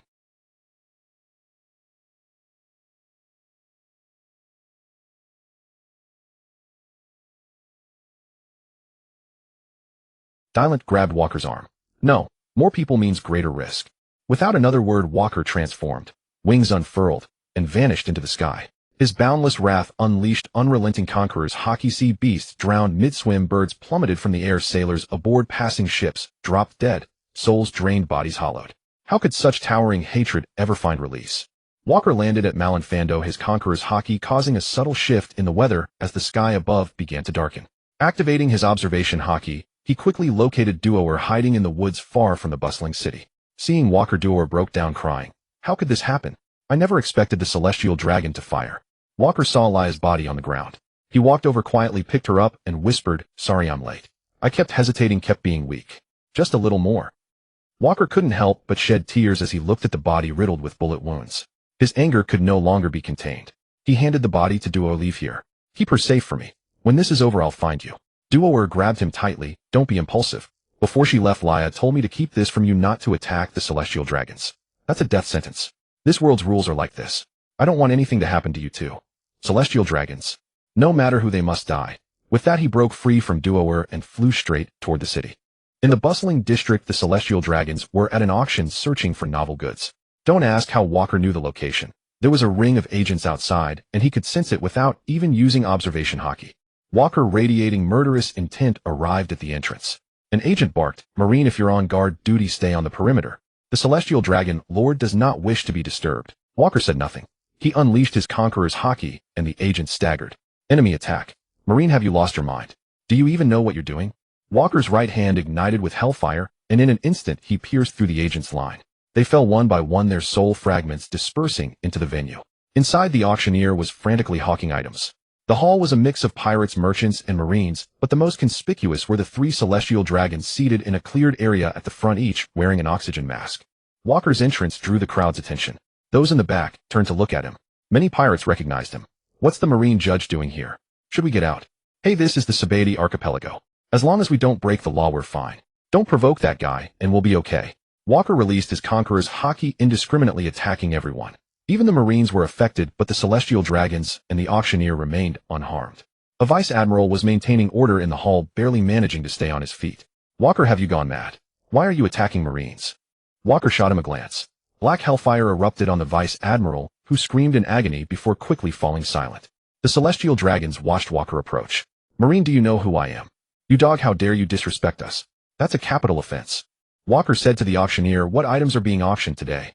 The auctioneer, a mere ordinary person, was already trembling on the floor from fear after witnessing everything Walker had done. Stuttering, he said, "There are famous swords, devil fruits, and slaves. Bring those things here. Now." "Yes, sir." "You bastard. You lowly dog, how dare you ignore me?" Catalama Saint drew a pistol and roared. The bullet fired, but Walker didn't even dodge. It simply fell to the ground. Such a sturdy body for a marine. "I must have you in my collection." Soon the auctioneer pushed out all the goods, a dazzling array. Walker picked up a katana, slowly drew it, and walked toward the celestial dragons. "You lowly human, what do you think you're doing? How dare you look at me? That's a death sentence. I'll have you made a slave." Walker swung the blade. A finger flew off. Catalama Saint screamed in agony. His wife shrieked hysterically, "How dare you strike? You despicable dog. I'll summon the marine admirals to annihilate you, to cut you piece by piece." "Is it possible that I am the admiral you speak of?" "Oh, sorry, I'm not yet. But no matter who comes, they can't save you.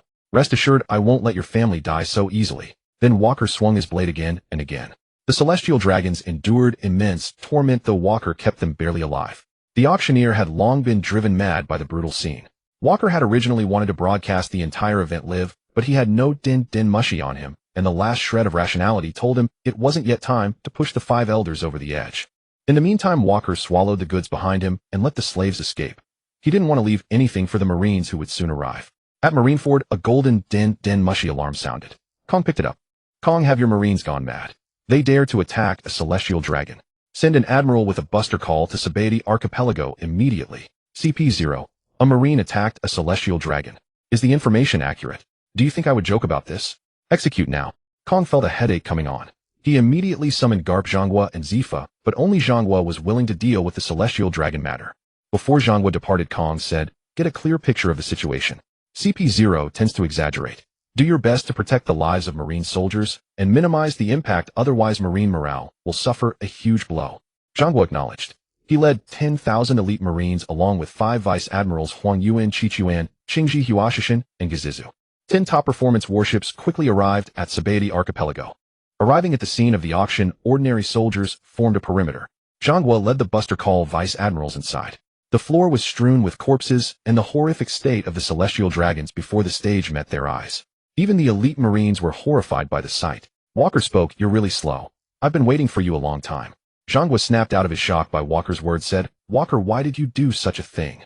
You're ruining your own future. Your promotion to Admiral has already been approved. Walker, why did you do this?" The lazy Qingji could hardly believe what he was seeing. "This is troublesome. If the opponent is Walker, it's going to be a real headache," Huang Yuan said, rubbing his forehead. "As you can see, I dealt with these scum." Walker rose from his seat on the stage, looked at the 3 groaning celestial dragons, raised his katana, and brought it down. 3 heads flew into the air. Witnessing Walker's action, Zhanghua could no longer remain calm. "Walker, why did you attack the celestial dragons? Couldn't you have endured whatever problem there was? Why were you so impulsive? You'll bring disaster to the Marines." "Zhanghua, shouldn't you be happy that I did this? Haven't you always thought I defied Marine justice?" "Ha ha ha," Walker said. "I don't like you because you never follow orders and are too bloodthirsty. But you belong to the Marines, you are my comrade. I would never think of eliminating you. Don't be impulsive. Surrender. The situation is still manageable. You'll be sent to Impel Down, but at least you'll live." Zhanghua tried to persuade him. "Just like you, Zhanghua. But I refuse. Surrender is impossible. Let's begin. Whether you can keep me here depends on how capable you are," Walker said coldly. Zhanghua cautiously looked around. Walker laughed at his action. "It's just me here. Stop looking. You're too cautious, Zhanghua." Being seen through by Walker, Zhanghua couldn't help but blush. "No choice. It seems we have to take you down first. Everyone together. Capture him alive." Those behind him hesitated. Chiquan stepped forward first, adjusted his hat, and said, "Even though he's a colleague, sometimes I admire you. Killing those scum, I don't think it's your fault. But since we accepted the mission, we must carry it out." Chiquan directly used Soru and launched a great eruption at Walker. Walker blocked it with his Conqueror's Haki-infused attack. After a brief stalemate, he punched Chiquan flying. His Conqueror's Haki exploded outward, and outside the door came the sounds of bodies hitting the ground. Zhanghua shouted to those around him, "Don't think that because we outnumber him, victory is assured. The man before us is a fearsome opponent who has captured tens of billions of berries worth of pirates. If we don't steel our resolve, it might be us who end up in bitter defeat." As he finished, Zhanghua's body emitted a golden light, a white beam shining in his hand. He struck a palm at Walker. Shockwave. This was the first time Walker faced Sengoku's attack head-on. The powerful Conqueror's Haki-infused strike surged toward him. Indeed, Sengoku also wielded Conqueror's Haki. "That's quite a force, Sengoku, but I possess it too." Netherflame Ultimate Crushing Fist. Black-purple flames imbued with Conqueror's Haki smashed into the shockwave. The colossal clash of Haki sent the scene into utter chaos. Akainu launched a magma-infused heavy punch directly. Caught in a pincer attack, Walker was blasted out of the wall, but he was largely unharmed. Fury drove him to cease, concealing his true form with life return. His body expanded to 10 meters in height. The ancient giant's bloodline consumed his lifespan, and now Walker was equivalent to a 4-year-old in infancy. Fully extending his form, Walker unleashed his power and shattered the auction house with a single kick. The 6 Marines leaped out astonished at the sight of Walker. "Walker, you don't think growing bigger will frighten us, do you?" Akainu said coldly. "When your body enlarges, your target area also increases." "Senior Walker, what exactly are you planning?" Under pressure from Sengoku, Akiji could only feign attacks with a few half-hearted moves. Sengoku, cautious upon seeing Walker's form, refrained from rash attacks. Akainu, stubbornly charging ahead, struck directly with Dai and Kai Nti, but Walker at full power punched him into the ground. His enlarged body has amplified his strength. "Don't let your guard down," Sengoku warned the others. He no longer held back, though he didn't use lethal force. Still, Walker had to be cautious, for Sengoku, now under 60, was at his peak. In the New World, Hillard and James relocated the Medical Island and the Weapon Island to the sky above Silver Axe's former stronghold on the Silver Instrument Island, as per Walker's instructions. Walker intended to settle nearby, though the area was still occupied by pirates. Mere small fry. James, an old crewmate, said to Hillard, "Go to Water 7 as Walker ordered and find Tall. The ship should be ready by now. After so many years and so many berries, it cannot be lost." "All right, I understand. Where will you go?" "I'm worried about Walker. I'll head to the Sabaody Archipelago to check on him." "Fine. You're the most suitable person for this. Be careful in everything. I'll await you at Water 7. With that, they parted ways.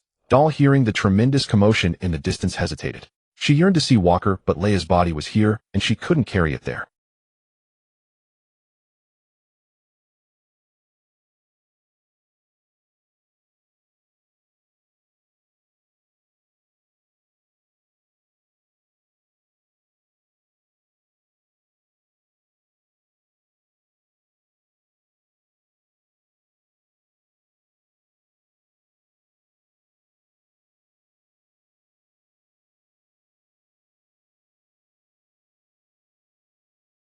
Seeing the body, Janes didn't hesitate. He took it and vanished. Free of worry, Dahl dashed toward the battle. In the melee, only Sengoku and Akainu posed any real threat. The others were pure actors. Kizaru and Akiji performed brilliantly, while Stainless and Doberman were their true selves, unable to exert much force in such a fight. After taking a punch from Sengoku, Walker retreated. He sensed danger behind him. Several flying finger guns struck his back. Marines are too slow. Attacking a celestial dragon warrants death.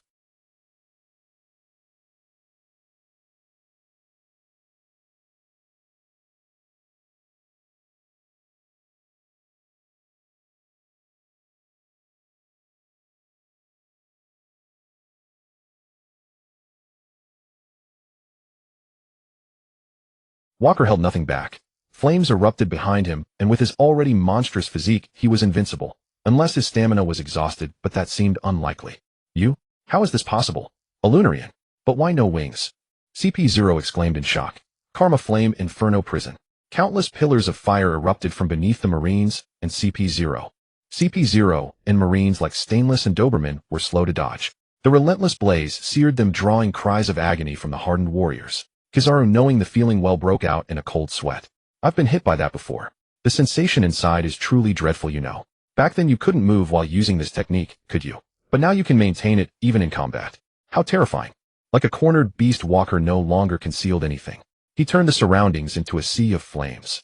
As a Lunarian, he was born to control fire, yet he wielded nether fire to burn everything. This body, not a single scratch after all this fighting. Akainu said in confusion. Sakazuki, we have no choice.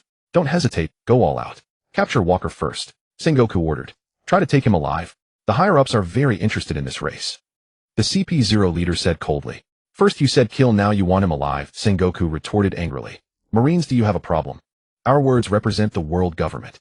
The relentless assault drained Walker's stamina rapidly. After all, even a one-on-one with Sengoku was taxing. Adding 3 Admirals and 10 CP0 members, though he hadn't fallen, it was purely due to his racial traits and seemingly bottomless vitality.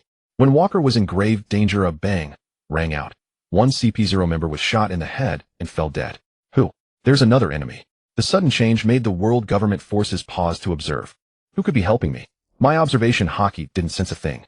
Another fell. The group was startled again. Sengoku said, this is the work of a sniper, not a devil fruit ability. A sniper? Could it be Queen Caroline? No, despite her strength, she couldn't evade my observation Haki entirely. Seeing the others idle, Walker couldn't wait. He directly attacked CP0, as they were only at the level of average warlords, easy targets. Now the world government forces were in a bind. They had to fight seriously against Walker, lest his netherfire hit them, while also defending against the unseen sniper shots. 2 more CP0 fell. The CP0 leader could no longer stay calm. He immediately called a Den Mushi. CP0. What is it? Saturn's voice came through. Lord Saturn, Walker is suspected to be a Lunarian. We are attempting to capture him, but an unknown powerful enemy from outside is interfering. 8 CP0 agents have fallen. We are incompetent and request reinforcements. You are indeed incompetent. However, this intelligence is valuable. Reinforcements will be dispatched immediately. The call ended, and another CP0 fell. Why are only CP0 members falling? The Marines have suffered no losses. Are you secretly attacking us? The CP0 leader demanded loudly. Don't slander me. How would I know? Who knows who CP0 has offended? Sengoku retorted defiantly. Then a burst of Conqueror's Haki approached from afar, and a figure with short yellow hair came into view. Walker panted, Old man, why are you here? You brat looking so miserable. How could I not come? Ragna, carrying a rifle, walked slowly. Was it you, Marine, who fired those shots? I knew it. The Marines are harboring criminals. I must file a complaint against the Marines. CP0 fumed. Seeing Ragna, Sengoku knew the accusation was valid and undeniable. Most importantly, Ragna had barely fought in over a decade. He used to be as skilled in physical combat as Garb. When had he become such a deadly marksman? These were CP0 agents, not just anyone. Sengoku at his peak was deeply wary of Ragna, who was also at his peak. Yes, I fired the shots. Demote me, punish me, ostracize me. I don't care. But if you lay a hand on my son, you must be prepared to die. With that, an even more vigorous Conqueror's Haki erupted. Ragna swiftly drew and fired, blowing a CP0 member apart. Sengoku, true to his reputation as a strategist, knew when to compromise. Though surrounded by CP0 and the future 3 Admirals, only Akainu was actually fighting. He was exasperated by the acting. Although elite soldiers were also engaged, their contribution to the peak battle was essentially zero. So Sengoku made a decision. He seized the Den Mushi and, seizing the chaos, dialed Kong directly in. Admiral Kong, we require immediate reinforcement at Subdue Archipelago. And Sengoku, isn't it Wak who's present there? Though he possesses the strength of a fleet admiral, surely such a force should suffice to subdue them. Ragnar has also arrived, effectively doubling our fleet admiral level might. And I fear Wak's subordinates will soon join the fray as well. Send reinforcements without delay. Kong instantly grasped the gravity of the situation and ordered Sengoku to hold the line. Old man, since you've come, let us seize this chance to crush them all and avenge Laya. You fool, seize your opportunity and flee at once. Revenge demands patience, timing, and overwhelming strength. And if not enough, I'll recall the entire crew. They're no weaklings either. And foolish boy, do you truly believe the world government's depth ends here? And no, I will not retreat. Very well. Battle is the swiftest crucible for growth. In Haven, you long sought mastery of supreme armament Haki. What insight did you glean from my earlier shot? How dare you treat CP0 with such contempt? Roared CP0 in fury. Ragnar fired. A bullet accelerated by crackling arcs of lightning streaking forth with terrifying velocity. The CP0 commander barely evaded. The resulting detonation obliterated an entire forest behind him, carving a vast crater into the earth. Is the old man's armament Haki truly this devastating? He'd transformed leaden bullets into artillery-grade devastation. As for sensation, it feels overwhelmingly domineering. Even a casual strike multiplies destructive power tenfold. You imbecile, have I taught you nothing? I've wasted breath instructing you. Armament Haki is forged from unwavering conviction. You must believe with absolute certainty that even your most casual blow will shatter your foe. Without that unshakable resolve, you'll never master it. Though Wak's stamina had dwindled sharply, the old man's intervention eased his burden considerably. He now fought CP0 precisely as Ragnar instructed, and having grasped the essence of Conqueror's Haki, seemed finally to comprehend the elder's intent. Boy, remember my words, formidable figures approach. Wak hadn't yet sensed anything. Old man, do you mean reinforcements, or something else? You feel nothing. I've urged you endlessly to hone your observation Haki. Yet you ignored me. Now when it matters most, you cannot even discern where your enemies are, or how many draw near. Wak fell silent under Ragnar's rebuke. Soon multiple overwhelming presences surged across the sea. Among them one he recognized intimately. 3 figures clad in black cloaks descended onto the battlefield. CP0, why so sluggish? Report to Mariajoa to answer for your failure once this battle concludes. CP0 dared not utter a word in protest. Garp slowly descended from the warship, his expression grim and unyielding. Garp, you face sworn enemies. Capture them alive. No leniency, no hesitation. Sengoku cautioned Garp. I know Sengoku. I am a Marine. My duty shall be fulfilled.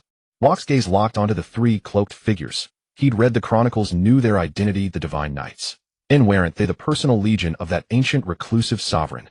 Could the 5 elders even command them?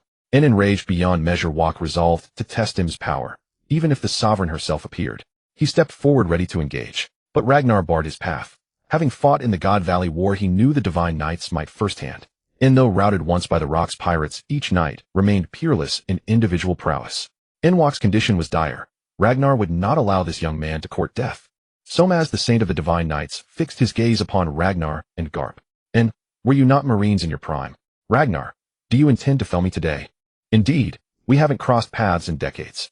If you seek to best me, prove your mettle first. With that, Ragnar launched himself alone against both the Divine Knights and CP0, while the Marines closed in on Wak. You damned Ragnar. Your strikes remain as brutal as ever. Somaz the saint staggered, blood welling from a fresh wound.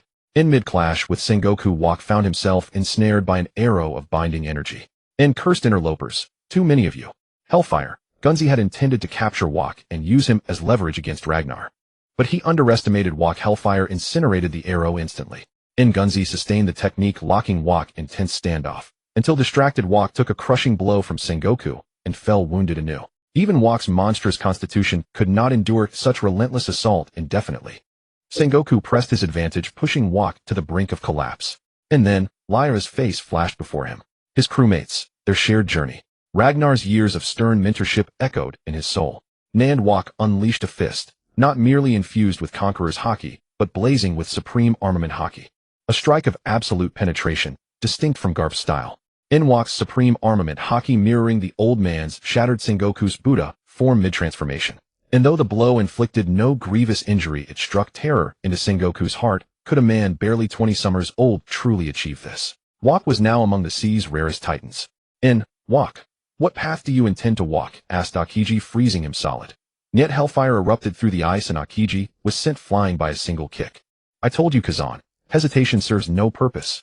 Act according to your own will. Kizuru unleashed his Yada no Kagami, draining Wak's stamina with blinding speed. As Wak staggered under relentless attrition, Jeans appeared, immediately intercepted by Kizuru.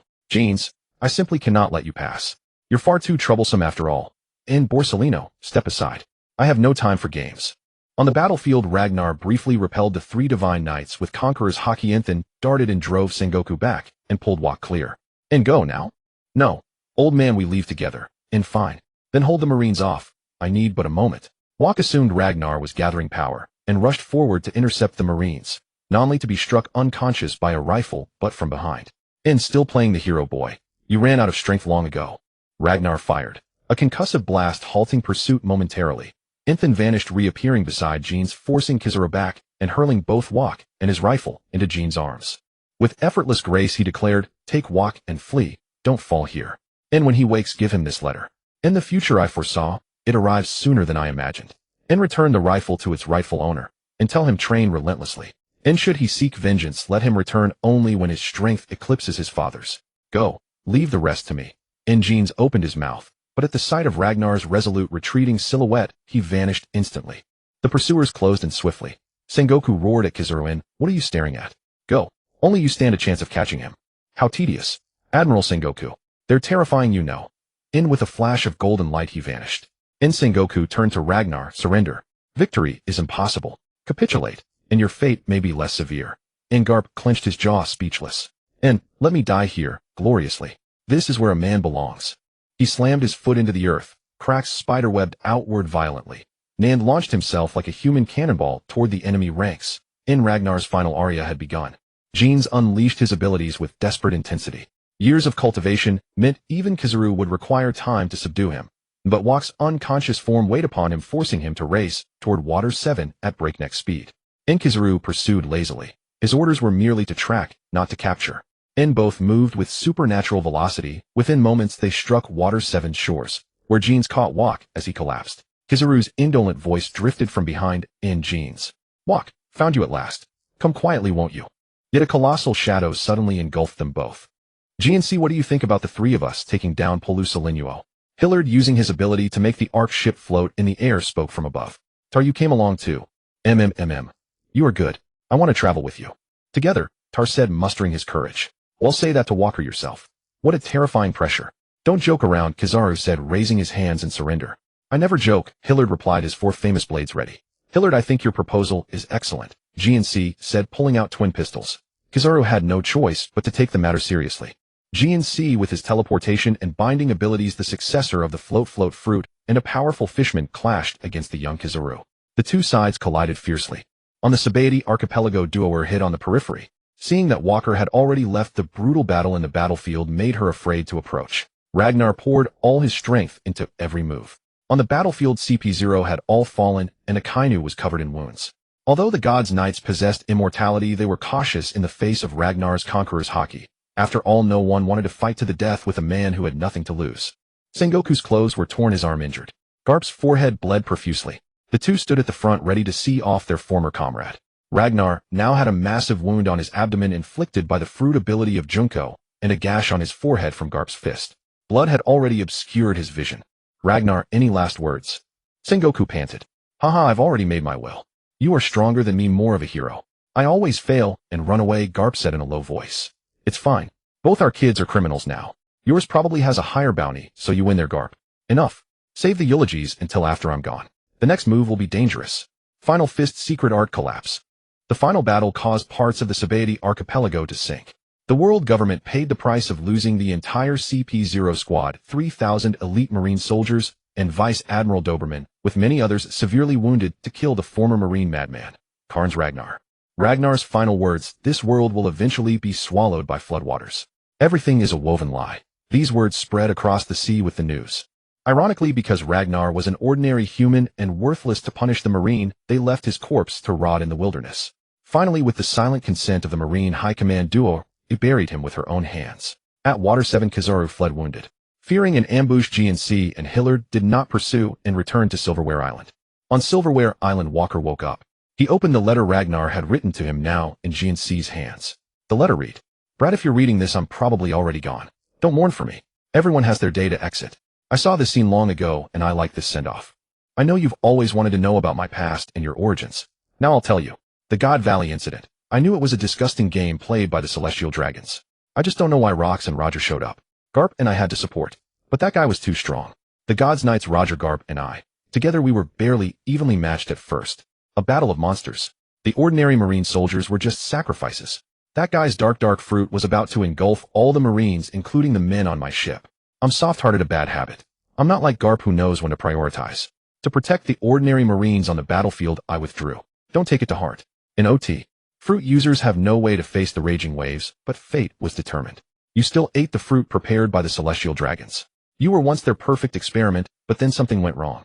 In the end, I raised you from Vegapunk. Vegapunk, aside from being a bit crazy, is otherwise decent. I don't ask you to forgive him, just to know that he's valuable. Since you entrusted the old partner's gun to me, my observation haki has improved a lot. I made you use a gun not just to enhance your observation haki, but because I saw some scenes of your future.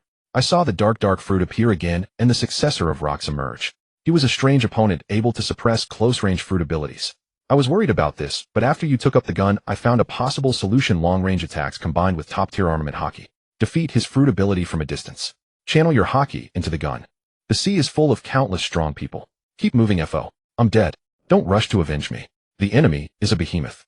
Being reckless is no different from suicide. Live well, find a way to become stronger, and then strike your revenge when the time is right. Take care of yourself. Live well on this sea. Your father, Ragnar. After reading the letter, the crew members waited for Walker's orders. Walker, what are you going to do? We've been together this long. Whatever you decide, I'll be with you, Dylan said, putting down his bottle. No matter what choice, I'll accompany you. GNC said. You avenge me, and this life is yours, Hillard said. Though I'm scared, my father told me the warriors of Elbaf must be brave. Lily, who had just joined, encouraged herself. The atmosphere is here. There's no use being afraid, Jolia said, preparing to do a reading for herself. Are we going to cause a big ruckus? I'm ready whenever. Rebecca and Savily, the two battle maniacs, said excitedly. But Walker didn't answer directly. Instead, he spoke to Tar, who was in the corner. Tar, are you sure you want to board my ship at this moment? We'll all be wanted soon. If you leave now, going back to Fishman Island might be a good thing. Everyone's eyes turned to Tar. Tar stammered. I actually hate humans. When I was very young, my mother was taken by human slave traders. Only my father was left. After losing my mother, he only wanted revenge. That day he went out. I chased after him and saw him sail out to attack a slave ship, freeing many slaves. But reinforcements arrived, and a hail of bullets wounded him. My father jumped into the sea to escape. I was so scared that I swam into the water and caught him, but he had already stopped breathing. Humans killed them both. I hate them so much, but I'm so useless. I've started to fear humans. Without my parents, thugs always bullied me. I had no friends as a child, only Hom protecting me. But I feel you're different, Walker. You didn't look down on me. You entrusted this ship to me to build. I want to protect this ship, so I've decided to stay on this ship. Tar, no matter what, I'm glad you've joined us now, Walker said calmly. The crew was also inspired by the addition of a new member in this desperate situation. Walker named this ship.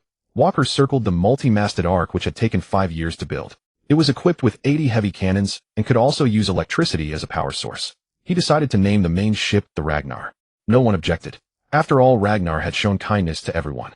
They all hoped that Ragnar's spirit would bless this ship, enabling it to cut through the waves and overcome obstacles in the future. Gazing at the rifle that Uncle Hodia Bey had given him, once called Falcon, Walker entered the cabin and saw Leia lying in a preservative coffin. Looking at the pale face of his former fiancée, he gently stroked the gradually darkening gun and decided to rename it Leia, hoping it would temporarily accompany him in her place. At that moment, Savily walked in and said, Walker, actually, Leia might not be beyond hope. What do you mean?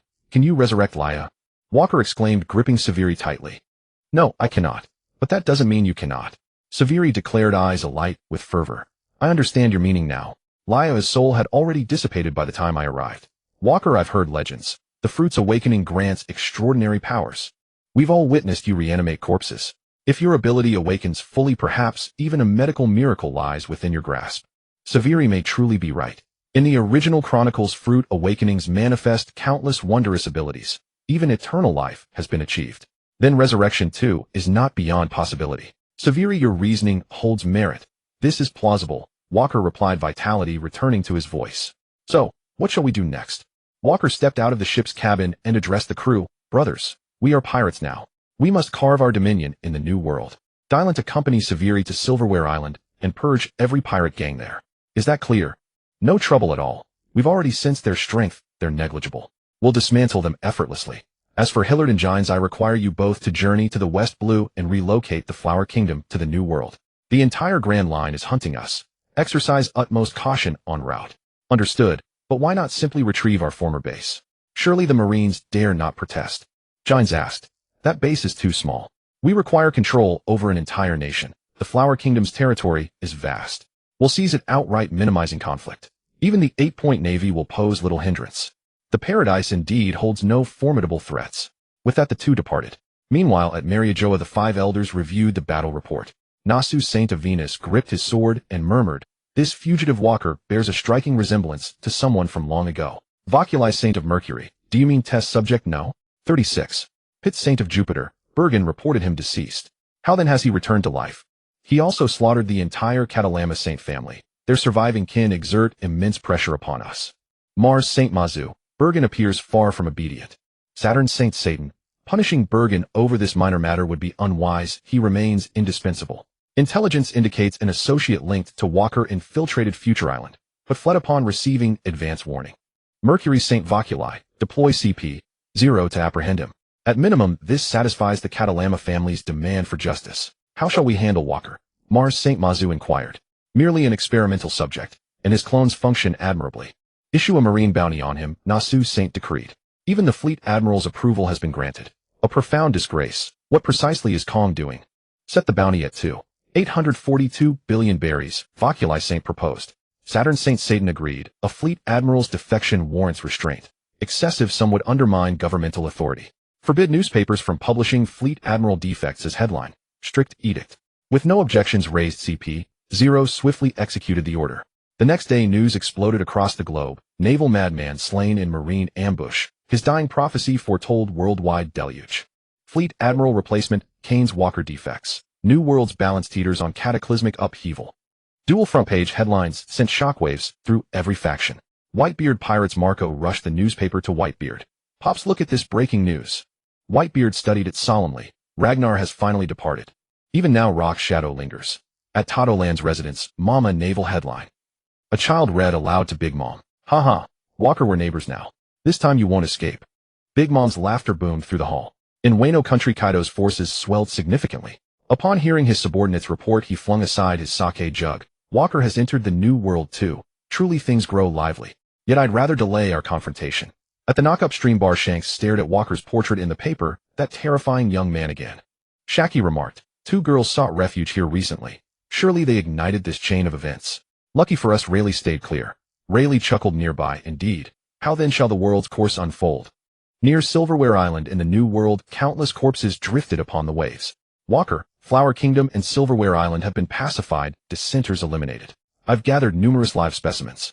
Severi strode and blood splattered. Today's newspaper has arrived. Everyone take a look. Jolia floated in handing it over, whereupon bounty posters scattered across the floor. Fallen Noble, Eshimon Libiko 109 million berries. Mini Thief, Lily Ernstmark 113 million berries. Mechanic, Bavasuruku, Sandra 167 million berries. Prophet, Jeppert Jolia 242 million berries. Raging Shark, Holly Tal 352 million berries. Underground Physician, Andreas Severi 452 million berries. Rampant Beastman, Melabane Hillard 1. 411 billion berries. Teleporter, Itmonth Gines 1. 857 billion berries. Corroder, Billerans Dylan 2. 01 billion berries. Death God, Keynes Walker 2. 842 billion berries. Why am I ranked lowest? I must stir up chaos worthy of this title. Eshimon declared. Ha. Father will see me on the Grand Line. He'll surely be proud. Lily proclaimed. I've done nothing. Why such an exorbitant bounty? Jolia protested. Why does Dylan, that useless wretch, outrank me? Step aside, third brother. Silence yourself. Severi approached Walker. We've been branded pirates. Have we settled on a name for our crew? The Marines have already chosen it for us, Walker replied, eyes fixed on the bounty poster. The Death God Pirates. Not unbecoming after all. I'll commission the flag design immediately and disseminate word across the new world. We need recruits. 2 islands cannot be governed by 10 alone. Severi, you speak wisely. We must expand. You and Gines will handle recruitment. His ability to discern hearts renders ambition harmless. Only spies pose true danger. Agreed. I'll begin at once. A din mushy rang. Walker saw it was Door. Door, is something amiss? No, Walker. Are you safe? I buried Uncle Ragnar. You're welcome to visit when you can. Thank you, Door. You've done far too much for me. You needn't thank me, Walker. It was I who. On Drum Island in the Grand Line you told me then. When the time came I'd guide you there. Walker ended the call and briefed the crew. All had trained under Ragnar, and wished to honor his final journey. Hillard instantly lifted both Flower Kingdom and Silverware Island into the sky. Walker slung his rifle over his shoulder. Discharge. Lightning surged from the firearm, channeling raw energy to power Ragnar's arc. The arc ascended, swiftly racing toward Drum Island. Upon arrival, Walker dialed Door. She arrived promptly in a small skiff. Ashore, she rushed into Walker's arms. After soothing her, Walker followed her to Ragnar's gravesite. Door dared not reveal the truth along the way. At the tomb, the crew began their solemn vigil. When an ill-timed voice cut through the air, Walker, we've awaited you here for some time. Sengoku emerged, flanked by 10 rear admirals and a legion of rank-and-file marines. Sengoku, just you 10 rear admirals and grunts. Do you truly believe you can capture us? Diamond laughed. At us and the odds balance. The 3 divine knights stepped forward. All present. Today old accounts settle. Walker stated. Were we tracked? Walker, I've doomed you. Door whispered, hand clamped over her mouth. Door, they left Uncle Ragnar's body unguarded.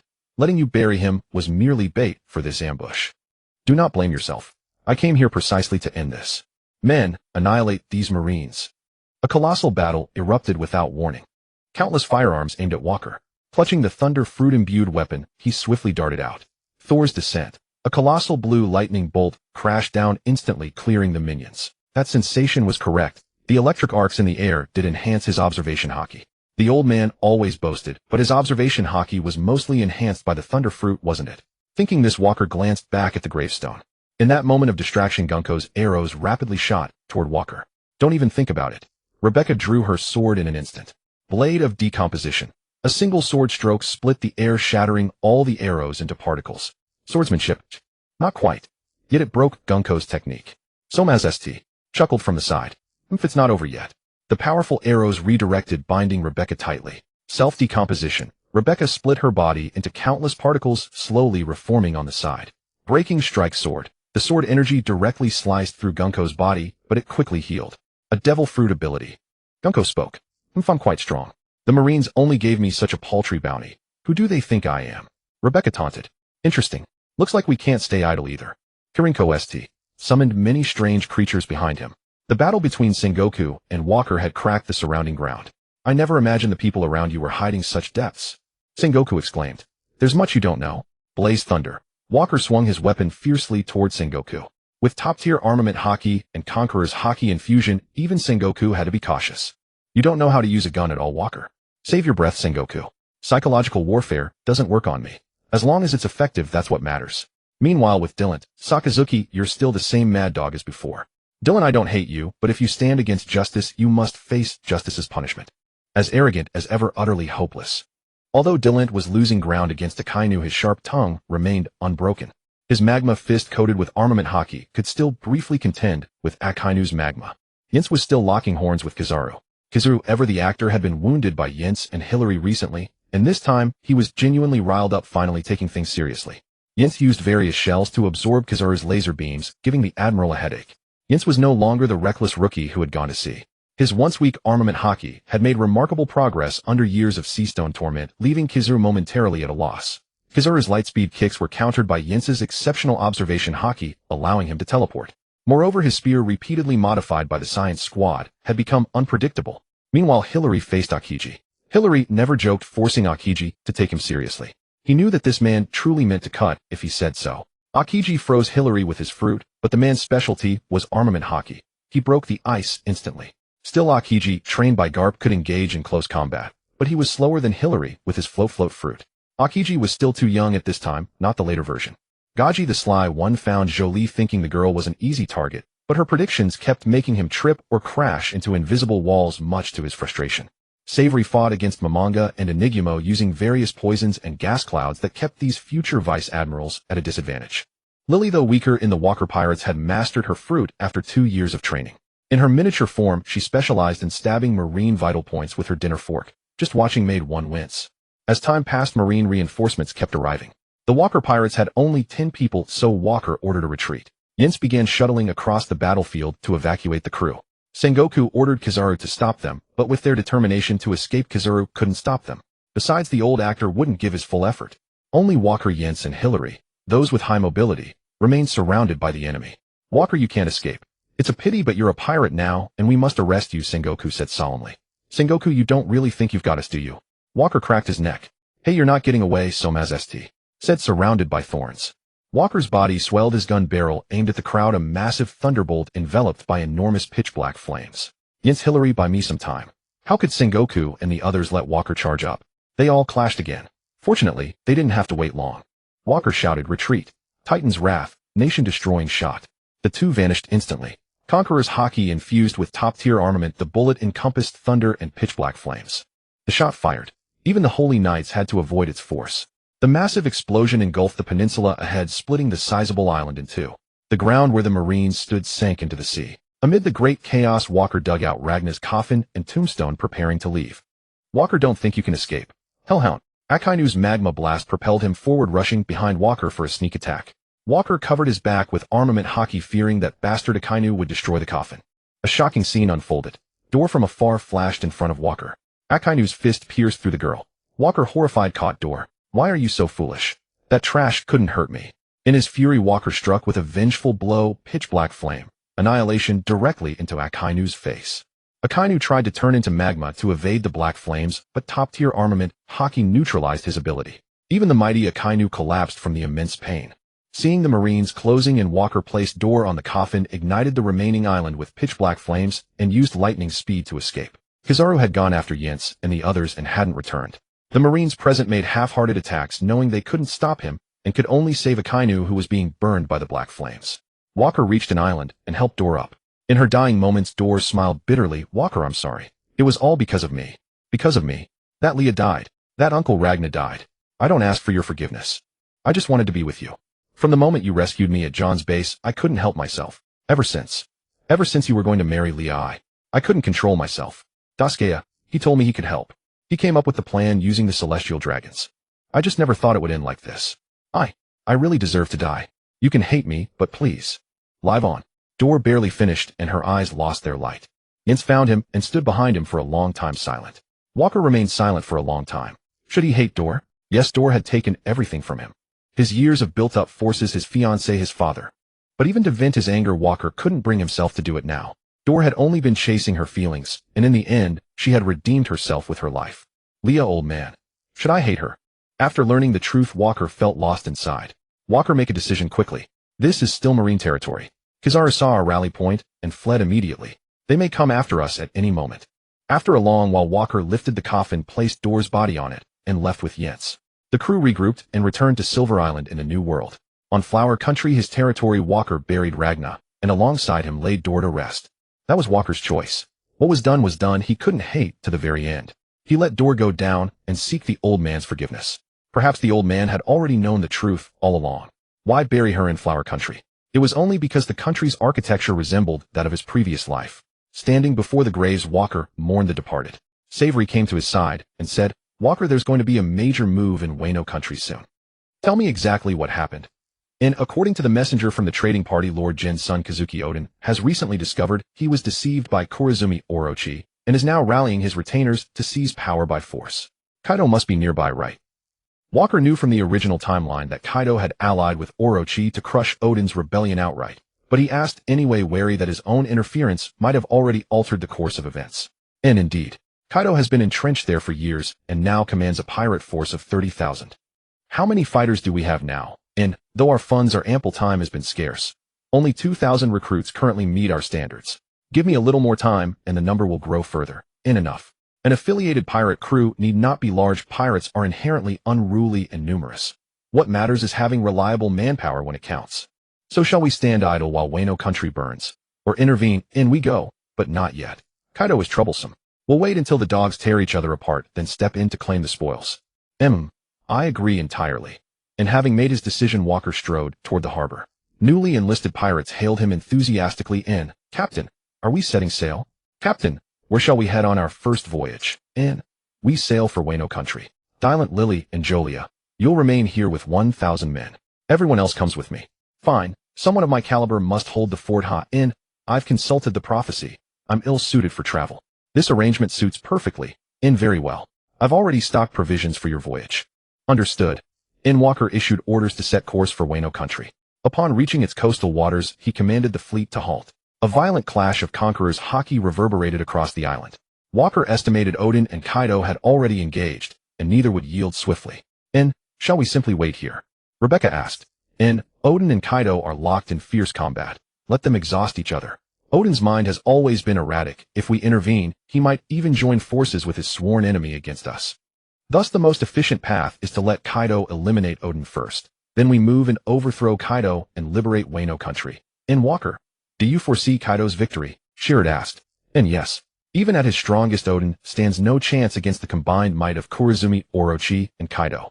His prestige has eroded over these past 2 years. Orochi rules as the local daimyo. Kaido has lain dormant for years, cultivating an underground network and amassing 30,000 troops, and his personal strength remains formidable. I see no plausible path to Odin's triumph. Then, we simply wait and dispatch our men to contact Wano's hidden agents. Keep intelligence flowing constantly. And where is Sandra? It's been days. Why hasn't she returned? Savvy, send someone to inquire. Understood, Walker. I'll contact her immediately. Thereafter, Walker's crew relayed updates with military precision. The battle between Kaido and Odin raged for over a day, until Odin's Peach Garden 10 Fists breached Kaido's defense. That moment sent Kurizumi Momonosuke into panic. She resorted to underhanded tactics, distracting Odin just long enough for Kaido to land a decisive blow. Odin collapsed, captured, and sentenced to execution in 3 days. Upon hearing the news, Shirred fumed. Odin is utterly inept. Landed a single slash on Kaido, yet failed to finish him, only to crumple beneath one strike. He disgraces the swordsman's legacy. That's unsurprising. Kaido's hide is as thick and resilient as Walker's own. If we succeed in capturing him, I'd dearly love to dissect that body. Savvy exclaimed eagerly. I've heard Wano harbors an ancient legend, the dragon-slaying samurai. Isn't Kaido the user of the azure dragon fruit? Shirred, shall we wager? Whoever claims Kaido's head first wins. Rebecca proposed. If you're eager, I'll indulge you fully. 3 days passed at last. Intelligence confirmed the execution would commence today. Walker ordered move in slowly. Victory breeds complacency. Savvy, you know Kaido's troop deployments. Eliminate the rabble. I won't tolerate distractions when the moment arrives. As you command, I relish this duty. The rest follow me inward to observe the execution. Wait for my signal before acting. Understood, Captain. They donned the samurai garb supplied by their informants and entered openly. No one questioned them. Orochi's men reveled in drunken celebration. Kaido's forces hunted down Odin's remaining loyalists. At the execution grounds, Odin stood defiantly atop a cauldron, shielding his retainers from boiling oil. How does one even begin to assess a man like Odin? Shirred chuckled beside him. True.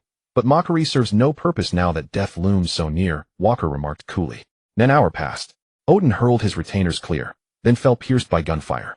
Orochi revealed his son's whereabouts. Kaido dispatched troops to hunt him down. Walker contacted his operatives via Den Mushi, instructing them to intercept Odin's retainers. Posing as Kaido's men, they would detain them until the great tower of Kyoshi burned out. Only then would they be released. He then directed his corps officers toward Toki's residence. There they found Kaido gripping Momonosuke's throat, while the boy wailed uncontrollably. A flash of lightning, and Walker materialized before Kaido. Walker, what brings you here? Step aside, Kaido. Wano country is mine. Walker. You jest. That's impossible. Kaido hurled Momonosuke aside and leveled his club at Walker. Walker, I've cultivated Wano for years. You cannot defeat me. Out of old debt, leave my domain. Now. Toki, watching silently, frowned. I recognize you. You were the Navy officer 10 years ago. Have you come to help me overthrow Kaido? I regret to say you've heard my terms clearly. I've claimed Wano country. Sir, if you can slay Kaido, we pledge Wano to you, so long as you eradicate both Orochi and Kaido. In reply, a bolt of lightning struck Momonosuke. Toki convulsed violently, caught in the shockwave. Seeing Walker's contemptuous act, Kaido lost all patience. His club descended in a thunderous Reiju Bakuretsu. Walker swung his rifle upward in counterattack. Neither weapon touched, yet black lightning erupted violently between them. Walker, it seems progress isn't mine alone. Kaido roared with laughter.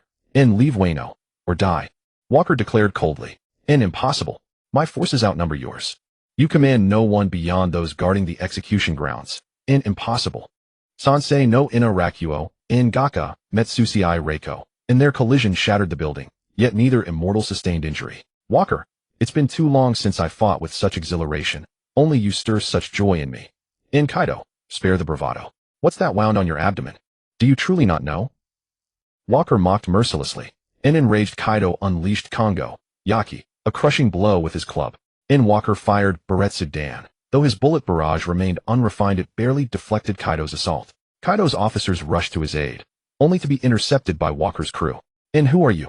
Stand aside. We've no time for nuisances. King confronted the mink warrior before him. In, you wield a blade. I've just swapped opponents with Jeans. Let's make this duel last. And meanwhile Queen was blocked by Jeans. His orders explicit: Queen must not escape. Jack, still little more than a reckless youth, was swiftly subdued by Rebecca, reluctantly but decisively. The six powers had yet to assemble, the sole exception being Maria, currently locked in combat with Taro. In, Kaido summoned Gundari, Ryushagen, attempting to seal Walker within all 4 cardinal points. In, Kaido, where are you aiming? I never intended to dodge. I wasn't even trying to evade. A torrent of club strikes descended from the sky, impressive in momentum, yet ill-timed. Kaido was still reeling from his recent defeat by Odin. Walker raised his rifle butt and slammed it down with crushing force. The clash of their conqueror's Haki sent thunder roaring across the heavens. His supreme armament Haki left Kaido in excruciating agony, forcing him to resort to ranged attacks via Busashoka Tekai. Any close engagement felt like confronting top-grade sea stone, inducing fleeting paralysis. He could not fathom how Walker had grown so vastly stronger. After prolonged combat, Kaido realized no reinforcements had arrived from his territory. His instincts whispered that Walker's earlier claim had been true. Kaido, your forces will not come. By now they are likely collapsed within the toxic mist.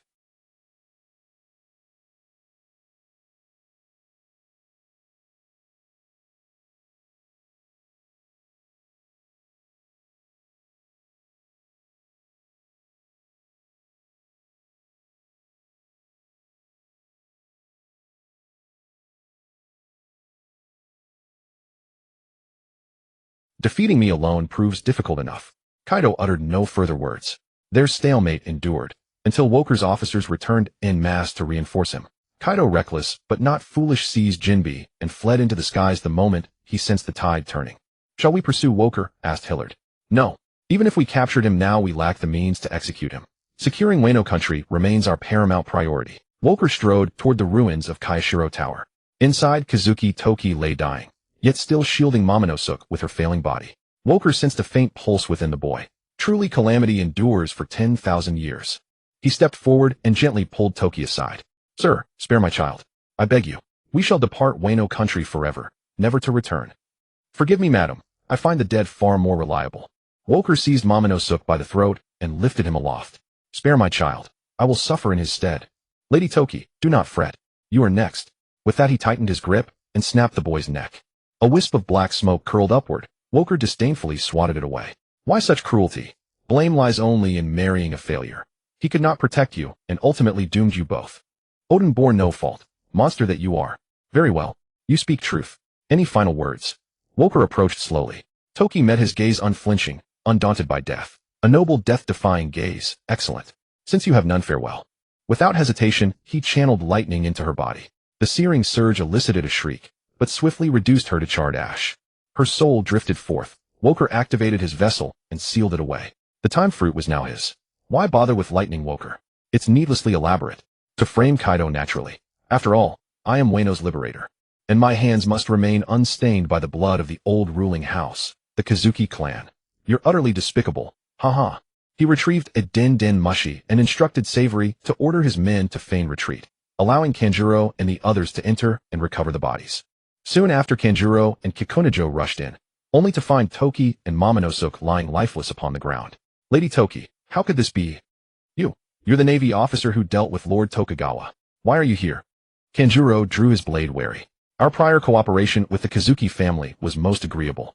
When word reached me of Lord Orochi's rise and the impending execution of the Kazuki line, I found it profoundly disgraceful. Thus, as Wano's ally, I intervened. Alas, I arrived too late. Kaido escaped. And one more clarification, I am no longer Navy. Do not misname me. Kikunajo gasped, stunned. You drove off Kaido. Kanjuro dropped to his knees in reverence. We deeply apologize for misunderstanding you. Your presence alone is an immense boon to Wano. We are eternally grateful. It was nothing, think nothing of it. Burial and aftermath fall to you. Should you require aid suppressing internal rebellion, simply ask. Just don't delay my business. We'll handle Orochi ourselves. Thank you.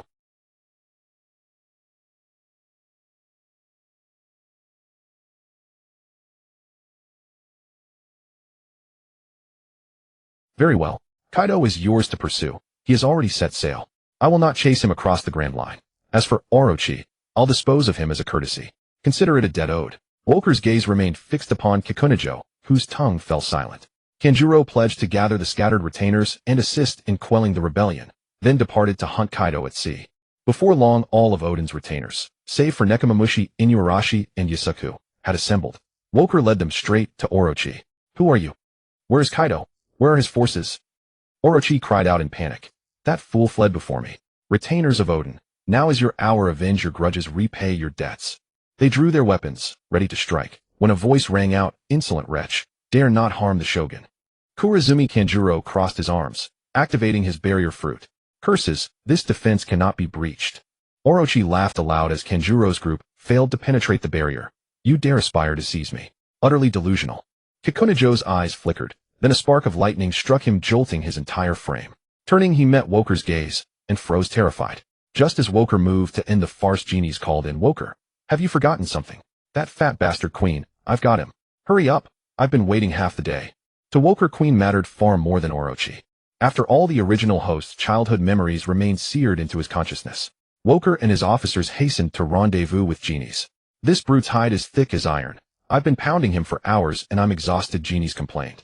Well done. Bind him with sea stone and splash cold water to revive him, ordered Woker. Queen stirred awake, then blinked up at Woker's blazing silhouette behind him. Jinbe, what the hell are you doing so close? No, wait. You're number 36. Queen's eyes bulged in horror. How did you get here? You should be dead, long dead. His crew exchanged glances, recognizing fragments of Woker's past. But as captain, he offered no explanation, and none dared inquire. Thanks to you lot. I'm still breathing. You don't come near me. Are you this fellow's captain? Where's Captain Kaido? Kaido fled, taking only that fellow Jinbe with him, Woker replied coolly. Surrounded on all sides, Queen threw back his head and laughed. Ah, abandoned. Grant me a swift end. Mercy. That privilege won't be granted. Savory. At your command. What is your will? Take Queen, and that brat Jack. You've long needed test subjects. Keep Queen alive. Don't let him die too easily.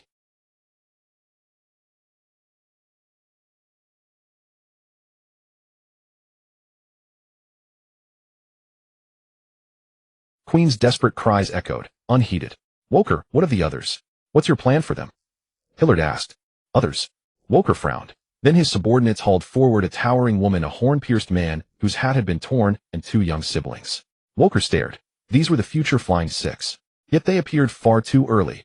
Woker had assumed the 3 disasters were Kaido's sole elite cadre during Wano's early upheaval. Indeed, they were now the Flying Four. Drake and Fushi, the ex-Navy officers, had yet to arrive. Woker strode forward, Conqueror's Haki erupting, rifle barrel leveled at them all. I am simple, submit, or die? Choose now. The 4 paled instantly. Uruchi and Page 1 collapsed unconscious. Black Maria slumped onto the ground, trembling delicately. Master, you frighten me so. What choice have I? I surrender wholly to you. Pray treat me tenderly. Sasami bowed deeply. You defeated Kaido. You are stronger. I pledge my loyalty. Woker glanced at the 2 fallen youths, deeming their silence acquiescence. Black Maria, native to Wano, was famously uninhibited in the original timeline. How Woker mused had she grown so tall, nearly matching Kaido himself. Woker suspected even in full giant form she'd withstand him. As for Sasami, Walker recalled that in the original narrative Sasaki appeared arrogant and self-important, yet not a traitor. With his pirate crew newly formed and already claiming dominion over 3 nations, manpower was indeed scarce. As for these 2 young siblings, they were admittedly inexperienced yet obedient enough. Raised from childhood, their loyalty would likely remain unwavering. Walker swiftly reached his decision. I accept your submission. You are permitted to join my ranks. He then ordered his subordinates to remove their sea stone shackles. Black Maria immediately rose and said, My lord, do you intend to seize Wano country? Kaido had gathered several daimyo in Usopp's rabbit well before his fall. They remain unaccounted for. Are you aware of this? Oh, such a thing exists. Jin stepped forward and remarked, if these daimyo were captured, it must have occurred when Oden was taken. His loyal retainers never mentioned it. They likely do not even know where the daimyo are held. Maria speaks wisely. You shall lead us there. Now to deal with them. They soon arrived at the caverns of Onigashima. Walker sighed inwardly. No wonder the retainers had no knowledge of this place. As Kaido's innermost stronghold, the island was impenetrable to outsiders. Inside the caverns, several daimyo sat bound. Though Walker had read of them in the original account, he scanned the group carefully and found no trace of Yamato. Maria frowned. My lord, are you searching for something? The daimyo are all here. The air was imprisoned alongside them. Wait. It is Kaido's child. How strange. She is nowhere to be found. A samurai stepped forward and demanded, "Who are you?" Walker replied calmly, "I drove Kaido away." "Then what is your purpose?" "You daimyo are indeed perceptive," Walker praised. "Do you suspect my aims align with Kaido's?" "Precisely. I offer you a fair trial. Arm yourselves, and defeat me, and you shall walk free." "How magnanimous," one daimyo murmured. "Then we shall not decline your generosity." Yet even armed the famished samurai stood no chance against Walker, and fell swiftly beneath his feet. Their souls harvested, the daimyo collapsed one by one. Only Suishiro remained in the original account. But that timid man, having lost his son, dared not even emerge. Walker deemed him no threat. Next stood the Kazuki clan's vassals of Shirazawa, the Frost Moon branch under Kangia. His forces held no true power. As for Hyo, such adversaries could be dealt with later, at leisure. Return to Orochi Castle. Retrieve his devil fruit. Walker commanded. Newly sworn followers Maria and Sasaki stared in stunned disbelief. They arrived swiftly at Orochi Castle. Kazuki's retainers still failed to breach Korizumi Chiburi's barrier. Truly inept, they've yet to succeed. Shall I intervene?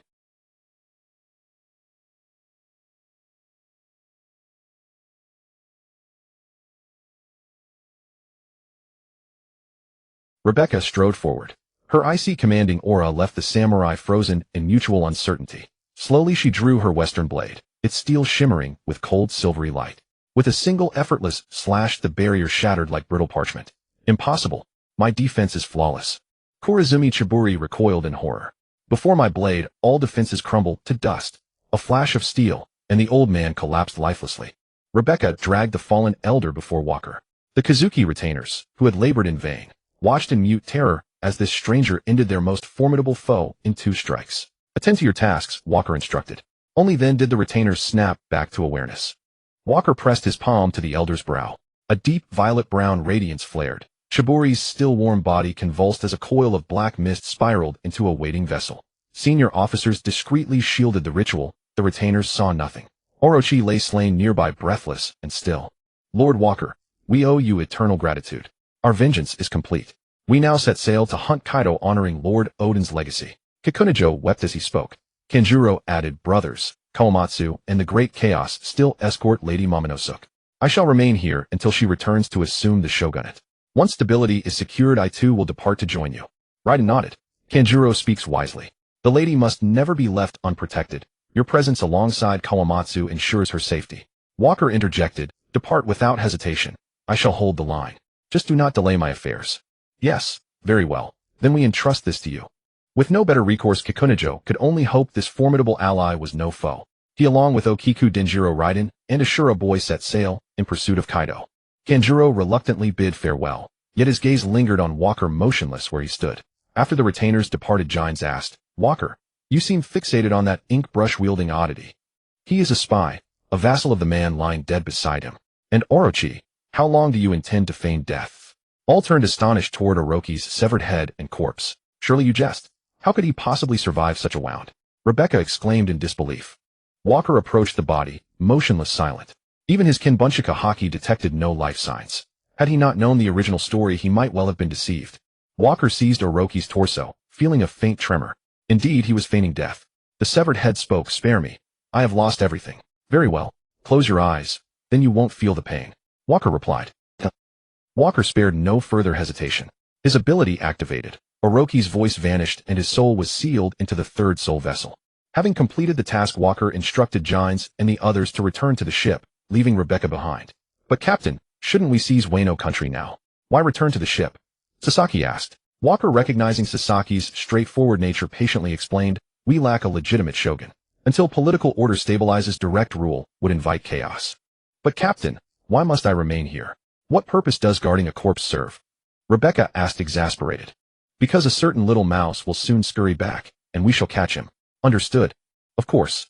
Upon boarding, Walker ordered Dylan to bring a basket of fruit. Dylan complied instantly.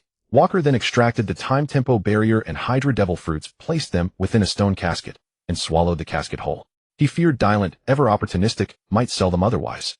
Next he directed Hillard to steer the ship to Flower Capital, and dispatched all hands to locate Kazuki Hayori and Kawamatsu, bringing them back unharmed.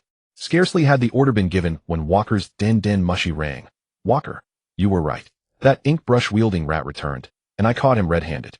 He struggled briefly, so I severed his arm. What now? Rebecca boasted. Such a man holds no value. I'll return shortly.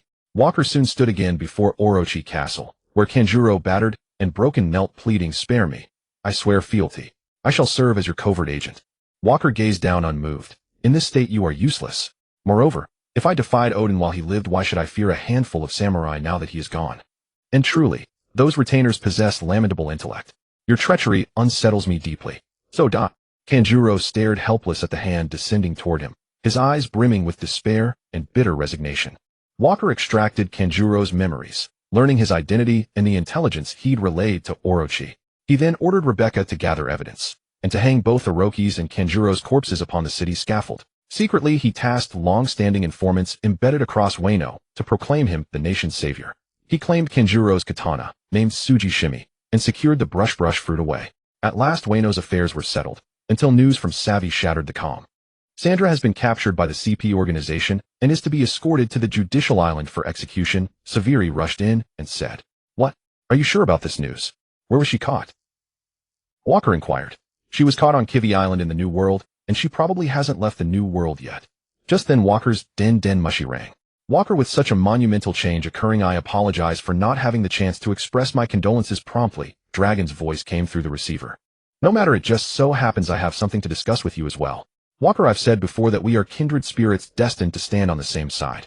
If you have any requests, feel free to make them, and I will do everything in my power. My crew member has been captured, and I need to rescue her in the New World. I require you to stir up some commotion in the Grand Line to draw their fire. If your forces need any assistance, let me know. As you know, I need weapons. A massive supply of weapons. No problem, that's acceptable.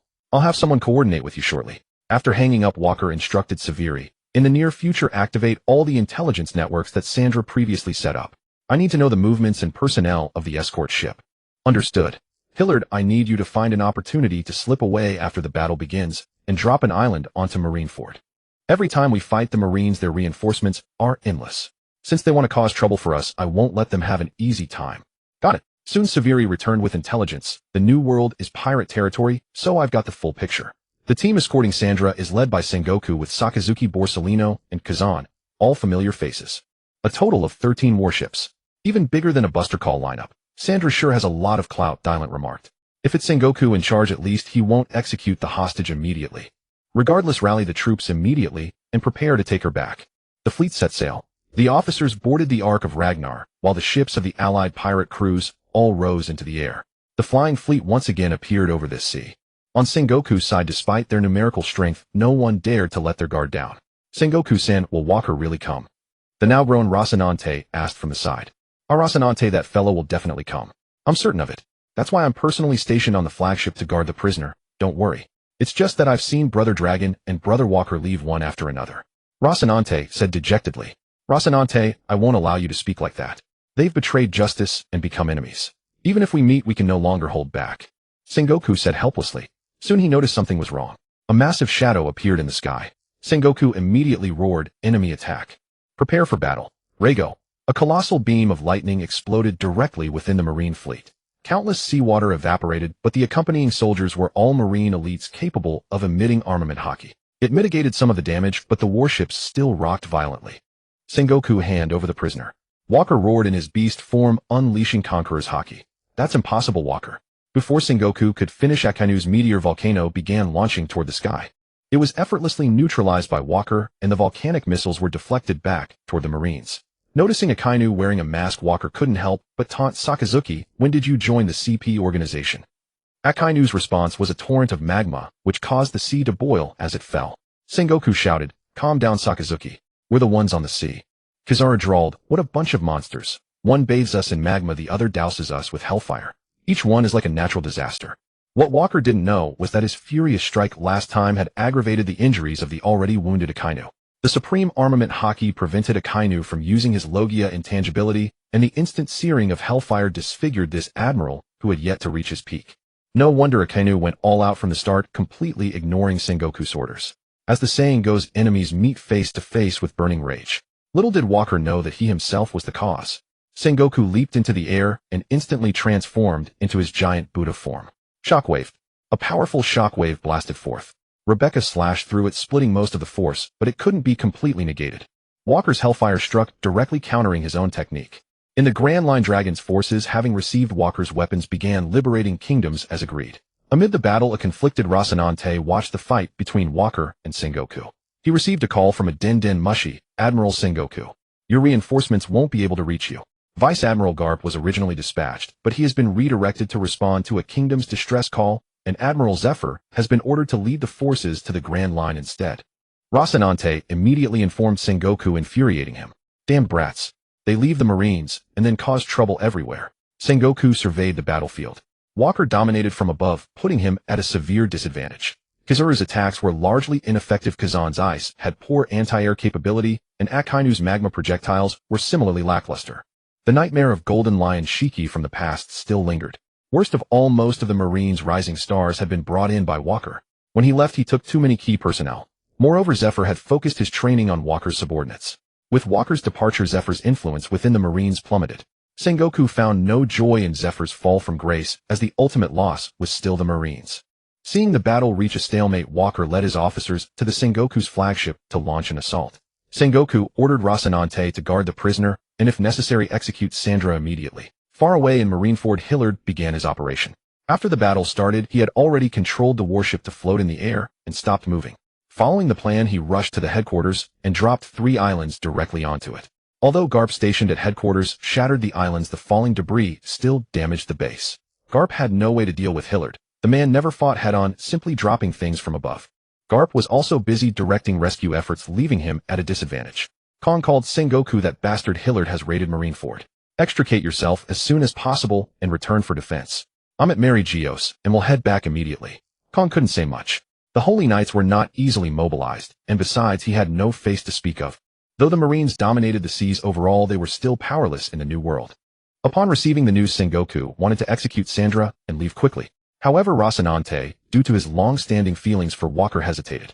Lily, taking advantage of the Marines' distraction, used her miniaturization ability to infiltrate the ship's hold, knocked out Rocinante, and rescued Sandra. Sandra was in terrible condition. Kizaru attempted to kill her immediately, but Janes intercepted him with a flash step and took Sandra away. Seeing that the objective was achieved, Walker ordered a retreat. He stayed behind to cover the escape, while Janes activated his ability to teleport the pirate ships away en masse.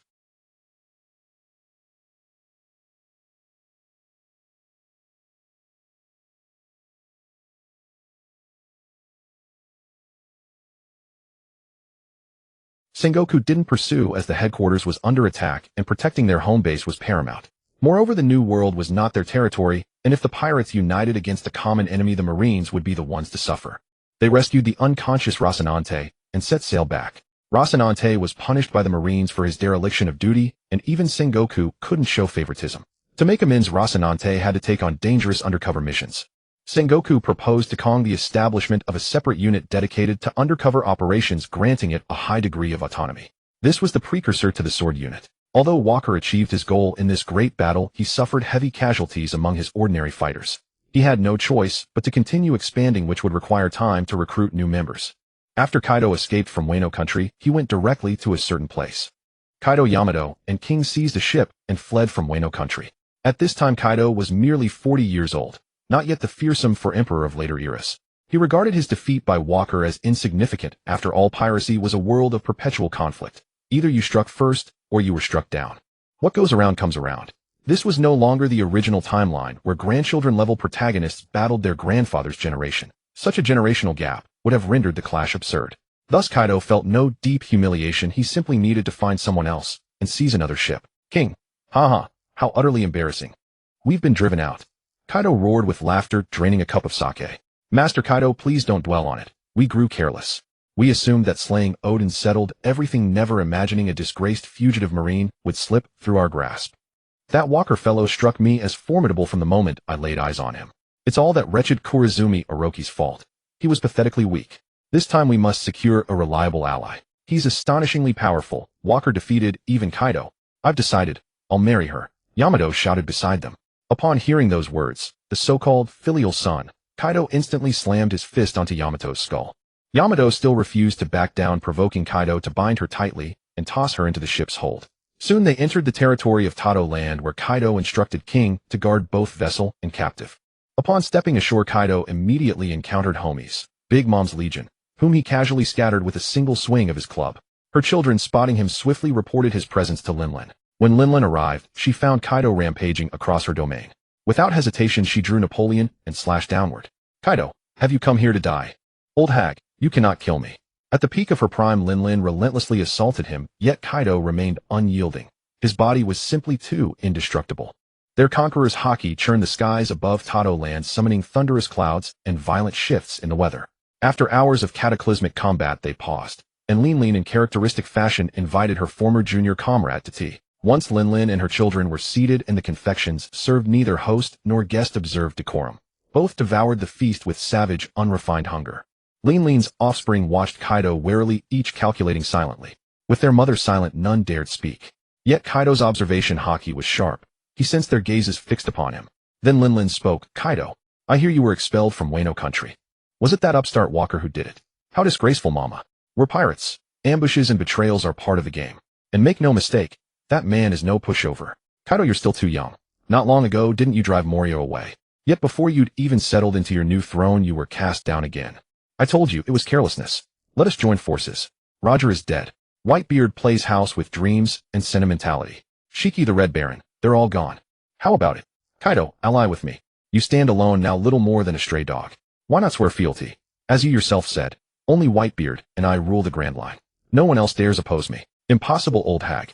My subordinates and forces will be restored soon enough. I am Kaido. The very name commands dominion. I will never serve as your underling. With that, he slammed his iron club into the ground in fury. Kaido, rest easy. We fought side by side for decades. I won't let you lose face. I'll help you reclaim what's yours. Then I thank you, sincerely. Having drunk his fill and gorged himself, Kaido transformed into a dragon and soared skyward. Linlin turned to her children and asked, and what do you all think of this matter? Parasparrow licked his lips and replied, Mother, Kaido has just suffered defeat. Assisting him seems hardly worthwhile. Daifuku interjected, exactly, mother. Brother speaks wisely. Even if our strength is unmatched, aligning ourselves with a fallen warrior only invites enmity with the one who felled him. That makes no strategic sense. Linlin nodded. Well reasoned. We are pirates. We pursue profit above all. Walker intrigues me. If possible, I'd bring him into our fold. Mother, do you mean we should reach out to Walker as well? Katakuri smiled. Katakuri, you truly are perceptive, my child. Who among you will go to Walker? I wish to speak with him directly. Silence followed. Walker's reputation preceded him. Rumors claimed even souls slain by his hand found no rest, a terror surpassing Linlin herself. When no one stepped forward, Linlin unleashed her conqueror's haki. Her children writhed in agony. At last, Montdor rose with great difficulty and accepted the perilous mission. Meanwhile, in Wano country, Sandra rushed back and threw herself into Walker's arms. Walker, I'm so relieved to see you. I knew you'd never abandon me. I nearly died. I suppose you saved me because you admire my brilliance. Yes, I'm simply too clever to lose. Walker sighed. She hadn't changed a bit. Savory added, Sandra, you're finally back. From now on, intelligence operations fall to you. I'm a physician. I can't afford to neglect my duties. Understood. I'll take charge. With Dr.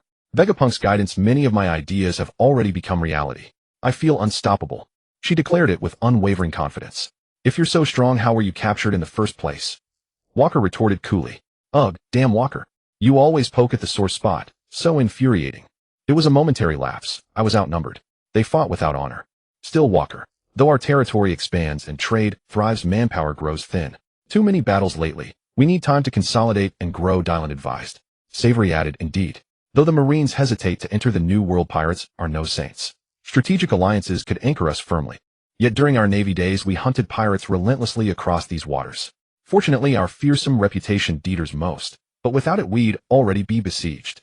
You're right. We need time. Let me consider. Sandra, has Dr. Vegapunk's cyborg enhancement project commenced? Yes, it's underway. The war machine prototype is in development. I'm assisting. Trials can begin immediately. Then accelerate them. We require battle-ready cyborgs. Many devil fruits await inheritors. Really? Excellent. I'll begin at once. Dylan, Jeans, and Hillard, I entrust you with training Runty and Pagey. Kaido proved unexpectedly generous, giving both children ancient Zoan fruits. Forge them well. Savory, you continue recruiting across the New World. Sandra, expand your intelligence network without delay. Both acknowledged. Savory added, Quinn is nearly ready, within the next 2 days. Walker, whenever you wish to end it, he's yours. Jack has surrendered, begging for mercy. Jack, the so-called ship grabber from Cannon. A fishman brute, reckless in his later years, yet still youthful now. Under Savory's relentless torment, surrender, or even a swift death, seemed inevitable. Still, Jack possessed a certain stubborn integrity. Very well, accept him. Another ancient Zoan. Dylan, he's yours. Fine. So my first assignment is running a daycare. Stop complaining. We're critically short-handed. Savory, let's go see Quinn. There they found him reduced to a limbless husk, eyes dull and vacant. Savory gleefully explained how astonishingly resilient Quinn was. Most men would have perished long before. Walker stepped forward. You tormented many before. Now the debt is repaid. Any final words? Grant me a clean death. Walker extracted his soul, instantly sealing it within a vessel, and prepared to enslave his spirit weapon. Only then did Walker notice a gaunt masked youth standing nearby, Jack. He looked closer, and affirmed once more Savory's terrifying efficacy. A subordinate burst in. Boss, Big Mom's crew has arrived. Mondor stepped forward and said, Greetings, Captain Walker. I am Mondor, the 19th son of Mama, and I represent the Big Mom Pirates in this meeting with your Reaper Pirates. What message does Big Mom have for me? Speak plainly, Walker replied calmly. Though Walker was only slightly older than Mondor, his audacity in addressing Big Mom by name did not provoke outrage. Mondor, after all, was one of the few among her children who possessed genuine intellect. He knew better than to provoke trouble on foreign soil, especially before a man whose presence alone commanded dread. Captain Walker, Kaido recently visited Mama and proposed an alliance against you. Yet Mama holds considerable admiration for you, and declined. Thus she sent me to inquire, might our two crews draw closer together? Is Big Mom sending you here merely to intimidate me, eh? Walker asked, and instantly unleashed his Conqueror's Haki. Under its crushing weight, Mondor collapsed helplessly to the ground. His Conqueror's Haki rivals Mama's own, terrifying. Though fear coiled cold in Mondor's chest, pride for his mother compelled him to speak defiantly. Walker, are you declaring war upon Mama? Not unthinkable. After all we've fought before. Walker shrugged indifferently. Mondor, still young, barely past his coming of age, had yet to feel the full weight of Big Mom's legendary authority. Flustered, he fell silent. He had no mandate to issue declarations of war. He stood awkwardly in place. Walker broke the silence. Boy, you sought to test my resolve, yet you're far too green. Call Big Mom yourself. Let her speak to me directly. Walker, Kaido came to me, but compared to him, I prefer an alliance with you. Would you become my husband? Our bloodline would forge the world's most formidable warriors. No, you're nearly 50. This reeks of exploitation. I hold no interest in an aging woman, though a marital alliance remains possible. A pause stretched, then Big Mom burst into thunderous laughter. Very well, I cannot bear to destroy you. So be it. Which of my daughters has caught your eye? Walker paused in thought. Big Mom's brood was vast, and wildly varied in appearance like creatures from a menagerie. 2 decades had passed since his arrival, many plot lines had blurred in memory. His prospective bride must not be grotesque nor merely ornamental. She needed strength, maturity, and bearing worthy of his station. At 28, he could hardly wed a girl barely out of childhood. Smudge? Too grotesque. Charlotte Chiffon? Elegant yet too slight. Muckaroo? Far too dark. Then, a candidate emerged in his mind. Among Big Mom's children, one must choose the least flawed. Mama, there is a daughter of your sister to Cracker. I recall purple short hair. Her age must be close to mine. Mama, you mean my 6th daughter Castard? Yes, she is indeed near your age. Then let us hold a wedding ceremony. I shall send formal invitations to the whole Cake Island. Agreed, I shall attend. Ha! With this alliance our dominion over the new world shall be absolute. Mama. She roared with delight, then severed the call. Mondor bowed deeply and withdrew. Walker, you truly intend to marry Big Mom's daughter? Dylan asked, intrigued. And what of it? As you rightly observed, we need time. Big Mom is presently the most advantageous ally. If your heart accepts it, then so be it. Though that woman is capricious, even mad. Her madness targets only the weak. And we are anything but weak, are we not? Precisely. Enough talk. Let us divide the territories. Flower capital goes to Yo and myself. Ukuri becomes Dylan's domain as Daimyo of Shiny Jeans. The arms-producing region of Rabbit Mound falls under Charade's watch, and Ringo shall be entrusted to Tar. White, the rear gate of Wano country belongs to Rebecca. Savory and Sandra, maintain your posts at Medical Island and Arms Island. Silverware Island and its Silver Kingdom, Joalia and Sasami shall garrison there. 4 Flower Country, Maria, Lily, and the Runty siblings shall hold vigil. By the way, Maria, please tutor Yo in Ikebana and classical dance when you find the time. Wonderful. I'm a daimyo now. I'll take White without delay. Rebecca cheered. Say, Walker, how about granting me Flower Capital? I've long admired its courtesans. Dylan teased. Understood. Flower Country shall be my charge. I shall guard it faithfully alongside my sisters, Maria murmured, leaning softly against Walker. Soon all departed, each to assume governance over their assigned lands. En route, Jeans muttered. Hey idiot, why's Walker suddenly marrying? Didn't Layla just depart? You're dense. The world government hounds us relentlessly. Walker acts for our survival. Should we ally with Whitebeard instead? Dylan replied gravely. What about Dragon's faction? We've always been on good terms. They're rebels, and destitute feeble. Drawing too near would invite annihilation from the world government's colossal shadow. Better to align with pirates. Naval scrutiny remains lighter. Those nearby nodded in quiet agreement. Truth be told, we remain too weak, dragging Walker down, Charade admitted. Indeed. Let us use this reprieve to strengthen ourselves. By the way, Charade, weren't you once vehemently opposed to pirates? Isn't this ironic? Rebecca chuckled. Silence. My vengeance is complete. I now walk my father's path to grasp true freedom. How fascinating. Still the new world feels surprisingly secure. Joelia beamed. Long time no see. You're still timid, I see. Farewell everyone. I return now. Weapon orders flood in. Dragon's shameless freeloading grows tiresome. Sandra sighed. In the hall Maria lay spent upon Walker, breathless and languid. My lord, will you truly wed Big Mom's daughter? I confess, I am displeased, she murmured lazily. Walker felt little beyond pragmatic regard for such a consummate courtesan. A political marriage, nothing more. We require time. Maria sensed his detachment, and gracefully composed herself before withdrawing. Alone at last, Walker whispered, Layla, you'll understand, won't you? Soon Mondor returned to Wano country bearing Big Mom's formal invitation. Captain Walker, or rather future brother-in-law, the whole cake island preparations are underway. Do attend punctually. Mama extends extraordinary goodwill. Your entourage faces no numerical restriction. Understood. I shall arrive on schedule. Mondor departed swiftly. Dylan asked, Walker, how many will accompany you? Dylan remain here to safeguard our base. Jean and Charade will suffice for the journey. Walker ventured into the lion's den, but with these two he needed no more. I shall go too. I vowed to attend your wedding and perform for you, Rebecca declared. Very well, add her to the party. The next day news erupted across the globe. The Navy's former admiral candidate defeated Kaido of the Beasts, now allied with Big Mom Pirates. Their union is imminent. The Reaper will wed Big Mom's sixth daughter. The announcement sent shockwaves through every faction. Zephyr, upon hearing it, murmured quietly, Walker, it is truly you. Even as a pirate, your strategic acumen remains unmatched. Sengoku rushed to Fleet Admiral Kong. Unbelievable. Walker aligning with Big Mom. Let it be. For now he operates beyond our reach in the new world. Focus instead on Kaido. The five elders direct us toward Dragon. Moria cackled upon reading the report. Kaido, your time has come. Humph, another failure. He accepted the Shichibukai offer without hesitation. Kaido tore the newspaper to shreds in furious silence. On a secluded island within the calm belt, a woman of icy beauty lowered the paper, ignoring her subordinates' protests, and set sail for the new world.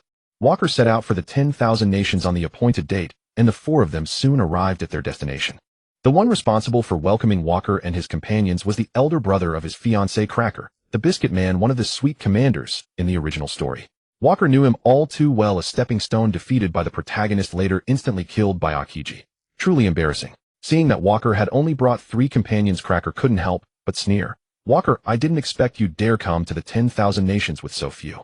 Could it be that Kaido already wiped out all your men in battle? Young man, don't force me to teach you a lesson in front of everyone. Walker said, his sharp gaze making Cracker step back in fear. Yet Cracker inwardly doubted whether this guy who seemed about his age could really be that strong. Stop guessing. He's far stronger than you, Jenny's replied, startling Cracker. How did this guy know what he was thinking? Cracker was puzzled, but with his younger siblings present, he didn't want to lose face. Just as he was about to put up a brave front, a flash of arc, Walker appeared before him. Before Cracker could react, a dark gunstock slammed into the Biscuit Man, shattering his biscuit armor and knocking Cracker unconscious. Then Walker asked, who else can lead the way? Impossible. Big Brother Cracker was defeated in one move. Are you kidding me? He's as terrifying as Mama. Suddenly, a white machi projectile shot from the crowd. Walker caught it with his hand. Thunderbolt. A pillar of lightning struck the crowd, and Katakuri leaped out. So fast. Katakuri was shocked. Fortunately, he had foreseen that terrible future. Any slower, and it would have been disastrous. Machi shot forth rapidly, but this time it wasn't launched by Katakuri. It was thrown by Walker. It struck him directly, and he instantly went limp, flying backward and collapsing unconscious. Impossible. Big Brother Katakuri, the Charlotte family's greatest masterpiece, has fallen, and face down. Big Mom's children immediately carried their 2 elder brothers away, and everyone began to fear. After all, even the oldest among them was about the same age as Walker. Parasparrow soon ran over from afar. Walker, Mama invites you. Younger siblings make way. The children of the Linlin family sure have a unique way of interacting. Game's over, I suppose. Let's go in, Walker said, leading his officers inside. Arriving at the Cake Castle, Linlin sat on her throne, unleashing terrifying conqueror's haki. Walker, long time no see. Kaido came by recently and said you bullied him. As the big sister, I can't let that slide. Lean, if you have the ability, feel free to try. Walker's Conqueror's Haki also erupted. The clash of their Haki sent many of Big Mom's children sprawling. Linlin hoisted Napoleon and swung it fiercely at Walker. Elbaf spear Wayno. Titan's might nation-destroying shot. The massive slash and the lead bullet wrapped in hellfire collided in midair, and the resulting wind pressure tore a patch of grass clean from the ground. After the aftermath, Big Mom swung her broadsword in a full circle at Walker, who slammed his gunstock against the blade. Mama, it hurts. His gun is so hard. Napoleon cried out. Linlin, I know a thing or two about soul manipulation. Deprive. Mama, I feel terrible. Napoleon wailed. Prometheus, heavenly fire. Flames, huh? I know them too. They're useless against me. The fire cloud struck Walker, but he was naturally able to generate flames himself, and simply disintegrated it. How could this be? Mama, my attacks are useless against him. Prometheus howled. Move aside. Discharge. Zeus bellowed, unleashing electricity. However, all the electrical energy was absorbed into the rifle in Walker's hand. Imbue. Refined soul power of the earth. Countless clay golems emerged, fusing into the forms of the daimyo of Wayno, Silver Axe, Golden Lion, Captain John. They roared and charged at Linlin. How can this be? Could the rumors be true, that those defeated by Walker have their souls enslaved? Don't panic. Mama will definitely win. Big Mom's children shouted nervously. All inanimate objects are useless against Walker. Don't you get it yet? Rebecca laughed. Big Mom swung her sword fiercely. Emperor's sword. Mama, no. It hurts. Napoleon cried out in human-like pain. Indeed, Linlin, the homies created from your soul are truly hard to steal. Walker tried to seize Napoleon's soul, but found it impossible. While he thought it made sense, Big Mom was entering her prime. If not for his complete counter to her devil fruit, it would be tough to defeat her. Mainly like Kaido, she was just too tough. Walker, don't underestimate me. Countless slash waves imbued with Conqueror's Haki came flying. Walker swung his gunstock like a baseball bat, batting them away one by one. Big Mom then launched a quick sneak attack, punching Walker. Though he wasn't injured, the immense force sent him flying. Quite a heavy punch. Hellfire shot.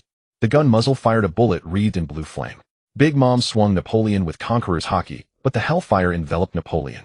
Napoleon's soul began to scream in agony, finally burning to ashes. Napoleon is gone. Mama, what do we do? Zeus shrieked in terror. But Big Mom grabbed Zeus, directly powerful lightning accompanying her blade as she struck down. Linlin, this is useless. Can't you try something new? Walker seized the opportunity and kicked Big Mom away. Damn you, Walker. Are you declaring war on the Big Mom Pirates? Owen blustered. But Rebecca immediately drew her sword and pressed it against his neck. If I were you, I'd keep my mouth shut. Surrounding Big Mom's children saw the calm demeanor of Walker's 3 remaining officers and lost their nerve. Big Mom climbed out of the rubble completely unharmed and grinned. Walker, your Haki has grown stronger. You even managed to make me feel powerless. Truly surprising. If I could, I'd have you as my husband. Linlin, that's impossible. Thunder of fire. Walker said, then fired a shot. A massive flame-wreathed thunderbolt blasted out. Big Mom punched the incoming bullet, deflecting it, and causing a distant forest to vanish into thin air. All right, the guests are coming. Let's stop. Your wedding with my daughter is about to begin. Don't ruin the venue. Servants, clean up this place. Big Mom laughed. Many brooms emerged from the corners and began cleaning automatically. Big brother, did Mama win? Daifuku asked. Quiet. Prepare for the wedding. Paraspero said nervously. Soon 6 emperors of the underworld from various fields arrived. Walker couldn't help but admire Big Mom's reputation. She could make the underworld figures dare not offend her, something Walker's own prestige couldn't yet achieve. Linlin, I didn't expect your daughter's wedding. I'm not late, am I? Said Picro, the emperor of the assassin and mercenary realm. The marriage partner seems to be quite a remarkable figure from before, said Umit, the shipping king, with a sigh. He's also an old friend of ours. This is big news, said Morgans, the news king. These people were seated one by one, accompanied by Big Mom's children. Of course, there was also an old friend of Walker, Stussy, the queen of the pleasure district. She cast a resentful glance at Walker, but the scoundrel just smiled at her, making Stussy turn away in anger. As expected of the queen of the pleasure district, she finds a lover anywhere, sneered Feld, the lone shark king. If you want to live, I suggest you keep your mouth shut, Stussy retorted. The servants quickly cleaned up, and Cracker and Katakuri, who had been injured by Walker, also made their appearances. Walker, where's the bride? Why hasn't it started yet? I can't wait to perform, Rebecca urged. Before Walker could respond, Big Mom instructed Cracker to bring out his sister, the bride of the day, while ordering servants to dress Walker in a white groom's suit. The bride soon emerged in a white wedding dress. Walker glanced at her and thought she was passable, a round face, long legs, a slender waist, short purple hair, and lively eyes. Among Big Mom's many daughters, she was considered above average. The priest began reciting the wedding vows. Suddenly, a powerful burst of Conqueror's Haki erupted from outside the square. Walker, do you remember me? Who is this person? Causing trouble. She's not here to snatch the groom, is she? Get ready to act. We must ensure the wedding proceeds smoothly. The children of the elderly woman began to murmur among themselves. Katakuri sensed an unfavorable future and directly blocked the newcomer's path. Today is my sister's wedding day. Please leave. Cracker the Biscuit Man hoisted his sword and stepped forward upon hearing this. Katakuri, are you saying this woman is here to stir up trouble? The woman before them spoke coldly. Move aside. That I cannot do. Then I'll help you. As she spoke, the giant serpent coiled around her arm, transformed into the shape of a bow. Wind arrow. A tremendous gale pierced straight through the Biscuit Man, while Katakuri evaded by preemptively turning into an elemental form. Walker's poor brother-in-law was once again instantly defeated. Inside, the crowd was drawn by the commotion at the entrance and turned their heads. Who defeated Cracker? What is this woman doing here? Is she causing trouble? Causing trouble in Tato land. How disrespectful to Mama. Looks like there's drama in Lean's family. The assassin organization's king watched the excitement from the side. Jane spoke beside him. It seems an old friend has come calling. Walker, what do you plan to do? After seeing her technique, Walker guessed the newcomer was Caroline from Amazon Lily without even using his observation haki. Since he recognized her, Walker couldn't just stand idly by. Ignoring the bride castered before him, he flashed in front of Caroline. Seeing Walker, Caroline suddenly became flustered. I heard you're getting married today. Did you forget to notify me? Haha, there's been too much going on lately, and it's just a wedding after all. Walker held great affection for this Tsundere queen in his heart. I saw the news. I learned about your father's death and your departure from the Marines. At the time, I was busy handling the aftermath of Toritoma's affairs and couldn't be by your side. I'm truly sorry. It's fine, Caroline. Seeing you makes me very happy. Are you now the Empress of Amazon Lily? Yes, I am already the Queen of Amazon Lily. You'll be a good ruler. Their conversation was interrupted by Big Mom's roar. Who ruined the ceremony? I'm about to eat the delicious wedding cake. Her powerful conqueror's haki burst forth and the guests endured her monstrous voice. Caroline's own conqueror's haki flared as well. This queen, aside from Walker and her own people, would not tolerate anyone. How could Big Mom endure such provocation? She drew out her soul power once more and infused it into Napoleon. Napoleon began to clamor again, slashing fiercely at Caroline. The queen did not sit idly by. Powerful magma elements gathered on the bowstring. Blast flame arrow. The temperature in the venue instantly soared, and many places began to spontaneously combust. Powerful magma engulfed Big Mom, but her reputation as a steel balloon was not unfounded. Big Mom emerged unscathed. Her massive blade descended only to be caught by Walker. Walker, are you trying to shield this person who ruined the banquet? Big Mom asked coldly. Lean, this is my invited guest, the Queen of Amazon Lily. It's just a small interlude, quite normal I think. Consider it a magnificent performance. Ah, guest from afar. Then please take a seat and join the banquet. Taste the delicious cake. After saying this, Lin laughed heartily, but inwardly, she thought Walker was clearly on her side, and the fighting power of Amazon Lily was not to be underestimated. Walker took Caroline's hand and led her to a seat. She did not resist. Soon the wedding proceeded. Walker and Castard exchanged greetings, and the ceremony concluded. The celebration and revelry lasted until nightfall. The bride waited in the nuptial chamber, while Walker met Caroline in a secluded corner. Why did you suddenly rush over? You're a queen now. You can't be so willful anymore. Walker questioned. Actually, you know I never wanted to sit on the throne. But Toritoma's final words left me no choice. If I could, I would rather. There will be a chance. I think soon someone will take your place. We will be together in the end. Was this marriage your own idea? Yes. Although I am alone now, I still have a group of comrades. They stood by me during the hardest times. I want revenge, but I cannot let them accompany me to their deaths. The enemy is too strong. I need time. That's why I had this wedding. So you're not doing this willingly? Caroline suddenly said cheerfully. Actually, I feel sorry for the bride. She's probably not willing either. Big Mom has no family bonds. Her daughters are merely tools for political alliances. Indeed, how pitiful. Unable to choose the one they love, all fated to be tools. Tato land seems wonderful, but it's just like this after all. A kingdom that binds its people. Go back. I'll bring you a successor when the time comes. Don't worry. Really? Yes. Although I can't be completely certain now, I shouldn't break my word. Then Walker and Caroline embraced and parted. After seeing Caroline off, Walker spoke aloud. Come out. Aren't you tired from watching so long? Am I interrupting your romantic affair again? Stussy stepped out from behind. What's wrong? Jealous. How would I dare? And what right do I have to be jealous? Walker ignored her, flashed before her, and with a flicker of lightning carried her to another island. After all, Whole Cake Island was filled with too many homies and Walker didn't want his business live streamed. After a passionate encounter, Stussy said languidly, on your wedding night, leaving the bride alone to take me away? Is that really all right? Maybe I have the capital to be willful. In the world government system, have you seen anyone like me? Or a clone? Mentioning clones made Stussy uneasy as she herself was a clone. What's wrong? Do you suspect that you've also been? Not a suspicion, I'm certain. Old man Vegapunk confirmed it. I'm just curious where that person is and what they're doing. I don't know. I'll keep an eye out. Sandra is gone. How do you plan to contact Dr. Vegapunk later? Actually, I already know what I needed to know. The old man won't be able to finish my order anytime soon. I can wait. I'm mainly interested in the humanoid weapons. Dr. Vegapunk is researching them. I think he'd be happy to share, but we can't expose him too much. That would be dangerous. It seems I'm less important than the doctor in your heart. Is that because of my programming? Soon their conversation ended, and they returned to Whole Cake Island. After settling his private affairs, Walker pushed open the door to his bridal chamber. Inside, a round table by the bed was surrounded by several bridesmaids, all Big Mom's daughters. Seeing Walker return, they crowded around him. Brother-in-law, you were out so late. You need to be punished. Yeah, give us red envelopes. These little rascals must have had quite a bit to drink. Otherwise sober, they wouldn't dare speak to Walker like that. Walker didn't bother arguing with the kids and handed out berries to them. The children staggered out, and the servants came to greet their new master before also withdrawing, tactfully closing the door. Walker had played his part perfectly all day. He casually sat on a chair and surveyed the room. Having lived 2 lives, he had once fantasized about who would ultimately walk down the aisle with him. In the past, he might have wished for the queen who stirred his heart, Caroline, or his childhood sweetheart, Leia, whom he loved more out of duty than passion. But fate had other plans. His marriage turned out to be a political union with a complete stranger. The woman before him, Cracker's sister, had a stunning figure, but what was with the sword strapped to her wedding dress? Was she going to duel him? Castard saw Walker's silence and his unwavering gaze. At first she was shy and embarrassed, but gradually she met his eyes with boldness.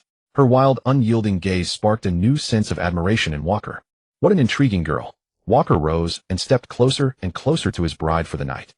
What are you going to do? Don't come any closer. Haven't we already married? Of course we must do what husband and wife ought to do. Walker gazed at the girl before him, her eyes tightly shut, as his palm slowly rose to caress her cheek, then glided downward along her slender neck. With each advancing touch, her body trembled. He unfastened the first button of her blouse. Tears streamed silently down her cheeks. At the sight, Walker paused and withdrew quietly, stepping out into the corridor of the courtyard where he sat alone, remaining there rather than wandering elsewhere, lest anyone witness them and tarnish her reputation. Well past midnight, she emerged from her room clad in a nightgown, clutching a blanket. As she tiptoed toward Walker to drape it over him, she froze. His gaze locked steadily upon her. I was afraid you'd catch a chill. Castard whispered timidly. So you're still not ready? Was Lingling pressuring you? No, not exactly. Every sister is expected to sacrifice herself for the family whenever duty calls. Lingling's so volatile. Why do you all obey her so unquestioningly? Mother's soul curse claimed my brother's life right before my eyes. Sometimes this house feels less like home and more like a cage of dread. Castard murmured softly. Soul curse. Is that truly its name? Sever. Walker unleashed the technique toward an owl perched atop a nearby tree. The creature convulsed violently and plummeted to the ground. Castard felt the ripple of Conqueror's Haki. Her hair whipped sideways by its invisible surge, yet experienced no pain or discomfort, only awe at Walker's absolute mastery over it. Yes, that is precisely how it works. Mother directly siphons another's lifespan. A coward's art, powerless against those who refuse to fear her. Is that really true? As children, we were all terrified of Mother. I doubt any of us could honestly claim otherwise. Do you dislike it here? I've grown up here alongside my family. Still, if ever I had the chance to leave, I'd long to see the world beyond. If you wish to go, I'll take you back to Wano country tomorrow. How does that sound? Truly, I never imagined such a thing possible. Many of my elder sisters married, yet their husbands were forbidden to depart. A trivial matter. Lingling cannot stop me. Would you come inside? Castard asked shyly. No, wait until you're ready. Go on, and now. Good night. Castard nodded, glanced back once at Walker, who remained motionless, then slipped inside alone. And so the night passed in quiet stillness. The next morning, Big Mom's children summoned them for breakfast. Both rose early. No trace of unease betrayed their composure. Breakfast as ever consisted of cake. Walker, why not remain in the all-blue? Here no one dares challenge you. Big Mom asked. Lingling, you'd be the first to lose sleep if I relocated my territory here, wouldn't you? Mama, just teasing. You're my daughter-in-law. Naturally, I must return to my own land. We stand united in triumph. In adversity, don't we? Lingling, what exactly do you mean? I hear you've a scientist conducting weapons research. Has he explored gigantification? Walker had assumed she sought to encroach upon arms trade, already preparing a refusal, only to realize she spoke of gigantification. Wasn't that the very obsession Caesar Clown pursued in later years? He couldn't fathom why Big Mom and Kaido both fixated so obsessively upon it. We can certainly attempt it. Then I'm deeply grateful. You and Castard may depart shortly. Katakuri, please escort them. It was clear gigantification mattered profoundly to Big Mom. She pressed no further. Stussy departed ahead of schedule. Walker personally escorted Caroline home, while Katakuri saw them all off at the harbor. Castard, once outside, care for yourself well. Should that man ever harm you, return and tell me. The Charlotte family will always be your unshakable shield. Yes, brother, I'll cherish your words. Please watch over yourself and little sister. I shall miss you dearly. After a tender embrace, she departed with Walker for Wano country. Upon arrival in Wano, Sandra sent word Kawasemi and Odin had been found, and recently a mysterious figure known as Tengu Mountain Fish had surfaced, seemingly the very person Walker sought. After acknowledging the message, Walker ordered his subordinates to bring Odin and Kawasemi before him. Gazing upon Kawasemi, barely 8 or 9, he asked gently, "Are you Kawasemi? I am your clan's armorer, and your family's long-overdue ally. Forgive our tardiness, which allowed Kaido and Orochi's tyranny to persist unchecked. This sealed letter bears testimony from Kinemon and his comrades. Its contents will reveal the full truth." Odin accepted the scroll, read it thoroughly, then turned to Kawasemi with solemn reverence.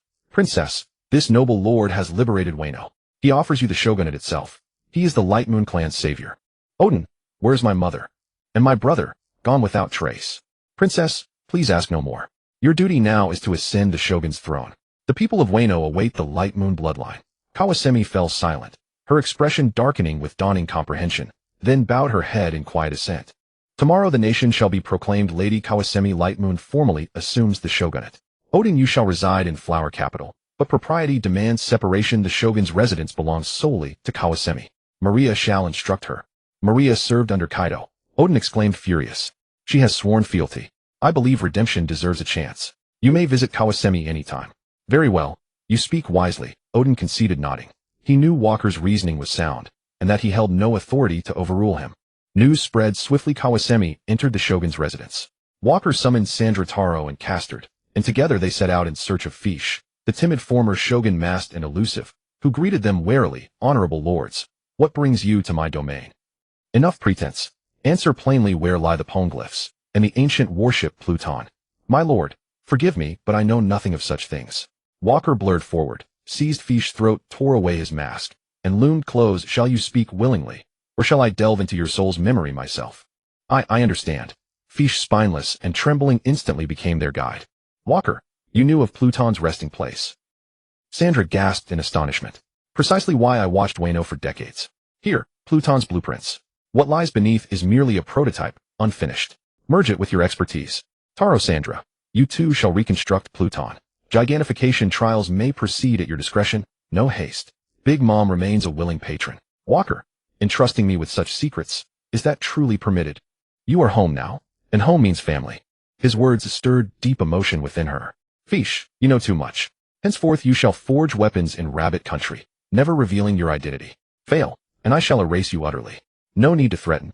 I bear no face left to show my people," Fish replied, voice hollow with anguish. In time, Navy assaults against Walker dwindled. Empowered by new arms, Dragon grew bolder across the Grand Line, leaving the Marines too preoccupied to pursue other threats. Months later, intelligence arrived. Garp had returned to Fusha Village. Calculating timelines, Walker realized the canon protagonist had just been born. Curious, he visited, when Garp was absent, meeting Ace at Dayton's cabin, teasing the boy relentlessly, perhaps still nursing old wounds from Roger's crew. While strolling Fusha Village with a child in tow, Walker received urgent news. 3 girls from Amazon Lily had been seized by slavers and sold into bondage in Mary Geos. He couldn't help but wonder if his tongue carried uncanny foresight, having reassured the Queen at their wedding about finding heirs, only for fate to deliver this crisis seamlessly after the new year. Red-haired Shanks also reported intelligence the boy had adopted a young girl. Though minor, it bore significance. The celestial dragon orphan would soon return to Mary Geos to reclaim her lineage. Walker paid it little mind. 2 years passed. Walker solidified his dominion across the new world. Kaido meanwhile expanded his forces aggressively. Meanwhile, Walker's childhood friend Razanani had infiltrated Doflamingo's crew as a spy. Yet though bound by shared youth, Walker scarcely tracked Razanani's progress. He remained simply too weak.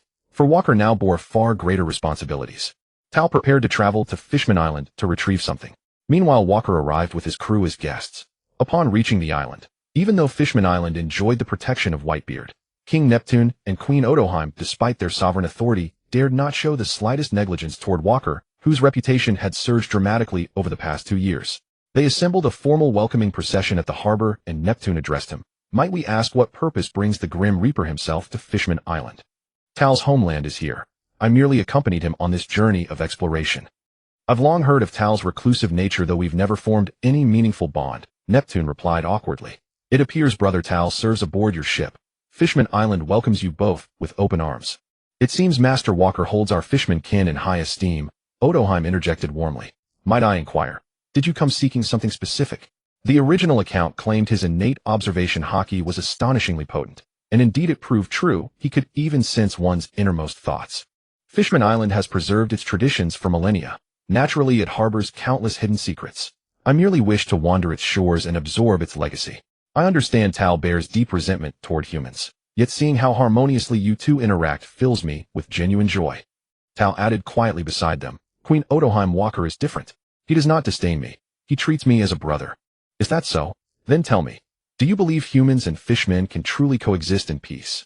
Odoheim, ever the devoted patriot and visionary, broached the subject of fishmen living openly under the sun barely moments after their first meeting. Walker spoke solemnly. Fishmen are inherently stronger than humans. Yet humanity's sheer numbers coupled with fear of power and morbid curiosity have led to widespread hunting and enslavement. To realize your dream, mere compromise is insufficient. The very environment must be transformed. Neptune fell silent in contemplation before replying. Master Walker's words reveal profound wisdom. Odoheim added gently, even now I am drafting the 10,000 signatures petition to present to the world government. Suddenly a guard burst in breathless, Your Majesty, Fisher Tiger has returned. Neptune immediately ordered his two princes to greet Tiger formally. Master Walker, please excuse us momentarily. A renowned fisherman explorer has just returned. We wish to hear his tales of the outside world, Odoheim said, tears welling unexpectedly in her eyes. Walker remained baffled. Perhaps Princess Shirahoshi inherited her mother's tender heart. Moments later Tiger entered. Neptune greeted him warmly. Tiger, you finally returned. Has life at sea treated you well? I thank you for your concern. The voyage has been kind. What are your intentions upon returning? To liberate our captured brothers and sisters. Odoheim voiced her concern. Would such an undertaking place too great a burden upon you? No, it is my solemn vow. I ask only that none stand in my way. Neptune asked, then what aid do you require? I ask one favor, grant my comrade Jinbi an opportunity. He is steadfast and trustworthy. Then he shall serve as captain of the Royal Guard. Do you accept? My deepest gratitude. Walker knew full well that this crimson-skinned fishman would soon scale the red line with bare hands. He stepped forward and declared, Tiger, if that is your name, pursue your path without hesitation. I shall stand ready below to support you. Your Walker? But how did you know where I intended to go? Tiger stared in astonishment. Do not dwell on how I know. Only understand that I am no enemy of yours. Those you despise are likewise my foes. Thus the enemy of my enemy becomes my ally. I have heard of the trials you endured. You speak truth. I am profoundly grateful. Queen Odoheim, when your child is born, please convey my warmest greetings. This small token, a silverwork from Silver Island, is her welcome gift. I beg you not to refuse it. Walker presented her with an exquisitely crafted artifact. Your kindness overwhelms us. We accept with humble gratitude. Please feel free to explore Fishman Island at your leisure. Tiger accompanied Master Walker as his guide. Your return affords you the chance to reunite with old friends. Neptune spoke cheerfully. After all, goodwill from a formidable pirate could hardly be deemed anything but auspicious. After bidding farewell, Walker and his crew departed the palace. Dylan announced, I'll wander the Fishman Island Pleasure District. I'll meet you at departure. Walker ignored him and turned instead to Tal. Tal, I need you to apprehend a fellow fishman who covets Queen Odoheim's unborn child. Odoheim commanded immense respect across Fishman Island.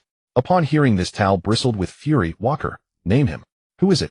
Vanderdecken 9, a fishman pirate of the Flying Pirates. Perhaps you know him.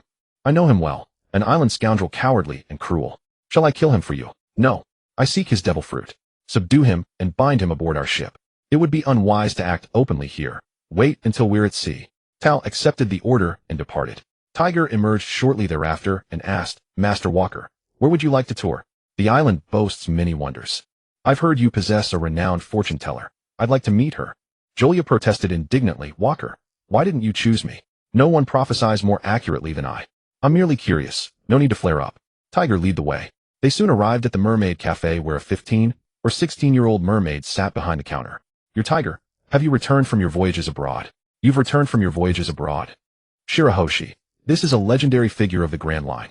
He's deeply intrigued by your divination and wishes to witness it firsthand. Of course, I've never erred in prophecy.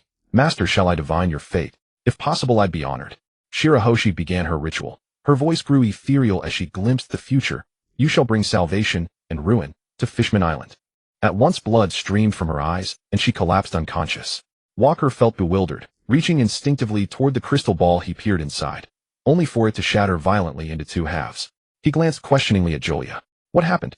Who knows? Perhaps she's simply out of her depth. Tiger rushed to lift Shirahoshi and carry her away for treatment. The others exchanged uneasy glances, recalled Dylant, and waited together at the harbor for Tal's return, then sailed from Fishman Island. Once at sea, Walker seized Vanderdecken 9 directly. The fishman screamed, Tal, you madman. Why attack me? Traitor to your own kind. I seek no slave like you. I merely wish to borrow something. Do not begrudge me this courtesy. Human, what do you want from me, eh? Your devil fruit. Walker pressed his palm firmly against Vanderdecken IX's skull. The fishman was pathetically weak, his soul surrendered with terrifying ease. His lifeless body was cast back into the sea. The target fruit was secured. The ocean grew calm. Walker strengthened his influence in Wano country and recruited new allies. A year passed. Then Walker received a call from Tiger. Master Walker, is your earlier promise still valid? I can no longer restrain myself. My word remains absolute. If it causes discomfort to the celestial dragons, I wholeheartedly endorse it. Go forth. True to the chronicles, Tiger scaled the red line unaided and stormed Mariajoa. Walker, Hillard, and Gines sailed their vessel through the skies above, poised and watchful. Listening to the commotion below, Gines teased, Walker, celestial dragon security, is this lax? Why not storm the summit ourselves and settle your score?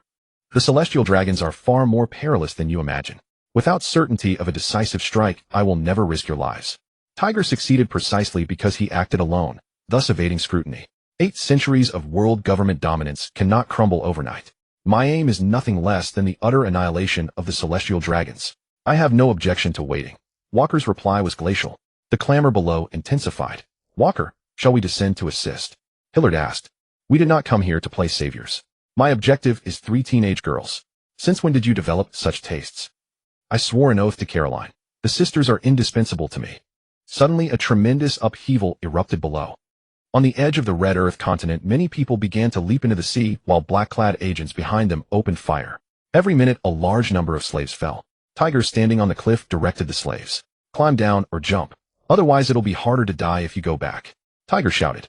The agents saw him directing and fired at him, but he dodged all their shots. Speaking of which, isn't there even a single CP0 agent? The defense of Mary Geos is too lax, Gines said incredulously. Who knows?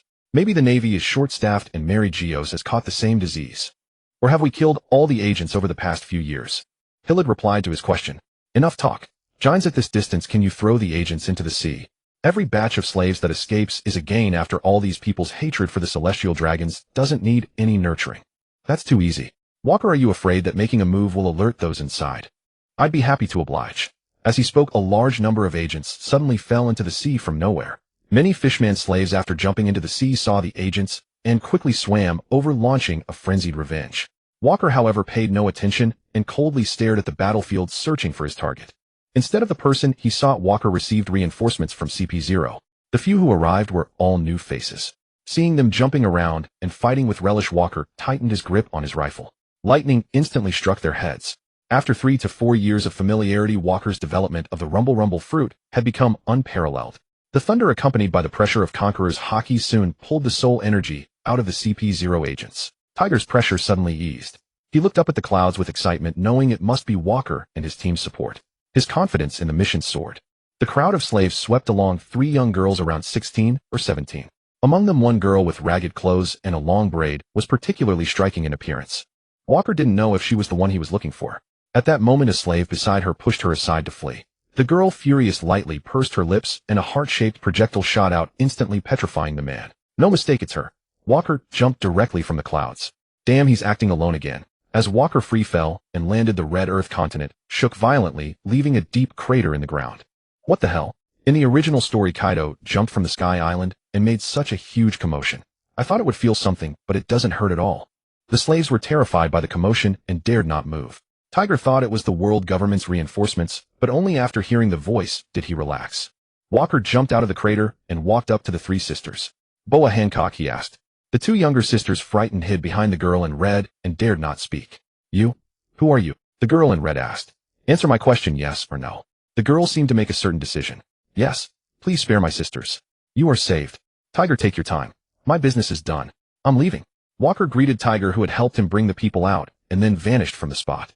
What Walker didn't know was that a young man with gray-green hair not far away was deeply shocked by his powerful figure. Back on the ship, Gines complained, Weren't you supposed to keep a low profile? Why did you suddenly make such a big scene? It's lucky for them that I didn't jump into the city.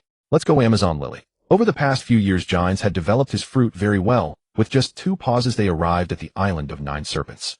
The 3 sisters saw their long-lost homeland and immediately hugged each other in excitement. Hero, may I know your name? Looking at the girl before him, Walker didn't think much and said, my name is Walker. You're safe now. Follow me inside. Little did he know that his heroic rescue would brand a mark in the heart of the future Empress. The patrolling warriors recognized Walker and his companions and also knew the Boa sisters. They were allowed to pass smoothly, and the group soon arrived at the palace. Caroline saw Walker and immediately stood up excitedly. Walker, why are you here? I've come to fulfill my promise. I found a successor. What? That fast? That's great. This is Gloriosa, the first Empress. I'll give her the throne right now. Caroline, don't be ridiculous.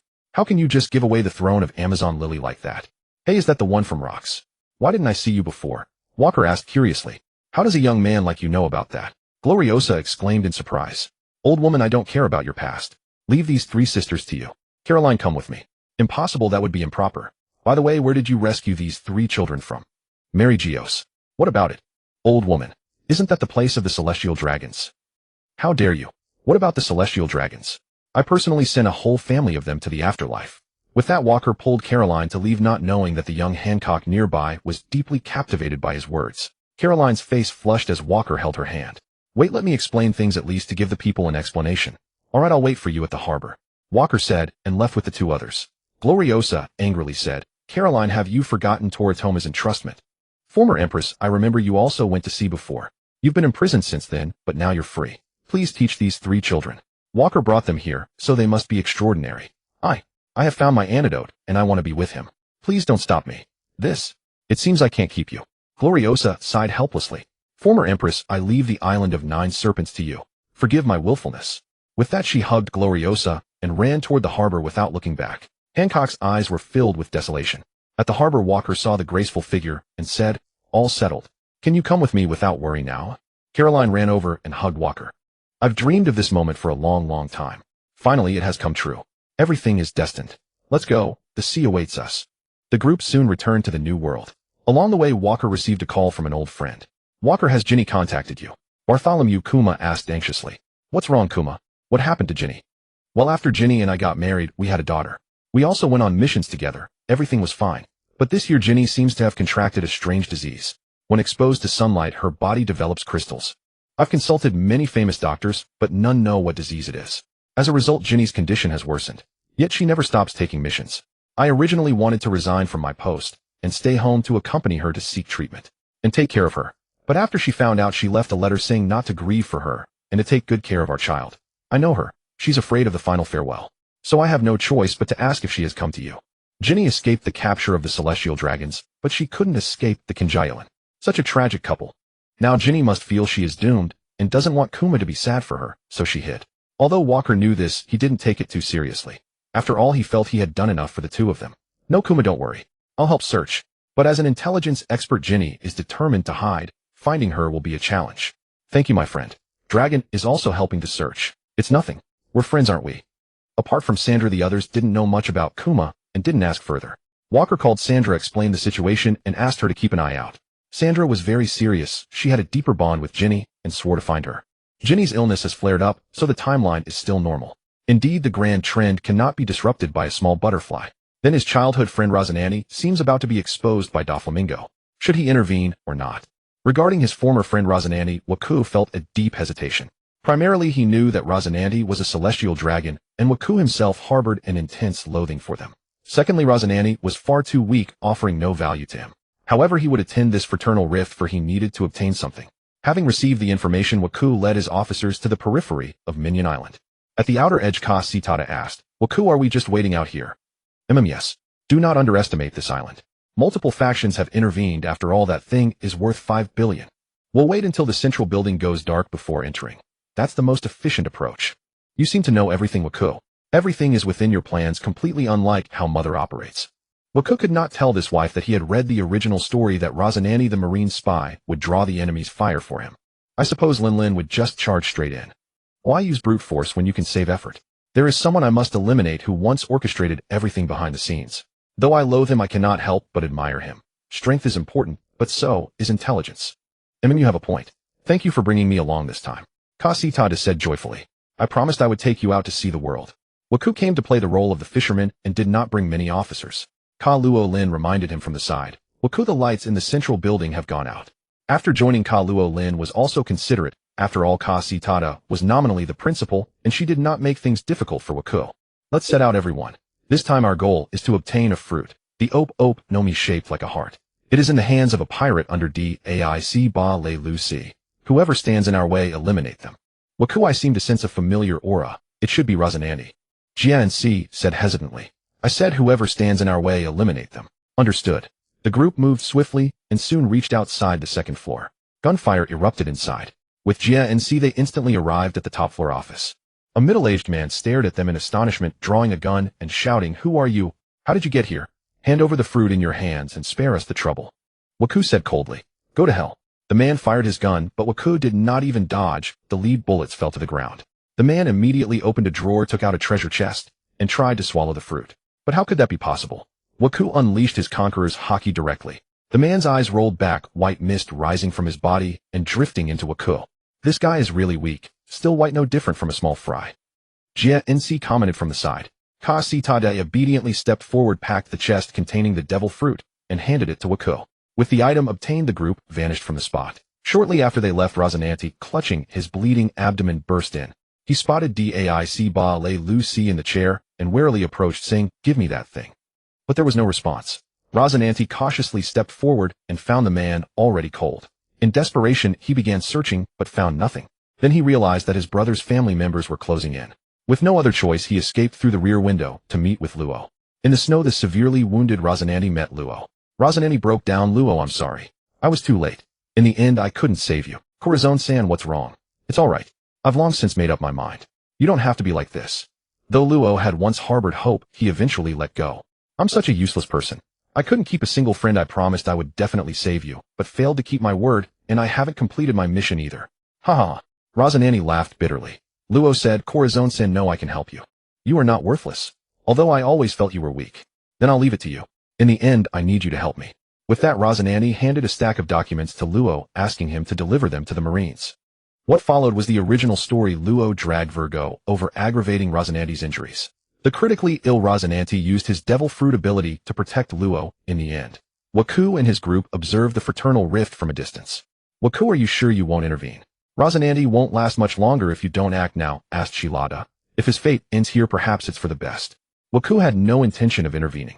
He didn't know how to face the celestial dragon side of Razanandi, so it was better to let him live on in memory. Gunfire rang out incessantly from Doflamingo's hands. Marines from Vice Admiral Tsuru's ship began landing on the island. Another familiar face. No need for us to meet that old woman, right? Jia Si proposed. Waku did not answer. He simply watched as the birdcage began to descend, plunging the island into chaos. Among the crowd, a youth in a blue hoodie caught Waku's attention. Waku appeared before the youth, noticing a scar shaped like an X on his chin, reminiscent of someone from the original story. He asked the youth, What is your name? Who are you? Why are you blocking me? Don't hurt me. I am not your enemy. Perhaps if you answer correctly, I might even save you. Don't joke around. Get out of my way or else I'll get rough.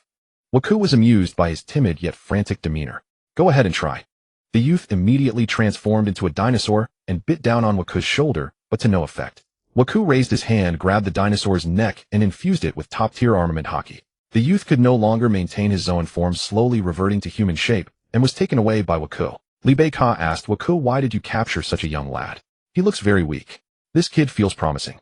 Our territory is expanding. As for pirates, we need to start training them young. So you're raising a bunch of child soldiers.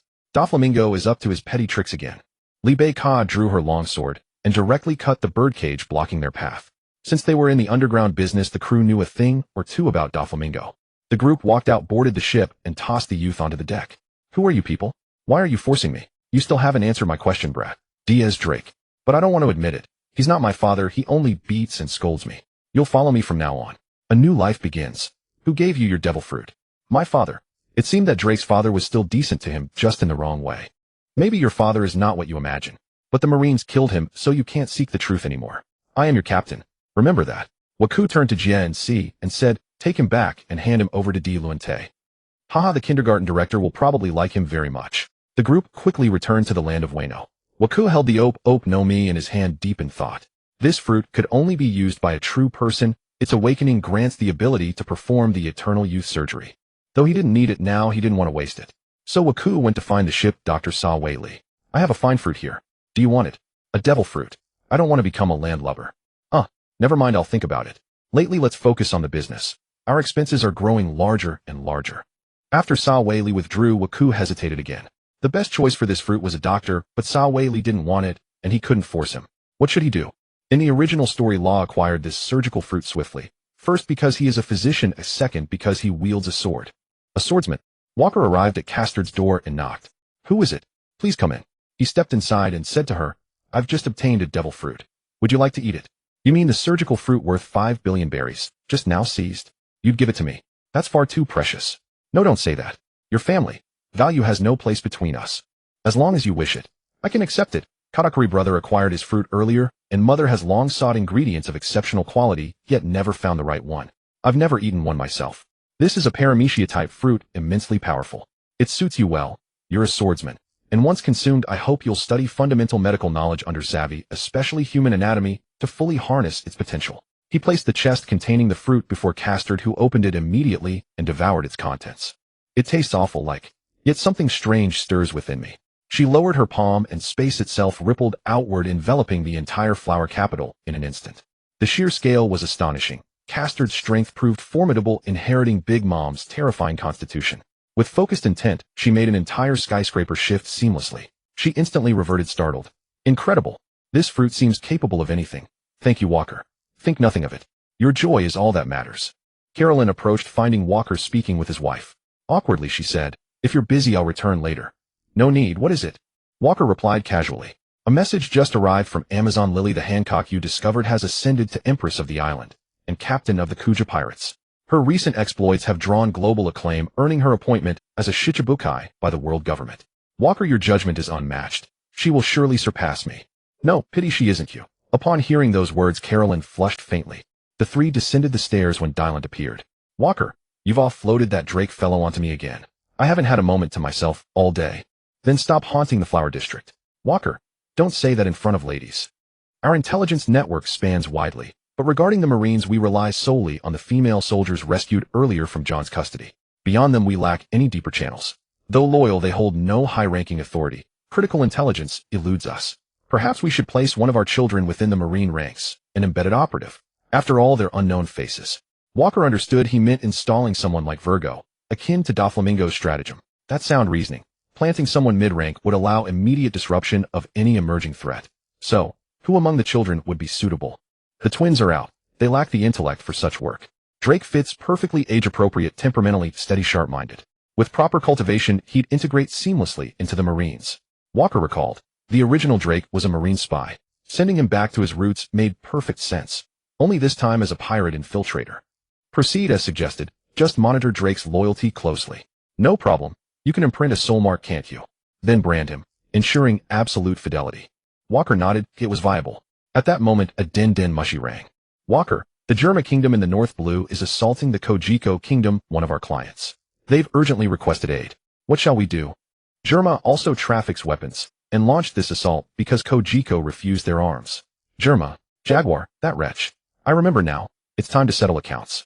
Tell them we're en route to obliterate Germa.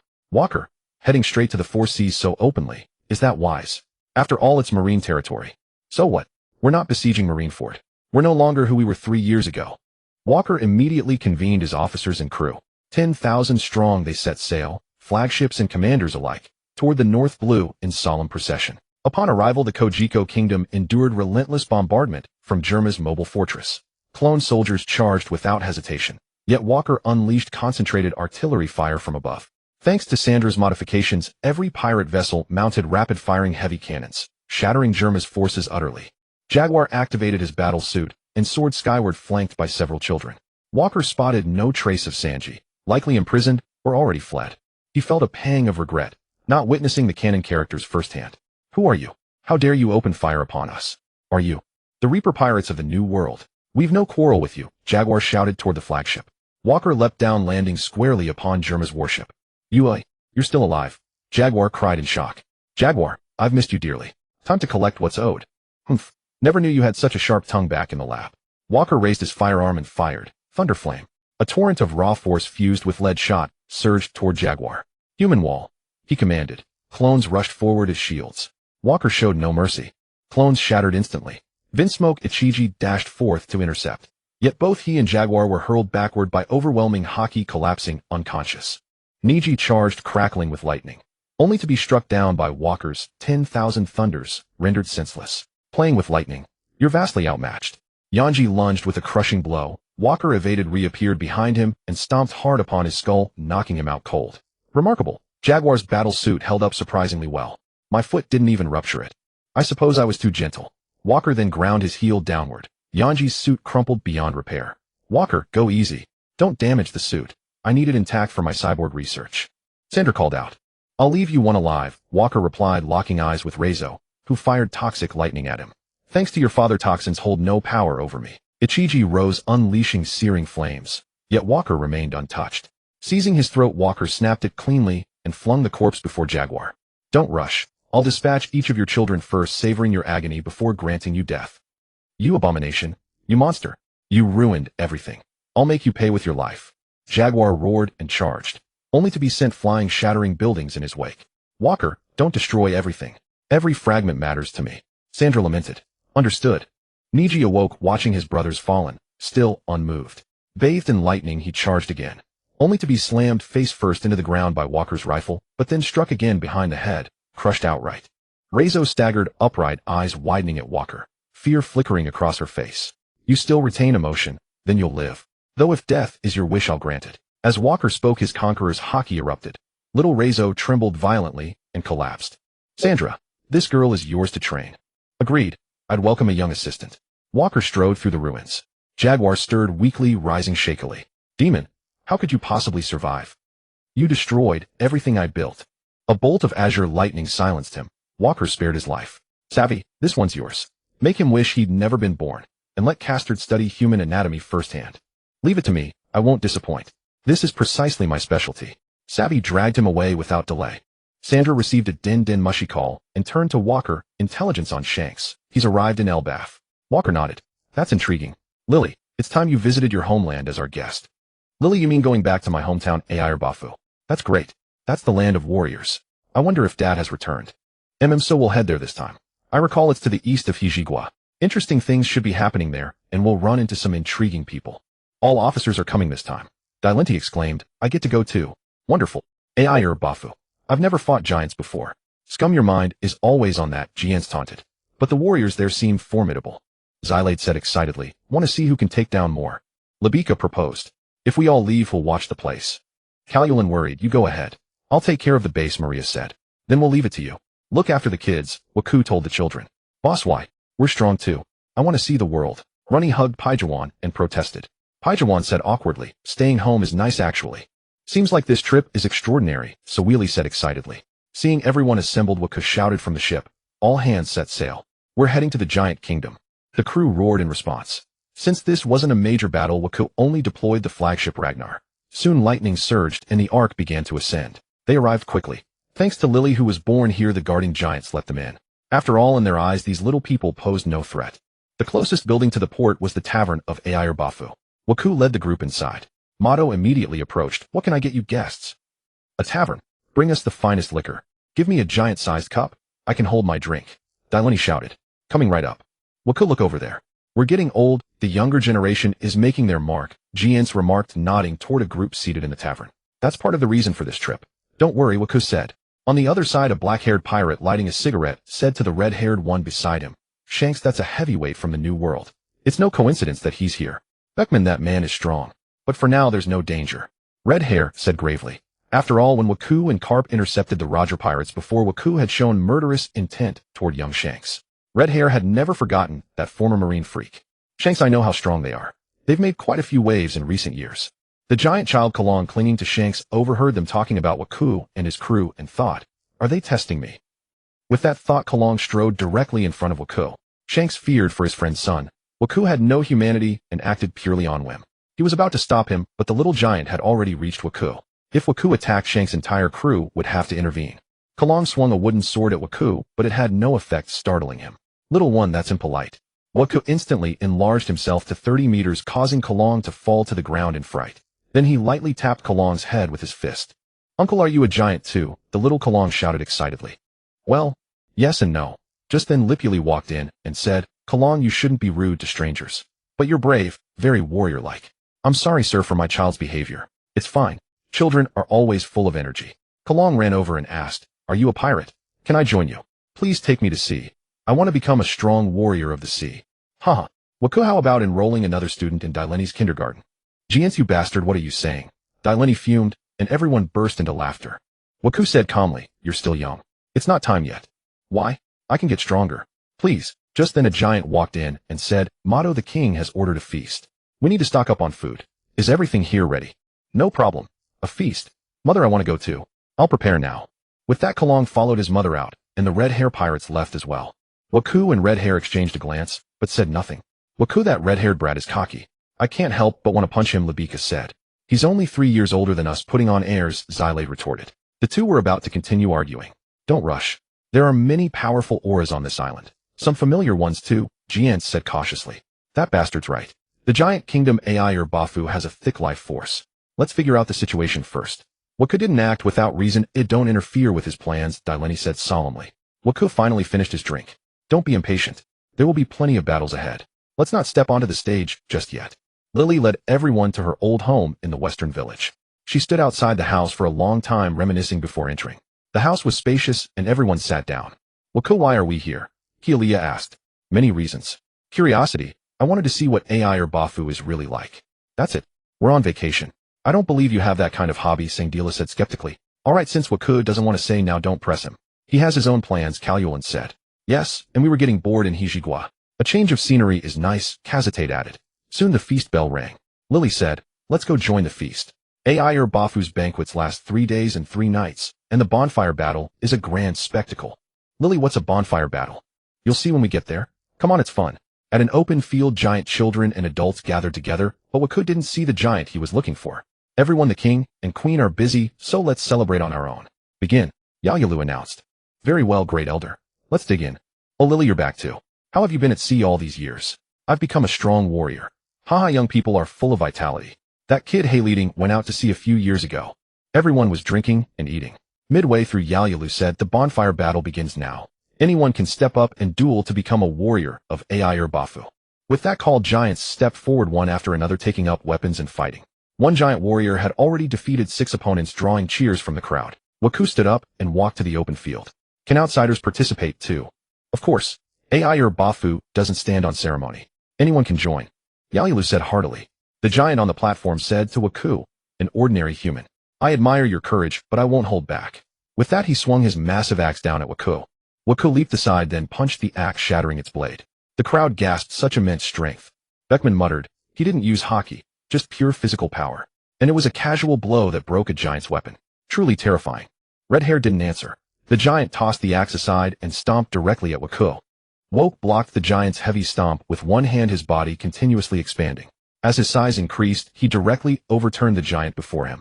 Exclamations erupted from the crowd. What is he really, an ordinary human? Why is he so tall?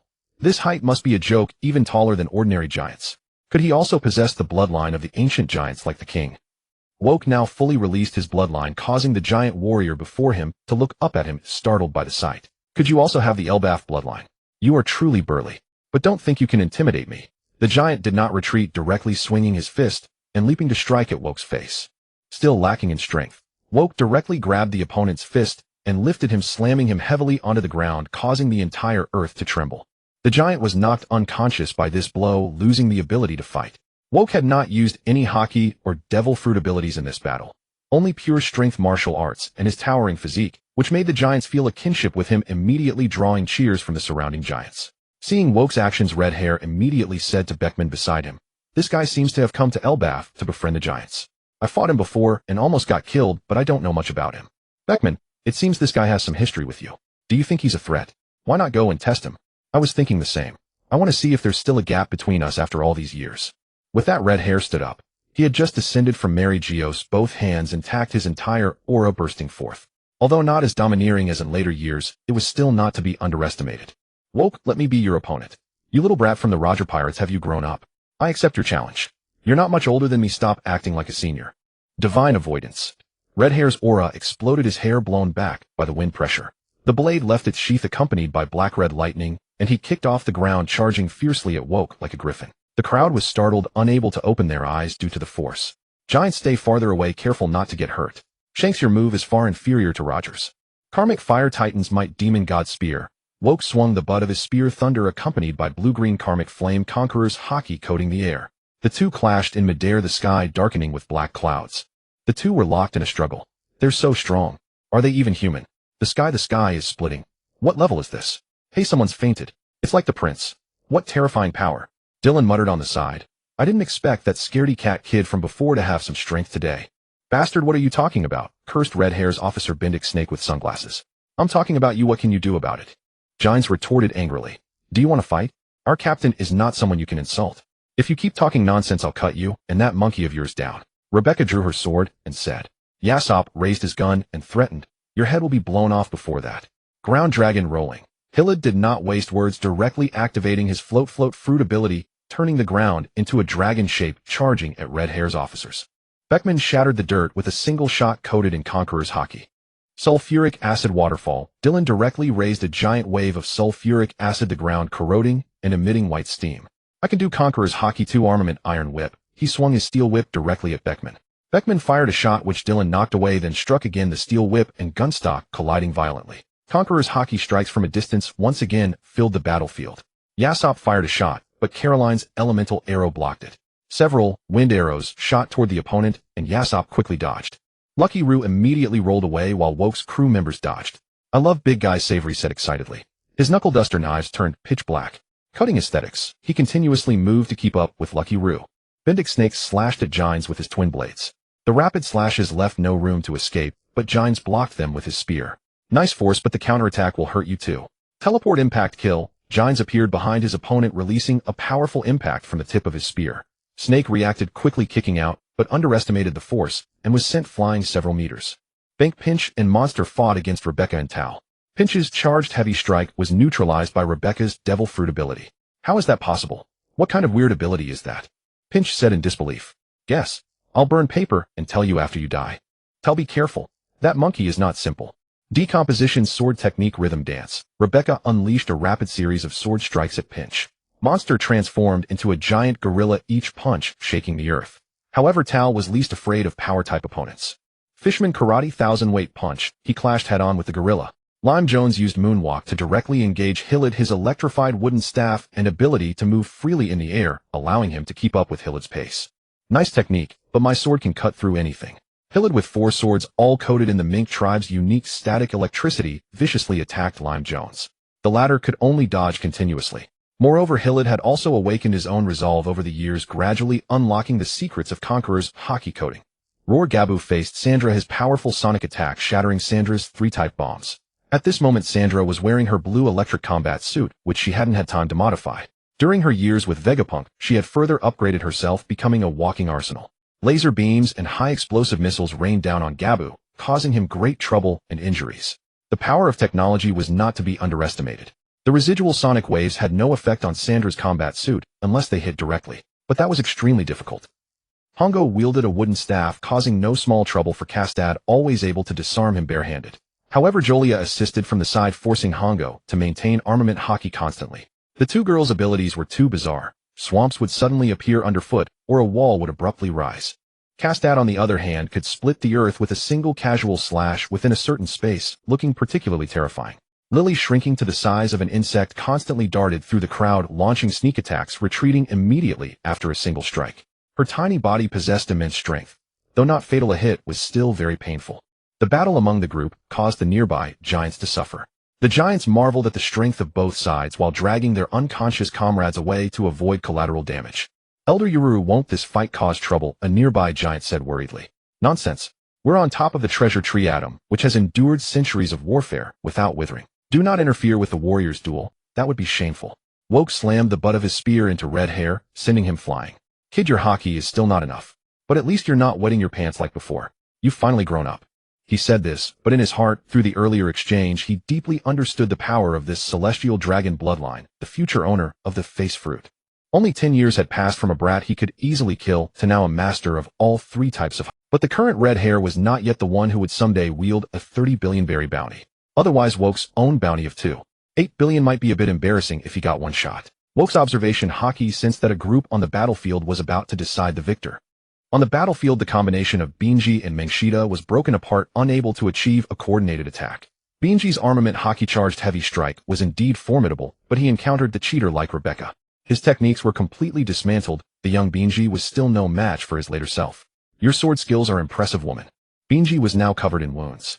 Mengshida transformed into a Kong-style form and tried to rescue him, but was repeatedly blocked by Tara. Your strength is great, but my armament Haki is no less. You are defeated. Final dance. Rebecca launched a rapid assault. Amidst the dazzling sword shadows, Binji fell. Although the red-haired pirate's executive had a well-rounded overall strength, they were outnumbered by Walker's executives. Moreover, Walker's executives were not weak themselves. The defeat of one person immediately caused a collapse in the battlefield situation. Rebecca defeated Binji, and respecting her opponent, did not finish him off. Instead, she immediately went to support Kastad. Over there it was 2 against 1. Her entry instantly created a 3-on-1 situation. Hongo, the ship's doctor, not only had a variety of offensive techniques, but was also an excellent physician adept at evading damage during combat. How did you show up here? What happened to Binji? Isn't it normal that I defeated him? You woman intelligence shows you joined not long ago with a bounty of just over 100 million. How could you possibly defeat Binji? The young Hongo responsible for intelligence knew full well that his captain was very concerned about Walker's group. Thus all relevant intelligence was collected by him and Ramajisu. He was well aware of Rebecca's bounty. Bastard, do you think strength on the sea is defined solely by bounty? Rebecca hated it most when people used bounties to judge her. Upon hearing Hongo bring it up, she launched a fierce assault. To raise her own bounty, she always performed very actively. Surrounded by 3 opponents, Hongo began to panic. Although he could dismantle weapons, Kastad's Ope no Mi allowed her to manipulate space. Every time Hongo succeeded, his weapons were reassembled, hindering his attacks. The situation became perilous, and he was soon defeated. You bastard, you were shouting earlier, now die. Rebecca wanted to finish off Hongo. Jolia immediately stopped her, saying, wait, we can't kill him yet. I've deduced that the red-haired pirates cannot die on this island, or otherwise very bad things will happen. Prophetess, is your prophecy really like that this time? Yes, when have I ever been wrong? I saw many black-robed people appearing here. Alright then, let this guy go. Let's go take down that loud-mouthed big guy. Walker and Shanks had already clashed over 100 times. But now Shanks sensed that his crew members were beginning to fall. His attacks became more fierce. Walker, I have no time to play with you. I'll settle you here. Shanks, not only have you grown taller, but your tone has also swelled. If you can do it, feel free to try.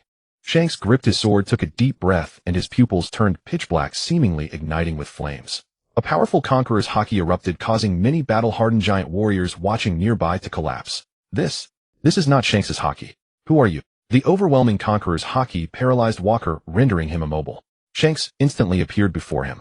No matter who you are, you won't defeat me. Walker's conqueror's Haki surged forth. Although unable to contend with this unfamiliar Haki, it regained his body's autonomy. He infused his gun handle with powerful Haki black lightning spreading around and struck at Shanks, who was right in front of him. The clash of their conqueror's Haki formed a barrier of air between them. Both continuously poured their conqueror's Haki into the clash, making it almost tangible. Cracks began to appear in the surrounding giant houses. A blindfolded giant wielding a large hammer strode toward them. I could smell that foul odor from afar. You two are really causing trouble. The towering Prince Loki, swinging his massive hammer, leaped over and slammed it down between them. However, the hammer was sent flying by the two's conqueror's Haki. Due to the interference, the young Shanks was knocked back, crashing through 7 houses before collapsing unconscious. Walker was slashed by a mysterious Haki blast, his chest sliced open. He fell to the ground paralyzed and unable to move. The commotion stunned everyone present, halting their battles. Each side helped their captain up. Such a powerful Haki. Could it be the person behind the God's Knights? It must be. Who else could possess such terrifying conqueror's Haki? To think it would manifest through Shanks. Even without the original body, it was able to wound me. The power behind the celestial dragons is indeed terrifying. Kastad and Caroline asked worriedly beside Walker. Are you all right, Walker? Don't scare us. Severi immediately came over to check and said to everyone, Walker is fine, he's still conscious. Can't you see? Walker sat up and said, don't worry, I'm fine. How could I be defeated by a brat? But Walker, your wound. Is it okay? That conqueror's Haki just now was really terrifying. Caroline said, that power is even more fearsome than mother's and yours. It's completely different from Shanks's original aura. Kastad said in confusion. Walker sensed with observation Haki. The other's presence had vanished. It seemed that defeating the possessed person would break the connection. Fortunately, Shanks still retained his own consciousness. Otherwise, if he had fully transformed into an immortal body, it would have been very troublesome. That guy is very similar to the God's Knights I encountered. Probably something possessed him. Walker said, not revealing too much since knowing too much wouldn't be of much use to them. He would have to explain anyway. You mean he was possessed? No wonder he suddenly suppressed you like that, Jeans remarked in awe. It seems there are many strong people in this world. It's getting more interesting, said Xylate. This makes it more exciting. We need to become stronger. Rebecca said, I sensed many new things from that Conqueror's Haki just now. I gained some insight into the higher level usage of Conqueror's Haki. Not bad, I've gained something. I haven't been injured in a long time. This trip was truly worth it. I really don't know what to say about you. What happened here? I sensed an unusual Haki. The voice of Harold, king of the giants, rang out. The surrounding giants all paid their respects. Harold saw the fallen Loki and ordered someone to take him for treatment. Ururu said, just now 2 warriors visiting Elbaf were having a duel. The commotion was a bit loud. Prince Loki wanted to join on a whim, so he got hurt. Harold didn't respond, just instructed Ururu to have everyone rest. In the depths of Mary Geos upon the throne, I'm wearing a crown. Listen to the reports of the 5 elders kneeling below, neither confirming nor denying. Lord Ondragon's rebellion has been suppressed. The heavenly tribute from the various kingdoms has been paid in full. As for pirates, Walker Lean Kaido Whitebeard, and the recently rising Shanks. No matter. These pirates are insignificant. I have already verified something. Keep things stable. You may withdraw. The 5 elders rose and left. Im murmured, that person should not be. At night, Walker pondered the Conqueror's Haki from the day. He knew that Conqueror's Haki infusion also had advanced and top-tier levels, but he had been stuck at this threshold for years. Though injured this time, that power allowed him to realize that the advanced usage of Conqueror's Haki infusion was to strike at a distance. Currently, Walker could only achieve mid-air strikes. It seemed the advanced usage was similar to flow Haki, ignoring distance. Walker repeatedly tried to emit Conqueror's Haki to cause long-distance physical damage in his room, disturbing the entire island. Until daytime, when that unusual Haki appeared again. Walker immediately appeared to investigate. He saw commotion coming from the direction of Orsto Castle, the upper level of the giant kingdom. There's a fight happening at King Harold's palace. We need reinforcements. A shout shattered the tranquility. Lily also noticed the commotion and exclaimed, that's the king's palace. King Harold is under attack. What should we do, Walker? Let's go check it out. The group rushed toward the palace, encountering many giants also heading there for support. Walker said, I'll go ahead. James, bring everyone else using flash step. In a flash of lightning, Walker arrived at the scene. Inside the palace, Harold, riddled with spears, drove his sword into the head of the giant elder Ururu, who collapsed instantly. Then he turned his attack on Loki. Harold sprouted demon-like wings from his back, his eyes blazing with fire. Loki, bewildered, struggled to fend off Harold's assault. Walker observed from the shadows nearby, making no move to intervene. He couldn't understand why King Harold, wounded by his own guard's weapons, was attacking Ururu and his own son Loki, as if nothing had happened. It was too strange. Since it had nothing to do with him for now, he decided to wait and see. Harold's attacks were reckless. Even when struck by Loki's hammer, he suffered no damage and instantly recovered. Loki was forced back step by step. Father, have you lost your mind? I only wanted the devil fruit that our clan has guarded for generations. The one that can turn one into the sun god. Is that worth going this mad? If you keep attacking like this, I will have no choice but to strike back fiercely. Loki roared in fury. But Harold showed no response. He only attacked Loki with greater frenzy. Loki braced himself against the giant sword slash, and in his rage, he was unharmed by the blow. This giant prince is a monster too. His body is like steel. Dylan's voice came from behind. Walker knew his officers had all arrived. The giant's combat prowess is truly terrifying. Father and son are about to destroy this place, Hillard remarked calmly. How could this happen? Why is the prince attacking the king? Lily voiced her concern. Shouldn't we go help? Lily, I'm afraid that man is no longer your king. The aura he gives off is like Shanks before, Walker replied calmly. And look at his state. If he breaks free from this condition, he might die on the spot. Why is the king like this? He was the greatest of the giants. I don't want to see him fall, Lily said tearfully. As they lamented, Loki struck in fury. His hammer, wreathed in black lightning, slammed into the king. A wisp of black smoke drifted out, and Harold's eyes gradually regained clarity. But without that power, all his wounds returned to their original state, and he bled profusely. The giant's physique was truly formidable. Harold did not die immediately despite so many injuries. Father, forgive me. I had no choice. Loki saw Harold's eyes return to normal. Harold grabbed him and said, your father was deceived by the celestial dragons. The fruit you want is in the treasure vault below.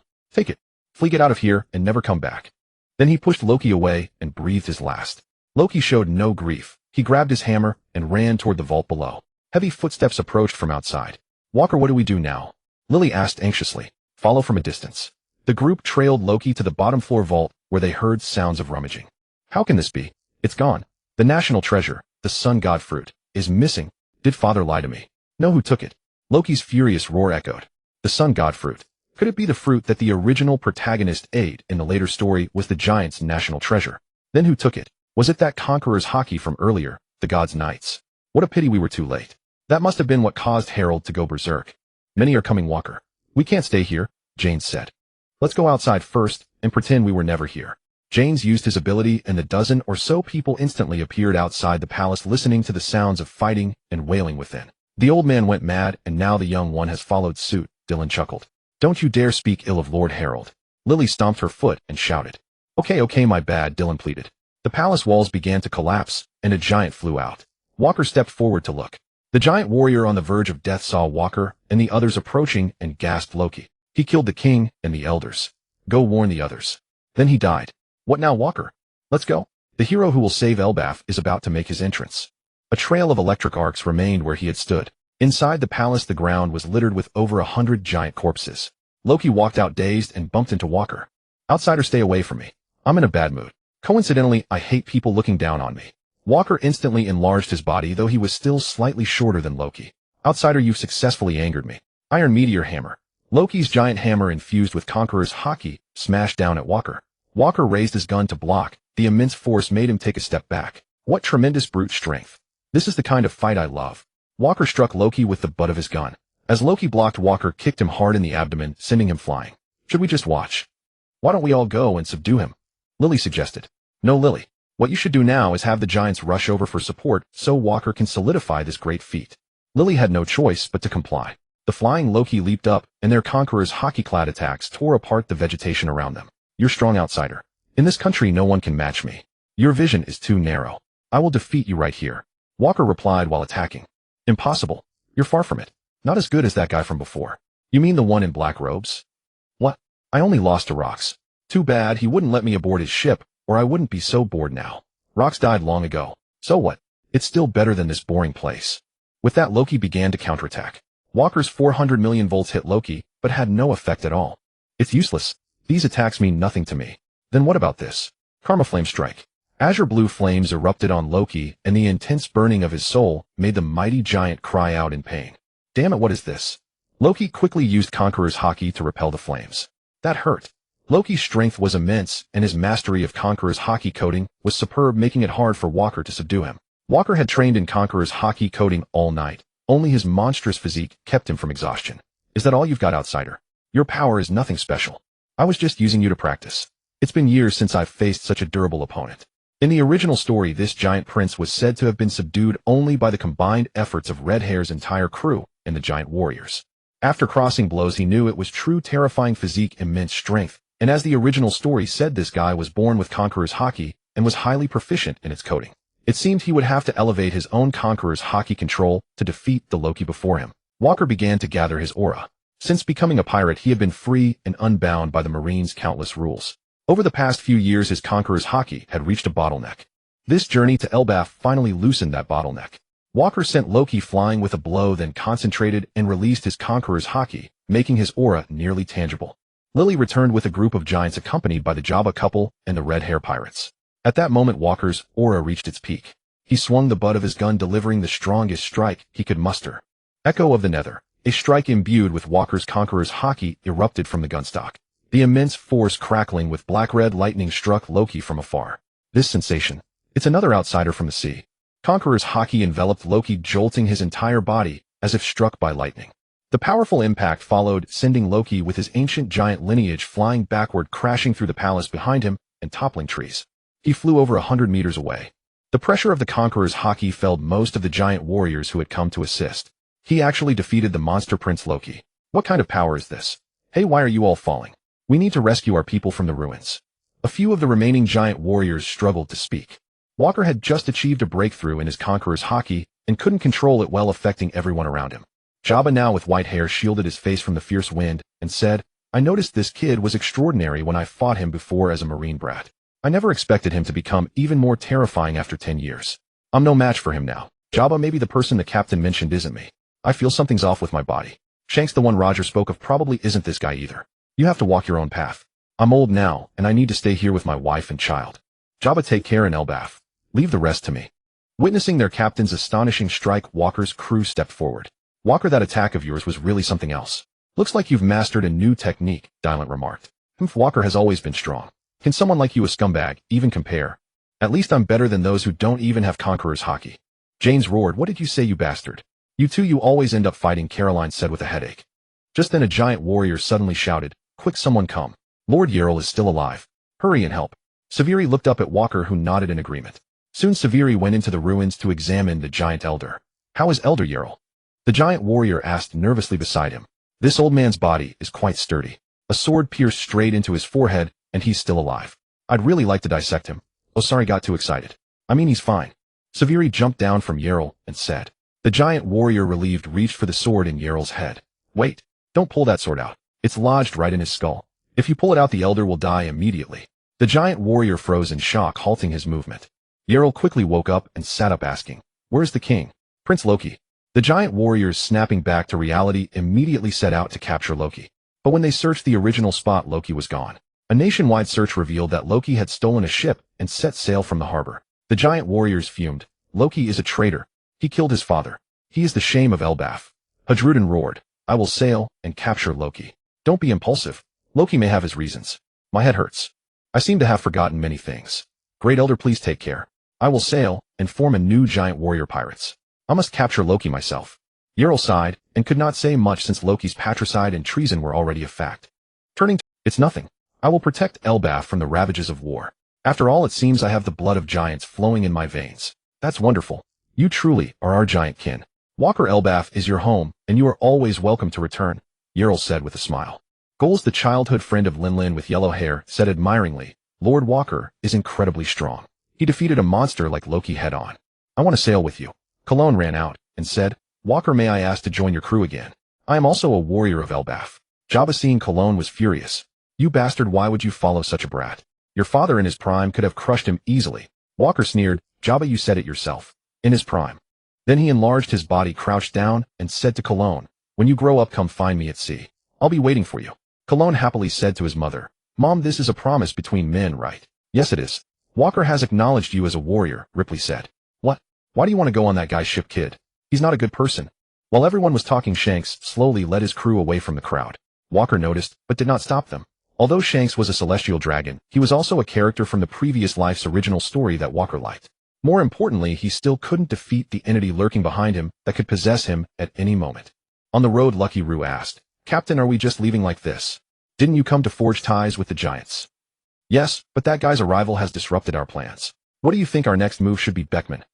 Indeed, Walker's presence puts us in a difficult position. He himself has giant blood, which we didn't expect.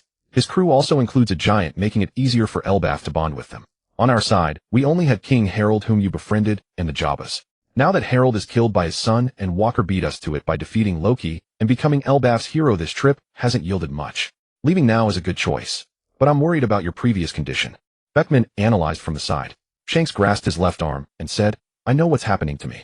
I'll find a way to deal with it. And I also got some information from above. We need to set sail immediately. Captain, where are we heading? Shanks ignored the question and like a child ran to the Red Force. Yuta saw him and hugged Shanks excitedly. Shanks, you're back? I've been so bored alone on the ship. Let's go back to Fusha Village to play with Luffy. Yuta, didn't you think the giant kids in Elbaf were too big and had no friends, so you stayed on the ship? How can you blame me? Everyone set sail. But first we need to take Yuta to Elegia Island. Really, Shanks? The Music Kingdom? Haha, of course. Who was it that kept pestering me about becoming a singer? Shanks, how dare you mock me? Yuta said angrily. Everyone laughed and set sail. In Elbaf, they buried Harold and the soldiers killed by Loki. Walker and his crew also participated in the rites. Yarl pulled Walker aside and asked, Walker, though I have forgotten some things, Loki is a scoundrel, but would he do such a thing? Could it be what the Queen said, that he would bring misfortune to Elbaf? Yarl, I don't know much about it, but don't you think King Harold seems strange? I met him once, and I felt he wasn't as cheerful as the rumors said. The king did change. Ever since he returned from Mary Geos, he often locked himself in the palace and rarely came out, with guards everywhere. Hearing Mary Geos, Walker recalled the sight of Harold he had glimpsed in a corner and said suspiciously, Yarl, what if? Walker turned to Aruru and said, could it be possible that King Harold of Halahal underwent some transformation during his trip to Mary Geos for the world meeting? Walker, what exactly do you mean by changed into someone else? Aruru, sensing a certain plausibility in Walker's words, pressed urgently. I'm not entirely sure, but from the moment I laid eyes on him, something felt deeply unsettling. This is utterly at odds with Lily's description of an enlightened monarch. The specifics must be uncovered through your own investigation. Aruru fell silent for a moment before speaking solemnly. Walker, thank you for sharing this with me. I will uncover the truth. But please keep this to yourself. Elbaf now stands leaderless, its king slain, and the heir apparent implicated in the act. If rumors like these spread now, our warriors will rise in chaos. And that would spell catastrophe for all of Elbaf. Aruru, I understand. Precisely why I spoke to you privately. Stay vigilant. As I once vowed, I shall protect Elbaf. Not as idle words, but as solemn oath. Should you require aid, contact me via your Den Mushi. Walker, we are profoundly grateful. With your support, Elbaf may weather this crisis unscathed. Elbaf owes you a debt beyond measure. And should you ever need us, we stand ready to serve. It is only regrettable that the giant warrior pirates captain was absent. His presence, and their collective prestige, could have steadied our warriors' unrest. Walker recalled the duo, East Blue and Broggy, from the cannon stranded in Little Garden along the Grand Line. Assisting them would prove worthwhile. Giants were indispensable assets in any coming conflict. I'll keep watch. I accept this task without hesitation. Walker affirmed readily. Then my deepest thanks, my friend. Forgive me. I cannot host a feast under present circumstances. It matters not. Opportunities abound. Thereafter, Walker and Aruru departed to oversee the reconstruction of the damaged dwellings. Upon completion, Walker and his companions left Elbaf. Walker, were next. We came away with nothing, fought a battle, then rebuilt houses. Shall we return directly to Wano country? We've been gone far too long. Back I go, to resume my decadent life as daimyo, declared Dylant. You all return first. Carolyn, Hillard, and Castard, you accompany me. We're heading to the East Blue. Lately I sense momentous events drawing near, Walker replied gravely. Carolyn, locate the giant kingdom's national treasure, the Devil Fruit. It lies somewhere near the East Blue. Intensify your search, and monitor world government vessels closely. Find it, by any means necessary. Understood, Walker. I'll attend to it immediately. After parting ways, Walker and his 3 companions seized an ordinary pirate vessel and sailed toward the East Blue. Though Walker knew not the name of the Nika fruit, nor where it had fallen into hands, he vaguely recalled Shanks claiming it there. Rather than scour the entire sea, he resolved to wait patiently at Windmill Village. At the harbor, Walker swept the area with his Kenbunchika Haki, detecting no trace of the old man Garp. Had he appeared, Walker, now a wanted pirate, risked provoking Garp's wrath, while teasing Ace. Such recklessness would end poorly. Upon landing, they entered the Windmill Village Tavern, a place Walker had visited more than once. The proprietor Makino recognized him instantly and greeted warmly. Walker, have you come again to see that boy? Indeed. I made a promise to a dying man to train his child. A vow entrusted to me cannot be ignored. I must fulfill it to the best of my ability. Truly admirable. Those 2 children are likely playing in the hills behind the village. Rest assured, Garp-san returned here not long ago. Thank you. I'll take my leave now. Walker bid farewell and stepped outside with his companions. Walker, you've been here before, haven't you? Carolyn asked, puzzled. You seem so familiar with this place. Yes, I swore to Roger on his deathbed that I'd train his son. So for years I've watched over them closely. No wonder you vanish without warning sometimes. Hillard suddenly realized Roger's child. Walker, you struck a pact with the Pirate King himself. Wasn't it rumored you once dueled him? Castard gasped. What? Well, moments before his execution, he met with both Garp and me. He entrusted his son to Garp's care, and charged me with his education. Looking back, I suspect I was outwitted by that man. As they approached Dayton's cabin, she spotted Walker, and recoiled in alarm. Walker, you've come again. They're not here, they're playing in the woods. Ah, thank you, Dayton. I'll head there now. Walker, why was that woman so terrified of you? Because the brats inside are bandits, and I disciplined them thoroughly. They've grown considerably more sensible since. From the forest burst 2 children fleeing wildly from a snarling tiger. Hey, Walker, run. This beast is unstoppable. Ace and Sabo shouted as they sprinted past. Look at you 2, pathetic. Walker unleashed his conqueror's Haki. The tiger collapsed unconscious mid-roar. The boys crouched behind Walker, peering out cautiously, one on each side, bewildered by the tiger's sudden collapse. They edged forward, prodding its inert body with lengths of concrete pipe. Walker, what technique was that? Teach it to me, Ace demanded eagerly. Have you completed the physical conditioning drills I assigned you? Every day, eh? Walker asked abruptly. Both boys tensed instantly. Why, yes, we've done them daily. Walker saw through their lie, but chose not to expose it. Since you claim to have trained diligently for 6 months, you must have improved markedly. Time for an assessment. No, not yet. We're not ready. Walker paid them no heed. Crackling arcs of lightning struck the ground beneath their feet, scorching black marks into the earth. You mean it seriously? Do you think I jest? If you wish to avoid being charred, move swiftly. 6 months of conditioning should grant you endurance enough. And so the boys leapt and dodged frantically, evading Walker's relentless strikes. Walker, those children are utterly charming. So full of vitality. Carolyn mused wistfully. Shall we have one of our own? Oh, how scandalous. What are you saying? Before long the boys lay sizzling. Externally crisp, internally intact, though Walker had carefully calibrated his power. This was punishment for deceiving me. Now rise, you're unharmed. Ugh, never again. These drills prepare you for what lies ahead. Even natural prodigies must hone themselves through arduous training. Walker, you're tricking us again. Dayton told us you're a born monster. Then why didn't she tell you how Garp trained me daily, since childhood, in scrapyards? Ace clutched his head.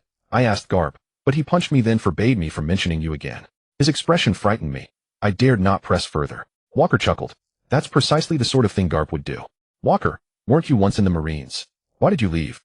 Ace asked suddenly. The crew froze, watching Walker intently. I lost everything within the Marines, so I walked away. You know who my father is, right? Was he truly irredeemable? Am I even meant to exist? Birth and death each hold profound meaning. Not predetermined, but shaped by choice. Rather than obsess over lineage, ask yourself, who do you wish to become? Walker, what is your dream? Hearing this, Sabo leaned in, awaiting Walker's answer with quiet intensity. Walker gazed steadily at them.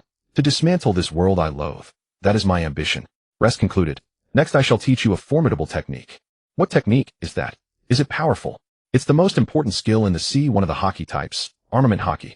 Oh, sounds impressive. What does it look like? Walker casually threw a punch, and a distant giant tree was instantly shattered into dust. The two children were stunned. Teach me how to use it. Then Walker taught the two children the usage of armament Haki. After all, in the original story, Ace was only good at awakening conquerors Haki, though everything else was poor. He relied purely on his talent, and eventually got punched through by Akainu. In this life, entrusted by that bastard Roger, the son of the Pirate King, was naturally targeted by the world government. As long as it could cause trouble for the celestial dragons, Walker didn't mind putting in some effort. The four stayed in Windmill Village for over 10 days, and also wandered around the area. There was no sign of any world government ships. They did see Luffy, who was simple-minded and foolish so much so that even Castor despised him as an idiot. Shanks didn't show up either, making Walker lose patience waiting. Perhaps the Nika fruit had truly chosen its owner on its own. He could only console himself with that thought, and returned to Wano country. On the third day after arrival, news came that Shanks was on the musical island of Elegia.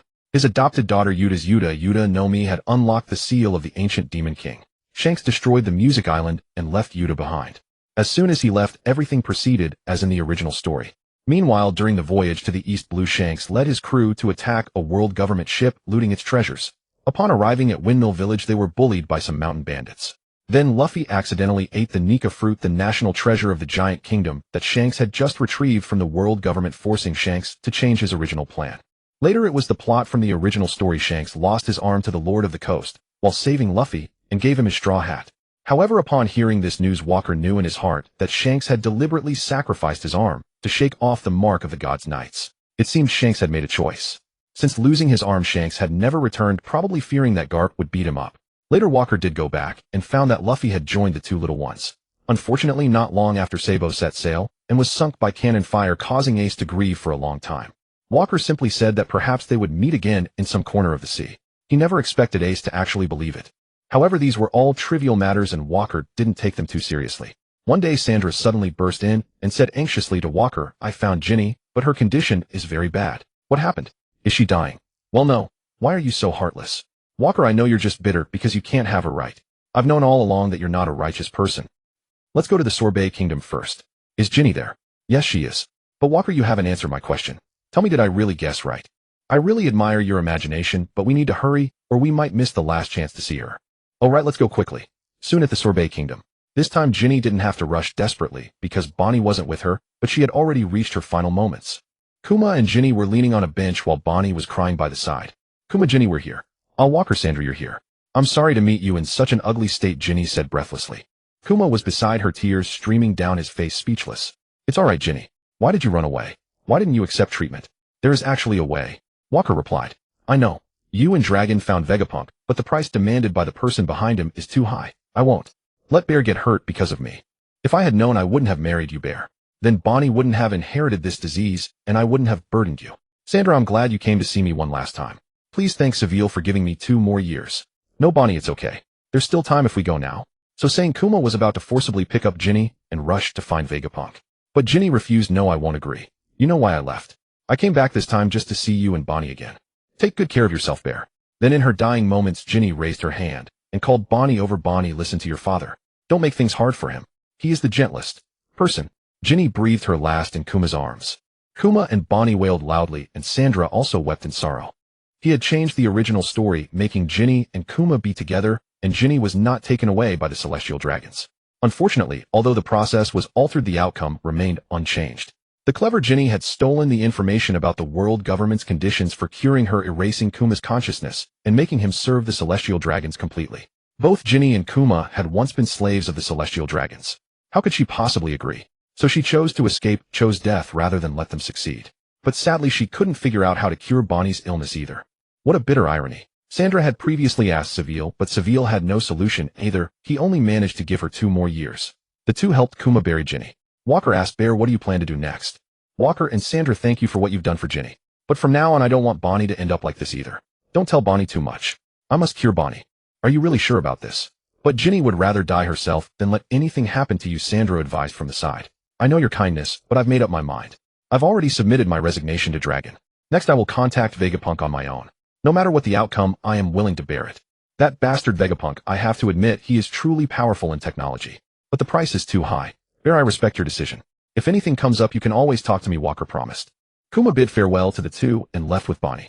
So does Bear have to become a machine? Sandra asked in confusion. Yes, that's reality. Help me contact Vegapunk and tell him that what I want can begin. Sandra received a din mushy call from a subordinate intelligence officer. After understanding the situation, she said to Walker, 3 pieces of news. Tiger, the captain of the Sun Pirates who liberated Mary Geos with you before, is dead. He died in a Navy ambush. Also, the gold fruit, that was the grand finale of Doflamingo's auction, was stolen. Shanks and Rayleigh have met at the Sabaody archipelago. That red-skinned fishman. It must be his fate. Rayleigh is at Sabaody. I had my suspicions before. It's fine, just an old man. He can't cause any trouble. Let's go return. After landing in Wano country, Caroline came over and said, Walker, someone wants to see you. He says he wants to thank you for saving his life. I had him wait. Shall I call him in?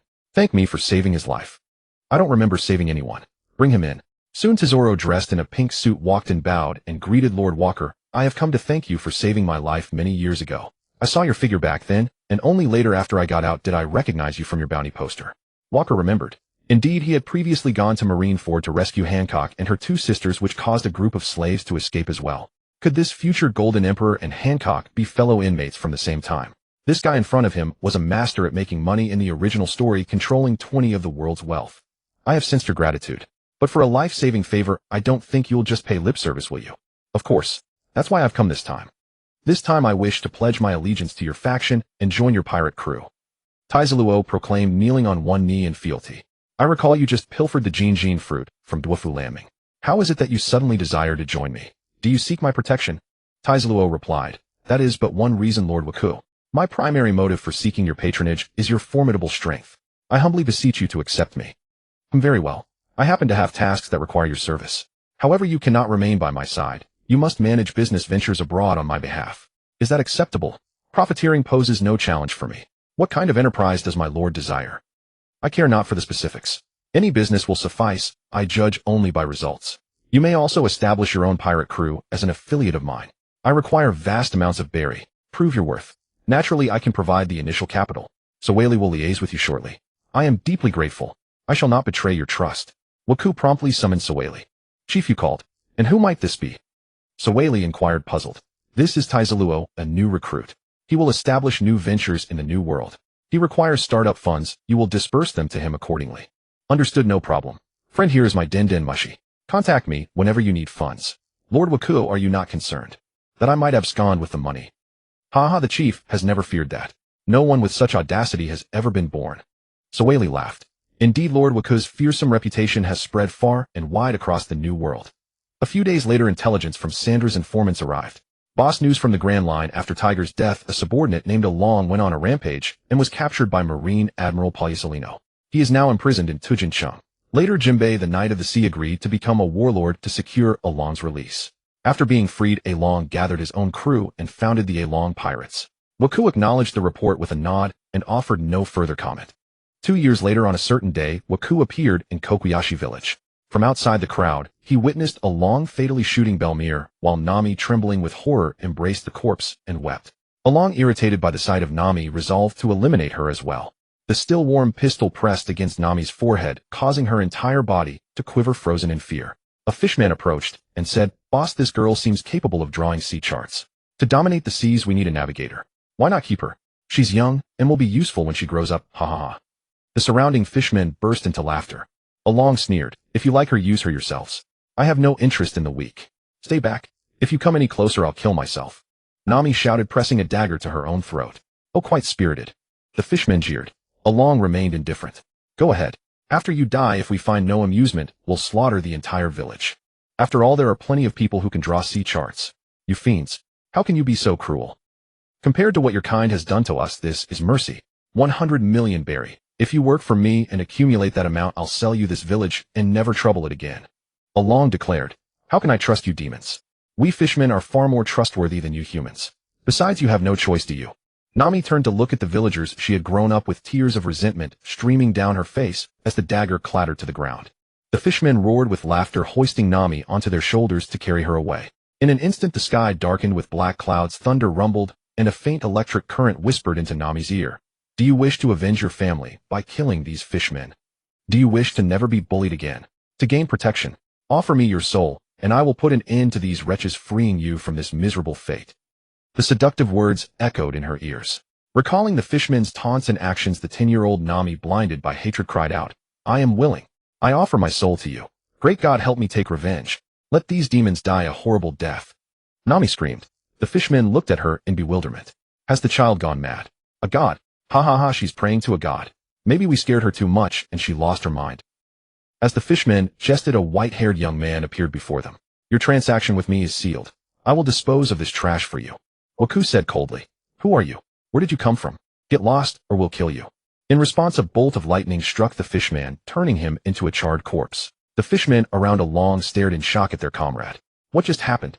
Is this a joke?" "Don't panic. Attack together." Waku instantly transformed into an electric arc, darting through the crowd and snapping the joints of every fishman. As they writhed on the ground, Arlong alone continued to bluster. "You damn human. How dare you?" Before he could finish, Waku smashed his teeth with the butt of a gun. "Swallow them. If you spit them out, your fingers are next." A single sentence silenced Arlong in terror. "Your matter is settled. I've left him alive. The rest is up to you."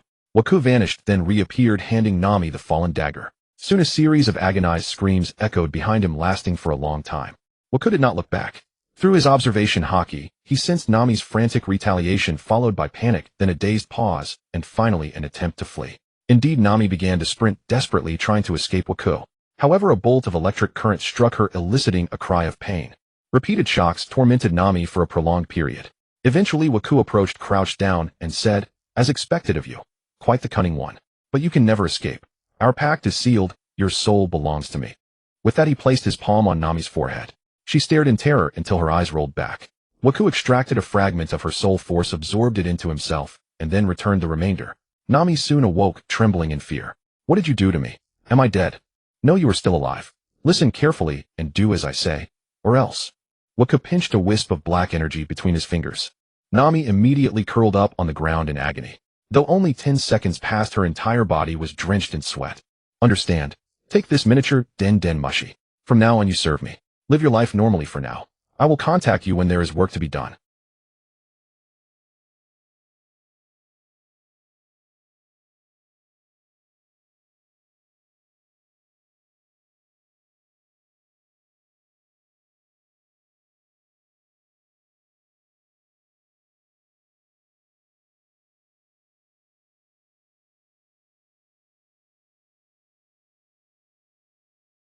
"No need. He's no longer of value. Not a single remnant of Roger's crew has shown up. Why should we meddle? All right. By the way, a celestial dragon went to Uran Island, but was rescued by the queen and sent away. Moreover, the queen's daughter, Princess Baishing, seems to possess the ability to control the Sea Kings. Sandra mentioned it to me, but I've always found it hard to believe. It seems the little princess has indeed manifested her ability." "What ability?" "Princess Baishing is still very young," Tyre asked, puzzled. Suddenly, a cacophony of noise erupted from his end. "Bad news, Walker. Word just came in. Queen Odoheim has been assassinated." The fury of both fishmen and humans has now been ignited, with widespread blame directed at the world government. The very entity Queen Odoheim had sought to engage in diplomatic dialogue before her death. This rumor is spreading rapidly. Tal, I understand your urgency. This tragedy strikes close to home. but truly there is no easy solution. However, hearing you mention Princess Shirahoshi just now stirred something in me. Let us journey once more to Fishman Island, to attend Queen Otoheim's funeral. Agreed.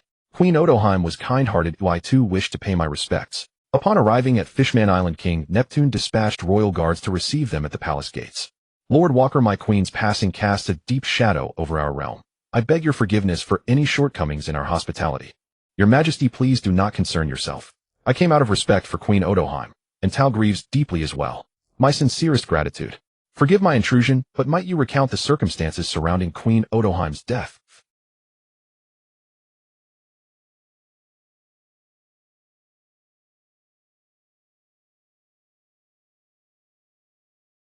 Then he vanished amid the chaos, whereupon my sister lost control. Though gravely wounded, mother clutched us and pleaded, "Go to your sister first. Do not pursue the killer." Walker, recalling the original account, knew Hody Jones had hired the assassin.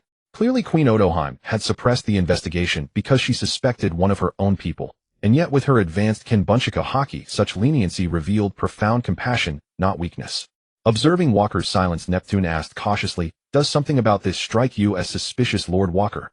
But Queen Otoheim herself forbade further inquiry. Surely it would be inappropriate to press on. How could we possibly let Mother's death pass so lightly? Had Shirahoshi not lost control, we would have captured him long ago. Seeing interest stir among the assembled, Walker seized the moment. Then I shall visit Princess Shirahoshi first. I've never met her. Would that be permissible? Neptune replied, Otoheim often spoke of you as a man of integrity. Of course you may. Walker and his companions were escorted to Shirahoshi's chamber, where she lay comforted by her elder brother Prince Ryugu. Seeing her father and brothers enter with a group of humans, Shirahoshi burst into tears. "Where is Mother? I want to find her. The sea beasts told me she's dead. Is it true, Father?" Neptune faltered, speechless. Walker stepped forward and stood beside her bed. "Your mother has journeyed to a distant place, and cannot return for now." "No, you're lying. Who are you, Carnes Walker?" "Yes, I lied to you. Your mother is dead." "No, Lord Walker, Shirahoshi cannot bear this." Neptune cried. As expected, Shirahoshi shattered into uncontrollable sobs. The light dimmed as colossal sea kings gathered, drawn by her anguish. "Your mother is gone. Understand this, tears will solve nothing." Simultaneously, an overwhelming conqueror's haki erupted. Tangible, suffocating pressure that left those nearby gasping for breath. Even the sea kings outside recoiled, cowed by its sheer authority. "Stand aside. I mean her no harm." The sea kings, as if comprehending, hesitated, then withdrew. Shirahoshi stared stunned into silence by Walker's power. "Now calm yourself. What has happened cannot be undone. You must learn to face it. You're Walker. I sense kinship in you. Tell me who killed my mother. I can uncover the killer, but your mother wished for none of you to dwell in hatred." All three princes pleaded in unison, "We beg you. We have the right to know the truth." Walker turned to Neptune. "Your Majesty, do you wish to know the truth as well?" Neptune hesitated, yet meeting the eyes of his children and his own burning grief, he nodded resolutely. Walker withdrew a den mushi and dialed, "Sandra, there is a criminal fleeing Fishman Island. Intercept him in the New World and at Subdue Archipelago. Arrest every pirate boarding those vessels." After hanging up, he asked Neptune, "I recall Queen Otoheim was gathering signatures. Were they preserved? That may hold the motive behind her assassination." At Neptune's command, guards rushed to retrieve them, only to report back all signatures had been burned. Indeed, how could Queen Otoheim, with her mastery of Kenbunchika Haki, possibly fail to identify the killer present? "Lord Walker, you mean to suggest?" Neptune whispered, disbelief etching his features. "Father, what are you and Lord Walker speaking of? You saw that pirate flee. How could he possibly have burned the signatures himself? You're implying there's a conspirator among us." Sharkstar exclaimed. "Precisely. That may be why your mother forbade the investigation." "Impossible. Mother was beloved by all." A heavy silence settled over the room. Soon Sandra's din mushi rang. "We've apprehended 400 or 500 pirates, at both the New World and Subdue Archipelago. What shall we do? Shall we deliver them to you? Bring them to Fishman Island?" After a long wait, the vessel laden with pirates docked at Fishman Island. Neptune ordered the royal guard to surround all fishmen and pirates present. His citizens watched in bewildered silence, asking no questions. "Guards, line up these pirates in order." The pirates sneered. "What is this place? Fishman Island? Do you want to die? Daring to seize us? Do you think we won't sell you all into slavery? A bunch of fishmen daring to arrest us. Have you lost your minds?" Neptune glanced helplessly at Walker. Then 2 bolts of lightning struck from thin air, dropping the 2 ringleaders writhing on the ground. "Your Majesty, you may now invite your people to begin identification." "Very well. Everyone step forward and identify the assassin of Queen Otoheim." Fishmen surged forward to examine the line, including the princes. Soon consensus formed around one figure. Recognizing Walker as a feared New World pirate, the man's legs buckled. He collapsed, prostrating himself. I had no choice. It was Lord Walker who protects Fishman Island. If not for him, I'd never dare commit such a crime. Dylan interjected, Fishman Island falls under Whitebeard's protection. Why fear Walker more than Whitebeard? Whitebeard would grant a swift death, but Walker, legends say, even one's soul finds no rest in his grasp. I beg you, grant me a merciful end. Speak. Why did you murder my wife? Are there others involved? Neptune roared. I'll tell you, I swear. It wasn't my idea. A fishman approached me, offered me belly to pull the trigger. He looked like. A gunshot rang out. The pirate crumpled slain. Seize him. Hody Jones, it's you. I even appointed you captain of the guard. Why would you do this?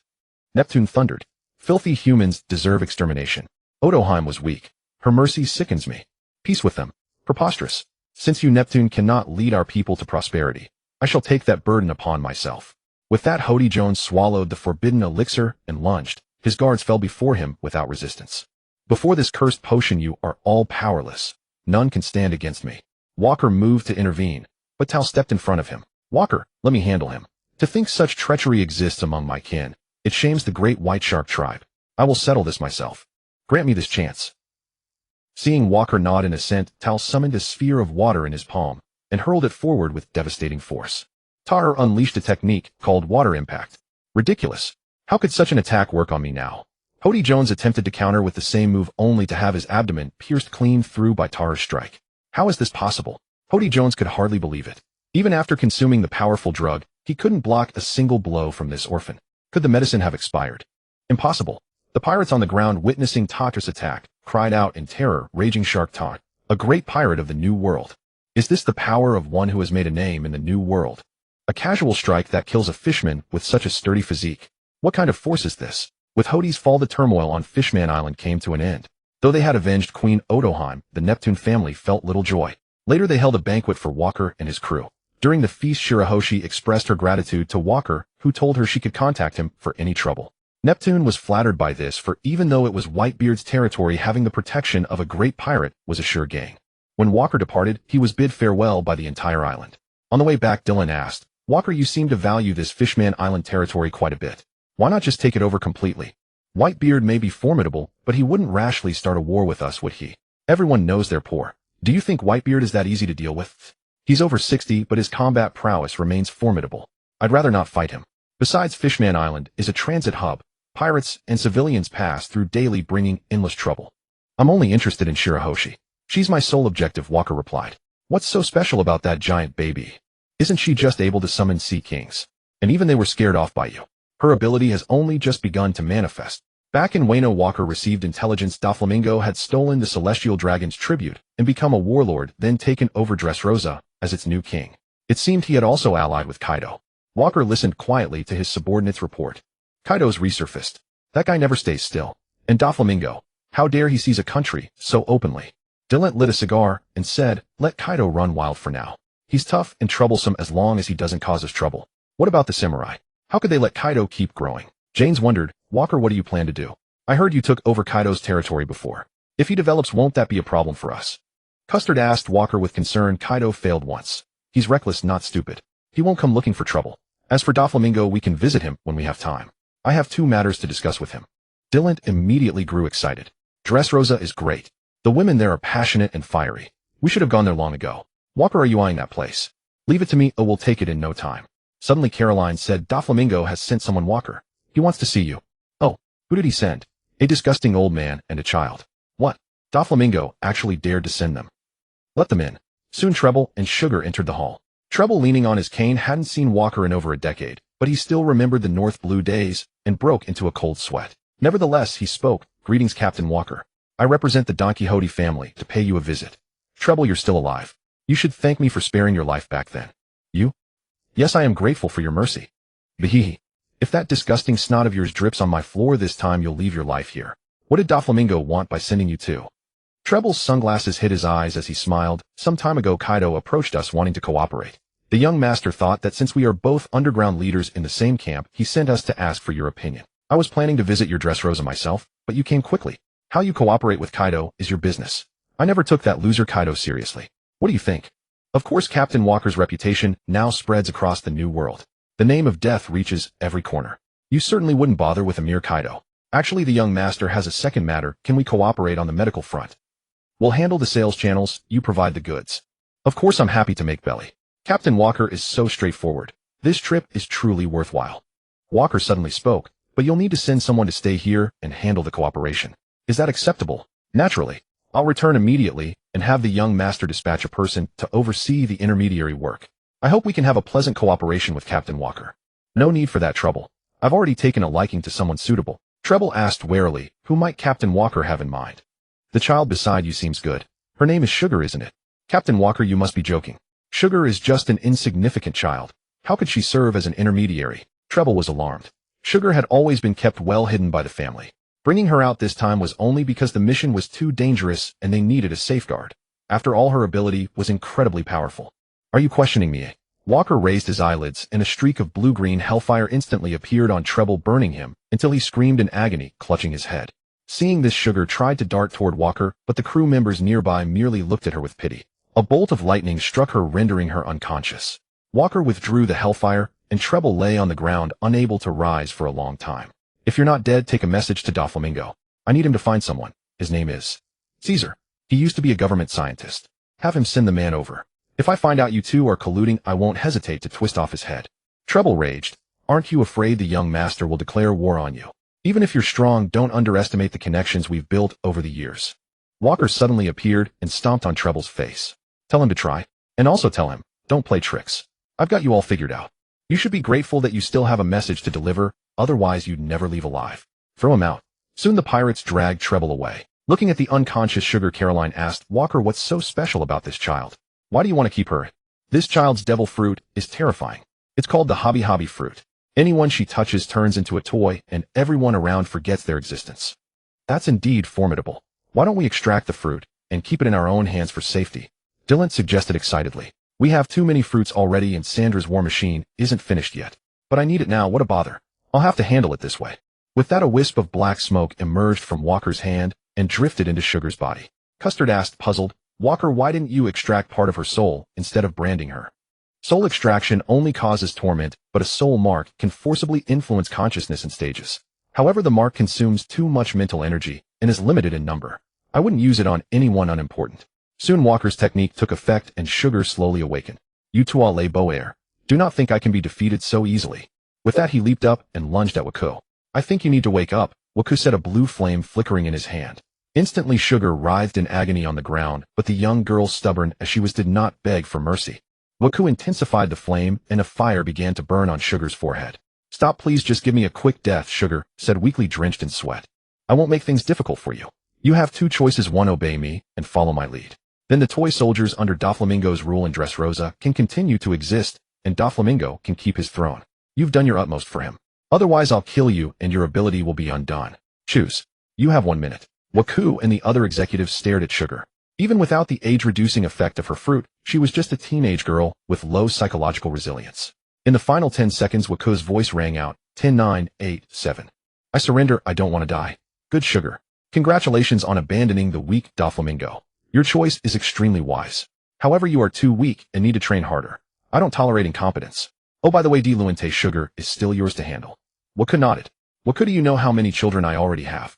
And you still want to dump more on me? When do I ever have time for myself? Aren't you the second one to board the ship? People always call you the vice captain, so you ought to contribute a bit. Jia NC taunted, always bragging to others, but who knows what you're really like. You hide when there's trouble, and you have the nerve to talk. At least I boarded earlier than certain people, something they'll envy forever, but never achieve. Waku immediately spoke up. Alright, stop it. Sugar, you'd better understand that under me you must not be half-hearted or you'll learn what I'm capable of. Sugar clutched her head, indicating she understood. The severely injured Tuale Boair returned to Dressrosa, and Doflamingo questioned him about the incident. Duo Fu, I'm sorry I left Sugar behind. Tuale Boair said weakly. What should we do, Duo Fu? Diamandi asked. Doflamingo's forehead veins bulged. Waku, you have been rude again. Young Master Waku is now extremely powerful in the new world. It's not wise to confront him directly now. Please be patient for now, Qiaola said. Young Master Qiaola is right. Setting aside their executive's strength, their influence, wealth, and military power are beyond our current capacity. Then, young master, could we have Wei Erga think of something within the Navy? Use the Navy's power. Cyanai Ao Air suggested. No, we absolutely cannot use him. If he's exposed, we'll lose more than we gain. Gula di Wusi interjected. Is there really no way now? How infuriating. Baby, 5 exclaimed. All of you leave. I need quiet, Doflamingo said coldly. After they retreated, the corridor echoed with Doflamingo's furious roar. All the walls were sliced and shattered. Baby, 5 found Ba Fa Luo, and said, let's go find that bastard Waku and rescue Sugar. Do you dare? Ba Fa Luo was astonished. Are you crazy? The two of us going after Waku. That's no different from committing suicide. The young master won't agree. If you're such a coward. If you're too scared to go, I'll go alone. Wait, baby. 5, lend me all your money. I feel needed. Okay, I'll give you everything now. Thank you so much. Alright, I'm off. I must kill that bastard Waku. With that she left. Haha, baby. 5, if you want to go die, I can't stop you. It's better if you leave all the berry behind, so they won't be wasted. He thought to himself, but shouted, oh no. Baby, 5 has run off. She's gone to the land of Wano to find Waku. Then Dressrosa descended into another uproar. Doflamingo ordered a nationwide search for Baby, 5, but she was never found. Days later, in the waters of the land of Wano, Baby, 5 transformed her feet into jet engines using her fruit ability, crossed the waterfall directly, and entered the flower capital. She found a second-floor tavern, turned her upper body into a sniper rifle, and began aiming at the palace. Waku, sensing an unusual aura in the city, immediately knew a stranger had arrived. Though the aura was faint, he wanted to see who dared to come alone. With a flash of lightning, Waku arrived near the source of the aura detected by his observation Haki. What met his eyes was a woman with her rear sticking out, aiming at something unknown. Seeing her maid outfit and her ability to transform, Waku, familiar with the original story, instantly guessed who she was. Baby, 5, wasn't she one of Doflamingo's subordinates? Her fruit ability was truly remarkable. Properly developed, she herself could become a strategic fortress. In the right hands after awakening, it would be a mobile weapon like Pluton. Unfortunately, this woman wasn't very bright and seemed a bit slow. What to do? Waku hadn't decided yet. He walked up to her and asked, Miss, what are you aiming at? Don't bother me, can't you see I'm busy? Miss, this is your first time in the land of Wano, isn't it? You look unfamiliar. If you need help, you can tell me, and I might be able to assist. Really? I'm looking for a man named Waku in this place. You should know him, right? If you do, just tell me directly. What a coincidence. He should be out. What business do you have with him? Hearing this, Baby, 5 stood up, lit a cigarette, and said dejectedly, lucky her she got away. By the way, big brother, you look very familiar. How many people say that? Maybe I have a common face. Miss, would you like to become my assistant? How I feel needed. Okay, I'll reluctantly agree since I'll be staying in the land of Wano anyway. So Baby, 5, it just like in the original story, had a completely different thought process. Had she been tricked so easily? That's great. Just stay by my side. Then Baby, 5 followed Waku around.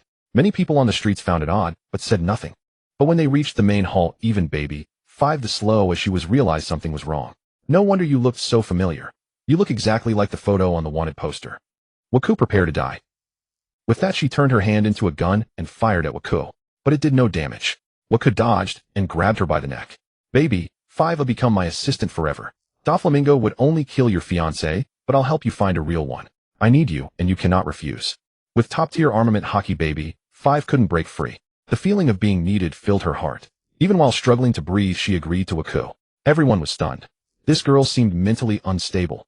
Since Baby, 5 was older, Waku didn't hand her over to Di Luante this time. After all, she was too simple-minded. Handing her to Di Luante would be like delivering her straight into his mouth. That guy had no discrimination. Thinking this, he had Baby 5 follow Ka Luo Lin, leaving Di Luante furious. Damn you, Waku. You give me the little brats, but keep the newly adult ones for yourself. You're a total beast. However, Waku ignored his complaints.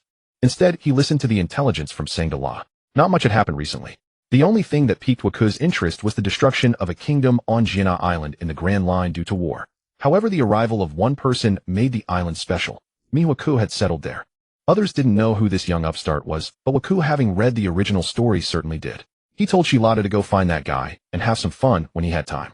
Shilada was only interested in fighting, and upon hearing Waku's instruction, he asked, is this person a swordsman? He may be young, but he's bound to be remarkable in the future. Anyway, you're just sitting around meditating. Why not go look for him? Shilada always trusted Waku's words. He asked Jia and Si for a log pose and set off. After Shirlad arrived at Garna Island and met Hawkeye, both sides felt a surge of battle, intent upon recognizing each other as swordsmen. Without much exchange, they fought for a full day and night on the island. Being a few years older, Shirlad awakened Conqueror's Haki coding during the battle and managed to secure a narrow victory. The two became close friends, often sparring with each other, which finally sparked Shilad's interest, and he began to frequently travel the Grand Line. Ever since Baby 5 went to Wano country and ended up being a buy one get one free deal. Doflamingo never dared to send anyone to negotiate with Walker again. He also didn't dare to go and reclaim his dignity, for now he had territory and subordinates. Bringing everyone along and getting wiped out would be rather embarrassing. So he could only swallow his pride and bear the bitterness. As for Caesar, Doflamingo was certainly not going to hand him over. He simply sent people to hide Caesar in an even more secret place. Another year passed. In recent years, Walker's crew had stirred up quite a few major incidents, liberating the slaves of Mary Geos, allying with Big Mom, ending the civil strife in Elbaf, intervening in the death of the Fishman Islands queen, and a series of other events that alerted the world government. After the new year, the newsbird brought their bounties. Mini burglar Lily Instamark, 34300 berries. Mechanic Bawasiliku, Sandra 527000 berries. Prophet Gpite Jolia 47200 berries. Rage Shark Holy Tal 67200 berries. Living Cutter Charlotte Castard 7200 berries. Underground Dr. Andiasi, Savali 96200 berries. Fallen Noble Echelon Rebecca 120900 berries. Pirate Empress Monlist Caroline 159800 berries. Beastman Melabine Shillid 173100 berries. Teleporter Adamofu Janes 227700 berries. Corroder Byerlands Dillant 233100 berries. Death God Consi Walker 3575000 berries. After the bounties were announced, the most excited one was Rebecca. She had leaped from the lowest bounty directly into the first tier, which was not in vain for her active troublemaking over the years, and was also inseparable from her own strength. After everyone finished reading the wanted posters, they turned their attention to the newspaper's news. Zifa, their former mentor who had cared for them greatly, had been attacked by unknown pirates during a training exercise. His right arm was severed, and only 2 of his students survived. Everyone fell into silence after reading the newspaper. Unlike others, Zifa had instructed almost all of the earliest cadres and Walker himself. He was the kindest person to them aside from Raguna. Yet such a thing happened, and the internal strife within the Marines was certainly involved. Moreover, even if they wanted to help Zifa, they didn't know what identity to use to face him. They all knew that what Zifa hated most in his life were pirates, and now they were one of the largest pirate crews in the New World. Walker, what should we do now? Should we contact Old Man Zifa? Dylan spoke. Did we bring trouble to Master Zifa? Jane said guiltily. No, we've been away for so long. It's impossible for them to retaliate only now. Walker watched everyone's discussion but didn't reply. He knew that in the original story Zifa had founded the Neo Marines and became even more hostile toward pirates. So it was better not to bother him. Let's not meddle with this for now. Even if we want to help, Zifa won't accept it. Keep a close watch and lend a hand indirectly if something happens. Everyone found it reasonable and said no more. In the following 2 years, Walker went into seclusion. He had already mastered the advanced usage of Conqueror's Haki, but had been unable to comprehend its top-tier application, a technique similar to the one in the original story that used one's own aura to shield the perception of opponents.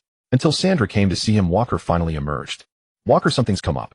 The person you've been asking me to track has finally shown himself. He's on the Grand Line heading toward Mary Geos. The location is confirmed, and it's definitely him. Duaxakea? Hearing that name, Walker's eyes instantly turned cold.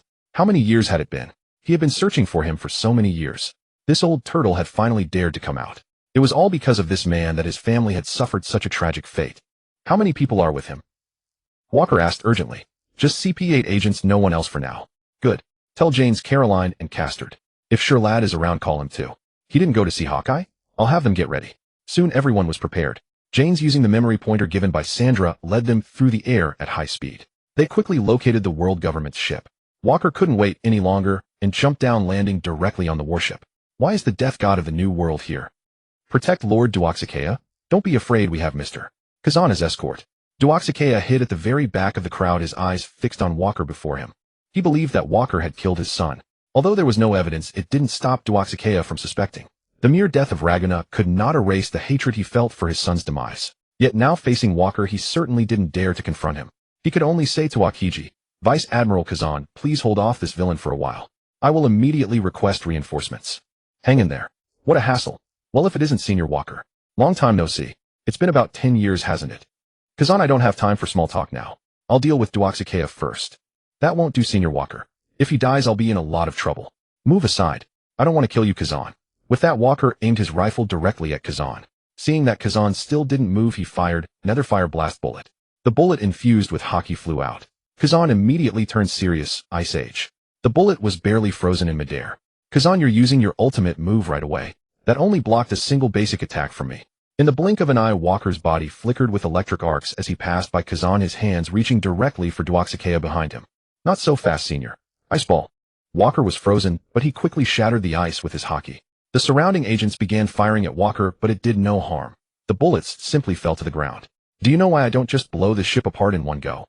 Duoxikeya, I want to get you in my hands personally. Don't worry, I won't let you die so easily. Akiji tried to intervene again, but Walker released his Conqueror's haki, precisely targeting him. Kazan immediately became paralyzed and unable to move. Is that Conqueror's haki? I never thought Senior Walker's control over haki would be so formidable. Seeing the situation, Duoxikeya quickly drew his pistol, but not aimed at Walker. Instead, he pointed it at himself. He would not allow himself to be captured and humiliated by this bastard. Bestow. Duoxikeya frantically pulled the trigger only to find that no bullet came out. Walker flashed to his side and whispered in his ear, "Didn't I say you wouldn't die so easily? You won't succeed." Duoxikeya thrust his finger gun toward his own temple. "How stubborn you are." A flicker of electric arc struck Duoxikeya, causing him to convulse and collapse to the ground. "It seems you're not very cooperative. I suppose I'll have to collect some interest first." In no time, Walker broke Duoxikeya's limbs, dislocated his jaw, and hoisted him up as he flew into the air. A lazy voice came. "Yo, Walker, long time no see. You've become quite terrifying, haven't you? Borsellino, are you here to catch up, or to block my way?" Walker said expressionlessly. "I don't want to stop you, but if the higher-ups find out, they'll nag me endlessly." "Are you alone? Are you sure you can stop me?" "No, there's also us." In the distance, 10 warships approached with elite vice admirals of the future, Enigmo, Dalmatia, and Storabari, standing on the decks and shouting, "Borsellino, since when can you lead an expedition? And you've brought a bunch of junior marines to their deaths.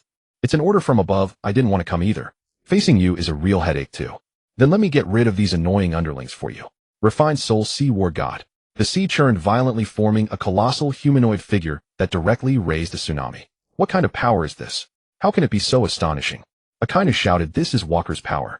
He was already due for promotion to Admiral 10 years ago. We're at a disadvantage. Break the waves quickly." "Walker, sorry, but I can't let you have your way." "Ice Age." Akiji leaped into the air. "You're not the one to show off.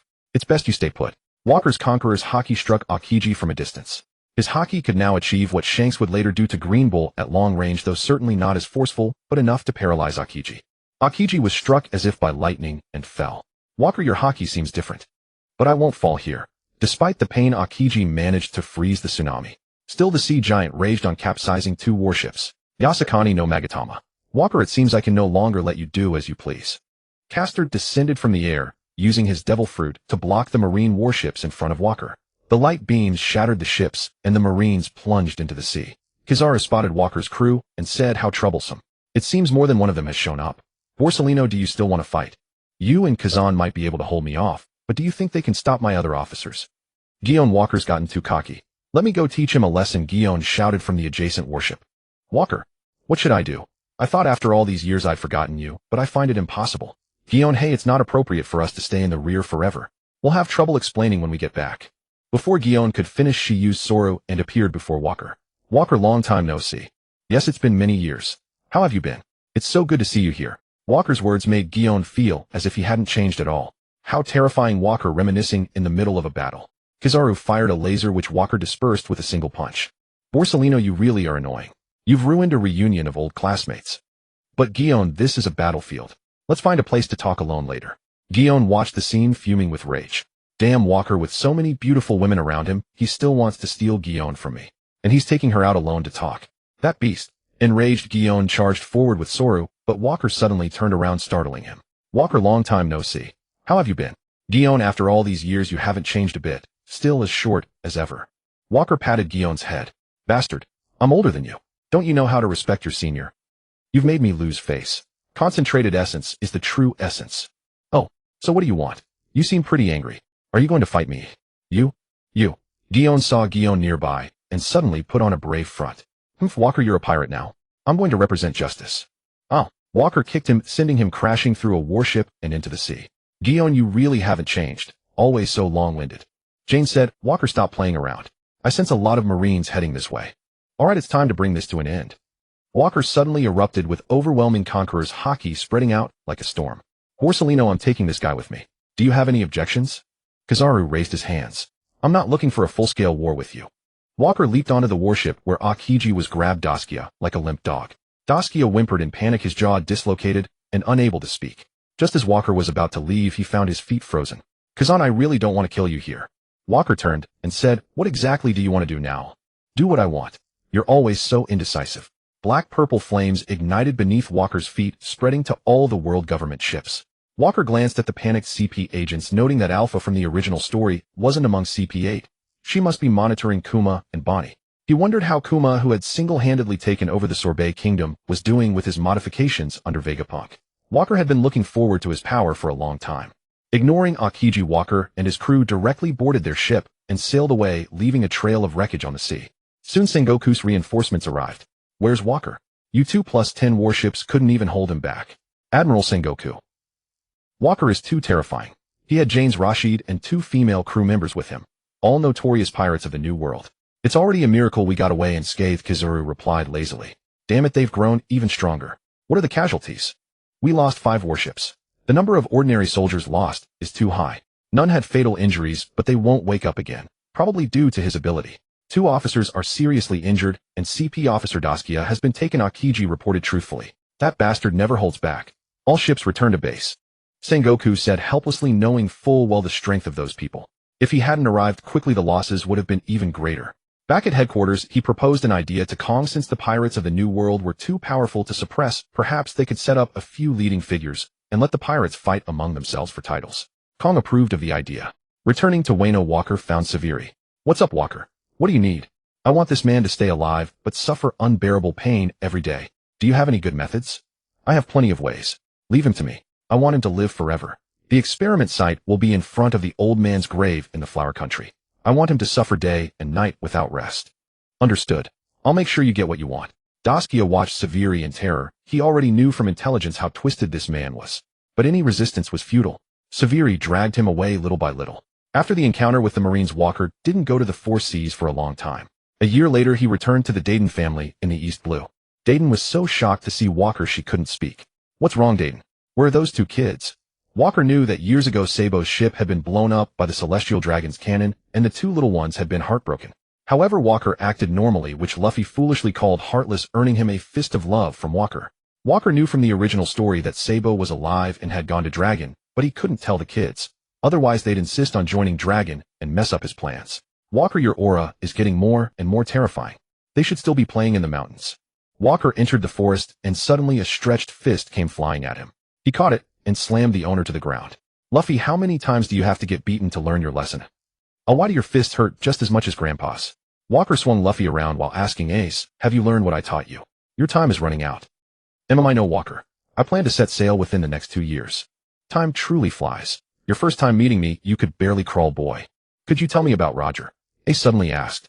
Why do you ask about him now? You've always refused to speak of him.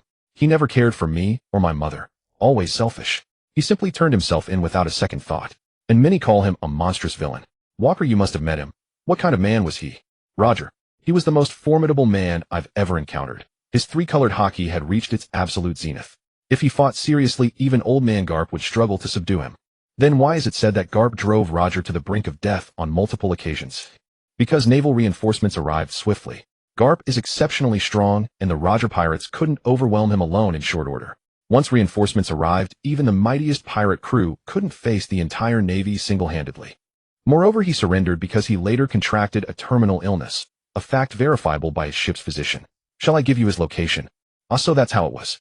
Of course I trust you, but was he truly evil? There is no absolute good or evil in this world. The Marines harbor villains, pirates shelter saints. To me, Roger and Whitebeard were dreamers, men who sailed the seas for their ideals. Yes, they plundered, but calling them outright evil. No, in truth, I am far more deserving of that title. Ha ha ha. So Whitebeard and Roger were alike. Yet I don't see you as evil. Nor am I a paragon of virtue. Sharpen your armament and observation haki diligently, each time you neglect them. I'm already strong enough, so long as I know how to use them. Walker landed a punch on Ace, who cried out in pain. What was that for? It hurts. Neglect in training costs lives when it matters most. I've already shown you how to wield flame. I know. I'm not a devil fruit user, so what use is this to me? By the way, Walker, do you have any devil fruits? Do you want one? Yes. I've just realized how fascinating their powers can be. If you set sail, wander freely. If we haven't crossed paths in 2 years, come find me. After spending several days with Ace, Walker received a call from Sandra via Den Den Mushi. Walker, have you seen the news? No, what's happened? For unknown reasons, the title Emperor of the Sea had suddenly surfaced among pirates, and the Navy tacitly acknowledged it.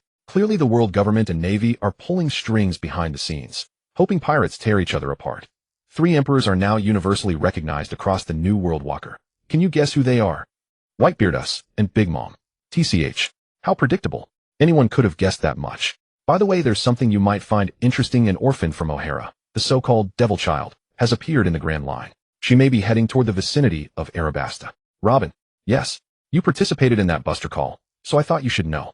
Understood.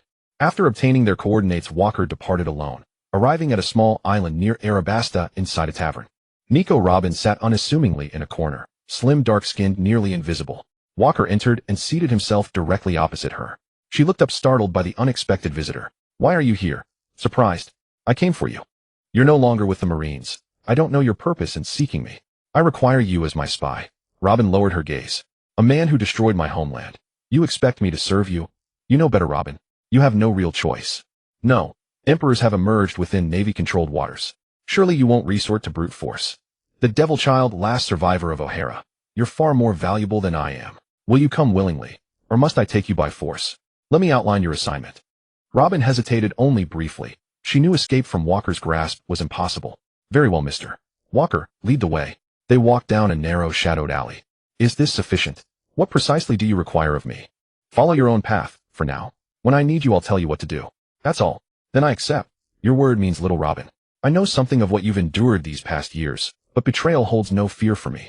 A lethal intent surged. Robin instantly activated her devil fruit ability. Arms erupted from Walker's body, lunging for his vital points. But she was too slow. A blinding bolt of lightning struck her, paralyzing her completely, leaving her crumpled helplessly on the ground. Her pupils widened in terror as Walker's hand, glowing faintly violet, pressed against her forehead. Agony seared through her entire being. Then darkness swallowed her consciousness. Walker had imprinted his will upon her soul.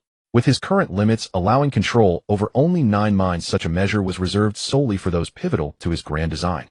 Robin slowly regained consciousness, bolting upright, frantically checking herself for injury. What did you do to me? At Walker's mental command, Robin clutched her head and writhed in agony on the ground, until after over 10 seconds he released her. This is what awaits you, anywhere, anytime, so long as I live. I need only will it, and your life ends. Do you understand? I understand. So, what is it you want me to do?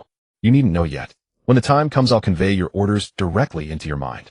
For now, you intend to join Crocodile. Proceed with that plan. With that, Walker departed, leaving Robin standing motionless, stunned and hollow. Another year passed. Early in the new year, Sandra contacted Walker via Din Mushy. Walker, the red-haired pirate, has news. He captured Loki at sea and returned him to Elbaf. Oh, you're holding something back. Indeed. He's now clashed with Kaido. It seems they'll settle who reigns supreme among the emperors. Is that so? Let them fight. It changes nothing. Focus instead on Vegapunk. I need the production methodology for artificial weaponry. Sandra acknowledged the order. At Elbaf's port, the red-haired pirates and giant warriors escorted Loki ashore. Red-haired scoundrel. Aside from mobbing others, what skill do you possess? A nearby giant sneered. Silence, Loki. Go repent your sins in the underworld. Yaruru spoke. Shanks. Thank you for returning, Loki. No. I pledged aid to Elbaf once before. Later, a feast unfolded among the giants. Yet memories of Walker's prior intervention lingered. Elbaf's warriors held little reverence for Shanks' deeming group combat unworthy of true warriors. Unbeknownst to them, years had passed, and Loki's bounty now stood at 2.6 billion. Though Walker outwardly ignored Shanks' moves, he journeyed secretly to Little Garden, sparring with 2 giants, mastering their combined combat technique, before briefing them on Elbaf's recent affairs.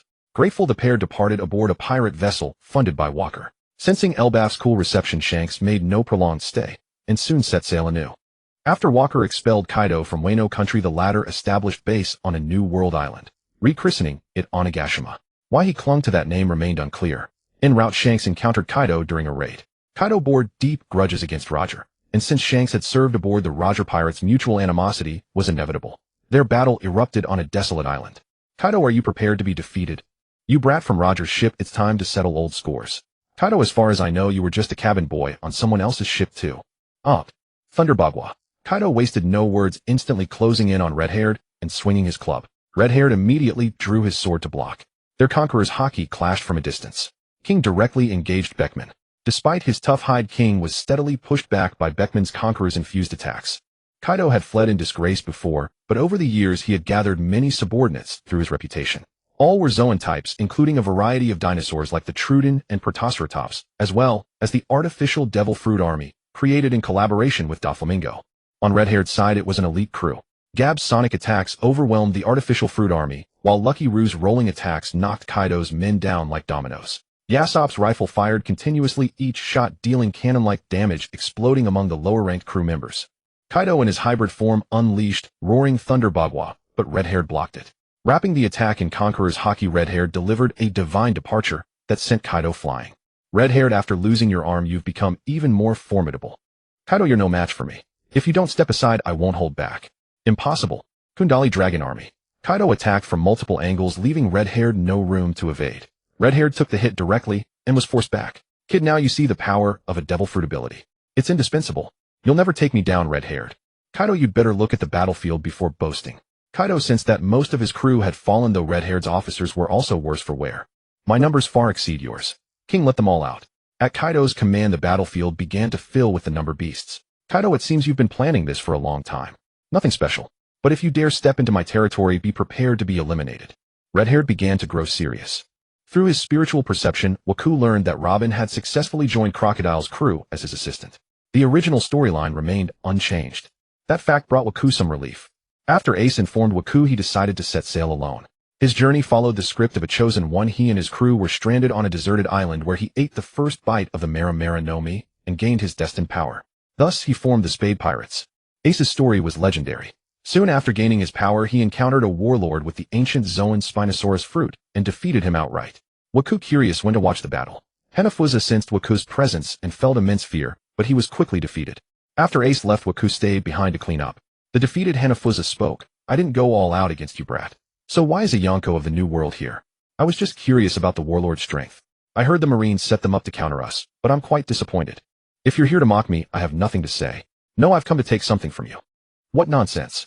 Hanafusa transformed into his hybrid form, charging at Waku with a scythe. But Waku simply caught the scythe with one hand and crushed it. Impossible. Is the gap that vast?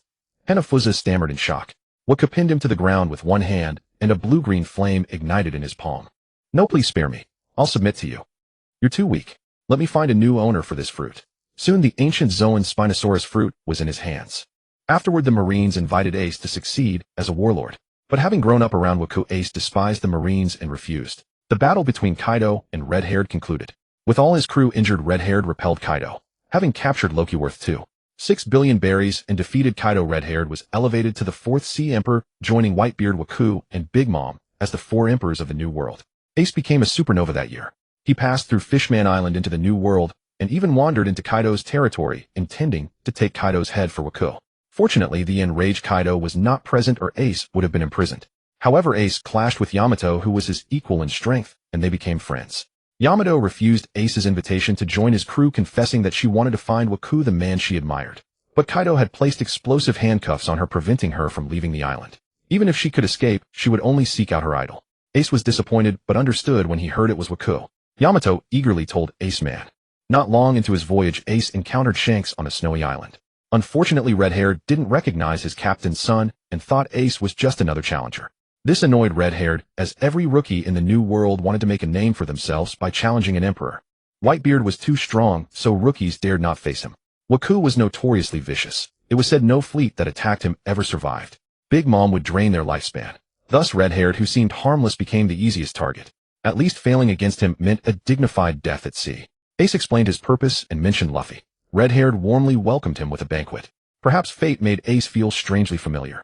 After parting with Red-Haired, Ace secretly visited Wano country and discovered 3 islands of extraordinary prosperity: Wano's iron and weapons, Sakura's medical supplies, and Silver Country's ornaments. All were sources of world exports. He gained a deeper understanding of Waku's methods, but he did not meet Waku. The rumors he heard in the New World made him want to wait until he was stronger before reuniting. Ace couldn't find Kaido. Red-Haired knew Luffy, and Waku was a close acquaintance. Big Mom was a woman, so he decided to challenge Whitebeard to prove himself. When he reached Whitebeard's territory, he didn't encounter Newgate. Instead, he was stopped by Jinbe, and they fought for 5 days and nights without a decisive victor. Then Whitebeard returned. After a lesson of love, Whitebeard said, "Be my son." Ace couldn't resist and joined the entire crew. Caroline later mentioned this incident, feeling that Ace was somewhat ungrateful for not joining their crew, but instead siding with Whitebeard. Waku knew that the original fate line was like this. No matter how he intervened, things would return to their destined track.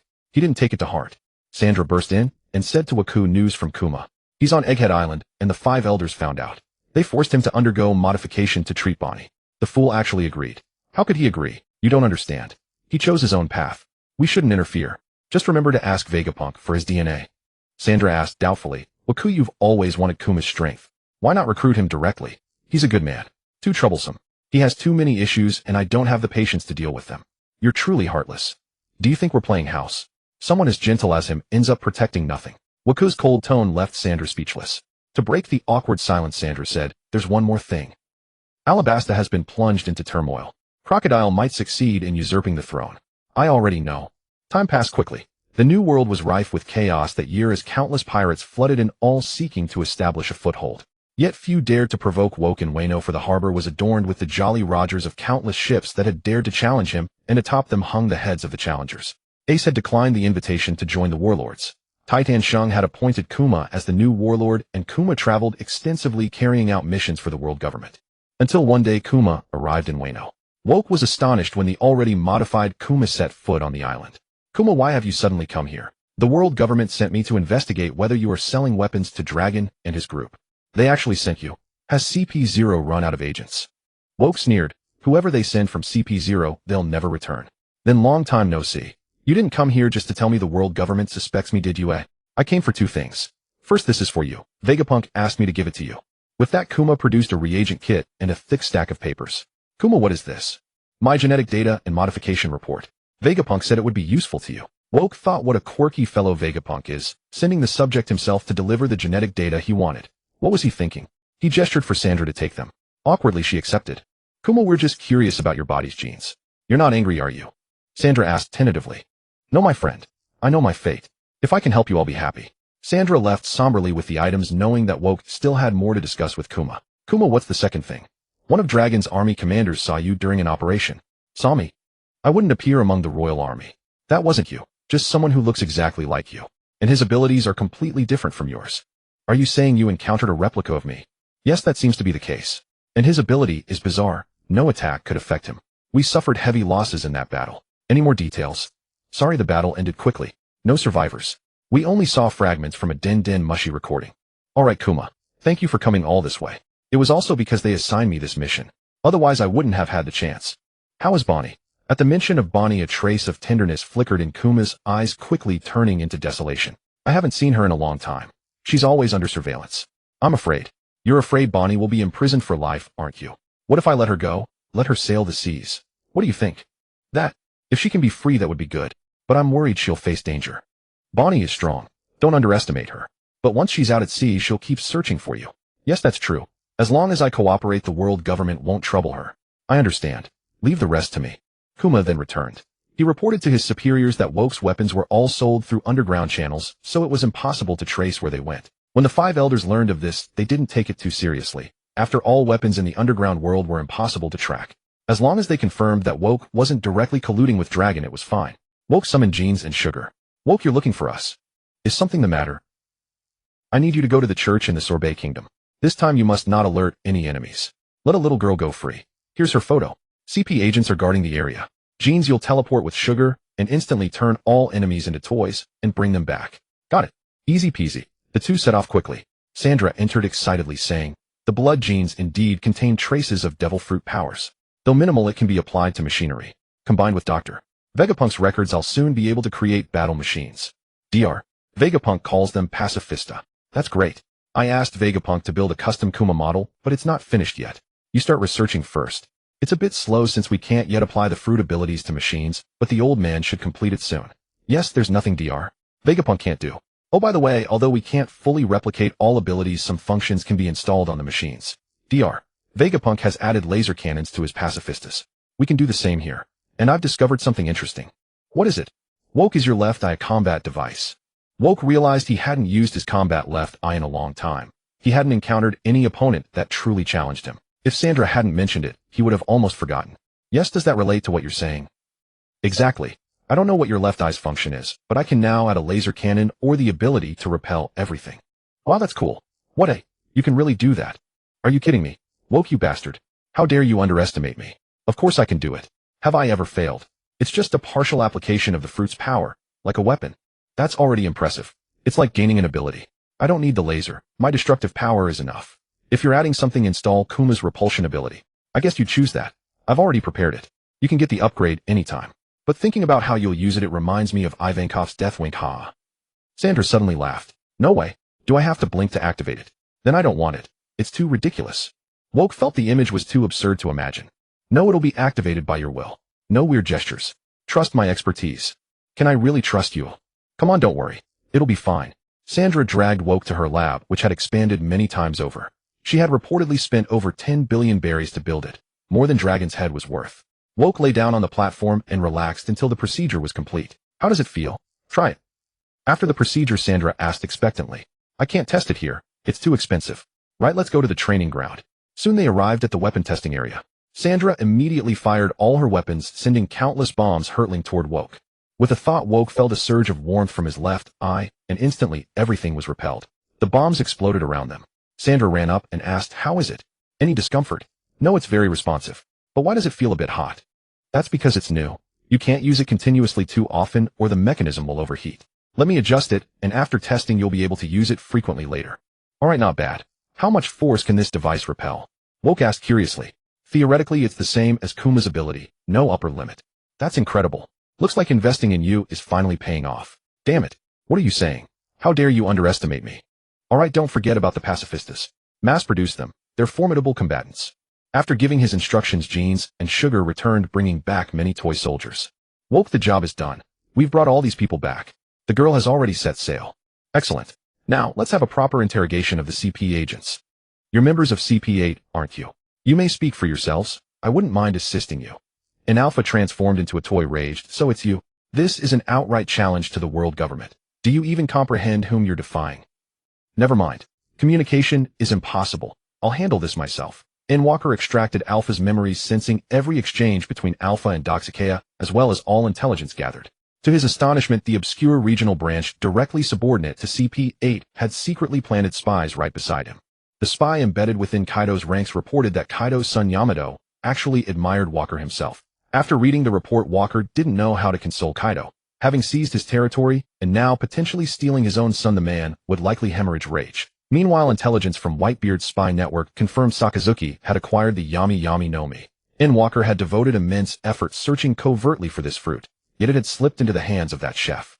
He'd long feared the butterfly effect might derail the main storyline, but evidently fate remained unswayed. The late Oyaji's final words revealed he'd glimpsed a distant future, a vision of Walker clashing with Blackbeard, hence his insistence that Walker begin mastering the rifle. It was time to visit Whitebeard. Securing the Yami Yami no Mi was imperative, for only then could Walker rest easy. From Alpha's memories, Walker learned Big Mom had already conspired with Doflamingo and connected with Caesar Clown. His mother-in-law, it seemed, was growing rather unruly. Bonnie's Toshi Toshi no Mi had been forcibly administered via injection by Alpha, and the only faction lacking intelligence was Shank's Red Hair Pirates. Yet even if the Celestial Dragons renounced their bloodline, the CP organization dared not act without explicit orders from the Five Elders. Walker immediately summoned Savory, revealing the names and positions of the spies infiltrating his crew, mere mid-ranking officers, which explained why they'd gone undetected. Savory acknowledged the report and departed to purge them. Walker, this is my failure. I never imagined so many among our ranks serve the world government. Perfectly understandable. Our growth has been rapid. Naturally, they'd seek infiltration. Just conduct periodic purges. James nodded in agreement. Swiftly, Walker ordered all officers and affiliated crews to assemble for departure. Crew members buzzed with excitement, clamoring, Captain, whose luckless hide are we hunting this time? Master, Maria leaned against Walker's shoulder, murmuring, shall I accompany you this time?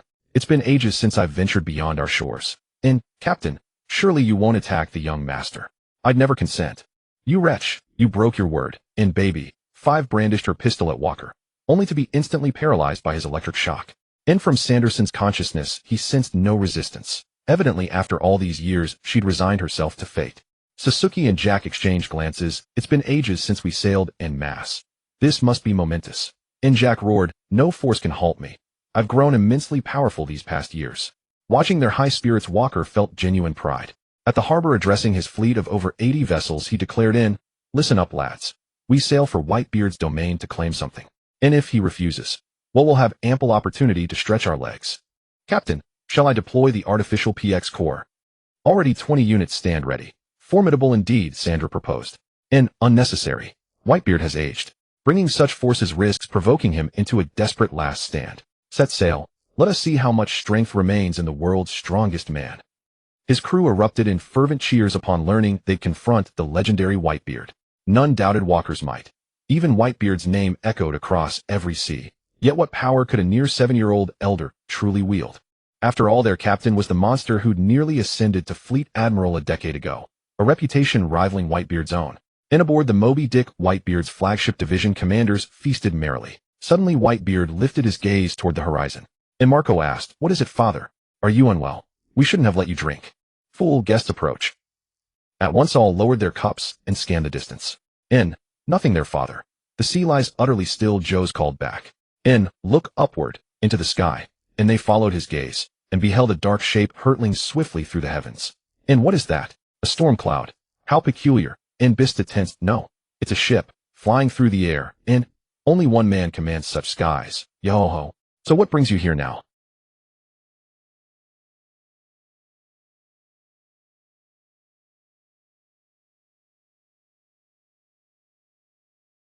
"I recall no bond between us," Whitebeard scoffed. "In, Whitebeard, I've come merely to claim something from you." Hearing Walker's tone, Marco exploded. "Walker, how dare you address father so? You've come to provoke trouble." Walker flicked his eyes. Black flames ignited upon Marco's body. And Marco dared not hesitate. Invoking his phoenix fruit, he extinguished the blaze. Yet the inferno persisted, forcing him to maintain his awakened state while his stamina bled away. "Adults converse, sons hold their tongues. And damn you, I'm no child." Marco shot back. And dark clouds churned overhead as Whitebeard, oxygen tube in hand, rose slowly, then tore it free. "In, brat, dare you insult Whitebeard? Dare you harm my family?"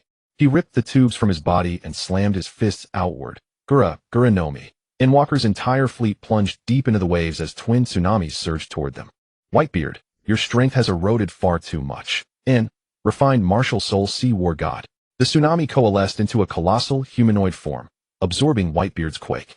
Nace roared, "Walker, why do you fight father?" "Ace, you truly found your way to Whitebeard.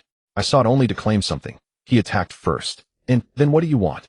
"Father, Walker taught me from childhood. He helped me more than anyone."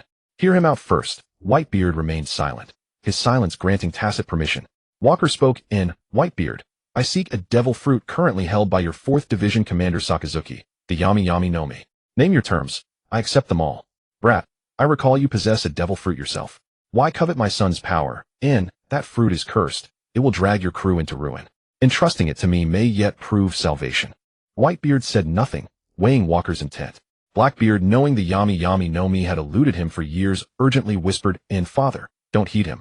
No one dares plunder the Whitebeard pirates, not even born yet. Is it Sakazuki's fruit?" Sakazuki, 4th Division Commander, had sensed the fruit's ominous aura upon acquiring it, but withheld consumption, seeking understanding.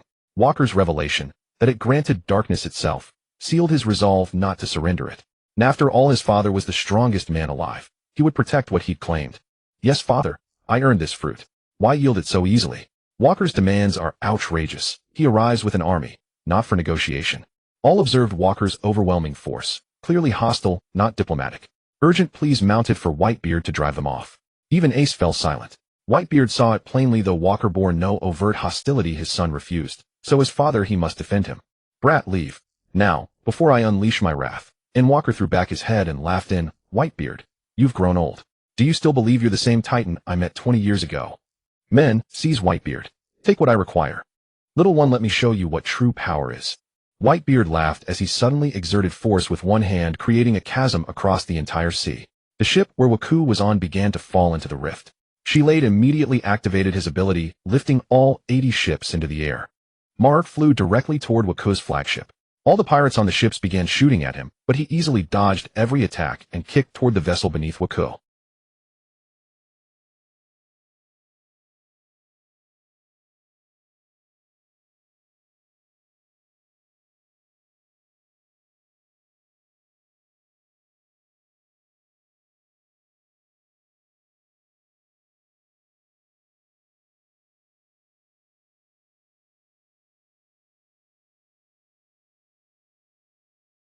"Pretty strong, Mark.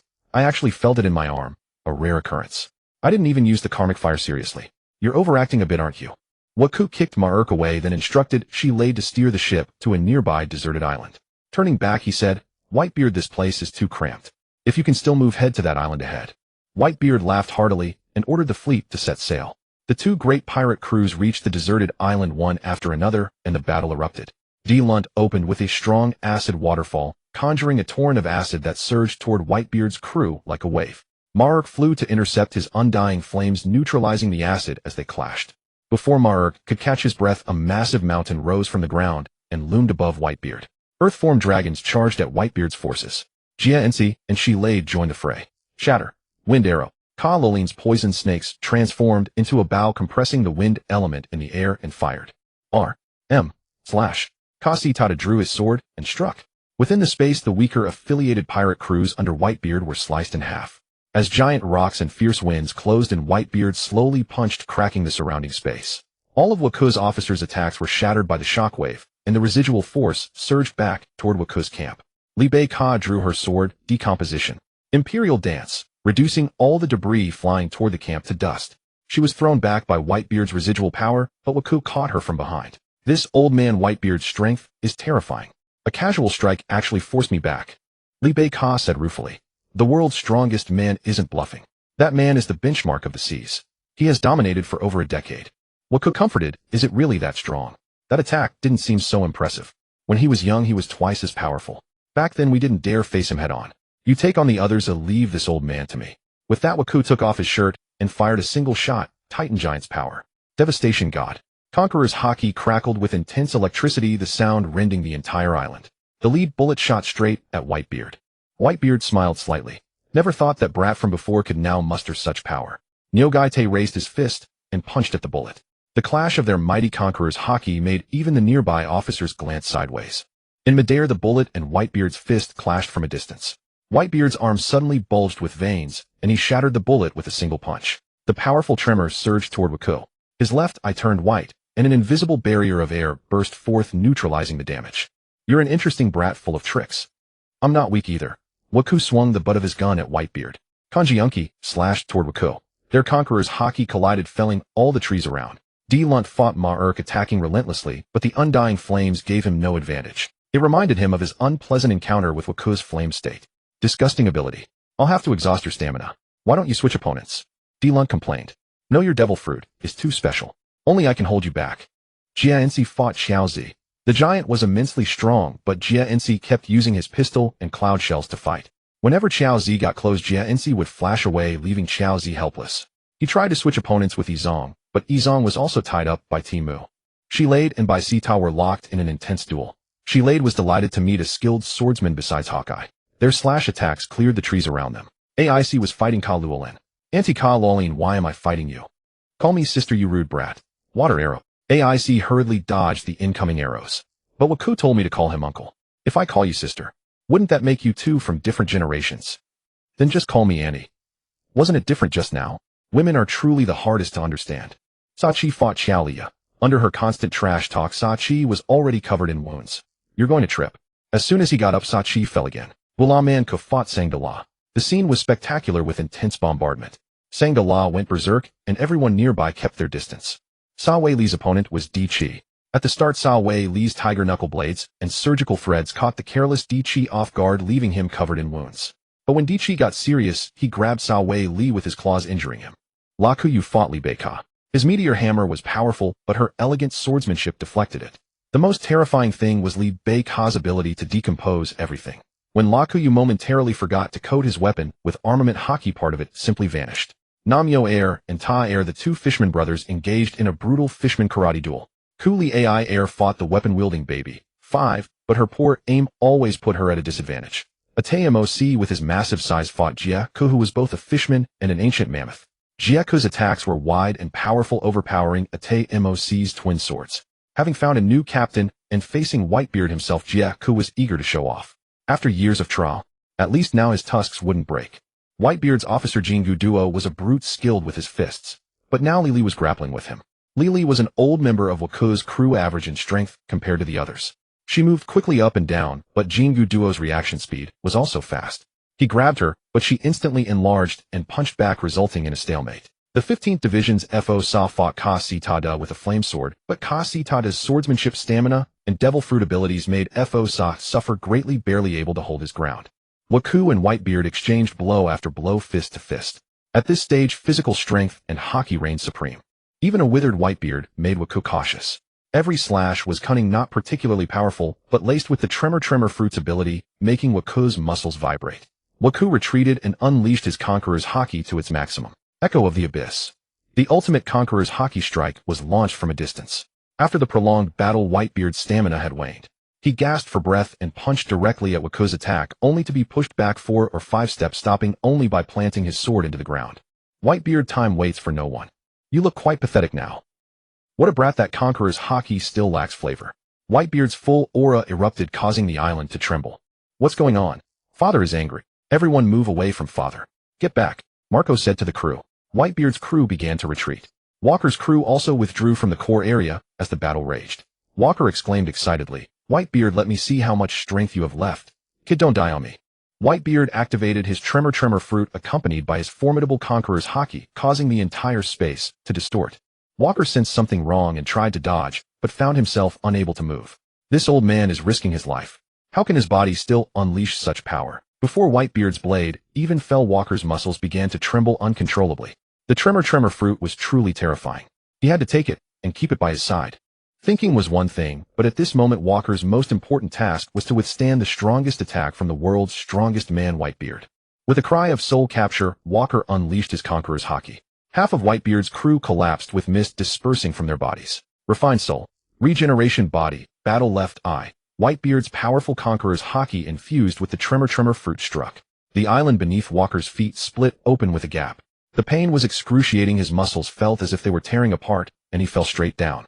However, with the replenishment of soul energy, Walker quickly recovered. Black nether flames surged up from the crevice. Whitebeard, having not recovered from his full force strike, was caught off guard. Walker rose and launched a technique, Karma Fire. Fong of Flame. Whitebeard raised his arm to block, but he underestimated the soul-scorching ability of the Karma Fire. The moment it touched his consciousness, suddenly wavered, revealing an opening. Walker used a nether fire gun. The rifle sounded, and the shot struck Whitebeard. The powerful nether fire pierced through Whitebeard's chest. The scorching flames forced this former king to one knee, cold sweat pouring down. All the Whitebeard crew officers present couldn't accept their father falling before them. They abandoned their opponents and began attacking Walker. However, Walker paid them no heed. Using his observation Haki, he sensed Blackbeard running toward the ship.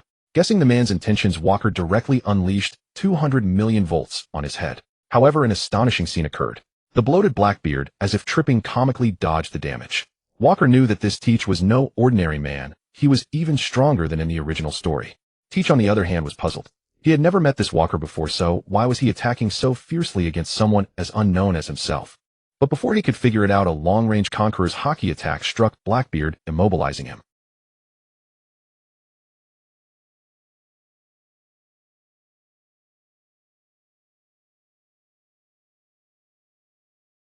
What a terrifying old man, still so fast at his age.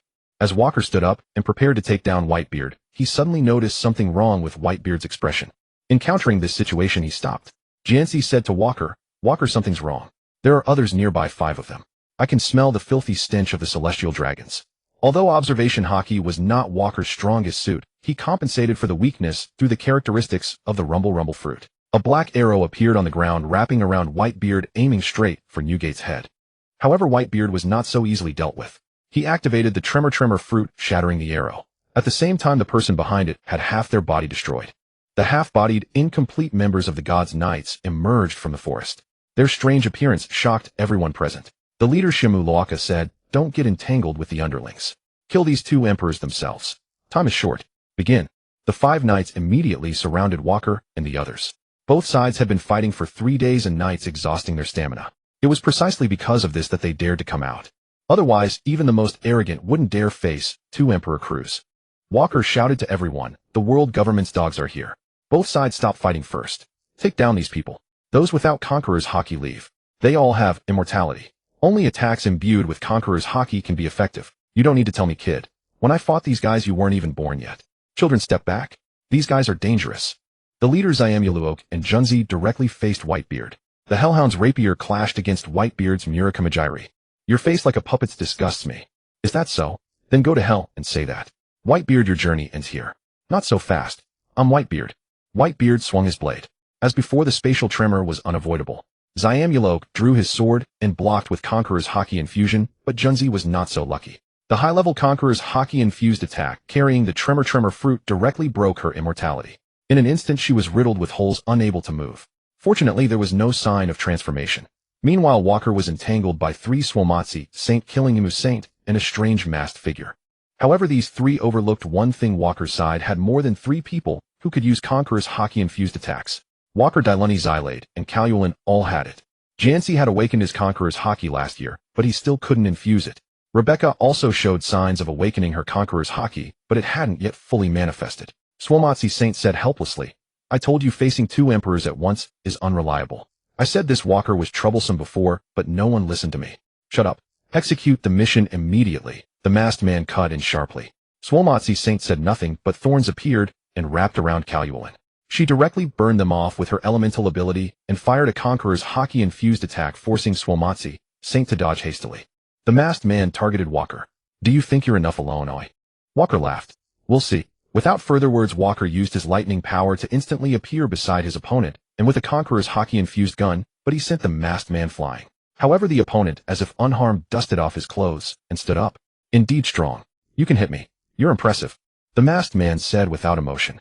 Tough body, Walker remarked, but inwardly he was shocked. What kind of creature was this? With his current casual strikes, no one he knew could be totally unaffected. Who was this guy? Despite his doubts, Walker didn't stop.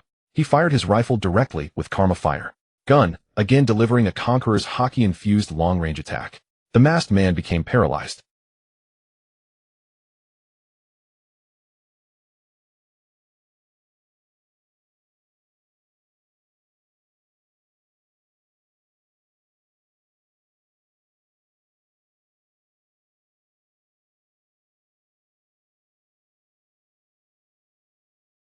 Walker's strike passed directly through the opponent's body.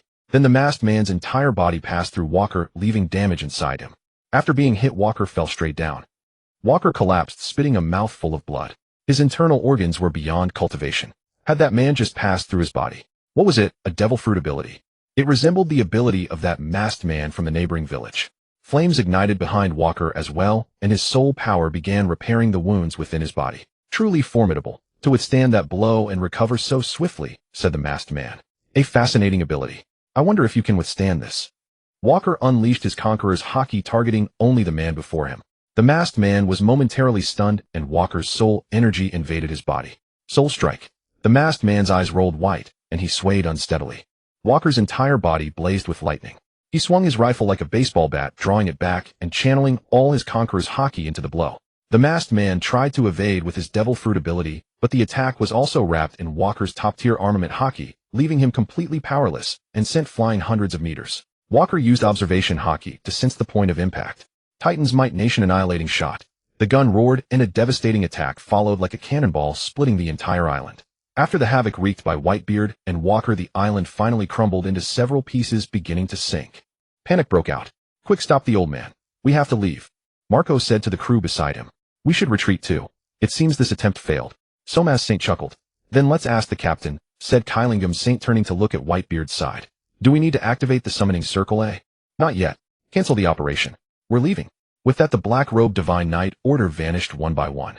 Walker chased after the masked man, whose mask had been shattered by Walker's attack. His body was covered in wounds, and one leg was missing. Yet when he saw Walker approaching, he immediately pulled up his hood, but not before Walker caught a glimpse. The contours of his eyes were strikingly familiar. Walker wanted to detain the man, but he vanished into thin air.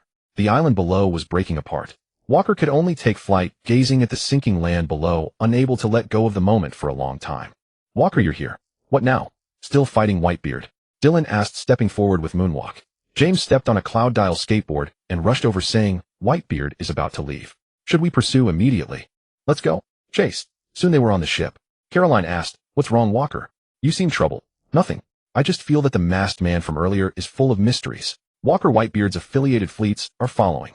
They have considerable numbers. Should we engage? James asked again. What are our casualties? Quite a few, but mostly light and moderate injuries. It's mainly Whitebeard's doing, Dylan said beside him. Seeing the fresh enemy forces, Walker flew to the surface of the sea and looked at Whitebeard. He saw the sharp gaze in Whitebeard's eyes. Walker knew that if he wanted to continue fighting, Whitebeard would absolutely fight to the death. Victory would be assured, but the recent appearance of the Divine Knight Order made Walker realize that his true enemies were the world government and the Marines. A costly victory now was unnecessary. Yet if he didn't strike now, Blackbeard would soon step onto the stage. His earlier attack had failed to eliminate that treacherous figure from the original story. Walker knew this because he had not obtained Teach Soul energy. Thus he fell into hesitation. Ace, standing among the crowd, suddenly rowed his small boat to Walker. Walker, this fight between you and the old man has to end now. The old man's reinforcements are here. Is it really necessary to fight to the death? You don't understand, Ace. Leave now. What I want I always get. With that he infused the waves with vitality and pushed Ace back to Whitebeard's camp. Ace's actions embarrassed Whitebeard. The old man scorned negotiating with a brat. Ace was a son he acknowledged, and he knew the pain of being caught in the middle. Now that Ace had returned, Whitebeard would hold nothing back. Seaquake. Whitebeard unleashed his power, splitting the sea into several uneven blocks. Hillard once again controlled the warship to fly, but Whitebeard's attacks came one after another. The sheer force of his devil fruit turned multiple ships to dust. Walker tried to manipulate the currents to engulf Whitebeard's fleet, but Whitebeard alone held him off. Sandra ran up to Walker and said, "Walker, our home is under attack." Everyone was shocked. Who dares to provoke us? Kaido and Big Mom have joined forces, but our technological defenses and pacifistas have held them back. Still, we need to return as soon as possible to support, or it'll be trouble. Our home is too empty right now. Walker, let's go back. The base is our route. As for Whitebeard, he's just one old man. He won't last more than a few years. Once he's dead, we can come back anytime. The people under him are nothing, Dylan advised. Walker, I'm sorry. I don't know why Mother did this. Castard said tearfully. It's all right. You are family now. That madwoman Big Mom has nothing to do with you. Of course, if you want to go back, I'll send someone to escort you immediately. No. This is my home now. My family and friends are here. Mother never truly cared about us. We were just tools. I will never return to the Charlotte family, Castard declared firmly. Everyone was pleased with her decision and cheered. Let's go back and take down Big Mom and that loser Kaido. Show them what we're made of. Walker looked at Whitebeard's fleet of over 50,000 men in the distance and could only sigh. Kaido and Big Mom had chosen the worst possible time. If he had just 5 more days, he was confident he could finish off Whitebeard's entire crew. Fate was truly unchangeable. Blackbeard, this lurking threat might grow powerful. Unable to continue the fight, Walker could only call out to Whitebeard's camp. Whitebeard, let's call it quits for now. Guard the dark fruit well. Don't let anyone on your crew steal it. You know the temptation of that fruit. I don't need a brat to teach me how to handle my children. I'll deal with it myself. Eat it if you want. Don't let the night grow long. With that, Walker returned to his own side, preparing to set sail. After the brutal battle, almost everyone in the Whitebeard Pirates was injured. Whitebeard called for Thatch and told him to handle the matter quickly. He felt that Walker's words carried a hidden meaning, so he decided to heed his advice for once. Back in Wano, he saw a dragon wreaking havoc in the sky with Big Mom riding on her cloud beside him. Walker, furious that his acquired fruit had slipped away because of those two, shouted, "Men, follow me. Let's teach Kaido and Big Mom a lesson they won't forget." On their home turf in Wano, they engaged Kaido's artificial Devil Fruit army and Big Mom's homie army in battle. Walker, today, I will take back what I lost. Kaido in his beast form launched countless wind blades at Walker. You've grown too fast, Walker. So die already. That will put my mind at ease, Big Mom said coldly. Hey, Lean, let's show him what we can do. Ame Kaido, do you mean our combined technique? Ocean of Might. Kaido and Big Mom's combined attack struck at Walker with incredible speed. Titan's Might, nation-destroying gun. The rifle roared. Walker's advanced Conqueror's Haki enveloped the shot, distorting space itself. The mighty Conqueror's Haki thundered, darkening the sky with clouds. The blast wave turned everything between the 3 combatants to ash. Walker was still forced back dozens of meters by the combined assault, his body covered in wounds. Yet black mist seeped out quickly, healing through the soul energy. Flames began to ignite behind Walker's head. He was done playing with these two. The manic state he once struggled with, he could now master with ease. Mama Kaido, it seems this son-in-law of mine can't withstand both our attacks. Old hag, I've grown much stronger over the years. Take Walker's head. The territory is mine, the assets are yours. Kaido, let's get on with it. The two lunged at Walker, but were shocked to find the corpses around them suddenly stirring, surrounding them. Damn it, they were dead, but now they've awakened. That bastard Walker, making me fight for him. Kaido, Lean, what are you two doing here? It's embarrassing, but I have no choice. Rising from the ground were the strong ones revived by Walker's refined soul, resurrection of the dead, Golden Lion John's silver axe, and others. Though they couldn't regain their full strength from life, they were by no means weak. They madly grabbed weapons and charged at Kaido and Big Mom. Walker, you are truly a scoundrel possessing such a skill. Big Mom snarled. Lean, I'd rather collect the soul energy of you and Kaido. After you die, I'll keep your weapons, and at any time, I'll make you nostalgic. Deep breath. Kaido spewed a torrent of flames only for Walker to punch it away.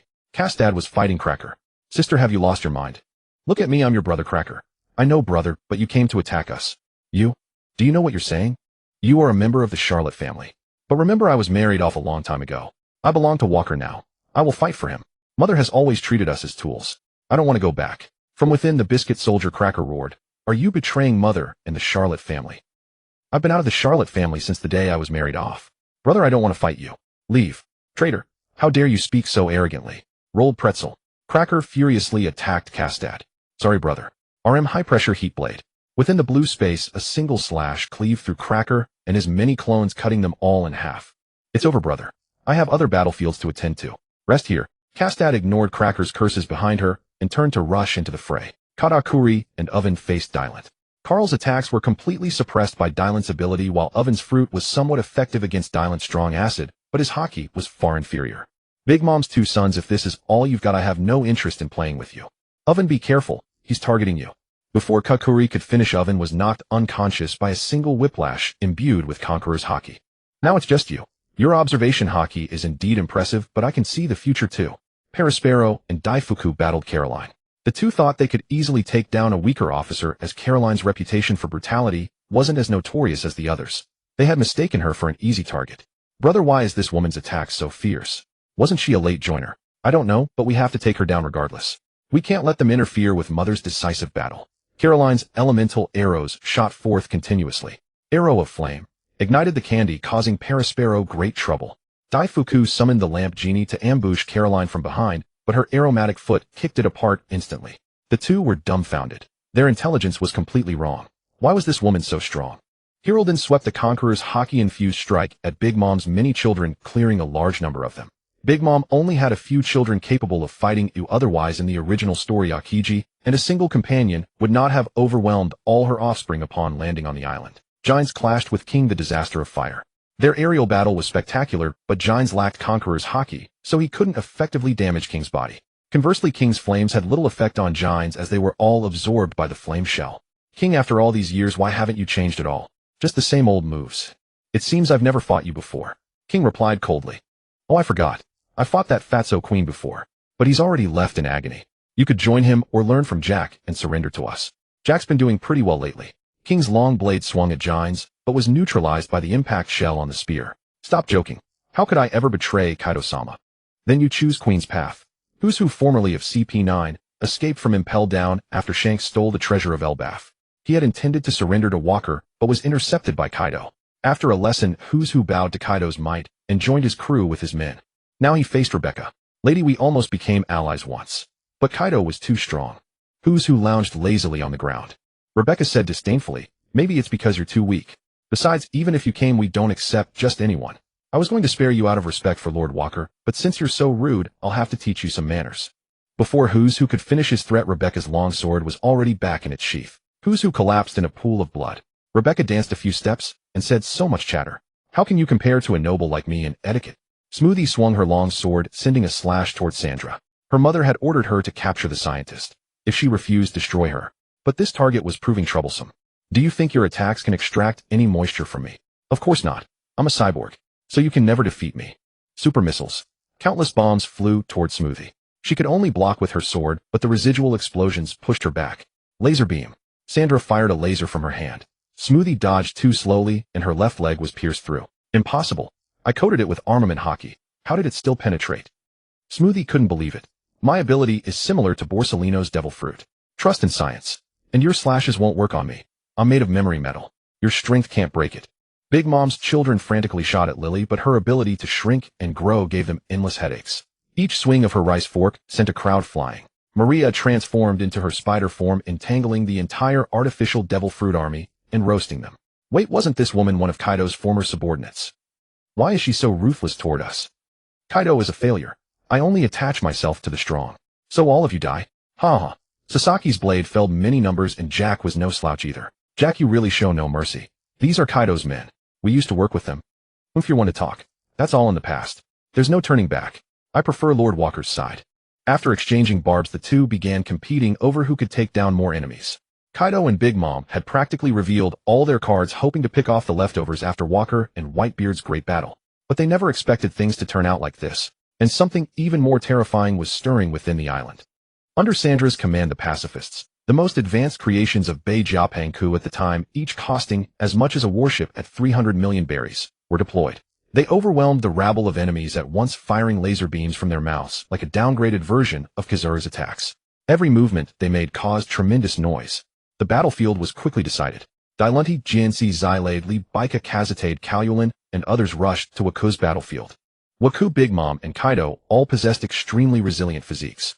Waku could suppress Big Mom's ability, but not her haki. Moreover, the steel balloon in Kaido's undying body kept getting back up like they were doing sit-ups every time they were knocked down. Waku, I can't be killed. You'll never be able to take me down. Kaido roared, spitting blood from his mouth. Mama. Waku, it's already impressive that you can hold off both of us together. Don't even think about defeating us both. Whitebeard couldn't do it in his prime. Their attacks couldn't hurt Waku in his Lunarian state. However, Waku was furiously infusing his Conqueror's Haki into their strikes. How did Roger and Shanks manage it in the original story? The old man had mentioned spirit and resolve like the awakening of armament Haki. He already had conviction, but what about resolve? What was his resolve when he first learned to code his attacks with Conqueror's Haki? As Waku pondered while fighting the two, he momentarily lost focus and was sent flying by Kaido's Rouge Thunder Bagua. Yet Waku felt nothing and remained lost in thought. Looks like this guy is done for Kaido. That was a good hit. Old hag, something's off. The feeling when I hit him wouldn't make him stay down. Kaido, you're too timid. Not scared of that brat from before, are you? I'm Kaido. How could I ever be afraid? Lying in the rubble, Waku kept thinking without getting up. Big Mom's thunder and flames rained down on him furiously, but to no avail. My resolve, my Conqueror's Haki. It's all about making everyone who gets in my way die. That's right, I've never changed this. Never. Waku stood up and Big Mom and Kaido suddenly stared at him in shock. Hey, old hag, the way he looks. It's like them, isn't it? Kaido, are you talking about that bastard Rox and Roger? Exactly. This is getting interesting. Come on, Waku, show me if you're really like them. Kaido charged forward with his spiked club, massive thunder crackling in his hand. Big Mom, though cautious, couldn't abandon her ally. She drew her sword and stepped onto a thundercloud following suit. Great Might Thunder Bagua. Mingguang's sword. Waku began to channel his Conqueror's Haki, feeling the newfound insight: kill everyone who gets in the way. Black lightning crackled around him like real thunderbolts, gouging the ground and striking Kaido and Big Mom. What's this? Kaido, I feel. Old hag, you mean you can't use armament Haki, right? Yes, why? Has he truly mastered the same usage as them? Waku gripped his gun barrel, smashing the Conqueror's Haki through the weapon. Titan's Annihilation, Death's Majesty. With immense force, Supreme Conqueror's Haki infused with top-tier armament Haki, he struck out. The very space warped, making it impossible to dodge. Kaido, we can't take this head-on. Big Mom's cry was drowned by the powerful blast. The entire valley was leveled by Waku's single blow. The moment Kaido and Big Mom were hit, their bodies went numb, and their armament Haki vanished, instantly unusable. They relied solely on their raw physiques to endure the damage. Waku's crew members arrived in time, witnessing the scene of him sending the two flying with one attack, all rendered speechless by astonishment. Mama has been defeated. Kazatade covered her mouth. Waku, what kind of move was that? Even from afar it felt terrifying. Dailunti murmured. It feels completely different. I've never experienced such power. Even I might not be able to dodge it, Jianxi praised. He's become stronger again. When will I ever catch up to you? Xylade closed his eyes and whispered. I don't know about you catching up to Waku, but I'll soon catch up to you. Li Baika challenged, hand on her sword. Kaolin said nothing, already on the verge of fainting from infatuation. Waku intended to finish them off, but Big Mom and Kaido, covered in numerous cuts, saw that Waku's crew had arrived and realized their operation had failed. Waku, I didn't expect you to have such power. We'll meet again next time. The two exchanged glances and then left. After all, in the real world of pirates, you finish off your enemies when you knock them down, and you run when you can't win. Both were veterans of the Rocks pirates, well versed in the pirate way. After failing, they abandoned everyone and fled to save themselves. But their figures were conspicuous. On the battlefield, the soldiers of Big Mom and Kaido, knowing their captains had fled in defeat, also began to slip away. Waku's pirates began a massive pursuit, but most pirates who wanted to escape managed to do so. Waku, let me handle the prisoners this time. I need live specimens. Soilai said excitedly. That's fine. Everyone, after two big battles, let's finish this quickly. Report the battle situation to me later. After half a day, Dailunti came to report. Waku, we didn't catch many big fish. Katakuri, Oven, and Daifuku all got away. Among the sweet commanders, only Cracker and some unnamed children remain. On Kaido's side, King escaped along with several other officers. All that's left are a bunch of artificial Devil Fruit soldiers and those big, dumb-looking numbers. We took a loss this time. It's our fault too. We were all on your side and didn't keep an eye on the battlefield. Waku nodded and said, Take Cracker to Kazatade. I'll check the rest later. Extract the devil fruits from those who have them, and kill the rest. And prepare to set sail. I'm going to Tot land and sink it. All of Kaido's trash goes to Sailai. Even the artificial Zoan devil fruits should enhance physical fitness, even if they're imitations. He can use them. Then Waku set out with several officers and 10 pirate ships. When they arrived at Totland, it was gone. They asked around on a nearby island and learned that the island itself had moved. Big Mom had given the island abilities and had it towed away by ships. Waku was furious. He searched the new world for the new location of Totland. Dailunti counseled him, "We've suffered heavy losses in these 2 battles. Let's recover first. If we keep fighting, the Navy might intervene. It's not time to break completely yet." Waku knew that Sandra's Pluto battleship was still a little short of completion. 20 years had passed, and finally, it was almost done. He didn't mind waiting a bit longer. Back in Wano, Kazatade knelt before Waku and confessed that she had secretly released her brother Cracker, asking for punishment. Waku felt it was nothing. He had left it to her to decide.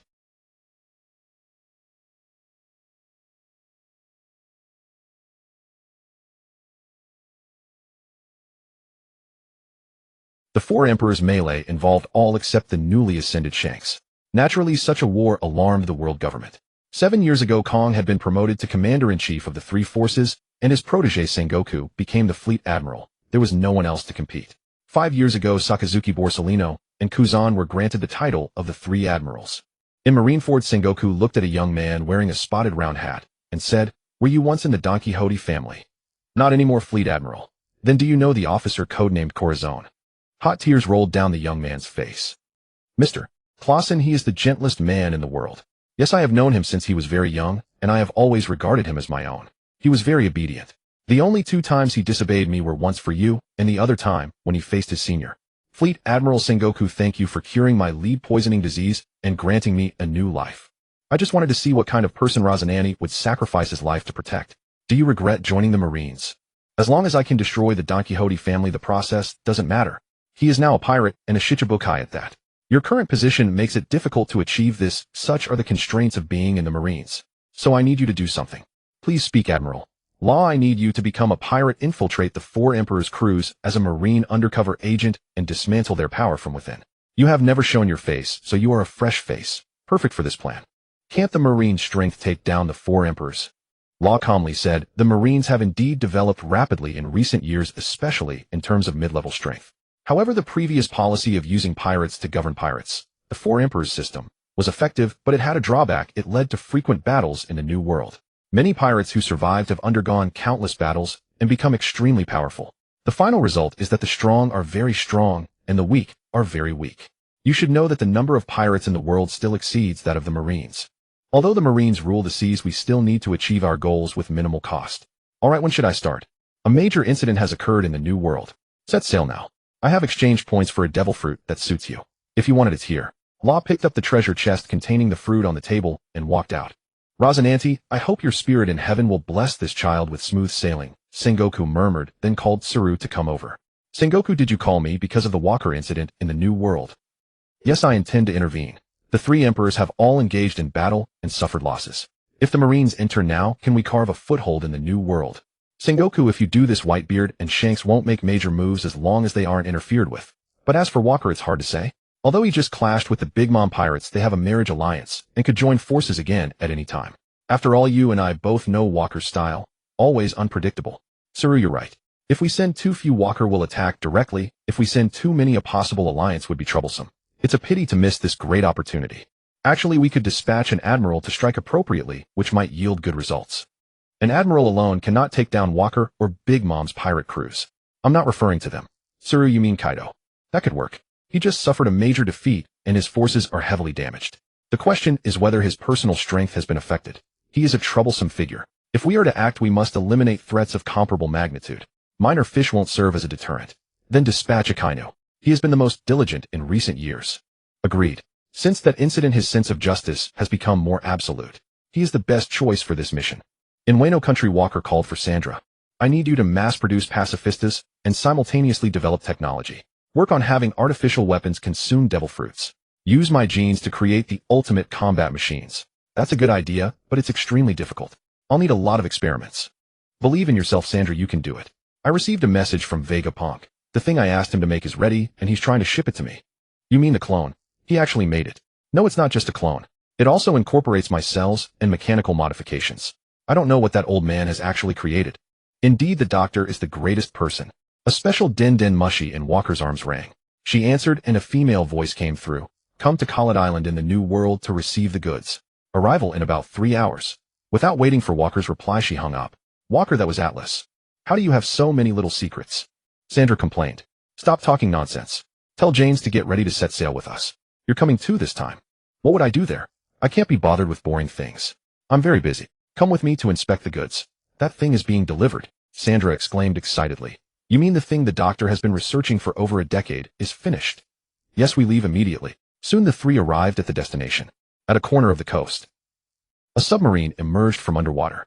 Vegapunk's clone Atlas climbed out and walked toward Walker. Let's keep it brief. The doctor has finished what he promised you. Receive it. Then a figure identical to Bartholomew Kumo walked out of the submarine and stood among them. Sandra, go ahead and inspect it. Sandra's eyes sparkled as she ran tests back and forth, exclaiming excitedly. It's just like a real person. The touch feels exactly like a real body, but inside it's made of the latest alloy.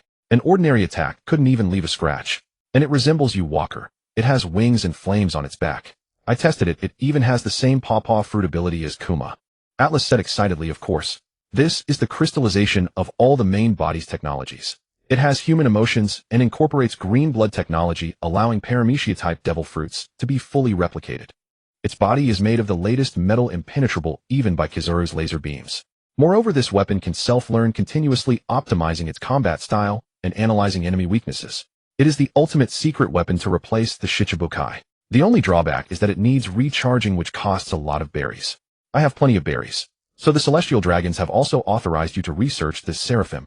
Walker turned and asked. Atlas asked in surprise, how do you know that? The 5 elders personally issued the order. No one should know about it. You're terrifying. I can guess the thoughts of those 5 elders without even thinking. Alright, if there are no issues, I need to clear all permissions inside and leave only yours. I'll need some of your blood. Atlas spoke reluctantly because he had heard that Walker's skin was unbreakable. The Seraphim's genes had been made using King's, but they were incomparable to this Walker-exclusive genetic model. Walker cooperatively dripped blood into the machine core. Soon the Kuma Seraphim walked behind Walker. I'm leaving. This main unit is named Seraphim 0. You can give it orders at any time, its permissions are only with you. You can also grant additional permissions. Goodbye. Say hello to the doctor for me, Atlas. Sandra waved goodbye. Yes, take care. The doctor said he also misses the days we worked together. Walker rolled up his sleeves and stood in front of Zero. Seeing this, Sandra said nervously, what are you going to do, Walker? You're not going to destroy Zero, are you? How will I know if it's good if I don't test it?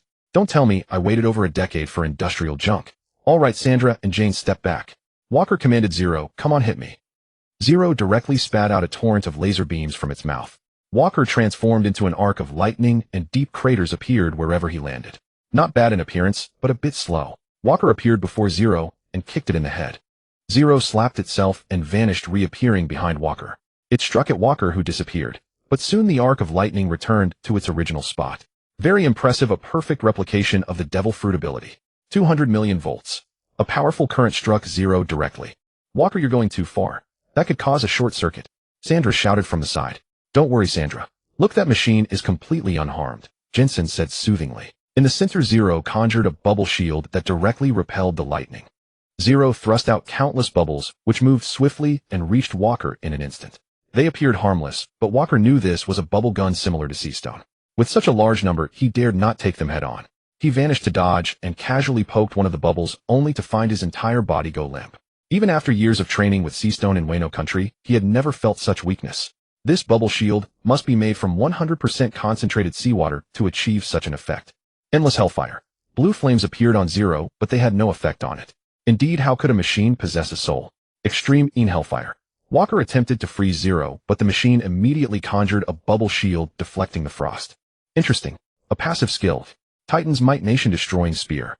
Walker directly used ordinary Supreme Conqueror's Haki imbued with armament Haki to strike Zero. However, sensing the danger, Zero instantly dodged. It began gathering power in both hands and rapidly thrust out countless bear paw-shaped light clusters. So you can also use the bear's shockwave? Not bad, let's see how strong it is. Walker withstood the blow. The massive explosion caused an earthquake across the entire island. As the smoke cleared, Walker climbed out of the deep crater, tore off his tattered clothes and spoke. This power is stronger than a warlord's. Let me seriously test your endurance. With that, Walker closed in and struck with Supreme Conqueror's Haki, sending Zero flying hundreds of meters. Walker, don't be so serious. If you break it, I haven't finished studying it yet, and I won't know how to fix it, Sandra said with concern. But before long, Zero reappeared before everyone, bearing not a single scratch. Alright, that's enough for now, Walker said, stopping Zero as it prepared to attack again. Zero's palm halted right in front of Walker, then followed behind him. That Vegapunk clone mentioned earlier that this thing can speak, right? Jensen teleported beside them with Sandra and asked. Yes, it should have the genes of a clone, so speaking is no problem, Sandra said, though with some uncertainty. Zero suddenly spoke. Yes, I can, Sandra. Its sudden speech startled Sandra. Oh, okay. Nice to meet you. Walker then said, Zero here is also one of our officers. Walker, are you joking? He is. The group fell silent and returned directly to Wano country. Walker said to Zero, next you will cooperate with Sandra's research. He needs more samples, including from me. No problem. Walker, roughly how many do you need? The more the better. I still have quite a few interesting devil fruits. I'll imprint my genes on all of them to create the most powerful warriors. A storm is about to sweep the world. Is Tar's project almost finished? Yes, it is. Many years, hasn't it? Truly remarkable. We're still waiting for one more person to enter the game. That will make Dragon work even harder, right, Zero? Walker turned to Zero as he spoke. Though very vague, it seems to be in Windmill Village. Indeed. Don't mention Dragon. It's been nearly 20 years, and he's taken so much of our goods. We've barely made any berries. Sandra complained. If he weren't drawing the enemy's fire up front, we might not have had the time to grow to our current scale. Just then a din mushy rang, and Walker answered. Boss, it's me. It seems someone ran away from the Navy to become a pirate. Isn't that normal?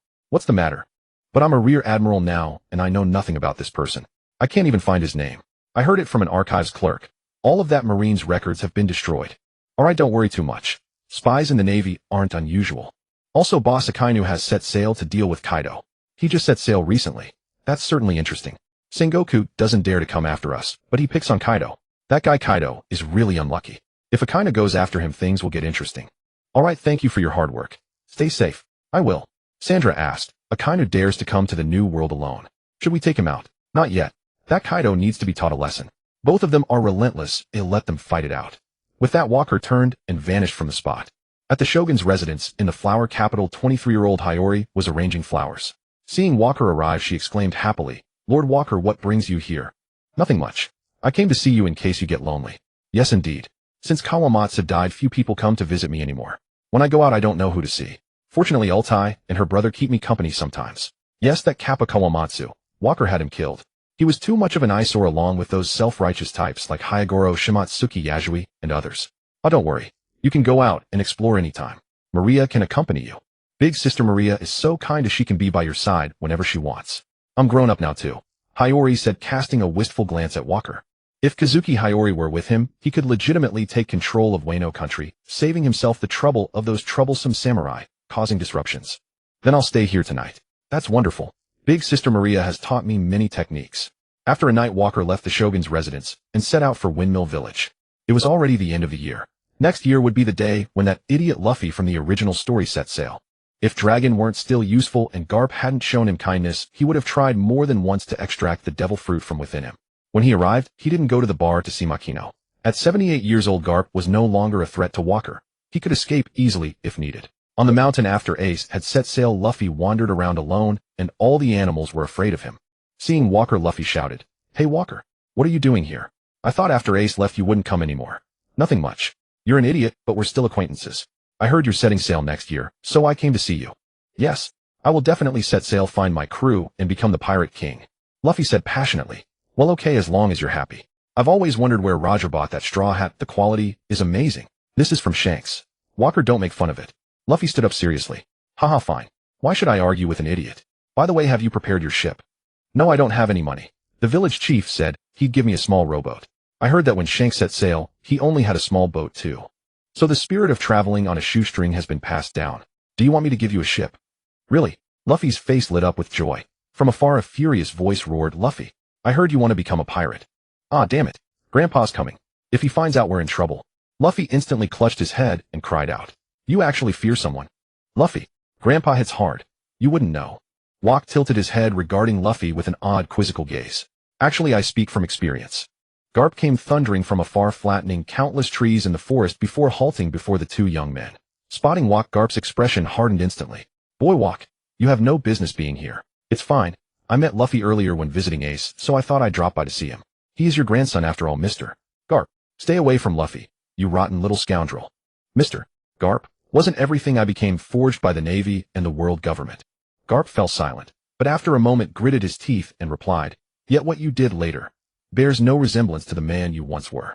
You yourselves unlocked the demon's chains, yet severed my one weakness. What happened before was wrong, I admit it, but I am Navy. I cannot allow you to run unchecked any longer. I know your hatred, it's too dangerous. Garp roared, black lightning erupting across his entire body. Fistbone impact. The shockwave hurled Luffy skyward. What's going on? Why is Grandpa fighting Wok here? Luffy cried out midair, stunned and bewildered.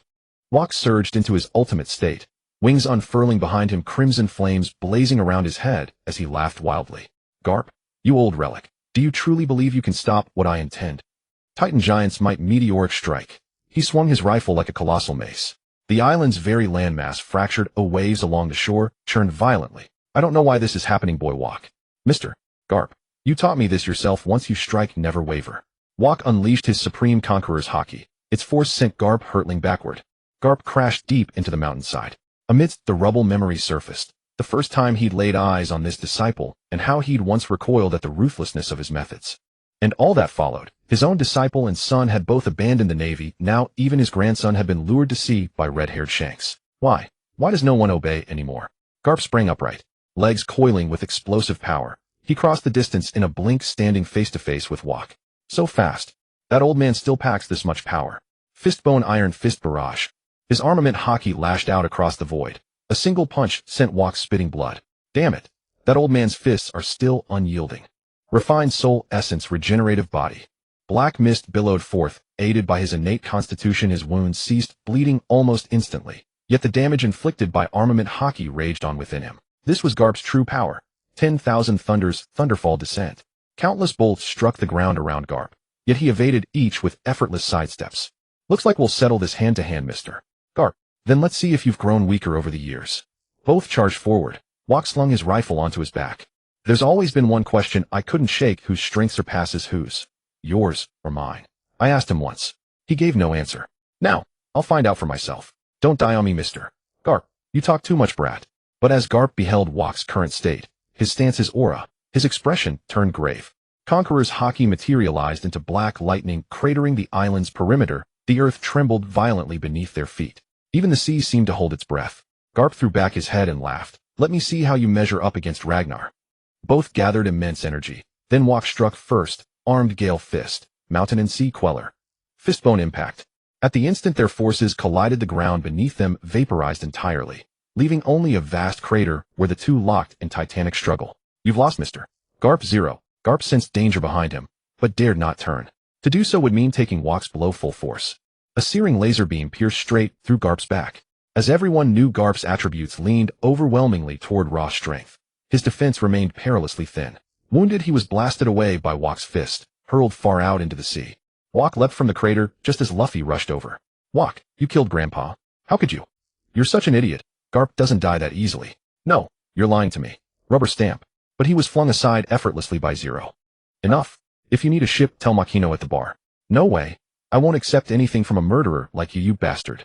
Luffy screamed furiously into the sky. Soon afterward, a Marine Admiral-class warship arrived off Windmill Village. Aokiji fished Garp from the sea. Mr. Garp, did you engage in battle with someone? Why such commotion? It forced me into emergency deployment. I fought Wok. Senior Wok. Has his strength truly risen this far? Even you couldn't subdue him. Though I was caught off guard by a surprise attack. I know now I am old. I cannot defeat him anymore. Aokiji gazed upward. But why would Wok appear in Mr. Garp's hometown? That is precisely what baffles me most. Why would he seek out Luffy? They exchanged no further words, returning silently to Marineford, where Sengoku summoned them both. Garp, what happened on your vacation? You returned covered in wounds. Who did you fight? Garp recounted the events truthfully. Sengoku said nothing, only dismissed the others and kept Garp behind. Meanwhile, in the New World, Akainu's fleet approached Onigashima. Report Admiral Akainu. Target confirmed on the island. Shall we commence assault? Open fire. Moments later, Onigashima shuddered under naval bombardment. Seems intruders have arrived. Shall I go handle them, Lord Kaido? Jean asked beside him. No, this one's mine. The challenger is no weakling. Kaido strode to the threshold and transformed instantly into a sapphire dragon soaring skyward. On the shore, Akainu landed and unleashed Meteor Volcano immediately. The artificial Devil Fruit army suffered devastating casualties. The lava flooded the island. Masked Navy scum, you dare challenge me? Kaido exhaled. His breath dispersed Akainu's magma blast completely. Kaido, today marks your end. Ha ha ha ha. How fond you are of grand proclamations. No one has ever slain Kaido, and you, a disfigured failure, dare bark at me. Trailblazer's wrath, Yama's judgment. Kaido, you've lost your territory. Your forces are gone. That's why I sought you, not another. Because you're the weakest link. Evil remnant, yes indeed. That rogue Rocks once slaughtered a Marine Admiral, and with twisted amusement spared the man's child, hoping the boy would grow strong enough to exact revenge. Ha ha ha ha. Pity the boy never got the chance. Kaido roared with laughter, raising his sake gourd for a long, deep draught. Finished your last words, Kaido. Akainu's gaze turned glacial as he launched his assault. Evil remnant, yes indeed. That rogue Rocks once slaughtered a Marine Admiral, and with twisted amusement spared the man's child, hoping the boy would grow strong enough to exact revenge. Ha ha ha ha. Pity the boy never got the chance. Kaido roared with laughter, raising his sake gourd for a long, deep draught. Another year swiftly passed. Sandra rushed anxiously to meet Walker. They fought for a full week. Both Kaido and Akainu sustained grievous injuries. Dog bites dog, sheds fur all over. Nothing unusual there. Shouldn't we do something? Walker replied indifferently. Do what? Eliminate Akainu. Or hunt down Kaido. It's not yet the time. Kaido might be feasible, but only if we can locate him. He's likely hauling some island across the seas again, vanished without a trace. As for Akainu, it's still too early. Otherwise we'd face waves of reinforcements. The Marines still require careful preparation on my part. Soon after Luffy set sail, without requiring Walker's aid. Along the way he gathered companions and arrived at Nami's village. Through spiritual communion, Walker granted her permission to join his crew. Nami had no choice, and even without Arlong she readily accepted the role of Luffy's navigator. In Alabasta, Robin swiftly subdued Crocodile under Walker's guidance and boarded the ship. Meanwhile, Sandra relayed urgent news after their battle with Whitebeard. Blackbeard had slain Sakazuki in the dead of night and stolen his devil fruit, keeping it concealed until now. An impulsive Ace had already set out to pursue him. Upon hearing this, Carolyn asked Walker, is it truly safe for Ace to chase down Thatch? Should we intervene? No. Let events unfold naturally. But that's Ace. You've watched over him since childhood. Because he's useful. Carolyn fell silent, understanding instantly. Soon Luffy reached the Florian Triangle, where he encountered the Shichibukai Gecko Moria. This time Walker decided to intervene personally. He sought something specific. Yet upon arrival he found events had accelerated beyond expectation.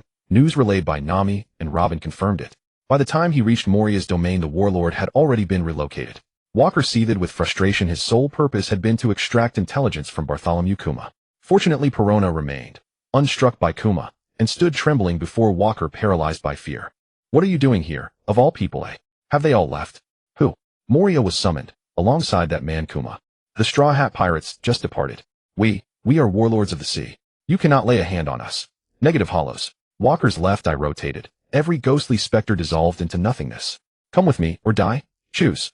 Reluctantly, Perona was seized and taken captive. Realizing he'd arrived too late, Walker knew the timeline had shifted forward, though the sequence of events remained unchanged. Was it because he'd eliminated Arlong and his crew? After departing Moria's territory, Walker learned Ace had been captured by Blackbeard, who then petitioned to replace Crocodile as a Shichibukai. As in the original course of fate, Sengoku convened the warlords and secured their approval. Soon the supernovas converged upon the Sabaody archipelago. Walker arrived there with several companions, drawn not only by opportunity, but by memory. Old faces would gather here. He wished to see them once more. It had been 20 years since his last visit, to this very place where grief over Layla's death had led him to Ragnar. Returning now to this land steeped in sorrow stirred deep, bittersweet resonance. Jane's observing his somber expression broke the silence. I hear 11 supernovas will appear this year, and the highest bounty reportedly exceeds 300 million.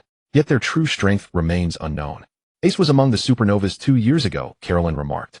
And what of Drake? He's remained stationed at headquarters. No word on how he's faring. He's poised to ascend to Vice Admiral. After all, he's served there for several years. Rebecca interjected from beside them. Seeing the supernovas had yet to arrive, Walker headed instead to the Knock-Up Stream Bar to meet an old rival. 2 decades earlier, this very establishment had sheltered Dor and Layla. Duty and gratitude alike compelled him to pay his respects. Welcome, everyone. What would you like to drink? Shaki asked habitually, then paused astonished. The 4 emperors of the New World have suddenly graced our humble tavern. To visit old friends, and to thank you on behalf of those long gone for your aid back then. Shaki blinked momentarily, stunned, then quickly composed herself. A small favor, nothing more. Rayleigh hasn't returned yet, so your presence here surely serves a deeper purpose than mere waiting. Walker spoke plainly. I wish to inquire about Rox. That name belongs to history, best left undisturbed. You shouldn't know of him at all. Let him fade with time. Walker pressed on. Did Rox leave any descendants? And secondly, did he truly perish at God Valley? Shaki studied Walker's gaze, lit a cigarette, and sighed. Rox likely had none. His temper was volcanic, perhaps only Gold.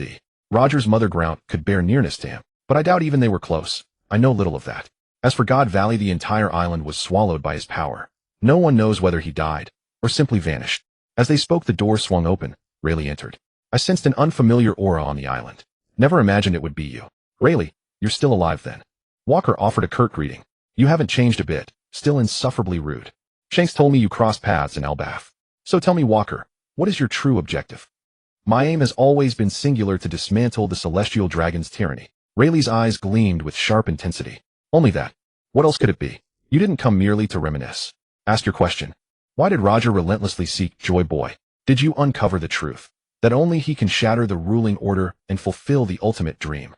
I'm surprised you've gleaned so much, but regrettably you are not the one Roger awaited. Therefore I offer no answer. Walker's crew locked cold stares onto Rayleigh. Shaki watched them both from behind the bar, sweat beading on her brow, knowing full well that in their current state neither she nor Rayleigh could survive a confrontation with Walker and his cadre. Both had long passed their zenith, and standing before them wasn't just Walker alone, but an entourage of elite officers. Thank you. Take care. Walker rose and strode out the door. Only after he disappeared did Shaki exhale deeply. That was close. Why didn't you just fabricate some plausible lie? Rayleigh sipped his drink. He knew you were lying. He's acquired far more intelligence than we assumed. And I knew he never intended violence. You certainly know a great deal. Outside on the street, Rebecca protested bitterly. We just walked away. Hey, Pluton, Rayleigh. With all of us present, couldn't we have overpowered that old man? This is monumental news. How dare he speak to Walker so boldly? Rayleigh truly stands among the elders. I recall our duel 20 years ago. It was grueling beyond measure. But now roles have reversed. Walker must have his own design. Janes answered her query as the group murmured among themselves. This year's supernovas began arriving on the archipelago one by one. Kid, Killer Law, Luffy, Bonnie, Apu, and others. A series of arrivals at the Sabaody archipelago stirred considerable turmoil. Gazing at Law from afar, Janes said to Walker, isn't that the one Razanani protected? The one who suffered from the Amber Lee disease and yet survived? Perhaps he encountered some other opportunity on the island back then. Rebecca interjected. Walker suddenly chuckled. I think I know who defected from the Marines and had his records erased. Walker, what are you talking about? I don't understand, Caroline said in confusion. No need to guess. It's one of Sengoku's little games. He loves pulling these stunts. How interesting. The plot has shifted. Drake became a Marine Vice Admiral. Law became a Marine spy. Walker and his crew arrived at a restaurant where they saw Bonnie feasting on piles of food alone. Sandra, reminded of Ginny, walked over and sat down. Ginny saw Sandra and happily hugged her. Auntie, it's been so long. What brings you to Sabaody? I came with Walker. He said there's bound to be a big commotion here. After hearing Sandra's words, Bonnie rose and approached Walker. Uncle, have you seen my father? That's exactly why I'm here, Walker replied. You mean my father will come here too? Yes, I can arrange for you to meet him. But remember, the time will be short, and he has many eyes watching him. Thank you so much. Remember, no matter how you see Kuma, don't lose control. He's been avoiding you to protect you. Allowing you to meet is already more than I feel comfortable with. I know. I'll keep myself in check. Good. Then you can go back to your friends. Being around me is dangerous, you know. The island is about to get very lively. Be careful. Bonnie obediently left. Sandra asked Walker, what are you being so mysterious about? You said there'd be a big event, but nothing's happened yet. You're not just fooling Bonnie, are you? If Kuma doesn't show up, how will you explain? Walker linked his consciousness with Robin's. They had already entered the auction house. Walker knew it was time to get involved. Walker, what are you doing? You never answer, always so secretive. Sandra complained. Let's go now. The big show is about to start. You said you missed out 20 years ago. This time you'll take part. Soon Walker led the group to the auction house. Lockheed and Luffy were all there. Luffy punched a celestial dragon. Walker unleashed his Conqueror's Haki, directly striking the celestial dragons and draining their soul energy. They collapsed to the ground. Then he turned and walked away. Chaos erupted inside the venue. Law instantly flashed to the celestial dragon's side, checked his breath, and found him dead. Straw Hat, you've stirred up a huge mess. This celestial dragon is already dead. Damn bastard, what a reckless fool. Kid cursed. An old man walked in through the entrance and said to Luffy, you all need to leave now. What comes next is beyond your involvement. Really, I only punched him once. Are celestial dragons that fragile? Luffy asked naively. Nami smacked him on the head. You idiot, Captain, you've doomed us. It's not that simple. This island is about to descend into chaos. Flee this island. Rayleigh rescued Hachi and urged them to leave quickly. The entire Sabaody archipelago fell into turmoil. As in the original story, Admiral Kizaru arrived. But this time it wasn't just a swarm of pacifistas. There were also 10 warships and 10 vice-admirals from headquarters.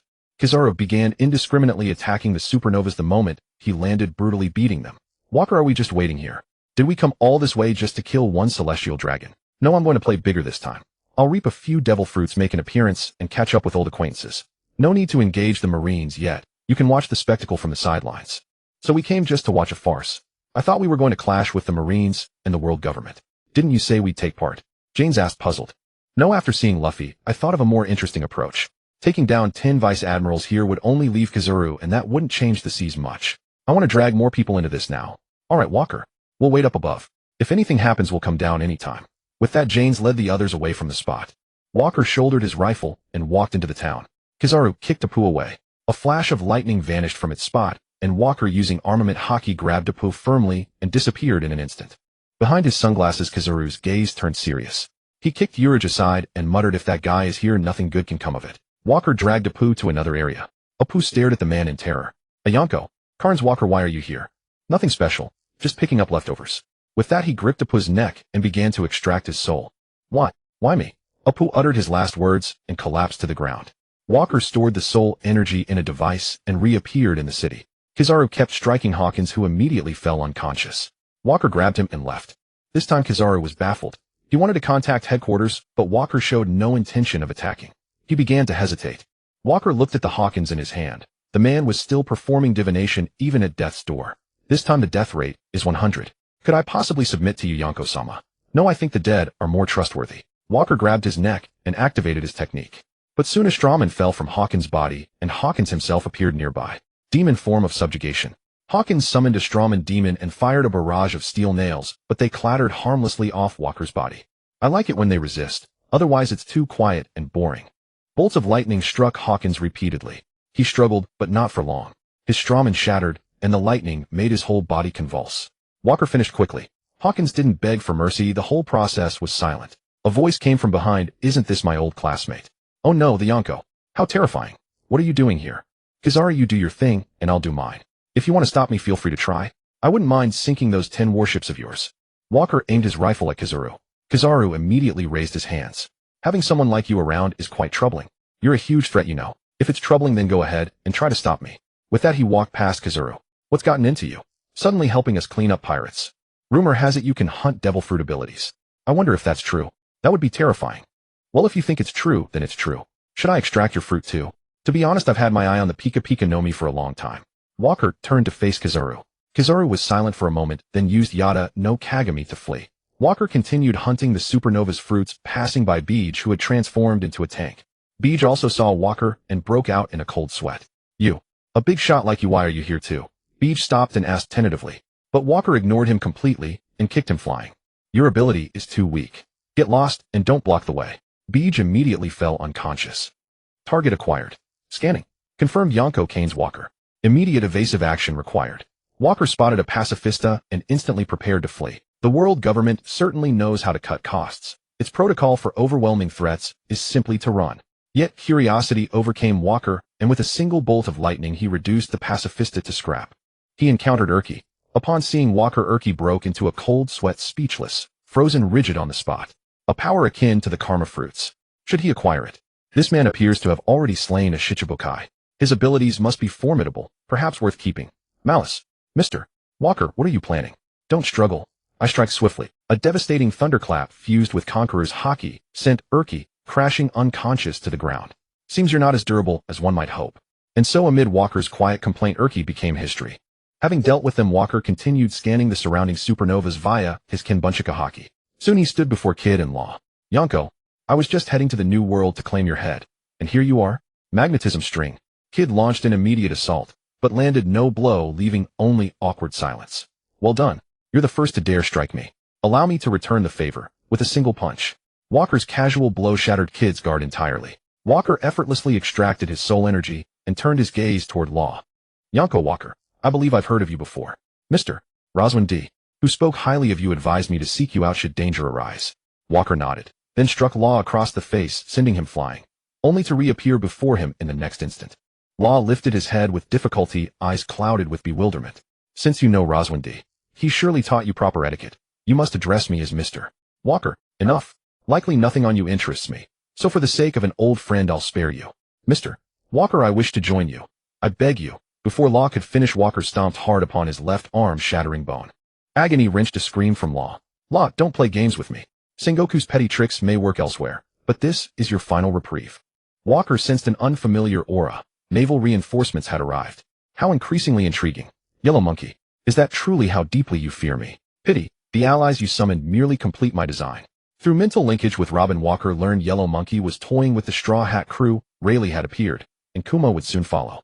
A flash of electric arc carried Walker straight to Bonnie. One punch obliterated the pacifista. Uncle Walker, truly worthy of your legend. How did you arrive here? The time has come, Bonnie. Come with me. Bonnie beamed, seized Walker's hand, and vanished instantly, leaving her crew utterly bewildered.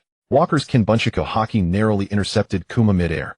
Kuma landed and declared, Walker, this isn't the moment for reunions. My time is short, urgent matters demand my immediate attention. Behind Walker, Bonnie burst forth and embraced Kuma tightly. After years of evasion, terrified that reunion might bring her harm. Kuma bore boundless regret. Yet gazing upon Bonnie, his daughter in this life, he held her fiercely. Walker spoke gently. I know your time is fleeting, but I refuse to let this parting carry sorrow. Bid farewell well. It may be long before we meet again. No, please Walker, don't say it. Uncle Walker, what are you saying? Are you hiding something from me? Why has father always hidden from me? What exactly are you doing? Bonnie, I'm sorry. I cannot tell you now. When you've grown, you'll understand. Always remember, your mother and I love you beyond measure. Live well and live fully. No, I won't let you go. I want to stay with you. Then a colossal magma boulder crashed nearby. Through Robin's consciousness, Walker knew a Kainu had arrived. Kuma pleaded urgently, forgive me.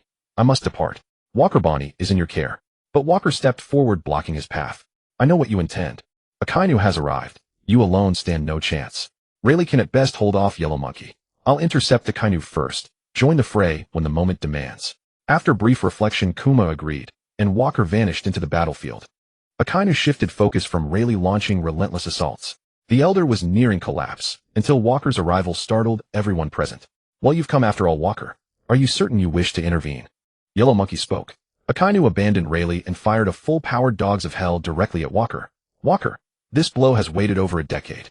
Walker holstered his rifle and met the infernal fist with a thunderous counterstrike, sending a Kainu staggering backward 4 or 5 steps. A Kainu, you still fall short. That mask suits you perfectly. Rayleigh remarked, I never expected your involvement. What purpose drives you? After all, I am a pirate now.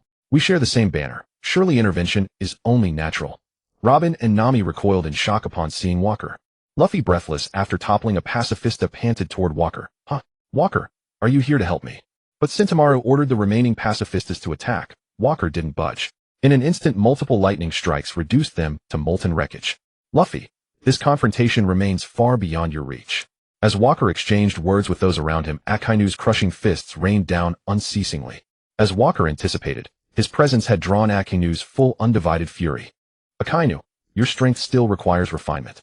At this rate, vengeance will elude you. Magma erupted violently across Akainu's body. Luffy roared, everyone, retreat. This battle is no longer ours to fight. Hearing him, the crew surged outward en masse. Nami and Robin glanced back once at Walker without hesitation or longing. Sentomaru bellowed, Straw Hat, your crimes are unforgivable. You'll not escape. Reinforcements are en route. This island shall soon be sealed by the Marines.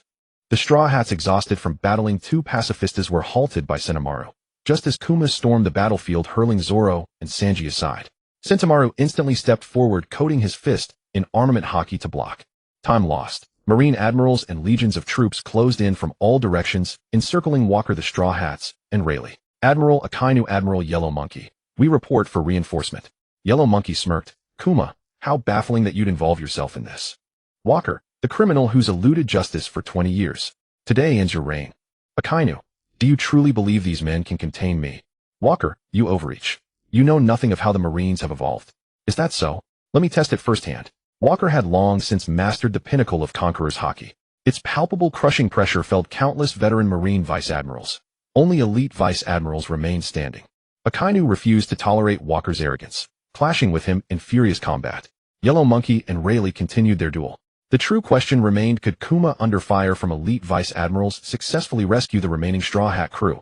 Warlord Kuma, do not forget your identity. If you continue to interfere with our capture of the criminal Straw Hat Luffy, it will be tantamount to betraying the world government. The Vice Admirals began to interrogate Kuma. I am merely helping you capture the criminals, but these fellows are resisting. My ability is to send them flying across the sea. If you do not approve, you can search for them yourselves. Kuma replied mechanically. The Vice Admirals were choked by his words. Mole could only say to his colleagues, everyone capture the criminal first. Straw Hat, although he is Vice Admiral Garp's grandson, there's no choice. Try to take him alive. On the side, Ghost Spider said, if he resists fiercely, there's no helping it. All the Vice Admirals began charging toward the exhausted Luffy. Everyone run. Don't worry about me. Luffy shouted to his comrades. Woke ordered Robin and Nami through telepathy. Tell your companions to attack Kuma quickly. He will send you away. Robin and Nami had been through much with Luffy and were unwilling to abandon him and flee alone. However, Woke's soul control immediately caused them to fall in agony. Usopp exclaimed in shock, Nami, Robin, are you injured? Find a doctor quickly. Chopper cried out in panic. Chopper, aren't you a doctor? Brooks said in confusion. That's right, I am. Wait, everyone, I'll come help you right away. Robin said, everyone, let's attack Kuma first. Don't wait any longer. Why attack that warlord? We should rescue Luffy first. Frankie asked in confusion. Listen to Robin. He took down Zoro and Sanji. Luffy will find a way to solve it himself. We have to trust him, Nami said resolutely. Hearing the same opinion from the remaining members began charging toward Kuma and were sent flying one by Kuma. Seeing his comrades disappear one by one, Luffy, not knowing the reason, began to go berserk, resenting his own weakness. However, the elite Vice Admirals did not stop their actions. Luffy's conqueror's haki burst forth. Oh, what a terrifying spirit, Kizaru said looking at Luffy. No matter how criminals struggle, they must face judgment. Woke, your sins are monstrous. You must accept the justice of the world. Akainu, are you leading these marine rookies to their deaths? May the cemetery of Marineford have enough space. Akainu, using observation haki, sensed that the marines who had fallen under Woke's conqueror's haki nearby had already lost their life force. His already dark face darkened further, but he still said stubbornly, I've already found a cemetery for you. Don't think you can leave this time. Woke sensed the battlefield. Luffy was captured. Kuma was putting on an act with the Straw Hat members, sending them off one by one. Kizaru, while fighting Rayleigh, still managed to tease Kuma. Kuma, what exactly are you doing? Woke knew that the commotion was not big enough to lure out the other forces of the world government. He couldn't gain much more advantage. The plan was about to end. With one punch, he repelled Akainu and rushed toward Kizaru. Lightning and laser beams flashed brilliantly in the air. Woke, your opponent should be Akainu. Woke, I don't want to fight you. Woke ignored Kizaru and said to Rayleigh behind him, you should leave. You can't handle the rest of the situation now. I won't let the new era end here. Rayleigh raised his sword and charged into the group of elite Vice Admirals. Woke kicked Kizaru away, turned, and exchanged a punch with the charging Akainu. Akainu, you are as annoying as ever. Karmic Een, fire 9 circles of Een. The powerful karmic fire and ice directly froze Akainu, but he kept struggling. Woke continuously increased his power. Akainu terrifyingly resisted so fiercely even under the burning of his soul. Woke, I cannot let you do as you please, or it will cause great trouble. Damn it, Kizaru, why don't you go after Rayleigh? He's almost rescued Luffy. Is this guy really a spy? Woke blocked Kizaru's attack and simultaneously used lightning to strike at the elite Vice Admirals. After all, he couldn't make his purpose too obvious. He had to let Rayleigh see that he was helping Luffy.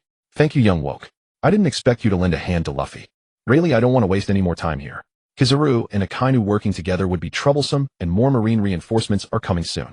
At most, I'll give you 3 minutes. It seems this old man has to go all out too, Rayleigh said with firm eyes. Dark King Rayleigh, we won't let you break through our lines.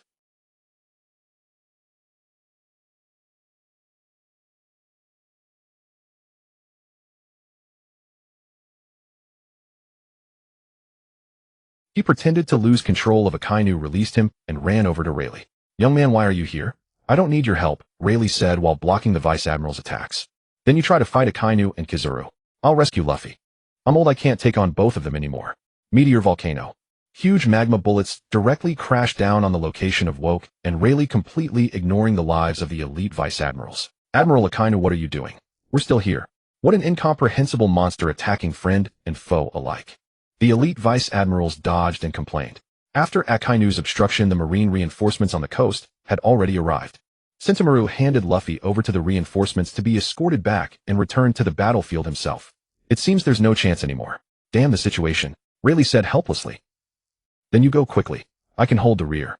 Woke, seeing Luffy captured, felt a great weight off his mind. The rest was for Rayleigh to escape and spread the news, preferably contacting the former members of the Roger Pirates, since Luffy was the inheritor of Roger's will. How ironic, having a former opponent cover my retreat. But I'm counting on you, Rayleigh said without hesitation and directly broke out of the encirclement. Kizaru saw that Akainu was unharmed, so he went to chase Rayleigh while slacking off. Woke, you will stay here along with your sins. Akainu straightened his hair and put his hat back on.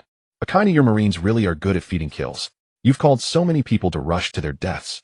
Do you think you still have a chance to leave? If I want to leave, no one can stop me. Besides, I'm not alone.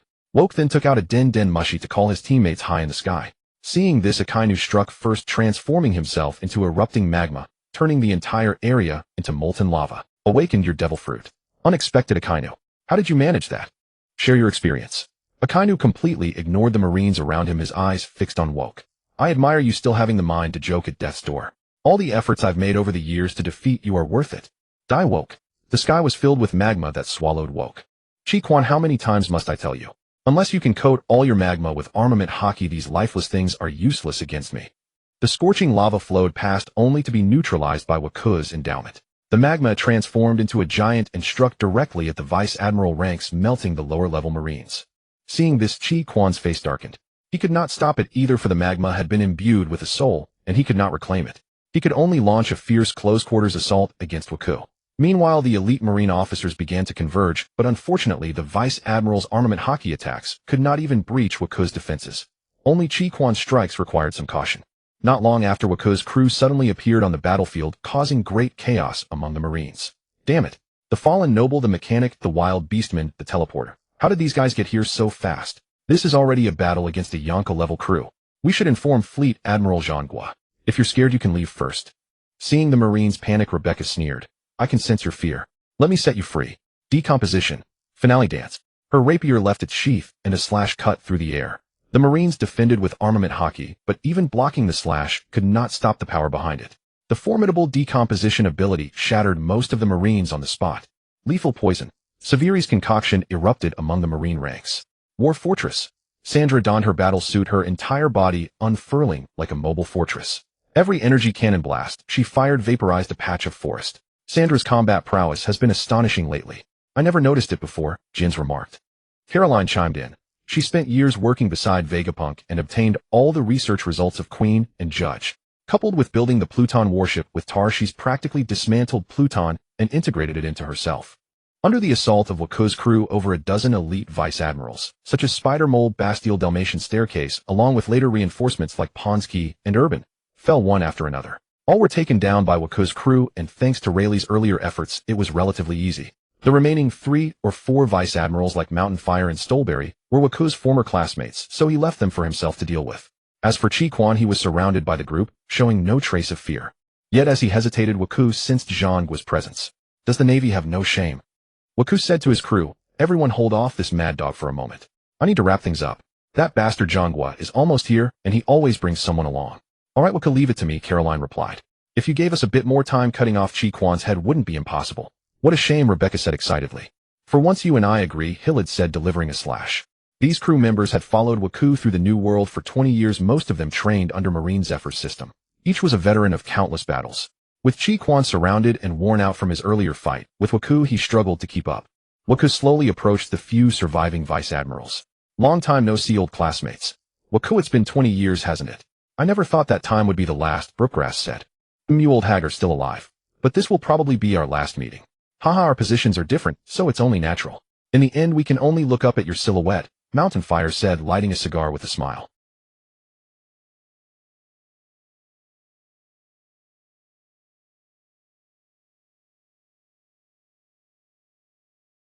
I have no last words.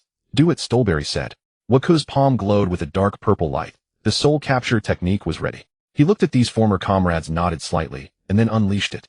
Soon they began to tremble and black mist seeped into their bodies.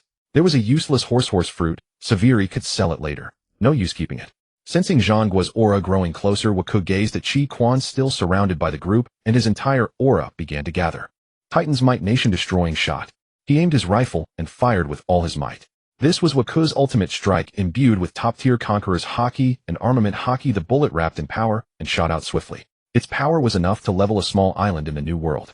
Though it was a sneak attack, effectiveness mattered. The crew accustomed to Waku's moves dodged, but Chi-Quan sensed it. However, the group clung to him, neither dodging nor avoiding. All of you are heinous villains. Do you intend to endure this together? Chi-Quan snorted. Know only you will bear the brunt of Waku's strike. We're leaving. Jins had barely finished speaking when the group vanished from the spot. Chi Quan stared in shock at the attack closing in. Hastily he fired an uncharged hellhound. The entire Area 27 of the Sabaody archipelago battlefield evaporated, and a massive cloud of dust covered the surroundings. When the smoke cleared, Chi Quan, clutching his severed arm, retreated to the edge in a sorry state. Waku appeared directly before him. Chi Quan, sorry about that. I've hurt you again. How pitiful. I've taken one of your arms. I bet you never want to see me again, because every time you do you lose a part. First your face, now your arm. Next time what will it be? Oh, I heard your parents were killed by pirates when you were young. How tragic. You'll never get your revenge. Don't look at me like that. You seem so angry. Of course, if you dare, you're welcome to find me in the new world. I'll be waiting. Waku's words were a dagger to the heart, driving Chi Quan, despite his severe injuries, to charge at Waku for a final death struggle. Jins shouted from afar. Waku, stop playing around. Zhanghua and the others will be here soon. We should go. We've gained a lot this time. No need to keep tangling with that crippled Chi Quan. It's not worth risking any casualties. Chi Quan fired a dog-bite Crimson Lotus at Waku, but it missed. Waku had already vanished in a flash of lightning. Red Dog attempted to pursue Walker, but could not keep up. Enraged, he transformed the vicinity into a volcanic region. When Sengoku docked, he found only Red Dog standing along with an unconscious Zhan Taowan. Moreover, the sight of his miserable state shocked him deeply. Sakazuki, tell me what happened. Why did so many set sail, yet only you return, and in such a state? Walker, he also appeared on this island. I know, which is why I came to support. Did Kizaru not report that his intentions were unclear? I sent you to deter him. We are about to go to war with Whitebeard, oh, we must exercise restraint. Never mind, medical personnel will arrive soon to treat you. By the way, where did Kizaru go? You two admirals, couldn't you stop him? Sengoku feigned anger. He had no choice. After receiving Kizaru's call, he knew Walker would not wander idly, so he dispatched Red Dog for support. He thought that with 2 admirals and numerous elite vice admirals they could at least hold the line, and if not, he could personally intervene. Garp was unreliable. Both Ace and Luffy were captured, and now Tsuru and Akiji were monitoring him. One trouble after another. He never expected Walker to be this formidable, that even 2 admirals could not stop them, and that Red Dog would be so severely injured. When he arrived with reinforcements, the soldiers saw that a single Yonko crew had defeated 2 admirals and nearly 20 vice admirals. If Sengoku did not harshly reprimand Red Dog, the morale of the Marines who witnessed this would surely collapse. After Red Dog was taken away by medical personnel, Kizaru leisurely arrived at the battlefield. Oh, how terrifying.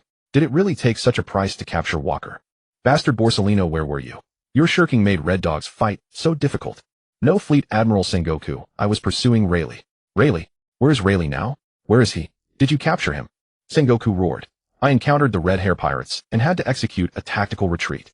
At that moment, Zhan Taowan stood up from the battlefield. Old man, where did that guy go? Kizaru had sensed Zhan Taowan's life force upon arrival, so he was not flustered at all.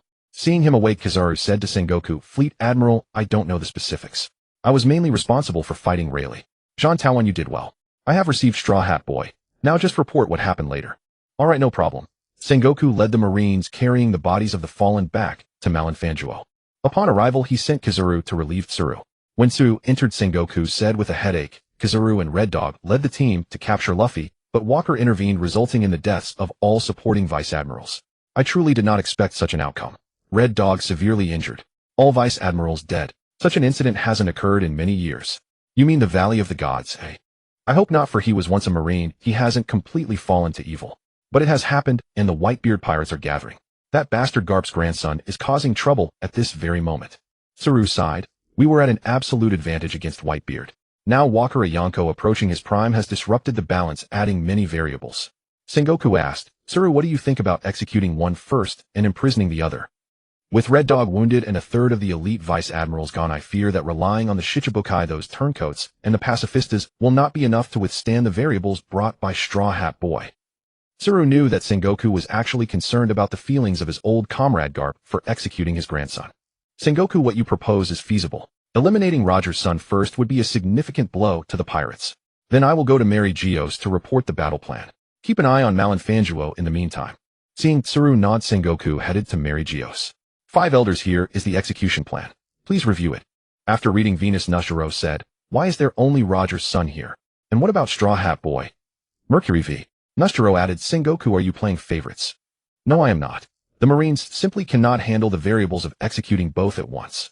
Mars said, Sengoku, the world government does not maintain the Marines for you to weigh pros and cons. How did you become Fleet Admiral? Variables. Can't you resolve the variables? But Straw Hat Boy's connections are too many. Jupiter P.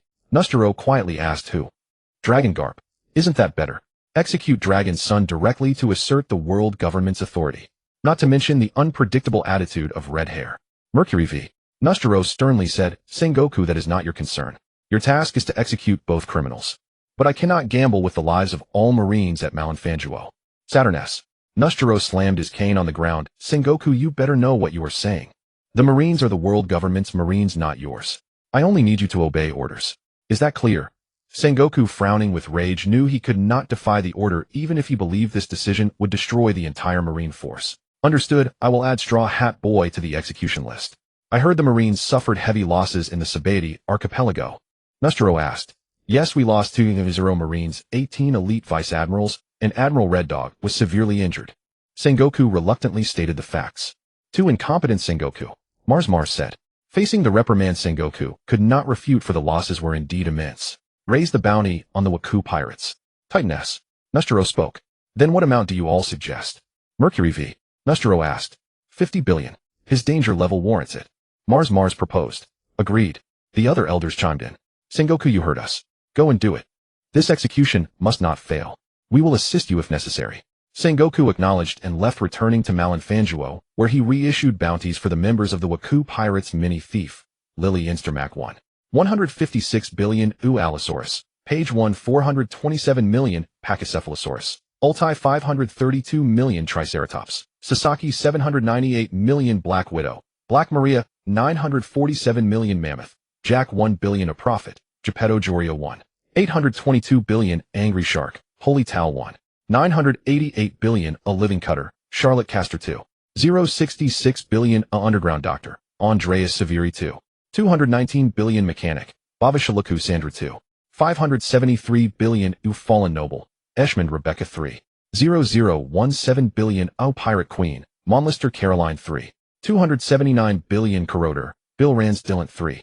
581 billion Wild Beast. Melabane Hillard 3. 829 billion U Teleporter. Edmonth Jens 3. 911 billion O Death God. Carnswaku 5. 059 billion. The great incident of the Sabeti archipelago spread across the seas through newspapers, and the Marines could not stop it. Walker, look at the newspaper. There's news about us. Lily bounced onto Walker's shoulder and said. Joelia drifted over and added. Yes, the bounties for many of us have just been updated. Maria and the Runny siblings are included too. Where? Let me see. Runny, wearing a mask, snatched the newspaper. He affectionately turned to his younger brother Pejuan. Look, brother, our bounty's gone up again. Pejuan struggled helplessly, his face darkening with exasperation.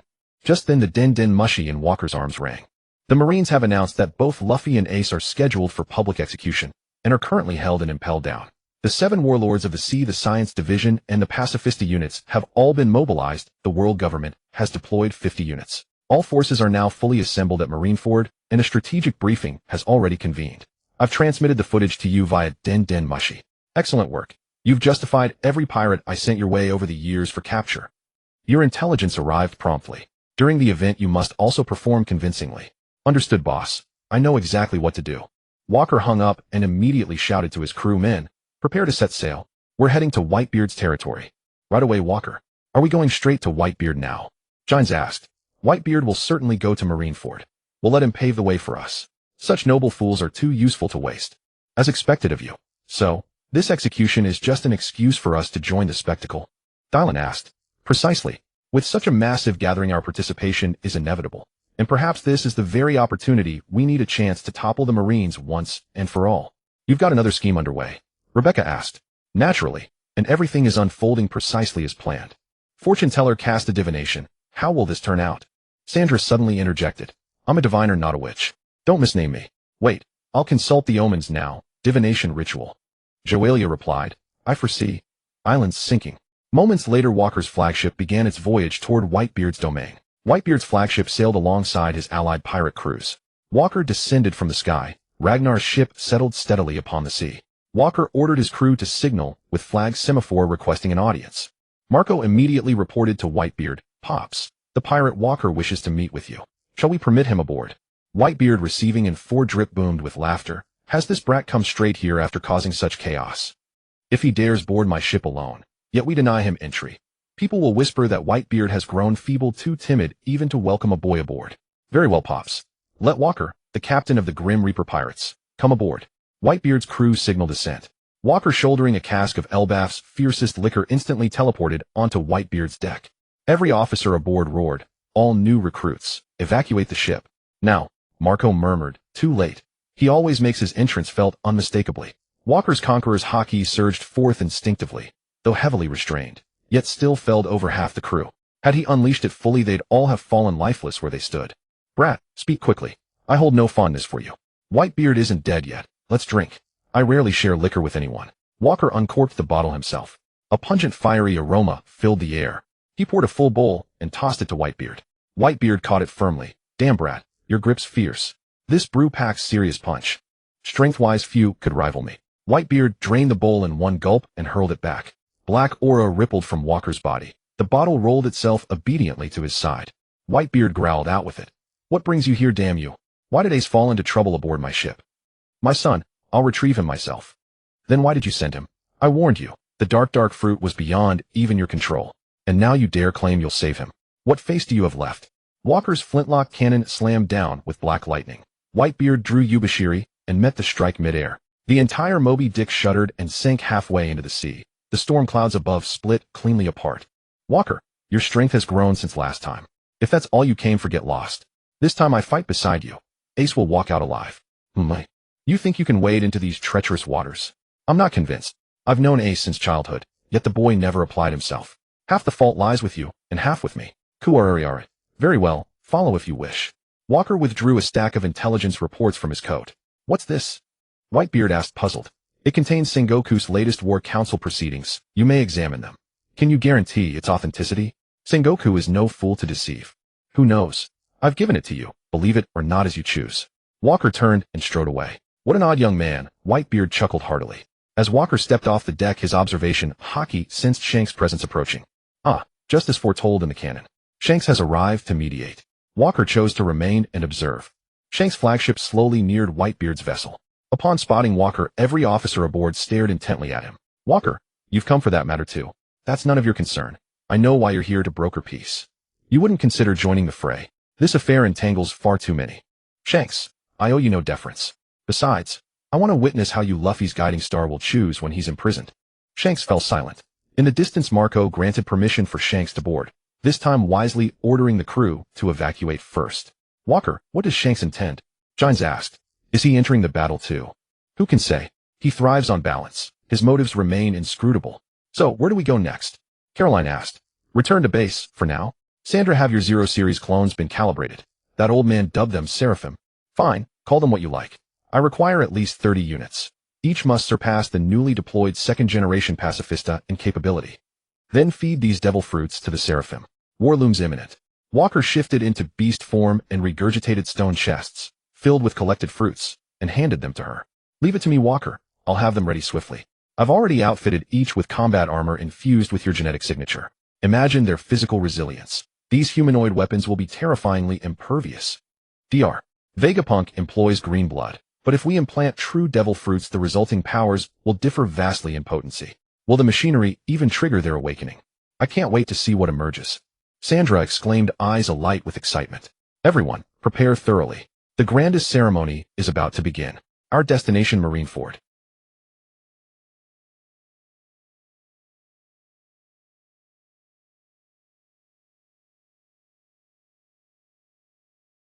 Walker shifted into beast form and soared swiftly into the distance. On Josha Island, Hancock received a compulsory conscription order from Sengoku. Just as she was about to refuse, a shadow descended from the sky. Captive arrow. Hancock launched her attack instantly. Walker landed gracefully after deflecting all incoming techniques with his left eye and spoke. "Hancock, do you still remember me?" "Lord Walker, is it truly you? Have you come here specifically for me?" She turned her head shyly aside as she spoke. "Indeed, Hancock. Are you bound for Marineford? May I accompany you aboard your Josha Island vessel?" I had intended to decline, but if Lord Walker wishes to join, I shall gladly consent. At that moment, Elder Nyo struck her cane against the ground. "Absolutely not. What nonsense is this? A Yonko boarding our ship to reach Marine headquarters." Hancock promptly stepped upon Elder Nyo. "You wretched crone. I am now Empress of Amazon Lily. You are but a relic of the past." Only then did Walker notice Elder Nyo's presence. She was simply too diminutive. Well, you're still alive, old woman. Remarkable. You insufferable man. Every time we meet, calamity follows. You've already seduced one empress. Surely you don't intend to steal another. Hancock covered her blushing face with both hands. Walker watched puzzled. Wasn't she meant to be infatuated with Luffy in the original timeline? Had he missed the pivotal bath encounter? Old woman, I merely wish to tour Impel Down. I assume a Shichibukai possesses the right of entry. Elder Neo retorted furiously, then let the Marines arrest you outright. They'll even provide lodging and meals. That way Josha Island won't be implicated. Moreover, Shichibukai entering Impel Down must wear sea-stone cuffs and undergo full body inspection.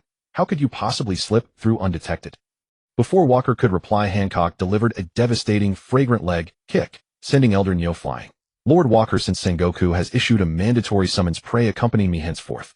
As for Impel Down, surely the Marines dare not refuse my request given my unparalleled beauty. Very well, thank you. Walker sensed something profoundly altered in Hancock.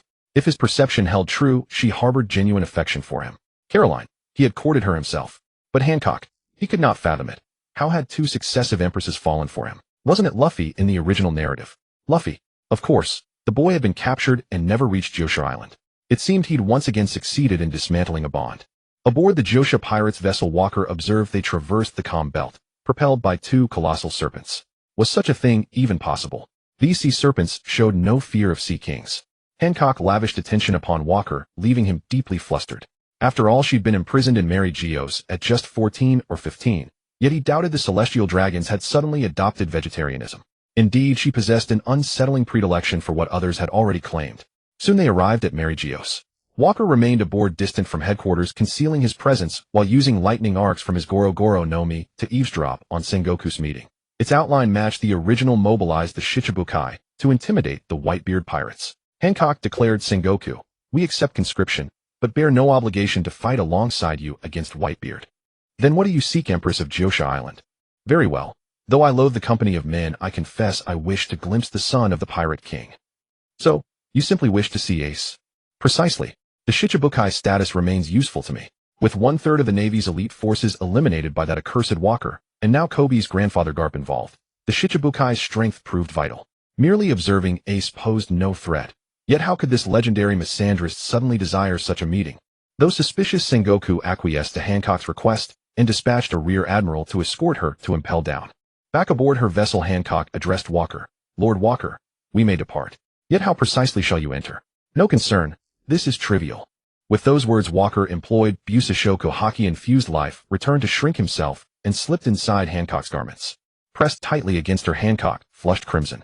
The rear admiral escorted her into Impel Down, where Magellan awaited. Empress, what brings you here? Magellan frowned in bewilderment. Consult your Navy superiors. My sole purpose is to view that prisoner before departing. This place reeks intolerably. The rear admiral stepped forward to relay Sengoku's orders. Understood. Hannibal, you will guide the Empress. Hannibal hurried ahead, elated. Empress, please follow me. During routine searches, several guards were instantly petrified by Hancock's passive ability.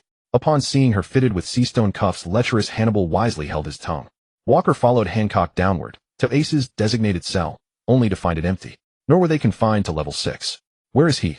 Hancock asked, perplexed. Hannibal, utterly bewildered, turned to Jinbe beside him. Fishman, where is the prisoner? He was taken away long ago. What, taken away? Why was I not informed? That accursed Magellan withheld this from me. Hannibal raged impotently. Meanwhile, Walker vanished in a flash of lightning, retreating into the shadows. When Hannibal, humiliated and frustrated, finally led Hancock away, Walker paused before Luffy's cell. He deliberated, but chose not to free him. The boy remained a crucial linchpin. Walker's sole purpose in coming here was to confirm his presence. He dissolved into nothingness, heading straight for Impel Down's 6th level. Ordinary traps posed no obstacle, but level 6 bristled with sea stone. To Walker, who had trained relentlessly with sea stone, this presented no challenge. Armament Haki shattered the gate. His Conqueror's Haki erupted outward, draining the life force from every guard. Even surveillance, Den Mushi, turned inert, reduced to husks. Such overwhelming Conqueror's Haki. Who is this fiend? Another newcomer. This one promises real sport. Walker's silhouette materialized in the dim cell. Remarkable height, giant clan. Fool, giants aren't that short, brat. Release me, and I'll grant you anything you desire. Was that Conqueror's Haki yours? An intriguing greeting, Walker murmured, stepping deliberately across the stone floor. That blast targeted only the gatekeepers. Now this one targets you. Let us see how many survive. Walker gathered his aura, Conqueror's Haki coalescing to its zenith, then unleashed it in a seismic wave. Even the seastone-reinforced prison gates trembled violently. What devilry is this man attempting? I wish to discern who among you retains true strength. This single surge of Conqueror's Haki swept the lowest tier, claiming 1/3 of the ancient weathered inmates. Impressive. No wonder your names echo across the Grand Line. So many endure. And those who fell, their physiques remain formidable. Yes, I have come to the right place. These hardened convicts, starved, broken by torture, weakened by years of deprivation, lay prostrate under Walker's peerless Conqueror's Haki. Bound in seastone shackles, even master martial artists found themselves immobilized, limbs entwined and powerless. What would Walker do next to these broken souls? What the hell are you doing here, you wretch? Damn it. The time spent in this place has drained all our strength. The imprisoned pirates grumbled bitterly about injustice, while Walker paid them no heed. You lot, dying here and becoming my nourishment is truly the finest fate you could hope for. Brat, who do you think you are speaking to us like that? And what did you say? Untie these cuffs and let me fight you fair and square, you bastard. Walker chuckled. Do you honestly think I'd go to such trouble? Then I'll begin with you. Walker strode forward, unlatched the cell, and seized the massive pirate bound helplessly within, then shattered his skull with a single blow. Soul energy drifted into Walker's body. Witnessing this, the pirates panicked. After all, even wretched survival was preferable to death. We swear fealty to you. Release us, and we'll carry out whatever you command. No. Pirates trust no one, not even themselves. Now I understand why the Marines replaced the 7 warlords with machines. This feeling is utterly justified. As he spoke, Walker approached another doomed captive and placed his right hand upon the man's head. Don't struggle. You'll pass more swiftly. Otherwise the agony of soul tearing will overwhelm you. Walker offered the remark with unsettling kindness. What nonsense are you? Became his final breath. Walker, grant me a swift end. Barrett, imprisoned within the penitentiary, called out. Ah, my old acquaintance. Your strength is indeed formidable, yet I have no use for you. Walker ended him instantly. Spare me. I swear allegiance to you, pleaded Catherine Devon, the 9-tailed fox fruit user from the Blackbeard Pirates. Enough. You're too ugly. Death suits you better. How utterly devoid of charm. Catherine collapsed. The 9-tailed fox fruit was now his. Is this the end? Pity, we never got to share a proper drink, sighed Bosco, shot the broad-nosed giant. No matter. In death all things are yours. I'll burn it all for you. A colossal figure lay sprawled across the prison floor, the giant warship, Saint One Wolf. Walker enlarged himself and obliterated him. He can't possibly be an exception, can he? Abaro Pizarro negotiated. Impossible. My dictionary contains no exceptions. Walker entered deeper and discovered an ice sculpture, Bondi Valdi, encased within. The Momo fruit. Walker activated his ability through the frozen surface.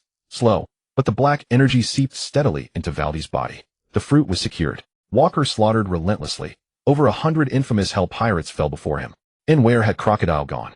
Wasn't he supposed to be imprisoned here and impelled down? Could he truly be absent? Walker surveyed the carnage, bodies strewn across the floor. After confirming no survivors remained, he turned to leave, only to hear sudden commotion overhead. Cacophony erupted. Intruder in the prison. Straw Hat has escaped. Locked down immediately. Red emergency lights flared throughout the facility. What? Could this protagonist truly be that extraordinary? How had he broken free after being imprisoned here? Such overwhelming fortune was undeniable. Walker stared at the sealed gate, then shattered it with a single punch, and ascended. Luffy sprinted upward from level 5, flanked by Jinbe, Crocodile, Ivankov, and Lightning. Walker also spotted Morley of the Revolutionary Army. No wonder. So Dragon himself had intervened. At that moment, Walker's Kinbunshika Haki sensed Magellan's presence, and another unfamiliar aura. Indeed, the cannon figures had all arrived. Obstacles would need clearing. Magellan, do your best to assist your senior. Level 5, the Frozen Hell. As Walker descended, he heard Luffy's voice, and that of the Okama Fujitora. He ignored them. His target lay elsewhere. Extending his Kinbunshiko Haki, Walker swiftly located Magellan on level 4, and shadowed him closely. In the canonical sequence unfolded Fujitora's discovery, Luffy's brutal suppression by Magellan, then the eventual encounter with Ivankov. The entire chain of events grew so tedious Walker nearly dozed off. Yet during this, Walker noted Dragon had dispatched only Morley, and no others. Morley was undeniably formidable, even briefly matched a fleet admiral in cannon. But deploying just one agent seemed recklessly audacious. Or perhaps, Blackbeard had somehow infiltrated, impelled down, with his entire crew. Upon receiving intelligence, Magellan dispatched Rainy Shirahu to level 3 to intercept him. As in canon, Magellan presumed Shirahu had failed, and personally descended to level 3, only to confront Blackbeard and his crew head-on. Blackbeard, overconfident in his numerical advantage, attempted a show of dominance, only to be effortlessly dismantled by Magellan's passing strike. Impressive Magellan. Your devil fruit power has matured markedly over 20 years, Walker mused silently, observing Blackbeard's toxin-ravaged form. He waited, not impatiently. Blackbeard still retained resistance. Walker bided his time, until the poison sank deeper. A moment later, Blackbeard collapsed. Walker's body crackled with lightning. 500 million volts, cataclysmic thunderbolt struck Blackbeard's crew. Buggy and Van Augur instantly lost consciousness. Blackbeard rasped, "Carnes Walker, why in hell are you here?" Blackbeard, "Here to eliminate you, the greatest nuisance. Hey, surely a figure of your stature wouldn't strike a helpless man like me. On the contrary, I prefer prey that cannot move. Damn it. Dark fruit." Walker felt his body pulled irresistibly forward. Fascinating. Blackbeard, even in this state your fruit's power drags me against my will. Truly the most perilous ability. At last I grasped why the old master insisted I train with firearms. So that's it. Your foresight stretches remarkably far. Yet you erred on one point. I possess precognitive insight, and never wait until my enemy stands at peak strength before striking. Walker drew his flintlock, aiming squarely at Blackbeard. Titch broke into cold sweat and shouted, "Walker, we hold no grudge. Let this pass. I'll depart immediately." Unacceptable. Blackbeard, you're an unpredictable variable. And variables I abhor, and then die. Yo-ho-ho-ho. I'll never yield. The dark fruit's pull intensified. Walker struggled. Though armament haki slowed the drag, it could not halt it. My haki is no trifling thing. Yonko Walker, don't underestimate me. Your devil fruit appears equally formidable. Cough. Damn Magellan. Precisely what I intended to say, Blackbeard. Walker ceased to toy with him. Blackbeard's haki proved formidable, capable of resisting even his own.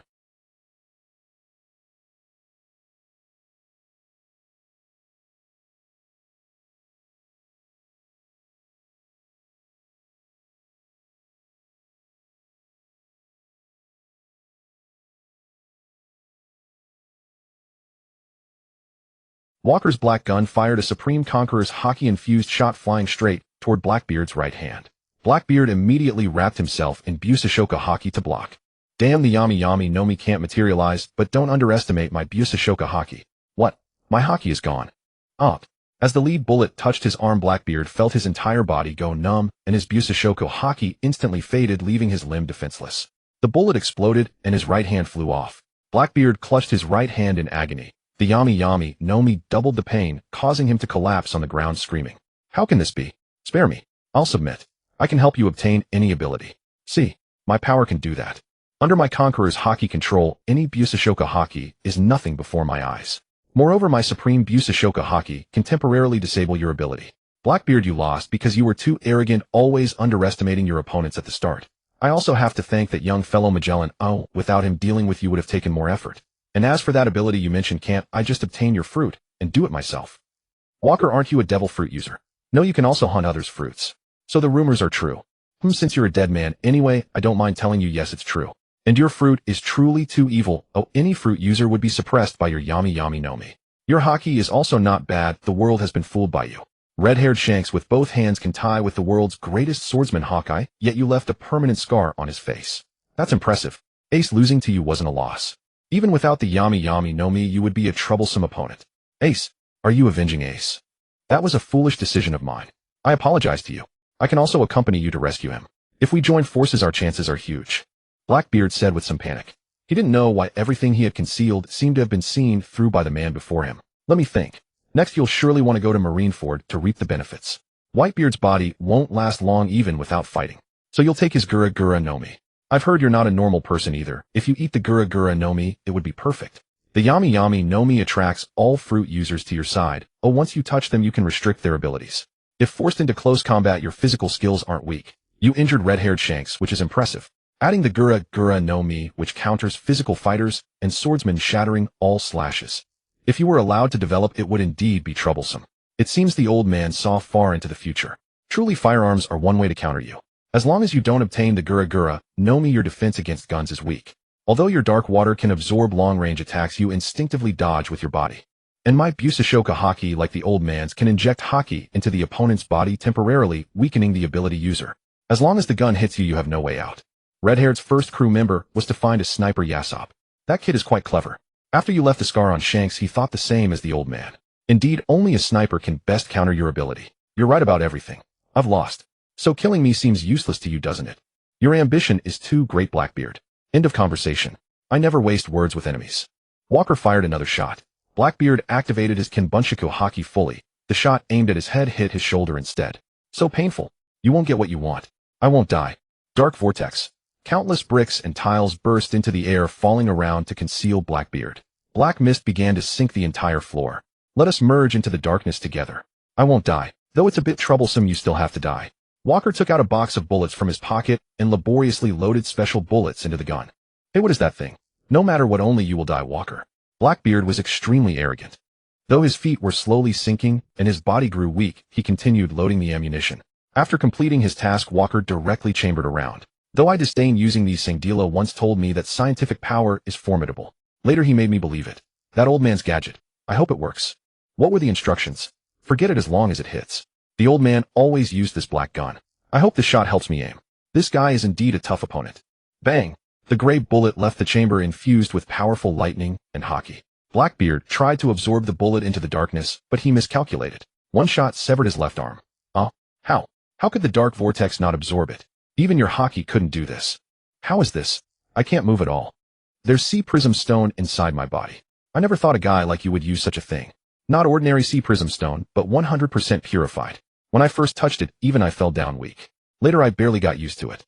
And when the bullet enters your body, it disperses, filling that area completely. Though a small trick, it works as long as it's useful. Now you can't move at all, can you? Lafitte, Captain, it seems you've failed. I'll bring you what you want, Mr. Walker. I know you trust me. Walker struck him with a bolt of lightning, making him roll his eyes.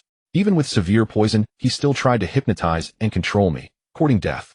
Doc Q, who fell to the ground with his beloved horse, was no longer called Death in this life, because Walker had taken that title first. He seems I'm doomed this time. What's your name? Doc Q, the sick doctor, right? Stay put, and I'll make it quick for you. Walker aimed his gun at Blackbeard, who had lost both hands. No last words. Blackbeard, no matter who you are, or how many people are inside you, take your secrets to the grave. I don't want to know. No, I can't die. How can this be? How could my plan go wrong? Bang, bang, bang. 3 shots hit the immobile Blackbeard, all aimed at his head. Walker immediately flashed over, and to be safe decapitated him. Blackbeard's body was too abnormal. If not dead thoroughly, it would be trouble.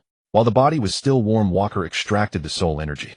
How strange, one body, 3 souls coexisting, and one of them had a very evil, while making Walker feel as if he was marked. The feeling was unsettling. What was this sensation? It seemed someone was watching him. But he had indeed obtained the Yami Yami no Mi.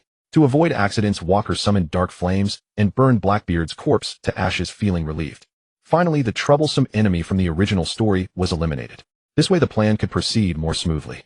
So the rest of you, what kind of farewell do you choose, eh? Walker turned coldly to Blackbeard's crew members on the ground. Grant me a swift end. Do Q sighed weakly. Very well. Bear with it, it'll be over in an instant. Walker replied, pressing his palm to Do Q's forehead and withdrawing it sharply. Soon the rest met the same fate. Among them, Lafayette possessed a devil fruit. Walker sensed it as the swan fruit. He had long been curious. In his previous life, numerous forums claimed it was a mythical Zoan type, yet that proved utterly false. It was scarcely worthy of mention, let alone inclusion at the table, and would soon be sold by Savory to the New World. Merely holding such a fruit felt like disgrace. Gazing upon the fallen figures and the horse sprawled on the ground, Walker exhaled softly. Another variable in his plan had finally been eliminated. Tyrants like Blackbeard could only be struck down when lulled into carelessness, as should Walker confront him directly, reputation alone would seal every opening. Blackbeard would never lower his guard, not against a name like Walker's. Yet Magellan unwittingly had forged the perfect opportunity. Walker collected Van Augur's revolver to present as a gift to Sandra. She delighted in collecting such trophies. With the owner deceased, waste was unthinkable.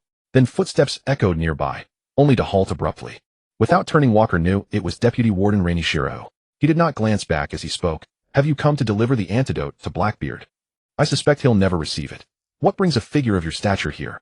Nothing extraordinary. This place has grown rather lively, and I've always relished a good spectacle, Walker said, rising to his feet. It seems we're cut from the same cloth. Did you dispatch these minor nuisances yourself? Yes, I see you feel no fear at all. Shiro, I wish to join you, to escape this lightless prison. Why does everyone clamor to join me? Only the weak cling to strength. And I have no use for weakness. With those words, Walker vanished, then reappeared instantly, driving the butt of his rifle into Shiro's skull. Too fast. Yao Dao Lei, you barely began drawing its blade before its wielder's skull shattered. Walker extracted the soul energy, reclaimed the sword, and ascended. En route to the second level, he encountered Impel Down's mascot trio, the Jail Beast trio, though the fourth beast remained unseen. Minotaurus stood dazed, dripping snot, clutching a spiked club and swinging wildly at Walker, only for the iron rod to buckle upon impact. Walker stood unscathed, unmoved. Minghua gun. Dark violet flames erupted across his form. The jail beast flailed, desperately slapping at the inferno, but futilely. The world-consuming fire consumed it entirely. In its final moment, Walker extracted its devil fruit, granting it release. Nearby, the rhinoceros and tailless bear stared, their massive heads housing minimal intellect. Yet with their comrade fallen, they too charged, only to be dispatched with identical efficiency. Ascending to level 2, Walker found Luffy accompanied only by Emporio, Ivankov, Lightning Buggy, and Crocodile. Evidently his presence had already altered the narrative's course. Jinbe and Crocodile, both former warlords, had not been imprisoned on level 6, so Luffy had never descended there. Still, Walker stood fully prepared, though details shifted. Destiny remained immutable. There Luffy grappled with Hannibal, who clung to him fiercely when Walker stepped forward. Buggy recoiled, eyes bulging. Walker, what are you doing here? I'm doomed. He'll kill me for what my captain once did to him. Crocodile studied Walker warily. So, it's you. That accursed mink wasn't at your side after all. Miss him? Shall I carve another scar across your face? Walker shot back.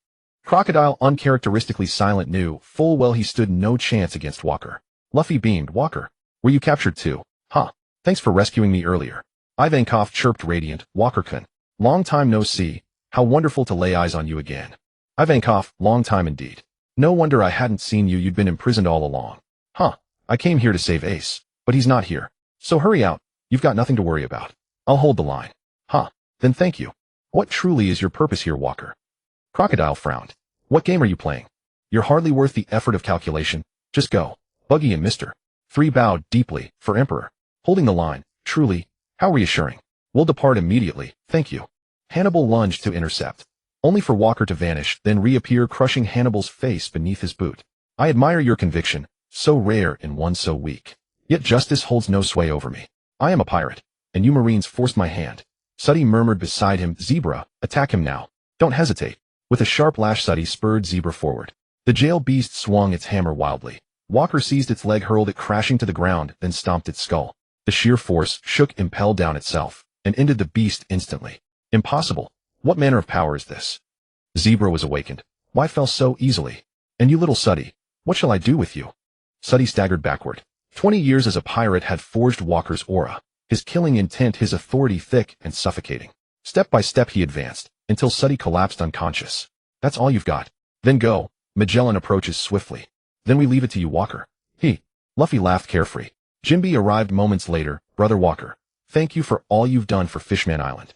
I'll stay and fight beside you. No need, Jinbe. Go with them. There's no ship outside. Without you none will escape. And I carry Fishman blood within me. Truly, no wonder Fishmen feel kinship near you. We are kin after all. Go.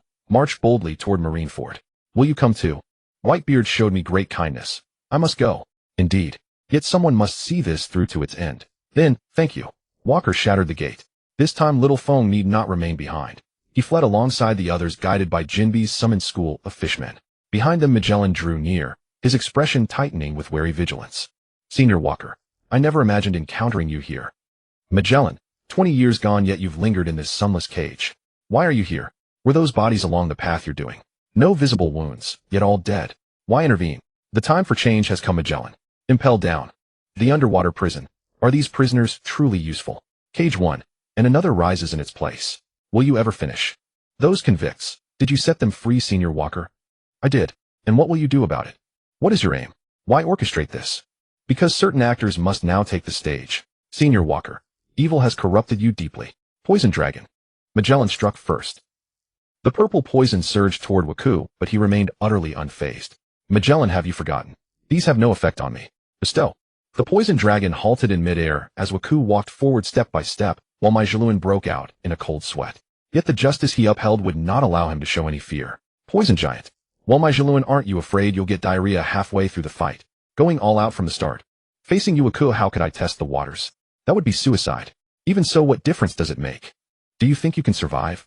Waku's entire body blazed with dark purple hellfire, and countless flaming arrows shot toward Magellan. Magellan commanded the giant to attack Waku, but the hellfire ignited on the giant's body, startling him into retreating from the poison. Waku flashed like lightning, swung his spear, and with a conqueror's haki-infused strike, sent Maijaluan flying. Maijaluan, how many times have I told you? Don't rely too much on your devil fruit ability. When you encounter someone who counters you, you'll have no way out. Your fruit is powerful, but its side effects are severe. I found a suitable owner for it. Maijaluan took Waku's blow and struggled to his feet, saying, Waku, don't underestimate me. I'm not the only one who has grown stronger over the years. Poison path. Maijaluan slid swiftly, throwing an armament haki-infused punch at Waku. Waku launched a conqueror's haki-coated strike from a distance, sending him flying again. I've always been strong, Maijaluan. All these years locked up here, your growth still hasn't impressed me. Perhaps the venom fruit has given you too much confidence. Damn it. Evil brings too much suffering to this sea. Waku, why do you still do this? Waku ignored him, appeared before him, grabbed his head, and slammed it hard into the ground, sending him crashing down to the 3rd level of Impel Down. The entire underwater prison shook. Waku followed down, and said to the dying Maijaluan, stop preaching. Say whatever you have to say down there. As your senior, I'll make sure the entire Impel Down is buried with you. Isn't this funeral grand enough? Waku, why did you fall into darkness? Waku placed his right hand on his forehead, extracted something, and tossed it aside. I've always done whatever I wanted. I haven't changed. It's just that before I had family to hold me back. Now the shackles are gone. But I keep my word. To give you a burial, I'll definitely sink Impel Down with you. With that, Waku transformed into his beast form and flew out. In the air, he concentrated his haki into a single point. Titan Giant Spear, Nation Destroyer. A gunshot rang out, the sea churned, dark clouds gathered, black lightning spread around, and the gunfire shot out like a cannonball. The entire Impel Down began to crack, collapse, and sink into the sea. Waku took a picture and sent it to Sangdela. Waku, what happened? Did you do this? Is this Impel Down? You actually destroyed that place. This is huge news. Yeah, I absorbed a lot of power here and feel even stronger. Send this to the news bird. By the way, how long will it take for the Seraphim to eat the devil fruit? 3 days. Looks like you've had a fruitful trip, Waku. What's up? Do you need me to continue feeding? No, it's too late. Have you fed all the previous fruits? Are they tested? Yes, all done as you said. And they've been tested. Very powerful. You'll definitely like them. What's your next move? Gather all forces. Leave the ordinary pacifistas and guard robots, and activate the island's full defense system. Have the mechanical troops guard the base. Everyone else set sail. Target Marineford. I'm waiting for you here in the West Blue Com Belt. By the way, can the Pluton battleship set sail? Almost there, needs 3 more months. Just the power unit left. We'll head over now. Waku also knew about the ancient weapon Pluton. The one beneath Wano country was just a centuries-old relic, and merely repairing it would take 20 years, let alone building it. Technology is truly amazing. Alright, I understand. No problem, I can wait. This time I'll take back the interest from all these years. After this, Fishman Island will be our territory. With that, we won't be lacking. Sangdela, get the Seraphim ready and set sail. When you have a chance, contact the old man Vegapunk. I want to know the structure of the core energy of the Mother Flame. Waku, you know quite a lot. That seems to be an order from the 5 elders, just tested successfully. Sometimes I wonder if you have other intelligence channels. Tell me, are you secretly keeping someone else behind my back? No. Go get those things and install them on the Pluton battleship. I need the strongest firepower. Don't worry, I'm a professional. Hurry up and prepare. Bring everyone over. Waku gave the order to Sangdela and hung up the Den Mushi. He sensed a domineering presence approaching rapidly. On a small island in the West Blue, a pirate ship suddenly appeared on the horizon. It seemed to drift with the wind, but no one would fail to recognize it. This ship was the flagship of the Redhair Pirates. Redhair jumped ashore, walked up to Waku, stopped, and said, "A guy like you, are you determined to go to Marineford? Little brat, losing an arm actually made you more of a man. I've always wondered. Your sword hasn't eaten a devil fruit, has it?" Waku laughed. "Don't go. If you go, the situation will get out of control." Redhair said seriously, "No one can stop me from going where I want. So you're saying there's no room for negotiation? You must go this time." Redhair placed his hand on the legendary sword Griffin. "The turbulent era will become completely uncontrollable with your involvement. Oh, then you just need to kill me to control it. But Redhair, can you do that? You are not the man of destiny, nor the one the world is waiting for. I really don't know what Roger saw, or what he told you. You adventurers are truly ridiculous. Then I'll have to stop you here, Waku." Shanks released his Conqueror's Haki, drew Griffin, and his crew behind him raised their guns. "Impressive aura. Your Conqueror's Haki has grown stronger over the years. I can't even sense your observation Haki. Truly terrifying. Enough, Waku." Divine Departure. A powerful strike swung out, black lightning crackling. Waku's Conqueror's Haki was in no way inferior, his surging aura like a demon as he swung his spear and smashed it out. Shanks exclaimed in shock. "You've also mastered Conqueror's Haki infusion." "Huh, yeah. It's a simple trick, isn't it? I won't use observation Haki, and you won't use armament Haki. Since you want to fight, I'll warm up with you, little brat." Waku spread his wings, which blazed with flames, and entered his human beast form. Troublesome brat, perfect chance for you to try my strongest state. Shimby struck Walker directly, sending him skidding dozens of meters, a wound tearing open across his abdomen. What astonishing power, truly impressive, far stronger than before. And even without Kinbunchika Haki, I've never needed it anyway. Few have ever drawn blood from me. My turn now. Walker vanished in a flash of lightning and reappeared beside Red-Haired. He swung the rifle, but straight at Red-Haired, who dodged effortlessly. Indeed, your physical speed isn't quite fast enough, Red-Haired. Just like your brother, your sword holds something unnatural. Walker, drop it. Don't speak of them again. Red-Haired's griffin ignited into roaring flame. What ability is this? Your brother commanded the Cerberus of Hell. What monstrous power lies dormant in you? I said, stop talking. Enraged, Red-Haired unleashed a blazing sword slash, followed instantly by a Haushiku-infused strike. Walker absorbed the blow head-on, wounds split open, then sealed themselves almost immediately. So you truly dread that past, Red-Haired. Afraid I'll uncover the truth. You're no chosen one of fate. You cannot alter destiny. The legend of D is nothing but hollow myth. Only dreamers like you still cling to it. Live in the present, not in prophecy. Walker, you won't pass. No matter what will stop you. Red-Haired and Walker had already exchanged dozens of blows. Though Red-Haired landed more strikes, each hit from Walker seared with unbearable agony. Unshielded by armament Haki and magnified by Walker's terrifying raw power, Red-Haired was battered, bleeding, his body crisscrossed with wounds. Beckman, Captain seems strained. Should we step in? Reikio Ru chewed thoughtfully on a chicken leg. Shanks hates interruptions mid-fight. Rare to see her so focused. Let's move. I sense a grim future looming. Ben Beckman cut short their exchange. As the crew moved to act, Shanks vanished, right before their eyes. What just happened? Where'd Captain go? Hanjo frowned in confusion. Haven't you noticed our ship drifting far from the island? Walker's crew has arrived. The doing of that Giants. Lem Jones. Yet not a trace of Haki registers. Damned. We can't coat the ship. We must return now. Bendick Snake roared. Near the island, Walker's armada, 80 warships strong, encircled Red-Haired's fleet. Red-Haired, do you truly wish to wage war upon me? These 80 vessels are no mere children's fleet like Whitebeard's, nor your ragtag coalition of veterans and invalids. If you and your crew manage to sink even 20 of my ships, consider it divine mercy. If death beckons, you need only say the word. I'll gladly escort you, and your few loyalists, to the grave. You idolize Roger, but you are no Roger. Walker sneered. Walker was no longer the desperate fugitive who once sought marriage alliances to survive the New World. 2 decades of accumulated might had drawn formidable pirates to his banner. To counter Red-Haired's Haushika Haki, he'd long since replaced his rank and file with genetically engineered soldiers, clones modeled after figures like Vegapunk. To enhance Haushiku resistance, he subjected himself daily to Sandra's gene modification experiments.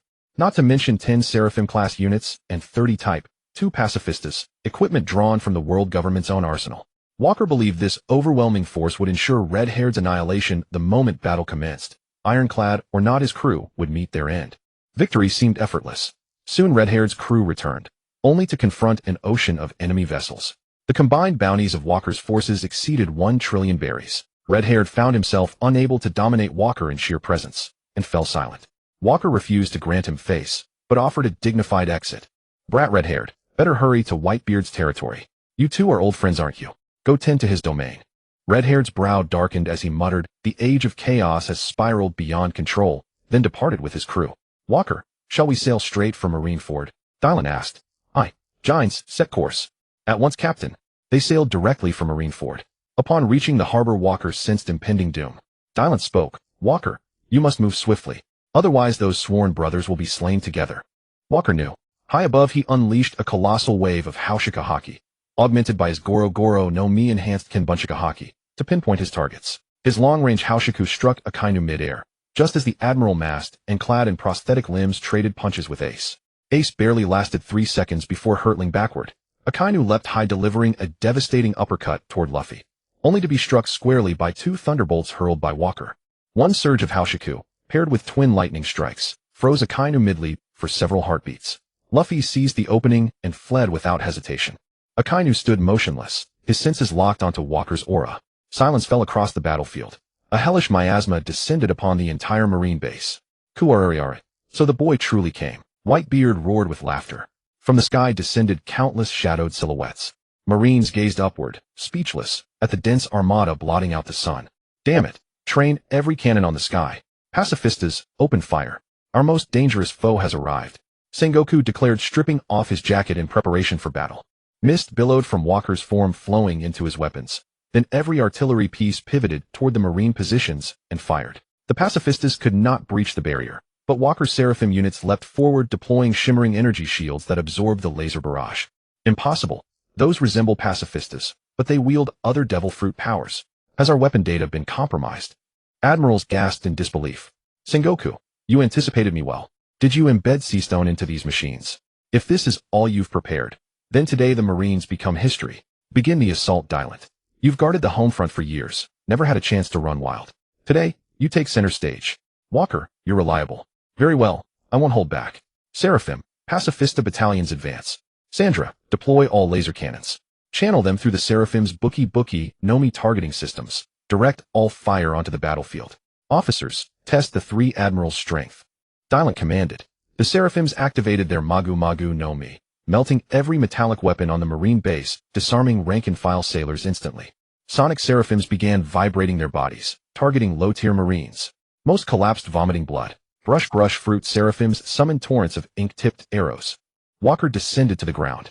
The Marines' elite braced for impact. Resurrection of the Fallen. Black mist erupted from Walker's body, pouring into fallen corpses across the field. One by one they rose. But we were already dead. How did we escape? Finally free of Impel Down's cursed dungeons. Yet something feels wrong. We've returned, but this rebirth tastes bitter. Under Walker's command, the resurrected surged forward, seizing weapons coating themselves in Haki and charging into Marine formations. Sengoku recoiled at the familiar voices. Walker, what horrors did you unleash within Impel Down? Walker laughed, a deep resonant boom. Listen closely, let them tell you their tale. A revived person beside him spoke. I'm sorry, Fleet Admiral Sengoku, I failed to guard Impel Down. Impel Down is gone too.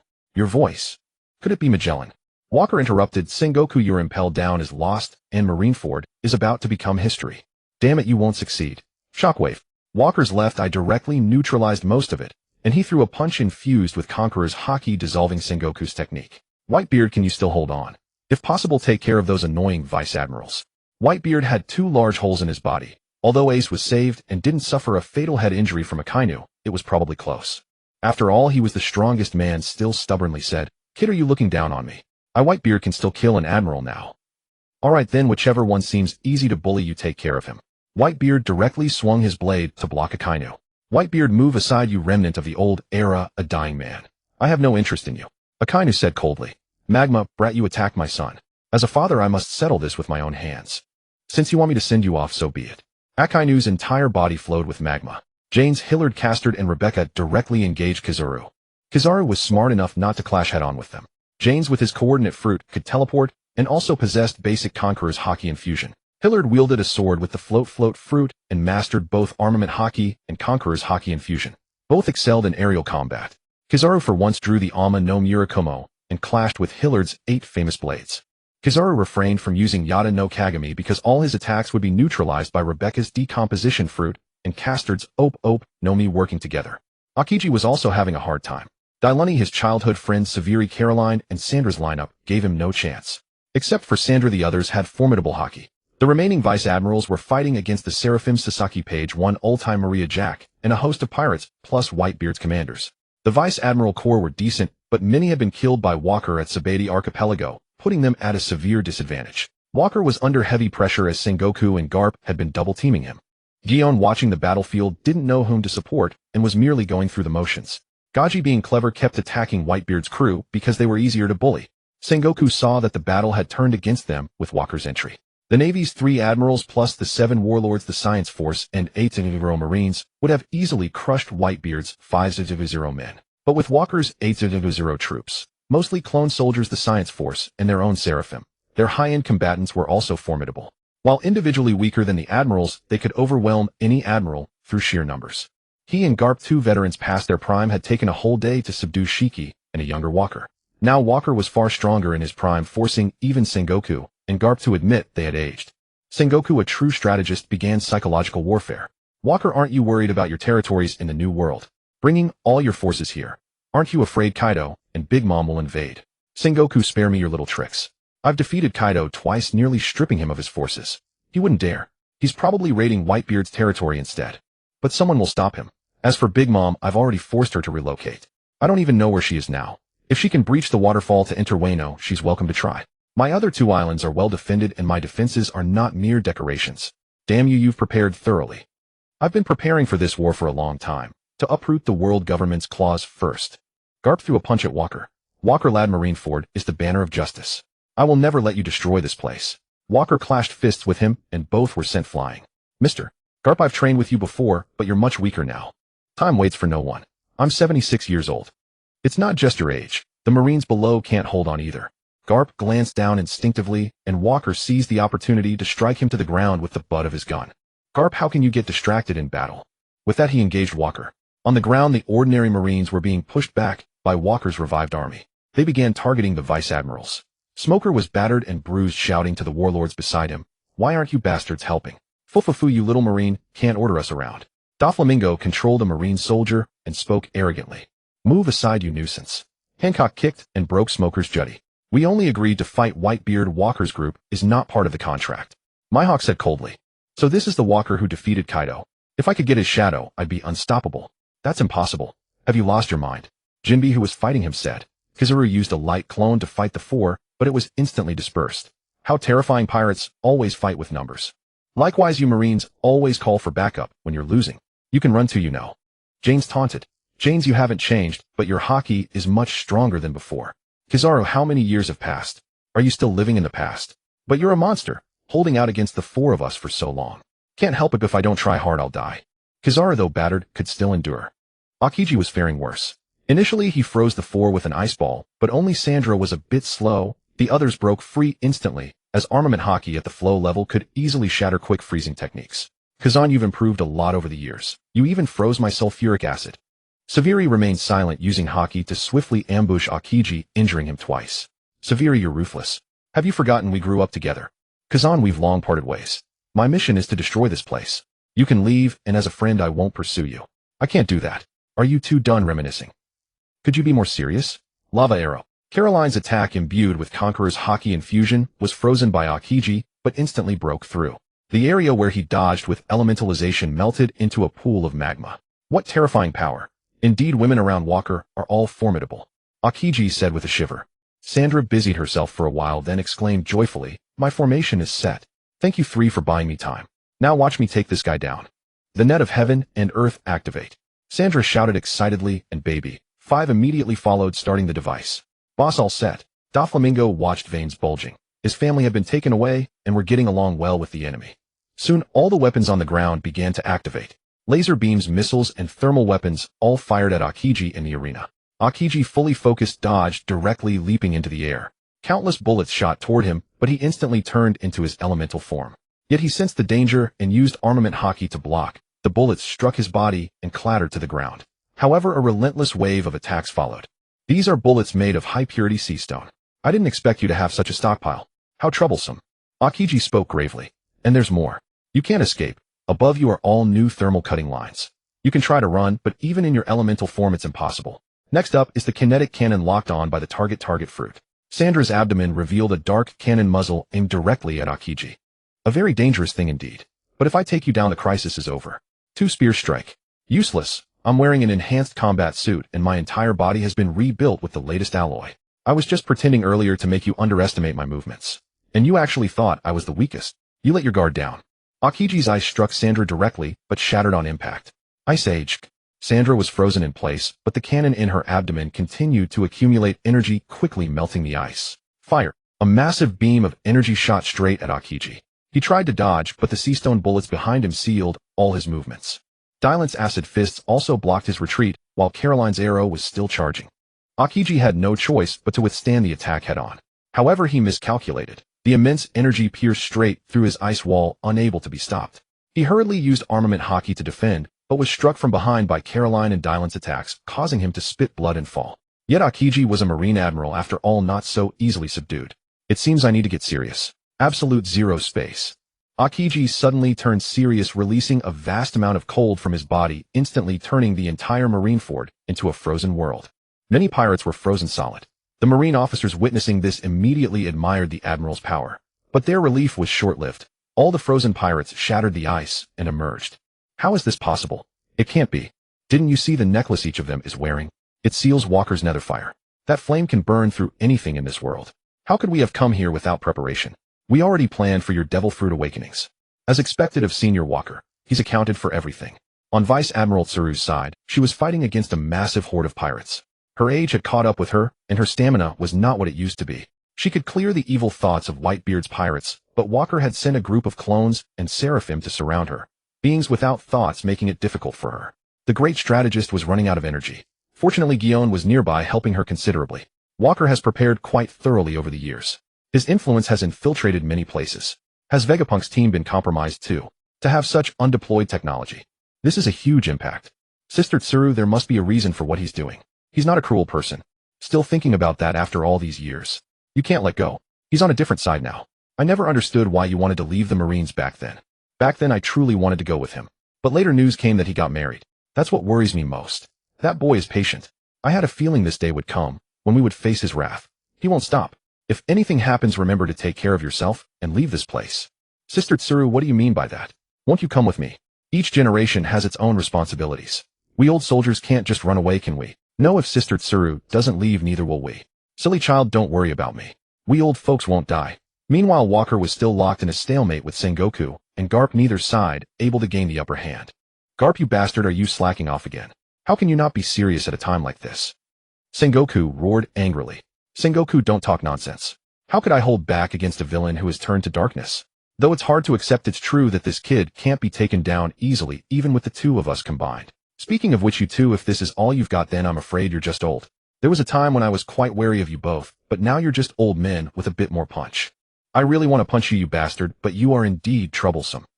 Walker ignored Sengoku's words and turned to shout to Sandra, turn on all the din mushy broadcasting, Marineford. We're going live from now on to avoid any unexpected incidents. Sure, no problem. Easy. Now the entire sea was watching the situation on site. The pirates were restless, ready to take advantage of the chaos and strike Marineford while it was vulnerable. They were more than willing to do so. Dragon, upon seeing the news, accelerated his actions. Since Walker was tying up the Marines' forces, he seized the opportunity to begin liberating the kingdoms across the sea. The five elders, seeing this turn of events, were furious. They felt Sengoku had botched everything and ordered Admiral Kong to personally lead a team to reinforce. Venus Nasajuro suggested, this Walker is full of tricks. With the live broadcast, we cannot request the activation of the Holy Knights. Sengoku has blundered badly, letting a little mouse lead him by the nose. Kong going with CP0 should at least make things look a bit better. Mars Saint said, the Marines are becoming more and more incompetent. It's time to replace the leadership and reform. Water Mars V. Nustero agreed. Let's decide after this battle. Akainu and Whitebeard were locked in combat. Akainu, stronger than in the original, initially suppressed the aging Whitebeard. But as Whitebeard fought desperately, Akainu began to struggle. Whitebeard glanced around. His children were falling everywhere. When had the Marines started targeting the weak? But seeing Walker's personnel, he understood. They were picking the low-hanging fruit. He couldn't blame others. But he was Whitebeard. He couldn't let all his children die. My children, as your captain, I command you to retreat to the new world. My ship is no longer there. Let me retire here with honor. A chorus of crew members refused, unwilling to leave. Whitebeard had to suppress Akainu while answering his children. A moment of physical weakness, and Akainu's hellhound struck Whitebeard in the chest, sending him to one knee, spitting blood. Akainu tried to press the attack, but Whitebeard punched him into the ground. Children, go now. Are you disobeying your old man? Let me walk this final journey in peace. Walker shouted as well. Ace, take everyone and leave. Don't sacrifice yourselves in vain. Whitebeard in that state will die the moment he stops. Let him have his glory. I'll bring him back to you later, don't worry. The entire Whitebeard crew fell silent. He's right, little ones. I am Whitebeard. Even if I die, I'll die in battle. Marco, with tears in his eyes, turned and led the others away. The Baihuzi pirate crew withdrew, and the Navy ceased its pursuit. There was nothing left to chase. Even a weakened Baihuzi managing to get his crew away was a small mercy. Too many naval soldiers lay fallen on the ground. With the children safely departing, Baihuzi unleashed his strength, reminding all who witnessed what the world's strongest man could do. He exchanged a single blow with Chi Quan and drove him deep into the earth. Marlin Fanduo itself split apart. Waku, sensing an ominous shift in the air, issued an order to everyone present, except for officers: eliminate those troublesome rear admirals. You will not prevail. The Navy's future will not be destroyed by you. Kapu punched Waku away. That hurt, Kapu. I was once your disciple. Why spare these sailors? The banner of justice will not fall. Waku, your ambitions will never be realized. Only the judgment of justice awaits you. Zhang Guo spoke with fervor. Spare me the rhetoric. You two are twice my age and still dreaming in broad daylight. Then let me show you true power. If your reinforcements are coming, I will give them a lesson they won't forget. Waku concentrated his will, the ground beneath them ruptured as a tangible tide of conqueror's haki crushed the earth around him. You will not have your way. Zhangguo's shockwave struck. Zero, help me block it. Zero, the variant reminiscent of Dexiong, appeared in an instant, and with great effort parried Zhangguo's assault. Bei Jiaopang Ko. How did his tech leak out, and Waku, how have you perfected it so thoroughly? No comment, elders. My move is complete. Waku unleashed gunfire at the Marlin Fanduo emblem. After firing, he leapt up to intercept Kapu. Curse you, Waku. You've gone too far. Kapu and Waku's clash detonated in the sky. Waku's shot shattered the outer wall insignia of the naval base. As the ramparts fell, the sailors' faces grew grim. Their faith had been provoked, and they fought harder. Yet effort alone could not stem the fresh forces Waku commanded. He struck down wave after wave of clone soldiers. Saru felled a group and hurried to Zhangguo's side. Zhangguo let the younger generation withdraw. They cannot hold. Kuzan is already gravely wounded. The rear admirals are suffering casualties. If this continues, the navy will be emptied. Zhangguo scanned the battlefield. Most positions were occupied by Waku's men. The navy had fallen in great swathes. The remaining elite admirals had been killed under the onslaught. Even the giant admirals and ordinary vice admirals had suffered similar losses. Execute the contingency plan. Let the young ones evacuate the bases. We old men will stay and resist. Zhangguo's command was dispatched. Huang Yuan was the first to slip away. He was not one who could be detained. Qing Ji, grievously wounded, glanced at the field and also left. They did not force the matter. Qing Ji still had some sentiment left. The elite vice admirals, after a look, also withdrew. After all, how many can truly claim to stay for justice and willingly await death? Yet there was one who would never leave: Qi Quan, still embroiled in combat with Baihuzi. With the navy largely in retreat, Waku's faction prepared to take advantage of their numbers. Just as they were about to press the attack, a dark silhouette fell from the sky, and with a single punch cleared a swath of the battlefield. When the dust cleared, all saw that the current supreme commander of the armed forces, Gang Gukong, had arrived. Commander, sorry to trouble you to save the day. Zhangguo saluted upon seeing him. No matter, Kong replied gravely. This young man has waited for this moment for years. Waku sneered. Marlin Fanduo didn't need my plotting to be in danger. Don't gild your own deeds. You were once a talent, but you were misused. Now, I'll send you to prison to drink tea. The navy is on the verge of becoming history. Your dreams will wither. Then let us see how strong you truly are. Kong, you grow bolder with age. You brought 30,000 Marines. And a handful of CP0 I slaughtered earlier. Or is it your approaching centennial age? Why not retire in peace? You were once comparable to the Lone Red. If you wish to report early to the other side, I would not refuse to see you off. Kong spoke little. He transformed into a titanic form and charged Waku. Waku manifested his true body, endured the impact, then flung him aside. A true titan, a mythical beast breed. Yet you lack the strength to match me, Waku mocked. I will indulge you in some hand-to-hand lest anyone accuse me of preying on the old. Waku slung his rifle across his back and struck at Kong with a descending punch. At Mary Joa, the Gorosei listened to CP0's battlefield report. One side is the dragon, the other side is Waku. Both are troublesome.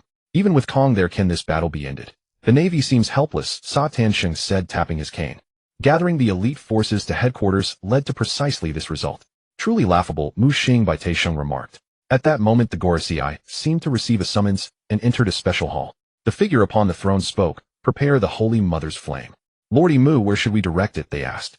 At Marlin Fanduo, and the two areas where the dragon is most active.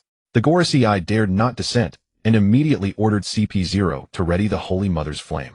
In the midst of battle, Waku received a soul-like warning. Stussy urged him to retreat. He had been monitoring Mary Joa's movements and knew there could be no muted response.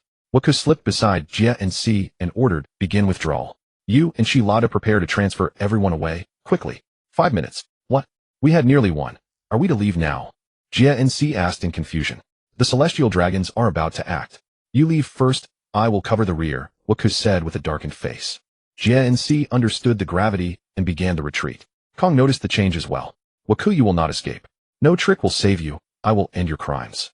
Waku observed that Qi Quan and Baihuzi were mutually bleeding each other dry. He blinked in an arc of electricity to Qi Quan's side, preparing to strike in concert with Baihuzi. Qi Quan sensed the move and countered with a single blast of hound fire against Waku's dark flames. Waku's attack was repelled by Conqueror's Haki, and Baihuzi landed a blow upon his back and waist. Waku, you dare commit murder before us. During his ambush, Waku bore the combined blows of Zhangguo Kong and Kapu. Even a man of his unnatural constitution vomited blood and was wounded. A purple pillar of light began to rise into the sky. Our alarm spread. But the battlefield was already in chaos, and no one could withdraw. A cataclysmic force vaporized Marlin Fanduo in an instant. Waku, relying on his brutal resilience, held on until the last moment. He unleashed a soul siphon, absorbing the lingering spirit energy of a slain mighty being, and forcibly channeled nearly 30 years of collected soul energy to mend himself. He could not withstand the injuries and fell into unconsciousness. The next day's headlines read, Sudden Doomsday Weapon Appears, Marlon Fanduo Becomes History, No Survivors on the Island. The fall of Marineford triggered a surge in pirate numbers flooding toward the sea. The Walker pirate crew had persistently scoured the waters near Marineford under mounting pressure, searching for their captain. Where's Walker? Why haven't we found him yet? Could he possibly? Sasaki speculated hesitantly. Impossible. He's unharmed, that much I know. Say another word like that, and I'll silence you myself, Caroline retorted coldly. Right, I take it back. Captain Walker can't be gone. I spoke without thinking. He's a devil fruit user. He sank into the deep sea. But don't fret, nothing in this world can claim his life, Dylan interjected calmly. Even sinking into the abyss poses no threat. That powerful? Run-T asked, puzzled. Don't press further. We once met him on Skypea. No wonder I wondered how you'd escaped before. Jeans murmured aside. At Fishman Island, Princess Shirahoshi lay resting beside a figure on her bed. Thank you for bringing Captain Walker here. But may I ask, how did you find him?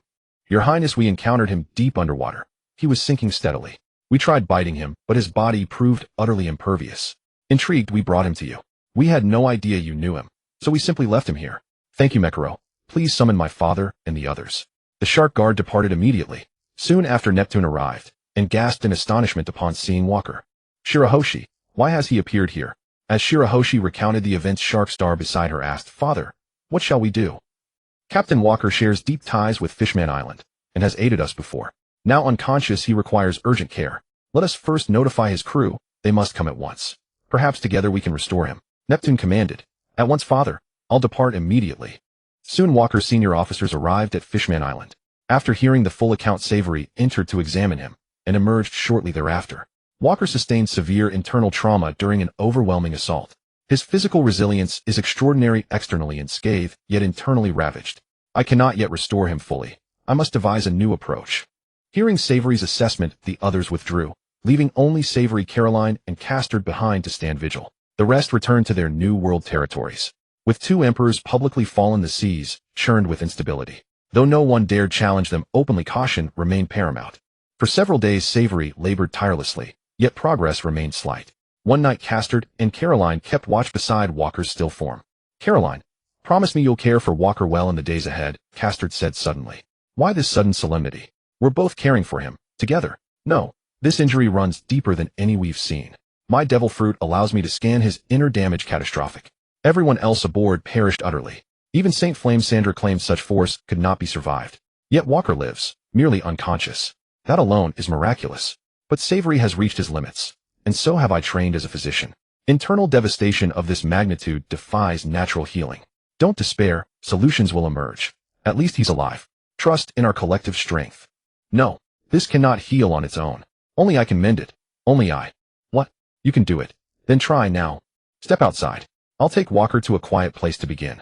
When it's done, tend to him well. You won't return with him? What's gotten into you, Castard? Nothing, just exhaustion.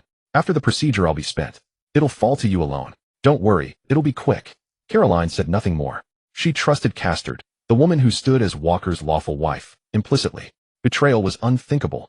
Castard carried Walker away, to an unassuming civilian house on a secluded New World island. Gazing upon him asleep, she felt an unexpected calm settle within her. How swiftly time flows. Over a decade since our wedding, yet it feels like yesterday.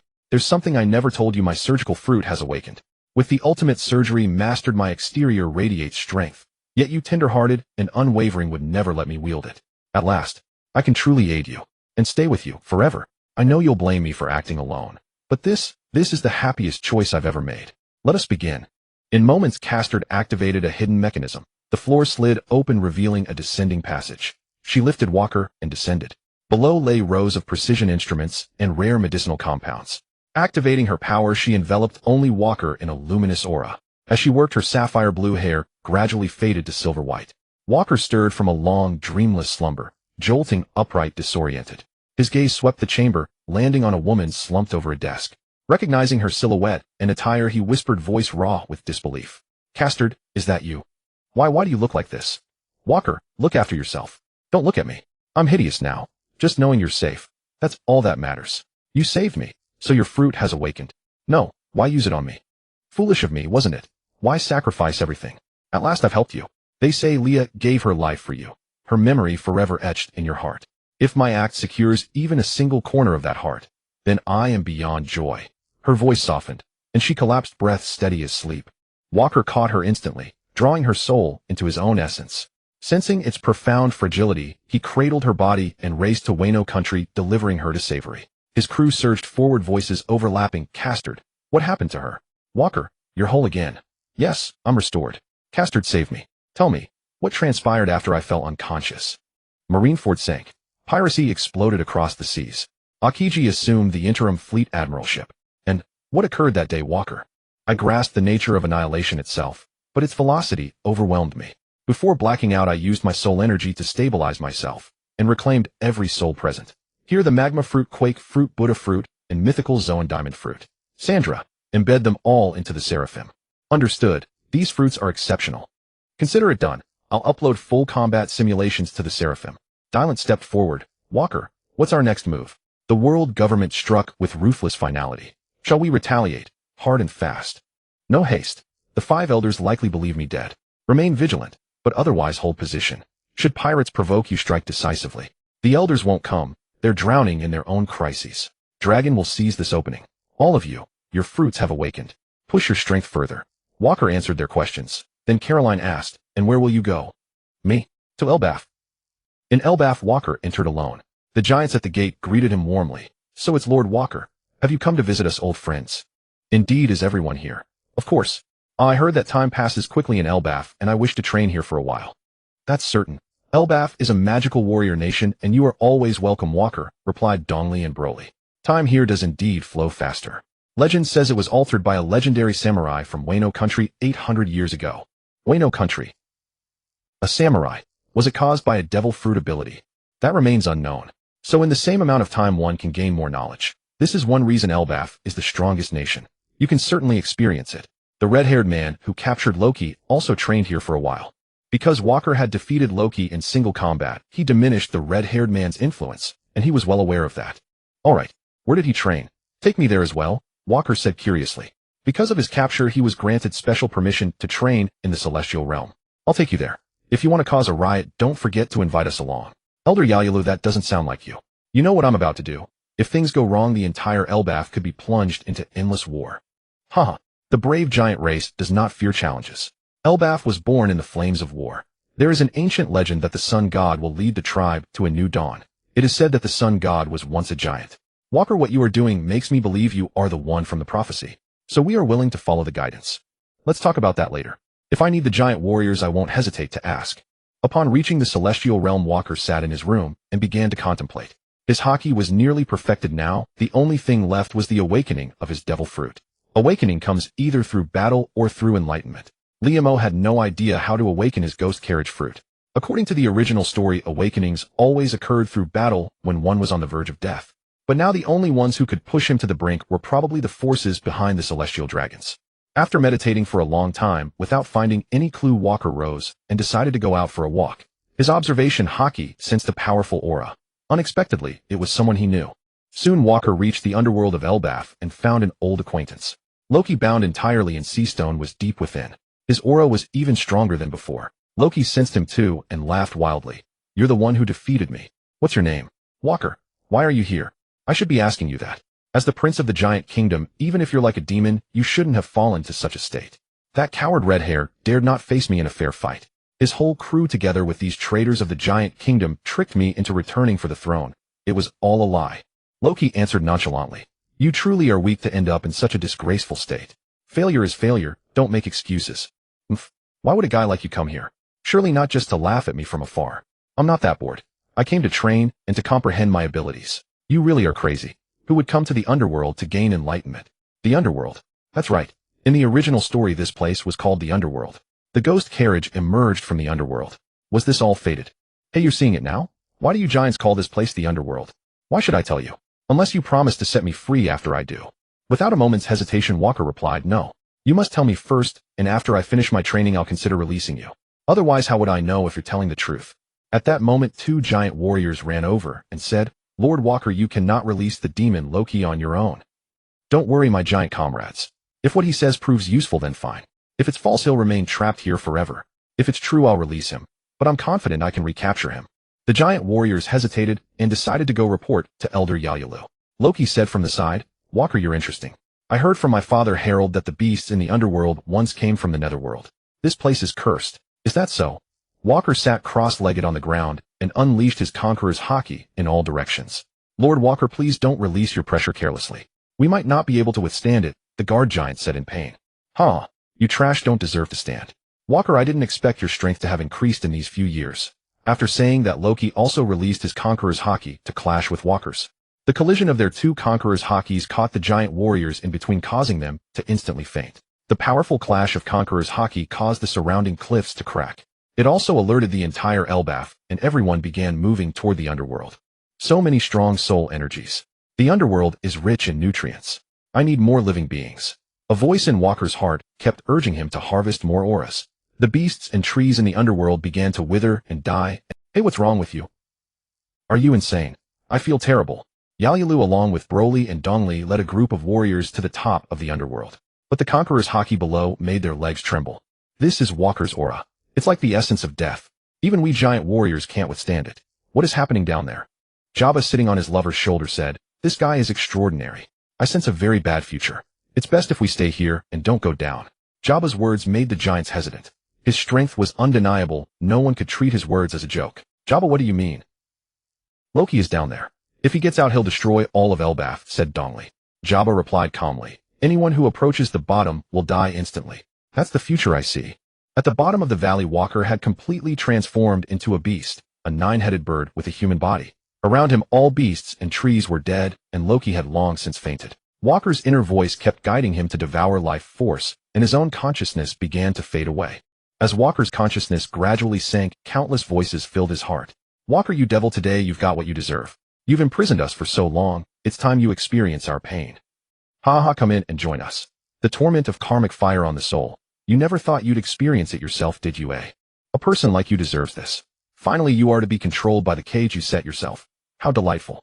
Continuous soul interrogation made Walker feel as if he was being torn apart by many. In the Yang realm, Jabba chuckled. "It seems this kid is about to be devoured by his inner demon. His aura is getting weaker and weaker. Can you only go this far? I wonder if your departure is good or bad for this world." Dongli asked Mr. Jabba, "What is going on? Is Walker dead?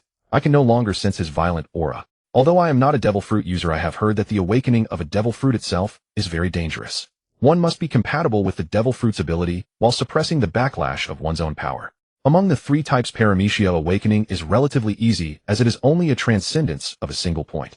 Next is Logia. Mastering an element and pushing it to its limit is no easy task.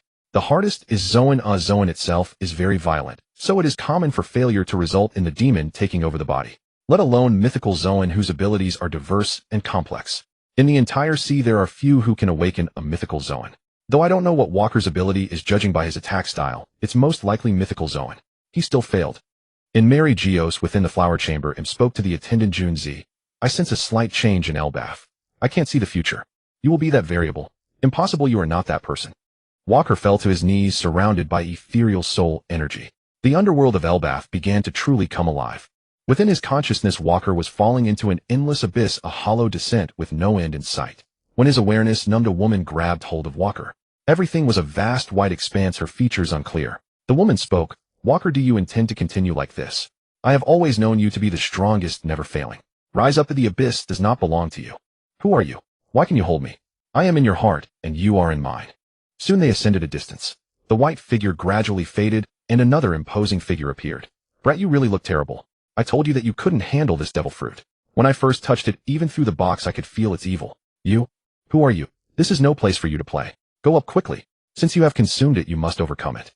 Seize your destiny. From the moment I took you away, you are free. Go, child, ascend, return to where you belong." The man's figure also stopped. A short-haired woman appeared again, taking Walker's hand to continue the relay. "Walker, wake up quickly. Ascend. This place does not belong to you. I awakened you, and I am willing to awaken you a second time. Fulfill your dreams, live well. I have no regrets for what I have done." Walker saw a light before his eyes. He opened them, and at the bottom of Elbaf, soul energy drifted back and forth. How could he awaken? Why is this happening? Damn it. I don't want to go back to that dark place. A black-purple halo flickered all over his body. The surrounding soul energy was absorbed back into him, and his immense power shattered the dark clouds in the sky. Everyone in the Yang realm also felt this power. Jia Ba murmured, incredible. He actually made it even like this. That former brat has become one of the top figures in this sea. Yururu said, Walker, this is his aura. It feels even more terrifying than before. Indeed, he is the one from our prophecy who will lead the sea to a new birth. Jia Ba laughed. Whether he is or not, we'd better welcome some new guests. 5 people have arrived here. I hear the sounds of many giant friends falling. Dong Li and Buluaji picked up their weapons and laughed. Then let's welcome the new guests together. In the underworld lowlands, Walker also sensed the new auras. It should be the gods' knights, but he didn't pay them any heed. He stood up and kicked the unconscious Luoji awake. Hey, your aura was really strong. You knocked me out without even moving. I've only encountered that when I was a kid, but I fulfilled what I promised you, and you seem to have changed. Now you should let me go, right? Luoji gestured to his chains. Come with me. Let's pull those annoying guys off their thrones. Are you inviting me to join your crew? You could say that, and you can't refuse. All right. I hate those celestial dragons myself. Although I really dislike you, our views rarely align this time. Walker directly tore off the chains on Luoji. Luoji flexed his limbs, then picked up the giant Thor's hammer beside him and hoisted it onto his shoulder. Don't worry, I won't fight you. I didn't before, and now it's even less likely. But I'm really annoyed. Good thing some people have come here. They'll be a perfect outlet for my frustration. Then let's go up. I also want to try out my new abilities. Shamrock was this time ordered to investigate the situation in Elbaf and then decide whether to take over the giant kingdom. Unexpectedly, they were discovered as soon as they arrived. However, it was Jia Ba who detected them. The gods' knights did not notice him. The gods' knights' first stop was the warrior's spring. Suama Zixing, dressed in a black robe, asked a giant child, what has happened here recently, or who has come? Little grandpa, nothing much has happened here. It's always been like this. Junzi said, let me handle it. Asking like this is too troublesome. Quickly activating her ability, arrows bound all the children, and she began to make them lead the way, guiding them deeper into the town. Jia Ba, hidden in a concealed spot, gripped his double axes and launched a surprise attack. One axe strike severed Junzi's arm. The giant warriors behind immediately shielded the children and told them to run. Jia Ba, such speed. It even prevents the wound from healing. Junzi held up her severed arm and said, freed from the children's restraint, the giants began attacking the gods' knights, but their immortal bodies made them troublesome. Suama Zixing began to cover the giants with thorns while Jia Ba was still able to hold off Junzi. Shamrock's longsword transformed into a 9-headed dog. Qi Lin Gomu Sheng summoned many monsters from dreams, causing the giants to panic and fall into disarray. A giant attacked the masked man but went straight through his body, and at the same time the weapon turned transparent. Walker and Luoji strolled over from a distance, not in the least hurry. Walker, didn't you say you wanted to urgently deal with these annoying celestial dragons? And you seemed pretty friendly with my traitorous clansmen. Why are you dragging your feet here? No, it's not that I'm not in a hurry. I'm waiting for someone. Soon Junzi's body underwent a transformation within the battlefield as a formidable aura began to spread across Elbaf. Loki noticed this and asked, Walker, aren't you waiting for such a powerful enemy? Yes, that's right, it's him. Junzi began to exert his power, directly causing the giants before him to transform into demonic forms. Walker, what is this technique? How have the traitors all become like this? Dark rotation dominance. You've seen this technique before? Loki asked in astonishment. No, but I want to try to break it down. Having said that, Walker stepped forward, his body emitting a dense mist. Junzi spoke in confusion. You're still alive. What is this power? Are you him? It's a pleasure to meet you, but I don't like others running rampant before me. The black aura on the giants was being pulled away. Just as I guessed, it's directly imposing someone else's soul onto them while leaving a mark. I can do that now too, so let's give it a try. So you were that experimental subject back then. Vegapunk deceived those 5 fools, and the fruit has awakened. Im is very angry. And what can you do about it? Relying on these 5 incomplete-souled holy knights. They won't leave today. This is not your merry Geos. Walker fired a shot at Junzi, who immediately dodged. The giants broke free and their soul energy was absorbed by Walker. Such a strong aura. It seems the souls you controlled are quite powerful. Junzi then shot an arrow at Walker, but he casually deflected it. Shamrock attempted to strike, but was intercepted by Jabba. Walker used soul extraction, absorbing the soul energy of Summer Saint. He easily brought him down. How is this? Is this a joke? Get up, shouted Kiringorm Saint. You were granted immortality by Im, but your soul force is extremely fragile. My ability can take your lives at any time. The remaining 4 holy knights were terrified, having never seen such instant elimination. They all looked at Junzi. Someone will come for you soon. I can't release too much power in this body, so there's no need to waste time here. Having said that, Junzi returned to normal. Shamrock ordered, let's go. The situation has changed. They attempted to activate the teleportation array, but Walker's Conqueror's Haki disrupted it. Walker directly attacked Junzi, kicking him and breaking his arm with immense force. Don't bother. My Haki-infused attacks can sever your immortality. With one corner of the array missing, it seems you can't activate it. As Walker spoke, he released his power, and soon Junzi fell. As expected, using the power of immortality requires selling your soul to a demon. Your soul energy is unstable and fragile. These two fruits are quite good. I'll take them. Damn it. Why can't we activate the array? Is this a joke? That man killed Junzi and the others so easily. Hearing Orm, Saint exclaimed in terror. My conqueror's Haki has twisted space. You can't escape, Walker said. Shamrock was entangled by Jabba, while Loki fought fiercely against the masked man. The two giant captains battled. Kiringorm Saint, and nightmare creatures kept emerging. Walker decided to deal with this one first. He used a flash step to ambush, but it was blocked by the masked man's fork. However, facing an awakened Walker, the weakness of a hollow soul was too obvious. His soul energy was taken, and he fell to the ground. Even when hit by Loki's conqueror's Haki, the masked man stood up unaffected. Walker ignored him, planning to let Loki work off his restlessness after being bound for 6 years.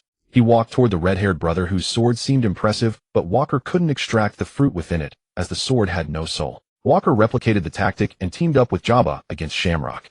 Under the dual assault of Conqueror's Haki and soul extraction, he soon succumbed. Shamrock was defeated by the combined technique of Walker's nation-destroying gun and Jabba's Adial's commander. Picking up Shamrock's sword, Walker said, I'll take this as a trophy. It's for Hillard. You don't mind, do you? Jabba sighed helplessly. You're already holding it, so what's the point of asking me? Could I possibly say no? I don't use swords anyway. But I've encountered these guys before. They were extremely troublesome to deal with, yet you took them down so easily. That's the secret. Thank you for your understanding. I'll graciously accept it. The only one left is this masked man. Leave him to me. The masked man faced Walker, showing no fear at the fallen comrades. Walker spoke. Do you want to settle this here? How about a different place? With that, Walker used a rapid Soru to flash forward until he reached his destination. After a moment, the masked man caught up. You're my clone, aren't you? Walker stated. You merely appeared before me. So you can talk. I thought you were mute. Even your voice is the same as mine. If you're not convinced it's useless, you're no match for me. Are you here to insult me? If that's the case, there's no need. I'm not that bored. How much do you know about Mary Geos? Spill it. Do you think I'll tell you? I thought you'd say something brilliant, but it's nothing but these filthy thoughts. You truly are a lowly creature of this lower realm. Seems like you're quite accustomed to being a celestial dragon's dog. Enough talk. I won't tell you anything. Don't think I'll cave easily. With that, he drew his sword and sent a flying slash toward Walker. Do you think your body is strong? Everything about you comes from me. You are destined to be beneath me. You refuse to be a celestial dragon, so you have no soul mark, which makes you troublesome. But now that you insist on being a dog, I can take your life anytime I want. Like this. Walker activated soul extraction, and the masked man across from him fell to the ground in agony. Walker approached step by step, crouched before him, and removed his mask, revealing a face identical to his own. He placed his hand on the clone's forehead and whispered, Why are you so weak? Sharing my likeness, yet so pitifully fragile. The clone struggled to rise in anger, but the pain of his tearing soul contorted his features.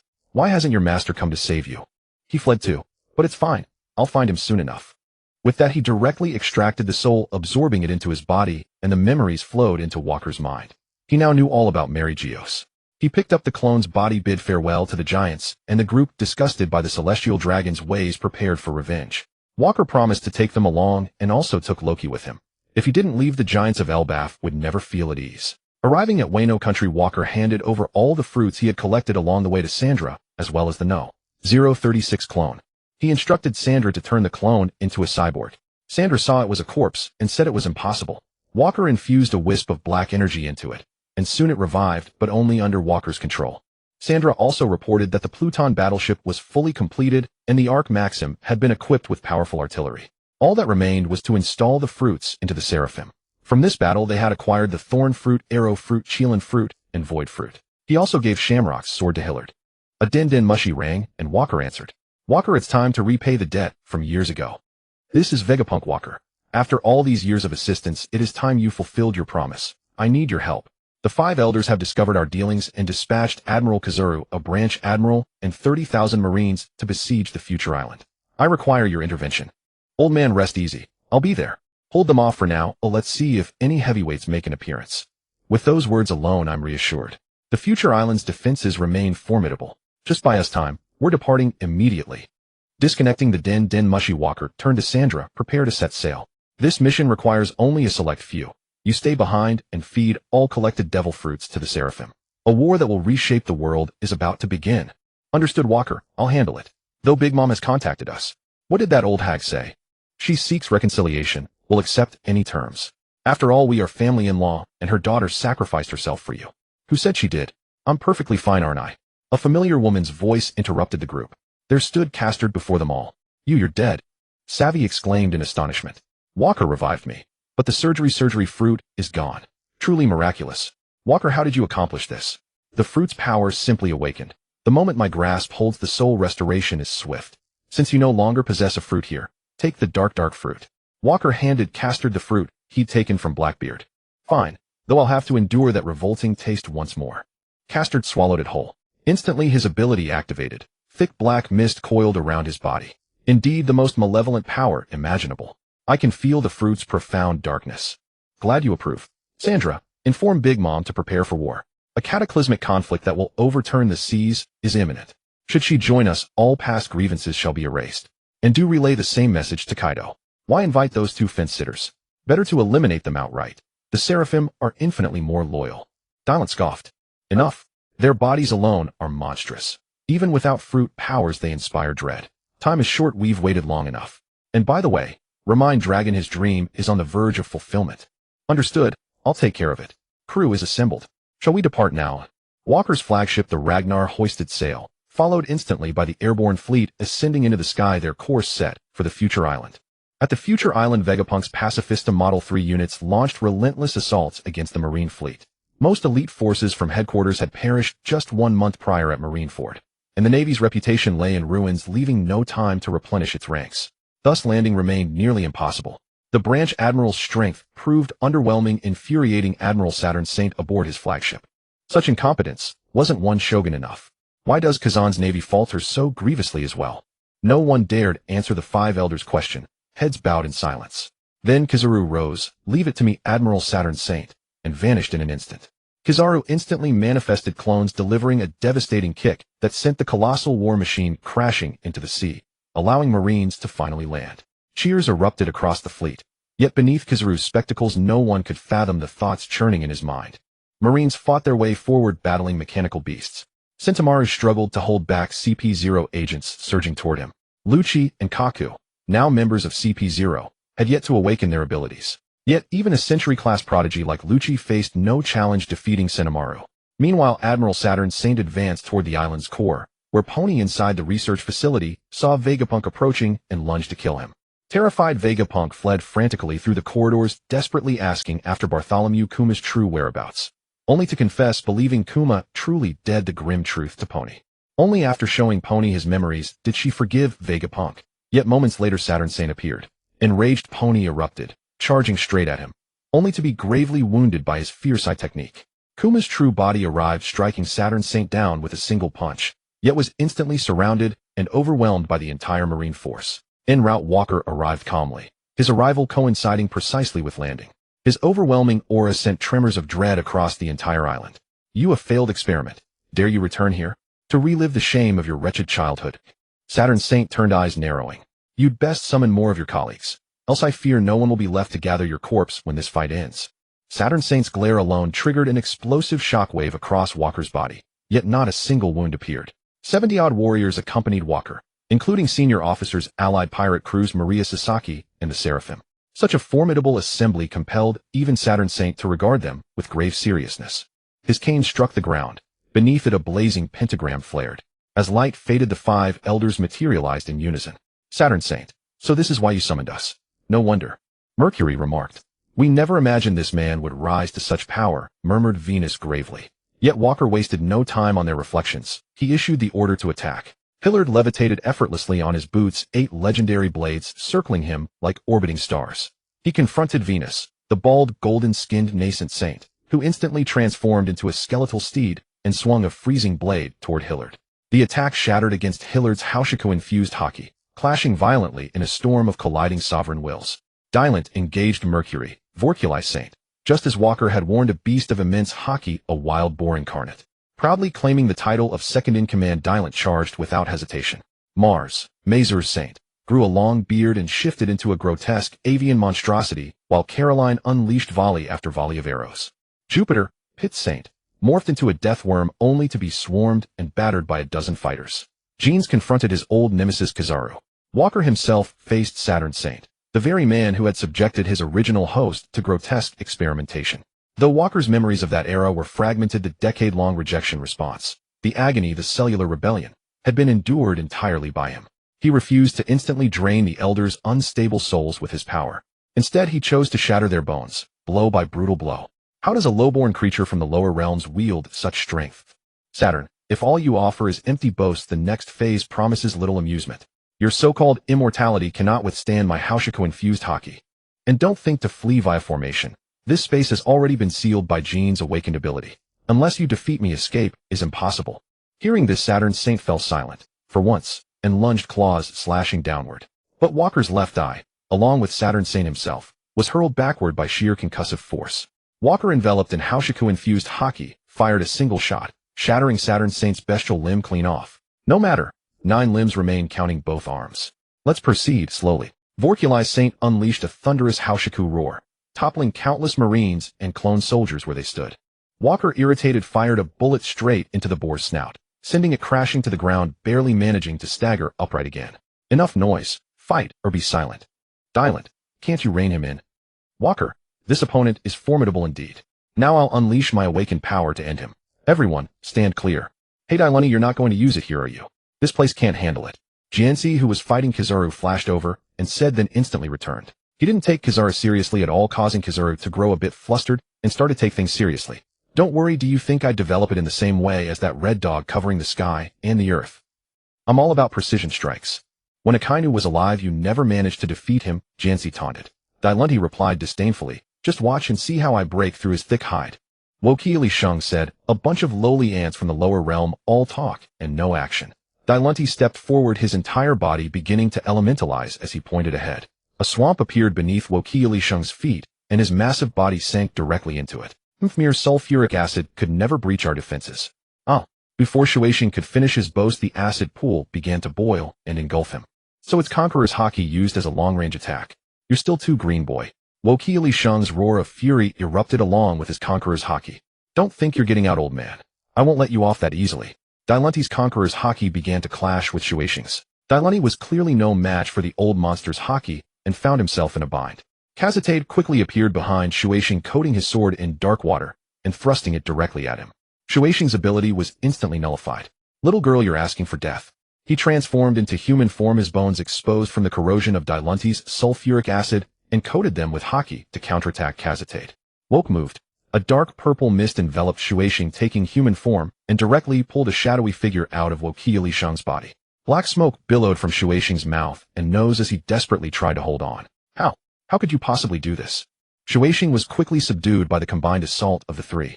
His body was corroded by the sulfuric acid until only bones remained. The remaining 4 elders were shocked. How did he do it? To be able to directly break through. Jinxing Magu, having repelled Xylate, said, regardless, we must leave now. We can't stay here any longer. Woke laughed loudly. Did you really think I hadn't prepared for this? Vegapunk, you can activate the defense mechanism now. Just as you said, so let's initiate it, Vegapunk ordered. Kizaru, kill Vegapunk, the injured Satan Shun commanded. Kizaru had no choice but to act, firing a laser beam from his finger. Jianzi instantly used a laser to intercept it. Kizaru, you didn't think it would be that easy, did you? Oh, it's you, Jianzi. This mission just got troublesome.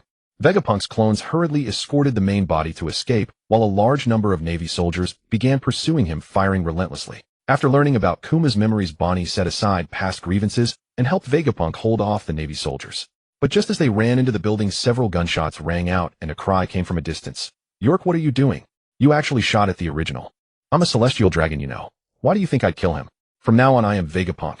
With that, York immediately ran toward the Navy soldiers' camp. Satan Shung ordered, escort York out of here now. Woke flashed with electric arcs beside York, while a strange firebird attacked with flames to block him. Do you think fire is useful against me?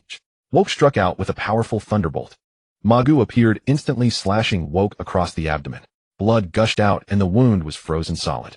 York, terrified out of his wits, was forcibly dragged away by Navy soldiers. But the ice shattered in an instant.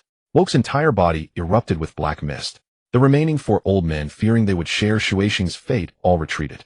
Woke did not stop them. A thunderbolt blasted York into a charred corpse. Escort the remaining clones back, 0. Stop them. Eliminate all of Vegapunk's clones. Leave none alive. Kizaru, go now. Magu and Jinxing cried out. Kizaru complied, but he still dawdled, blocked by others. The enraged Mars bug drilled underground and appeared before Zero, only to be stomped into the ground by Woke. If you behave yourselves, I'll grant you a swift death. Such arrogance. Do it if you can. Woke suddenly felt a pang in his heart. Jianxi, prepare everyone to retreat immediately. End the battle quickly. Woke reached out directly toward the sandworm. Saturn, seeing this, tried to escape through the ground, but was frozen by Conqueror's Haki. Woke made contact. Amid Jinxing's wails, his soul energy was extracted, and his body turned into a withered corpse. The remaining 3 old men were utterly shaken. Having lived so long, they feared death even more. They prepared to forcibly activate the magic circle. Jianxi, who needed to initiate a mass teleport, could no longer stay in the sealed space.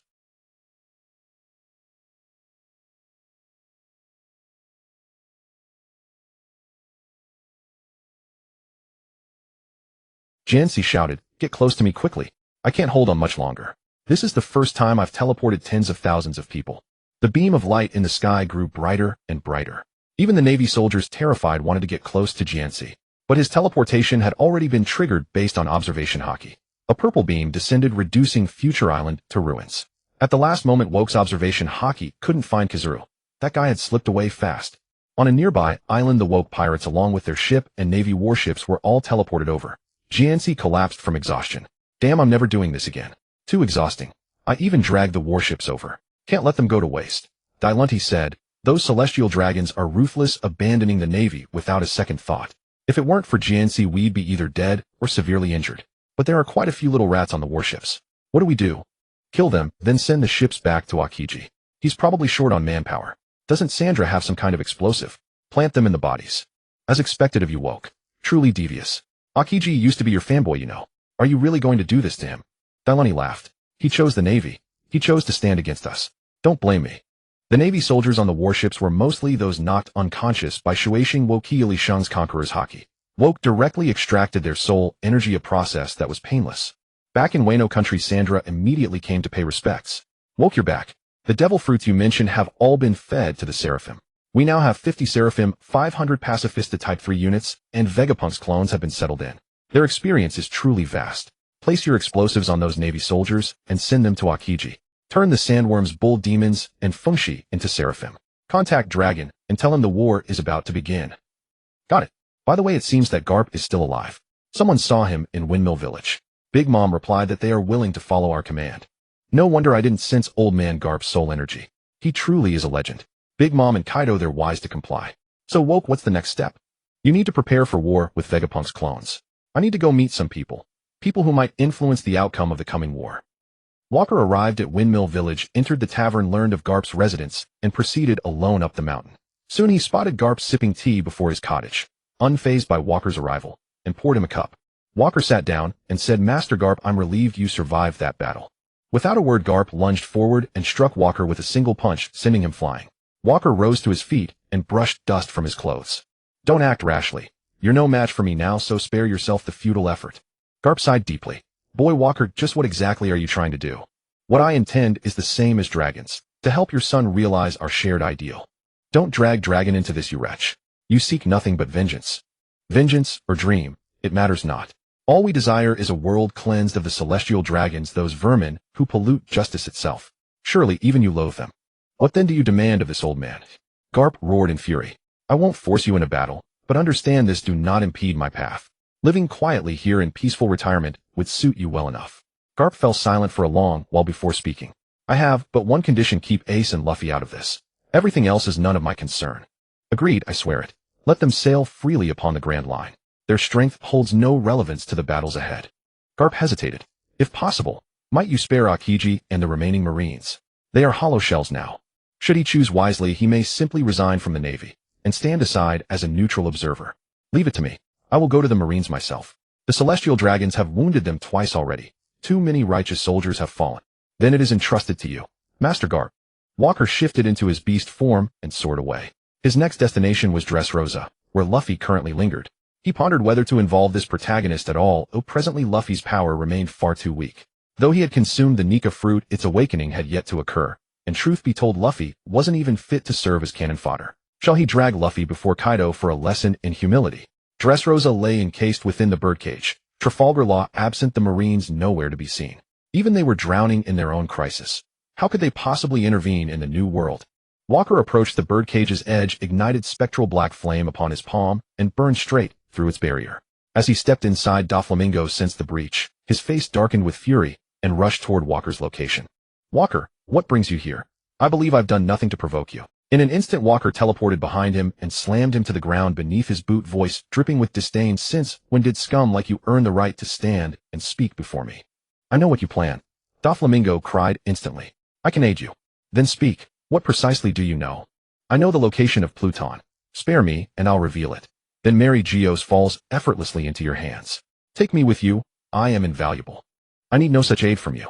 I've already declared celestial dragons like you have no right to draw breath. No, Walker, you cannot kill me. I hold value. Lightning struck. Doflamingo crumbled into charred ash. To Walker, slaying him required but a single blow, effortless, instantaneous. Extracting both his devil fruit and memories, Walker now knew Pluton's precise location.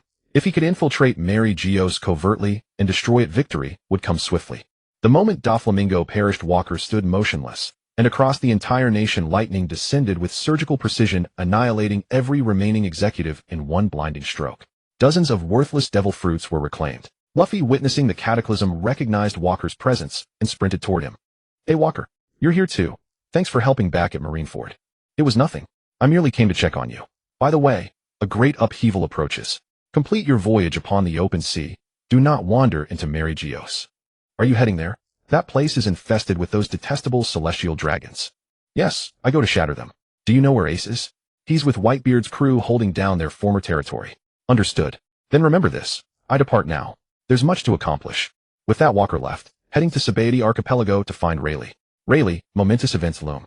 I expect absolute non-intervention from you and your peers. Make that clear. Young man, these affairs belong to youth, not gray-haired elders like us. I'll inform the old comrades. So long as Luffy and Ace remain unharmed, we shall stay silent. Walker then visited the Whitebeard pirates. Ace, now acting captain, greeted him warmly. Walker, it's good to see you alive. After that battle, I feared both you and father. I regret failing to retrieve Whitebeard's remains, but soon I shall settle accounts with those who slew him. I'm coming too, Mary Geos, right? Marco, restrain him. That battlefield admits no such participants. Ignoring Ace's protests, Walker departed for Elbaf, where Jabra and Shanks awaited. Shanks, the Mary Geos campaign permits only death for those who join. This is not your burden to bear. Then it is not your hand that should strike. Not yet. The timing is wrong. Enough. Return to playing pirate games with Luffy. Else I will erase you and your crew without hesitation, crushing every variable you represent. You care nothing for the celestial dragons. What angers you is that this task belongs to no one but you. Fine.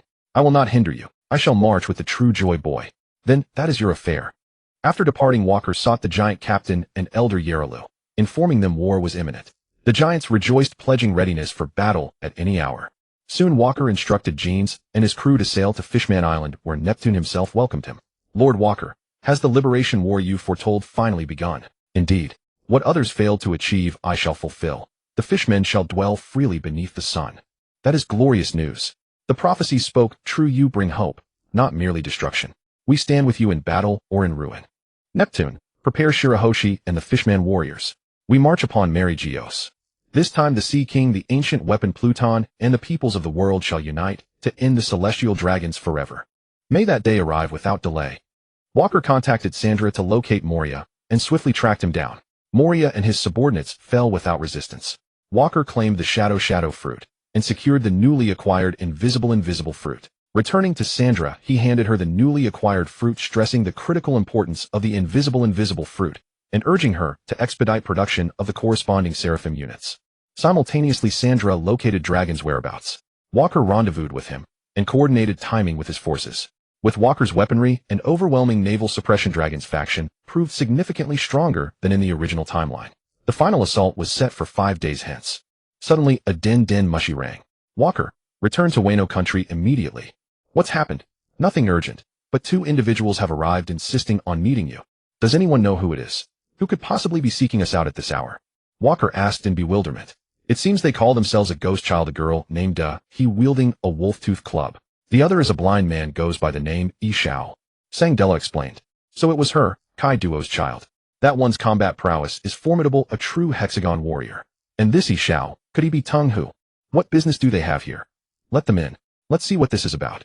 Soon Sang Della ushered the two inside. He, catching sight of Walker, immediately exclaimed with excitement, "You're Walker. Let me join you. I've admired you for so long. Kai Duo's away, so I finally managed to escape. Admiration. He truly is just like in the original. A filial child who can admire anyone except Kai Duo. Since she's come to me of her own accord, I can't let this opportunity slip. Take her in. Her combat strength is at least on par with the 3 top officers of the 4 Emperor's crews." "Of course, no problem. Since you wish to join, I hereby appoint you as an officer of our pirate crew." "Ah, really? That's wonderful." He jumped for joy, waving her arms. Sang Della felt a twinge of doubt. Why would a newcomer barely of age be granted an officer position so directly? But since it was Walker's decision, he must have his reasons. Walker turned his gaze to Tung, who but the man remained silent, standing like a wooden post. "Mr. Yishao, what brings you here? Do you have any advice?" "I came to observe you. A former Marine who became a pirate. Though your reputation is fearsome, I sense no suffering among the people under your rule. I never oppress the people who love me. Such petty games are beneath me. It is the celestial dragon's reign that is steeped in filth and corruption. I came simply to find a place to eat and to observe your future actions." Before Walker could respond, Sang Della interjected, "Old man, you came here, slapped our captain in the face with your words, and now you want to freeload. You've got quite the nerve. Our island is prosperous, but it's not a charity. How dare you say such a thing?" "I agree. Yishao, you may stay." Sang Della was stunned by Walker's words. Earlier that silly girl had come to join, and you gave her an officer position. Now this blind old man comes to freeload, and you still accept him. Someone escort our 2 new friends to rest. After they left, Sang Della immediately stepped forward and demanded, "Walker, have you lost your mind? Since when do we take in just anyone? Did you sleep too long and turn your brain to mush?" He is Kai Duo's child. You can imagine her physical prowess. As for Yishao, you'll discover his true worth gradually. He has the strength of an admiral. It's a pity the Marines are so lackluster now, otherwise he'd surely have joined them. I wonder why he came to us. Is he really that powerful? We monopolize many lifelines of the sea. He's probably just here for free room and board." Walker said nothing. Over the next 2 days, the celestial dragons remained eerily quiet, as if preparing for the final great battle. The appointed day arrived. The giant kingdom Fishman Island Long Big Mom's homies Kai Duo's artificial Devil Fruit Army Walker's clones, and the Seraphim Pacifista Corps began to surround Mary Jiaya. Due to Garp's influence, Akiji Momosaji and others in the Marines had resigned, leaving no one capable of leading. The Marines were effectively paralyzed. On the sea, only the CP-0 fleet offered resistance. Walker ordered Number 0 and the invisible Seraphim armed with explosive rocks to follow Don Quixote's memories and locate the Uranus, then destroy it. He didn't hold much hope, but even if they failed, those 2 units could escape. The Celestial Dragon's commander was Jia Linsheng, who bore a grudge against Walker for killing his son. As a newly appointed Gorosei, he led the God's Knights and the remaining pacifistas into a massive naval battle against the Allied forces. God's Knights advance. Sink those nuisance pirate ships. The Black-Robe Knights obeyed, unleashing powerful slashes, but Walker's officers easily blocked them. The world government's pacifistas fired indiscriminate laser beams, damaging the ships on the surface. "Don't fight them on the sea. We need to get up there, onto Mary Jiaya," Walker commanded.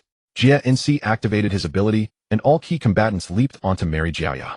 Jia Linsheng, seeing Walker, was consumed by rage. The enemy before him was the murderer of his son. He drew his sword and delivered a flash step slash. Even Walker's body was wounded across the chest. "Old man, your slash is a bit stronger than your son's. It can actually break my defense. Your son died so boringly he couldn't even block 2 moves. Your parenting skills are truly lacking. Lowly creature, your taunts are useless. Children can always be made. But you dare covet the god's land, then die." Another domineering slash, but this time Walker didn't hold back. He blocked the attack with an armament Haki-coated arm. "You got one sneak attack, but do you think you'll succeed every time?" He kicked Jia Linsheng into the ground, creating a deep crater. The Momo Fruit Seraphim used its ability beside the cannons specially crafted by Sang Della, enlarging them. A single shot, the shell's volume and speed multiplied by 50. CP-0 agents tried to block it with their bodies, but upon impact they shattered into countless fragments. The explosion echoed within the city behind them. Inside, Mary Jiaya Sa Bo and other commanders began their infiltration. "Damn it! Who's bombing this place?" Deputy Commander of the Eastern Army, Shi Lu, complained. "Stop complaining. We must rescue the slaves now before they're used as hostages." Sa Bo replied, "I never thought we'd finally get to storm this place with such fanfare." Bei Luo Bei Di. "Now that we're here, let's raise some hell." Linda Boga laughed heartily. The Holy Land was in uproar. The Celestial Dragon's bodyguards were locked in battle with Long's infiltration squad. In the flower chamber, Emu sat quietly gazing at the enormous straw hat inside. He spoke to the maid beside him. "You say that Walker can extract the immortality you were granted by Mu. Junzi, now dressed in a maid's uniform, stood at attention and replied, "Yes, my king. That is indeed the case. We had no means of resisting. So that's the awakened ability of that fruit. How interesting. I wish to see him soon. I will make him submit to me. Let's play a game with him. If he loses, he becomes my subordinate. Fetch my sword." Imu spoke again. Junzi felt a flicker of confusion, but dared not speak. She followed the order and retrieved a rapier. "Tell the shield of the celestial dragons to keep watch over Uranus and be ready to destroy those little insects below." Junzi acknowledged the order and left. In a sea area near Mary Jaya, the Sunny Go, and a ship resembling the Moby Dick appeared. "Lu Fei, why are you here? I told you not to come. Hey, I see you sneaked here too, and you have the nerve to scold me. That's too much. Those bastards up there used treachery to kill father. We must avenge him." Before AIC could finish, Lu Fei used a coup de burst to launch himself onto the mainland. AIC was left stunned. "Lu Fei, what are you doing? Rushing in without scouting first?" Marco laughed. "Haha, AIC, your little brother is quite amusing. Stop laughing, let's go up too. This place is not to be barged into recklessly. I'm really fed up with him." The group of Lu Fei directly flew into the interior of Mary Geos. The carefree Lu Fei stood up laughing heartily, only to receive a punch from Na Mei. The group began to explore, and soon a bunch of black-masked figures surrounded them. "Who are these little mice, and how did they barge in here?" said the masked black-robed figure. "No matter who they are, kill them. The things here are not for mortals to see." Lu Fei immediately clenched his fists and said, "So you're the enemies. I'll send you all flying." Armament giant gun. Lu Fei hadn't undergone 2 years of training, but in half a year he had still learned to use the 2 types of Haki. However, it was utterly inadequate against the shield corps. The black-robed figure casually swatted aside the attack, then used finger gun to injure Lu Fei. Suo Longshan and others joined the battle. Soon the commotion attracted AIC, and the remnants of Whitebeard's crew also joined in. From afar, Waku, who was exchanging blows with Jiao Lin Sheng, learned of this through Luo Bin and Na Mei's souls. Well done. He then instructed Sang Dala, who was controlling intelligence in the rear, to inform Lei Li and Ka Pu that Lu Fei and AIC had run off to Mary Geos. Sang Dala understood the purpose of what was done and began contacting various figures on the Ark of Proverbs. Ka Pu cursed Lu Fei as a bastard, but Lei Li laughed heartily. The two were busy gathering their forces. AIC and Lu Fei made such a huge commotion that they attracted Sa Bo, who was searching for slaves in the city. The amnesiac Sa Bo, upon seeing the two, was moved to tears and immediately remembered everything, joining them. The army commanders under Dragon did not know about Lu Fei's relationship, but seeing Sa Bo charge in, they followed suit. At first, a single member of the Shield Corps could exchange blows evenly with Lu Fei and the others. But with the addition of AIC and Sa Bo, the latter group began to tense up, and almost everyone was mobilized. "You bunch of fools daring to cause trouble here, you really have a death wish," said a Shield Corps member. "Who exactly are you? Why have we never heard of you?" asked the North Army Commander Crow. "We are the shield of the Celestial Dragons Guard, second only to the God's Knights." "Got it, then die. To break the tyranny, the skills honed through hard training are now to be displayed." Dragon Claw Fist. Sabo struck at the Shield Corps members, and AIC and the others were not far behind. The brothers began to fight side by side. Chi Tian, Shi Ling Hao, and Yin Shun had been lurking for a long time because it was impossible to enter earlier. But now, with the Shield Corps guards lured away, Yin Shun directly activated his ability, making both himself and Ling Hao transparent. Ling Hao also activated his skill, tapping his teammate, and Yin Shun directly entered the hall, with Ling Hao following in an instant. Once inside, they saw 2 Shield Corps members guarding the place. Upon seeing the intruders, they quickly attacked the pair. Ling Hao did not linger. Using his Devil Fruit ability to gain speed, he placed the explosive rock in front of a huge device. The Shield Corps members were stunned. "You two won't succeed." He kicked at the 2 Chi Tian, sure, but they held on tightly, refusing to let go no matter how the Shield Corps attacked. Both had Waku's Lunaria lineage blood, so they could withstand the assault for a while. The explosive rock kept expanding, about to explode. Ling Hao tapped himself, appearing in front of Yin Shun, and slapped him away. After the Shield Corps counterattacked, heavily injured, he tapped himself and retreated. The Shield Corps saw the explosive and had no choice but to flee at the last moment. The immense force created a crater within 1,000 meters. The people fighting outside sensed it in advance with their observation Haki, but still suffered considerable damage while escaping. Most of Lu Fei's pirate crew lost consciousness in this incident. Junzi, who came to deliver orders, saw the explosion and accelerated her actions. She had been delayed by members of the Dragon organization earlier, and in that short time the Uranus had run into trouble. Upon arriving at the scene, she found that the Uranus device was not completely destroyed, but it was impossible to use again for a short time. The enraged Junzi furiously chased the 3 brothers, AIC Sabo. Waku learned through Luo Bin and the others' vision that the Uranus was out of commission, meaning Im had 1 less trump card. "Old man, I'm done playing with you. You should go down and reunite with your son. The whole family together is better." "What are you talking about? Do you think you can defeat me? Although you are strong, you can't be naive enough to think that. Jia Linsheng replied, holding a western sword. You are indeed troublesome, and your haki is strong. Your mistake was becoming one of the 5 elders. In your pursuit of immortality, you have made your soul incomplete. To me, that is your greatest weakness. Impossible, stop bluffing. You cannot harm me. Then do you want to know how your son died? The soul mark has been on your arm. That is the gap in your soul aura. That's enough. Waku emitted black mist, and the silhouette of a 10-headed figure appeared with 10 mouths opening. Jia Linsheng was horrified to find black mist emerging from his own body, and his body was shrinking. You can't possibly do this. Lord, save me. Soon Jia Linsheng was just a corpse. Seeing their captain dead, the gods' knights began to feel fear. They never expected that the power granted by their master would be thwarted by a pirate. However, Waku did not give them much time to think. All the gods' knights with immortality were dealt with. After finishing off the most troublesome gods' knights, Waku wondered why was still so composed. Sangala, bring the Poseidon warship over and fire a shot at the center area, the flower chamber. I don't believe he won't show himself. But many people are up there. Are you really going to fire? If we do it wrong, everyone up there will disappear. That's the Poseidon.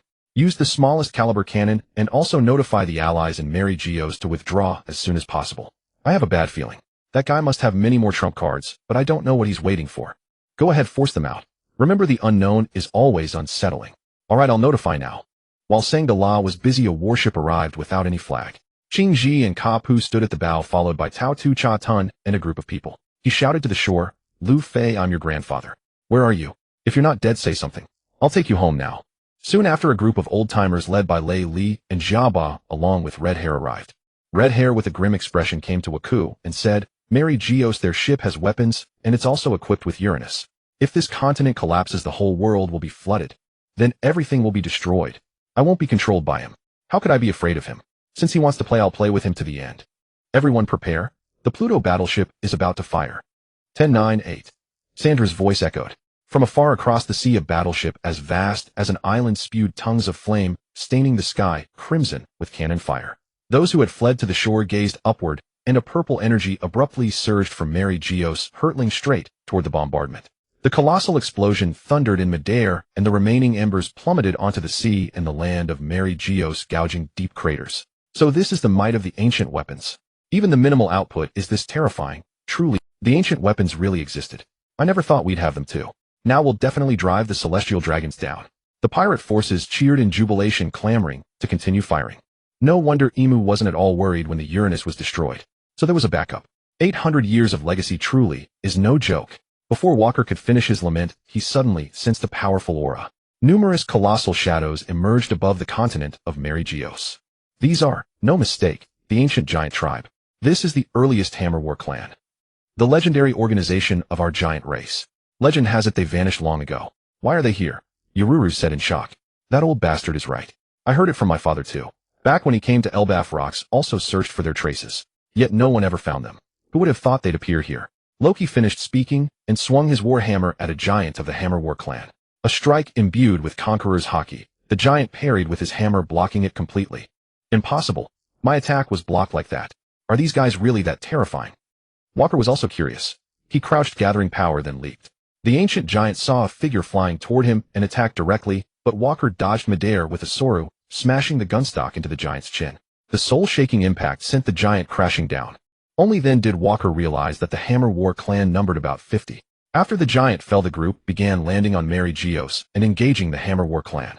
The giant warriors were no match for the Hammer War clan, retreating step by step. As for the Seraphim army, due to Walker's genes, they could hardly be harmed except by Conqueror's Haki. The only way to deal with them was to drain their energy. Luffy over there quickly regained consciousness. Garp wanted to drag him away, but the energy from the collision of the two ancient weapons had just destroyed the Navy's ships. With the Hammer War clan attacking, there was naturally no time to guard Ace and Luffy. Sabo himself didn't want the three of them to storm Mary Geos again, but following Luffy, he was automatically dumbed down. The three of them decided together to head toward the center of the Holy Land. The immense power of the Hammer War clan inflicted heavy losses on Dragon's forces. Dragons soared higher into the sky, and a fierce storm instantly swept through the enemy. The ancient giants were blown into the air. Huge wind blades began mercilessly cutting the airborne giants. Dylan exclaimed, I didn't expect Dragon's ability to awaken too. His power is truly terrifying. He actually sent half the giants flying into the sky in one go. That power is unparalleled. Even a weakling like you awakened, let alone him. You've seen Dragon's ability before. The guy who awakened later than me should stop boasting. By the way, you also took 10 more years to learn Conqueror's Haki. As Dylan and Janes were about to clash again, Caroline interjected, "You two enough? Deal with these enemies quickly. Everyone else has already gone up, only you two are left." Watching Dragon's movements, Walker's body ignited with karmic flames. Black flame clouds swirled behind him, his hair turned from white to black, and eerie patterns appeared on his face. 10 faces surrounded his head, making him look especially bizarre. He casually raised a hand, and karmic fire erupted on all the remaining Hammer War Giants. The immense soul-searing pain left them helpless. Some tried to counterattack, but Walker activated his own bloodline and knocked down all who could resist. The Hammer War clan, which had posed a great threat to the punitive army, finally fell. "Walker, your appearance. Why are you so frightening? Are you all right?" Caroline asked worriedly. "This is the form of the Hell God. This is what my Devil Fruits awakening looks like. Did I scare you? This ability is actually quite good except for the eerie appearance." "No, it's fine. As long as you're okay, let's keep going."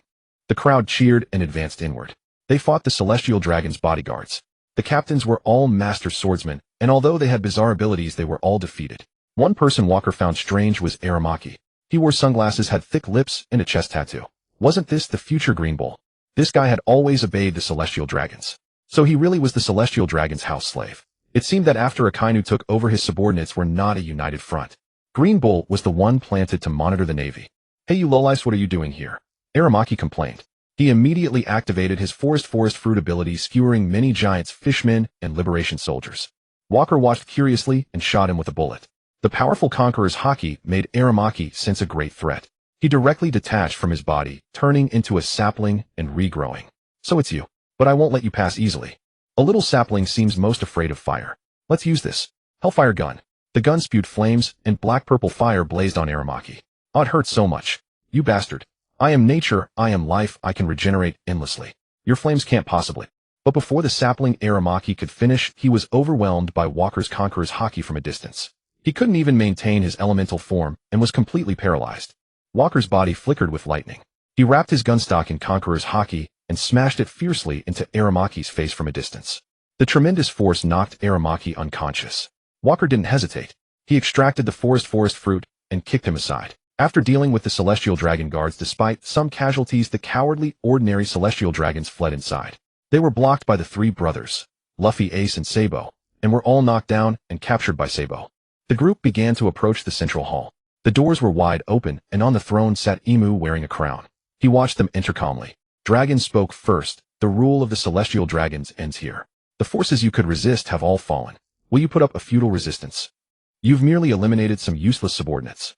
I can have as many of those as I want. Since you dare come here, let Emu send you off." Black domination. Emu transformed into a massive black shadow, and black mist appeared on many people present. "You won't succeed so easily." Walker activated his ability, trying to free the controlled ones, but found he couldn't. Futile effort. "Before Emu, your abilities are useless." Dylan said. "Walker, trouble. Even Lily Jolie and the others are controlled. Think of something quickly." Walker looked around. Most of the weaker ones were dominated. They began attacking their own people. "No matter what ability, just take down Emu, and it will be resolved." Walker is right. "Let's go." "We must take him down now," Dragon suggested. With that, several of them charged at Emu. A demonic tail swept, sending them all flying. "How can this be? Our abilities aren't working." Dragon exclaimed in shock. "Emu is the demon. Demonic power is completely ineffective before me." Emu drew the sword at his side and slashed. The strike was like an explosion, blasting everyone away. Loki wiped blood from the corner of his mouth. "Is this impossible? He should have died long ago." "What do you mean, Luo-ji? Have you seen him before?" asked Xylate. "There's no mistaking that technique. I've been struck by it before. But it's impossible. How could Luo Kusi still be alive?" "Are you saying that move just now was from that bastard Luo Kusi?" asked Wako, puzzled. "Exactly. That casual slash imbued with Conqueror's Haki. Only he could do that." As they spoke, Emu's voice shifted. "Haha, it's that son of Harold again. I never thought I'd meet that brat who once wanted to board my ship in a place like this. That's right, I am Luo Kusi. I once sat on the throne of the World King, but there were some complications." "No more chatter, you bastard. Finish them off quickly." Emu's voice changed again. The demonic body unleashed a powerful slash, sending everyone flying out of the hall. Waku rose, his racial flames surging forth. Even without his devil fruit ability, his physical combat prowess was not to be underestimated. Waku's martial arts were inherited from Ka-Pu and Lagner, and his Conqueror's Haki-infused iron fist clashed with Emu. "Youngster, you've got some strength, but you're still lacking." Emu repelled Waku with a single sword strike. Dorag launched a series of dragon claw fists from a distance, while Caroline shot arrows imbued with armament haki from behind. Without even turning his head, Imu sent them flying with his Conqueror's Haki. Dailante's iron whip coated with Conqueror's Haki lashed out. GNC used the reject dial to compress his power, retaliating with multiplied force. Demon's Curse. The demonic body of Kaiser caused everyone's attacks to veer off course, and the transformed individuals in the battlefield grew even more frenzied. These guys can't be killed. Think of something quick, Waku. Savely warned. Tell Sandra to deploy all the pacifistas and suppress them first. Waku finished speaking, raised his gun, and fired at Imu. The lead bullet was sent flying by a single sword slash. Is this all the power you have? Ordinary wounds can't harm me. Helplessly, Waku engaged in close combat.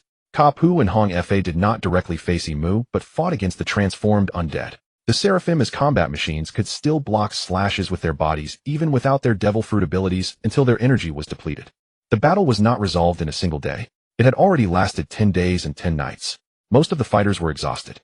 Waku was surrounded by countless undead transformed beings, and his own crew members drained of strength were carried away. Jinbi had already helped Neptune and the others retreat. Only Waku and the stronger officers remained on the field: Dailani, GNC, Xylade, Caroline, Rebecca Tur, and others. The rest had been rescued by Sandra, who was directing from the rear. I didn't expect you lot to make me work this hard, but it's over. Luo Kasi said, speaking through Imu's mouth. Luo Kasi, why are you sharing a body with that bastard Imu? Haha, since you're about to die, I'll generously tell you, so you won't have regrets. At God Valley I swallowed the entire island, but I didn't expect that this guy's subordinate brought me back. Unfortunately, she wanted to strip my soul and use it for herself. But I'm not one to live under someone else's roof. I naturally left a hidden hand, using the power of the dark fruit to devour her transformation ability. Too bad the dark fruit disappeared as a result. Imu immediately switched his voice. It's just that I was careless for a moment.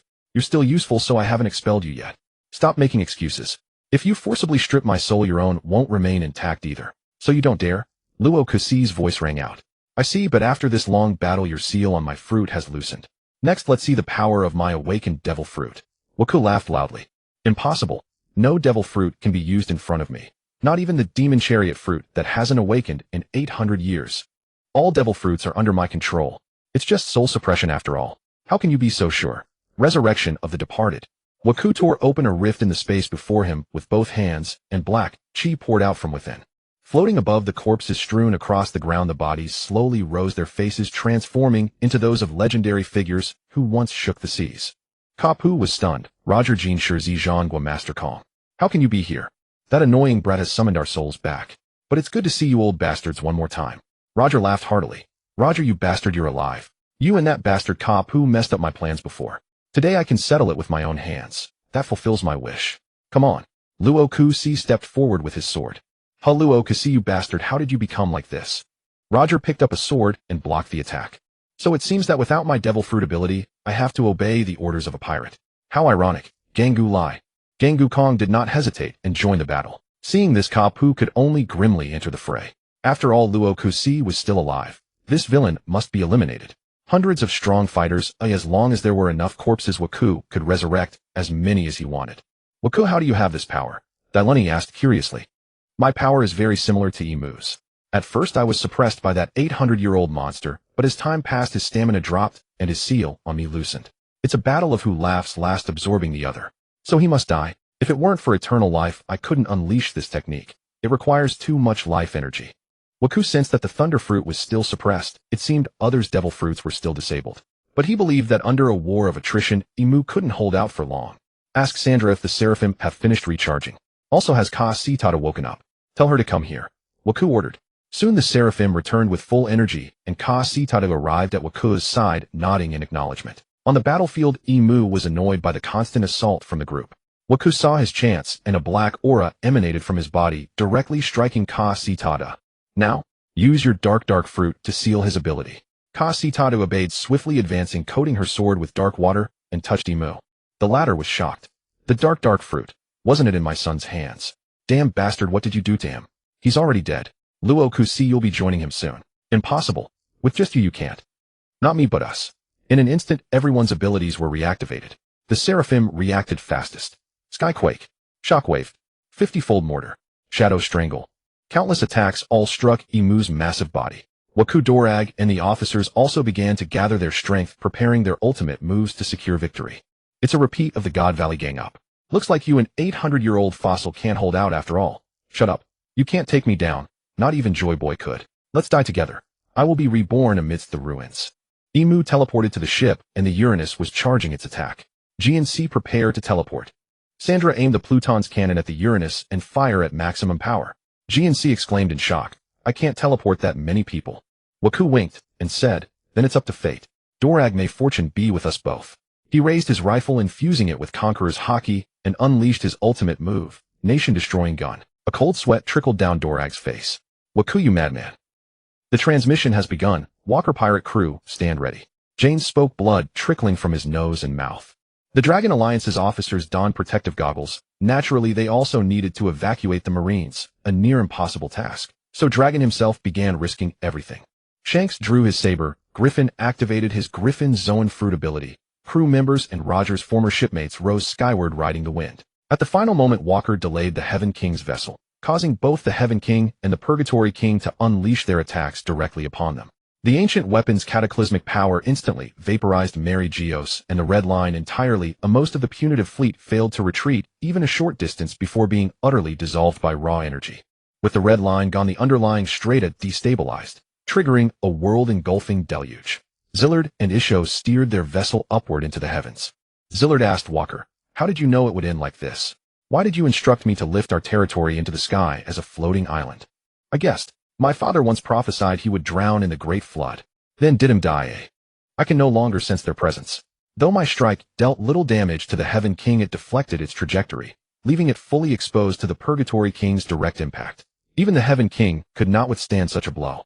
Moreover, I had long prepared countermeasures against those two souls. Their spiritual essence was already unstable. Even a monster like I would at best never awaken again. The root of evil has been eradicated. But what of this flood? If left unchecked, not a single soul on earth shall survive. Now rests the Sea King's duty, Walker smiled. Shira, do not disappoint me. Moments later, Shira's colossal form emerged from the sea. The mission entrusted to me by Lord Walker. I will fulfill it. Cease your currents now. Walker, I'm descending to assist too. Tal leapt directly from the floating island. What the hell? Is he insane? Does he think he's Walker? Dylan shouted downward. Ham, I need your strength. Waterheart Serpent Swarm. Tal summoned his marine beast companion, who caught him midair. Their fused technique churned the ocean's surface into a colossal vortex. Under Shira's summons, countless sea kings formed an impenetrable shield wall, plugging the continent's ruptured fissure. Fishmen swiftly gathered shattered earth and filled the breaches on sight. A fog-shrouded vessel appeared upon the waves, encircled entirely by spiraling whirlpools. Hey, what is that ship? Janes exclaimed, astonished. Jolia stirred awake, weakly murmuring, I performed a divination. The figure aboard must be the legendary Burnt Man. No one knows his true identity. Even my crystal ball reveals only mist. Then how do you know of the Burnt Man? Fragments appeared in my crystal ball, others speaking of him. That confirms it. I've heard an old pirate legend across the Grand Line, Davy Jones. Lox's idol was him. All pirates swore oaths in his name, and breaking such vows meant death within a vortex. Could it truly be him?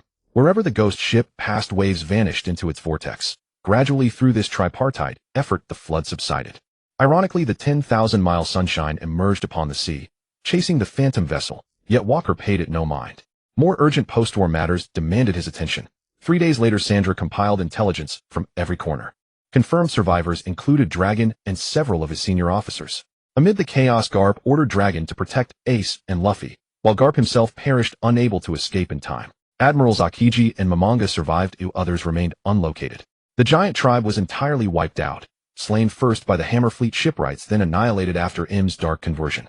Loki alone survived as Elbaf's last heir. Roger's former crew vanished without trace, likely hiding anew. Big Mom and Kaido, witnessing the giant's dark subjugation, attempted flight, but Sandra struck them with the Purgatory King warship. Their fate remains unknown. Shank's crew likewise evaded detection. Death cannot be ruled out. Upon hearing Sandra's report, the group erupted in jubilation. No rivals remain. You are the World King, Walker. Dylan laughed heartily. We owe it all to you, Janes. Without your desperate exertion, none of us would have escaped. So, we are the new world nobles. Janes whispered weakly from his sickbed. Walker remained silent, until Sandra rushed in, bearing Dragon's din mushy call. Dragon, you live? What joy to hear it. Walker, what are your next intentions? A coalition government, you Dylan, Janes, and Rebecca, each to lead for 3 months. I shall sit upon the throne, overseeing you all. Walker's voice rang cold and absolute. This merely replicates the prior regime. and the Five Elders. Dragon, you are no Five Elder, nor am I am. This is not negotiation, it is notification. Your presence changes nothing for me. So tell me, do you wish to live? Walker delivered his ultimatum.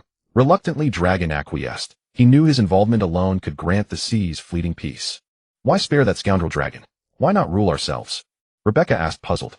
He must spearhead initial department formation. Entrusting it to you would collapse the system within years. Walker replied patiently. So once he completes this task, his purpose ends. The truth dawned instantly. This was open coercion. Choose slow demise or temporary survival, unless Dragon surpassed Walker's strength within those years. Yet such a feat was impossible. Dragon's forces were cultivated and chronically underfunded by Walker's faction. Thereafter the seas calmed. After the deluge receded, fishmen dismantled the Great Dam.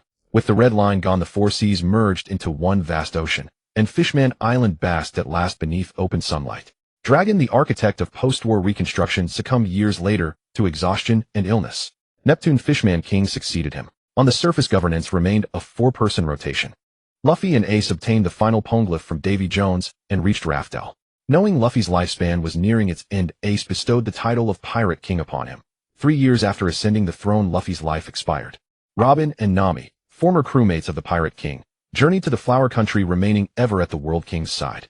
Rumors spread across the seas that Luffy's death was orchestrated by these two, yet his other comrades dismissed such slander outright, trusting their bonds unconditionally.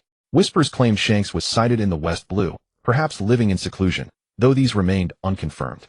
After accompanying Luffy on his final voyage, Ace disbanded his crew and returned with Sabo to Windmill Village. Dylant and the Oracle Jolia wed. Zillard married his longtime rival Rebecca. Janes frequently visited his adoptive father and kin on the Sky Island, and ultimately built a family with Baby 5.